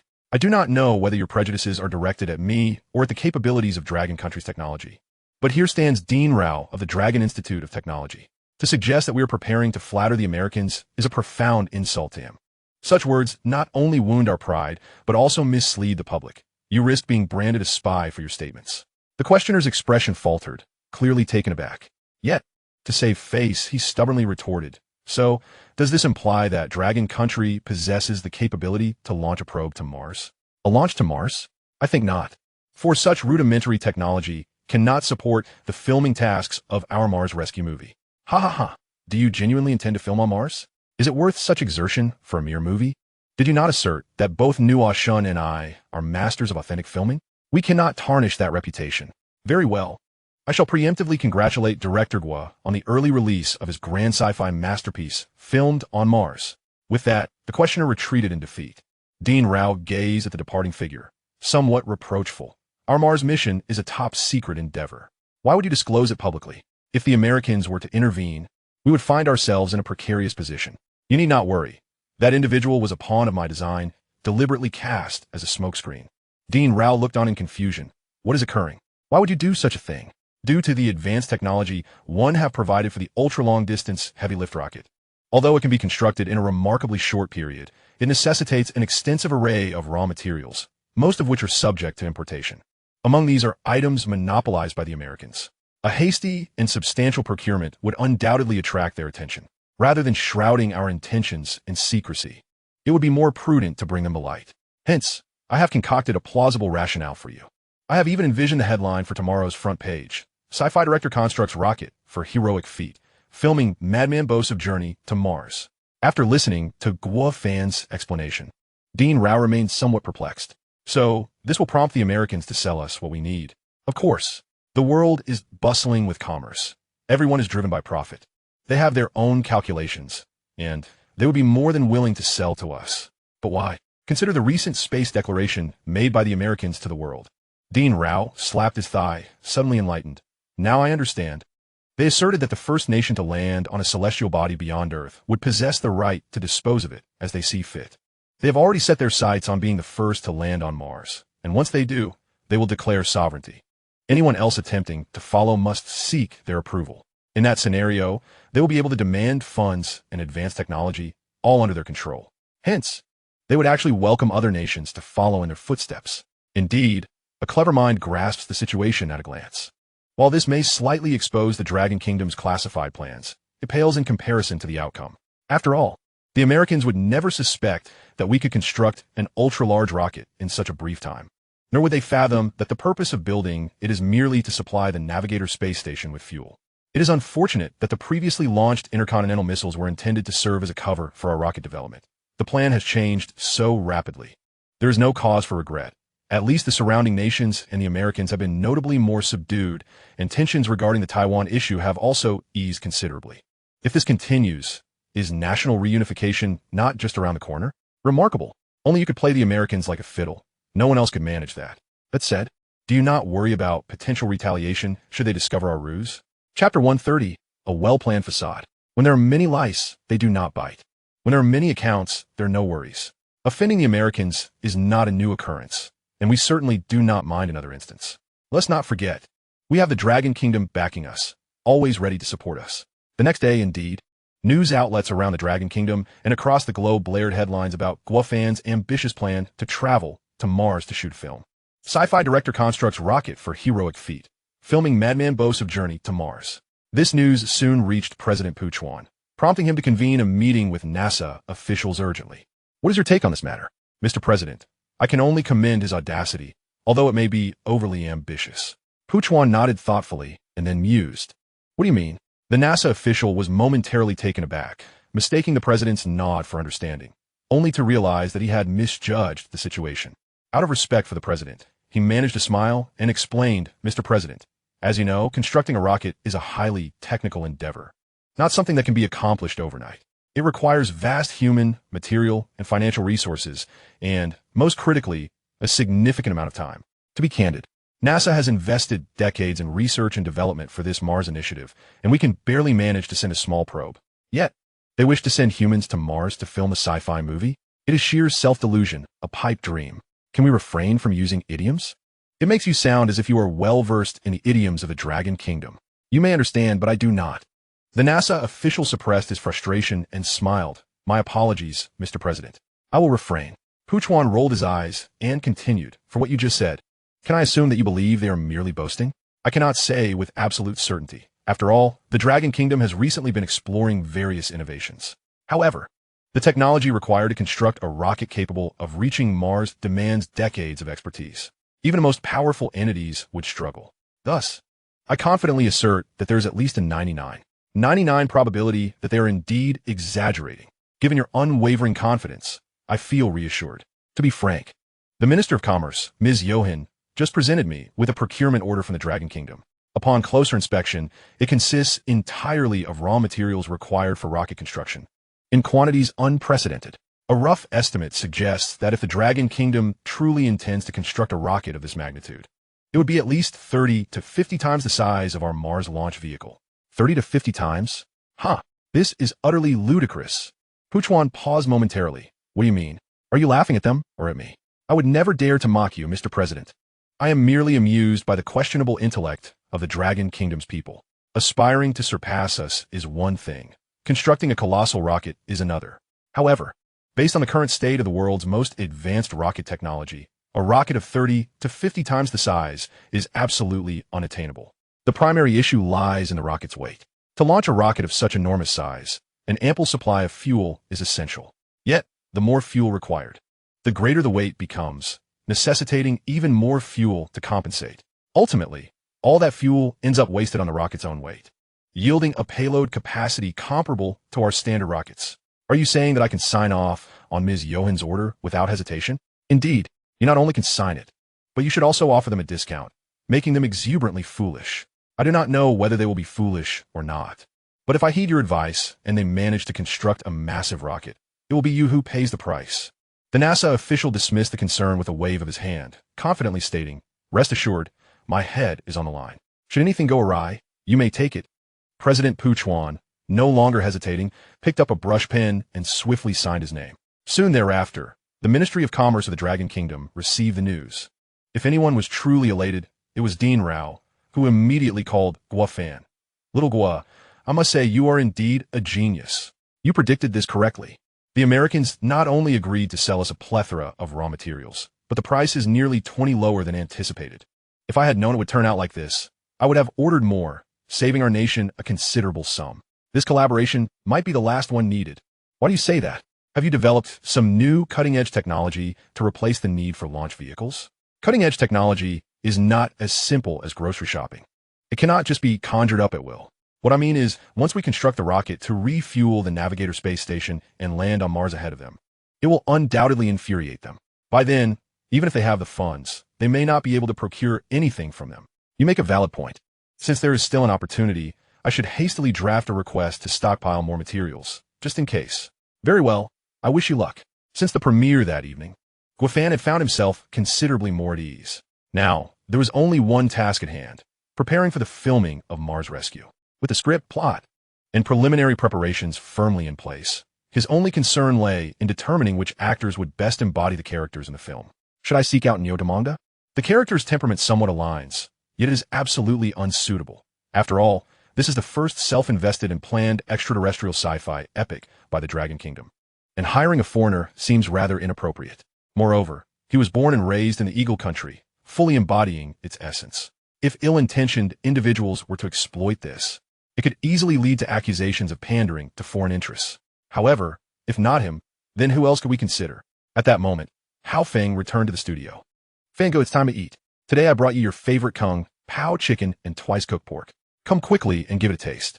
Guafan nodded and, rising, casually inquired, "How's the contact with the supporting actors going?" "I was just about to mention that."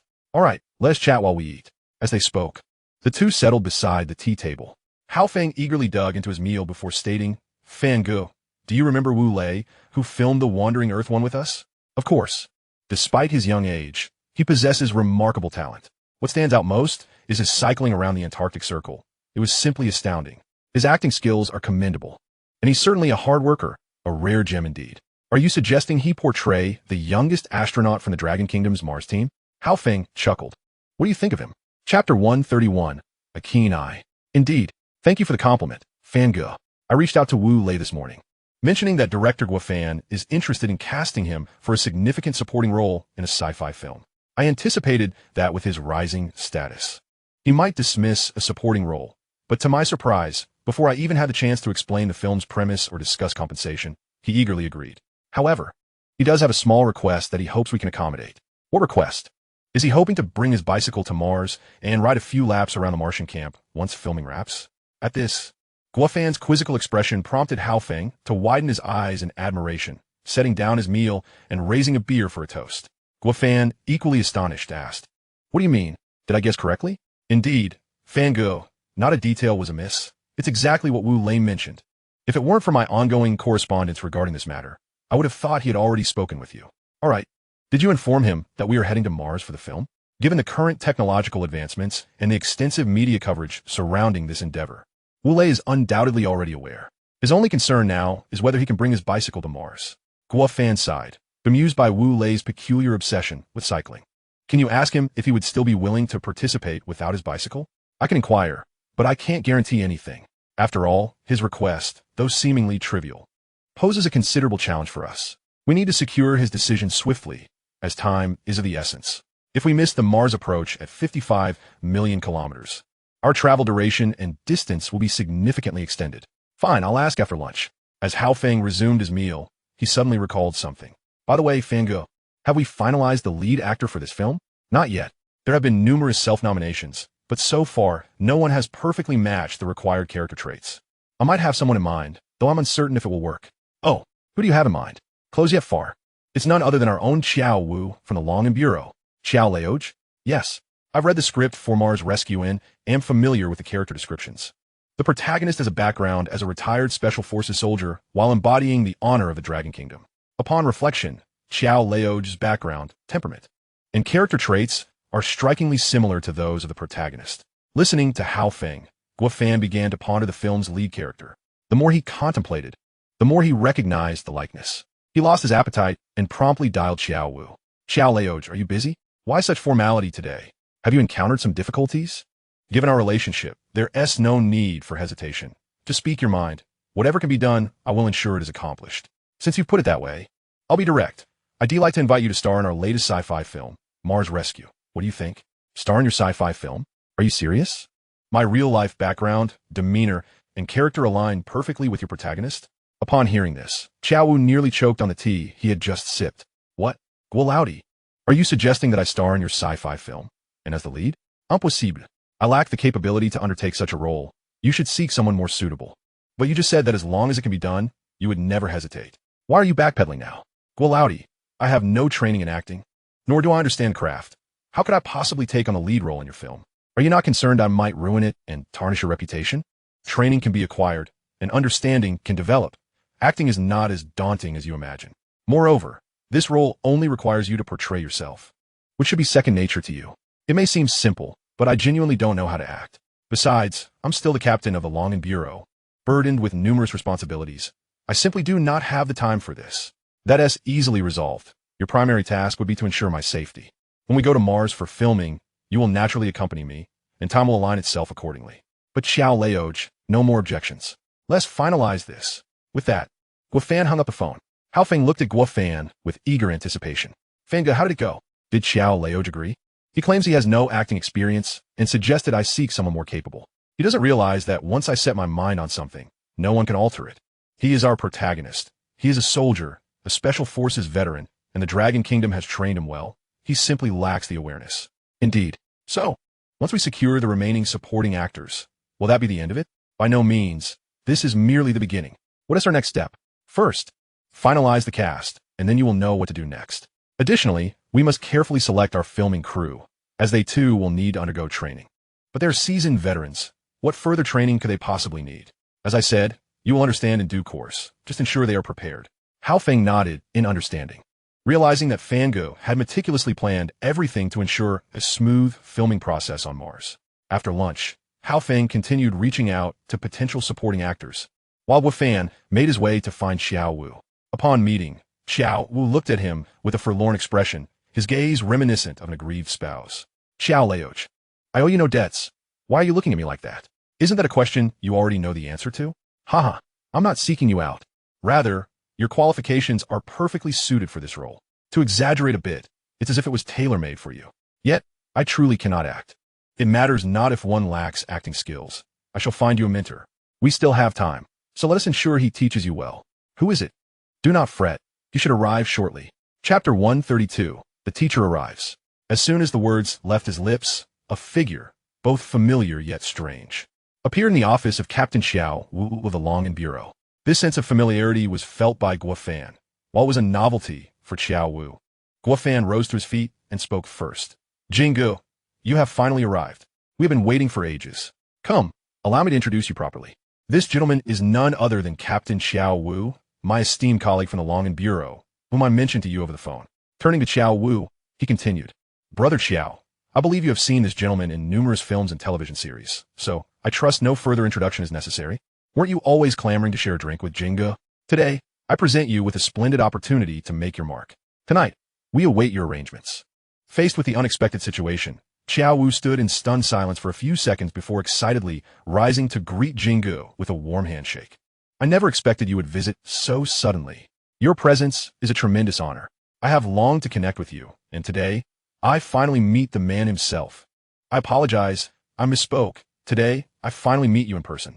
Just the other day while editing, I marveled at your underwater shot lasting over 9 minutes. It was absolutely phenomenal and truly admirable. Please have a seat. Brother Xiao, you flatter me. I merely strive to make a living and have been compelled to do so. Ying Yi replied modestly. Do not be so humble, Jingu. To speak candidly, I grew up watching your films and dramas. Not once did you fail to leave me in awe. It was your influence that inspired me to enlist in the military.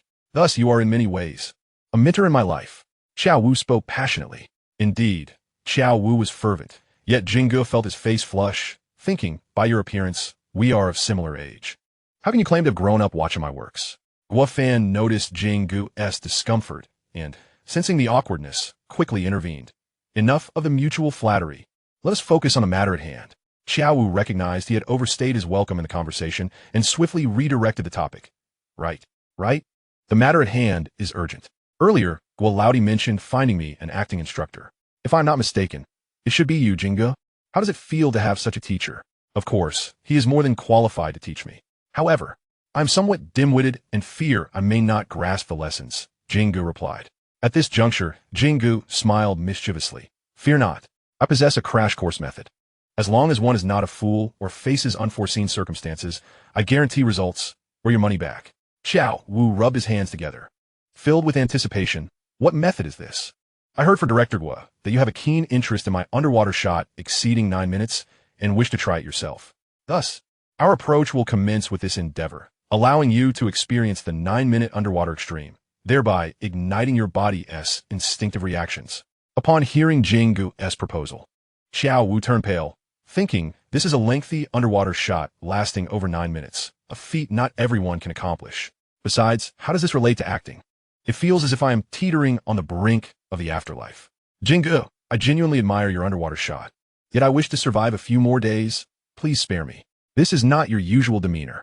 You of all people have a military background, a special forces soldier. And while I may not have served, I've spent time in the army.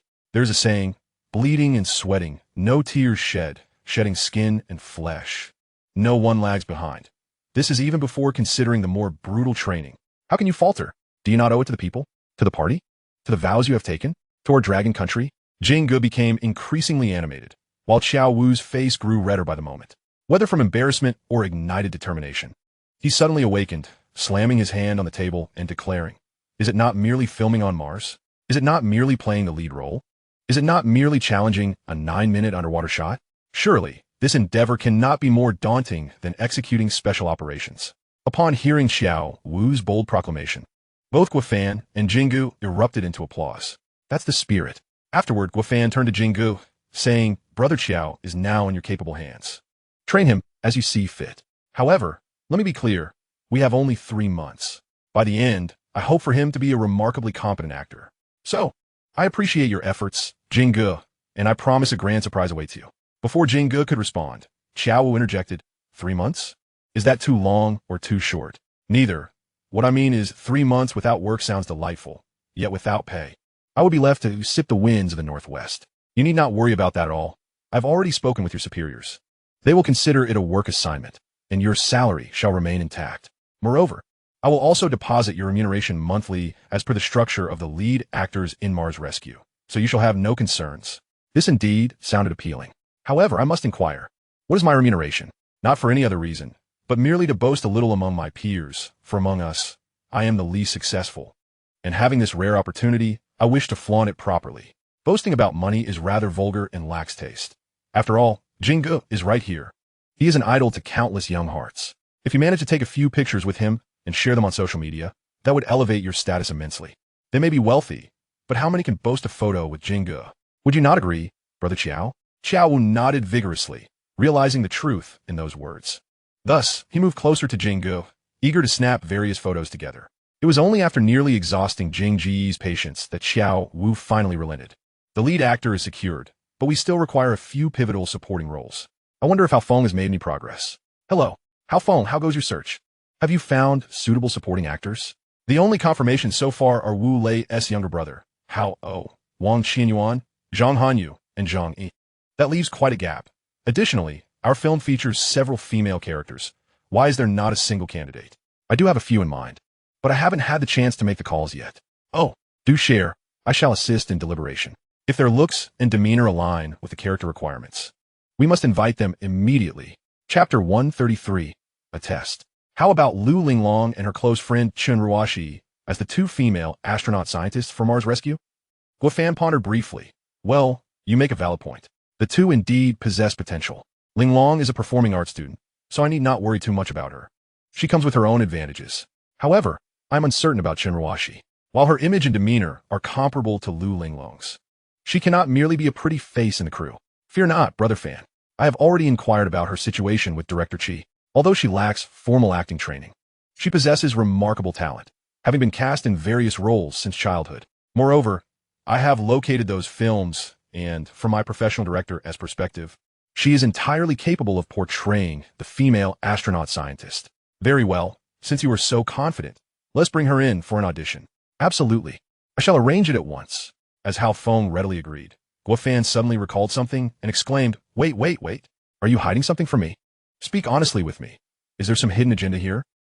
It seems I cannot escape the keen gaze of Fangge. To tell you the truth, we are indeed in a relationship. What? In a relationship? Yes, we are, but rest assured, Fangge, even though we are together, I have always kept in mind your principles as a director. The quality and effect of the film take precedence, free from any entanglements of personal gain or unspoken rules. I genuinely believe we are a good match, hence my recommendation. My heart can bear witness to this, and the heavens and earth can attest to it. You clever boy. I never would have guessed you had such capabilities. My apologies, Fangge. I was wrong. If you are unsatisfied, I shall seek a more fitting candidate. Why are you so anxious? My surprise is not at your casting choice, but rather my curiosity about how you 2 managed to become a couple so swiftly, faster than I did. This is quite an interesting tale. Remember when you flew away in that steel battle armor from Director Qiao's office? Chen Ruoxi was utterly envious, despite her luxurious car and long legs.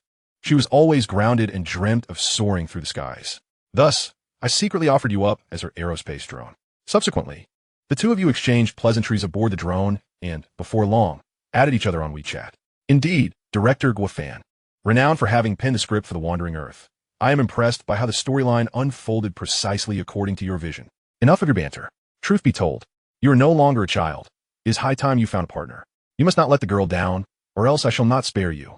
Why? You still ask why? Reflect on it yourself.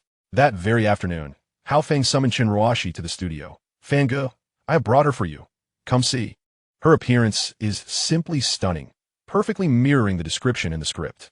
Is she really that extraordinary? Could it be that beauty is in the eye of the beholder, creating illusion? Fangge, I must defend you here. The girl is naturally beautiful, and with her new attire, she appears even more radiant, sure to leave you in awe. Hearing you say that makes me quite impatient. Let us go and take a look. With that, the two made their way to the conference room. Upon entering, they immediately spotted a slender beauty clad in a spacesuit, her short hair elegantly grazing her shoulders. Even viewed from behind, she exuded an allure that sparked a myriad of fantasies, perfectly aligning with the film's character description. However, Guofan suddenly felt perplexed, pondering that although he had only a superficial acquaintance with Chun Ruashi, his impression of her was quite vivid, and he could ascertain that this individual was markedly different from the one he remembered. Indeed, they seemed like entirely different people. Upon closer inspection, he detected a faint hint of familiarity, as if he had encountered her before. Suddenly, a flash of inspiration struck him, and he blurted out, "You are Ling Long?" Upon hearing this, Hao Feng's eyes widened in astonishment, followed by a beaming smile as he turned to the outside, laughing, "Ruashi, what did I tell you? You were bound to lose." Fanga guessed it right away. As soon as he finished speaking, Chin Ruashi pouted, entering with a resigned expression. "Hao Feng, did you leak some insider information to him? I've just changed my outfit and hairstyle. How could you have guessed so quickly?" Hao Feng, startled, immediately raised 3 fingers, swearing to the heavens, "No, absolutely not. If I divulged any secrets, let me treat you to hot pot every day." Guofan spread his hands, gazing helplessly at the two. "Do you both find this amusing?" Chin Ruashi huffed, asserting with righteous indignation, "Of course it's amusing. Haven't you always held a special fondness for my Ling Long? This is a perfect opportunity to test whether your affections are genuine or mere idle chatter." What was the outcome? Chin Ruashi's question left Ling Long speechless, only able to link arms with Lu Ling Long, seeking her counsel. "Ruashi, enough of the games. Let us return to serious matters." Chun Ruashi, feeling slightly exasperated, could only stick out her tongue and relent. Turning to Lu Ling Long, she added, "Please do not take it to heart. Ruashi was merely jesting with you." "Haha, I brought you here to express my gratitude. How could I possibly take offense?" Upon hearing this, Chun Ruashi perked up immediately. "If that is the case, how shall you express your gratitude?" Guofan pondered for a moment, glancing at Hao Feng. "Once we finish the rehearsal, how about he treats us to seafood hot pot?" "Why Hao Feng? Why not you? Ask him if he is willing." Before Chun Ruashi could speak, Hao Feng eagerly chimed in, "I am willing, very willing." Chun Ruashi, looking exasperated, cast a glance at Hao Feng, sighing, "All right then. I shall go change back into my spacesuit." Observing Hao Feng still lingering, Chun Ruashi unceremoniously pulled him away. "You two are reuniting after a long time apart, and you're here playing the role of a third wheel? Hurry and accompany me to change." Oh, oh, Fango, I shall take my leave now. Please close the door behind you. Enjoy your conversation, and call us when you are finished." The two hastily departed, leaving behind an awkward atmosphere between Guofan and Lu Ling Long. Chapter 134, The Gathering of Actors. Despite Guofan's usual prowess as a director, orchestrating from the shadows and achieving victory from afar, when faced with Lu Ling Long, he felt remarkably ill at ease, especially at this pivotal moment when they were on the verge of solidifying their relationship. Guofan felt an inexplicable discomfort. "Would you like some water? Shall I have someone brew some tea for you?" Lu Ling Long appeared remarkably relaxed, chuckling softly. "Today you are the interviewer, and I am the interviewee. There is no need to be so tense." "Not at all. I am not tense in the slightest. You needn't pretend. I've noticed your unease since our last encounter at the Cosmic Elevator's tea house when you spoke those words to me. You can hardly meet my gaze now." With that, Lu Ling Long deliberately fixed her gaze upon Guofan. "Is that so? I don't feel that way." Guofan maintained a facade of calm, yet internally he was a bundle of nerves. Unable to meet her eyes, his gaze flitting about erratically. "Now, do you wish to know what I truly think of you?" Upon hearing this, Guofan's spirits soared. "Of course. Ido." Outside the door, Chun Ruashi and Hao Feng were anxiously observing, unable to suppress their whispers. How can Guofan be so dense? When a girl does not refuse, it implies consent. Why must he wait for my Ling Long's response? It's utterly exasperating. Hao Feng, catching on, eagerly pressed, "So, does this mean we are officially together?" Chun Ruashi shot him a disapproving glance, remaining silent as she continued to watch through the door crack. Suddenly, Lu Ling Long's expression shifted, and she huffed. "The more you wish to know my thoughts, the less I will share." Guofan stood frozen, believing he was on the brink of receiving the answer he desired, only to be met with this unexpected outcome. Just as he was about to inquire why, Chun Ruashi, unable to hold back any longer, burst through the door, hands on her hips, glaring at Guofan. "Are you truly this dense? Or are you just pretending? How can you not comprehend a girl's heart? You are as thick-headed as they come." I truly wonder how someone with such a blockhead can create such captivating films. With that, she linked arms with Lu Linglong and exited. Continuing, Linglong, do not be in a rush. Give him some time to ponder, and let us go change. Lu Linglong readily agreed. In the blink of an eye, Guofan found himself alone in the conference room, utterly bewildered. What on earth was happening? The audition had proceeded remarkably smoothly, surpassing his expectations, and the two candidates were exceedingly well suited for their roles in the film, prompting Guofan to make an immediate decision. He had intended to celebrate and alleviate the earlier awkwardness by organizing a hot pot gathering, but to his dismay, Lu Linglong and Shinruashi offered him no opportunity. Driving away in a pink Maserati, as he watched the car disappear, Hao Feng couldn't help but lament, what a splendid hot pot feast, all gone to waste. Did I err once more? Guofan pondered, a hint of guilt creeping in. Hao Feng, too, dare not comment, opting instead to make a hasty exit. Guofan understood the situation, yet he found himself in a predicament. Time was of the essence. He could only seek to explain things gradually in the future. The immediate concern was to gather the principal cast and crew for intensive training.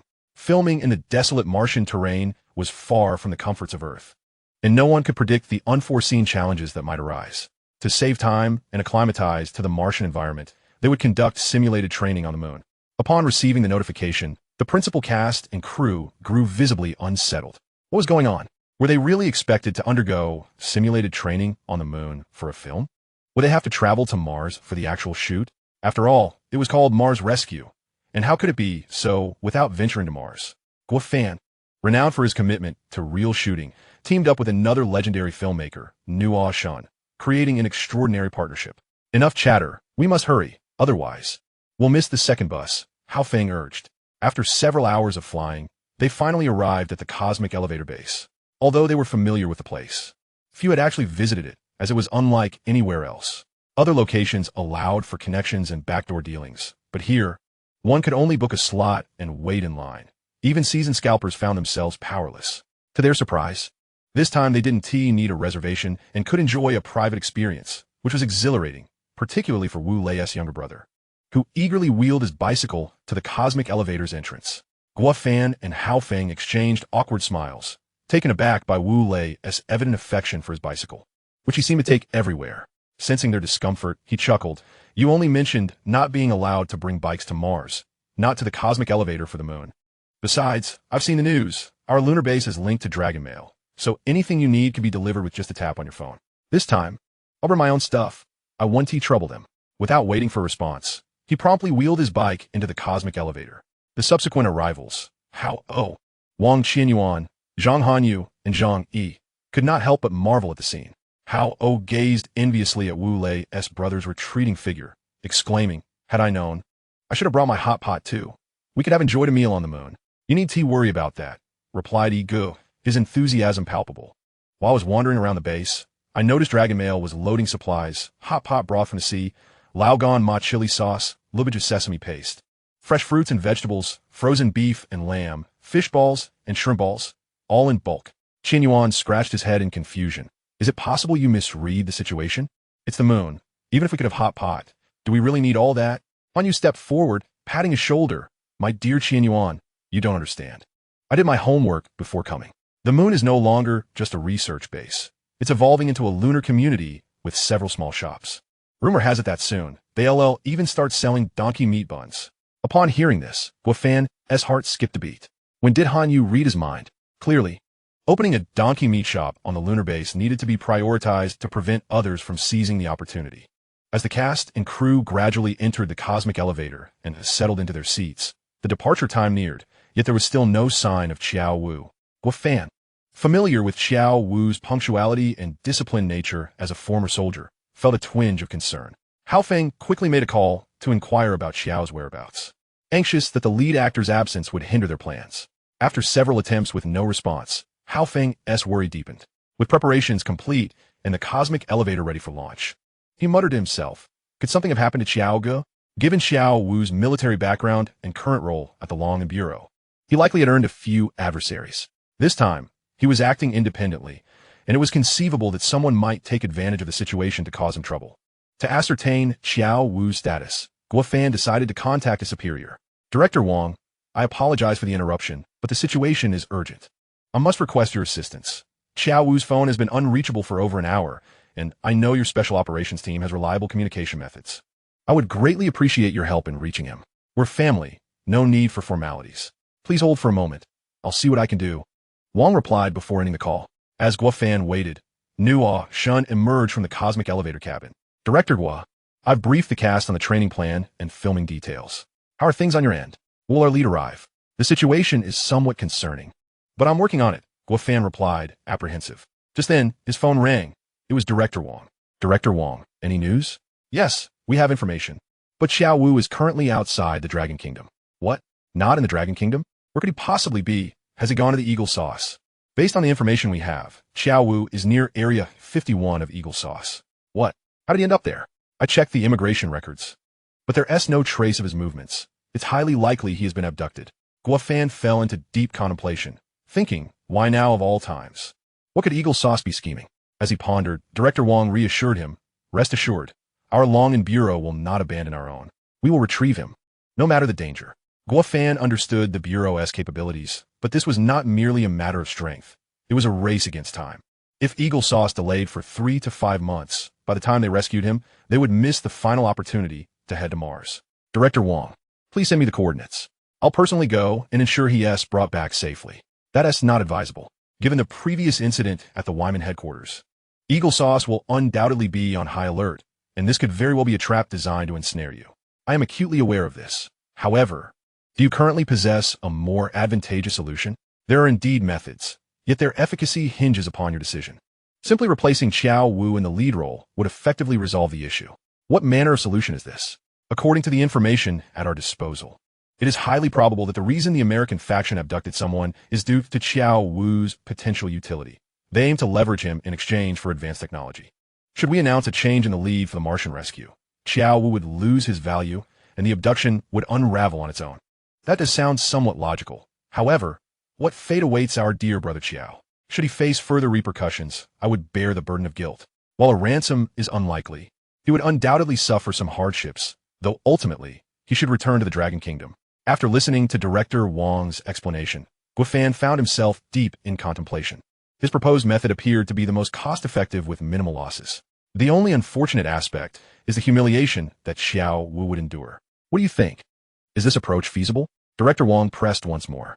After a moment's reflection, Guo Fan replied, Director Wang, this plan is indeed commendable. However, I am rather steadfast in my convictions. The actor I have chosen must be present, for he is my friend, and I cannot stand idly by as he descends into despair. The Americans seek advanced technology, so let us provide it to them. That is simply unacceptable. Any form of advanced technology is crucial to the future of the Dragon Kingdom and the global order. I am well aware of that. Yet we need not be overly concerned. After all, advanced technology can be renewed and replaced, as long as we maintain a rapid pace of innovation. Even if they acquire such technology, they will still lag behind. The only perplexing aspect is their specific interests in advanced technology. That does indeed have a semblance of reason.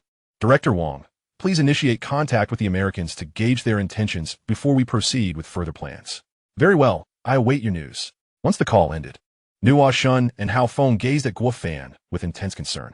Brother Fan, we have gleaned some information. Could it be that Brother Qiao is truly in the clutches of the Americans? Nuo Shun exclaimed, his heart heavy with indignation.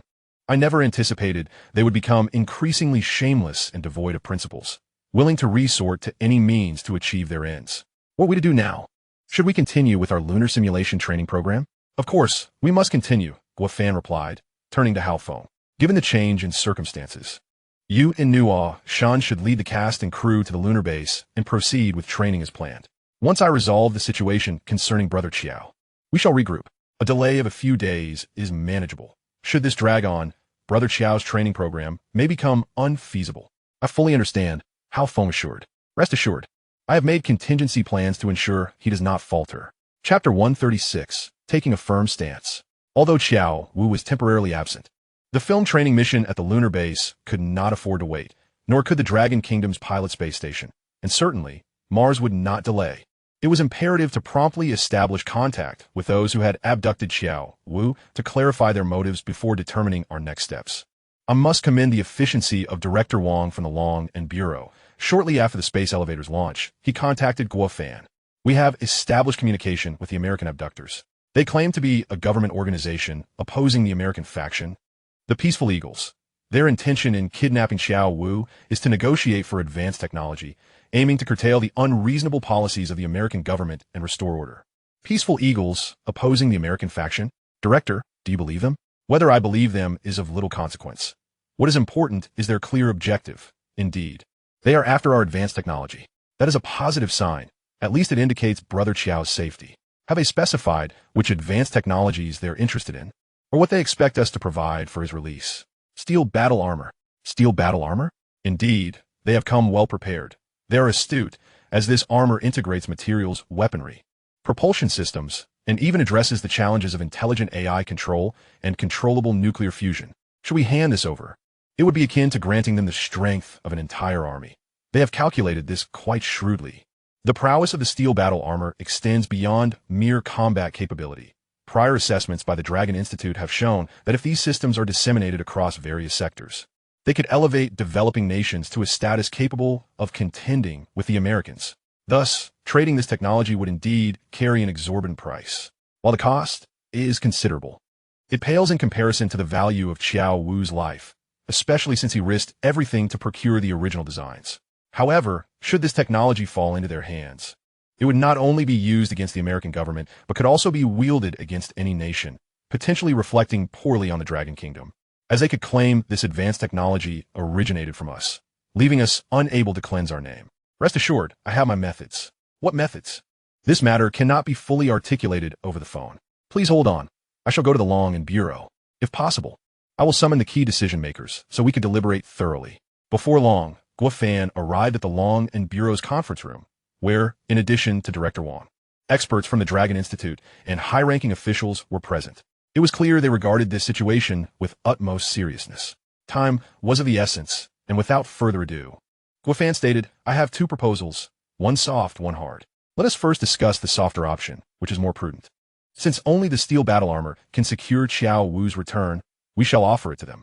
You may question the wisdom of so readily giving away something that has cost the Dragon Kingdom immense resources. Would that not be too generous? Moreover, if we acquiesce this time, will they not resort to further abductions to obtain additional advanced technologies? The concerns Guo Fan articulated mirrored their own apprehensions, and they cast him puzzled glances, awaiting his further elaboration. Logically, the situation I described is plausible. However, we can completely disregard conventional wisdom. Before Guo Fan could finish, Director Wang interjected, what do you mean by not adhering to conventional wisdom? Given their desire for the steel battle armor, they must be aware of its formidable capabilities. With such an asset, they would inevitably use it to intimidate others. However, if the advanced technology behind the steel battle armor were to be made public to all United Nations member states, granting every nation access to it, would not the value of their possession diminish significantly? It would be akin to nuclear weapons. Once every nation possesses them, a balance is achieved. Upon hearing Guo Fan's explanation, all present fell into deep contemplation. That being said, since the establishment of the new Dragon Kingdom, we have never engaged in such inequitable dealings. Furthermore, they are resorting to abduction to obtain advanced technology, which is utterly disgraceful. The Dragon Kingdom will not negotiate with criminals. Encouraged by the senior official sentiments, Guo Fan could not help but applaud. Indeed, this reflects the Dragon Kingdom's stance. In light of this, we shall adopt a more forceful approach. What do you mean by a forceful approach? Are we to deploy special forces to rescue Qiao Wu from the Americans? That is a commendable idea. However, it would not be the Dragon Kingdom acting independently, but rather we would compel the Americans to deploy their special forces. You propose that the Americans send in their special forces to rescue him? What international farce is this? To be frank, those who have kidnapped Qiao Wu might very well be special forces masquerading as the so-called Eagle of Peace. Moreover, even if we were to issue a stern declaration at the United Nations General Assembly, the Eagle Nation would certainly not acquiesce easily. I'm fully aware of this. Currently, the Dragon Nation is not in a position to confront them directly. However, there are others who can. When the time comes, we can directly inform the United Nations representatives from the Eagle Nation that if this matter is not resolved satisfactorily, the Dragon Nation will intensify its technological collaboration with General Kim's side, encompassing but not limited to advancements in armored exoskeleton technology, space elevator innovations, and national space station developments. I believe that upon hearing this news, the Eagle Nation will be compelled to take action. What a splendid strategy of leveraging force against force. Among all nations, General Kim's regime is the most formidable. Just uttering this will likely compel the Eagle Nation to return the individuals promptly the very next day. After listening to the various statements, the higher-ups could not help but nod in agreement, and one of them remarked, "Does anyone have any further opinions? If not, let's proceed with this plan. Secretary Chin, please contact Uncle Gung at the United Nations immediately." Yes. Soon, Uncle Gung from the United Nations took the floor. Not long ago, Xiao Wu, a citizen of the Dragon Nation, was abducted by a self-proclaimed anti-Eagle government organization known as the Peaceful Eagle. This organization demands the Dragon Nation provide armored exoskeletons in exchange for the safety of the hostages. This incident occurred within the Eagle Nation, and we hope the Eagle government will extend a helping hand to rescue our citizen. Ambassador Robert, the representative of the Eagle Nation at the United Nations, managed to muster a semblance of concern and indignation, stating, "We express our deepest sympathies for the plight of Xiao Wu, a citizen of the Dragon Nation. We in the Eagle Nation absolutely refuse to allow such organizations to exist. Rest assured, Dragon Nation, I will call President Putin shortly and guarantee that within a year, he will be returned safely to your country." Chapter 137, A Fiery Retort. Upon hearing this, Uncle Gung thought to himself, is this even a serious response? If you don't wish to save the person, just say so. To mention a year-long timeline for a rescue is utterly nauseating. Thus, it became necessary to apply some potent pressure. First, we express our gratitude to the Eagle Nation for their substantial support of our efforts. As long as you take action, our citizens will certainly return safely. To show our appreciation, the Dragon Nation will continue to uphold the Eagle Nation's proposals at the United Nations General Assembly by increasing support for third and fourth world countries. The intended recipient of this aid is the Republic of Korea under General Kim. We shall provide our latest advancements in armored exoskeleton technology for their research, and we will dispatch a scientific team to complete the assembly and initial testing of the Korean version of the armored exoskeleton within a week. This announcement sent shockwaves throughout the assembly. They had witnessed the might of the armored exoskeleton firsthand during the recent space elevator defense battle, where it gained renown. Representatives from the United Nations cast envious glances toward the Korean delegation. Meanwhile, the Eagle Nation's representatives turned pale with dismay. They realized that this was not merely assistance. It was clearly a strategy to cultivate a world-class power, which would not bode well for the Eagle Nation. Since the Republic of Korea developed nuclear weapons, they no longer feared repercussions. If they were to receive the advanced armored exoskeleton technology, it could very well pose a threat to the Eagle Nation itself. Before any representatives could voice their opinions, Ambassador Robert immediately stood up and exclaimed loudly toward Uncle Gung, No. The Dragon Nation has indeed achieved remarkable technological advancements recently, and I understand your desire to assist smaller nations. However, one must not reach too high. We should be pragmatic and take measured steps. To offer such advanced technology to a closed-off, insignificant nation is nothing short of wasteful, and they would be incapable of managing it. Before Uncle Gung could respond, the representative from the Republic of Korea scoffed. Unable to manage it? You certainly can manage it, but only for your own benefit. The United Nations Technology Assistance Program was proposed by your Eagle Nation. If you neglect your responsibilities, do not obstruct other nations from fulfilling theirs. Such intentions are reprehensible. What does that mean? What does it imply? Is this person truly so oblivious?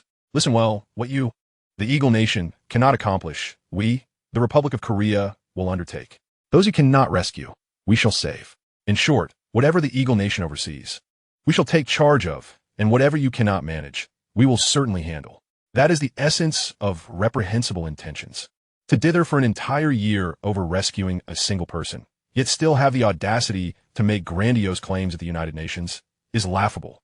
After hearing the remarks from the Republic of Korea, the United Nations Assembly fell into a profound silence. However, they were not merely quiet. They simultaneously turned their gazes toward Ambassador Robert, eager to see how he would respond to this predicament. Ambassador Robert was seething inside, feeling a wave of frustration. To be candid, among the representatives present in the United Nations, the Eagle Nation was particularly wary of two countries. One was the Dragon Nation, which was too formidable to provoke, and the other was the Republic of Korea, which was too risky to offend. Yet, here they were, confronted by both formidable adversaries. In this current situation, if they were to show weakness, it would not align with the Eagle Nation's image, as they still maintained the facade of being the nominal leaders. To be openly challenged by a diminutive nation's representative without retaliating would certainly tarnish their illustrious reputation. Although they recognized the Republic of Korea as a formidable opponent, they could not afford to appear weak. After all, it was merely a matter of rescuing a hostage. This is our internal affair, and we, the Eagle Nation, shall handle it ourselves, so there is no need for your General Kim's assistance. You previously mentioned it would take you a year to rescue him. By the time you succeed, he would likely have turned to ashes. Ambassador Roberts' face flushed with anger, feeling that the representative from the Republic of Korea had struck a nerve. However, it was a statement he had made himself, and now he could only swallow his pride. Did the representative from the Republic of Korea not recognize this as a jest? Surely, you are aware of the story of Osama bin Laden's downfall. Back in the day, our Eagle Nation's military forces launched a joint operation across land, sea, and air, covering thousands of kilometers in mere hours to eliminate him with precision. Our capabilities are evident, so rescuing a hostage should be a trivial matter. Oh, so you truly are that formidable? Absolutely, without a doubt. Very well. If that is the case, we in the Republic of Korea shall observe how you intend to execute this rescue. After the representative from the Republic of Korea finished speaking, Uncle Gung added, "The representative from the Eagle Nation is truly humorous. Were it not for the Republic of Korea's insistence, we might have misjudged your capabilities. If you truly can execute a swift rescue, the Dragon Nation is willing to share the same advanced technology with the Republic of Korea." Upon hearing this, Ambassador Roberts' eyes gleamed with excitement. The Eagle Nation had long coveted the Dragon Nation's advancements in armored exoskeleton technology, having previously exhausted all means to acquire it. Yet to no avail. Now, an unexpected opportunity seemed to have emerged. What a ridiculous anti-Eagle government organization. They would soon be sent back to their Pacific homeland. Rest assured, I will call President Putin in Baigong immediately, and within 3 hours, we will rescue the individual from the anti-government forces. Uncle Gung chuckled internally, realizing that money could indeed move mountains. However, he was curious to see if they would still be laughing after witnessing the technology they aimed to acquire. Under the promise of generous rewards, brave souls will emerge, and indeed, within 3 hours, the Eagle Nation relayed the good news. Xiao had been successfully rescued and was currently visiting Baigong. Upon receiving this news, Guofan couldn't help but sigh, thinking, this is akin to escaping the dragon's lair only to enter the tiger's den. Director Wang also shook his head in resignation, saying, I can't shake the feeling that Xiao Wu's situation is now more perilous than when he was with the kidnappers. Without a doubt, it is as it stands. The sole advantage is that Xiao Wu is temporarily out of mortal danger. However, this reprieve is but fleeting. After all, once Uncle Gung disseminates the cutting-edge technology to them, who knows if the Americans will be incensed enough to retaliate immediately. It is likely they will not. For Uncle Gung merely stated the intention to share advanced technology without specifying what exactly would be shared. What the Americans infer from this is beyond our control. In any case, the individual has been rescued, the press conference has been convened, and he remains safe and sound at the Baigong. Should any misfortune befall him now, it would escalate into a diplomatic incident. Chapter 138, Exultation. One can only hope that Xiao Wu will be returned swiftly to avoid prolonged anxieties. Soon, Ambassador Robert, the representative of the United States at the United Nations, approached Uncle Gung. Mr. Gung, we have successfully rescued your citizen from the clutches of terrorists. When do you think would be appropriate to return him? The Americans are formidable. We are grateful for their valiant efforts in safeguarding our citizen. We shall honor our previous commitment to share our advanced technology. How about this? To signify the profound friendship between our two nations, we shall hold a press conference in the United Nations Hall to document this historic and momentous occasion. Ambassador Robert eagerly welcomed this suggestion. In such a public setting, there was little risk of the Dragon Kingdom attempting any underhanded tactics. In truth, Uncle Gung was more concerned about the Americans engaging in subterfuge. After all, once they uncover the truth behind the shared technology, they are bound to be furious. Should they suddenly retract their agreement and refuse to release Xiao Wu, he would find himself in dire straits. The decision to convene the press conference at the United Nations was precisely to safeguard against such eventualities. In the glare of the public eye, the Americans would be less inclined to act recklessly. Of course, in anticipation of any unforeseen circumstances, preparations needed to be made. The journalists were contacted, and, at the opportune moment, the Americans would be lauded. At that moment, Baigong was abuzz with excitement. President Pu Chuan was particularly jubilant, thinking that the advanced technology he had sought so desperately had unexpectedly fallen into his lap due to a kidnapping. It seems this could serve as a lucrative means of enrichment. In the future, they could cultivate talents skilled in abduction, thus eliminating the need to engage in any devious dealings with the Dragon Kingdom, thereby saving time and effort. They could simply resort to kidnapping. Adhering to the principle of quid pro quo, Xiao Wu was promptly dispatched to the United Nations headquarters.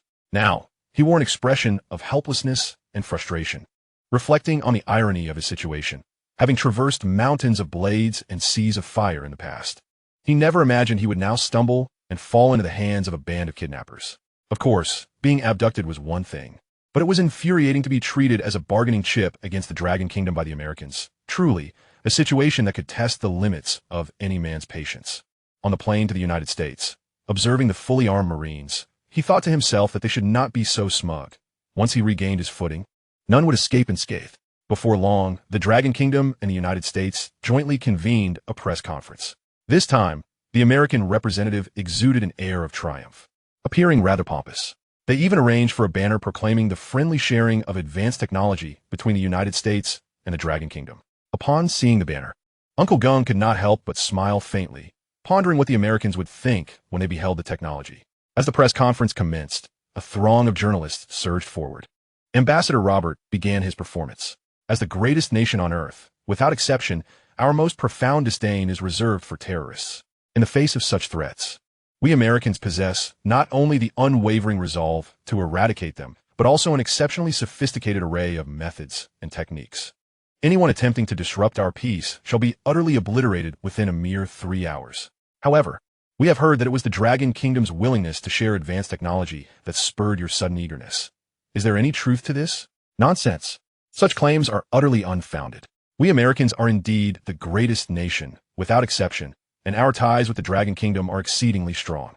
Even if they were to withhold any advanced technology, we would unabashedly proceed to rescue the hostages, for we are a great, democratic, free, and civilized nation that will not tolerate the existence of any terrorists. What if the Dragon Kingdom were to suddenly retract their offer and refuse to share their technology? Would you accept that? Upon hearing this question, Robert momentarily faltered, quickly glancing at Uncle Gung, whose face betrayed no emotion. Only then did Ambassador Robert regain his composure and respond. I have made our position quite clear. Our actions in combating terrorists and rescuing hostages are not contingent upon the Dragon Kingdom's sharing of technology. As the greatest nation, we will not tolerate any form of compromise. Even if the Dragon Kingdom were to retract their offer, we Americans would harbor no ill feelings. The assembled journalists could not suppress their derisive laughter. They were on the verge of voicing their disdain. This pretense was becoming absurd, and the entire world knew that the Dragon Kingdom was the most trustworthy nation. Once a promise had been made, it would not be broken. They wished fervently to deliver a well-deserved rebuke to Ambassador Robert, questioning whether he would dare boast so brazenly in the future. Yet, such hopes remained mere wishes, currently. Their only expectation was that the Dragon Kingdom would indeed fulfill its promise, eager to witness whether the Americans would uphold their claims. All of this was quietly observed by Uncle Gung, who seemed to comprehend the sentiments of the journalists. The stage was set. It appeared time to impart a lesson to the Americans. First, I extend my gratitude to the journalists for their inquiries. As the American representative has stated, they are a great nation, and we too believe that greatness must encompass both refinement and dignity. Listening to Uncle Gung's praises, Ambassador Robert nodded instinctively, a smile gracing his face. Internally, he was overjoyed, having heard the most eloquent words from the Dragon Kingdom's representative in history. However, as he continued to listen, he began to sense a shift in tone. Initially, he believed that the advanced technology they were about to present would not impress the Americans. Consequently, they had exerted considerable effort in preparation. Yet, the American representative had just proclaimed that their rescue efforts were not motivated by any desire for reward, even without recompense. They would remain unperturbed and uncomplaining. Hearing this, Uncle Gung felt reassured. Assistant, please bring forth the advanced technology. It is imperative that we present it to the American representative before the eyes of the world. As he spoke, the assistant brought forth a rectangular box, roughly the size of a bottle of Wulianya liquor. At that moment, Robert was somewhat bewildered, thinking, is this the advanced technology in the form of a mere toy? The idea that the Dragon Kingdom considered this to be cutting-edge technology was unfathomable. Although the journalists were equally perplexed, they recognized that this was a matter of scientific significance. They knew they could not afford to miss this crucial news. Thus, a throng of journalists quickly surrounded the podium, snapping photos of the plastic Iron Man toy with fervor. At this moment, Robert gazed at the plastic Iron Man toy, his heart a tumult of emotions, and his mind a whirlwind of thoughts. He pondered incessantly. Could this possibly be a deception? What kind of advanced technology could this trinket possibly conceal? Could it truly be, as the representative from the Dragon Nation, Uncle Gung, claimed, that it could elevate a third or fourth world country directly into the ranks of first-class nations? The longer Robert scrutinized the toy, the more thoughts swirled in his mind. Finally, unable to contain himself, he exclaimed, "Uncle Gung, is this the so-called black technology that your Dragon Nation wishes to share with us, the Eagle Nation?" Uncle Gung nodded solemnly. Indeed, while this may appear to be merely a plastic model, it holds profound significance. First, observe the material. It is our nation's latest invention, a rapidly biodegradable substance. Once it comes into contact with water and soil, it will completely vanish within a month.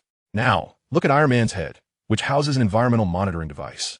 Should it detect air quality exceeding safe levels, it will immediately emit a series of beeps as a warning. Additionally, there's the circular reactor on Iron Man's chest. Uncle Gung, perhaps you should cease. With this lengthy introduction, are you suggesting that we, the Eagle Nation, should start prioritizing environmental protection? Protecting the environment is a shared responsibility. What is wrong with that? Yes, yes, yes. You're absolutely correct. But how does this qualify as black technology? How can it not be considered black technology? Does your Eagle Nation possess anything as formidable as this? And what uses such might? The biodegradability of plastic has no bearing on our affairs. We wouldn't accept this worthless trinket even if it were offered for free. So, is it your intention to reject this plastic Iron Man? Initially, Robert had approached with great anticipation, eager to embrace the much-coveted black technology of the armored suit. With such advancements, not only could he empower and fortify his military, but he could also soar into the heavens, expanding the exploration of the vast universe. However, he never expected the Dragon Nation to descend to such shamelessness, resorting to trickery by presenting a mere plastic toy as black technology. Infuriating. The Eagle Nation had never endured such humiliation, had it not been for the United Nations, in front of so many nations and reporters. He would have torn their hostage to shreds. Enough was enough. He could not simply accept this silent grievance. No, a plan must be devised. After all, President Pu Chuan was not one to accept mediocrity. If he did, it would ultimately be his own misfortune. Thus, Ambassador Robert scoffed. "Humph. Our Eagle Nation is the greatest nation, bar none. No country has ever dared to challenge our bottom line. Yet we are not unreasonable. If the Dragon Nation acknowledges its pettiness and lack of responsibility as a great power, we will not press the issue. Otherwise, we will not relent." Uncle Gung remained unperturbed. Maintaining a gentle smile, "We have already provided the black technology of Iron Man. I will ask you plainly, do you wish to accept it or not? As for this worthless item, I can say with certainty, no, absolutely not. You don't regret it? What is there to regret?" At that moment, Robert felt an urge to curse, wishing he could voice his frustrations openly if not for the public setting. Very well, since that is the case, we shall proceed as initially planned and hand this plastic Iron Man to the representative of the Goryeo Nation. I also invite all present representatives and journalist friends to witness that it is not our Dragon Nation that refuses to share black technology, but rather the Eagle Nation that has voluntarily relinquished it, and it shall be given to Goryeo as per our prior arrangement. As he spoke, Uncle Gung deftly handed the bottle-sized plastic Iron Man to the representative of Goryeo. The Goryeo representative was immensely satisfied, joyfully brandishing the plastic Iron Man like a trophy for all to see. After the handover ceremony concluded, Uncle Gung took the microphone and continued, "I apologize, everyone, for the interruption caused by Ambassador Robert of the Eagle Nation, which disrupted my train of thought. In fact, I have yet to fully present the black technology embodied in Iron Man. Robert could not help but sneer derisively. What a ridiculous item. What nonsensical black technology. Do you not feel embarrassed? You dare to continue your presentation, determined to make yourself and your nation look foolish?" His voice was neither too loud nor too soft, just enough for everyone to hear. Those with discerning eyes recognized his attempts to deride Uncle Gung and the Dragon Nation. However, Uncle Gung, displaying remarkable composure, chose not to stoop to his level and continued his exposition on the plastic Iron Man. Earlier, we mentioned the circular reactor on Iron Man's chest, which deserves special emphasis. This is the Dragon Nation's latest innovation, a small, controllable nuclear fusion reactor. As soon as the words small, controllable nuclear fusion reactor were uttered, all eyes simultaneously turned to the Iron Man held by the Goryeo representative. At that moment, the reactor's blue glow radiated with an alluring brilliance. Meanwhile, Ambassador Robert's lips twitched involuntarily, his gaze drawn to Iron Man alongside the crowd. Could it be that the blue circle on Iron Man's chest was indeed a small, controllable nuclear fusion reactor? Impossible. Absolutely impossible. The Dragon Nation would never be so generous as to casually bestow such formidable black technology upon others. It must be a ruse, a mere attempt to salvage their earlier embarrassment. Uncle Gung had long noticed Robert's astonished expression, which was marred by denial, and deliberately raised his voice.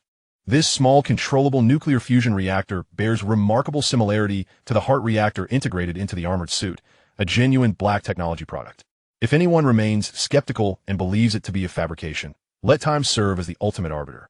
I am confident that with the support of this small, controllable nuclear fusion reactor, it won't be long before Goryo develops nuclear-powered tanks, aircraft, naval vessels, and perhaps even nuclear-powered spacecraft. On the surface, Robert dismissed Uncle Gung's assertions, viewing him as merely waving a banner of bravado.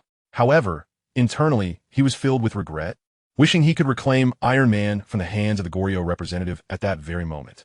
Chapter 140, The Game of Wits. The Goryo representative had already noticed the peculiar behavior of the Eagle Nation's representative and was deeply concerned that the precious prize might be snatched away, clutching it tightly to his chest. In truth, he was also taken aback by this unexpected fortune. Initially, he believed it to be merely technology aimed at improving the environment, reassuring himself that with these innovations, they would no longer have to fear the repugnant pollutants cast by the Stick Nation. However, he never anticipated that the Dragon Nation would make such a grand gesture, presenting them with a small, controllable nuclear fusion black technology. With this in hand, the Stick Nation would surely think twice before challenging them. They might well have already tucked their tails between their legs. Even with the presence of a formidable Eagle Nation behind them, they were now somewhat preoccupied with their own survival, hardly able to concern themselves with the Stick Nation. To protect this hard-won, epic-defining black technology, the Goryo representative immediately summoned all the bodyguards concealed within the venue, vowing to ensure that this treasure was taken back to General Kim. In an instant, a swarm of bodyguards clad in dark suits and sunglasses surged from all corners of the venue, converging around the Goryo representative. Witnessing this, Ambassador Robert felt utterly deflated. Even if he called upon all the security personnel from the Eagle Nation, victory was far from assured. He never expected the Goryo Nation to have such a formidable contingent of bodyguards stationed at the United Nations. Who were they preparing to defend against? What had begun as an easy target had transformed into a tough nut to crack. He could only redirect his frustration towards the Dragon Nation. Uncle Gung, your Dragon Nation is being rather unscrupulous. Initially, it was agreed that this black technology was to be shared with us, the Eagle Nation. Why has it now been handed over to the Goryo Nation? The absence of any sense of contractual obligation is glaring. As the most formidable nation on Earth, the Eagle Nation, shall absolutely not permit such occurrences. We demand that your dragon country immediately fulfill the prior agreement and surrender the plastic Iron Man otherwise. Do not expect us to be courteous. Uncle Gung chuckled coldly. Not courteous? What do you mean by that? I have already solicited your country's opinion, and it was clearly stated that you would relinquish the Iron Man. If Ambassador Robert has a poor memory, our accompanying journalists can show you the previous recordings. Would you like to see them? Robert's face flushed crimson, fully aware that he was grasping at straws. However, this was a matter of groundbreaking technology involving controllable nuclear fusion. Even if it meant sacrificing his dignity, he could not simply hand over this technological marvel.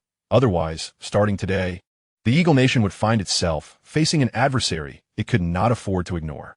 His mind raced, attempting to devise a practical approach to acquire this black technology. Time was of the essence, and after considerable reflection, he ultimately resorted to their habitual tactics of unscrupulousness. Regarding recordings, we also have something to say. The agreement between your Dragon Country and our Eagle Nation was documented clearly. You insisted on sharing the black technology with us, and it was unacceptable for us to refuse. Yet now, you have reneged and bestowed the technology upon the kingdom of Goryo. Have you completely forgotten your benefactor? At that moment, all representatives from various nations present displayed disdainful expressions, with even a representative from Sakura Country unable to suppress their incredulity, thinking that such audacity surpassed their own. Uncle Gung was nearly amused by the absurdity. Are you implying that you must leave today with the black technology of Iron Man? Indeed, our President Pu Chuan has issued a firm directive. One hand shall exchange the individual, and the other shall exchange the black technology. We have laid claim to this. I fully understand your Eagle Nation's aspirations for progress.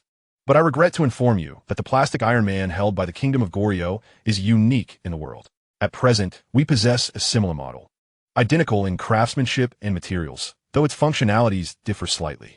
Would you like it? Having previously suffered from ignorance, misled by Uncle Gung, this time, there was no way he would relinquish any opportunity. Even if the offer was insubstantial, they would not let another nation benefit from it. Very well. Since that is the case, we Dragon Country shall not be stingy. However, the item we are prepared to share has undergone certain upgrades and modifications in the hands of the Kingdom of Goryeo, making this black technology even more formidable. If you desire it, you must pay a price. At this moment, Robert was exceedingly cautious, wary of being deceived once again. He tentatively inquired, "What price?" "For your Eagle Nation, this cost should be trivial." "What do you mean by trivial? Perhaps you could elaborate before we make a decision." "The complete design schematics for the nanosteel battle armor from Eagle Nation's Wyman Group." "The complete design schematics for the nanosteel battle armor?" "Last time, you already received the nano armor insignia, which contains substantial information. What is the matter? Has all this time elapsed, and you have yet to conduct any research?" Robert smirked, thinking, "Aren't you Dragon Country supposed to be impressive? Why are you stalling now?" The idea of handing over the schematics to them was out of the question. What if they actually managed to replicate it? As this thought crossed his mind, Robert was about to refute Uncle Gung's demands outright. However, at that moment, a devious idea flickered in his mind. With a sly smile, he remarked, "You are aware that we Eagle Nation is a great and democratic country. Although the Wyman Group is based in Eagle Nation, it does not belong to us, so obtaining these materials requires consultation with them. Please allow me a moment to make a call." The press conference took a brief intermission, and approximately 20 minutes later, Robert returned to the venue, brimming with excitement. "Uncle Gung, I have exerted tremendous effort and successfully persuaded the upper echelon of the Wyman Group. They are willing to contribute the complete design schematics for the nanosteel battle armor for the noble cause of the Eagle Nation. This USB drive contains the materials they just transmitted. Just hand over the plastic Iron Man, and this information will be yours." Uncle Gung showed no hesitation, instructing his assistant to present another Iron Man. It was strikingly similar to the previous one, with a faint blue glow emanating from its chest, though this 1S blue light appeared even more brilliant. In the presence of representatives and journalists from various countries at the United Nations, the transaction was finally completed. The Dragon Country surrendered the Iron Man, while the Eagle Nation graciously handed over the complete design schematics for the Wyman nanosteel battle armor. In a race against time to decode this black technology before the Kingdom of Goryeo could research controllable nuclear fusion, Ambassador Robert hastily departed on a private plane back to Eagle Nation, foregoing the final Q&A session with reporters. Chapter 141, The Imitation. Ambassador Robert was so elated that he barely returned home, instead heading straight to the Bai Palace to report to President Pu Chuan. However, upon seeing the object, President Pu Chuan initially appeared perplexed, examining the plastic Iron Man, then turning to Robert, repeatedly scrutinizing both with a bewildered expression, uncertain of what he was truly observing. After a lengthy silence, President Pu Chuan finally spoke. "Is this what you obtained in exchange for the hostage and the complete design materials of the Wyman Group's nano armor? Is this item truly endowed with such extraordinary black technology?" Still riding the high of his success, Robert confidently patted his chest, responding, "Yes, Mr. President. This is the Iron Man I procured. Do not be misled by its plastic exterior. It is brimming with black technology. I am convinced that with this technology support, the comprehensive strength of our Eagle Nation will ascend to new heights." President Pu Chuan remained skeptical, continuing to scrutinize the object, occasionally handling it. "Why does this increasingly resemble a toy I bought for my grandson? Are you certain you haven't been duped?" "Of course not." Uncle Gung from the Dragon Country explicitly stated this in front of all the representatives and journalists at the United Nations. It is widely acknowledged that the Dragon Country is the most trustworthy nation. Anyone can lie, but the Dragon Country will not. Despite Ambassador Robert's unwavering assurance, President Pu Chuan maintained his skepticism. After all, there exists a city named Iwu in Dragon Country, capable of producing virtually anything, even replicating the rockets of Eagle Nation without difficulty. To ascertain the true nature of this object, they would need to summon the long-legged, blonde-haired, blue-eyed Secretary Ursha to fetch Dr. Nabin, the chief scientist of Eagle Nation. Soon, Dr. Nabin arrived at the presidential office. "Dr. Nabin, we have recently received a plastic Iron Man purported to harbor black technology. Today, we seek your expertise in determining whether this object is indeed as remarkable as it is claimed to be." Dr. Nabin nodded, gingerly cradling the item, inspecting it from every angle. His extensive experience in research led him to conclude that it was merely a plastic toy, devoid of any trace of black technology. Glancing at President Puchuan, then at Ambassador Robert, he was uncertain whether to outright dismiss the item or seek another opportunity to clarify. To err on the side of caution, he replied cautiously, "This item does not fall within my academic research scope. To obtain genuine and reliable validation, it will require laboratory testing and further experimentation." Upon hearing Dr. Nabin's statement, Robert felt a slight sense of relief. In truth, he had begun to doubt himself when President Puchuan first raised his concerns. However, since he had brought the item back, he could not afford to undermine his own credibility. Otherwise, he would surely be the one to face the consequences. As Dr. Nabin departed with the plastic Iron Man, President Puchuan gestured for Robert to approach him. "I have heard that during the trading at the United Nations, when faced with the deliberate obstruction from the Dragon Nation, you, under the guise of my name, provided them with the complete design documentation of our Eagle Nation's nanotech armor. Is there any truth to this?" Robert could not help but swallow nervously. President Puchuan despises the misrepresentation of authority, yet this time, in pursuit of Iron Man's cutting-edge technology and under pressing time constraints. He had no choice but to resort to such a tactic. "I apologize, Mr. President. The urgency of the situation compelled me to act. I intended to call you, but Secretary Ilsha informed me that you were engaged in a crucial meeting. Rest assured, 50% of the design documentation I provided to the Dragon Nation is fabricated. Should they attempt to develop any nanotech armor based on the designs, they will inevitably find themselves at a dead end." Upon hearing Robert's explanation, President Puchuan nodded in satisfaction. "I see. Given your cleverness and the merits of your actions this time, I shall overlook this matter. Furthermore, if the Dragon Nation inquires about the authenticity of the design documents, we must adamantly deny any falsehood. You need not worry, Mr. President. I have handled such matters before without a single misstep." Meanwhile, at the Dragon Institute far away, several researchers held the nanotech armor design documents and the recently obtained experimental data lost in contemplation. What is going on? How does this data contradict everything we previously studied regarding the nanotech armor? Where could the oversight have occurred? Should we invite Director Guofan to assist us? After all, he is the most knowledgeable about this, and he might swiftly uncover the root of the issue. Very well, we have no other recourse. I will reach out to him immediately. Shortly thereafter, the call to Guofan was connected. "Director Guofan, greetings. Iam Rinli, the head of the Micromolecular Research Center under Dean Rao. We are currently facing a dilemma, and I wonder if you have the time to visit the Dragon Institute to examine our latest design documents and experimental data." Guofan had long been aware of the situation surrounding the nanotech armor design documents, since Xiao Wu infiltrated the Eagle Nation's group and retrieved the nanotech armor insignia. The Dragon Institute had been diligently researching it. However, due to incomplete design documentation, the project had stagnated. Seizing the opportunity presented by the recent kidnapping incident, Uncle Gung skillfully procured all the design documents from the Eagle Nation. Based on Guofan's understanding of the Eagle Nation, they would not engage in a losing proposition. He had indeed harbored doubts regarding the authenticity of the nanotech armor design documents, yet his focus was primarily on Xiao Wu's safety and the lunar base training, leaving little room for concern about this matter. Now it seems highly probable that the nanotech armor design documents provided by the Eagle Nation are fraudulent.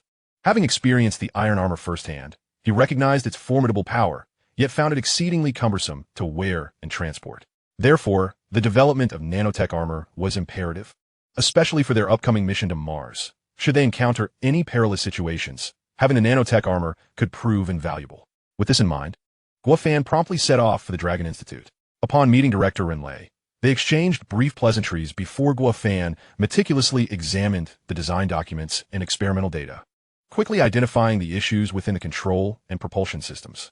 His swift identification of the problems was largely due to his experience wearing the iron armor and participating in multiple flights and battles. Of course, he did not possess a comprehensive understanding of the nanotech armor. Discerning any additional issues would likely take ages without further analysis.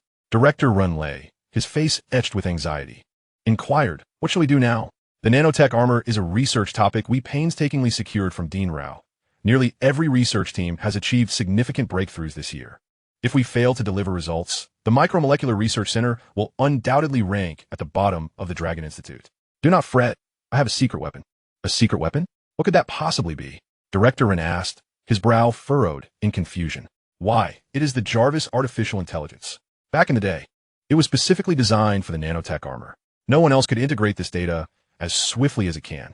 Hand me the design documents provided by the Eagle Nation, and let Jarvis handle the rest. Recognizing Guafan's prowess, and knowing he was their only hope, Director Ren readily entrusted him with all the design documents and the current experimental data. Guafan acted swiftly, locating Rao Wenxing and proceeding to the laboratory, where he uploaded the materials into the 550W quantum computer equipped with the Jarvis AI system. Since the release of the Wandering Earth 2, the computational capabilities of the 550W quantum computer had matured significantly. Its assistance greatly accelerated the scientific team's simulation and experimental procedures.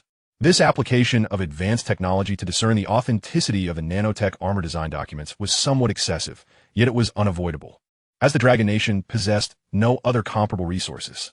In a mere 10 minutes, the 550W quantum computer delivered its assessment. A bold message appeared on the screen. Based on current scientific theories and design schematics, a total of 10,086 errors have been identified, constituting 50 of the total design points. Jarvis AI has intervened and is currently rectifying the issues, with an estimated completion time of 99 seconds. Upon reading the notification on the 550W quantum computer screen, Director Ren could not help but exclaim, "I have long heard of the miraculous capabilities of our Dragon Institute. Previously, I was oblivious to external matters, solely focused on my research. How foolish I have been. If I had known the prowess of this 550W quantum computer sooner, we would not be fretting over this year's research project. It is not too late to utilize it now." While the two were engaged in conversation, Jarvis AI successfully completed its repair work. The nanotech armor had undergone comprehensive data integration and modification of the schematics, alongside detailed simulation validation. Based on the results of the simulation, the final conclusion indicated that the physical completion of the nanotech armor exceeded 999. Director Run was once again astonished. What? Exceeding 999? This is remarkable. Guafan could not help but smile. Jarvis had once again refrained from making grand claims. Gazing at the plethora of simulation data and experimental results, Director Run was overjoyed. The seemingly insurmountable challenge of developing this advanced technology had been resolved in such a miraculous manner, not only rectifying all design documents, but also significantly shortening the research timeline. If they had attempted this independently, it would have taken them at least 5 to 10 years, if not longer. Yet, with the aid of the 550W quantum computer powered by Jarvis AI, they transformed into scientific wizards, resolving the issues over a cup of tea. It was impossible not to admire the power of modern technology. It seemed he had grown old, somewhat archaic, and increasingly stagnant in his ideas. He had always believed that in scientific research, no auxiliary tool could surpass the necessity of hands-on involvement. Now, he had to concede that as technology evolves, so too must the mindsets of those of his generation. Only by doing so can scientific research flourish. Guafan was keen to offer words of comfort, yet thought better of it. After all, to possess such enlightenment at his age and in his position was indeed rare. The advancement of technology in the Dragon Nation would require individuals with such elevated thinking.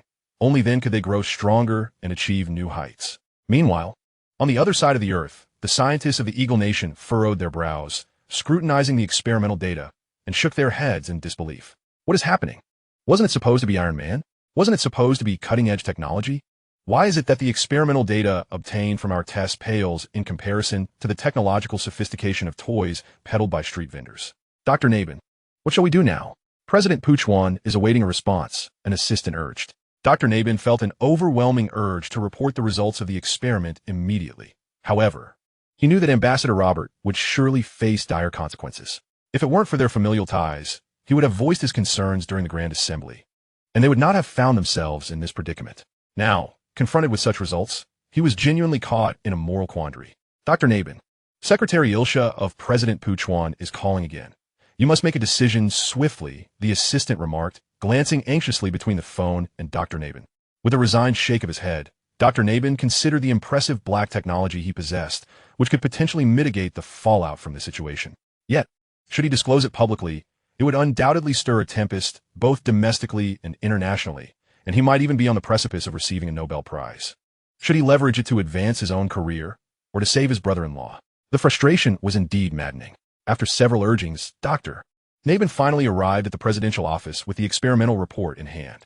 At that moment, President Puchuan awaited the final test results with bated breath, as they could determine whether the Eagle Nation would reclaim its position atop the world stage. Robert, too, was brimming with excitement. Should the president endorse these findings?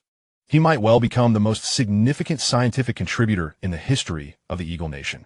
He cast flirtatious glances at Dr. Nabin, signaling him to seize this opportunity, promising that if successful today, he would wholeheartedly support the union of Robert and his sister. Dr. Nabin returned Robert's gaze with a look of exasperation, wishing he could deliver a swift reprimand. However, as President Puchwan's expectant eyes bore down upon him, he could only suppress his anger. Dr. Nabin, how is the research on the plastic Iron Man progressing? Does it contain the black technology as claimed by the Dragon Nation? None. Dr. Nabin blurted out without hesitation. The moment those words escaped his lips, the atmosphere in the office plummeted to a frost-laden silence. None? What does that mean? Are you saying it was not detected? Or that there is simply no black technology at all? President Puchwan's brow furrowed instinctively as he glanced toward Robert. Robert's earlier jovial demeanor evaporated, replaced by nervous sweat as he shifted his stance toward the door, ready to flee if the situation turned dire. To answer your question, Mr. President, the plastic Iron Man contains no black technology whatsoever. It may have been a deception. Before Dr. Nabin could finish, Robert erupted, his voice laced with hysteria. Impossible. Absolutely impossible. The Dragon Nation is the epitome of integrity. They would never present us with a fraudulent product devoid of technological merit. Having no pride? It must be you. You are the one who, in pursuit of the Nobel Prize, falsely claims that the Iron Man lacks any black technology, attempting to hoard the innovations for yourself. Is that not true? Tell me it isn't so. Robert's aggressive interrogation left Dr. Nabin speechless. Initially, he had hoped to defend Robert before President Puchwan, portraying him as a victim of the Dragon Nation's cunning. But now Robert's reckless accusations had thwarted that plan. The thought of sacrificing Robert's sister was overshadowed by the allure of the Nobel Prize. What woman would be beyond his reach if he achieved such a claim? Resolute, Dr. Nabin decided to confront Robert directly. As Robert continued his tirade, Dr. Nabin thrust the experimental report into his face. You may choose to believe my assertions are false, but you cannot deny that the joint report from the Royal Academy of Sciences of the Eagle Nation is fabricated. To argue otherwise is to undermine the very foundation of Eagle's scientific integrity and its future. At Dr. Nabin's words, Robert instinctively recoiled, realizing that invoking the Royal Academy's name signified a point of no return. He dared not act out any further, lowering his gaze and hoping that President Puchwan would recognize his efforts, however meager, and show leniency. Yet President Puchwan offered no such mercy. His expression hardened as he coldly stated, "Before you lie, two choices. One is to devote yourself to the noble cause of science, and the other is to reclaim what rightfully belongs to the Royal Academy of Sciences of the Eagle Nation." Robert understood the president's implication. Either he faced dire consequences or retrieved the black technology from the armored suit. Aware of President Puchwan's duplicitous nature, he contemplated the notion of sacrificing himself. Yet the reality of his situation made such a noble end seem a mere fantasy. Left with no alternative, he hastily responded, "Mr. President, rest assured, I will traverse fire and water to recover the black technology of the armored suit, no matter the cost." Rest assured? If I could rest easy, we wouldn't be in this predicament, Puchwan retorted. Now, while I'm still in a forgiving mood, you should leave my presence. Robert, having long prepared for flight, dashed out of the office at the president's command. Once outside, he dared not linger, hastily returning to his own domain, securing the door behind him, lighting a cigarette, and beginning to plot his next move. As he neared the end of his pack, frustration mounted with the absence of any viable plan. Cursed Dragon Nation, detestable Uncle Gong, you've truly ensnared me in this predicament. If I must perish, you shall not escape unscathed either. Just as he voiced his thoughts, the office door was forcefully swung open. Believing it to be President Puchwan returning for retribution, Robert instinctively prepared to leap from a window. However, a glance revealed it was not the president, but rather five-star General James. "I heard you were in dire straits due to the Dragon Nation," he remarked. "Are you here to revel in my misfortune?" Robert snapped, his irritation flaring. "I have enough of my own troubles without your amusement. Actually, I came to propose a collaboration, for we share a common adversary, the Dragon Nation." This revelation softened Robert's disposition slightly. "Collaboration? What do you propose? Do you have a way to retrieve the black technology from the armored suit? That's simple enough. We can find a bar, you can treat, and we can discuss it thoroughly." Meanwhile, across the globe in the Dragon Nation, news of the Eagle Nation's experimental results had reached them, igniting a wave of jubilation. Among the most elated was Chiao Wu. "By my grandmother's grace, I thought I had caused our nation a monumental blunder, only to discover it was a ruse. Brother Gua, your cunning is unparalleled. How did you conceive the strategy that not only salvaged my situation, but also spared our nation any losses while mocking them in the process? Truth be told, it was not a gamble on their virtues, but rather an understanding of their vices. I anticipated that this transaction would not be executed with pure intentions.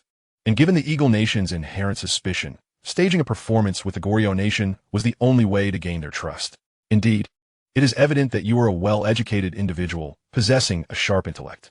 Last time, I mentioned my intention to pursue further studies at the university, and I have already reported this to the organization. As long as the filming of Mars Rescue proceeds smoothly with your cooperation, I will be granted leave to attend school during the holidays. I initially thought you were joking, but to my surprise, you are quite serious. I, Chiao Wu, have always maintained a straightforward approach. What I say is what I mean, and a promise is as binding as a nail driven in with spit. Very well. I shall assist you in making arrangements. I have a good rapport with the esteemed President Rao from the Dragon Science Institute, and should be able to secure you a position at a top-tier university in the Dragon Kingdom. There is no need for that. I've already made arrangements with your alma mater, as I believe your exceptional abilities were undoubtedly honed during your university years. I wish you the best of luck. To be frank, Guofan holds his university in high regard. Although he acknowledges that his talents were not solely acquired through formal education, but rather bestowed upon him by the cinematic technology system. He yearns to reveal the truth to Chiao Wu, but ultimately decides against it, opting instead to leave him with room for growth. Just as the two were engaged in light conversation, President Rao's call interrupted them. Speak of the devil, and he shall appear, Guofan remarked as he answered the phone. Hello, President Rao, what instructions do you have this late? There are no specific instructions, but I wanted to inform you that our monitoring satellites at the Dragon Science Institute have detected a significant influx of anomalous solar wind particles heading towards the lunar base. The personnel and equipment stationed there are likely to be in peril. Chapter 144. Is this fair? Isn't there a designated shelter designed to counteract solar storm high-energy particles? Surely that should suffice? This particular solar storm is exceptionally fierce. While there may not be immediate repercussions, the duration of this solar storm is unpredictable. No one can ascertain how long the shelter will endure, and immediate evacuation is not feasible. Should these high-energy particles breach the shelter and strike individuals, the consequences could range from radiation sickness, allowing one to survive for a few years, to instant demise. Although Guofan has majored in directing, he is a bona fide science fiction filmmaker and possesses a fundamental understanding of scientific principles. Despite lacking first-hand experience with solar storms, this does not impede his comprehension of such phenomena. High-energy particles from solar storms are charged particle streams ejected from the sun's upper atmosphere at supersonic speeds, laden with immense energy that can directly impact human genetic material, potentially leading to gene breakage or mutations, thus triggering various unknown diseases. They can even spark sensations within the brain, not in a literal sense of visual sparks, but by directly affecting neural pathways, akin to a conflagration within a mind. Having recently deployed the entire cast and crew of Mars Rescue for a disaster simulation training involving meteor showers on Mars, the actors likely have yet to acclimate to their roles, and now they find themselves confronted with a genuine catastrophe. In the plot of The Wandering Earth 2, the lunar base team also faced a solar storm, taking refuge in specially designed lead-line vehicles to avoid calamity. While the lunar base currently possesses such facilities, as President Rao indicated, this solar storm is unusually severe, and its capacity to withstand the onslaught remains uncertain. This situation delves into the realm of advanced scientific knowledge, and such matters should be entrusted to specialists. At this juncture, President Rao may indeed be the most qualified individual for the task. President Rao, you have spent considerable time at the lunar base and must have anticipated such scenarios. Do you have any viable strategies? After a moment of contemplation, President Rao replied, There is one potential solution. However, its execution would be exceedingly challenging, and it would require sacrifice. Though his voice was low, the room fell into an extraordinary silence, making his words resonate profoundly. Upon hearing this, Chiao Wu stood up without hesitation. Is it merely a matter of sacrifice? I shall volunteer, if my life can save others. It is worth it.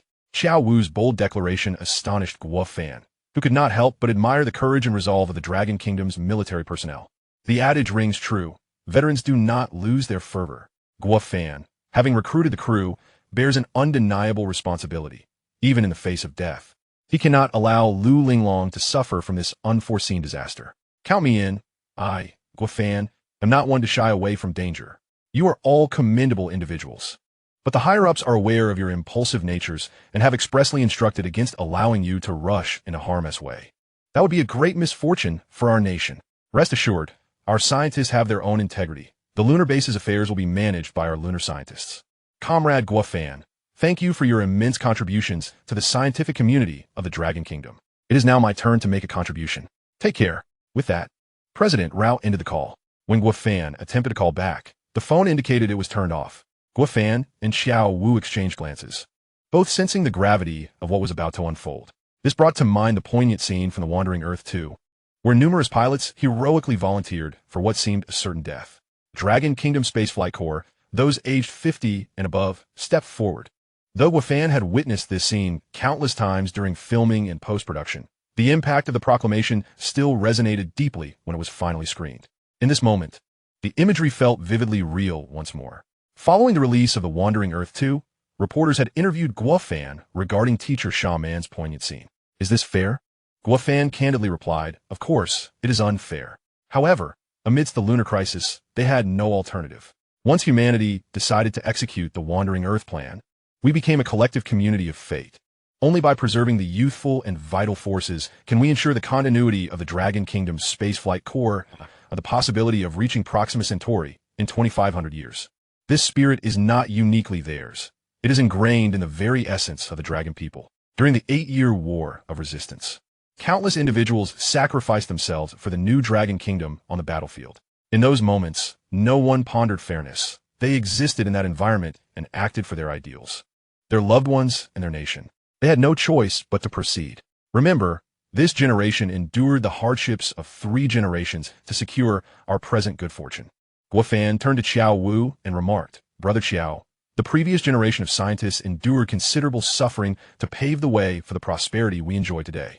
Shouldn't we now take up this mantle? Xiao Wu rolled up his sleeves, embodying the spirit of self-sacrifice, and declared, I have long been prepared. Speak, how shall we proceed? Don the iron armor and head straight to the lunar base. Don the iron armor? Yet there is only one suit available. How shall we manage that? Who said I only have one suit? Come, follow me upstairs for a look. As the two ascended to the top floor, they were greeted by a row of exquisite iron suits from the initial March 3rd, March 4th, and March 6th to March 7th, March 8th, March 9th, and March 10, all neatly displayed in a glass cabinet. So many suits? Surely, these cannot all be mere models? Do you doubt my capabilities? Rest assured, these are the real deal.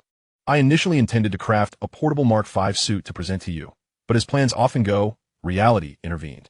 So, you must make do for now. Choose whichever you prefer, and once the Mark V is completed, I will gladly present it to you. The suitcase-style steel battle armor was merely a modest wish of mine. I truly did not expect you to have considered it as well. I am genuinely flabbergasted and immensely grateful to you.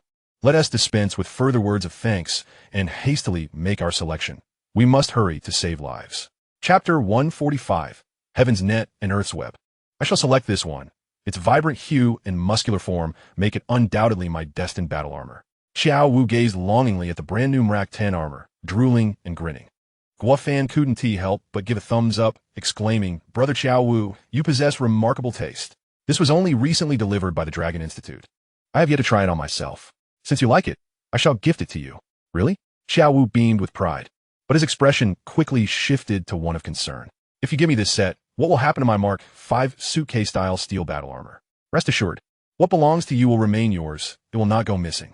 Before long, the two had selected their steel battle armors, donned them, and prepared to embark. Although Xiao Wu had never operated a steel battle armor before, this did not hinder his use of it. After all, each suit was equipped with the Advanced Artificial Intelligence Core, Jarvis, and connected to a 550W quantum computing database. All Xiao Wu needed to do was issue his commands, and the armor would comply with his wishes. Simultaneously, the two leaped from the studio's rooftop window, and in an instant, 2 bright specks vanished into the night sky. The sudden surge of acceleration left Xiao Wu somewhat bewildered. He had not anticipated such speed. Thankfully, his robust physique from previous training allowed him to withstand the rapid acceleration. Otherwise, it would have been overwhelming. Brother Xiao, how do you feel? Can you adapt? I can adapt. This is much faster than the aerospace drones and space elevators you invented. At this speed, won't we reach the lunar base in no time? Precisely. That is splendid. This way, we won't have to watch Director Rao and the others perish in vain. The nation has nurtured us for so many years for this very moment. It is time to contribute to the Dragon Kingdom and its people. What? From your words, are you truly contemplating a noble sacrifice like Director Rao? Is there any other option? Xiao Wu asked with a hint of naivete. Guo Fan suddenly erupted in laughter. We're going to save people, not to meet our demise. I am fully aware of that. But if even the ultra-thick lead-lined lunar base can be penetrated by high-energy particles from solar storms, I doubt our thin steel battle armor, despite its plethora of advanced technologies, can withstand such high-energy particles. Indeed, it cannot endure a direct assault. However, do not forget, this is steel battle armor, equipped with numerous advanced technologies that you may not fully comprehend. Theoretically, if these technologies are employed correctly, they can not only shield us from high-energy particle radiation, but also serve as a temporary protective barrier in critical moments. Huh? What kind of advanced technology is this? How can it be so formidable? Considering the distance to the moon is approximately 380,000 kilometers, even with the steel battle armor flying at supersonic speeds. It would still take some time. Thus, Guo Fan began to elaborate on the underlying principles to alleviate their boredom. In truth, this was not a novel concept. Ever since the formation of the Earth, it has been combating high-energy particles from solar storms. To put it simply, it involves magnetic fields. Even the most powerful high-energy particles from solar storms are diverted by the Earth's strong magnetic fields at the poles, which not only protect the Earth itself, but also safeguard the myriad of flora and fauna residing upon it. After hearing Guo Fan's explanation, Xiao Wu finally understood. So, if we fly to the lunar base in our steel battle armor, it would essentially create an artificial magnetic field for the lunar base, thus protecting it from high-energy particles during solar storms? Theoretically, yes. However, the steel battle armor is rather small in comparison to the lunar base. At most, it can protect itself from high-energy particle harm, while the lunar base is far too expansive for comprehensive magnetic field coverage. Huh? Then does that not render our efforts futile? Even if we fly up, we may not be able to rescue everyone. Do not forget, Director Rao and the others have their own methods. However, they lack the means to protect themselves. Our mission is to step in for them and minimize casualties. Understood. It seems I must acquire more knowledge in the future. Otherwise, without you around, I would surely become a simpleton, brawn over brains. Each profession has its own expertise. Your unfamiliarity with these matters is natural. Conversely, were I to lead troops in a battle, devise strategies, or engage in close combat, I too would be utterly at a loss. Indeed, should we not contact Director Rao to inform him of our plan and hear his? You're quite astute. Please hold on. I will reach out.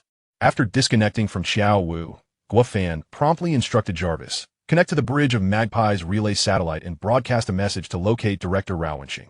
The bridge of Magpie's relay satellite was specifically established by the Dragon Kingdom for lunar exploration. It could not only emit wide-ranging signals, but also cover the entire lunar surface without blind spots. It was nearly impossible to lose contact between the Earth and the Moon. Before long, communication with Director Rao was established through the bridge of Magpie's satellite. Director Rao was quite taken aback. Guo Fan, why are you using the bridge of Magpie's relay satellite to reach me? My phone was out of service, so I had no choice but to resort to this. Didn't TI inform you that I was going on mission? No, wait. Knowing your character, you would not remain idle. Are you, at this very moment, preparing to head to the lunar base? You have misjudged me. I'm not preparing to go to the moon. I'm already en route to the lunar base. Huh? Why are you so disobedient? This is not disobedience. It is merely my judgment. Given the current situation, returning is no longer an option. The priority now is for you to share your current plan. Director Rao sighed, a hint of resignation in his voice. Alas, I am truly at a loss with you. To speak plainly, we have long had a countermeasure. This time, we are equipped with the latest developed high-tech Heaven's Net and Earth's Web. As long as we are swift enough to deploy it over the lunar base, we can withstand the impending solar storm's high-energy particles. Heaven's Net and Earth's Web? Yes, Heaven's Net and Earth's Web. To simplify, it is an artificial magnetic field net. With sufficient electrical energy, we can generate an adequately powerful magnetic field. This is our plan. Chapter 146, The Spirit of Sacrifice. Guo Fan felt a swell of pride. Indeed, great minds think alike. Employing high-energy magnetic fields to counter high-energy particles is a reliable strategy. By the way, Director Rao, where is this Heaven's Net and Earth's Web currently located? It is in our possession, aboard the space elevator. Guo Fan calculated the time. The space elevator would take several more hours to reach the space docking port, and even with the quickest transfer to a spacecraft heading to the moon, it would still cause delays. Meanwhile, the solar storm's high-energy particles could arrive at the lunar base at any moment, potentially in successive waves. And there was no telling how long the lunar base could endure. Time is of the essence. It cannot be treated lightly. Thus, Guofan decisively stated, Director Rao, prepare the equipment. Xiao Wu and I will now head toward the direction of the space elevator. When the time comes, hand over the equipment to us, and we shall complete the remaining tasks. Director Rao paused, then replied, Alas, did I not already inform you? There are orders from above. This is absolutely out of the question. The consequences of my actions I shall bear alone. Moreover, there is no room for negotiation now, as we are rapidly approaching the cosmic elevator. At this moment, Dean Rao has lost his temper. For he knows Guofan all too well. Once Guofan sets his mind on something, no one can sway him. While they conversed, Guofan had already spotted the cosmic elevator ascending into the void of space. He waved to Xiao Wu, and the two proceeded directly towards the elevator. In an instant, they found themselves at the window of the cosmic elevator. Peering inside, they could see a number of scientists from Lonka Institute seated within, though none appeared youthful, likely all exceeding 50 years of age. Just as they were on the cusp of retirement to enjoy a life of leisure, fate had thrust them into such a predicament. Nevertheless, they did not flinch. The enduring spirit of dedication among China's researchers continues to inspire generations. When the cosmic elevator was designed, escape pods were incorporated as a precaution. However, it was utterly unforeseen that one day, the escape pod door would serve as a passage from the outside to the interior of the cosmic elevator. Guofan and Xiao Wu effortlessly made their way inside. Upon witnessing two figures clad in iron armor before them, the scientists were initially taken aback, but soon realization dawned upon them. Dean Rao was the first to speak. I have long heard that you developed the iron armor scene only in science fiction films. Having never had the time to appreciate it before, seeing it today is indeed a revelation. It resembles the props from those films to an astonishing degree. At this moment, Guofan and Xiao Wu lifted their helmets, revealing their smiles. The swift development of the iron armor was largely attributable to the efforts of Lonka Institute. And should Dean Rao fancy it, I would gladly gift him a set once this mission concludes. Dean Rao waved his hands in protest. Let us not. My old limbs cannot endure such high-intensity exertion. However, that exoskeleton you invented earlier would indeed be beneficial. Should I find myself unable to move one day, it would spare others the trouble. Come now, you're still quite spry. In another 20 or 30 years, you may not even need it, Guofan replied. Indeed. Perhaps I shall not, Dean Rao said, instinctively glancing at the elderly scientists surrounding him. They understood that this mission was likely a one-way journey, yet none exhibited fear. Their expressions were resolute, reflecting a willingness to face death without hesitation. At that moment, Xiao Wu involuntarily saluted. There is no need for such fervor. This is the tradition and spirit bequeathed by our predecessors in research. When confronted with life-and-death decisions, we leave behind our living strength, sowing seeds of hope. This is our final contribution to the scientific endeavors of our nation. Guofan held a deep admiration for them, which evoked memories of the tumultuous years during the founding of the nation, when countless researchers made immense sacrifices to ensure that China would not be bullied by other countries, thus paving the way for the peace and stability enjoyed today.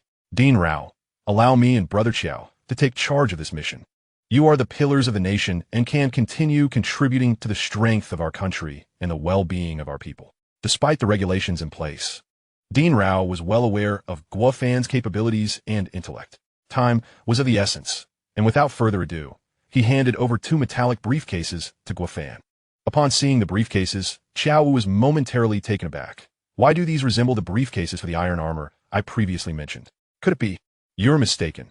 What lies within is not iron armor, but rather an authentic high-tech product known as the Heavenly Net, Dean Rao explained, opening the case for their inspection.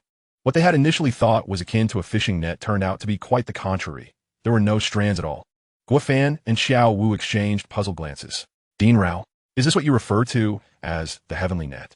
It bears no resemblance to any net whatsoever. What do all these metallic rods signify? Dean Rao smiled slightly. How could something named the Heavenly Net be like ordinary objects? To speak frankly, as long as there are enough metal launchers, it can expand infinitely, truly resembling a net that envelopes the heavens and the earth. Really? Is it that powerful? How does one utilize it? Are you familiar with the light prism tower invented by Einstein? The tower transmits energy through light prisms, thus creating a vast energy network. Should an invasion occur, all energy converges toward a single prism. The principle of the Heavenly Net mirrors that of the light prism tower. Once the activation switch is pressed, these metallic launchers will emit energy magnetic fields in all directions. Once the launchers are strategically positioned, they will establish an energy magnetic field network, with proximity enhancing the magnetic field's strength and efficacy. time is pressing.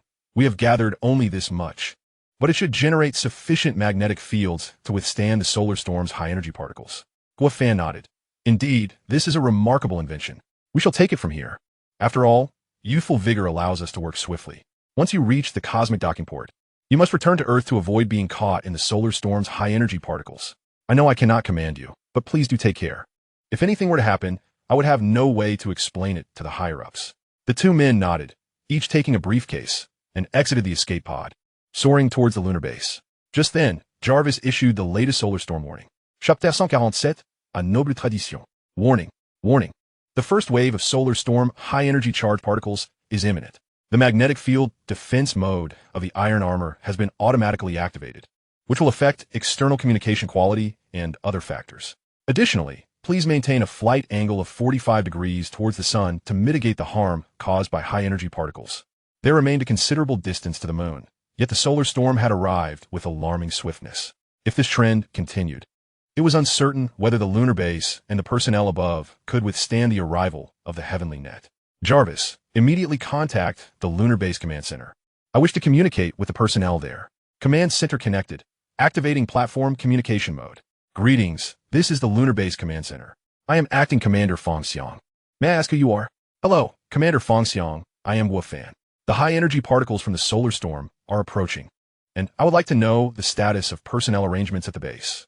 Director Guo, the personnel you dispatched to the lunar base, along with some research staff, have successfully relocated to temporary underground shelters. Only a small number of researchers remain steadfast at their posts. Why haven't you activated the automatic mode of the lunar base equipment? Why stay behind instead?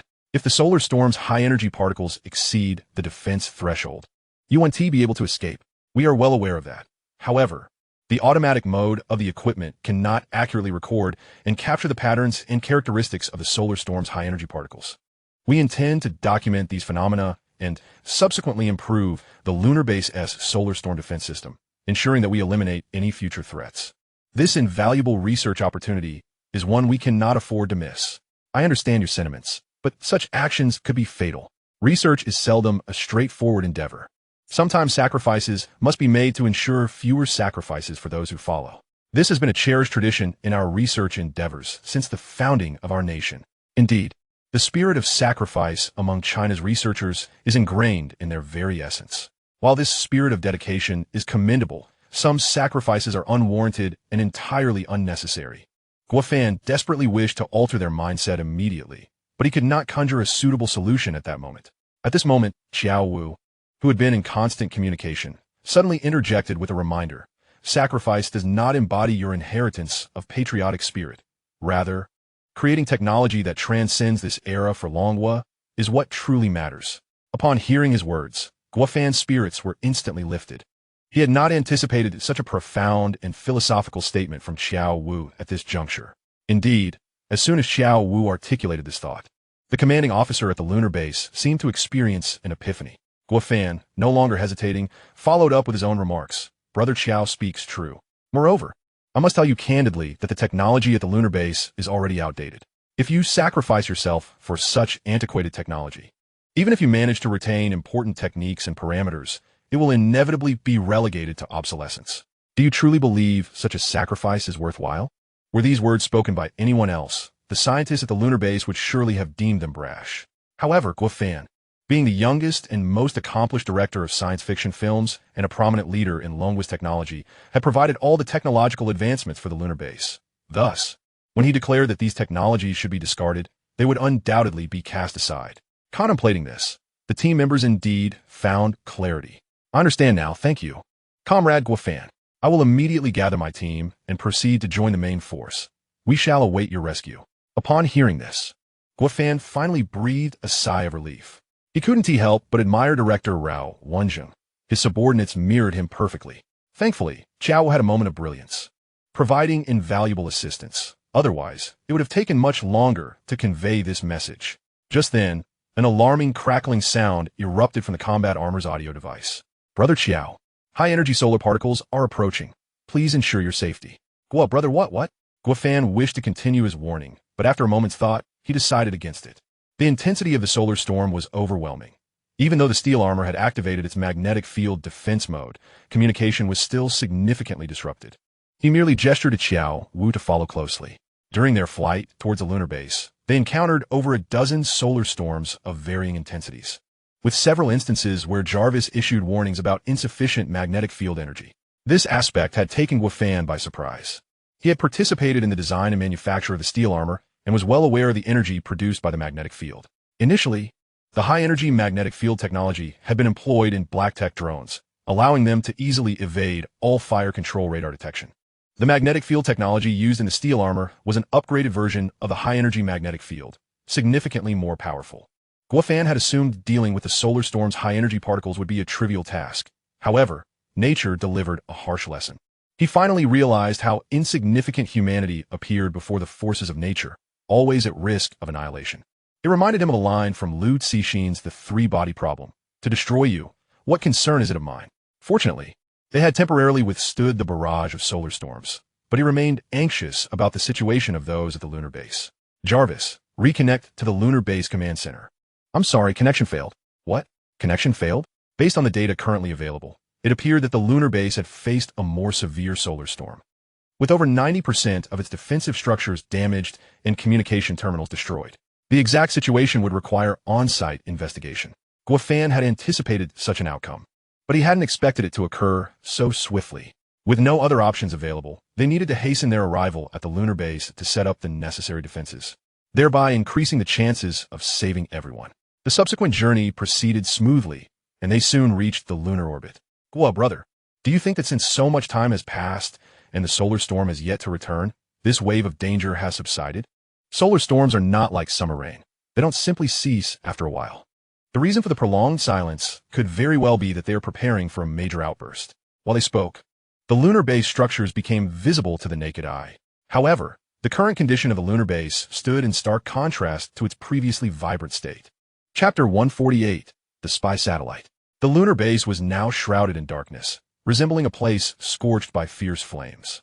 Moreover, all the signal transmission and reception devices that had once towered beside the base now lay flat on the ground. Those who knew of the solar storm would understand. But to an unknowing observer, it might appear as though they had encountered a cosmic Godzilla. Guo, brother, the situation here is far worse than we imagined. It seems that the technology at the lunar base must undergo an urgent upgrade.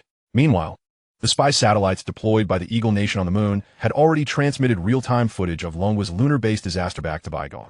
Previously, they had been troubled by Longwa's establishment of a base on the moon, but now, witnessing this scene, officials of all ranks in Bygone were elated, especially the ambassador to the United Nations, Robert, who had been grappling with the issue of the faux steel armor.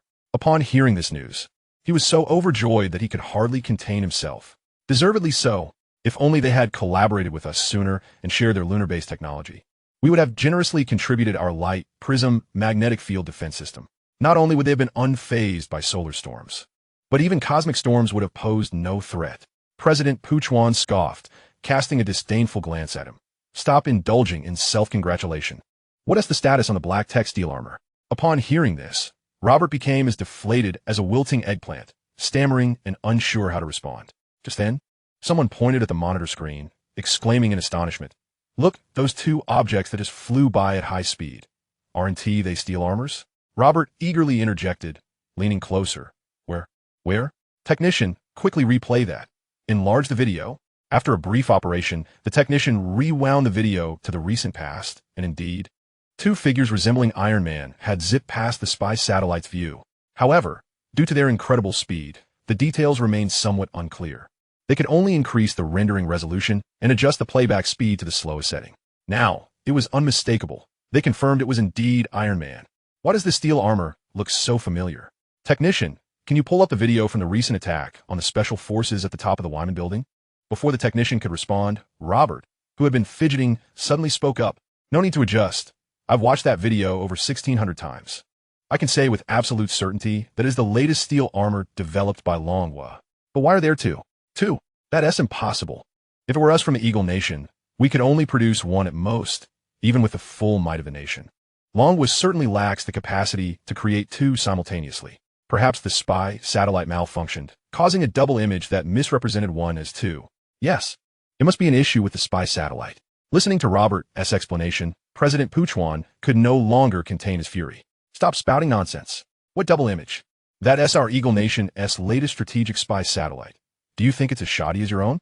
Get out of Baigong's office this instant. And you are banned from ever stepping foot inside again. Turning to his secretary, Elsa, he instructed from now on, put up a sign at the entrance of Baigong stating that Robert and dogs are prohibited from entering. In front of everyone, Robert turned as pale as a ghost. However, Elsa remained wholly indifferent to his sentiments and kindly reminded him, Mr. President, you may have forgotten that our esteemed financial secretary, Ms. Linda, brings her beloved dog to the meetings at the palace every week. Then let it be amended. Robert retorted, no dogs allowed, including Robert. Yes, that will do. Additionally, please reiterate to the external security personnel that anyone who permits Robert entry shall be barred from future attendance. Elsa nodded in agreement and promptly summoned the security staff to escort Robert out. I am Robert, the U.S. ambassador to the United Nations. You cannot treat me this way. I shall sue you for your impotence and recklessness. Let me go. As Robert was ushered away, President Puchwan exhaled a sigh, but then immediately proclaimed with authority, the United States shall no longer harbor such foolish individuals. While we, the United States, are undeniably powerful, the Dragon Nation has also proven itself formidable, especially in recent times with a sudden technological explosion where cutting-edge innovations have emerged in rapid succession, gradually narrowing the technological gap between us. In certain aspects, they have even surpassed us. Therefore, I advise you all to abandon any arrogance and disdain, lest Robert's fate serve as a cautionary tale. The assembly exchanged bewildered glances, pondering what had prompted President Puchwan to express such high regard for the Dragon Nation. After all, they had merely developed sci-fi-like technologies such as armored exoskeletons, space elevators, navigational space stations, and lunar bases. What was so remarkable about that? The United States was on the brink of launching missions to Mars, with astronauts set to land, which would once again place them 50 years ahead of the world. Even if the Dragon Nation were to rest on its laurels for the next 50 years, they could not attain their current heights. Naturally, with the president having spoken, no one dared to voice dissent, as they were well compensated and saw no reason to oppose him and invite unnecessary conflict. Observing the lack of opposition from the crowd, President Puchwan returned to his seat and resumed watching the real-time footage transmitted by the spy satellites. Meanwhile, Guofan and Xiao Wu had landed at the lunar base. The devastation surrounding them was stark, resembling a scorched earth post-apocalypse. Brother Gua, this solar storm is exceedingly severe. Can this device truly be effective? Whether it works or not is irrelevant. We are already here with no room for retreat. Our immediate priority is to establish contact with the individuals in the temporary underground shelter to ensure their safety before proceeding. All right, inform me of their location, and I shall go. Just as Guofan was about to speak, Jarvis issued a warning. Alert! Alert! The 18th wave of the solar storm's high-energy charged particles is imminent, with an estimated arrival time of 3 minutes. The armored exoskeleton has activated maximum power magnetic field defense mode. As a precaution, please seek shelter immediately. This warning was markedly different from the previous ones, not only indicating the maximum power activation, but also advising the search for shelter. Clearly signaling the ferocity of this solar storm surpassed all previous ones. Brother Gua, stop dawdling and hurry to the shelter. What shelter? Let's not forget our purpose here. We have less than 3 minutes remaining. According to the plan we discussed, we must deploy the metal launchers and activate the protective net immediately. Chapter 149, High Energy Alert. Upon hearing Guofan's command, Xiao Wu swiftly entered a state of readiness, retrieving all the metal launchers from his case. According to their previously devised plan, these devices could cover the entire lunar base. If executed methodically, they would ensure the protection of the base. However, this would require at least 10 minutes. With less than 3 minutes until the solar storm's arrival, they had no time to shield the entire lunar base. They had to focus their efforts where it mattered most, placing all the metal launchers above the temporary underground shelter to enhance the magnetic field energy. The lunar base could be rebuilt, but if lives were lost, it would be an immeasurable tragedy. Thus, the two hastened to the designated area, inserting a metal launcher every 2 meters. However, they encountered a significant obstacle as they attempted to insert the first launcher. The lunar soil appeared soft, yet when they pressed the metal launcher into the ground, it felt as if they struck a metallic barrier. On Earth, this would have produced a loud noise, but on the moon, silence prevailed, though the effect mirrored that on Earth. Brother Gua, this ground is exceedingly hard, akin to iron. It's simply 1T penetrate. Guofan had already recognized this issue. but being well-versed in the armored exoskeleton's capabilities. He swiftly activated the weapon system and used the energy beam from his fingertip to melt a small pit for the metal launcher. However, Xiao Wu had only recently donned the armored exoskeleton and was not yet familiar with it. So Guo Fan had to instruct him while continuing his own tasks. You could try using the energy beam on your fingertip. Xiao Wu gave it a try, and indeed, the energy beam proved effective. However, this undoubtedly increased the time required for deploying the metal launchers. After completing one, Jarvis issued another urgent reminder. 2 minutes remaining until the solar storm's arrival. Watching the remaining metal launchers in his hands, Xiao Wu felt a surge of anxiety, but he knew that panicking would be futile.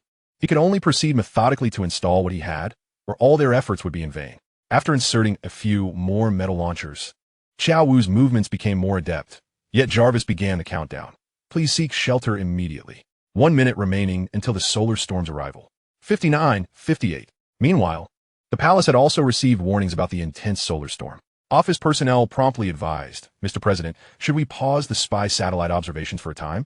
If it is destroyed by this solar storm, it would represent a significant loss for us, and taxpayers would protest, potentially affecting our electoral support.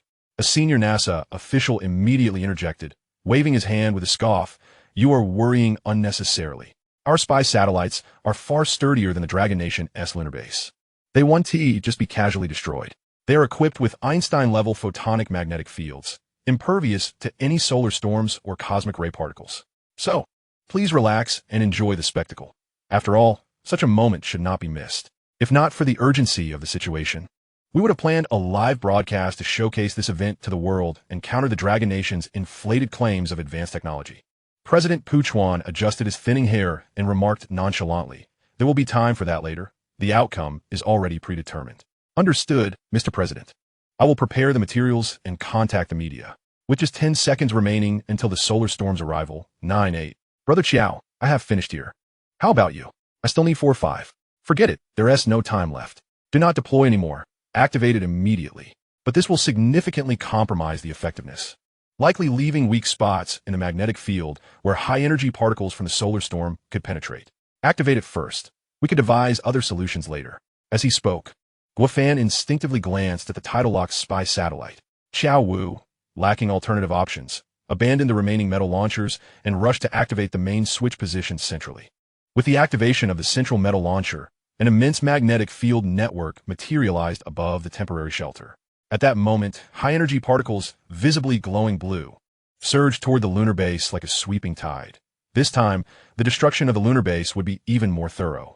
Wherever the high-energy particles traversed, desolation ensued in an instant. Guo Fan gazed upon the scene, his heart heavy with sorrow. The lunar base he had painstakingly constructed lay in ruins. Nonetheless, solace could be found in the fact that this was merely the nascent form of the lunar base. Had it been a fully developed facility that succumbed to destruction, it would have marked a significant loss for Dragon Country, and indeed the world at large. "Guolaudi, Jarvis is urging us to seek refuge. What shall we do now?" Although the iron armor possessed magnetic field defense capabilities, the magnitude of this solar storm was unprecedented, rendering even the artificial intelligence, Jarvis, incapable of precise calculations. To err on the side of caution, they must first retreat to safety. "Hurry to the shelter." With that, the two accelerated, racing toward the refuge. Described as a sanctuary, it resembled a cave, albeit modified to ensure a basic supply of oxygen and emergency provisions. It sufficed for short-term refuge, yet prolonged stays would be unbearable for anyone. Upon entering, they were met with a throng of people. A meticulous count revealed that every member of the crew was present, allowing Guo Fan to breathe a sigh of relief. When the iron armor made its entrance, Hao Feng immediately revived from his despondency. "It's Fan Ge. Fan Ge has come to save us," he exclaimed, rushing forward to embrace Guo Fan, weeping profusely. However, Guo Fan paid him no mind, striding directly to Lu Linglong. "I'm so sorry, Linglong. I arrived late and caused you undue anxiety." His unexpected concern amidst the crowd ignited a fervor among the onlookers, eliciting a chorus of teasing remarks, while Lu Linglong's cheeks flushed crimson. Indeed, regardless of the setting, gossip has a remarkable ability to distract from the present predicament. Fortunately, there was one who understood the gravity of the situation. The temporary command officer of the lunar base approached Guo Fan with urgency. "I apologize for interrupting, but Director Guo, what is the current situation outside? Is the temporary shelter secure?" Just as Guo Fan prepared to respond, Jarvis issued another high-energy alert. Warning, warning. The energy of the solar storm is intensifying. The external magnetic field is under attack by high-energy particles, with a breach expected in 10 minutes. Please prepare accordingly. In 9.5 minutes, activate the magnetic field defense of the iron armor and seek refuge once more. Upon hearing this, Guo Fan and Xiao Wu exchanged shock glances. They had presumed that the magnetic field generated by the metal launchers would safeguard the lunar base's last refuge. However, they had underestimated the ferocity of the solar storm, which now surpassed the tolerances of the metal launchers. Well, Loudy, I still have several metal launchers left. Should I go out and deploy them? Perhaps they could hold off the storm for a while. What use is that? No one knows how long this solar storm will last, nor whether it will continue to escalate. Meanwhile, far away in the halls of power at NASA, officials received the same high-energy alert regarding the solar storm. Yet, they exhibited no signs of concern, even advising President Puchuan to sit back and enjoy the spectacle. President Puchuan, however, doused their confidence with a cold splash of reality. Could you refrain from being overly confident? If you're proven wrong, it will be quite embarrassing. Look at Dragon Country. They consistently maintain a humble and progressive spirit. You should take a page from their book. Humility? That's a facade, a manifestation of insecurity. Rest assured, Mr. President, our spy satellites are equipped with Einstein-level photonic magnetic fields and anti-high-energy particle coatings. Even if the solar storm's particles were to increase 10-fold or 100-fold, we would remain unscathed. You can trust that you will witness a grand performance. Witness a performance? The footage from a spy satellite is so shaky. How can one enjoy a show? NASA officials pondered, realizing that the spy satellite, in synchronous orbit, had locked onto its target. Why is it shaking? One of them quickly turned around, only to find that the footage had indeed shifted from the lunar base to a nearby hillside. What is happening? Contact the control center immediately. Does no one realize the president is preparing to watch a show? Why has the image been redirected? Restore it once. Mr. Kevin, we just received a call from the control center. For some unknown reason, the spy satellite is currently unmanageable and is drifting off course.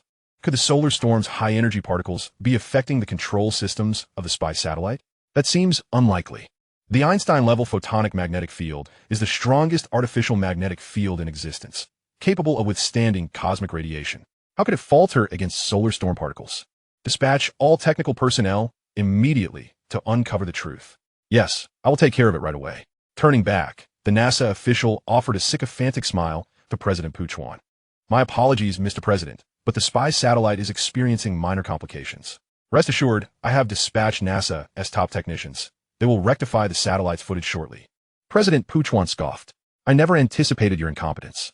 If you can't handle such a trivial matter, how can I trust you with the Mars landing mission? Rest assured, Mr. President, you needn't worry about that.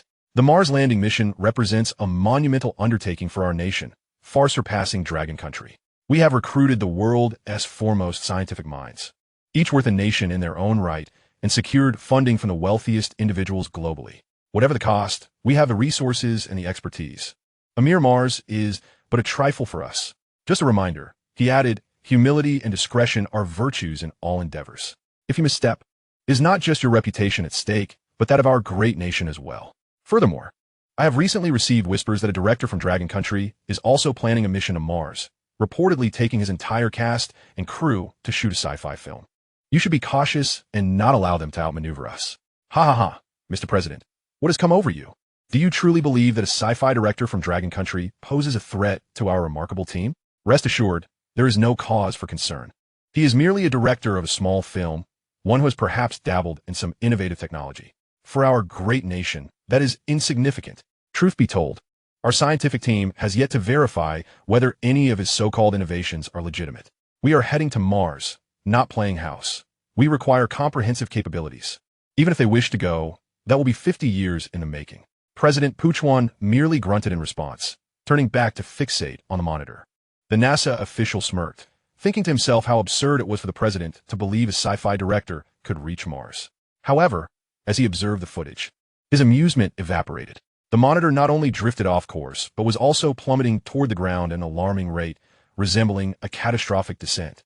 He glanced at President Puchuan, whose face was ashen, while his own turned a sickly shade of green. This was a spy satellite that had cost hundreds of billions of dollars, specifically designed to monitor the lunar base of Dragon Country. And now, after only a few days in orbit, it was on the verge of crashing? What a colossal waste of resources. Some in the technical team immediately. What on earth is happening? At that moment, President Puchwan rose to leave. Mr. President, you haven't even finished watching the footage. At this point, what more is there to see? Leave it to you. I hope to return in time to catch a replay. As President Puchwan took his leave, a high-ranking NASA official erupted in fury, called the command center, and urged them to act swiftly, within 3 minutes. If they cannot restore the feed, they might as well not show up for work tomorrow.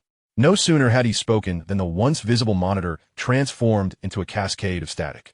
In an instant, everyone present was rendered speechless, exchanging bewildered glances. Even if President Puchwan were to linger, it would not exceed 5 minutes, yet, judging by the current state of the surveillance feed, it seemed unlikely that a resolution would emerge soon. To avoid being caught in the crossfire, those uninvolved discreetly slipped away. Meanwhile, far away at the lunar base, Guo Fan and Xiao Wu wore expressions of smug satisfaction. Xiao Wu chuckled. Guo, my dear brother, I never anticipated this device would be so effective. Had I known, I wouldn't have gone to the trouble of inserting so many metallic launchers into the ground. Indeed, Chapter 151, 3 Incompetent Craftsmen. The spy satellite, crafted at the exorbitant cost of several $billion, now lay quietly above the temporary shelter of a lunar base. Remarkably, its magnetic field defense capabilities were impressive. Standing nearby, one could distinctly feel the high-energy particles diverting around it. However, Xiao remained somewhat apprehensive and summoned Jarvis, as he believed that machines were far more reliable. Jarvis, please assess the surrounding magnetic field environment. Can it withstand the current intensity of the solar storm? The scan revealed that the surrounding magnetic field was at an Einstein level, capable of withstanding 300 times the intensity of the prevailing solar storm's high-energy particles. This revelation was startling. Who would have thought that a mere spy satellite possessed such advanced technology? It appeared that the Eagle Nation did possess some technological prowess. At this moment, the office of President Baigong was unusually quiet. Upon his return, President Puchwan had quickly discerned the issue. Not only had the spy satellite surveillance feed vanished in a static, but the attendees of the meeting had also fled, leaving only Mr. Kevin, the embarrassed NASA official. Upon the president's return, Kevin dared not make eye contact, pretending to be preoccupied as he furtively glanced around. In truth, he had considered fleeing with the others but ultimately decided against it. Losing the satellite feed was already a significant dilemma, and if the attendees also vanished, it would surely appear as an act of guilt. Knowing President Puchwan's temperament, a confrontation would undoubtedly lead to a harsh reprimand. Have they all left? Have they finished the replay? Yes, I'm afraid, Mr. President. We can no longer access the replay. Just moments ago, you were assuring me that it would be available. How can you now tell me it's not? To be candid, our NASA Control Center has reached a grim conclusion. The spy satellite has crashed on the moon. Upon hearing this, the previously composed President Puchwan shot upright, jabbing a finger at Mr. Kevin's nose as he erupted in anger. What the hell are you doing? A spy satellite worth billions just crashes without explanation? Do you comprehend what this signifies? It means taxpayers' billions have gone to waste, and it implies a drastic drop in support for the upcoming presidential election. You must provide me with an explanation today. Either you personally reimburse the taxpayers with every cent, or you find someone to take the fall for this. Don't involve me. You know my methods. As for which path you choose, that is for you to decide. Feeling the weight of his guilt, NASA official Kevin knew that while President Puchwan's words were harsh, he had no choice but to listen attentively. However, he was determined not to bear this burden himself, and certainly could not produce billions in cash. His immediate goal was to identify a scapegoat to deflect the blame. Rest assured, Mr. President, this will not fall on your shoulders. Moreover, our entire extended family is in full support of you. We believe you will emerge victorious in the upcoming election. Support? You've been assuring me since then, and now you continue to ask me to be at ease. If you can accomplish one task that genuinely puts me at ease, I will accept it. Enough of this. Get out now. Though President Puchwan's words were harsh, for Kevin, it was a form of reprieve. Fearful of further complications, he hastily exited the office, fleeing the palace with a sigh of relief once he found himself alone. Just then, however, two figures emerged behind him. General James, a 5-star officer, and Ambassador Robert, stationed at the United Nations. Mr. Kevin, how are you faring? Kevin jumped, turning to exhale in relief. What brings you two here? Why not us? We've heard about your recent predicament. We are well aware of your capabilities. It's just that President Puchwan fails to appreciate your worth. Now that the three of us have gathered, it's time to establish our own influence. Kevin regarded the two, feeling particularly unfortunate that after being chastised by President Puchwan, he was now subjected to ridicule by these two. Though he longed to retaliate, He reconsidered. Despite their ineptitude, they were still notable figures within the Eagle Nation. At this critical juncture of deflecting blame, they might yet prove advantageous. After all, there is an old saying in Dragon Country: 3 incompetent craftsmen can equal 1 Zhuge. With this in mind, Kevin mustered a strained smile. Ah, my esteemed brothers, I am humbled to receive your attention. Pray, what brings you here today? Spare us the pretense. You were just dismissed by President Puchuan, weren't you? It's quite all right. Do not bear any burden of guilt.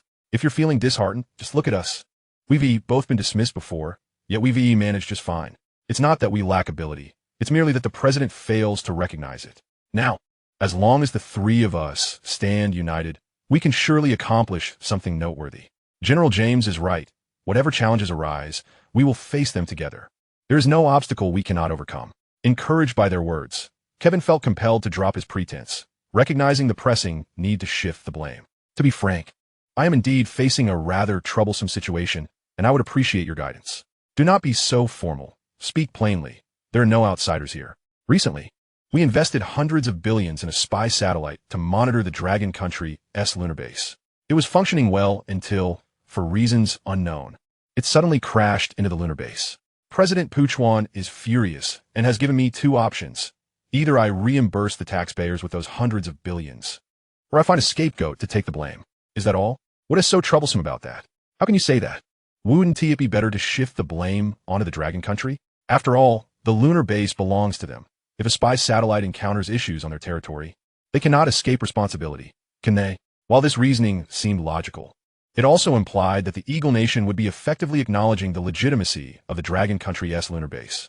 What alternative is there? Should you personally reimburse the taxpayers with hundreds of billions? Chapter 152. The Dreamy Hero. What you say makes sense. A single phrase has awakened me from my stupor. When one faces loss, one must look after oneself. As long as I'm not the one paying out those hundreds of billions, and as long as I'm not the one taking the blame, then I couldn't care less about the legitimacy of the lunar base. Robert gave a thumbs up and exclaimed, "Indeed, you've proven your worth. We 2 were not mistaken in our judgment of you. From now on, the 3 of us shall form the mightiest team on the surface of the earth. A powerful alliance, capable of achieving remarkable feats that will surely resonate through history." The 5-star General James, the sergeant, immediately joined in the applause, saying, "Excellent, excellent. Since we're enjoying ourselves so much, I propose that the 3 of us become sworn brothers. We need not share the same birth date, but let us at least share the same year, month, and day." Before he could utter the word death, Kevin swiftly stepped forward to cover his mouth, thinking to himself, "Goodness, this is truly pushing the envelope. I wish to avoid getting entangled with them. Yet I fear they might turn against me. However, should I engage with them, given their intellect, who knows when they might end up in trouble with President Puchuan?" Just as he grappled with his dilemma, his phone suddenly rang. "Dear brothers, please excuse me for a moment. I must take this call," Kevin stated as he retrieved his phone. Upon seeing the caller ID, his face turned pale. "Mr. President, is there something you need? Right now, immediately. Get your behind to the office." This left Kevin even more flustered, wondering what had transpired. Hadn't the president just been angry moments ago? He hesitated to go, but the fear of repercussions compelled him to hang up and turn back. "Kevin, my brother, why are you heading that way instead of staying with us?" "My dear brothers, I sincerely apologize. The president commanded me to come immediately, so I must take my leave. By the look on your face, it cannot be anything good. Remember, any blame must be directed towards the Dragon Nation. Regardless of the moon base's ownership, clean your own slate first." Though Kevin found these sensational remarks hard to agree with, he felt he had no other choice. After all, there is an ancient saying in the Dragon Nation: better to die with a friend than to perish alone. Shortly thereafter, Kevin returned to the president's office. Faced with the iron-faced President Puchuan, he dared not speak and could only force a silly grin. "Have you been associating with those 2? Kevin's heart sank at the mention of those 2, undoubtedly referring to General James and Ambassador Robert. Had the president discovered their alliance so swiftly? He wanted to lie, but knew the president's astuteness would unravel his deception. Reluctantly, he opted for candor. "They wish for me to join their team, the mightiest on the surface, to demonstrate our capabilities to you. However, I have not agreed to their proposition in the slightest. That is the least of your worries. I advise you to keep your distance from them. Otherwise, you may find yourself stumbling into foolishness without even realizing it. Rest assured, Mr. President, I will block their numbers and delete their contacts immediately." The president, appearing exasperated, stated, "I don't care whether you delete them or not. The point remains, stay away from those 2. Otherwise, you may find yourself disappearing from my list as well. Kevin dared not reply further, merely nodding vigorously. Meanwhile, the commotion at the palace was subsiding, and the solar storm at the temporary lunar refuge was gradually diminishing. The survivors expressed their immense gratitude to Guo Fan and Xiao Wu, particularly Nolan Chris. Director Guo Fan, I cannot thank you enough. Without you, our crew would have perished here. I have never been afraid before, but upon learning of the impending solar storm, my heart sank, and I truly feared we would never make another science fiction film. Before Guo Fan could respond, Hao Feng chimed in with pride. Nolan, what did I tell you? With Brother Fan around, we are safe and sound. Look, we are all perfectly fine now. Bruce, you've gained another title, the director of a science fiction film that survived the solar storm on the moon base. Indeed, an entire global film industry. This achievement is unprecedented. It cannot even be classified as science fiction anymore, given the sheer reality of our ordeal. We could even claim to be documentary filmmakers now. The crowd echoed their agreement. Observing everyone recovering from their fear, Guo Fan let out a long sigh of relief. No matter the circumstances, they had successfully averted disaster. Just as he prepared to approach Lu Linglong and ease their relationship, Commander Fong Xiang stepped forward, interrupting. Director Guo Fan, first and foremost, I must express my gratitude for your wisdom and bravery. Commander Fong, are you top-tier researchers truly this mundane? We need not engage in such flowery language. Simply state your needs directly. My apologies for any amusement, Director Guo. I was merely at a loss for how to express my heartfelt gratitude and thus resorted to dramatics. You succeeded. Your imitation was quite convincing. Would you be interested in participating in our science fiction film? We currently lack a crucial role for a researcher. Thank you for the offer, Director Guo, but I am not an actor. Ever since Dean Rao entrusted me with the monumental responsibilities of the lunar base, I have had no time for other pursuits. Moreover, the solar storm has ravaged the lunar base considerably. While it is regrettable, we cannot succumb to despair. We must rebuild the lunar base and realize your initial dream. My initial dream? What are you referring to? Guo Fan paused, feeling somewhat bewildered. When Dean Rao handed over the duties, he mentioned that when you retire and can no longer make films, you should consider opening a small shop on the lunar base selling donkey meat sandwiches. I am unsure if that aligns with your true desires, but I have grown fond of donkey meat sandwiches since childhood.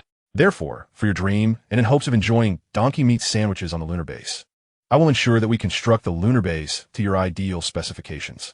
Guo Fan was taken aback, realizing that Commander Fong's efforts were driven by such a motive. Indeed, every food lover is a potential powerhouse, capable of unleashing tremendous energy during critical moments. Very well, for the sake of your lofty aspirations, I will do everything in my power to assist in rebuilding the lunar base, creating a larger, sturdier facility capable of withstanding solar storms and other cosmic calamities. Chapter 153. A grand scheme unfolds. Behind Commander Fong stood numerous scientists stationed at the lunar base. Initially disheartened by the desolate state of the base, they now brimmed with renewed confidence upon hearing Guo Fan's motivational speech. Many female scientists also developed feelings, idolizing Guo Fan as their dream man, handsome, talented, and capable. Seeing the adoring gazes of the female scientists, Guo Fan was elated. However, lurking in a nearby corner, Lu Linglong appeared somewhat displeased.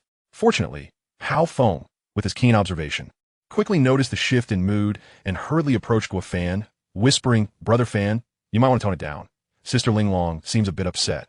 You may need to appease her. Guo Fan instinctively turned to glance back and noticed her intense gaze, which seemed to convey a hunger for vengeance. Initially hoping to use this heroic rescue as an opportunity to grow closer to her, he now found himself in an awkward predicament. It seemed that being handsome, talented, and capable could also lead to trouble. Commander Fong, witnessing Guo Fan's sudden change in demeanor, was puzzled. Director Guo Fan, is something amiss? Are you unwell? Guo Fan hurriedly waved his hands. No, it's nothing. I just suddenly recalled a very important matter and found myself at a loss. He initially intended to concoct a trivial excuse to evade the inquiry. However, Commander Fong Xiang, embodying that commendable spirit of relentless inquiry prevalent in scientific endeavors, pressed on. Is there a significant issue at hand? You need not bear it alone. Speak up, and we shall devise solutions together. His succinct remark left Guo Fan momentarily speechless. As he pondered, could he possibly divulge that he was beset by matters of the heart? Fortunately, a spark of inspiration flashed through his mind. With the lunar base now in ruins, it could no longer provide a viable working and living environment, and the makeshift shelter would scarcely last 2 days.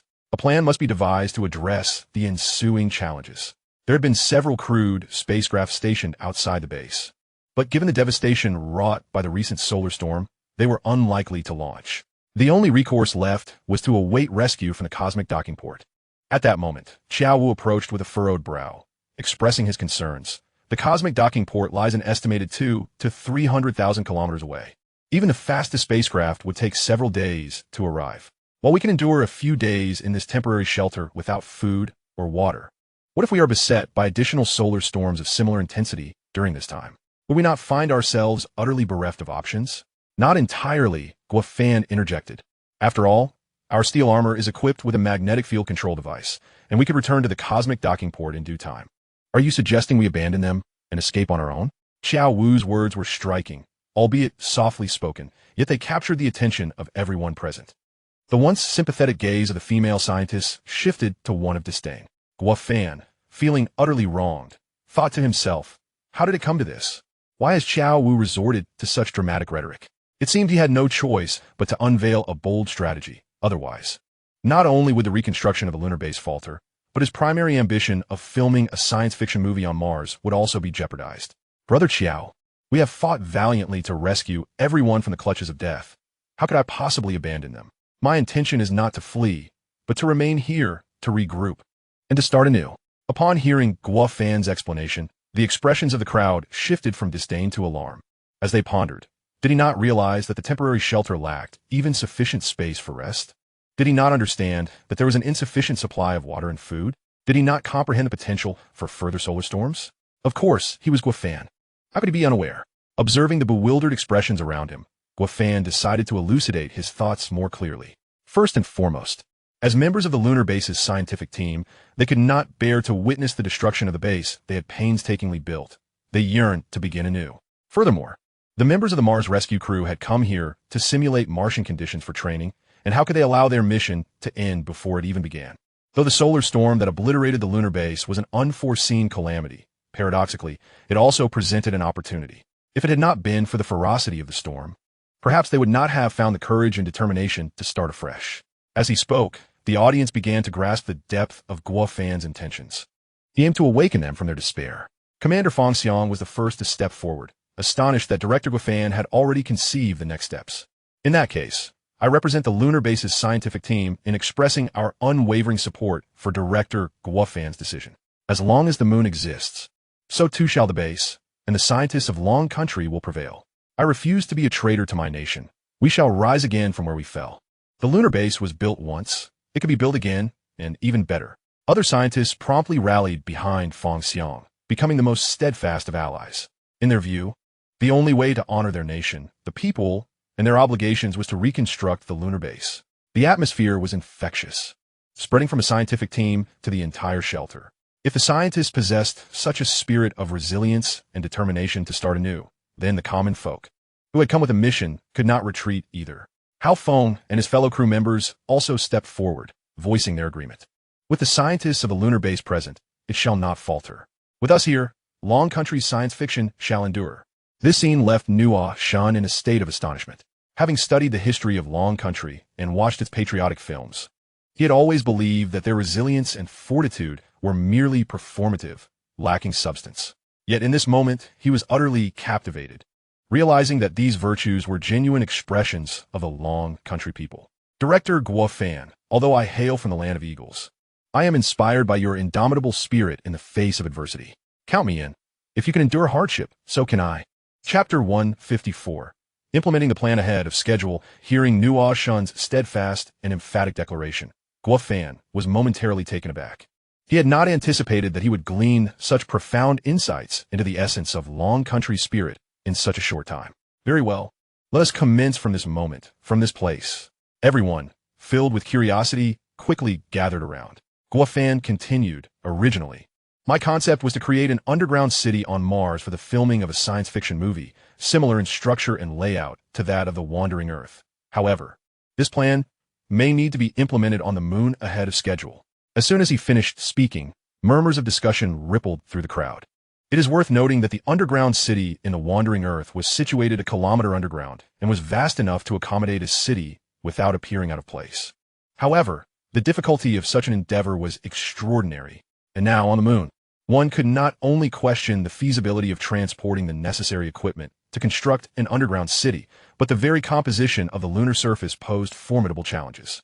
Despite the moon's surface being composed of the soft lunar regolith, beneath it lay extraordinarily hard rock, with some areas containing substantial deposits of metallic materials. Hence, the task of creating an underground city on the moon was significantly more complex than that depicted in science fiction films. Yet, Guofan was not speaking without foundation. He had envisioned that a lunar underground city could not only be built, but built even better. Conventional methodologies would surely prove inadequate. However, why not explore alternative approaches? Explore alternative approaches? Are we to expect the heavens to deliver an underground city? Precisely. Let us envision an underground city descending from skies. With Guofan's audacious proclamation, the discussions intensified, particularly among the scientists stationed at the lunar base, who began to regard Guofan's ideas as somewhat fanciful. After all, scientific endeavors demand rigor. One cannot dabble in unorthodox methods or engage in misguided pursuits. I understand that many of you harbor doubts about how an underground city could manifest from the heavens. Allow me to assure you, not only can it descend, but it can also be substantial and plentiful. This revelation struck the audience like a bombshell. Xiao Wu, ever the impatient one, could scarcely contain himself. Guo, please, no more suspense. Where's this place you speak of? Far in the distance, yet close at hand. As Guofan spoke, he gestured towards the ground of the temporary shelter. The crowd lowered their heads, yet after a prolonged moment of scrutiny, they found nothing and turned back to gaze at Guofan. He, not daring to prolong the suspense, was acutely aware that provoking the temperamental individuals could lead to an undesirable beating. In truth, prior to the filming of The Wandering Earth and the establishment of the lunar base, I had conducted research on the subterranean structure of the moon and discovered numerous hidden spaces beneath its surface, varying in size, some as expansive as the entire Forbidden City, if not larger, while others were at least large enough to host a football match. Of course, this had remained merely theoretical until now. However, just moments ago, I had covertly scanned the underground structure with the sonar capabilities of my armored suit, and, unsurprisingly, beneath our temporary shelter lay an immense cavern, ample enough to accommodate a subterranean city for the lunar base. Upon hearing Guofan's elucidation, the crowd became animated, realizing that this misfortune had turned into a blessing.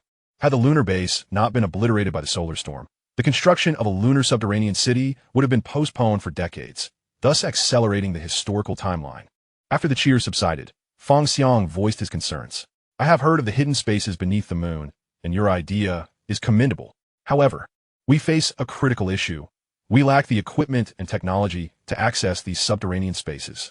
Upon hearing Feng Xiang's words, even the dazed Hao Feng chuckled. Commander Feng, perhaps you are unaware of Brother Fan's capabilities. In the past, when constructing the advanced nuclear fusion star engines, the cosmic elevator, the docking ports, and the Navigator space station, who else but Brother Fan provided both the manpower and resources, along with a complete set of equipment. Therefore, you need not worry about this matter. Simply follow orders and execute as instructed. Am I not right, Brother Fan? Guo Fan felt a surge of astonishment. He had not anticipated Hao Feng's keen analytical abilities. Indeed, he possessed the capacity to grasp the larger picture, which would undoubtedly ease the burden on this science fiction director. Your summary is commendable and deserves praise.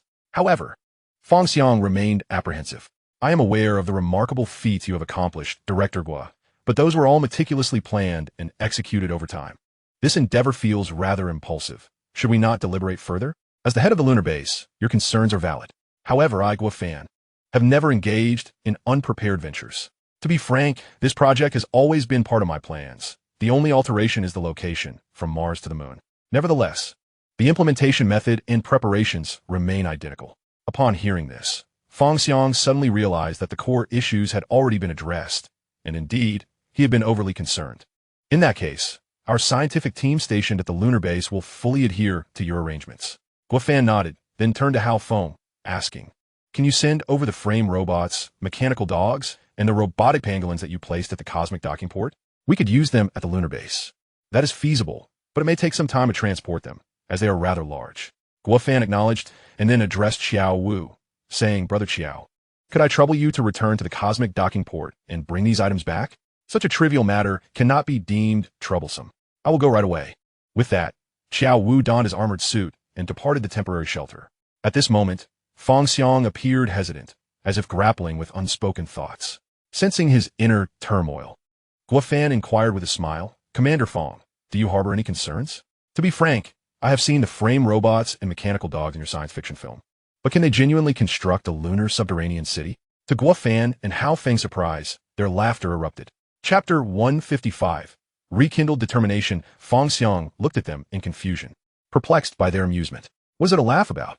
Am I mistaken? Yes and no. Yes and no. What could this mean? While it is true that I borrowed the names and appearances of those items from the wandering Earth, their true forms are not as you envision. Merely replicating them would not yield a lunar subterranean city, even with a century of effort. Fong Xiang could hardly fathom this and felt increasingly bewildered. Then what do they actually look like? Do not fret. Once the equipment arrives, you shall see for yourself. With no other recourse, Fong Xiang nodded in agreement. Given the significant changes at the lunar base and the impromptu nature of this project, he understood the necessity of reporting to the organization and awaiting their approval. Meanwhile, the Lunar Control Center had been devastated, and they could only rely on Guofan's armored suit to contact Director Rao Wenxing of the Dragon Science Institute. Director Rao, this is Fong Xiang. I bear unfortunate news. The lunar base has been destroyed by a solar storm and lies in ruins. However, do not worry.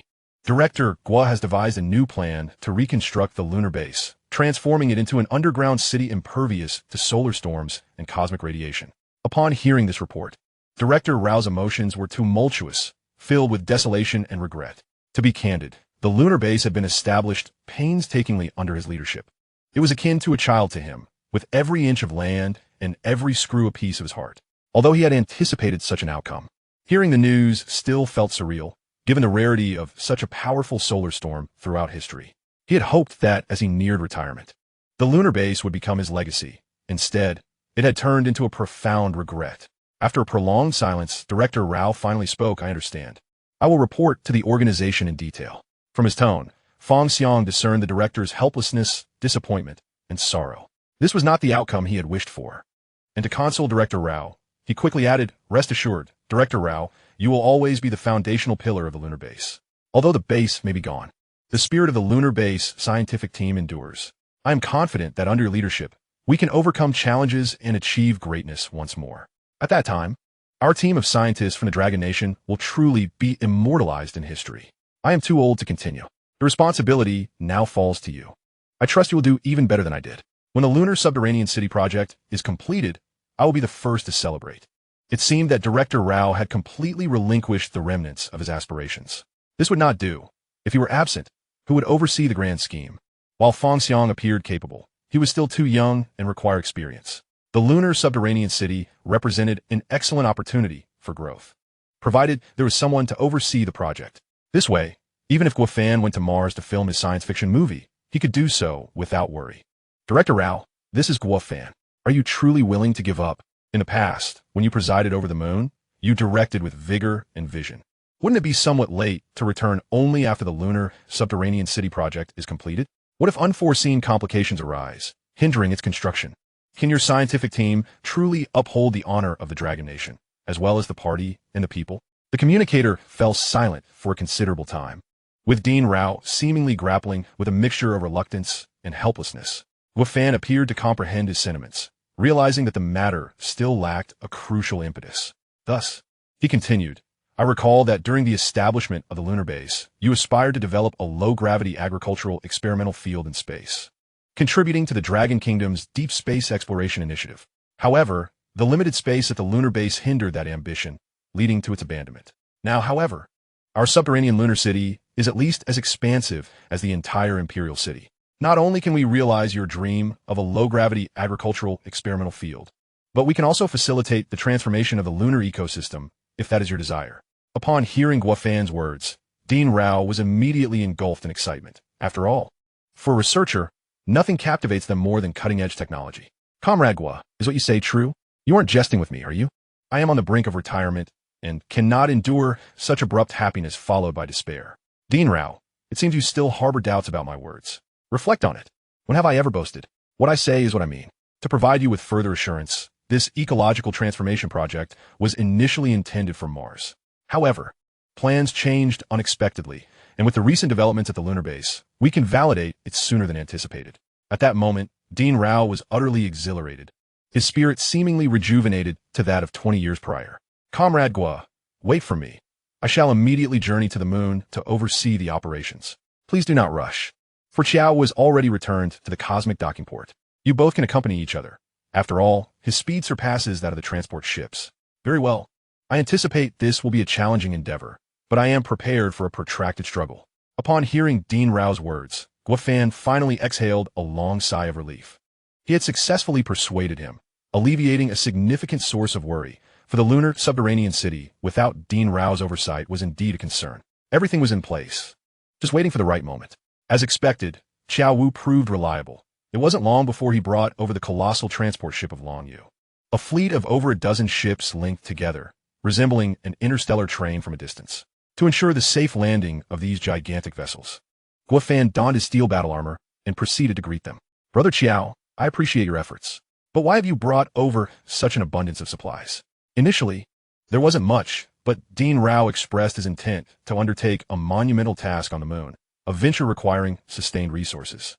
Thus, I brought everything I could, for his sake and for those stranded at the temporary refuge. Indeed, experience often proves invaluable, as he could think ahead more than others.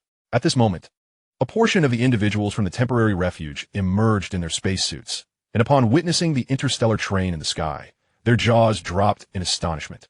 The scene, reminiscent of sci-fi film, was unfolding before their very eyes. Each person pondered in disbelief at the prowess of the Dragon Kingdom's space endeavors. Having even constructed an interstellar train, a project once deemed a world-class challenge. It was not merely its appearance that classified it as a century-old dilemma, but its astonishing speed. In just a few hours, it had traversed from the cosmic docking port to the moon, including the time taken for loading cargo. If such remarkable speed became commonplace, traveling between the Earth and the moon would become effortless. Perhaps during holidays, one could spare time to return home, spend time with their spouse, and see their children. It was nothing short of a celestial existence. However, they were blissfully unaware that all of this was attributable to Qiao Wu and the steel battle armor he donned. Without the plasma thrusters and powerful core reactor of the armor, such rapid returns to the moon would have been impossible. Amidst the astonishment and daydreams of the crowd, the interstellar train, emblazoned with the Longyu insignia, gradually descended onto the lunar surface. At that moment, everyone finally comprehended that this was not merely an interstellar train. It was a fleet of cosmic aircraft carriers, for its size far exceeded their wildest imaginations. Just one of these colossal transport vessels could house several months' worth of temporary refuge. Fan Xiang seemed to grasp the implications of Guofan's earlier words. If these ships were filled with equipment and robots for constructing the lunar underground city, it would not take long to excavate the moon's hidden subterranean spaces. Once the transport ships settled, Dean Rao descended slowly from the vessel. His deliberate pace was not for show, but rather an unwillingness to behold the devastation of the lunar base. He recalled taking over the vacant lunar base from Guofan and vowed to forge this pivotal outpost for the Dragon Kingdom's interstellar exploration. He dedicated himself wholeheartedly, tirelessly working to establish the preliminary design of the lunar base, launching the Longyu Interstellar Express service, and opening niche shops, effectively creating a lunar version of a community. Alas, fate dealt a cruel hand. The lunar base suffered an unprecedented solar storm, transforming it from a vibrant community into ruins, leaving him in despair and helplessness. Each time he reflected on this, Dean Rao felt profound sorrow, lamenting that had he considered the issue sooner, the lunar base might not have met such a tragic fate.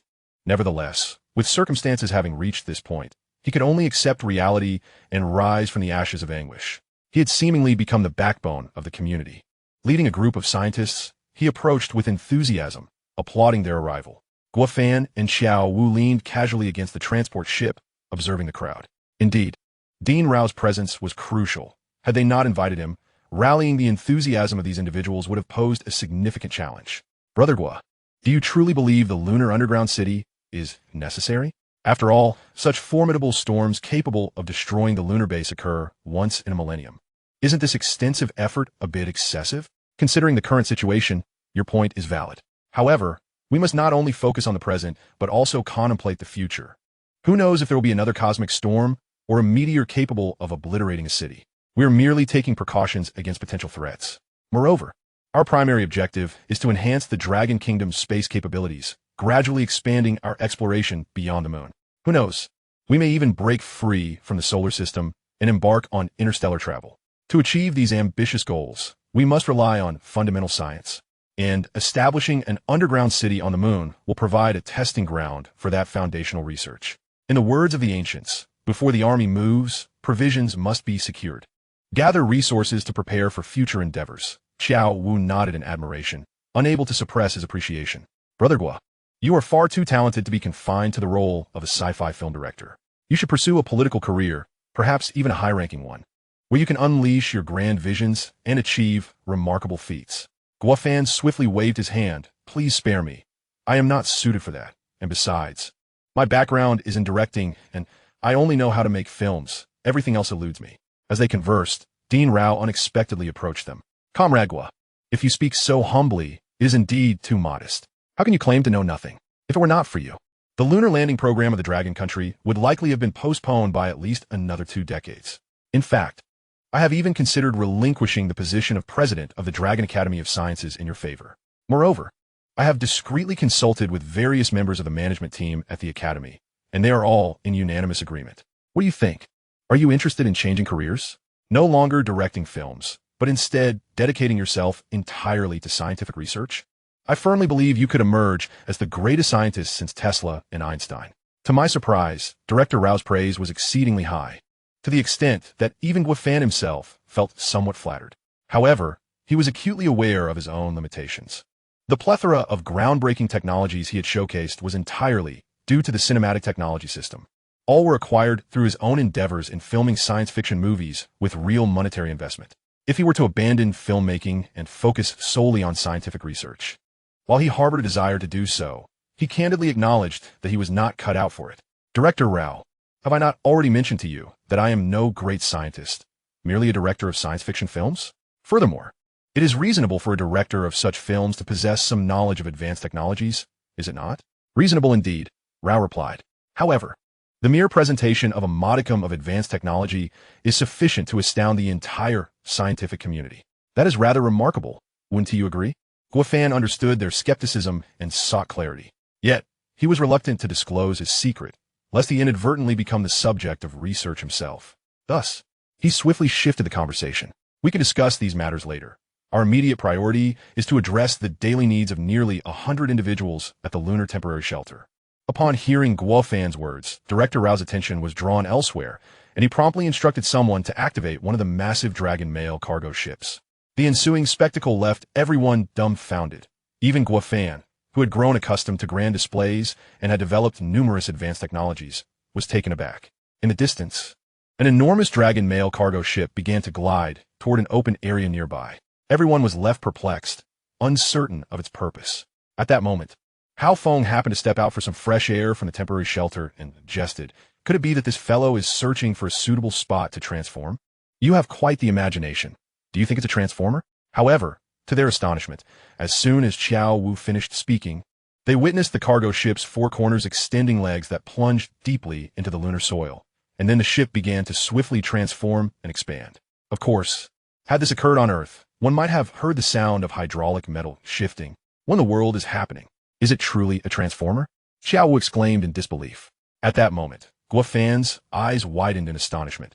He had never anticipated that the Dragon Academy of Sciences harbored such extraordinary technology. This had surpassed even the base vehicles in Red Alert, not only due to its transformation speed, but also its sheer enormity.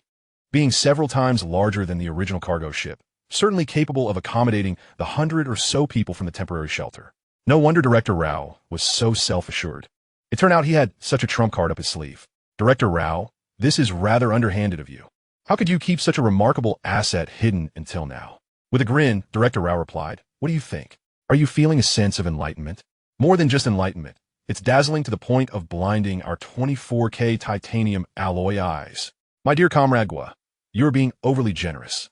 To be frank, this Dragon mail cargo base ship was developed by the Mechanical Research Center of the Dragon Academy based on 3D spatial folding technology. In simpler terms, it is designed to compress these elements into a perfectly seamless construct. While the folding process is somewhat complex, the technological sophistication pales in comparison to your advanced technologies. Director Rao, it is not I who exaggerates, but rather you. The 3D spatial folding technology is not merely a matter of splicing and folding. It encompasses a vast array of disciplines, including spatial structure, mechanics, aesthetics, and more. It truly reflects the innovative thinking of the Dragon Academy, which is indeed a paragon for our generation. Director Rao quickly waved his hand. If others were to say such things, perhaps I'll be pleased for a couple of days. However, in your presence, our Academy's technology feels unworthy of comparison. Xiao Wu, unable to tolerate the ongoing exchange, interjected. Director Rao, Comrade Gua, you two esteemed figures should cease this relentless banter. Since we have the time, why not venture inside and explore? This suggestion was indeed excellent, and the two men shared a hearty laugh as they made their way toward the Dragon Mail cargo base ship. Upon entering the foyer and passing through the isolation pressurization chamber, they were once again struck by awe. Truth be told, this Dragon Mail cargo base ship was nothing short of magnificent. Stepping inside felt akin to returning home on Earth. In addition to all the necessary living amenities and facilities, it boasted laboratories, a gymnasium, a sterile operating room, a small cinema, and even a mini supermarket. Director Rao, are you planning to establish a home on the moon? My lifelong pursuit is dedicated to scientific research. While establishing a home on the moon is not out of the question, this is not my residence.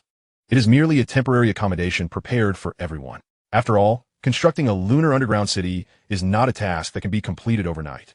We cannot expect everyone to remain cramped in a temporary shelter indefinitely. Xiao Wu, having completed a circuit, happened to overhear their conversation and promptly joined in. Director Rao, I believe this Dragon Mail cargo base ship is quite adequate. Should we not consider this option to avoid the time and effort required to construct a lunar underground city? Director Rao immediately grew agitated. That is out of the question. The Dragon Mail cargo base ship is merely a temporary dwelling. Should we encounter another solar storm of similar magnitude, residing here would be tantamount to waiting for certain death. Therefore, our lunar underground city project is imperative and must be completed as swiftly as possible. This way, the Dragon Academy will have more time to focus on researching and exploring outer space technologies. Guofan wholeheartedly concurred with Director Rao's sentiments, for it is prudent to prepare for potential adversities in advance. After touring the Dragon Mail cargo base ship, he ordered the unloading of various equipment necessary for constructing the underground city. Rather than being unloaded, it seemed as though the equipment disembarked of its own accord. Of course, this was not the most astonishing aspect. After all, for machinery, movement is merely a fundamental operation. What truly amazed everyone was the size and the small-scale nuclear power of these machines. The personnel at the lunar base had previously seen similar scenes in science fiction films. Yet witnessing them in reality was an entirely different experience, leaving everyone gazing up in awe. Fong Xiang, staring upwards, could not help but murmur. No wonder Director Gua is so confident about constructing the lunar underground city. It turns out he possesses such a formidable secret weapon, and it arrives with an enhanced battalion. Truly astonishing. Director Rao was equally astonished and patted Guofan on the shoulder, saying, Comrade Gua, I had no idea that each time I see you, you managed to surprise us. I was initially concerned about the progress of the lunar underground city, but it seems my worries were unfounded. May I discuss something with you? Director Rao, we are well acquainted. There is no need for such formality. Please feel free to ask whatever you wish. Since we are so familiar, I will not be polite. As the overall project leader for the lunar underground city, I hope you can leave these machines behind. After all, a single lunar underground city will not meet the experimental requirements of our dragon country. Upon hearing Director Rao's request, a smile involuntarily crept across Guofan's lips. This scene left Director Rao utterly perplexed, thinking, according to reason, one would typically frown when asked for such significant assets. Why then was Guofan smiling? Did it truly align with his intentions? Such irregularities must surely conceal an ulterior motive. However, Dean Rao cautiously inquired, Comrade Xiao Gua, do you have any thoughts you wish to share? Feel free to express them. I assure you, I will not refuse any reasonable request. Indeed, Dean Rao had accurately discerned my thoughts. Since he was so forthcoming, I felt no need for restraint.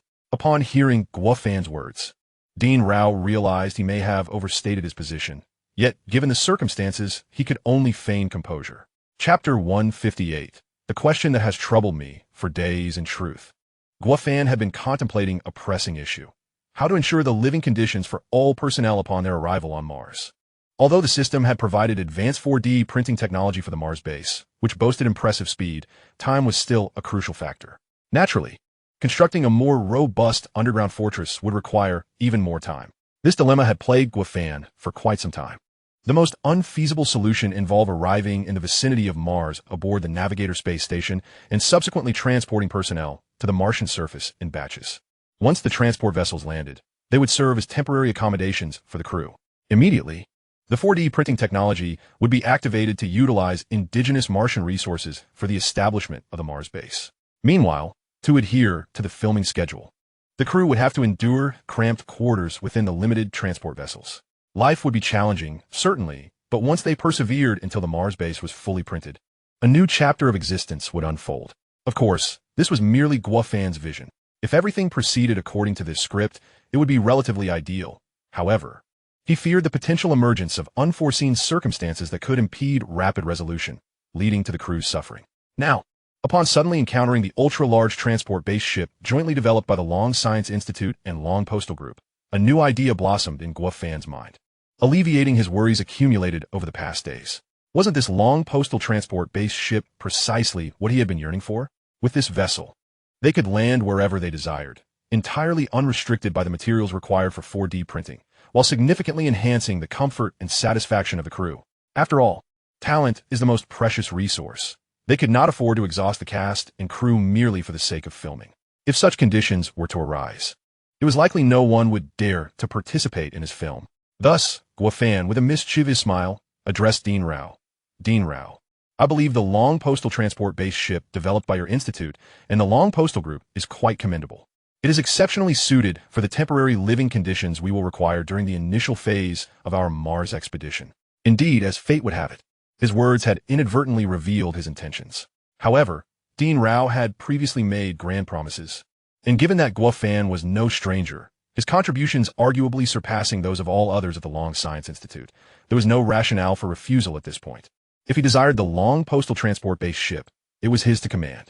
Evidently, Dean Rao was quite accommodating, so Guofan felt no qualms about proceeding.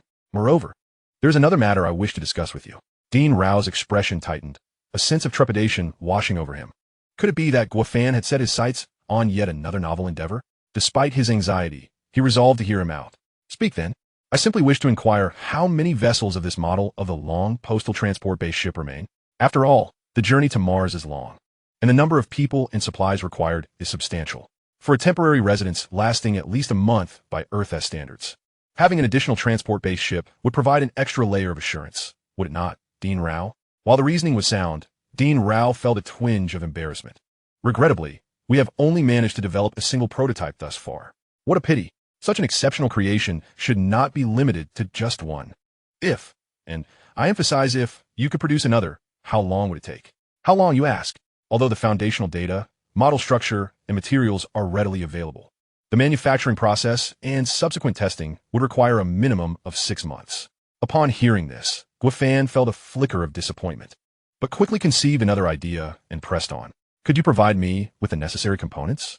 If so, with the assistance of a 550W super artificial intelligence and the capabilities of the Dajiang Group, I am confident we could achieve this within a month. A month? Is that truly feasible? Indeed, that is a conservative estimate. We not only have the Dajiang Group specializing in drone technology, but also a top-tier exoskeletal universe development group, along with a military-industrial group capable of manufacturing advanced steel battlesuits. If these three entities were to collaborate, I estimate that within 20 days, we could construct an even larger and more refined long postal transport-based ship. At this revelation, Dean Rao was visibly shaken. What? You command all these groups? Had I known, I need not have toiled alongside the old guard at the Long Science Institute day and night. Forgive me for not informing you sooner. That was my oversight. In the future, if any work in these domains arises, do feel free to delegate it to them. The deeper their interaction, the more secrets Guofan seemed to harbor. What other mysteries are you concealing from us? What do you mean? Ipusas no secretos. These groups do not belong to me. I merely offered them a modicum of assistance during their times of need. Comrade Xiaohua, although I am older, I am not naive. While I have not collaborated with these three groups, I have conducted thorough investigations. Each was teetering on the brink of bankruptcy, only to suddenly unveil a product far beyond this era, swiftly rising to become one of the world's top enterprises within a mere year. You claim you provided only a meager amount of help. Guofan held up 3 fingers, swearing earnestly. Dean Rao, I assure you I speak the truth. Should I utter a single falsehood, may the heavens strike me down. Spare me this theatrics. We are on the moon, where thunder does not strike. Rather than waste time swearing oaths, you should focus on your work. Once you set foot on Mars, I shall have no labor force left. So this was the reason for his anticipation. In truth, Dean Rao's plans and strategies for excavating the lunar underground caverns were more meticulous than Guafan's. Previously, he had been hindered by the inability to transport large equipment to the moon. Now, however, not only had he brought them, but he had also transported numerous fully automated high-tech products. With merely a command, they would tirelessly continue their work until the tasks were complete. To establish a monumental project that could endure for generations, Dean Rao personally led a specialized team to conduct comprehensive explosive surveying of the lunar base. In simple terms, they would utilize simulated diagrams generated by shock waves from explosions to assess the size and shape of the lunar underground caverns, prioritizing the most suitable sites for excavation and the construction of a lunar underground city.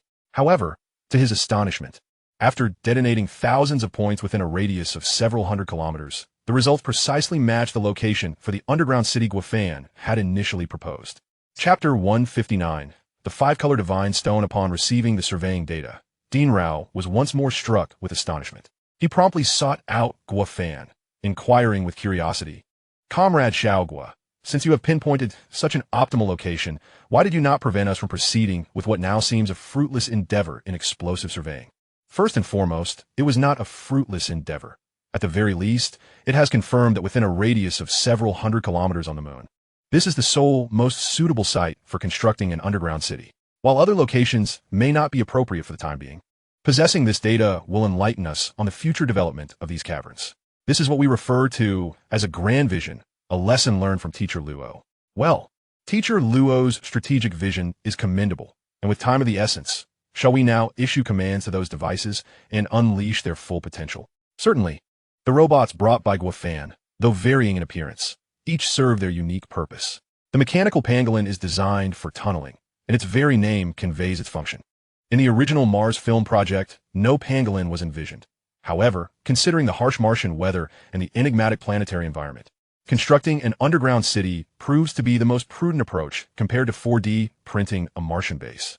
Thus, inspired by the pangolin's form and characteristics, a nuclear-powered titanium alloy mechanical pangolin was conceived. Its core power unit is equipped with a compact, controllable nuclear fusion reactor, akin to that of the Iron Armor series. Although the finesse and endurance of this power core are slightly inferior to that of the Iron Armor, it is nevertheless entirely adequate for the purpose of excavation. As the saying goes, one must utilize good steel for the cutting edge. In addition to the same series of reactor, high-strength titanium alloy from the Iron Armor is employed for the pangolin's claws. With this extraordinarily robust titanium alloy, digging becomes as effortless as slicing through vegetables. As for the doorframe robot, mechanical dog, and lunar-based transport vehicle, they need no further introduction, having been utilized during the filming of The Wandering Earth 2.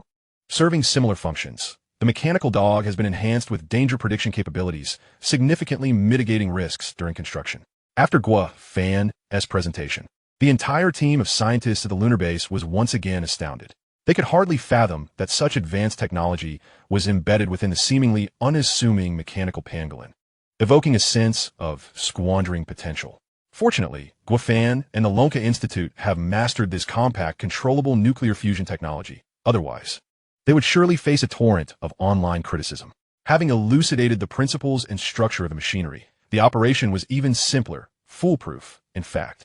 Each mechanical device is equipped with Jarvis artificial intelligence, capable not only of independent thought, but also of orchestrating cooperation with surrounding equipment. Naturally, this requires accurate input and appropriate adjustments to commands based on 1S requirements to ensure the desired outcome. Undeniably, this technology is remarkable.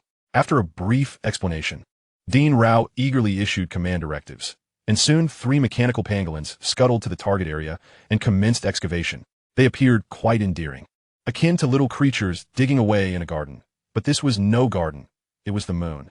The plan was straightforward. First, to excavate a vertical tunnel downwards. Then dispatch the mechanical dog and drones for comprehensive geological surveying to ensure the safety and reliability of the underground caverns. Initially, everything proceeded smoothly. However, just as they were about to break through, an unexpected issue arose. One of the mechanical pangolin's claws snapped. Upon hearing this news, Guafan was taken aback, leaping from his chair in shock. It is crucial to note that the pangolin's claws are composed of the same high-strength titanium alloy as that of the Iron Armor, renowned for its hardness, able to withstand all known earthly materials. Yet, to encounter such a predicament beneath the lunar surface was utterly unforeseen. Could it be that they had stumbled upon a unique substance previously unknown to the world? To swiftly uncover the truth, Guofan and Dean Rao hurried to the excavation site. Upon closer inspection, it was evident that the mechanical pangolin's claw had indeed broken cleanly. This only piqued Guofan's curiosity further. What unknown material lay hidden beneath the moon? As he contemplated this, he felt compelled to descend and investigate. However, Fong Xiang, coordinating on site, immediately intervened, barring Guofan's way. Director Gua, the underground situation remains unclear. Descending recklessly could pose great danger. Please wait a moment longer. I have dispatched a plasma propulsion drone, and it should relay information shortly. We can descend once the situation is confirmed. As they spoke, the drone operator suddenly shouted, "I see it, I see it." Upon hearing this, several individuals rushed over. Indeed, the drone's monitor displayed images from beneath the lunar surface. Initially, the drone had been descending vertically, but as it reached a depth of 100 meters, the angle shifted, revealing a wall with distinctly different coloration compared to the lunar soil.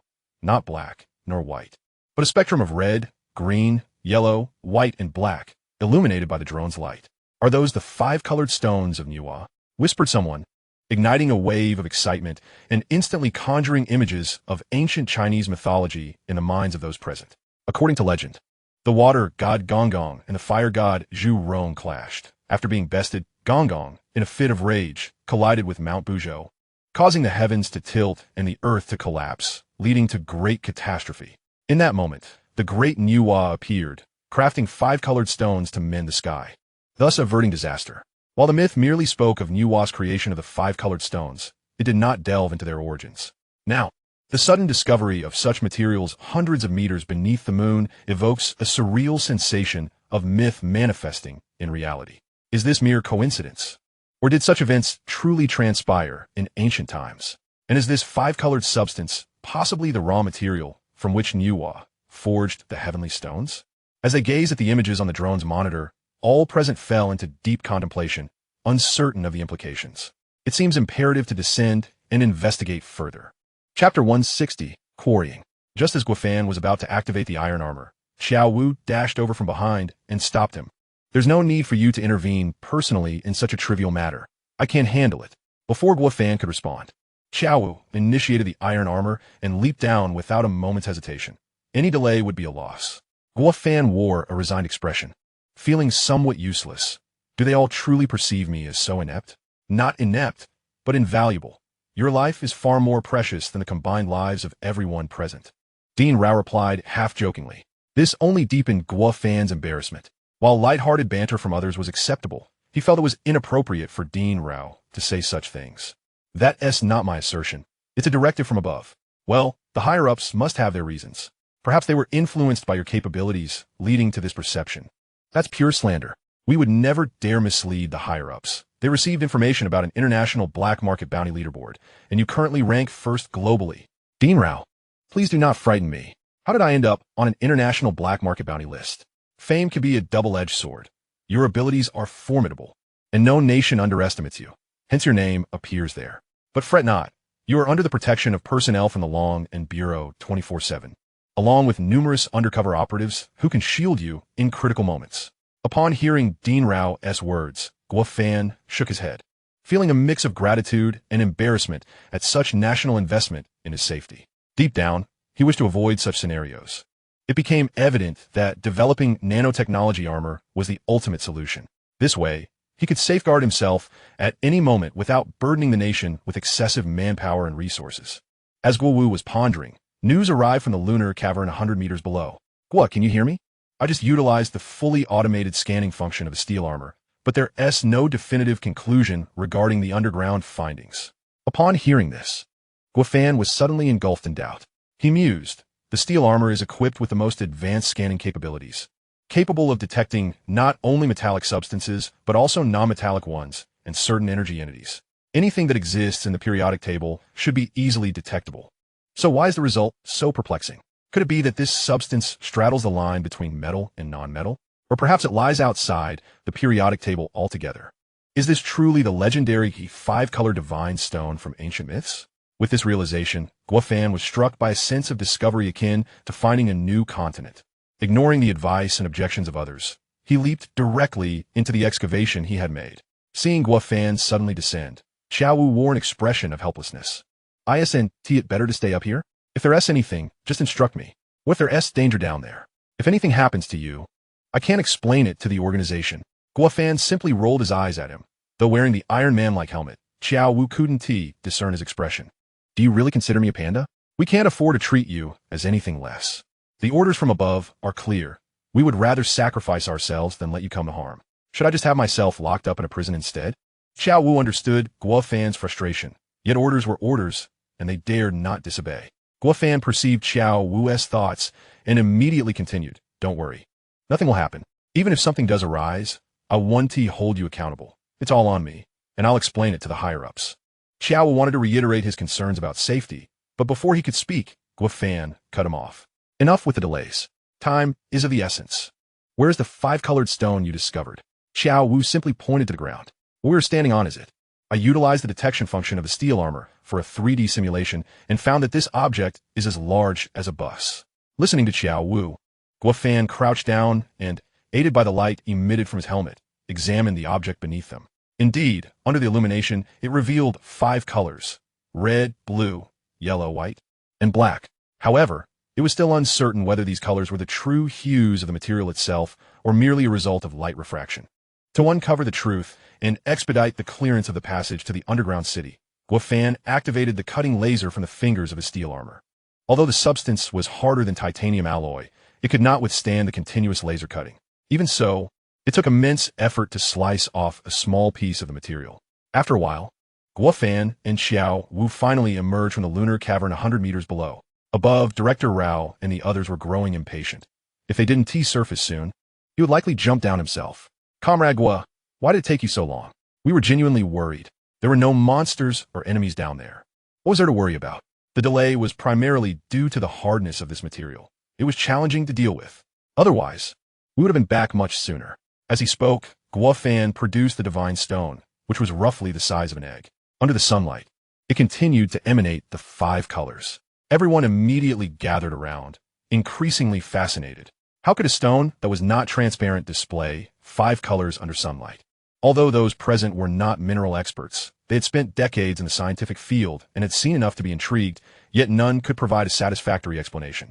Director Rao couldn't help but lean in, inspecting it from all angles and scrutinizing it in his hands for an extended period. "Director Rao, do you know what this is?" Rao shook his head and replied, "I've never seen or heard of anything like this. I had no idea such a wondrous object existed." At that moment, Xiao Wu held the divine stone in his hand and pondered aloud. "I heard that our Dragon Institute recently discovered an unknown substance from the lunar soil and named it Chang'e Stone. Could it be that this is indeed the 5-color divine stone used by Niuwa to mend the heavens?" Chapter 161, Properties of the Divine Stone. Science demands rigor, and no scientist present dared to draw hasty conclusions. They could only take it back to the laboratory for further research. Fortunately, within the temporary residence established after the launch of the Dragon Postal Transport Base ship, there was a small laboratory. Otherwise, they would have to return to Earth for research. A round trip that would take at least a week. Director Rao took the 5-color divine stone and entered the lab with an assistant, leaving the others to chat idly on the sofas outside. Xiao Wu initiated the conversation. "Guo, what do you think this thing is? Does it have any relation to the 5-color divine stone from ancient times? Whether it has a connection, I cannot say, but I can assert that this substance is not found in the periodic table, which means we have discovered a new element. If we've discovered a new element, does that mean we could potentially win a Nobel Prize?" Fang Xiang asked, somewhat excitedly. However, Xiao Wu couldn't help but let out a scoff. "What is the big deal about a Nobel Prize? If it were to be contested, my brother Guo would have long since exhausted his supply of them. Considering the groundbreaking technologies such as nuclear fusion planetary engines, space elevators, and controllable nuclear fusion technologies, each of these is far more astonishing than any Nobel Prize could ever represent." Fang Xiang could only nod along awkwardly, yet he felt compelled to inquire, "Director Guo, the Nobel Prize is the highest accolade in global scientific research. It not only represents the individual, but also the nation, and it can secure substantial research funding. Why not participate in the selection? Firstly, I am not a scientist. I'm merely a burgeoning science fiction film director without a profound scientific background. Secondly, those so-called groundbreaking technologies are merely props in my science fiction films. I cannot fathom why so many regard them as treasures. Lastly, Winning a Nobel Prize is merely receiving a certificate and some prize money, both of which I already possess in abundance. What significance would it hold for me to participate in the awards? Feng Xiang was left speechless by Guo Fan's words. The highest honor that every scientist dreams of had been so casually dismissed by him. He attempted to argue on the basis of national honor. But as the words formed on his lips, he realized the futility of his endeavor. After all, national honor is not something bestowed by others. It is earned by the collective efforts of the people. Guo Fan's inventions had already brought glory to Long Country worldwide, rendering the Nobel Prize unnecessary. Participating in the Nobel Prize and winning would only diminish the prestige of these technologies. Conversely, a Nobel Prize without Guo Fan's involvement would pale in comparison. As they continued their discussion, Rao's assistant suddenly burst out of the laboratory.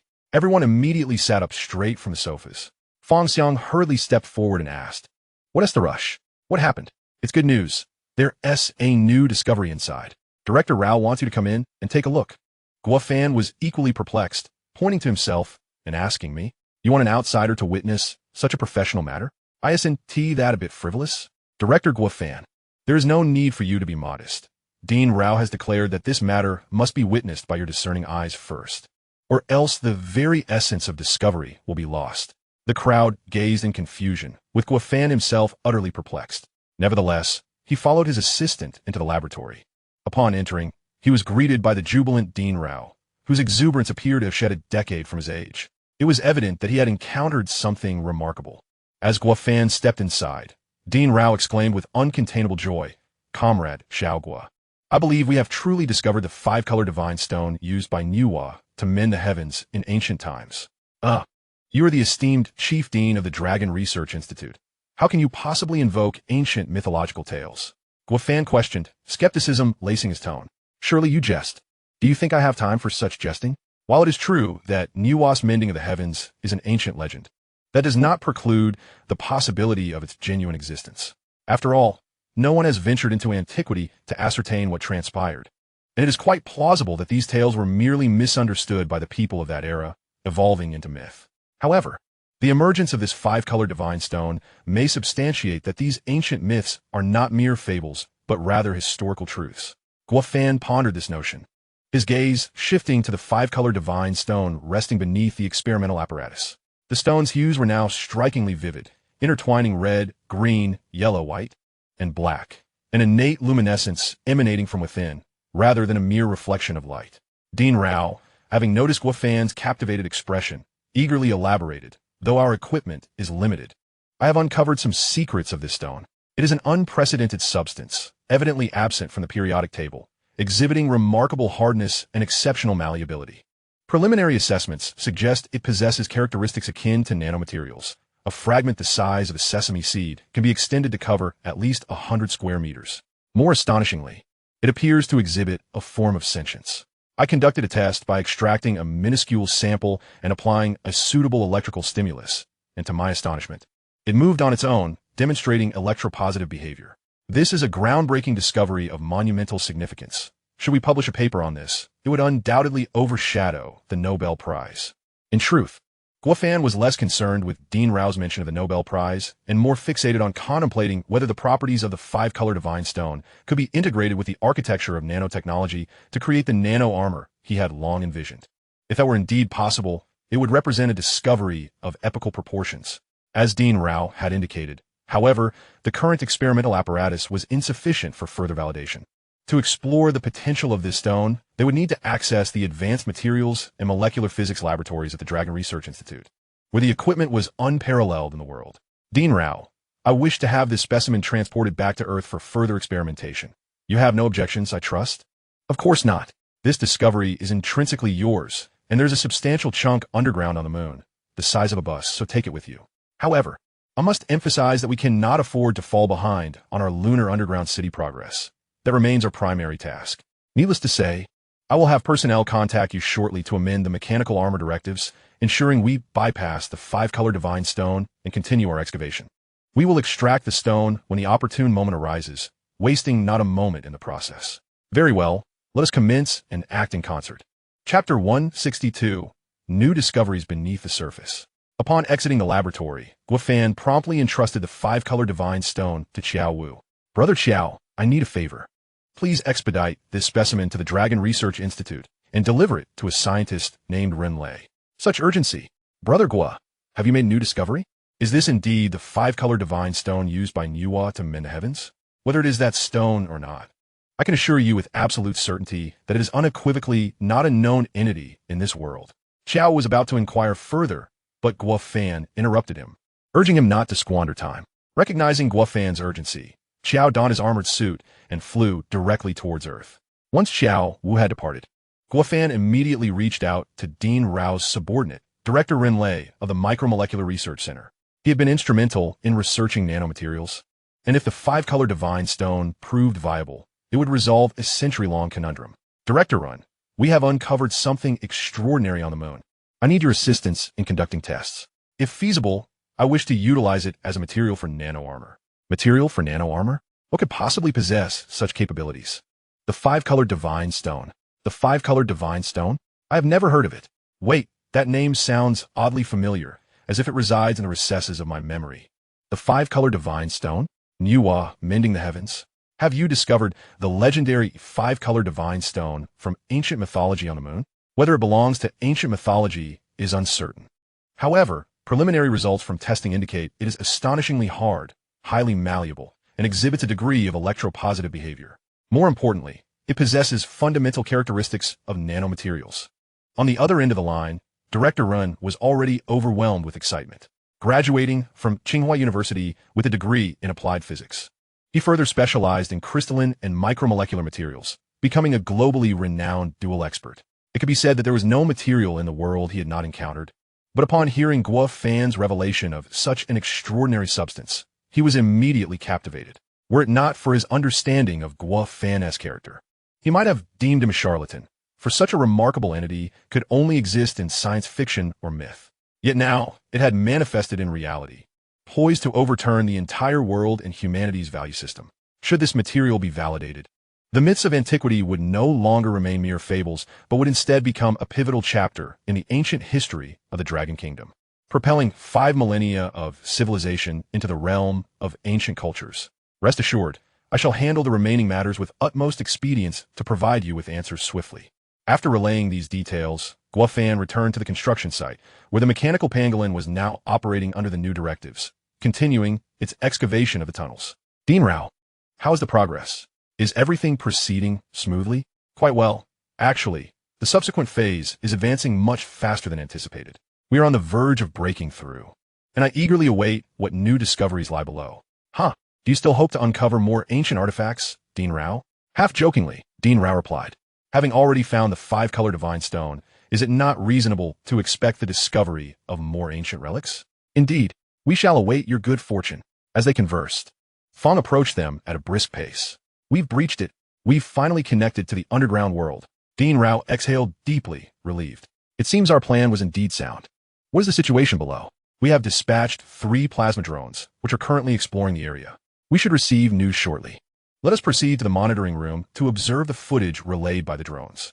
With that, the group made their way to the temporary control room, where the surveillance footage revealed glimpses of an expansive underground space. Why do you say glimpses? Because it is exceedingly dark down there. Visibility is utterly compromised, and the space is remarkably vast. The drone's lights are akin to a solitary star in the night sky, utterly insignificant. Such scant illumination is insufficient. At this juncture, we can deploy the doorframe robots. Doorframe robots. I neglected to mention that in addition to surveillance, security checks, and cargo transportation, these robots can extend to great heights. Once they reach a certain elevation, they activate the night surveillance daylight mode on the crossbeams, providing boundless illumination within the lunar caverns. I never imagined that this contraption would possess such an array of functions.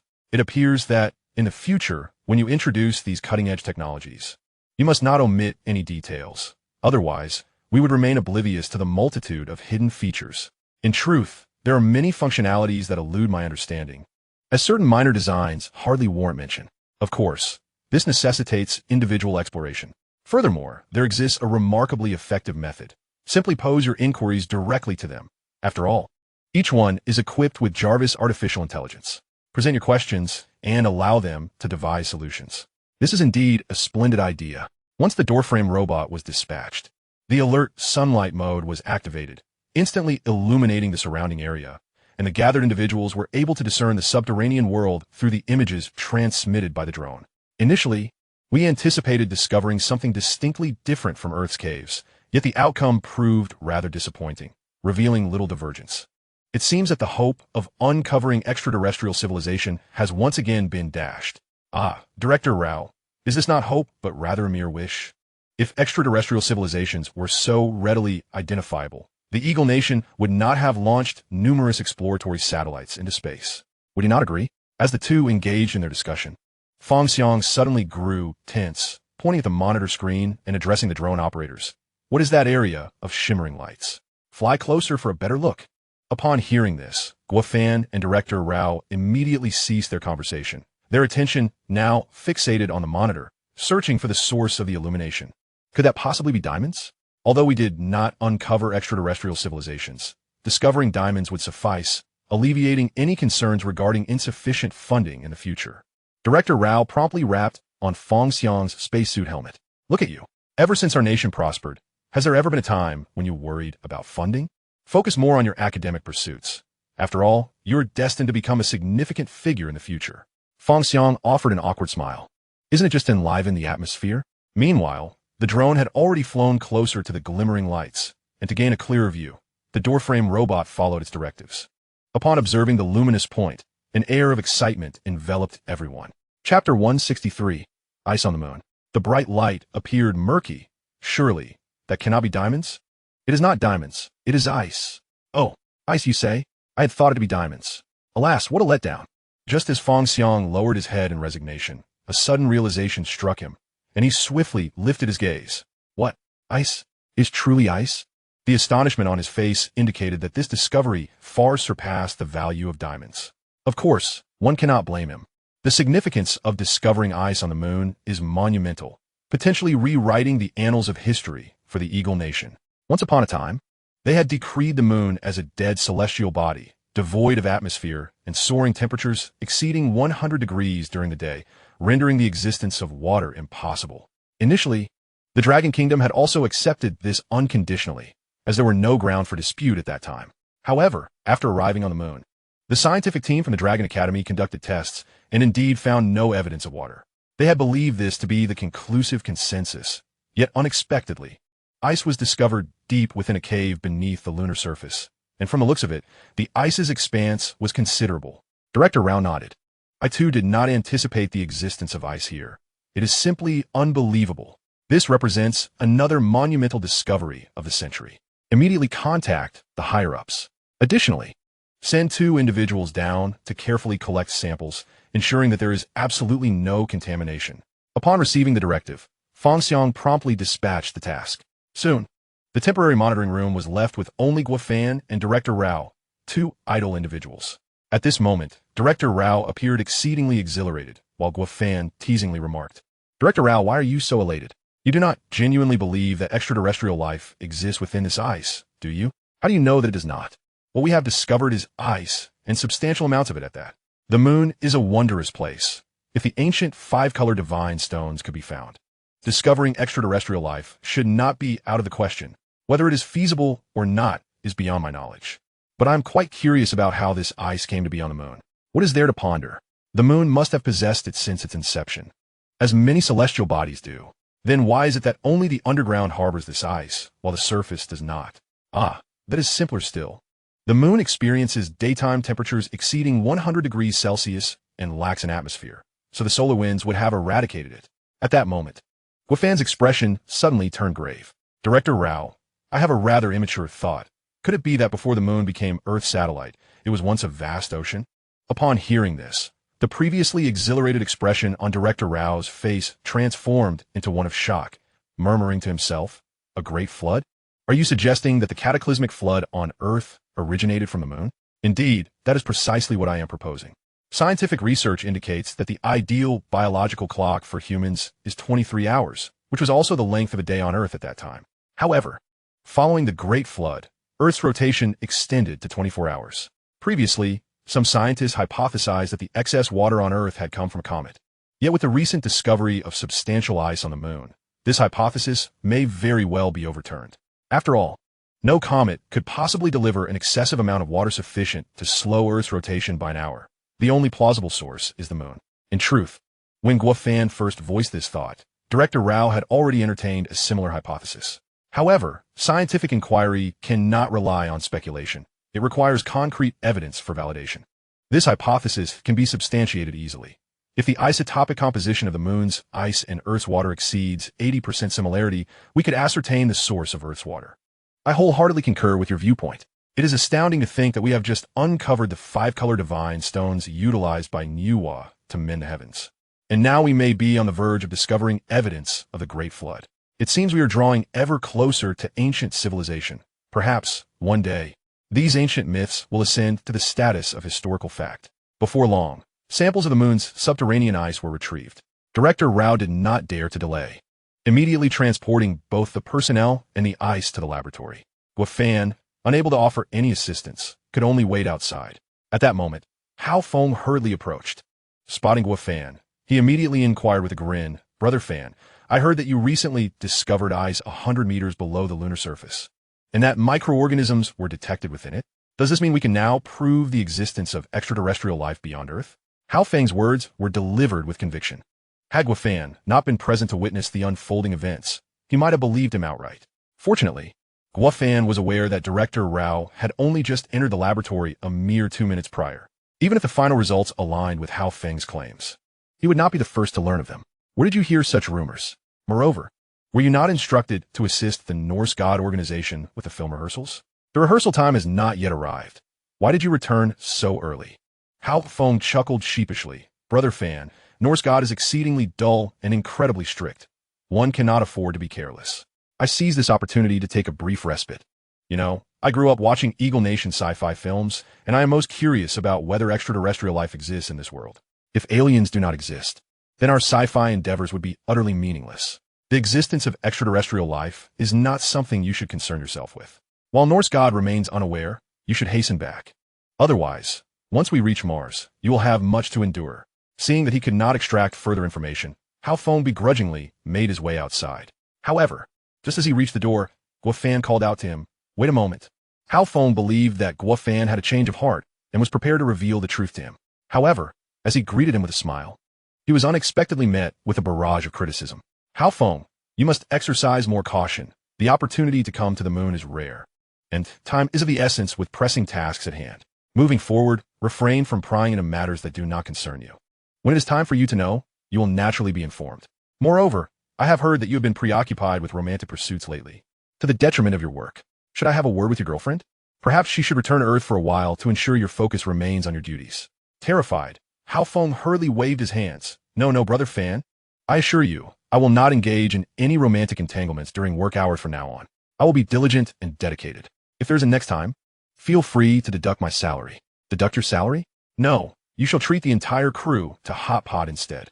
With no other option, Hao Feng could only manage a wry smile as he scurried away. In truth, Guo Fan did not wish to keep him in the dark. Rather, he felt that there was no conclusive evidence to share, and spreading rumors without basis was utterly frivolous.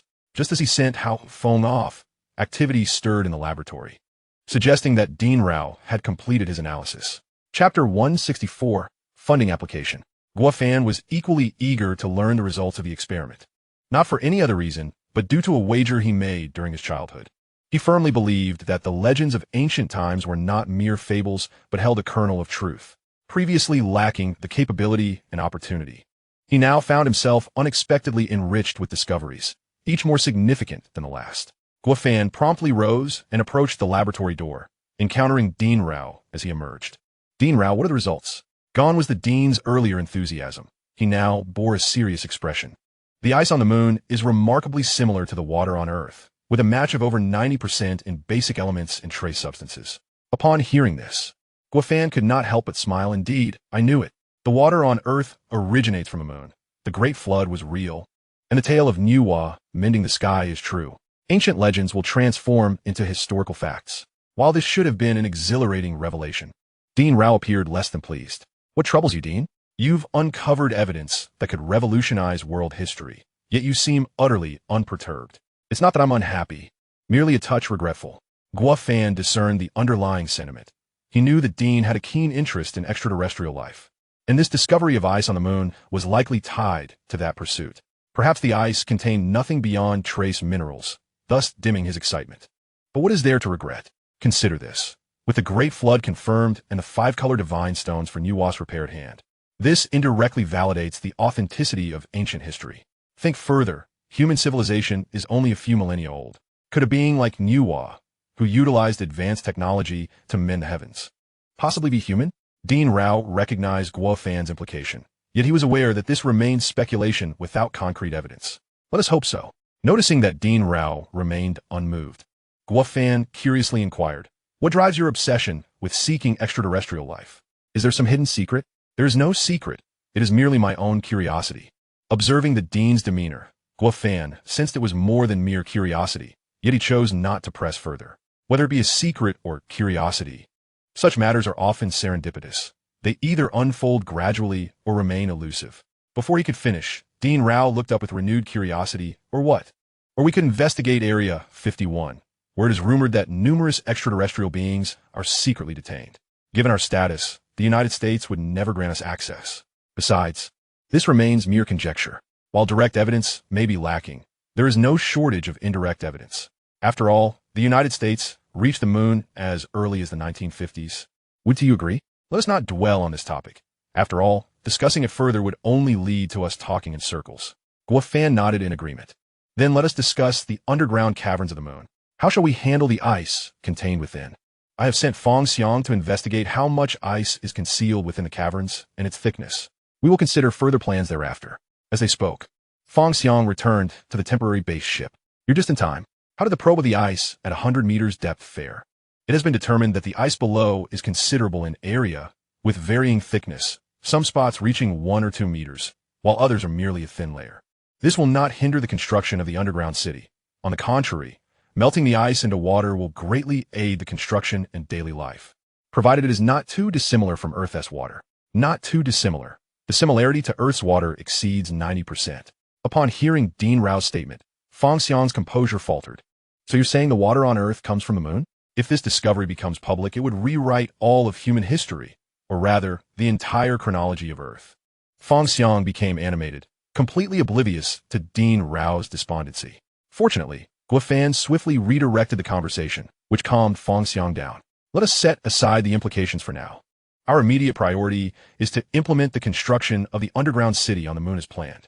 When can we expect the delivery of the essential raw materials?" "They are being dispatched gradually and are currently being assembled at the docking port via the space elevator. They should arrive shortly." At this moment, the United States near-Earth satellites detected the frequent operations of the Dragon Kingdom space elevator. "Mr. President, this report indicates that the Dragon Kingdom space elevator has surpassed a frequency of 500 operations compared to last month. NASA suspects that the Dragon Kingdom is organizing some clandestine space operation. To ascertain the specifics of the Dragon Kingdom's activities, they request an increase in funding. Here is the application for your review." With that, Secretary Elsha placed the application on President Puchuan's desk. "Do they not have various satellites in low and high Earth orbit? Are those not sufficient? Why the need for additional funding? Do they think taxpayers' money is so easily squandered?" Elsha knew well that President Puchuan's frustration stemmed from the recent inexplicable crash of the lunar satellite, which had drastically affected his approval ratings and jeopardized his chances for a third term.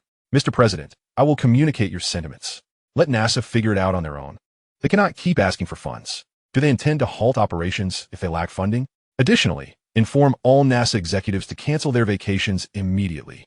They must uncover the secrets the Dragon Kingdom harbors in space.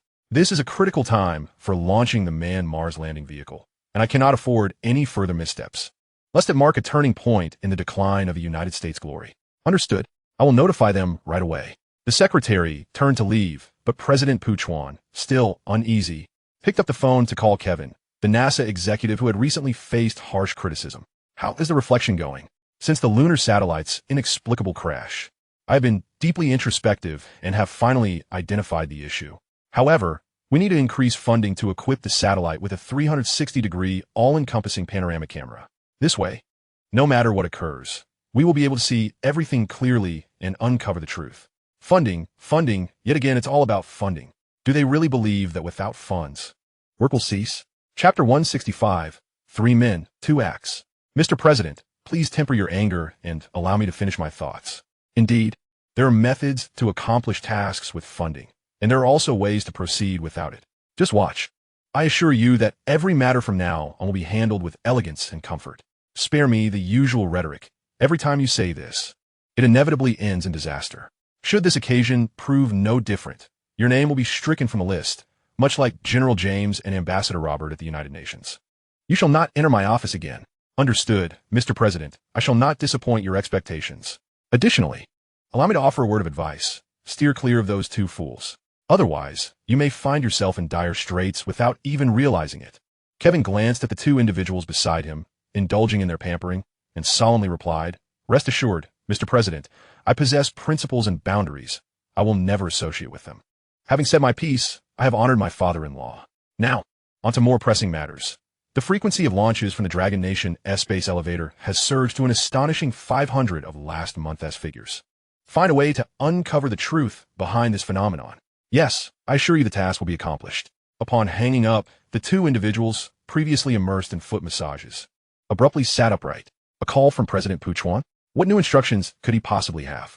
He demands work without providing any funding. Truly a miser. Mr. Kevin, having spent considerable time with us, I must commend you on your remarkable improvement in Chinese. You can now string together 2 idioms consecutively. Quite impressive. Kevin beamed with pride.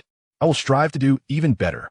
Indeed, there are methods for tasks with funding, and those without, as we are all merely workers bound by circumstance. Our only boundary is to never compromise our dignity. General James has a plan. I wonder if Brother Kevin would be interested? With an air of superiority, General James began to expound in a grandiloquent manner. However, this was highly beneficial, and Kevin immediately adopted a fawning demeanor. I am eager to hear your insights, dear brother. As James rose slowly, he embraced the foot masseuse and casually remarked, "Take a trip to the 3rd floor. Grant me 3 minutes to settle the bill and wait for me." Kevin appeared perplexed. "What do you mean?" Not grasping the meaning, Robert interjected, "It seems you must learn more from us, or you will remain ignorant of even basic social norms." With that, Ambassador Robert also took his foot masseuse and exited, heading upstairs. Indeed, 3 minutes later, General James and Ambassador Robert emerged from the elevator, their expressions brimming with satisfaction. "Brothers, the bill has been settled. Didn't we agree on 98 each for the foot massage? How did it suddenly escalate to 998? The 2 exchanged knowing glances. James was the first to speak. "Do not concern yourself with such trifles. I initially intended to include you, but seeing your serious demeanor, I thought it might hinder your performance. Next time, when your spirits are higher, I shall take you along, and then you will understand the joy of 998. Well then, since you have already savored the pleasures, let's turn our attention to the next steps in our plan. Just a reminder, we cannot increase any budget." James, exuding confidence, placed an arm around Kevin's shoulder. "Of course, having already indulged, it would be unreasonable to ask for more. Besides, you are working on behalf of others, and they will naturally consider your needs." Kevin's expression was one of gratitude, ready to express his thoughts, but James raised a hand to halt him. He continued, "In truth, my method will not only allow us to ascertain the scale of construction and fleet configuration in the Dragon Nation S-Space endeavors, but it will also facilitate a deeper understanding of their weaponry and even permit photography and documentation for NASA's research. Are you suggesting we turn the Dragon Nation S-Space base into a tourist attraction? Mr. Kevin, I must commend you. Your assessment is indeed correct. We aim to transform the Dragon Nation S-Space base into a tourist destination." Ambassador Robert, now intrigued, chimed in, "I never anticipated Brother James possessed such remarkable foresight. I am eager to learn more. This concept is still in the theoretical phase, and the feasibility of its implementation rests upon your performance." Robert appeared bewildered. He had merely come for a bit of relaxation and perhaps some gossip, yet suddenly found himself embroiled in a significant undertaking. He had no desire to attract trouble or engage in complex thinking, so he opted for silence. However, James had no intention of letting him off the hook. Continuing to address him, "Brother Robert, you have enjoyed the foot massage and the pampering. You cannot simply turn your back on us." "What do you mean I would turn my back?" Robert replied. Despite his reluctance, he had no choice but to respond. "Well, since you insist, the next steps are in your hands. What we lack is an opportunity. We must find a way to organize a space exhibition. Then we can execute our mission without pretense, and capturing any desired footage will be a simple matter." Kevin's eyes lit up. But he quickly recognized a crucial issue.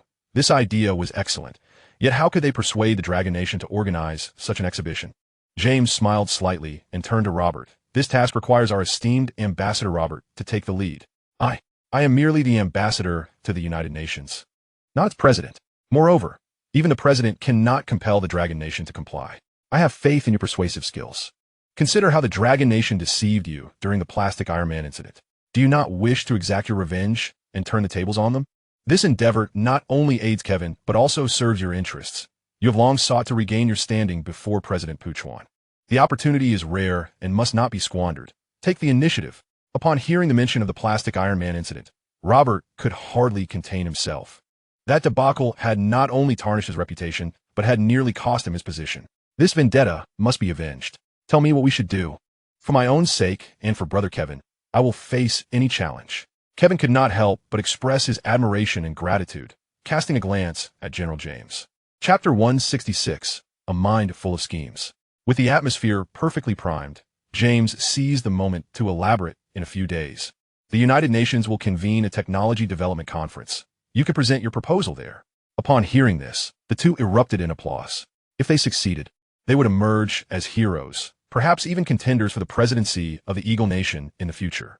To prepare for this pivotal conference, Robert dedicated several sleepless nights, with James and Kevin acting as his stalwart advisors. Indeed, 3 heads are better than one. Through their relentless efforts, they crafted a compelling rationale that the Dragon Nation could not refuse, ensuring their smooth access to the Dragon Nation's space base to fulfill President Puchuan's directive. Before long, the United Nations Technology Conference commenced, and Robert, brimming with confidence and impeccably dressed, was undoubtedly the most dapper attendee of the entire gathering. Indeed, this technological conference convenes annually, primarily to deliberate on the trajectory of global technological advancement, designate beneficiaries of technological assistance, and unveil the recent achievements of these beneficiaries. In the eyes of many nations, it is merely a rehashing of old ideas in new vessels, devoid of any substantial value. Although science knows no borders, every nation is reluctant to unveil their genuine innovations. As the opening address concluded, Robert was the first to rise. This time, he came well prepared, his sights firmly set on the Dragon Kingdom, and he boldly laid his cards on the table. Esteemed representatives at the United Nations, I am Robert, the permanent representative of the world's greatest nation, the United States. This conference has been held numerous times, yet it has consistently produced little of significance, failing to elevate the global technological landscape. Instead, what we need is a bit of visual stimulation to broaden the horizons of the peoples of all nations more vividly, quickly, and effectively. Recently, we have received news that the Dragon Kingdom's space-based construction is progressing rapidly. Organizing a space exhibition would undoubtedly captivate the world. Upon witnessing the state of the Dragon Kingdom space base, I am confident that 3rd and 4th world countries will be inspired to strive for development, following the Dragon Kingdom's example. Of course, this is merely my hopeful aspiration. I wonder if the Dragon Kingdom possesses the stature of a great nation to assist those brothers at the United Nations who do not even have rockets. Many countries are indeed yearning for space exploration, and Robert's rhetoric ignited their dreams and imaginations. If they could truly venture into space and witness the Dragon Kingdom's most advanced spacecraft, even capturing photographs and videos would be sufficient to ignite their citizens' enthusiasm for technology. Perhaps it would not be long before they too would establish their own space bases. Uncle Gung thought to himself, how naive, he's clearly targeting us. He initially intended to refuse outright, but upon seeing the hopeful expressions of representatives from 3rd and 4th world nations, his resolve softened. The Dragon Kingdom has emerged from hardship and understands the struggles of these nations. As the saying goes, having braved the rain oneself, one wishes to hold an umbrella for others. Of course, he was acutely aware that the United States had ulterior motives. Their intentions were likely not altruistic, but rather self-serving, harboring either malice or deceit. Observing Uncle Gung's silence, Robert continued, the Dragon Kingdom has always prided itself as a great Eastern nation, being a permanent member of the United Nations and a pioneer in technological development. The UN Charter clearly states that great powers must bear responsibility and lead fellow member states towards brilliance. Therefore, I believe the Dragon Kingdom has no grounds for refusal. What do you think, Uncle Gung? This put the Dragon Kingdom in a precarious position. Agreeing would be fraught with complications, yet refusing seemed equally daunting. Although they were aware of the insincerity behind the United States proposal, they could not find a valid reason to decline. Any hint of rejection would surely be seized upon by the United States to stir animosity. If they were to counter Robert's assertions, the United States would undoubtedly retort that the Dragon Kingdom's recent technological advancements necessitated a role model's responsibilities, leading to further covert machinations. In truth, dealing with the United States is not overly complex. However, it could incite suspicion among the citizens of third and fourth world nations. Initially, they harbored hope and goodwill towards the Dragon Kingdom, but a refusal could easily turn them against it. It appeared that Robert had come prepared, likely under the guidance of a strategist, as he did not possess such acumen himself. Yet, upon reflection, this situation could also serve as an opportunity for the Dragon Kingdom to showcase its strengths, allowing those indecisive third and fourth world countries to witness genuine capability, which would undoubtedly bolster its voice within the United Nations. As for the United States' impure intentions, they were hardly daunting, having toyed with them once. The Dragon Kingdom could certainly seize this opportunity to do so again, potentially reaping substantial benefits. At this moment, Uncle Gung formulated a somewhat immature plan, but it sufficed to handle the United States. First, he expressed gratitude for the United States' commendation towards the Dragon Kingdom. If I recall correctly, this marks the first instance of the United States representative praising the Dragon Kingdom at a United Nations assembly, a moment worth celebrating and remembering, indicating that the United States acknowledges some of our recent achievements. Robert's face turned a shade of green. Internally, he thought, this is hardly praise, nor does it acknowledge any accomplishments of the Dragon Kingdom. Just as he prepared to clarify, Uncle Gung's voice overshadowed him. In truth, the United States representative is quite correct. The world does not belong solely to you, nor to us, but to everyone. Hearing this, the representative from the Korean nation involuntarily flushed, contemplating, shouldn't it belong to us? As one of the permanent members of the United Nations, we indeed bear the duty and responsibility to undertake this significant task. Thus, I announce that the Dragon Kingdom will open its space base to member nations, organizing a space exhibition. Representatives and experts from all countries are cordially invited to attend and provide guidance. Upon hearing Uncle Gung's address, Robert's lips involuntarily curled into a smile. Indeed, it was his eloquence that had deftly secured the Dragon Kingdom's position. Subsequently, he called James and Kevin, saying, "Mission accomplished. Prepare to join us in space for the Dragon Kingdom's space exhibition." While the three celebrated, Uncle Gung also made a call to his team, all developing countries from the third and fourth worlds, as well as those with amicable relations with the Dragon Kingdom, will receive free admission. We will arrange for cosmic elevators and space hotels. As for other nations, they shall pay for entry. Let us set the ticket price as high as possible. Chapter 167. A heartfelt strike soon. News of the Dragon Kingdom's inaugural space exhibition swept across the globe. Major news outlets began to promote it vigorously. Just after the Zhuhai Air Show concluded, another space exhibition was in the works. What could this possibly entail? The cosmic landscape is shifting. 50 years ago, we looked to the United States, and 50 years hence, we will look to the Dragon Kingdom. Upon hearing this news, the Saudi magnates glanced at the latest weaponry they had recently acquired, suddenly feeling it lacked allure. They rushed to register and purchase tickets, preparing to attend the Dragon Kingdom's space exhibition and continue their procurement. Following the Dragon Kingdom's lead, they believed they would soon establish their own space base. Your Highness, there is no need to register or purchase tickets, as we have just received a formal invitation from the Dragon Kingdom. In light of our strong support at the Zhuhai Air Show, the Dragon Kingdom is graciously offering us free access to all projects at this space exhibition. Not only will we experience the Dragon Kingdom's cosmic elevator tourism project, but we will also tour the wandering Earth-style Navigator space station.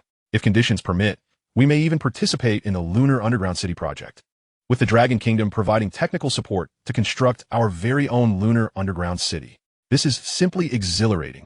Initially, we thought the Zhuhai Air Show was the pinnacle of the Dragon Kingdom's demonstrations, but it seems it was merely a prelude. We must promptly inquire about the costs required to make this happen. Once we ascertain the amount, we should not hesitate to transfer the funds, understood? Understood. Additionally, Your Highness, what else do we plan to procure? Here is a list for your review. Procurement? That is of little importance. Simply transferring the funds will suffice. The primary objective is to seize this opportunity and strive to become the second nation to establish a base on the moon. Even if it is merely a modest 20,000 square foot room, it would bring honor to our lineage and secure our name in the annals of history. Such a title would undoubtedly shine brightly among all nations in the Middle East, nay, across the world. Very well, understood. I shall take care of it immediately. Before long, Other nations from Asia, Africa, and Latin America began to receive invitations to the Dragon Kingdom's space exhibition in succession. The nations that received the invitation were left in utter astonishment, with many even organizing celebratory events that surpassed the festivities of their own national holidays. They could scarcely fathom that one day they would be invited by a great power to partake, free of charge, in a space airshow. If they were to construct rockets and spacecraft to venture into space themselves, it would likely take them a century of accumulation to even come close to achieving it. Yet this time, not only did they gain recognition from the Dragon Nation, but they were also bestowed an invitation, a notion that seemed almost unfathomable, destined to become a significant chapter in their nation's history. In the blink of an eye, over 10 days had passed, and the majority of United Nations member states had successively received the complimentary invitation to the Dragon Nation Space Air Show. Even the typically reclusive nation of Goryeo publicly showcased their invitation during the UN General Assembly, much to the envy of others, particularly the nation of the bamboo stick. Not long ago, they had released a fanciful cinematic masterpiece titled Moon, which, upon its debut, prompted nationwide jubilation and an air of inexplicable confidence, leading them to believe they were the third nation, after the Eagle Nation and the Dragon Nation, to have mastered manned lunar landings. In reality, they could not even produce a rocket capable of reaching lunar orbit. At that moment, the representative from the Bamboo Stick Nation, Park Samida, noticed the poised figures of Robert from the Eagle Nation and Meichuan Kuzu from the Cherry Blossom Nation, and discreetly approached the two. Brothers, did the Dragon Nation send you an invitation? Robert scoffed disdainfully. Haven't you heard the old saying from the Dragon Nation? He barely finished his sentence when Meichuan Kuzu interjected. I am familiar with it. The Dragon Nation has a saying, those who understand the times are the true heroes. Do you grasp its meaning? What nonsense! I was referring to the worthy speak late, as the Dragon Nation prefers to place the most important matters at the end. The later it is mentioned, the more significant it becomes. How so? It is well known that the Dragon Nation has always maintained amicable relations with the combatant nation. Logically, if countries from the third and fourth world have received invitations, there should have arrived as well. However, I just privately inquired, and they too have not received any, which only proves my point about the worthy speak late. Therefore, there is no need to rush. The nations of the third and fourth world are inconsequential, even if they have invitations. They likely wouldn't be able to ascend, given their lack of powerful launch vehicles. The representatives of the Bamboo Stick Nation and the Cherry Blossom Nation exchanged glances, thinking that this boastfulness was truly over the top.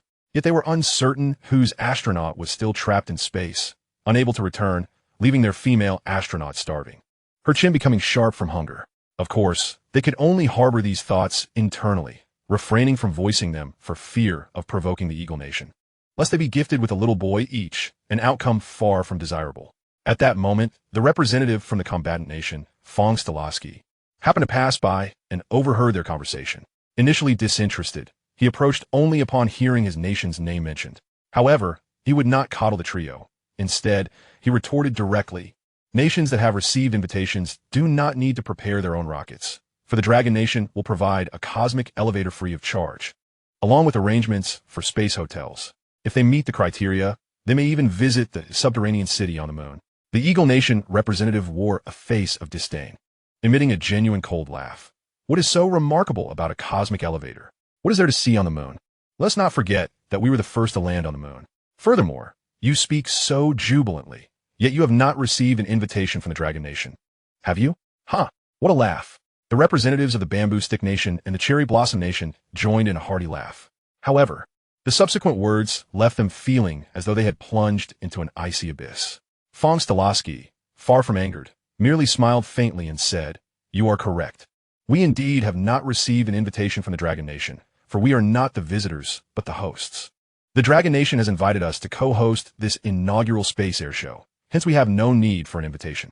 Having said that, Fong Staloski laughed heartily and walked away, leaving the three in a state of disarray. On what grounds? What merit does the combatant nation possess to be invited as co-hosts? This was an utter disregard for the Eagle Nation, truly preposterous, just as Park Samida and Meichuan Kuzu were preparing to offer some comforting words. The representative from Indian subcontinent, the third brother, approached, dancing with the invitation to the space air show in hand. Upon meeting their furious gazes, he did not retreat, but rather drew closer.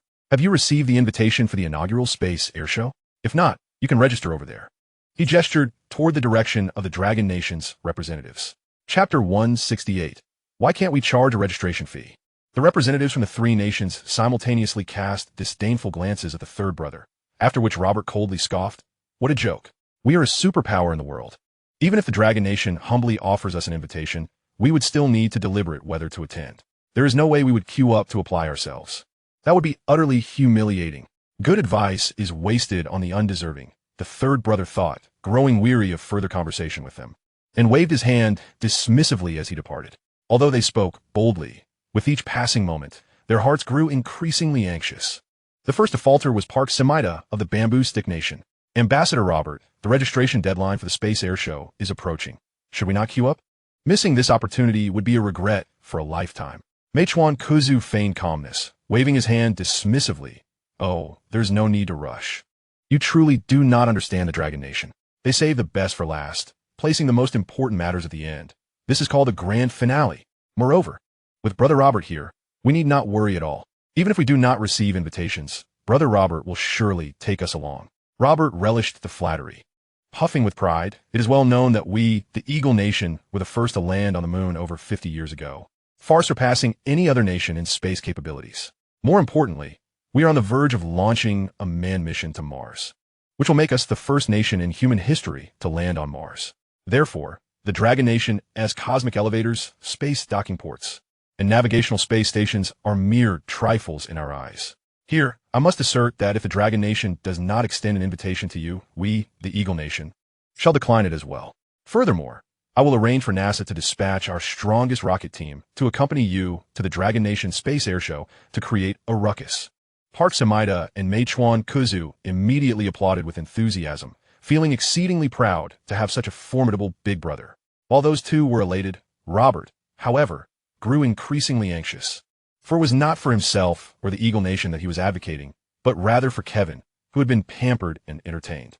Having finally persuaded the Dragon Nation to host this space air show, what if they were not invited? That would indeed be quite embarrassing. He contemplated secretly queuing up, yet felt it beneath him. As the esteemed ambassador of the Eagle Nation to the United Nations, should he not be the one being courted? Having already extended an opportunity to the Dragon Nation, how could they be so ungrateful? At that moment, his phone rang unexpectedly. Upon checking, he found it was Kevin calling. On the other end, Kevin spoke with utmost courtesy. "Brother Robert, have we received the Dragon Nation's invitation? When can we explore their space base? Do not fret. The best is usually saved for last. I believe the Dragon Nation will soon extend us an invitation. For a space air show, without the Eagle Nation would be utterly meaningless." Brother Robert, are we perhaps being a bit too confident? What if they do not send us an invitation? It is inconceivable. After all, we are the Eagle Nation, the world's sole superpower. I doubt the Dragon Country possesses the audacity to disregard us, even if, by some remote chance, they choose not to issue us an invitation. I shall arrange for a coalition of rocket enthusiasts to accompany me and representatives from the Cherry Blossom Nation and the Korean Nation to disrupt the Dragon Country's space exhibition. Let us see if they tremble in fear. Upon hearing Robert's astonishing proclamation, Kevin felt an overwhelming urge to end his own existence. While it may be excusable for others to be unaware of the Dragon Country's prowess in space, he has experienced it firsthand. Despite the Eagle Nation having landed on the moon over 50 years ago, that achievement is now but a relic of the past, especially after the Dragon Country established its own base on the moon, thereby erasing the Eagle Nation's solitary glory in space. President Pushun has issued a stringent order to ascertain the Dragon Country's standing in space. After considerable effort, he managed to convince the Dragon Country to host a space exhibition, nearly allowing Robert's arrogance and ignorance to ruin everything. It seems that courtesy towards Robert is no longer an option.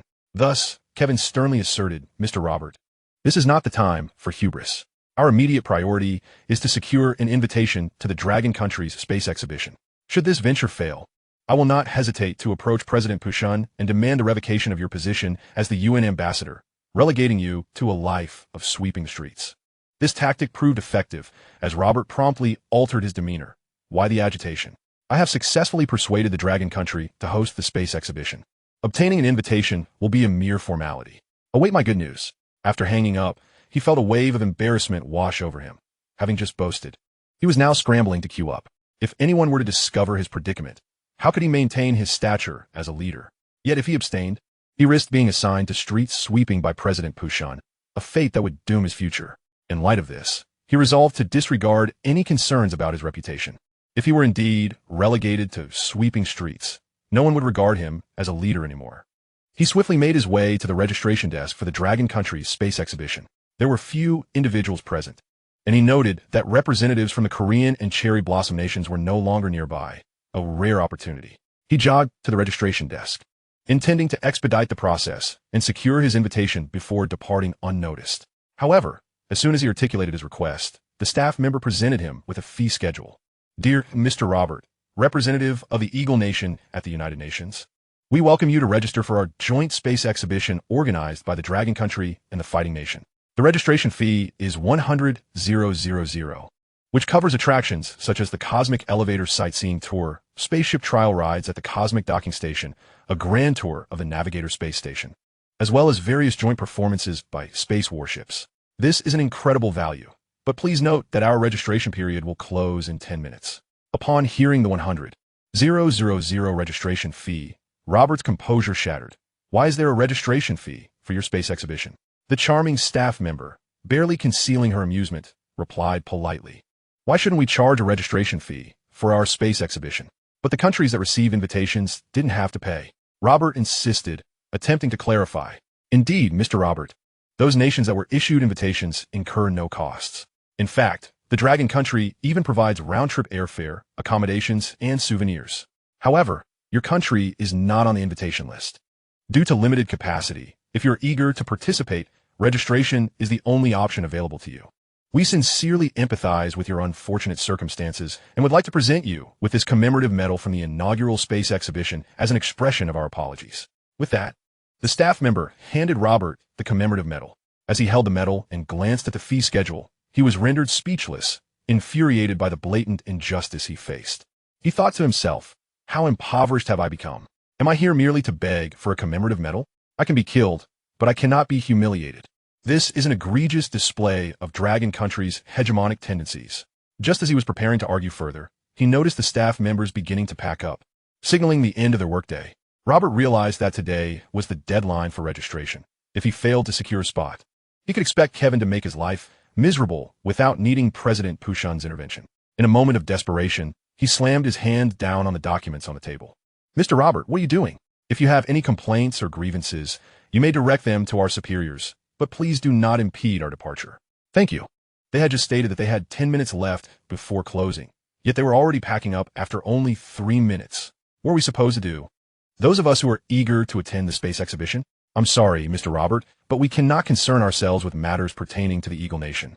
If we were to intervene too much, it would constitute interference in your internal affairs.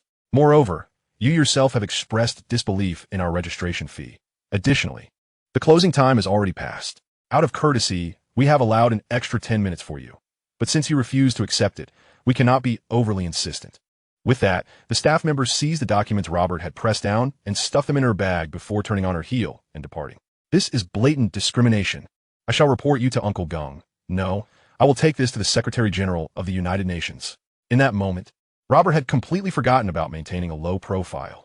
His loud exclamations attracted the attention of many onlookers, including representatives from the Korean nation and the Cherry Blossom nation. The two exchanged glances, suspicion creeping into their minds as they muttered, "What has happened to Mr. Robert? Why is he arguing with the staff at the Dragon Country's space exhibition registration desk?" At that moment, the representative from Indian subcontinent, who happened to be present, interjected, "I witnessed the entire incident." Robert initially intended to slip away and register quietly, but he became enraged upon learning of the $100,000 registration fee. $100,000 for registration? It's just a space exhibition. Why is it so expensive? Is the Dragon Country desperate for money? How can you say that? That is quite a double standard. Certain space travel projects offered by the Eagle Nation cost several million or even tens of millions for merely a brief excursion into the sky. Yet you do not criticize them for being exorbitant. The Dragon Country not only offers a cosmic elevator sightseeing tour, but also arranges for space hotels and various visiting activities. The entire experience spans over 10 days, and they only charge you $100,000. It's practically a steal. Yet here you are complaining. Their frustration mounted. And even if the arguments were unfounded, it was not the place of the representative from the Indian subcontinent to interject. Suppressing his anger, the representative from the Cherry Blossom Nation coldly inquired, "What? You stingy nation is willing to part with $100,000 for registration?" Hearing this, The representative from the Indian subcontinent laughed. Are you joking? I'm affiliated with the Dragon Country. How could they possibly charge me? I merely filled out a registration form. And they did not mention any fees at all. As the two continued to fume, it was evident that had there not been security personnel patrolling the area, they might have resorted to physical confrontation. Sensing the escalating tension, the representative from the Indian subcontinent quickly made his exit, not wanting to provoke any violence. They had both anticipated that they would, like the Eagle Nation, ultimately receive invitations to the space exhibition. However, the outcome was the same. Neither received an invitation. The representative from the Korean nation sighed in resignation. What now? We have even lost the chance to pay the registration fee of 100,000. Although Meichuan Kuko felt a profound sense of disappointment within, she still managed to don an air of nonchalance. Worry not. Did I not just assure you? We have the formidable support of Eagle Sauce and Mr. Robert has assured us with fervor that he will dispatch a fleet of NASA rockets to launch us into space for a spectacular debut. This is our last hope. With Robert still present in the hall, the two hastily approached him to seek fulfillment of his promise. Brother Robert, the registration for the Dragon Kingdom Space Expo has now closed. Should we not sit down and thoroughly discuss the matter of the NASA rocket fleet? Initially, Robert was already in a foul mood, and the sudden approach of the two only exacerbated his irritation, prompting him to explode in anger. Get the hell away from me. It's all your fault. If it weren't for your meddling, I wouldn't have been so tardy in realizing the situation. Feeling unjustly accused, the two exchanged glances, thinking to themselves that it was indeed the arrogance of the Eagle Sauce representatives that had led to this predicament. At this moment, they comprehended the truth that the so-called Eagle Sauce brother was utterly unreliable, and they had to rely on themselves in critical times. Consequently, they left in a dejected state, continuing their discussion on the next strategy as they walked. Park, we can no longer depend on Eagle Sauce. We must devise our own plan. We cannot afford to miss the inaugural Space Expo of the Dragon Kingdom. Otherwise, our two nations may very well be relegated to the Third World. The registration channel for the Dragon Kingdom has already closed. What shall we do now? Should we approach Uncle Gung, the representative of the Dragon Kingdom? He is known for his integrity and strictness. This approach is evidently futile. I am well aware of that. Let us consider an alternative approach.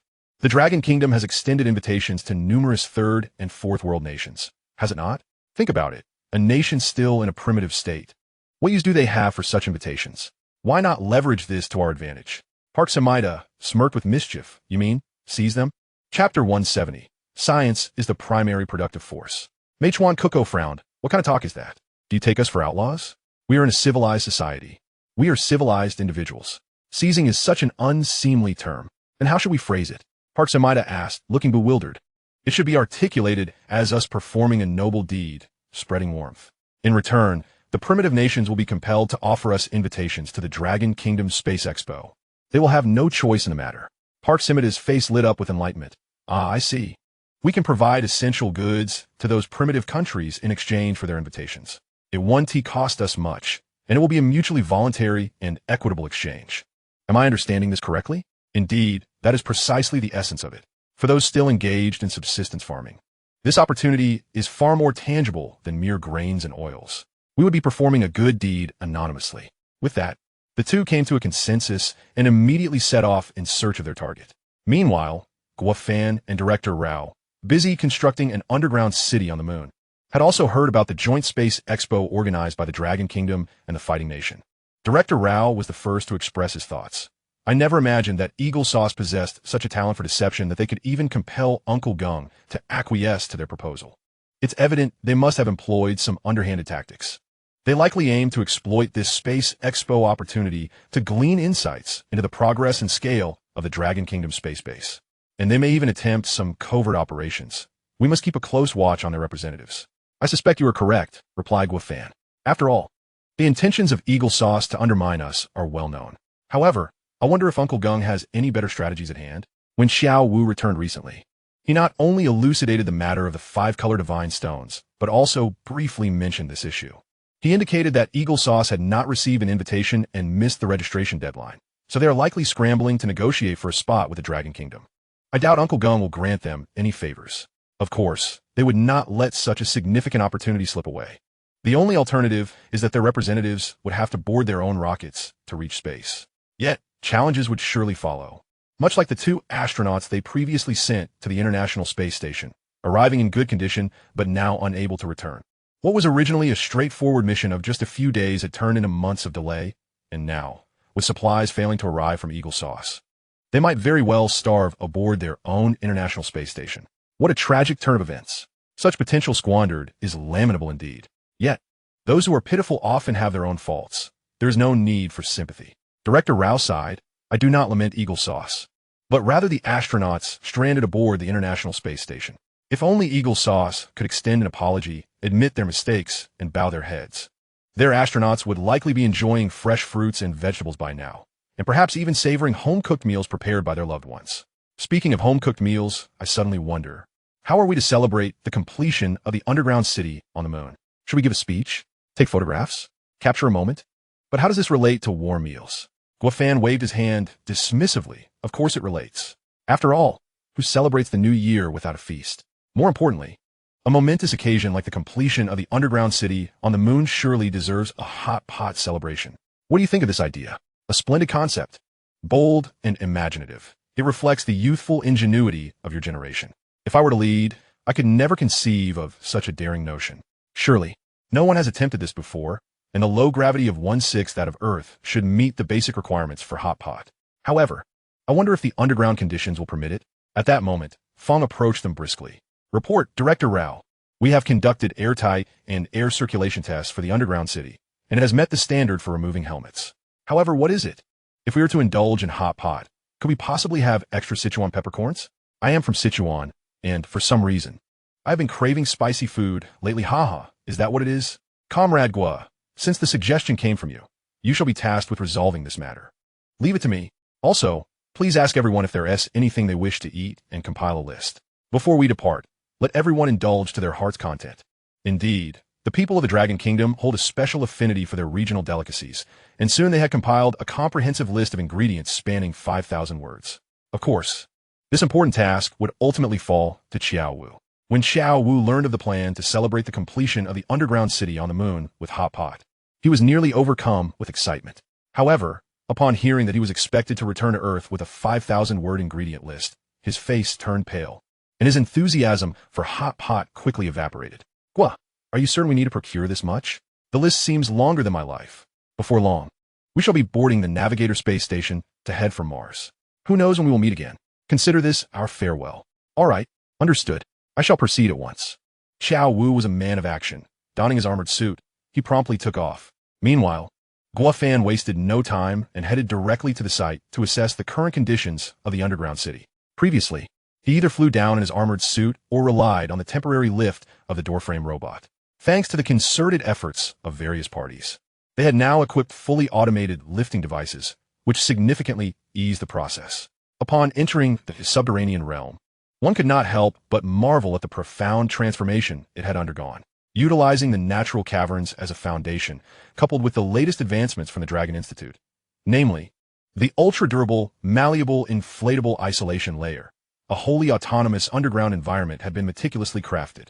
It could be said that here, humanity, along with flora and fauna, could genuinely liberate themselves from the moon's inhospitable conditions of anoxia, icy temperatures, and sweltering heat.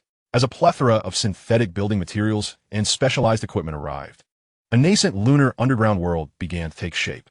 Observing the current state of affairs, Guofan could not help but express his awe at the might of technology, which served as a testament to the adage, science is the foremost productive force. Welcome, esteemed expert Gua, to our exhibition. Guofan turned to find Dean Rao approaching from a distance. Dean Rao, are you jesting? I'm hardly an expert.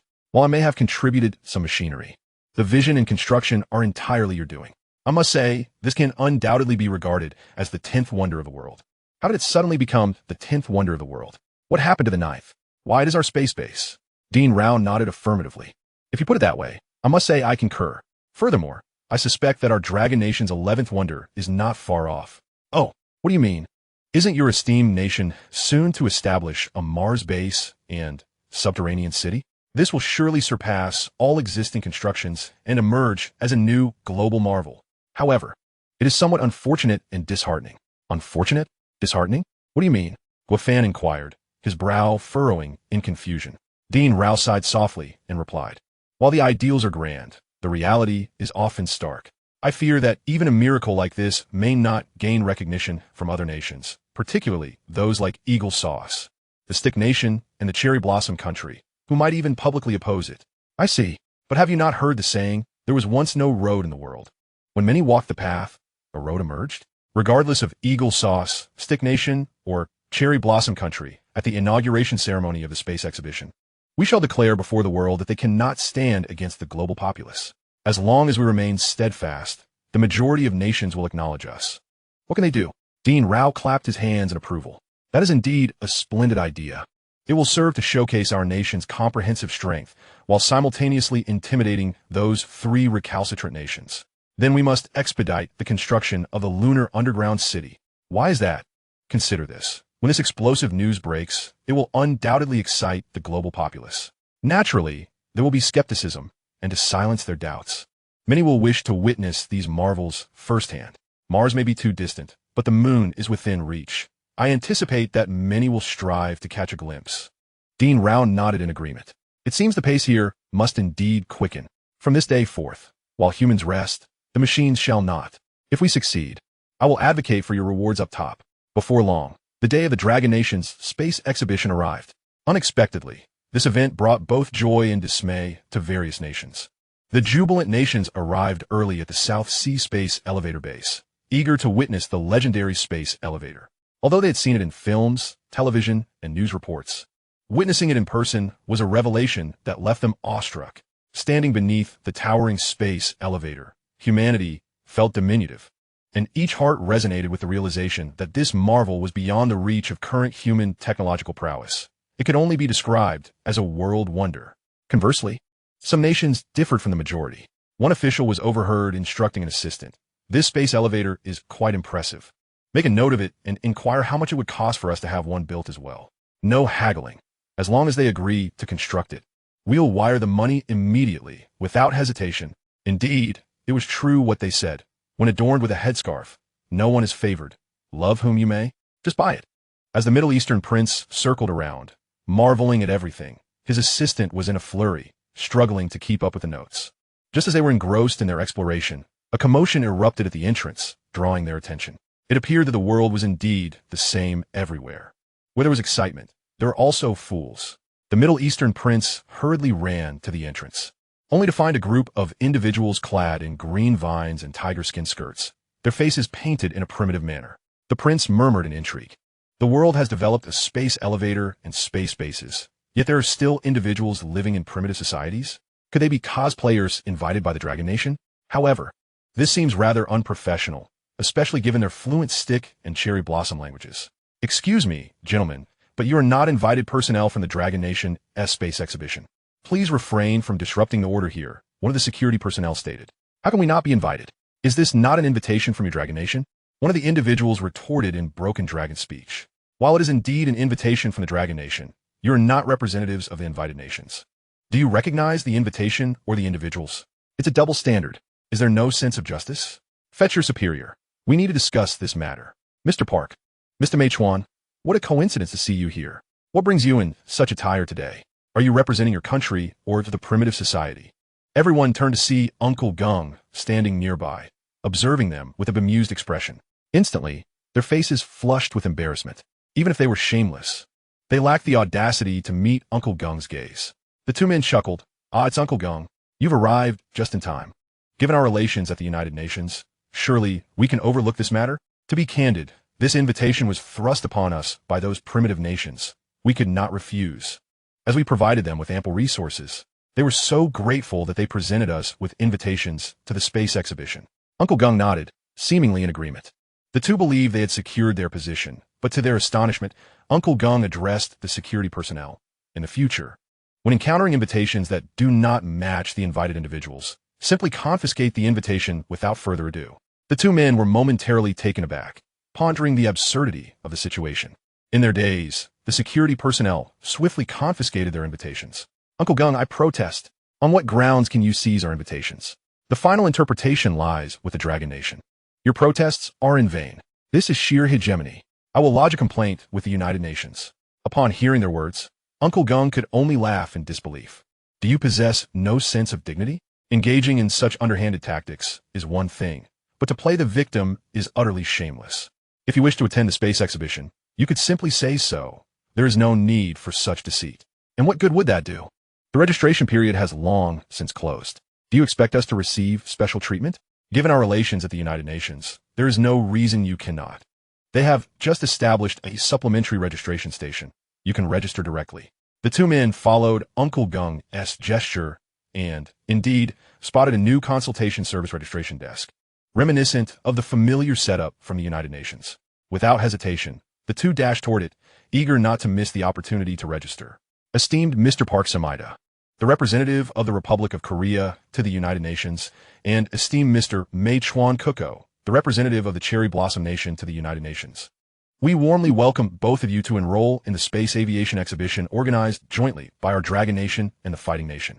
The registration fee is a staggering $1 million, which primarily covers the Cosmic Elevator sightseeing project, the trial activities for spacecraft at the Cosmic Docking Station, tours of the Navigator space station, and various joint performances of space warships, among other extraordinary experiences, all of which are exceptionally worthwhile. So act swiftly if you wish to partake. $1 million?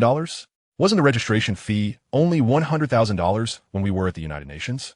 Why has it now escalated to $1 million? I apologize, gentlemen, but the Space Aviation Exhibition is distinct from other aviation events. Not only does it encompass a variety of space experience projects, but we also provide accommodations and meals in space hotels for all attendees. Of course, if you only wish to partake in the space activities without requiring these basic services, we can offer a reasonable discount. And how much of a discount might that be? At least $1 off. Are you kidding me? Are you jesting with us? Upon hearing the response from the young lady at the consultation desk, both men turned pale. They thought to themselves, does that dollar matter? It would be better not to offer any discount. This is simply outrageous. Nevertheless, they found themselves in a predicament, as they were not the organizers. Park Samhita exchanged a meaningful glance with Mae Chuan Kuko. Brother Mae, what shall we do now? Do you wish to attend the Space Aviation Exhibition? This is not a matter of desire. Our president has issued a strict order mandating our attendance at the Space Aviation Exhibition to explore the potential for developing our own space base. So, we have no choice but to pay the registration fee. Park Samhita nodded, laboriously extracting his bank card from his pocket. Just as he was about to hand it to the service desk attendant, he suddenly recalled something and quickly withdrew it, turning to ask, "What will you do?" "Oh, that's simple. I shall acquire your nationality and become a citizen of your esteemed nation, and that will resolve all matters. You are indeed quite cunning. It will either be $50,000 each, after which you can join our nation, or you can go play elsewhere." Seeing that his attempt at persuasion had failed and glancing at the time, Mae Chuan Kuko had no choice but to reluctantly present his bank card. "I will offer $400,000, and then I shall acquire your nationality. What do you say?" Park Samhita remained unmoved, leaving Mae Chuan Kuko with no choice but to continue raising his offer.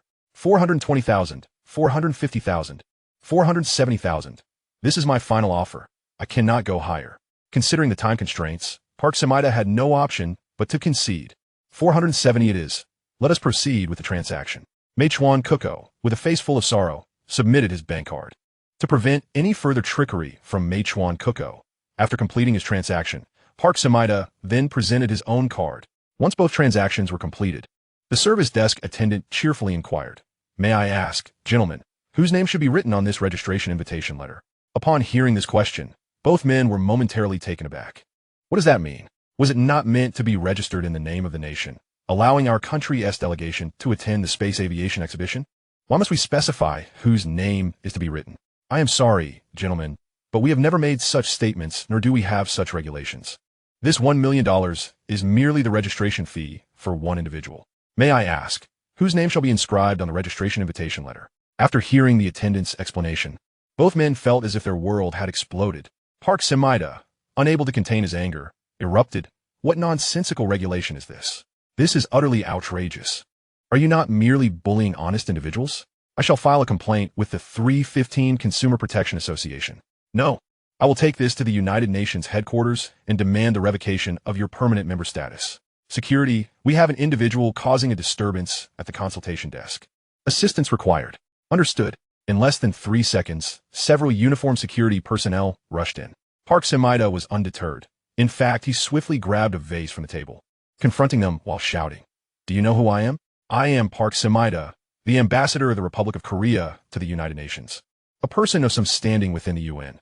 Do you think I fear you insignificant ruffians? Believe me, I shall smash everything here. And then none shall register for this ridiculous space aviation exhibition. Sir, please maintain your composure and set down the vase. Otherwise, we will be compelled to take measures, including but not limited to forceful actions. This is your first warning. Second warning. Third warning, try to act against me, and you shall see the consequences. If this escalates into a diplomatic incident, you will find yourselves in quite a predicament. The security personnel exchanged cold smiles, showing no leniency. Two of them moved in unison, one gripping his arms and the other his legs, directly pinning Park Semida to the ground, yet he continued to shout. Subsequently, several others arrived, taking the rag from the table and stuffing it into his mouth before carrying him away.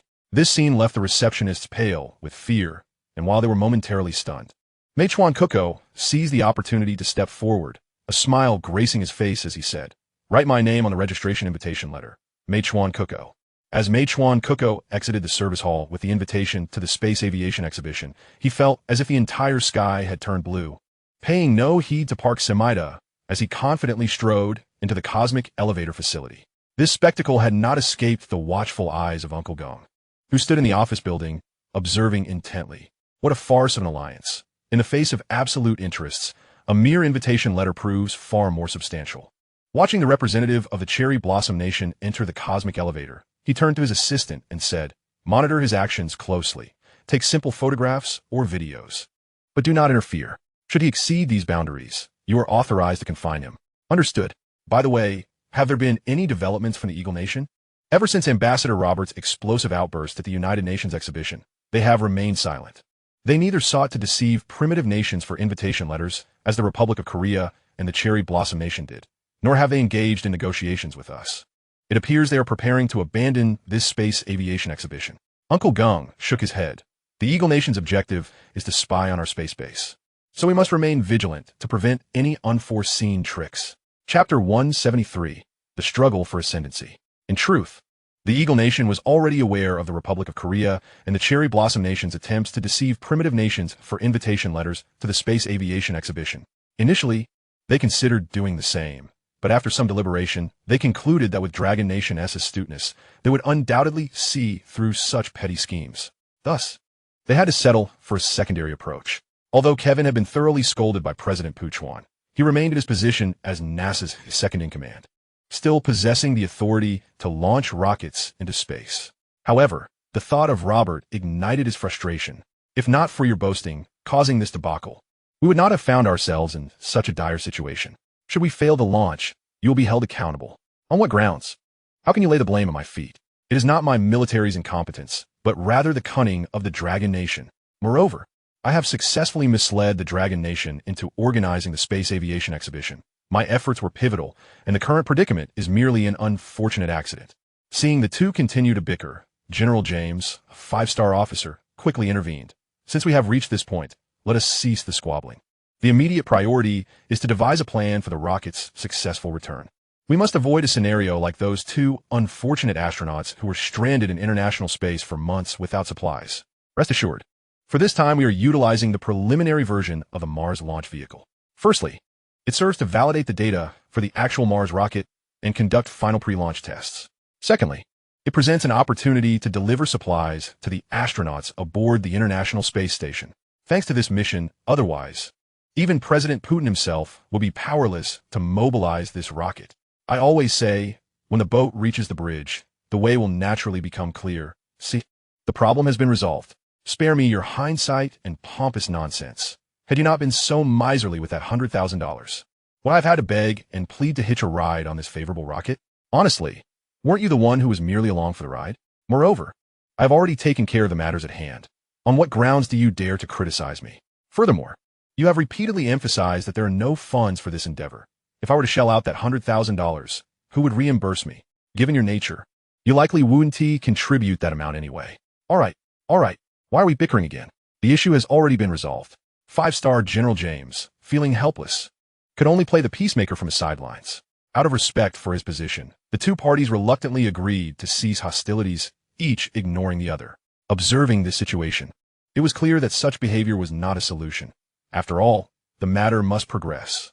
Thus, with a glimmer of inspiration, James continued, now that we have a rocket, shouldn't we discuss who will ascend aboard to participate in the space exhibition organized by the Dragon Nation and the Fighting Nation? No sooner had he finished speaking than Robert eagerly raised his hand, exclaiming, I'll go, I'll go.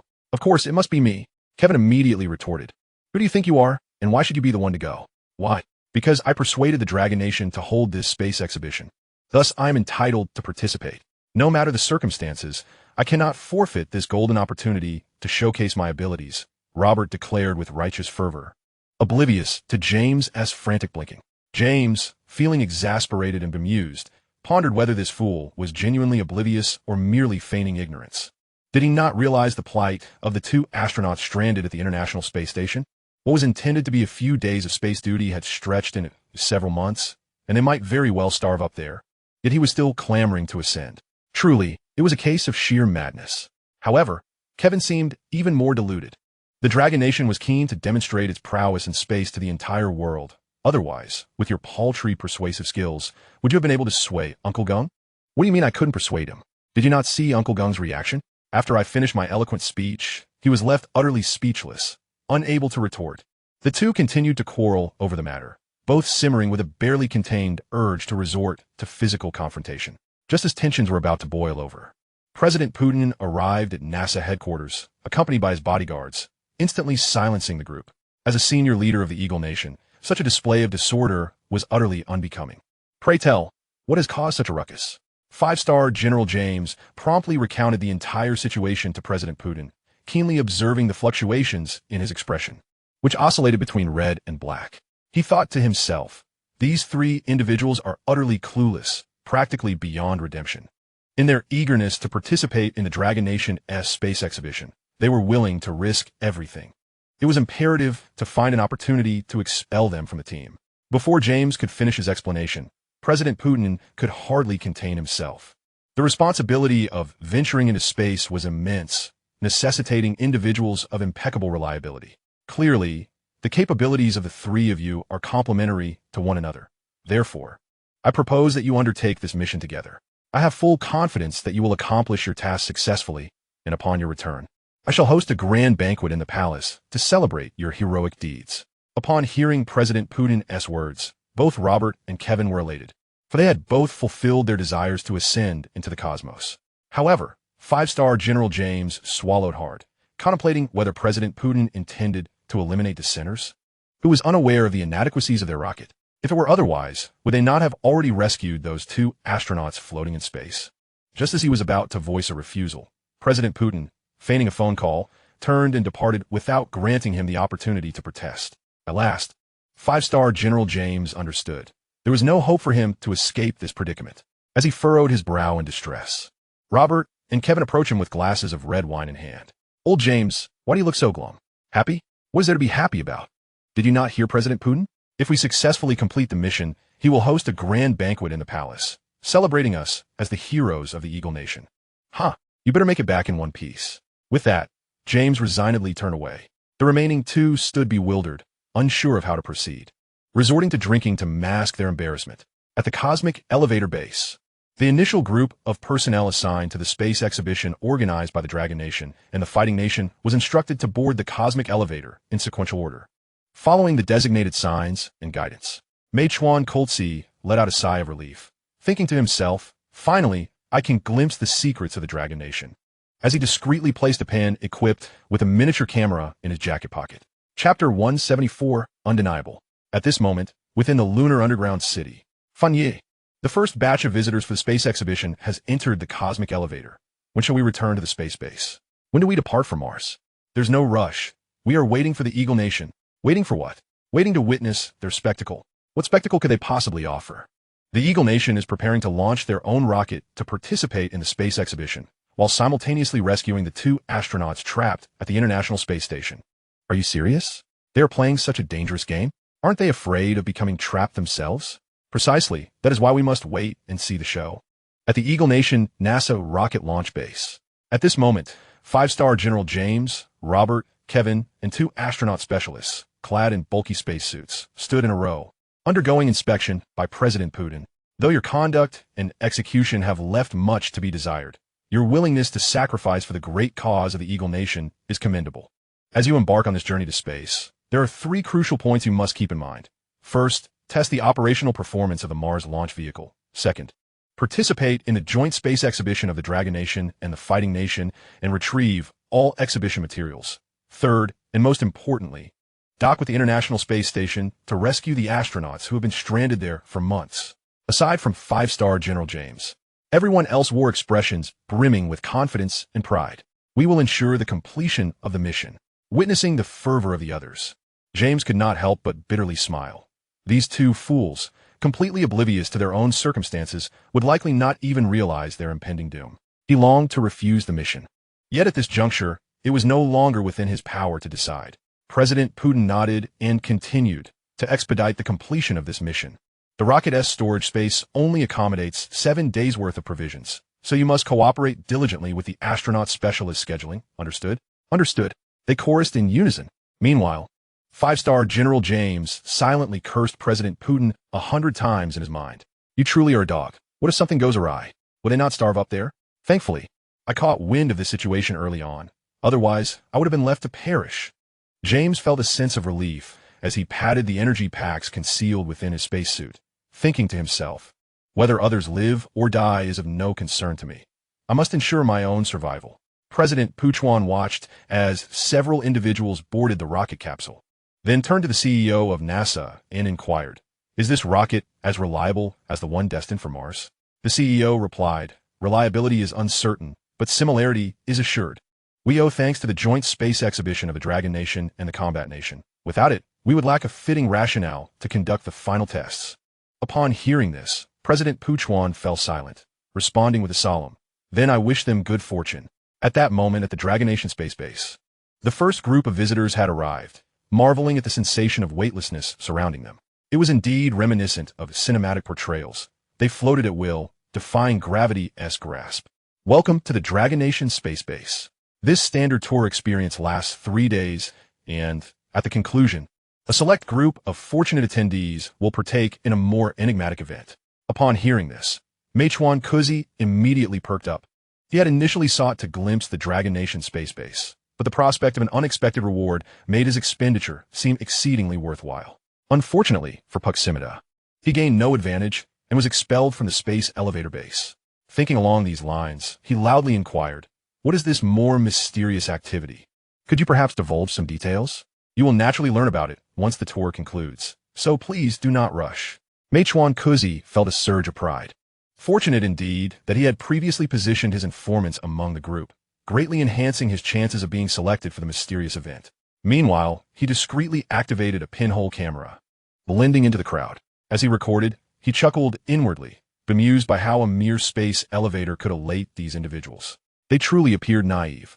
After all, our esteemed Eagle Nation had once executed a lunar landing, a feat far superior to this space elevator. Was it merely a guiding cable made of carbon nanotube material? Rumor had it that among the 4 main cables, only 100,000 were used, so slender that their collapse seemed inevitable. And let us not even mention the auxiliary cables, which were scarcely visible. To flaunt such trivialities was laughable, especially when compared to the materials used in our Eagle Nation's laboratories, which rendered this technology utterly inferior. What could possibly excite these people? Just as Meichuan Kuzi indulged in these scathing thoughts, he suddenly caught sight of a familiar shade of green. Could it be? Indeed, it was the classic green emblem of Dragon Mail. To think that a sponsor would appear here, how amusing. The prowess of Dragon Nation's aerospace seemed somewhat lacking if they had to seek sponsorship for such a grand project. At that moment, the guide within the space elevator capsule addressed the visitors. "What you see outside is our Dragon Mail aerospace carrier. We, the people of Dragon Mail, uphold our belief. Stamped and delivered. Our mission is assured. As long as you have a need, we can deliver." Meichuan Kuzi couldn't help but laugh at this. Do not believe that with such a trivial achievement as a space elevator, you could begin to boast. One must remain grounded, step by step, unlike our Eagle Nation, which has actually landed on the moon. After all these years, have they ever bragged? You claim that Dragon Nation is a humble country, yet it seems more like mere pretense. Ha ha ha. Some other ill-intentioned nations joined in the laughter, revealing that there were indeed many malcontents among the crowd. The guide, seething with indignation, yet maintaining her professional composure, retorted, "You may boast about your Eagle Nation's accomplishments. That is your prerogative. However, this represents the heartfelt efforts of countless aerospace professionals from our Dragon Nation, and we will not tolerate any doubt. What if I do question? Is it forbidden to voice skepticism? Our Eagle Nation lacks an aerospace carrier, yet you flaunt a counterfeit to mislead us, audaciously proclaiming that stamped and delivered means assured success. Pray tell, have you established a delivery service from Earth to the Moon? Who would you deliver to? Chanley? At this, laughter erupted anew. Indeed, it is for the hard-working sisters on the lunar base that we deliver. Chanley? Sisters? What kind of society do we live in, where people still believe in such myths? Truly laughable. Several voices chimed in, further mocking Meichuan Kuzi. The guide's face flushed with anger, though they were in space. This was still the territory of the Dragon Nation, and she would not allow the scum of their minuscule country to bully them, just as she prepared to retaliate. A calm voice emerged from behind. What a Chang'e! She is an indispensable spiritual belief in our Dragon Nation's mythology. Is it not permissible to have faith in her? Moreover, do you not frequently invoke the names of Amaterasu, Yamada no, Orochi, and the nine-tailed fox? The crowd gasped, startled by the audacity of the speaker who dared to provoke Meichuan Kuzi. Turning around, they beheld the imposing figure of Uncle Gung, radiating authority.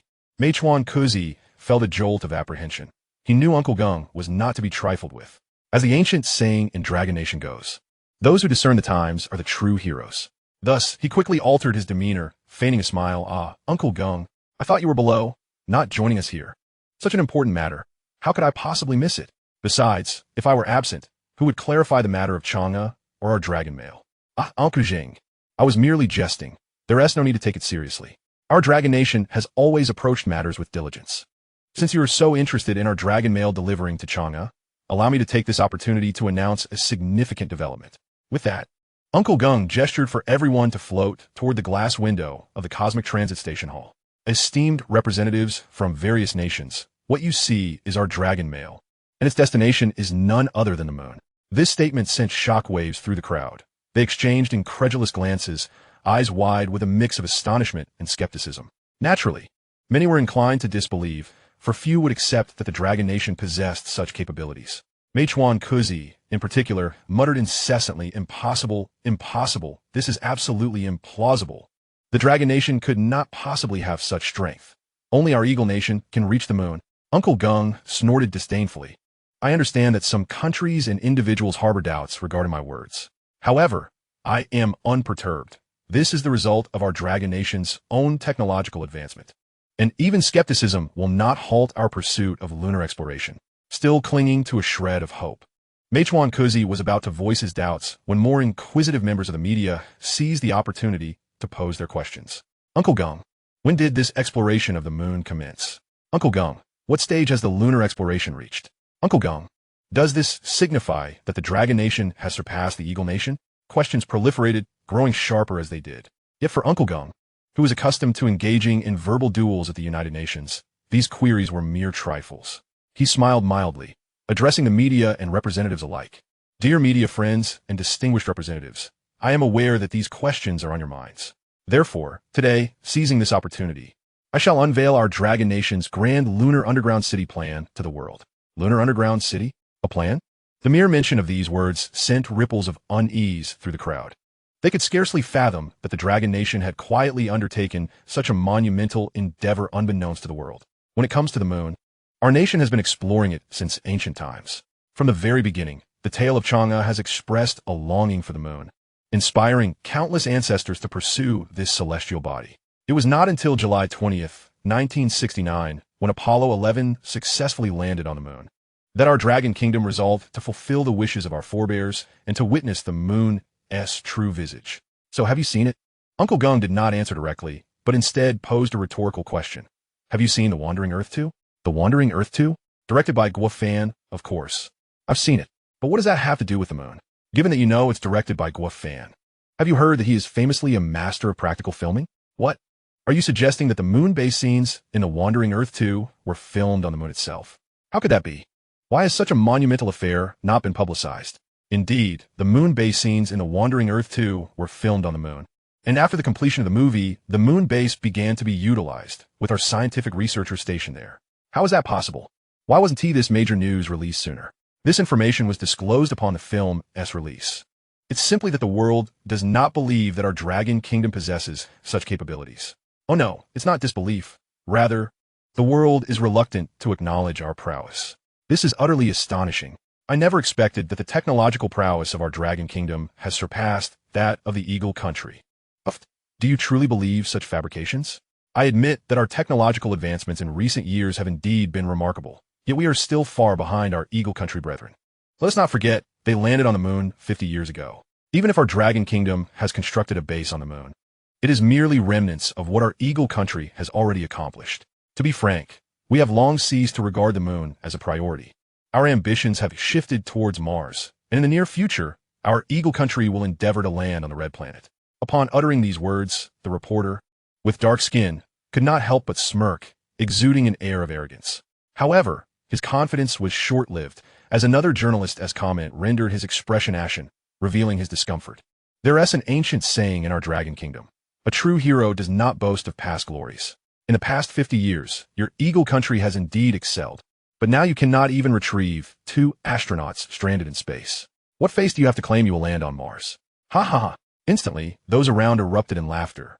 The dark-skinned reporter sought to retort, but found himself at a loss for words, only able to stomp his feet in frustration. At that moment, Uncle Gung delivered another piece of news that shattered their dreams of superiority. Chapter 176, Mars Rescue Film Project. In light of the enthusiasm exhibited today, our Dragon Kingdom has specially prepared a visit to the lunar underground city, and we extend a sincere invitation to representatives from all nations to participate in our Lunar Underground City initiative, offering technical support and experimental projects to each participating country. As Uncle Gung concluded his statement, the atmosphere shifted dramatically. Attendees exchanged astonished glances, momentarily speechless. However, a few individuals, led by Mei Chuan Kuzi, looked on with disdain, scoffing. "Isn't your dragon kingdom merely constructing some underground city? At most, it's the size of our living room. And you audaciously invite representatives from various countries. How could you accommodate so many? Exactly, just blowing hot air. Why must you make such a spectacle? Aren't you afraid of making fools of yourselves?" Uncle Gung did not deign to acknowledge their scorn, maintaining his composure with a smile. "Of course, whether you believe it or not is your prerogative. However, should you miss this opportunity, do not claim our Dragon Kingdom is stingy. Slots are limited and available on a first-come, first-served basis." No sooner had he finished speaking than a representative from the third country stood up, where there's a bargain. "I won't hesitate. I sign up. I believe in the Dragon Kingdom. Our country must become the third nation to land on the moon." Mai Huan Gushi snickered, thinking to himself that this opportunist would switch allegiances at the first sign of benefit, hopelessly gullible. With the representative from the third country as the first to register, the enthusiasm of other national representatives ignited. Regardless of the truth, it was clear that aligning with the Dragon Kingdom would yield rewards, as they have consistently grounded their claims in reality and never engaged in mere boasting. Otherwise, they would not have achieved such astonishing technological feats as the space elevator and orbital docking ports. Uncle Gung, the fighting nation, unconditionally believes in the Dragon Kingdom. "We are signing up. Uncle Gung, we from the Saya also believe in the Dragon Kingdom. We too will register. Uncle Gung, we will sign up as well." The chorus of registrations filled the air, creating a lively atmosphere. Observing from a distance, representatives from so-called developed nations regarded those clamoring to register as if they were jesters, mocking them. "Do you see? Only these underdeveloped countries would believe in the Dragon Kingdom. As for us, developed nations, we possess our own scientific knowledge and would never be fooled by such antics." Indeed, have you heard? The Eagle Country is preparing to land on Mars. The moon is merely a relic of the past. Wasting energy on this trivial moon is utterly foolish. Who could argue with that? The Dragon Kingdom seems to think highly of itself, but at most, it is merely engaging in self-entertainment. At this moment, the representative from the United Kingdom, gazing thoughtfully at Uncle Gung, remarked, "What if, and I stress the word if, these nations truly latch onto the Dragon Kingdom's Lunar Underground City initiative? Wouldn't that mean we risk losing our status as developed nations?" Mei Chuan Kuzi, thumping his chest and scoffing, retorted, "You are being alarmist. Did we not just hear that our Eagle Country is about to land on Mars? Even if the Dragon Kingdom's Lunar Underground City project flourishes, it remains inferior. Unless the Dragon Kingdom embarks on a Mars landing endeavor, which is simply a pipe dream, even granting the Dragon Kingdom an additional 100 years, it could never reach the level of our Eagle Country. Absolutely. We must unite and cling tightly to our Eagle Country's coattails. Agreed. The registration for the Lunar Underground City project concluded swiftly. Aside from those self-important representatives, everyone else had signed up, not for any other reason than to partake in the warmth of the Dragon Kingdom's offerings. While the Eagle Country is undeniably powerful, they would hardly consider the needs of these developing third and fourth world nations, if left to their own devices to research rockets, spacecraft, and lunar landings. Without a century's worth of technological accumulation, they would be unable to achieve success. Even participating in a fraction of the work and experiments would represent a monumental leap for their technological advancement. Uncle Gung surveyed the gathered representatives, nodding in satisfaction. As he had anticipated, the developed nations were dismissive of the Dragon Kingdom's capabilities, even harboring disdain. Nonetheless, upholding a stance of democracy and freedom, Uncle Gung addressed all the representatives. Are there any other representatives present who wish to participate in the Dragon Kingdom's Lunar Underground City project?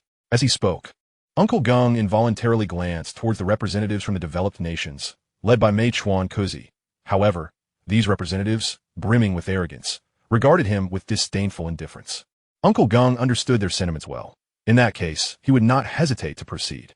Since all the representatives who needed to register have done so, I am pleased to announce another piece of good news.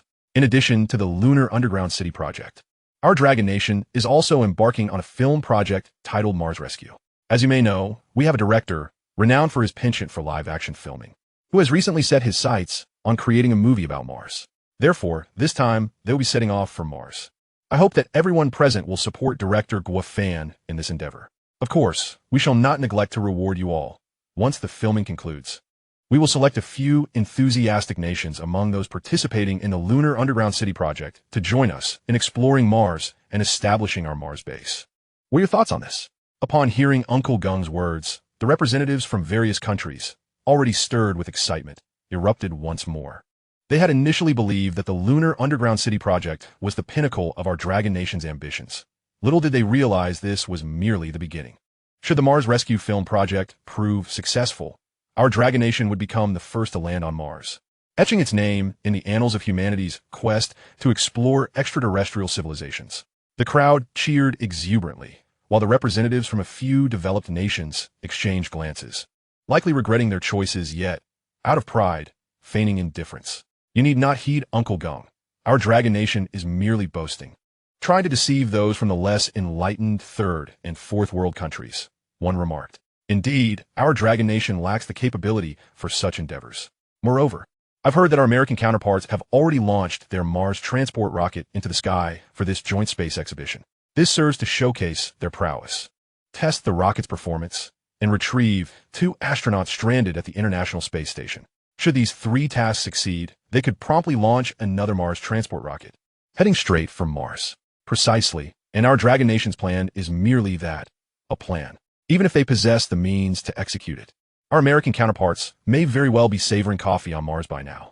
Chapter 177, A Sense of Self-Satisfaction. Uncle Gung glanced at the American representatives, a sly smile creeping onto his face. If you hadn't mentioned it, I might have forgotten about your American brethren. They are indeed the most principled, having forsaken invitations from both our Dragon Nation and the Warrior Nation to participate in this joint space exhibition.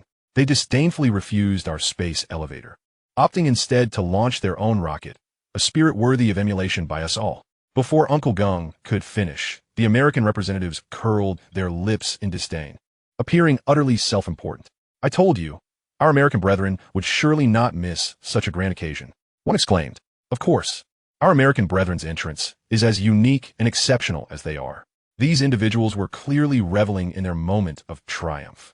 Since all the esteemed representatives from various nations are so eager to see your American brethren, fortuitously, just moments ago, our lunar transport returned with images capturing them, which can now be displayed on the big screen. As Uncle Gung concluded, a holographic projection materialized in the central hall of the Dragon Nation's space transfer station. At that moment, a rocket emblazoned with the emblem of the bald eagle pierced the atmosphere, steadily approaching the transfer hall. Simultaneously, an announcement echoed throughout the hall. The American Mars transport rocket, Spirit, requests docking with the Dragon Nation's space transfer station. Please advise. Soon, the chief scientist of the space transfer station hurried over to seek Uncle Gung's counsel.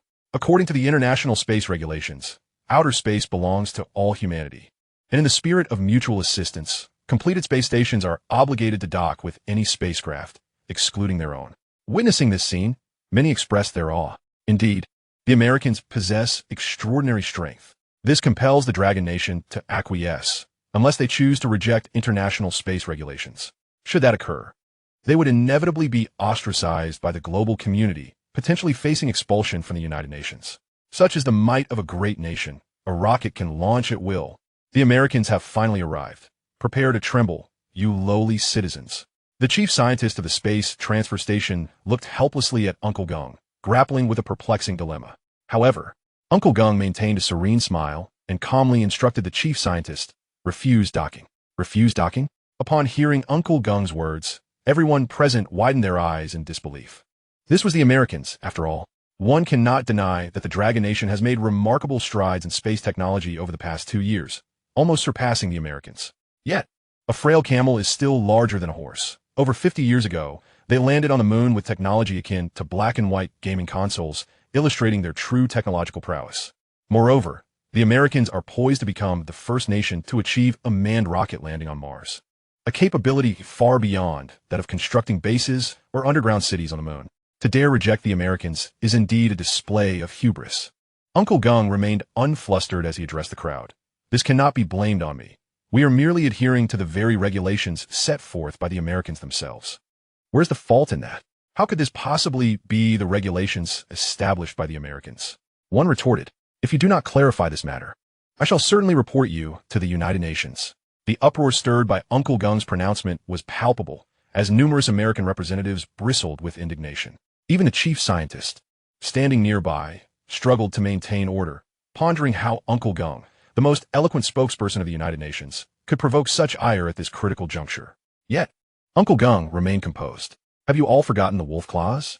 At these words, the once boisterous critics fell silent, their mouths agape. The chief scientist smacked his forehead in realization, acknowledging Uncle Gung's calm demeanor. The memory of the Americans' underhanded tactics to restrict the Dragon Nation's participation in the International Space Station cooperation was still fresh.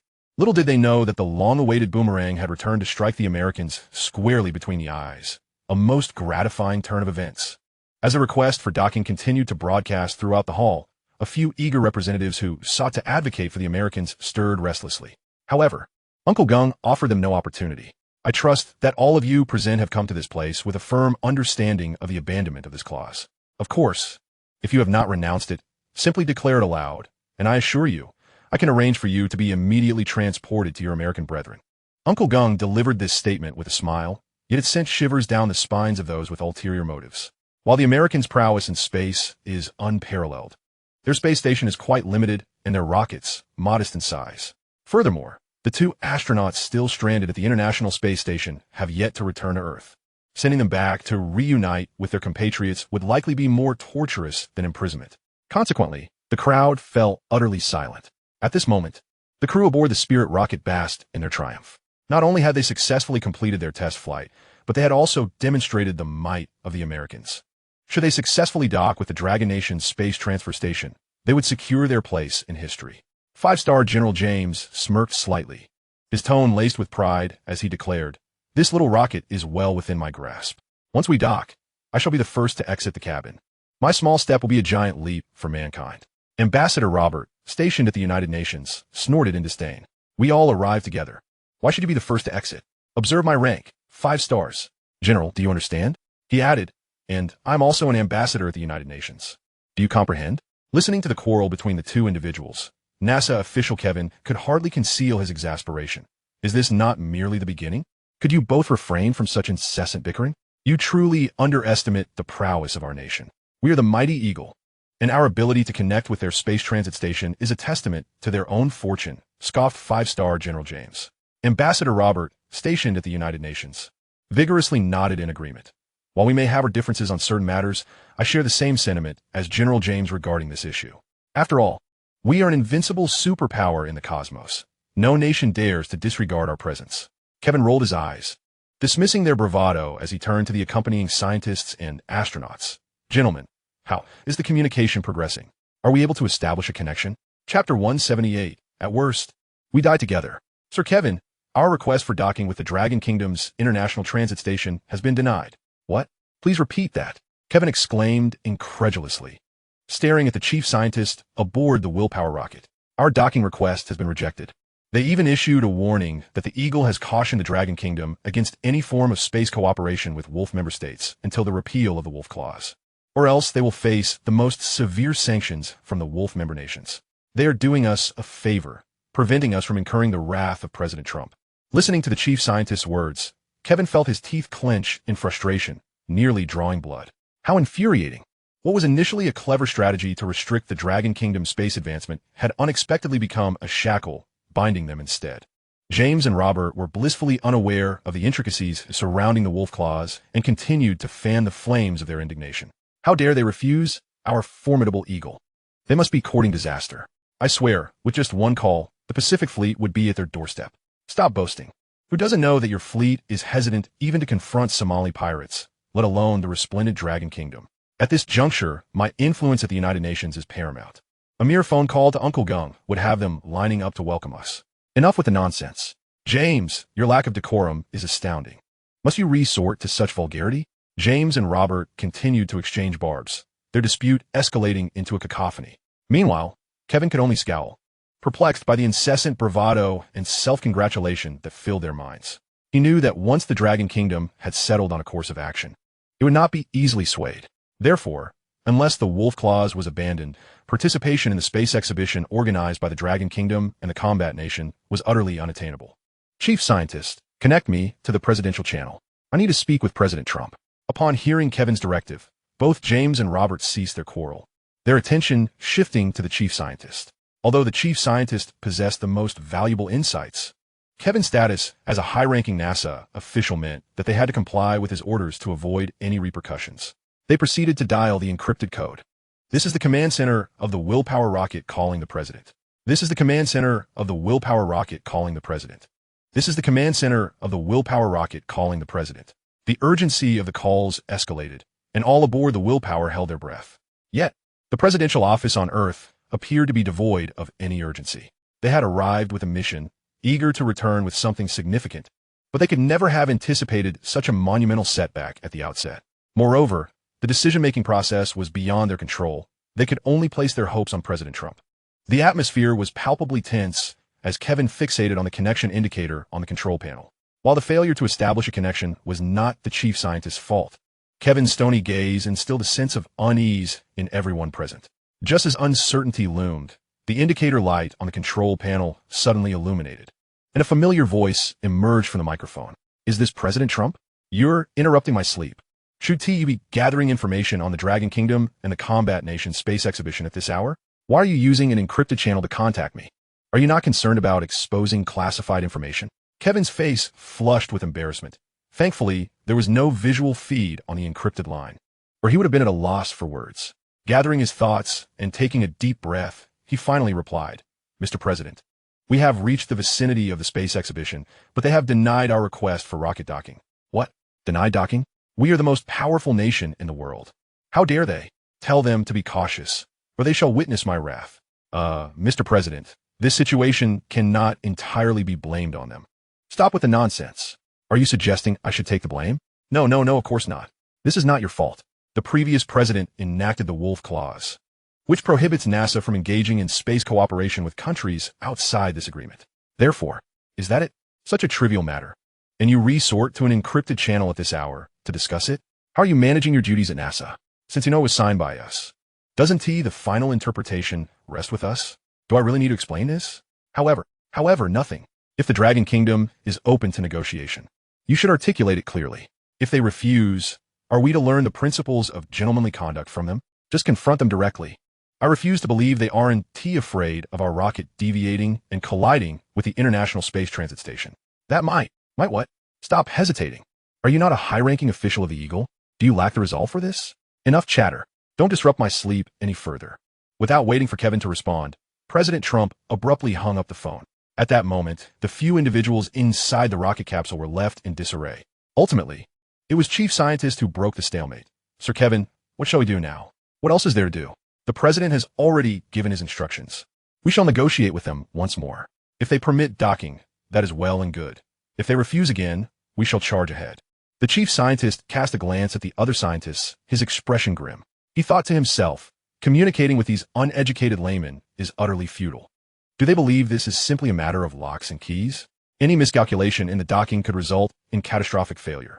He wished to explain, but seeing Kevin's furious demeanor, he opted to refrain from further provoking him, hoping instead for leniency from the Dragon Kingdom.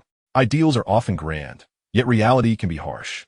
As anticipated, the response was devoid of any flexibility. Kevin, already aware of the outcome, commanded without waiting for the chief scientist's report, initiate a forced docking with their international transit station. But nothing.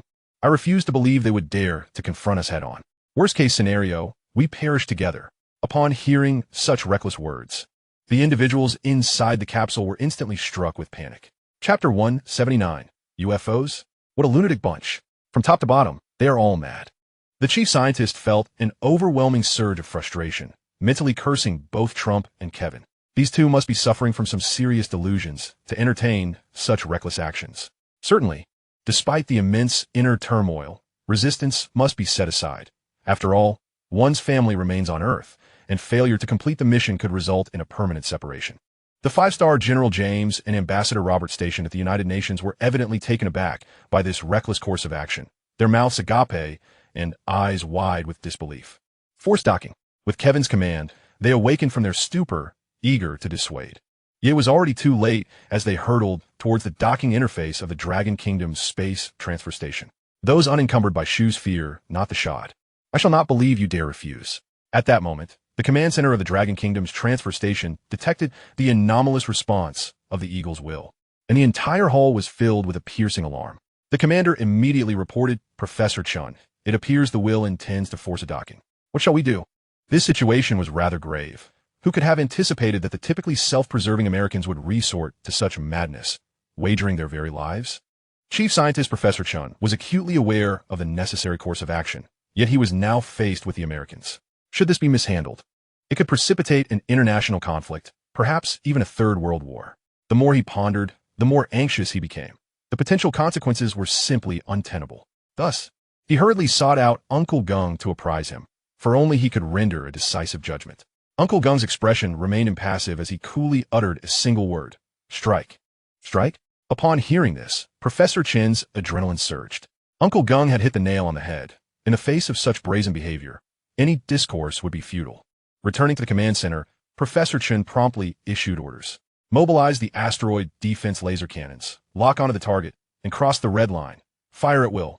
The subordinate commanders exchanged astonished glances with Chief Scientist Professor Chin.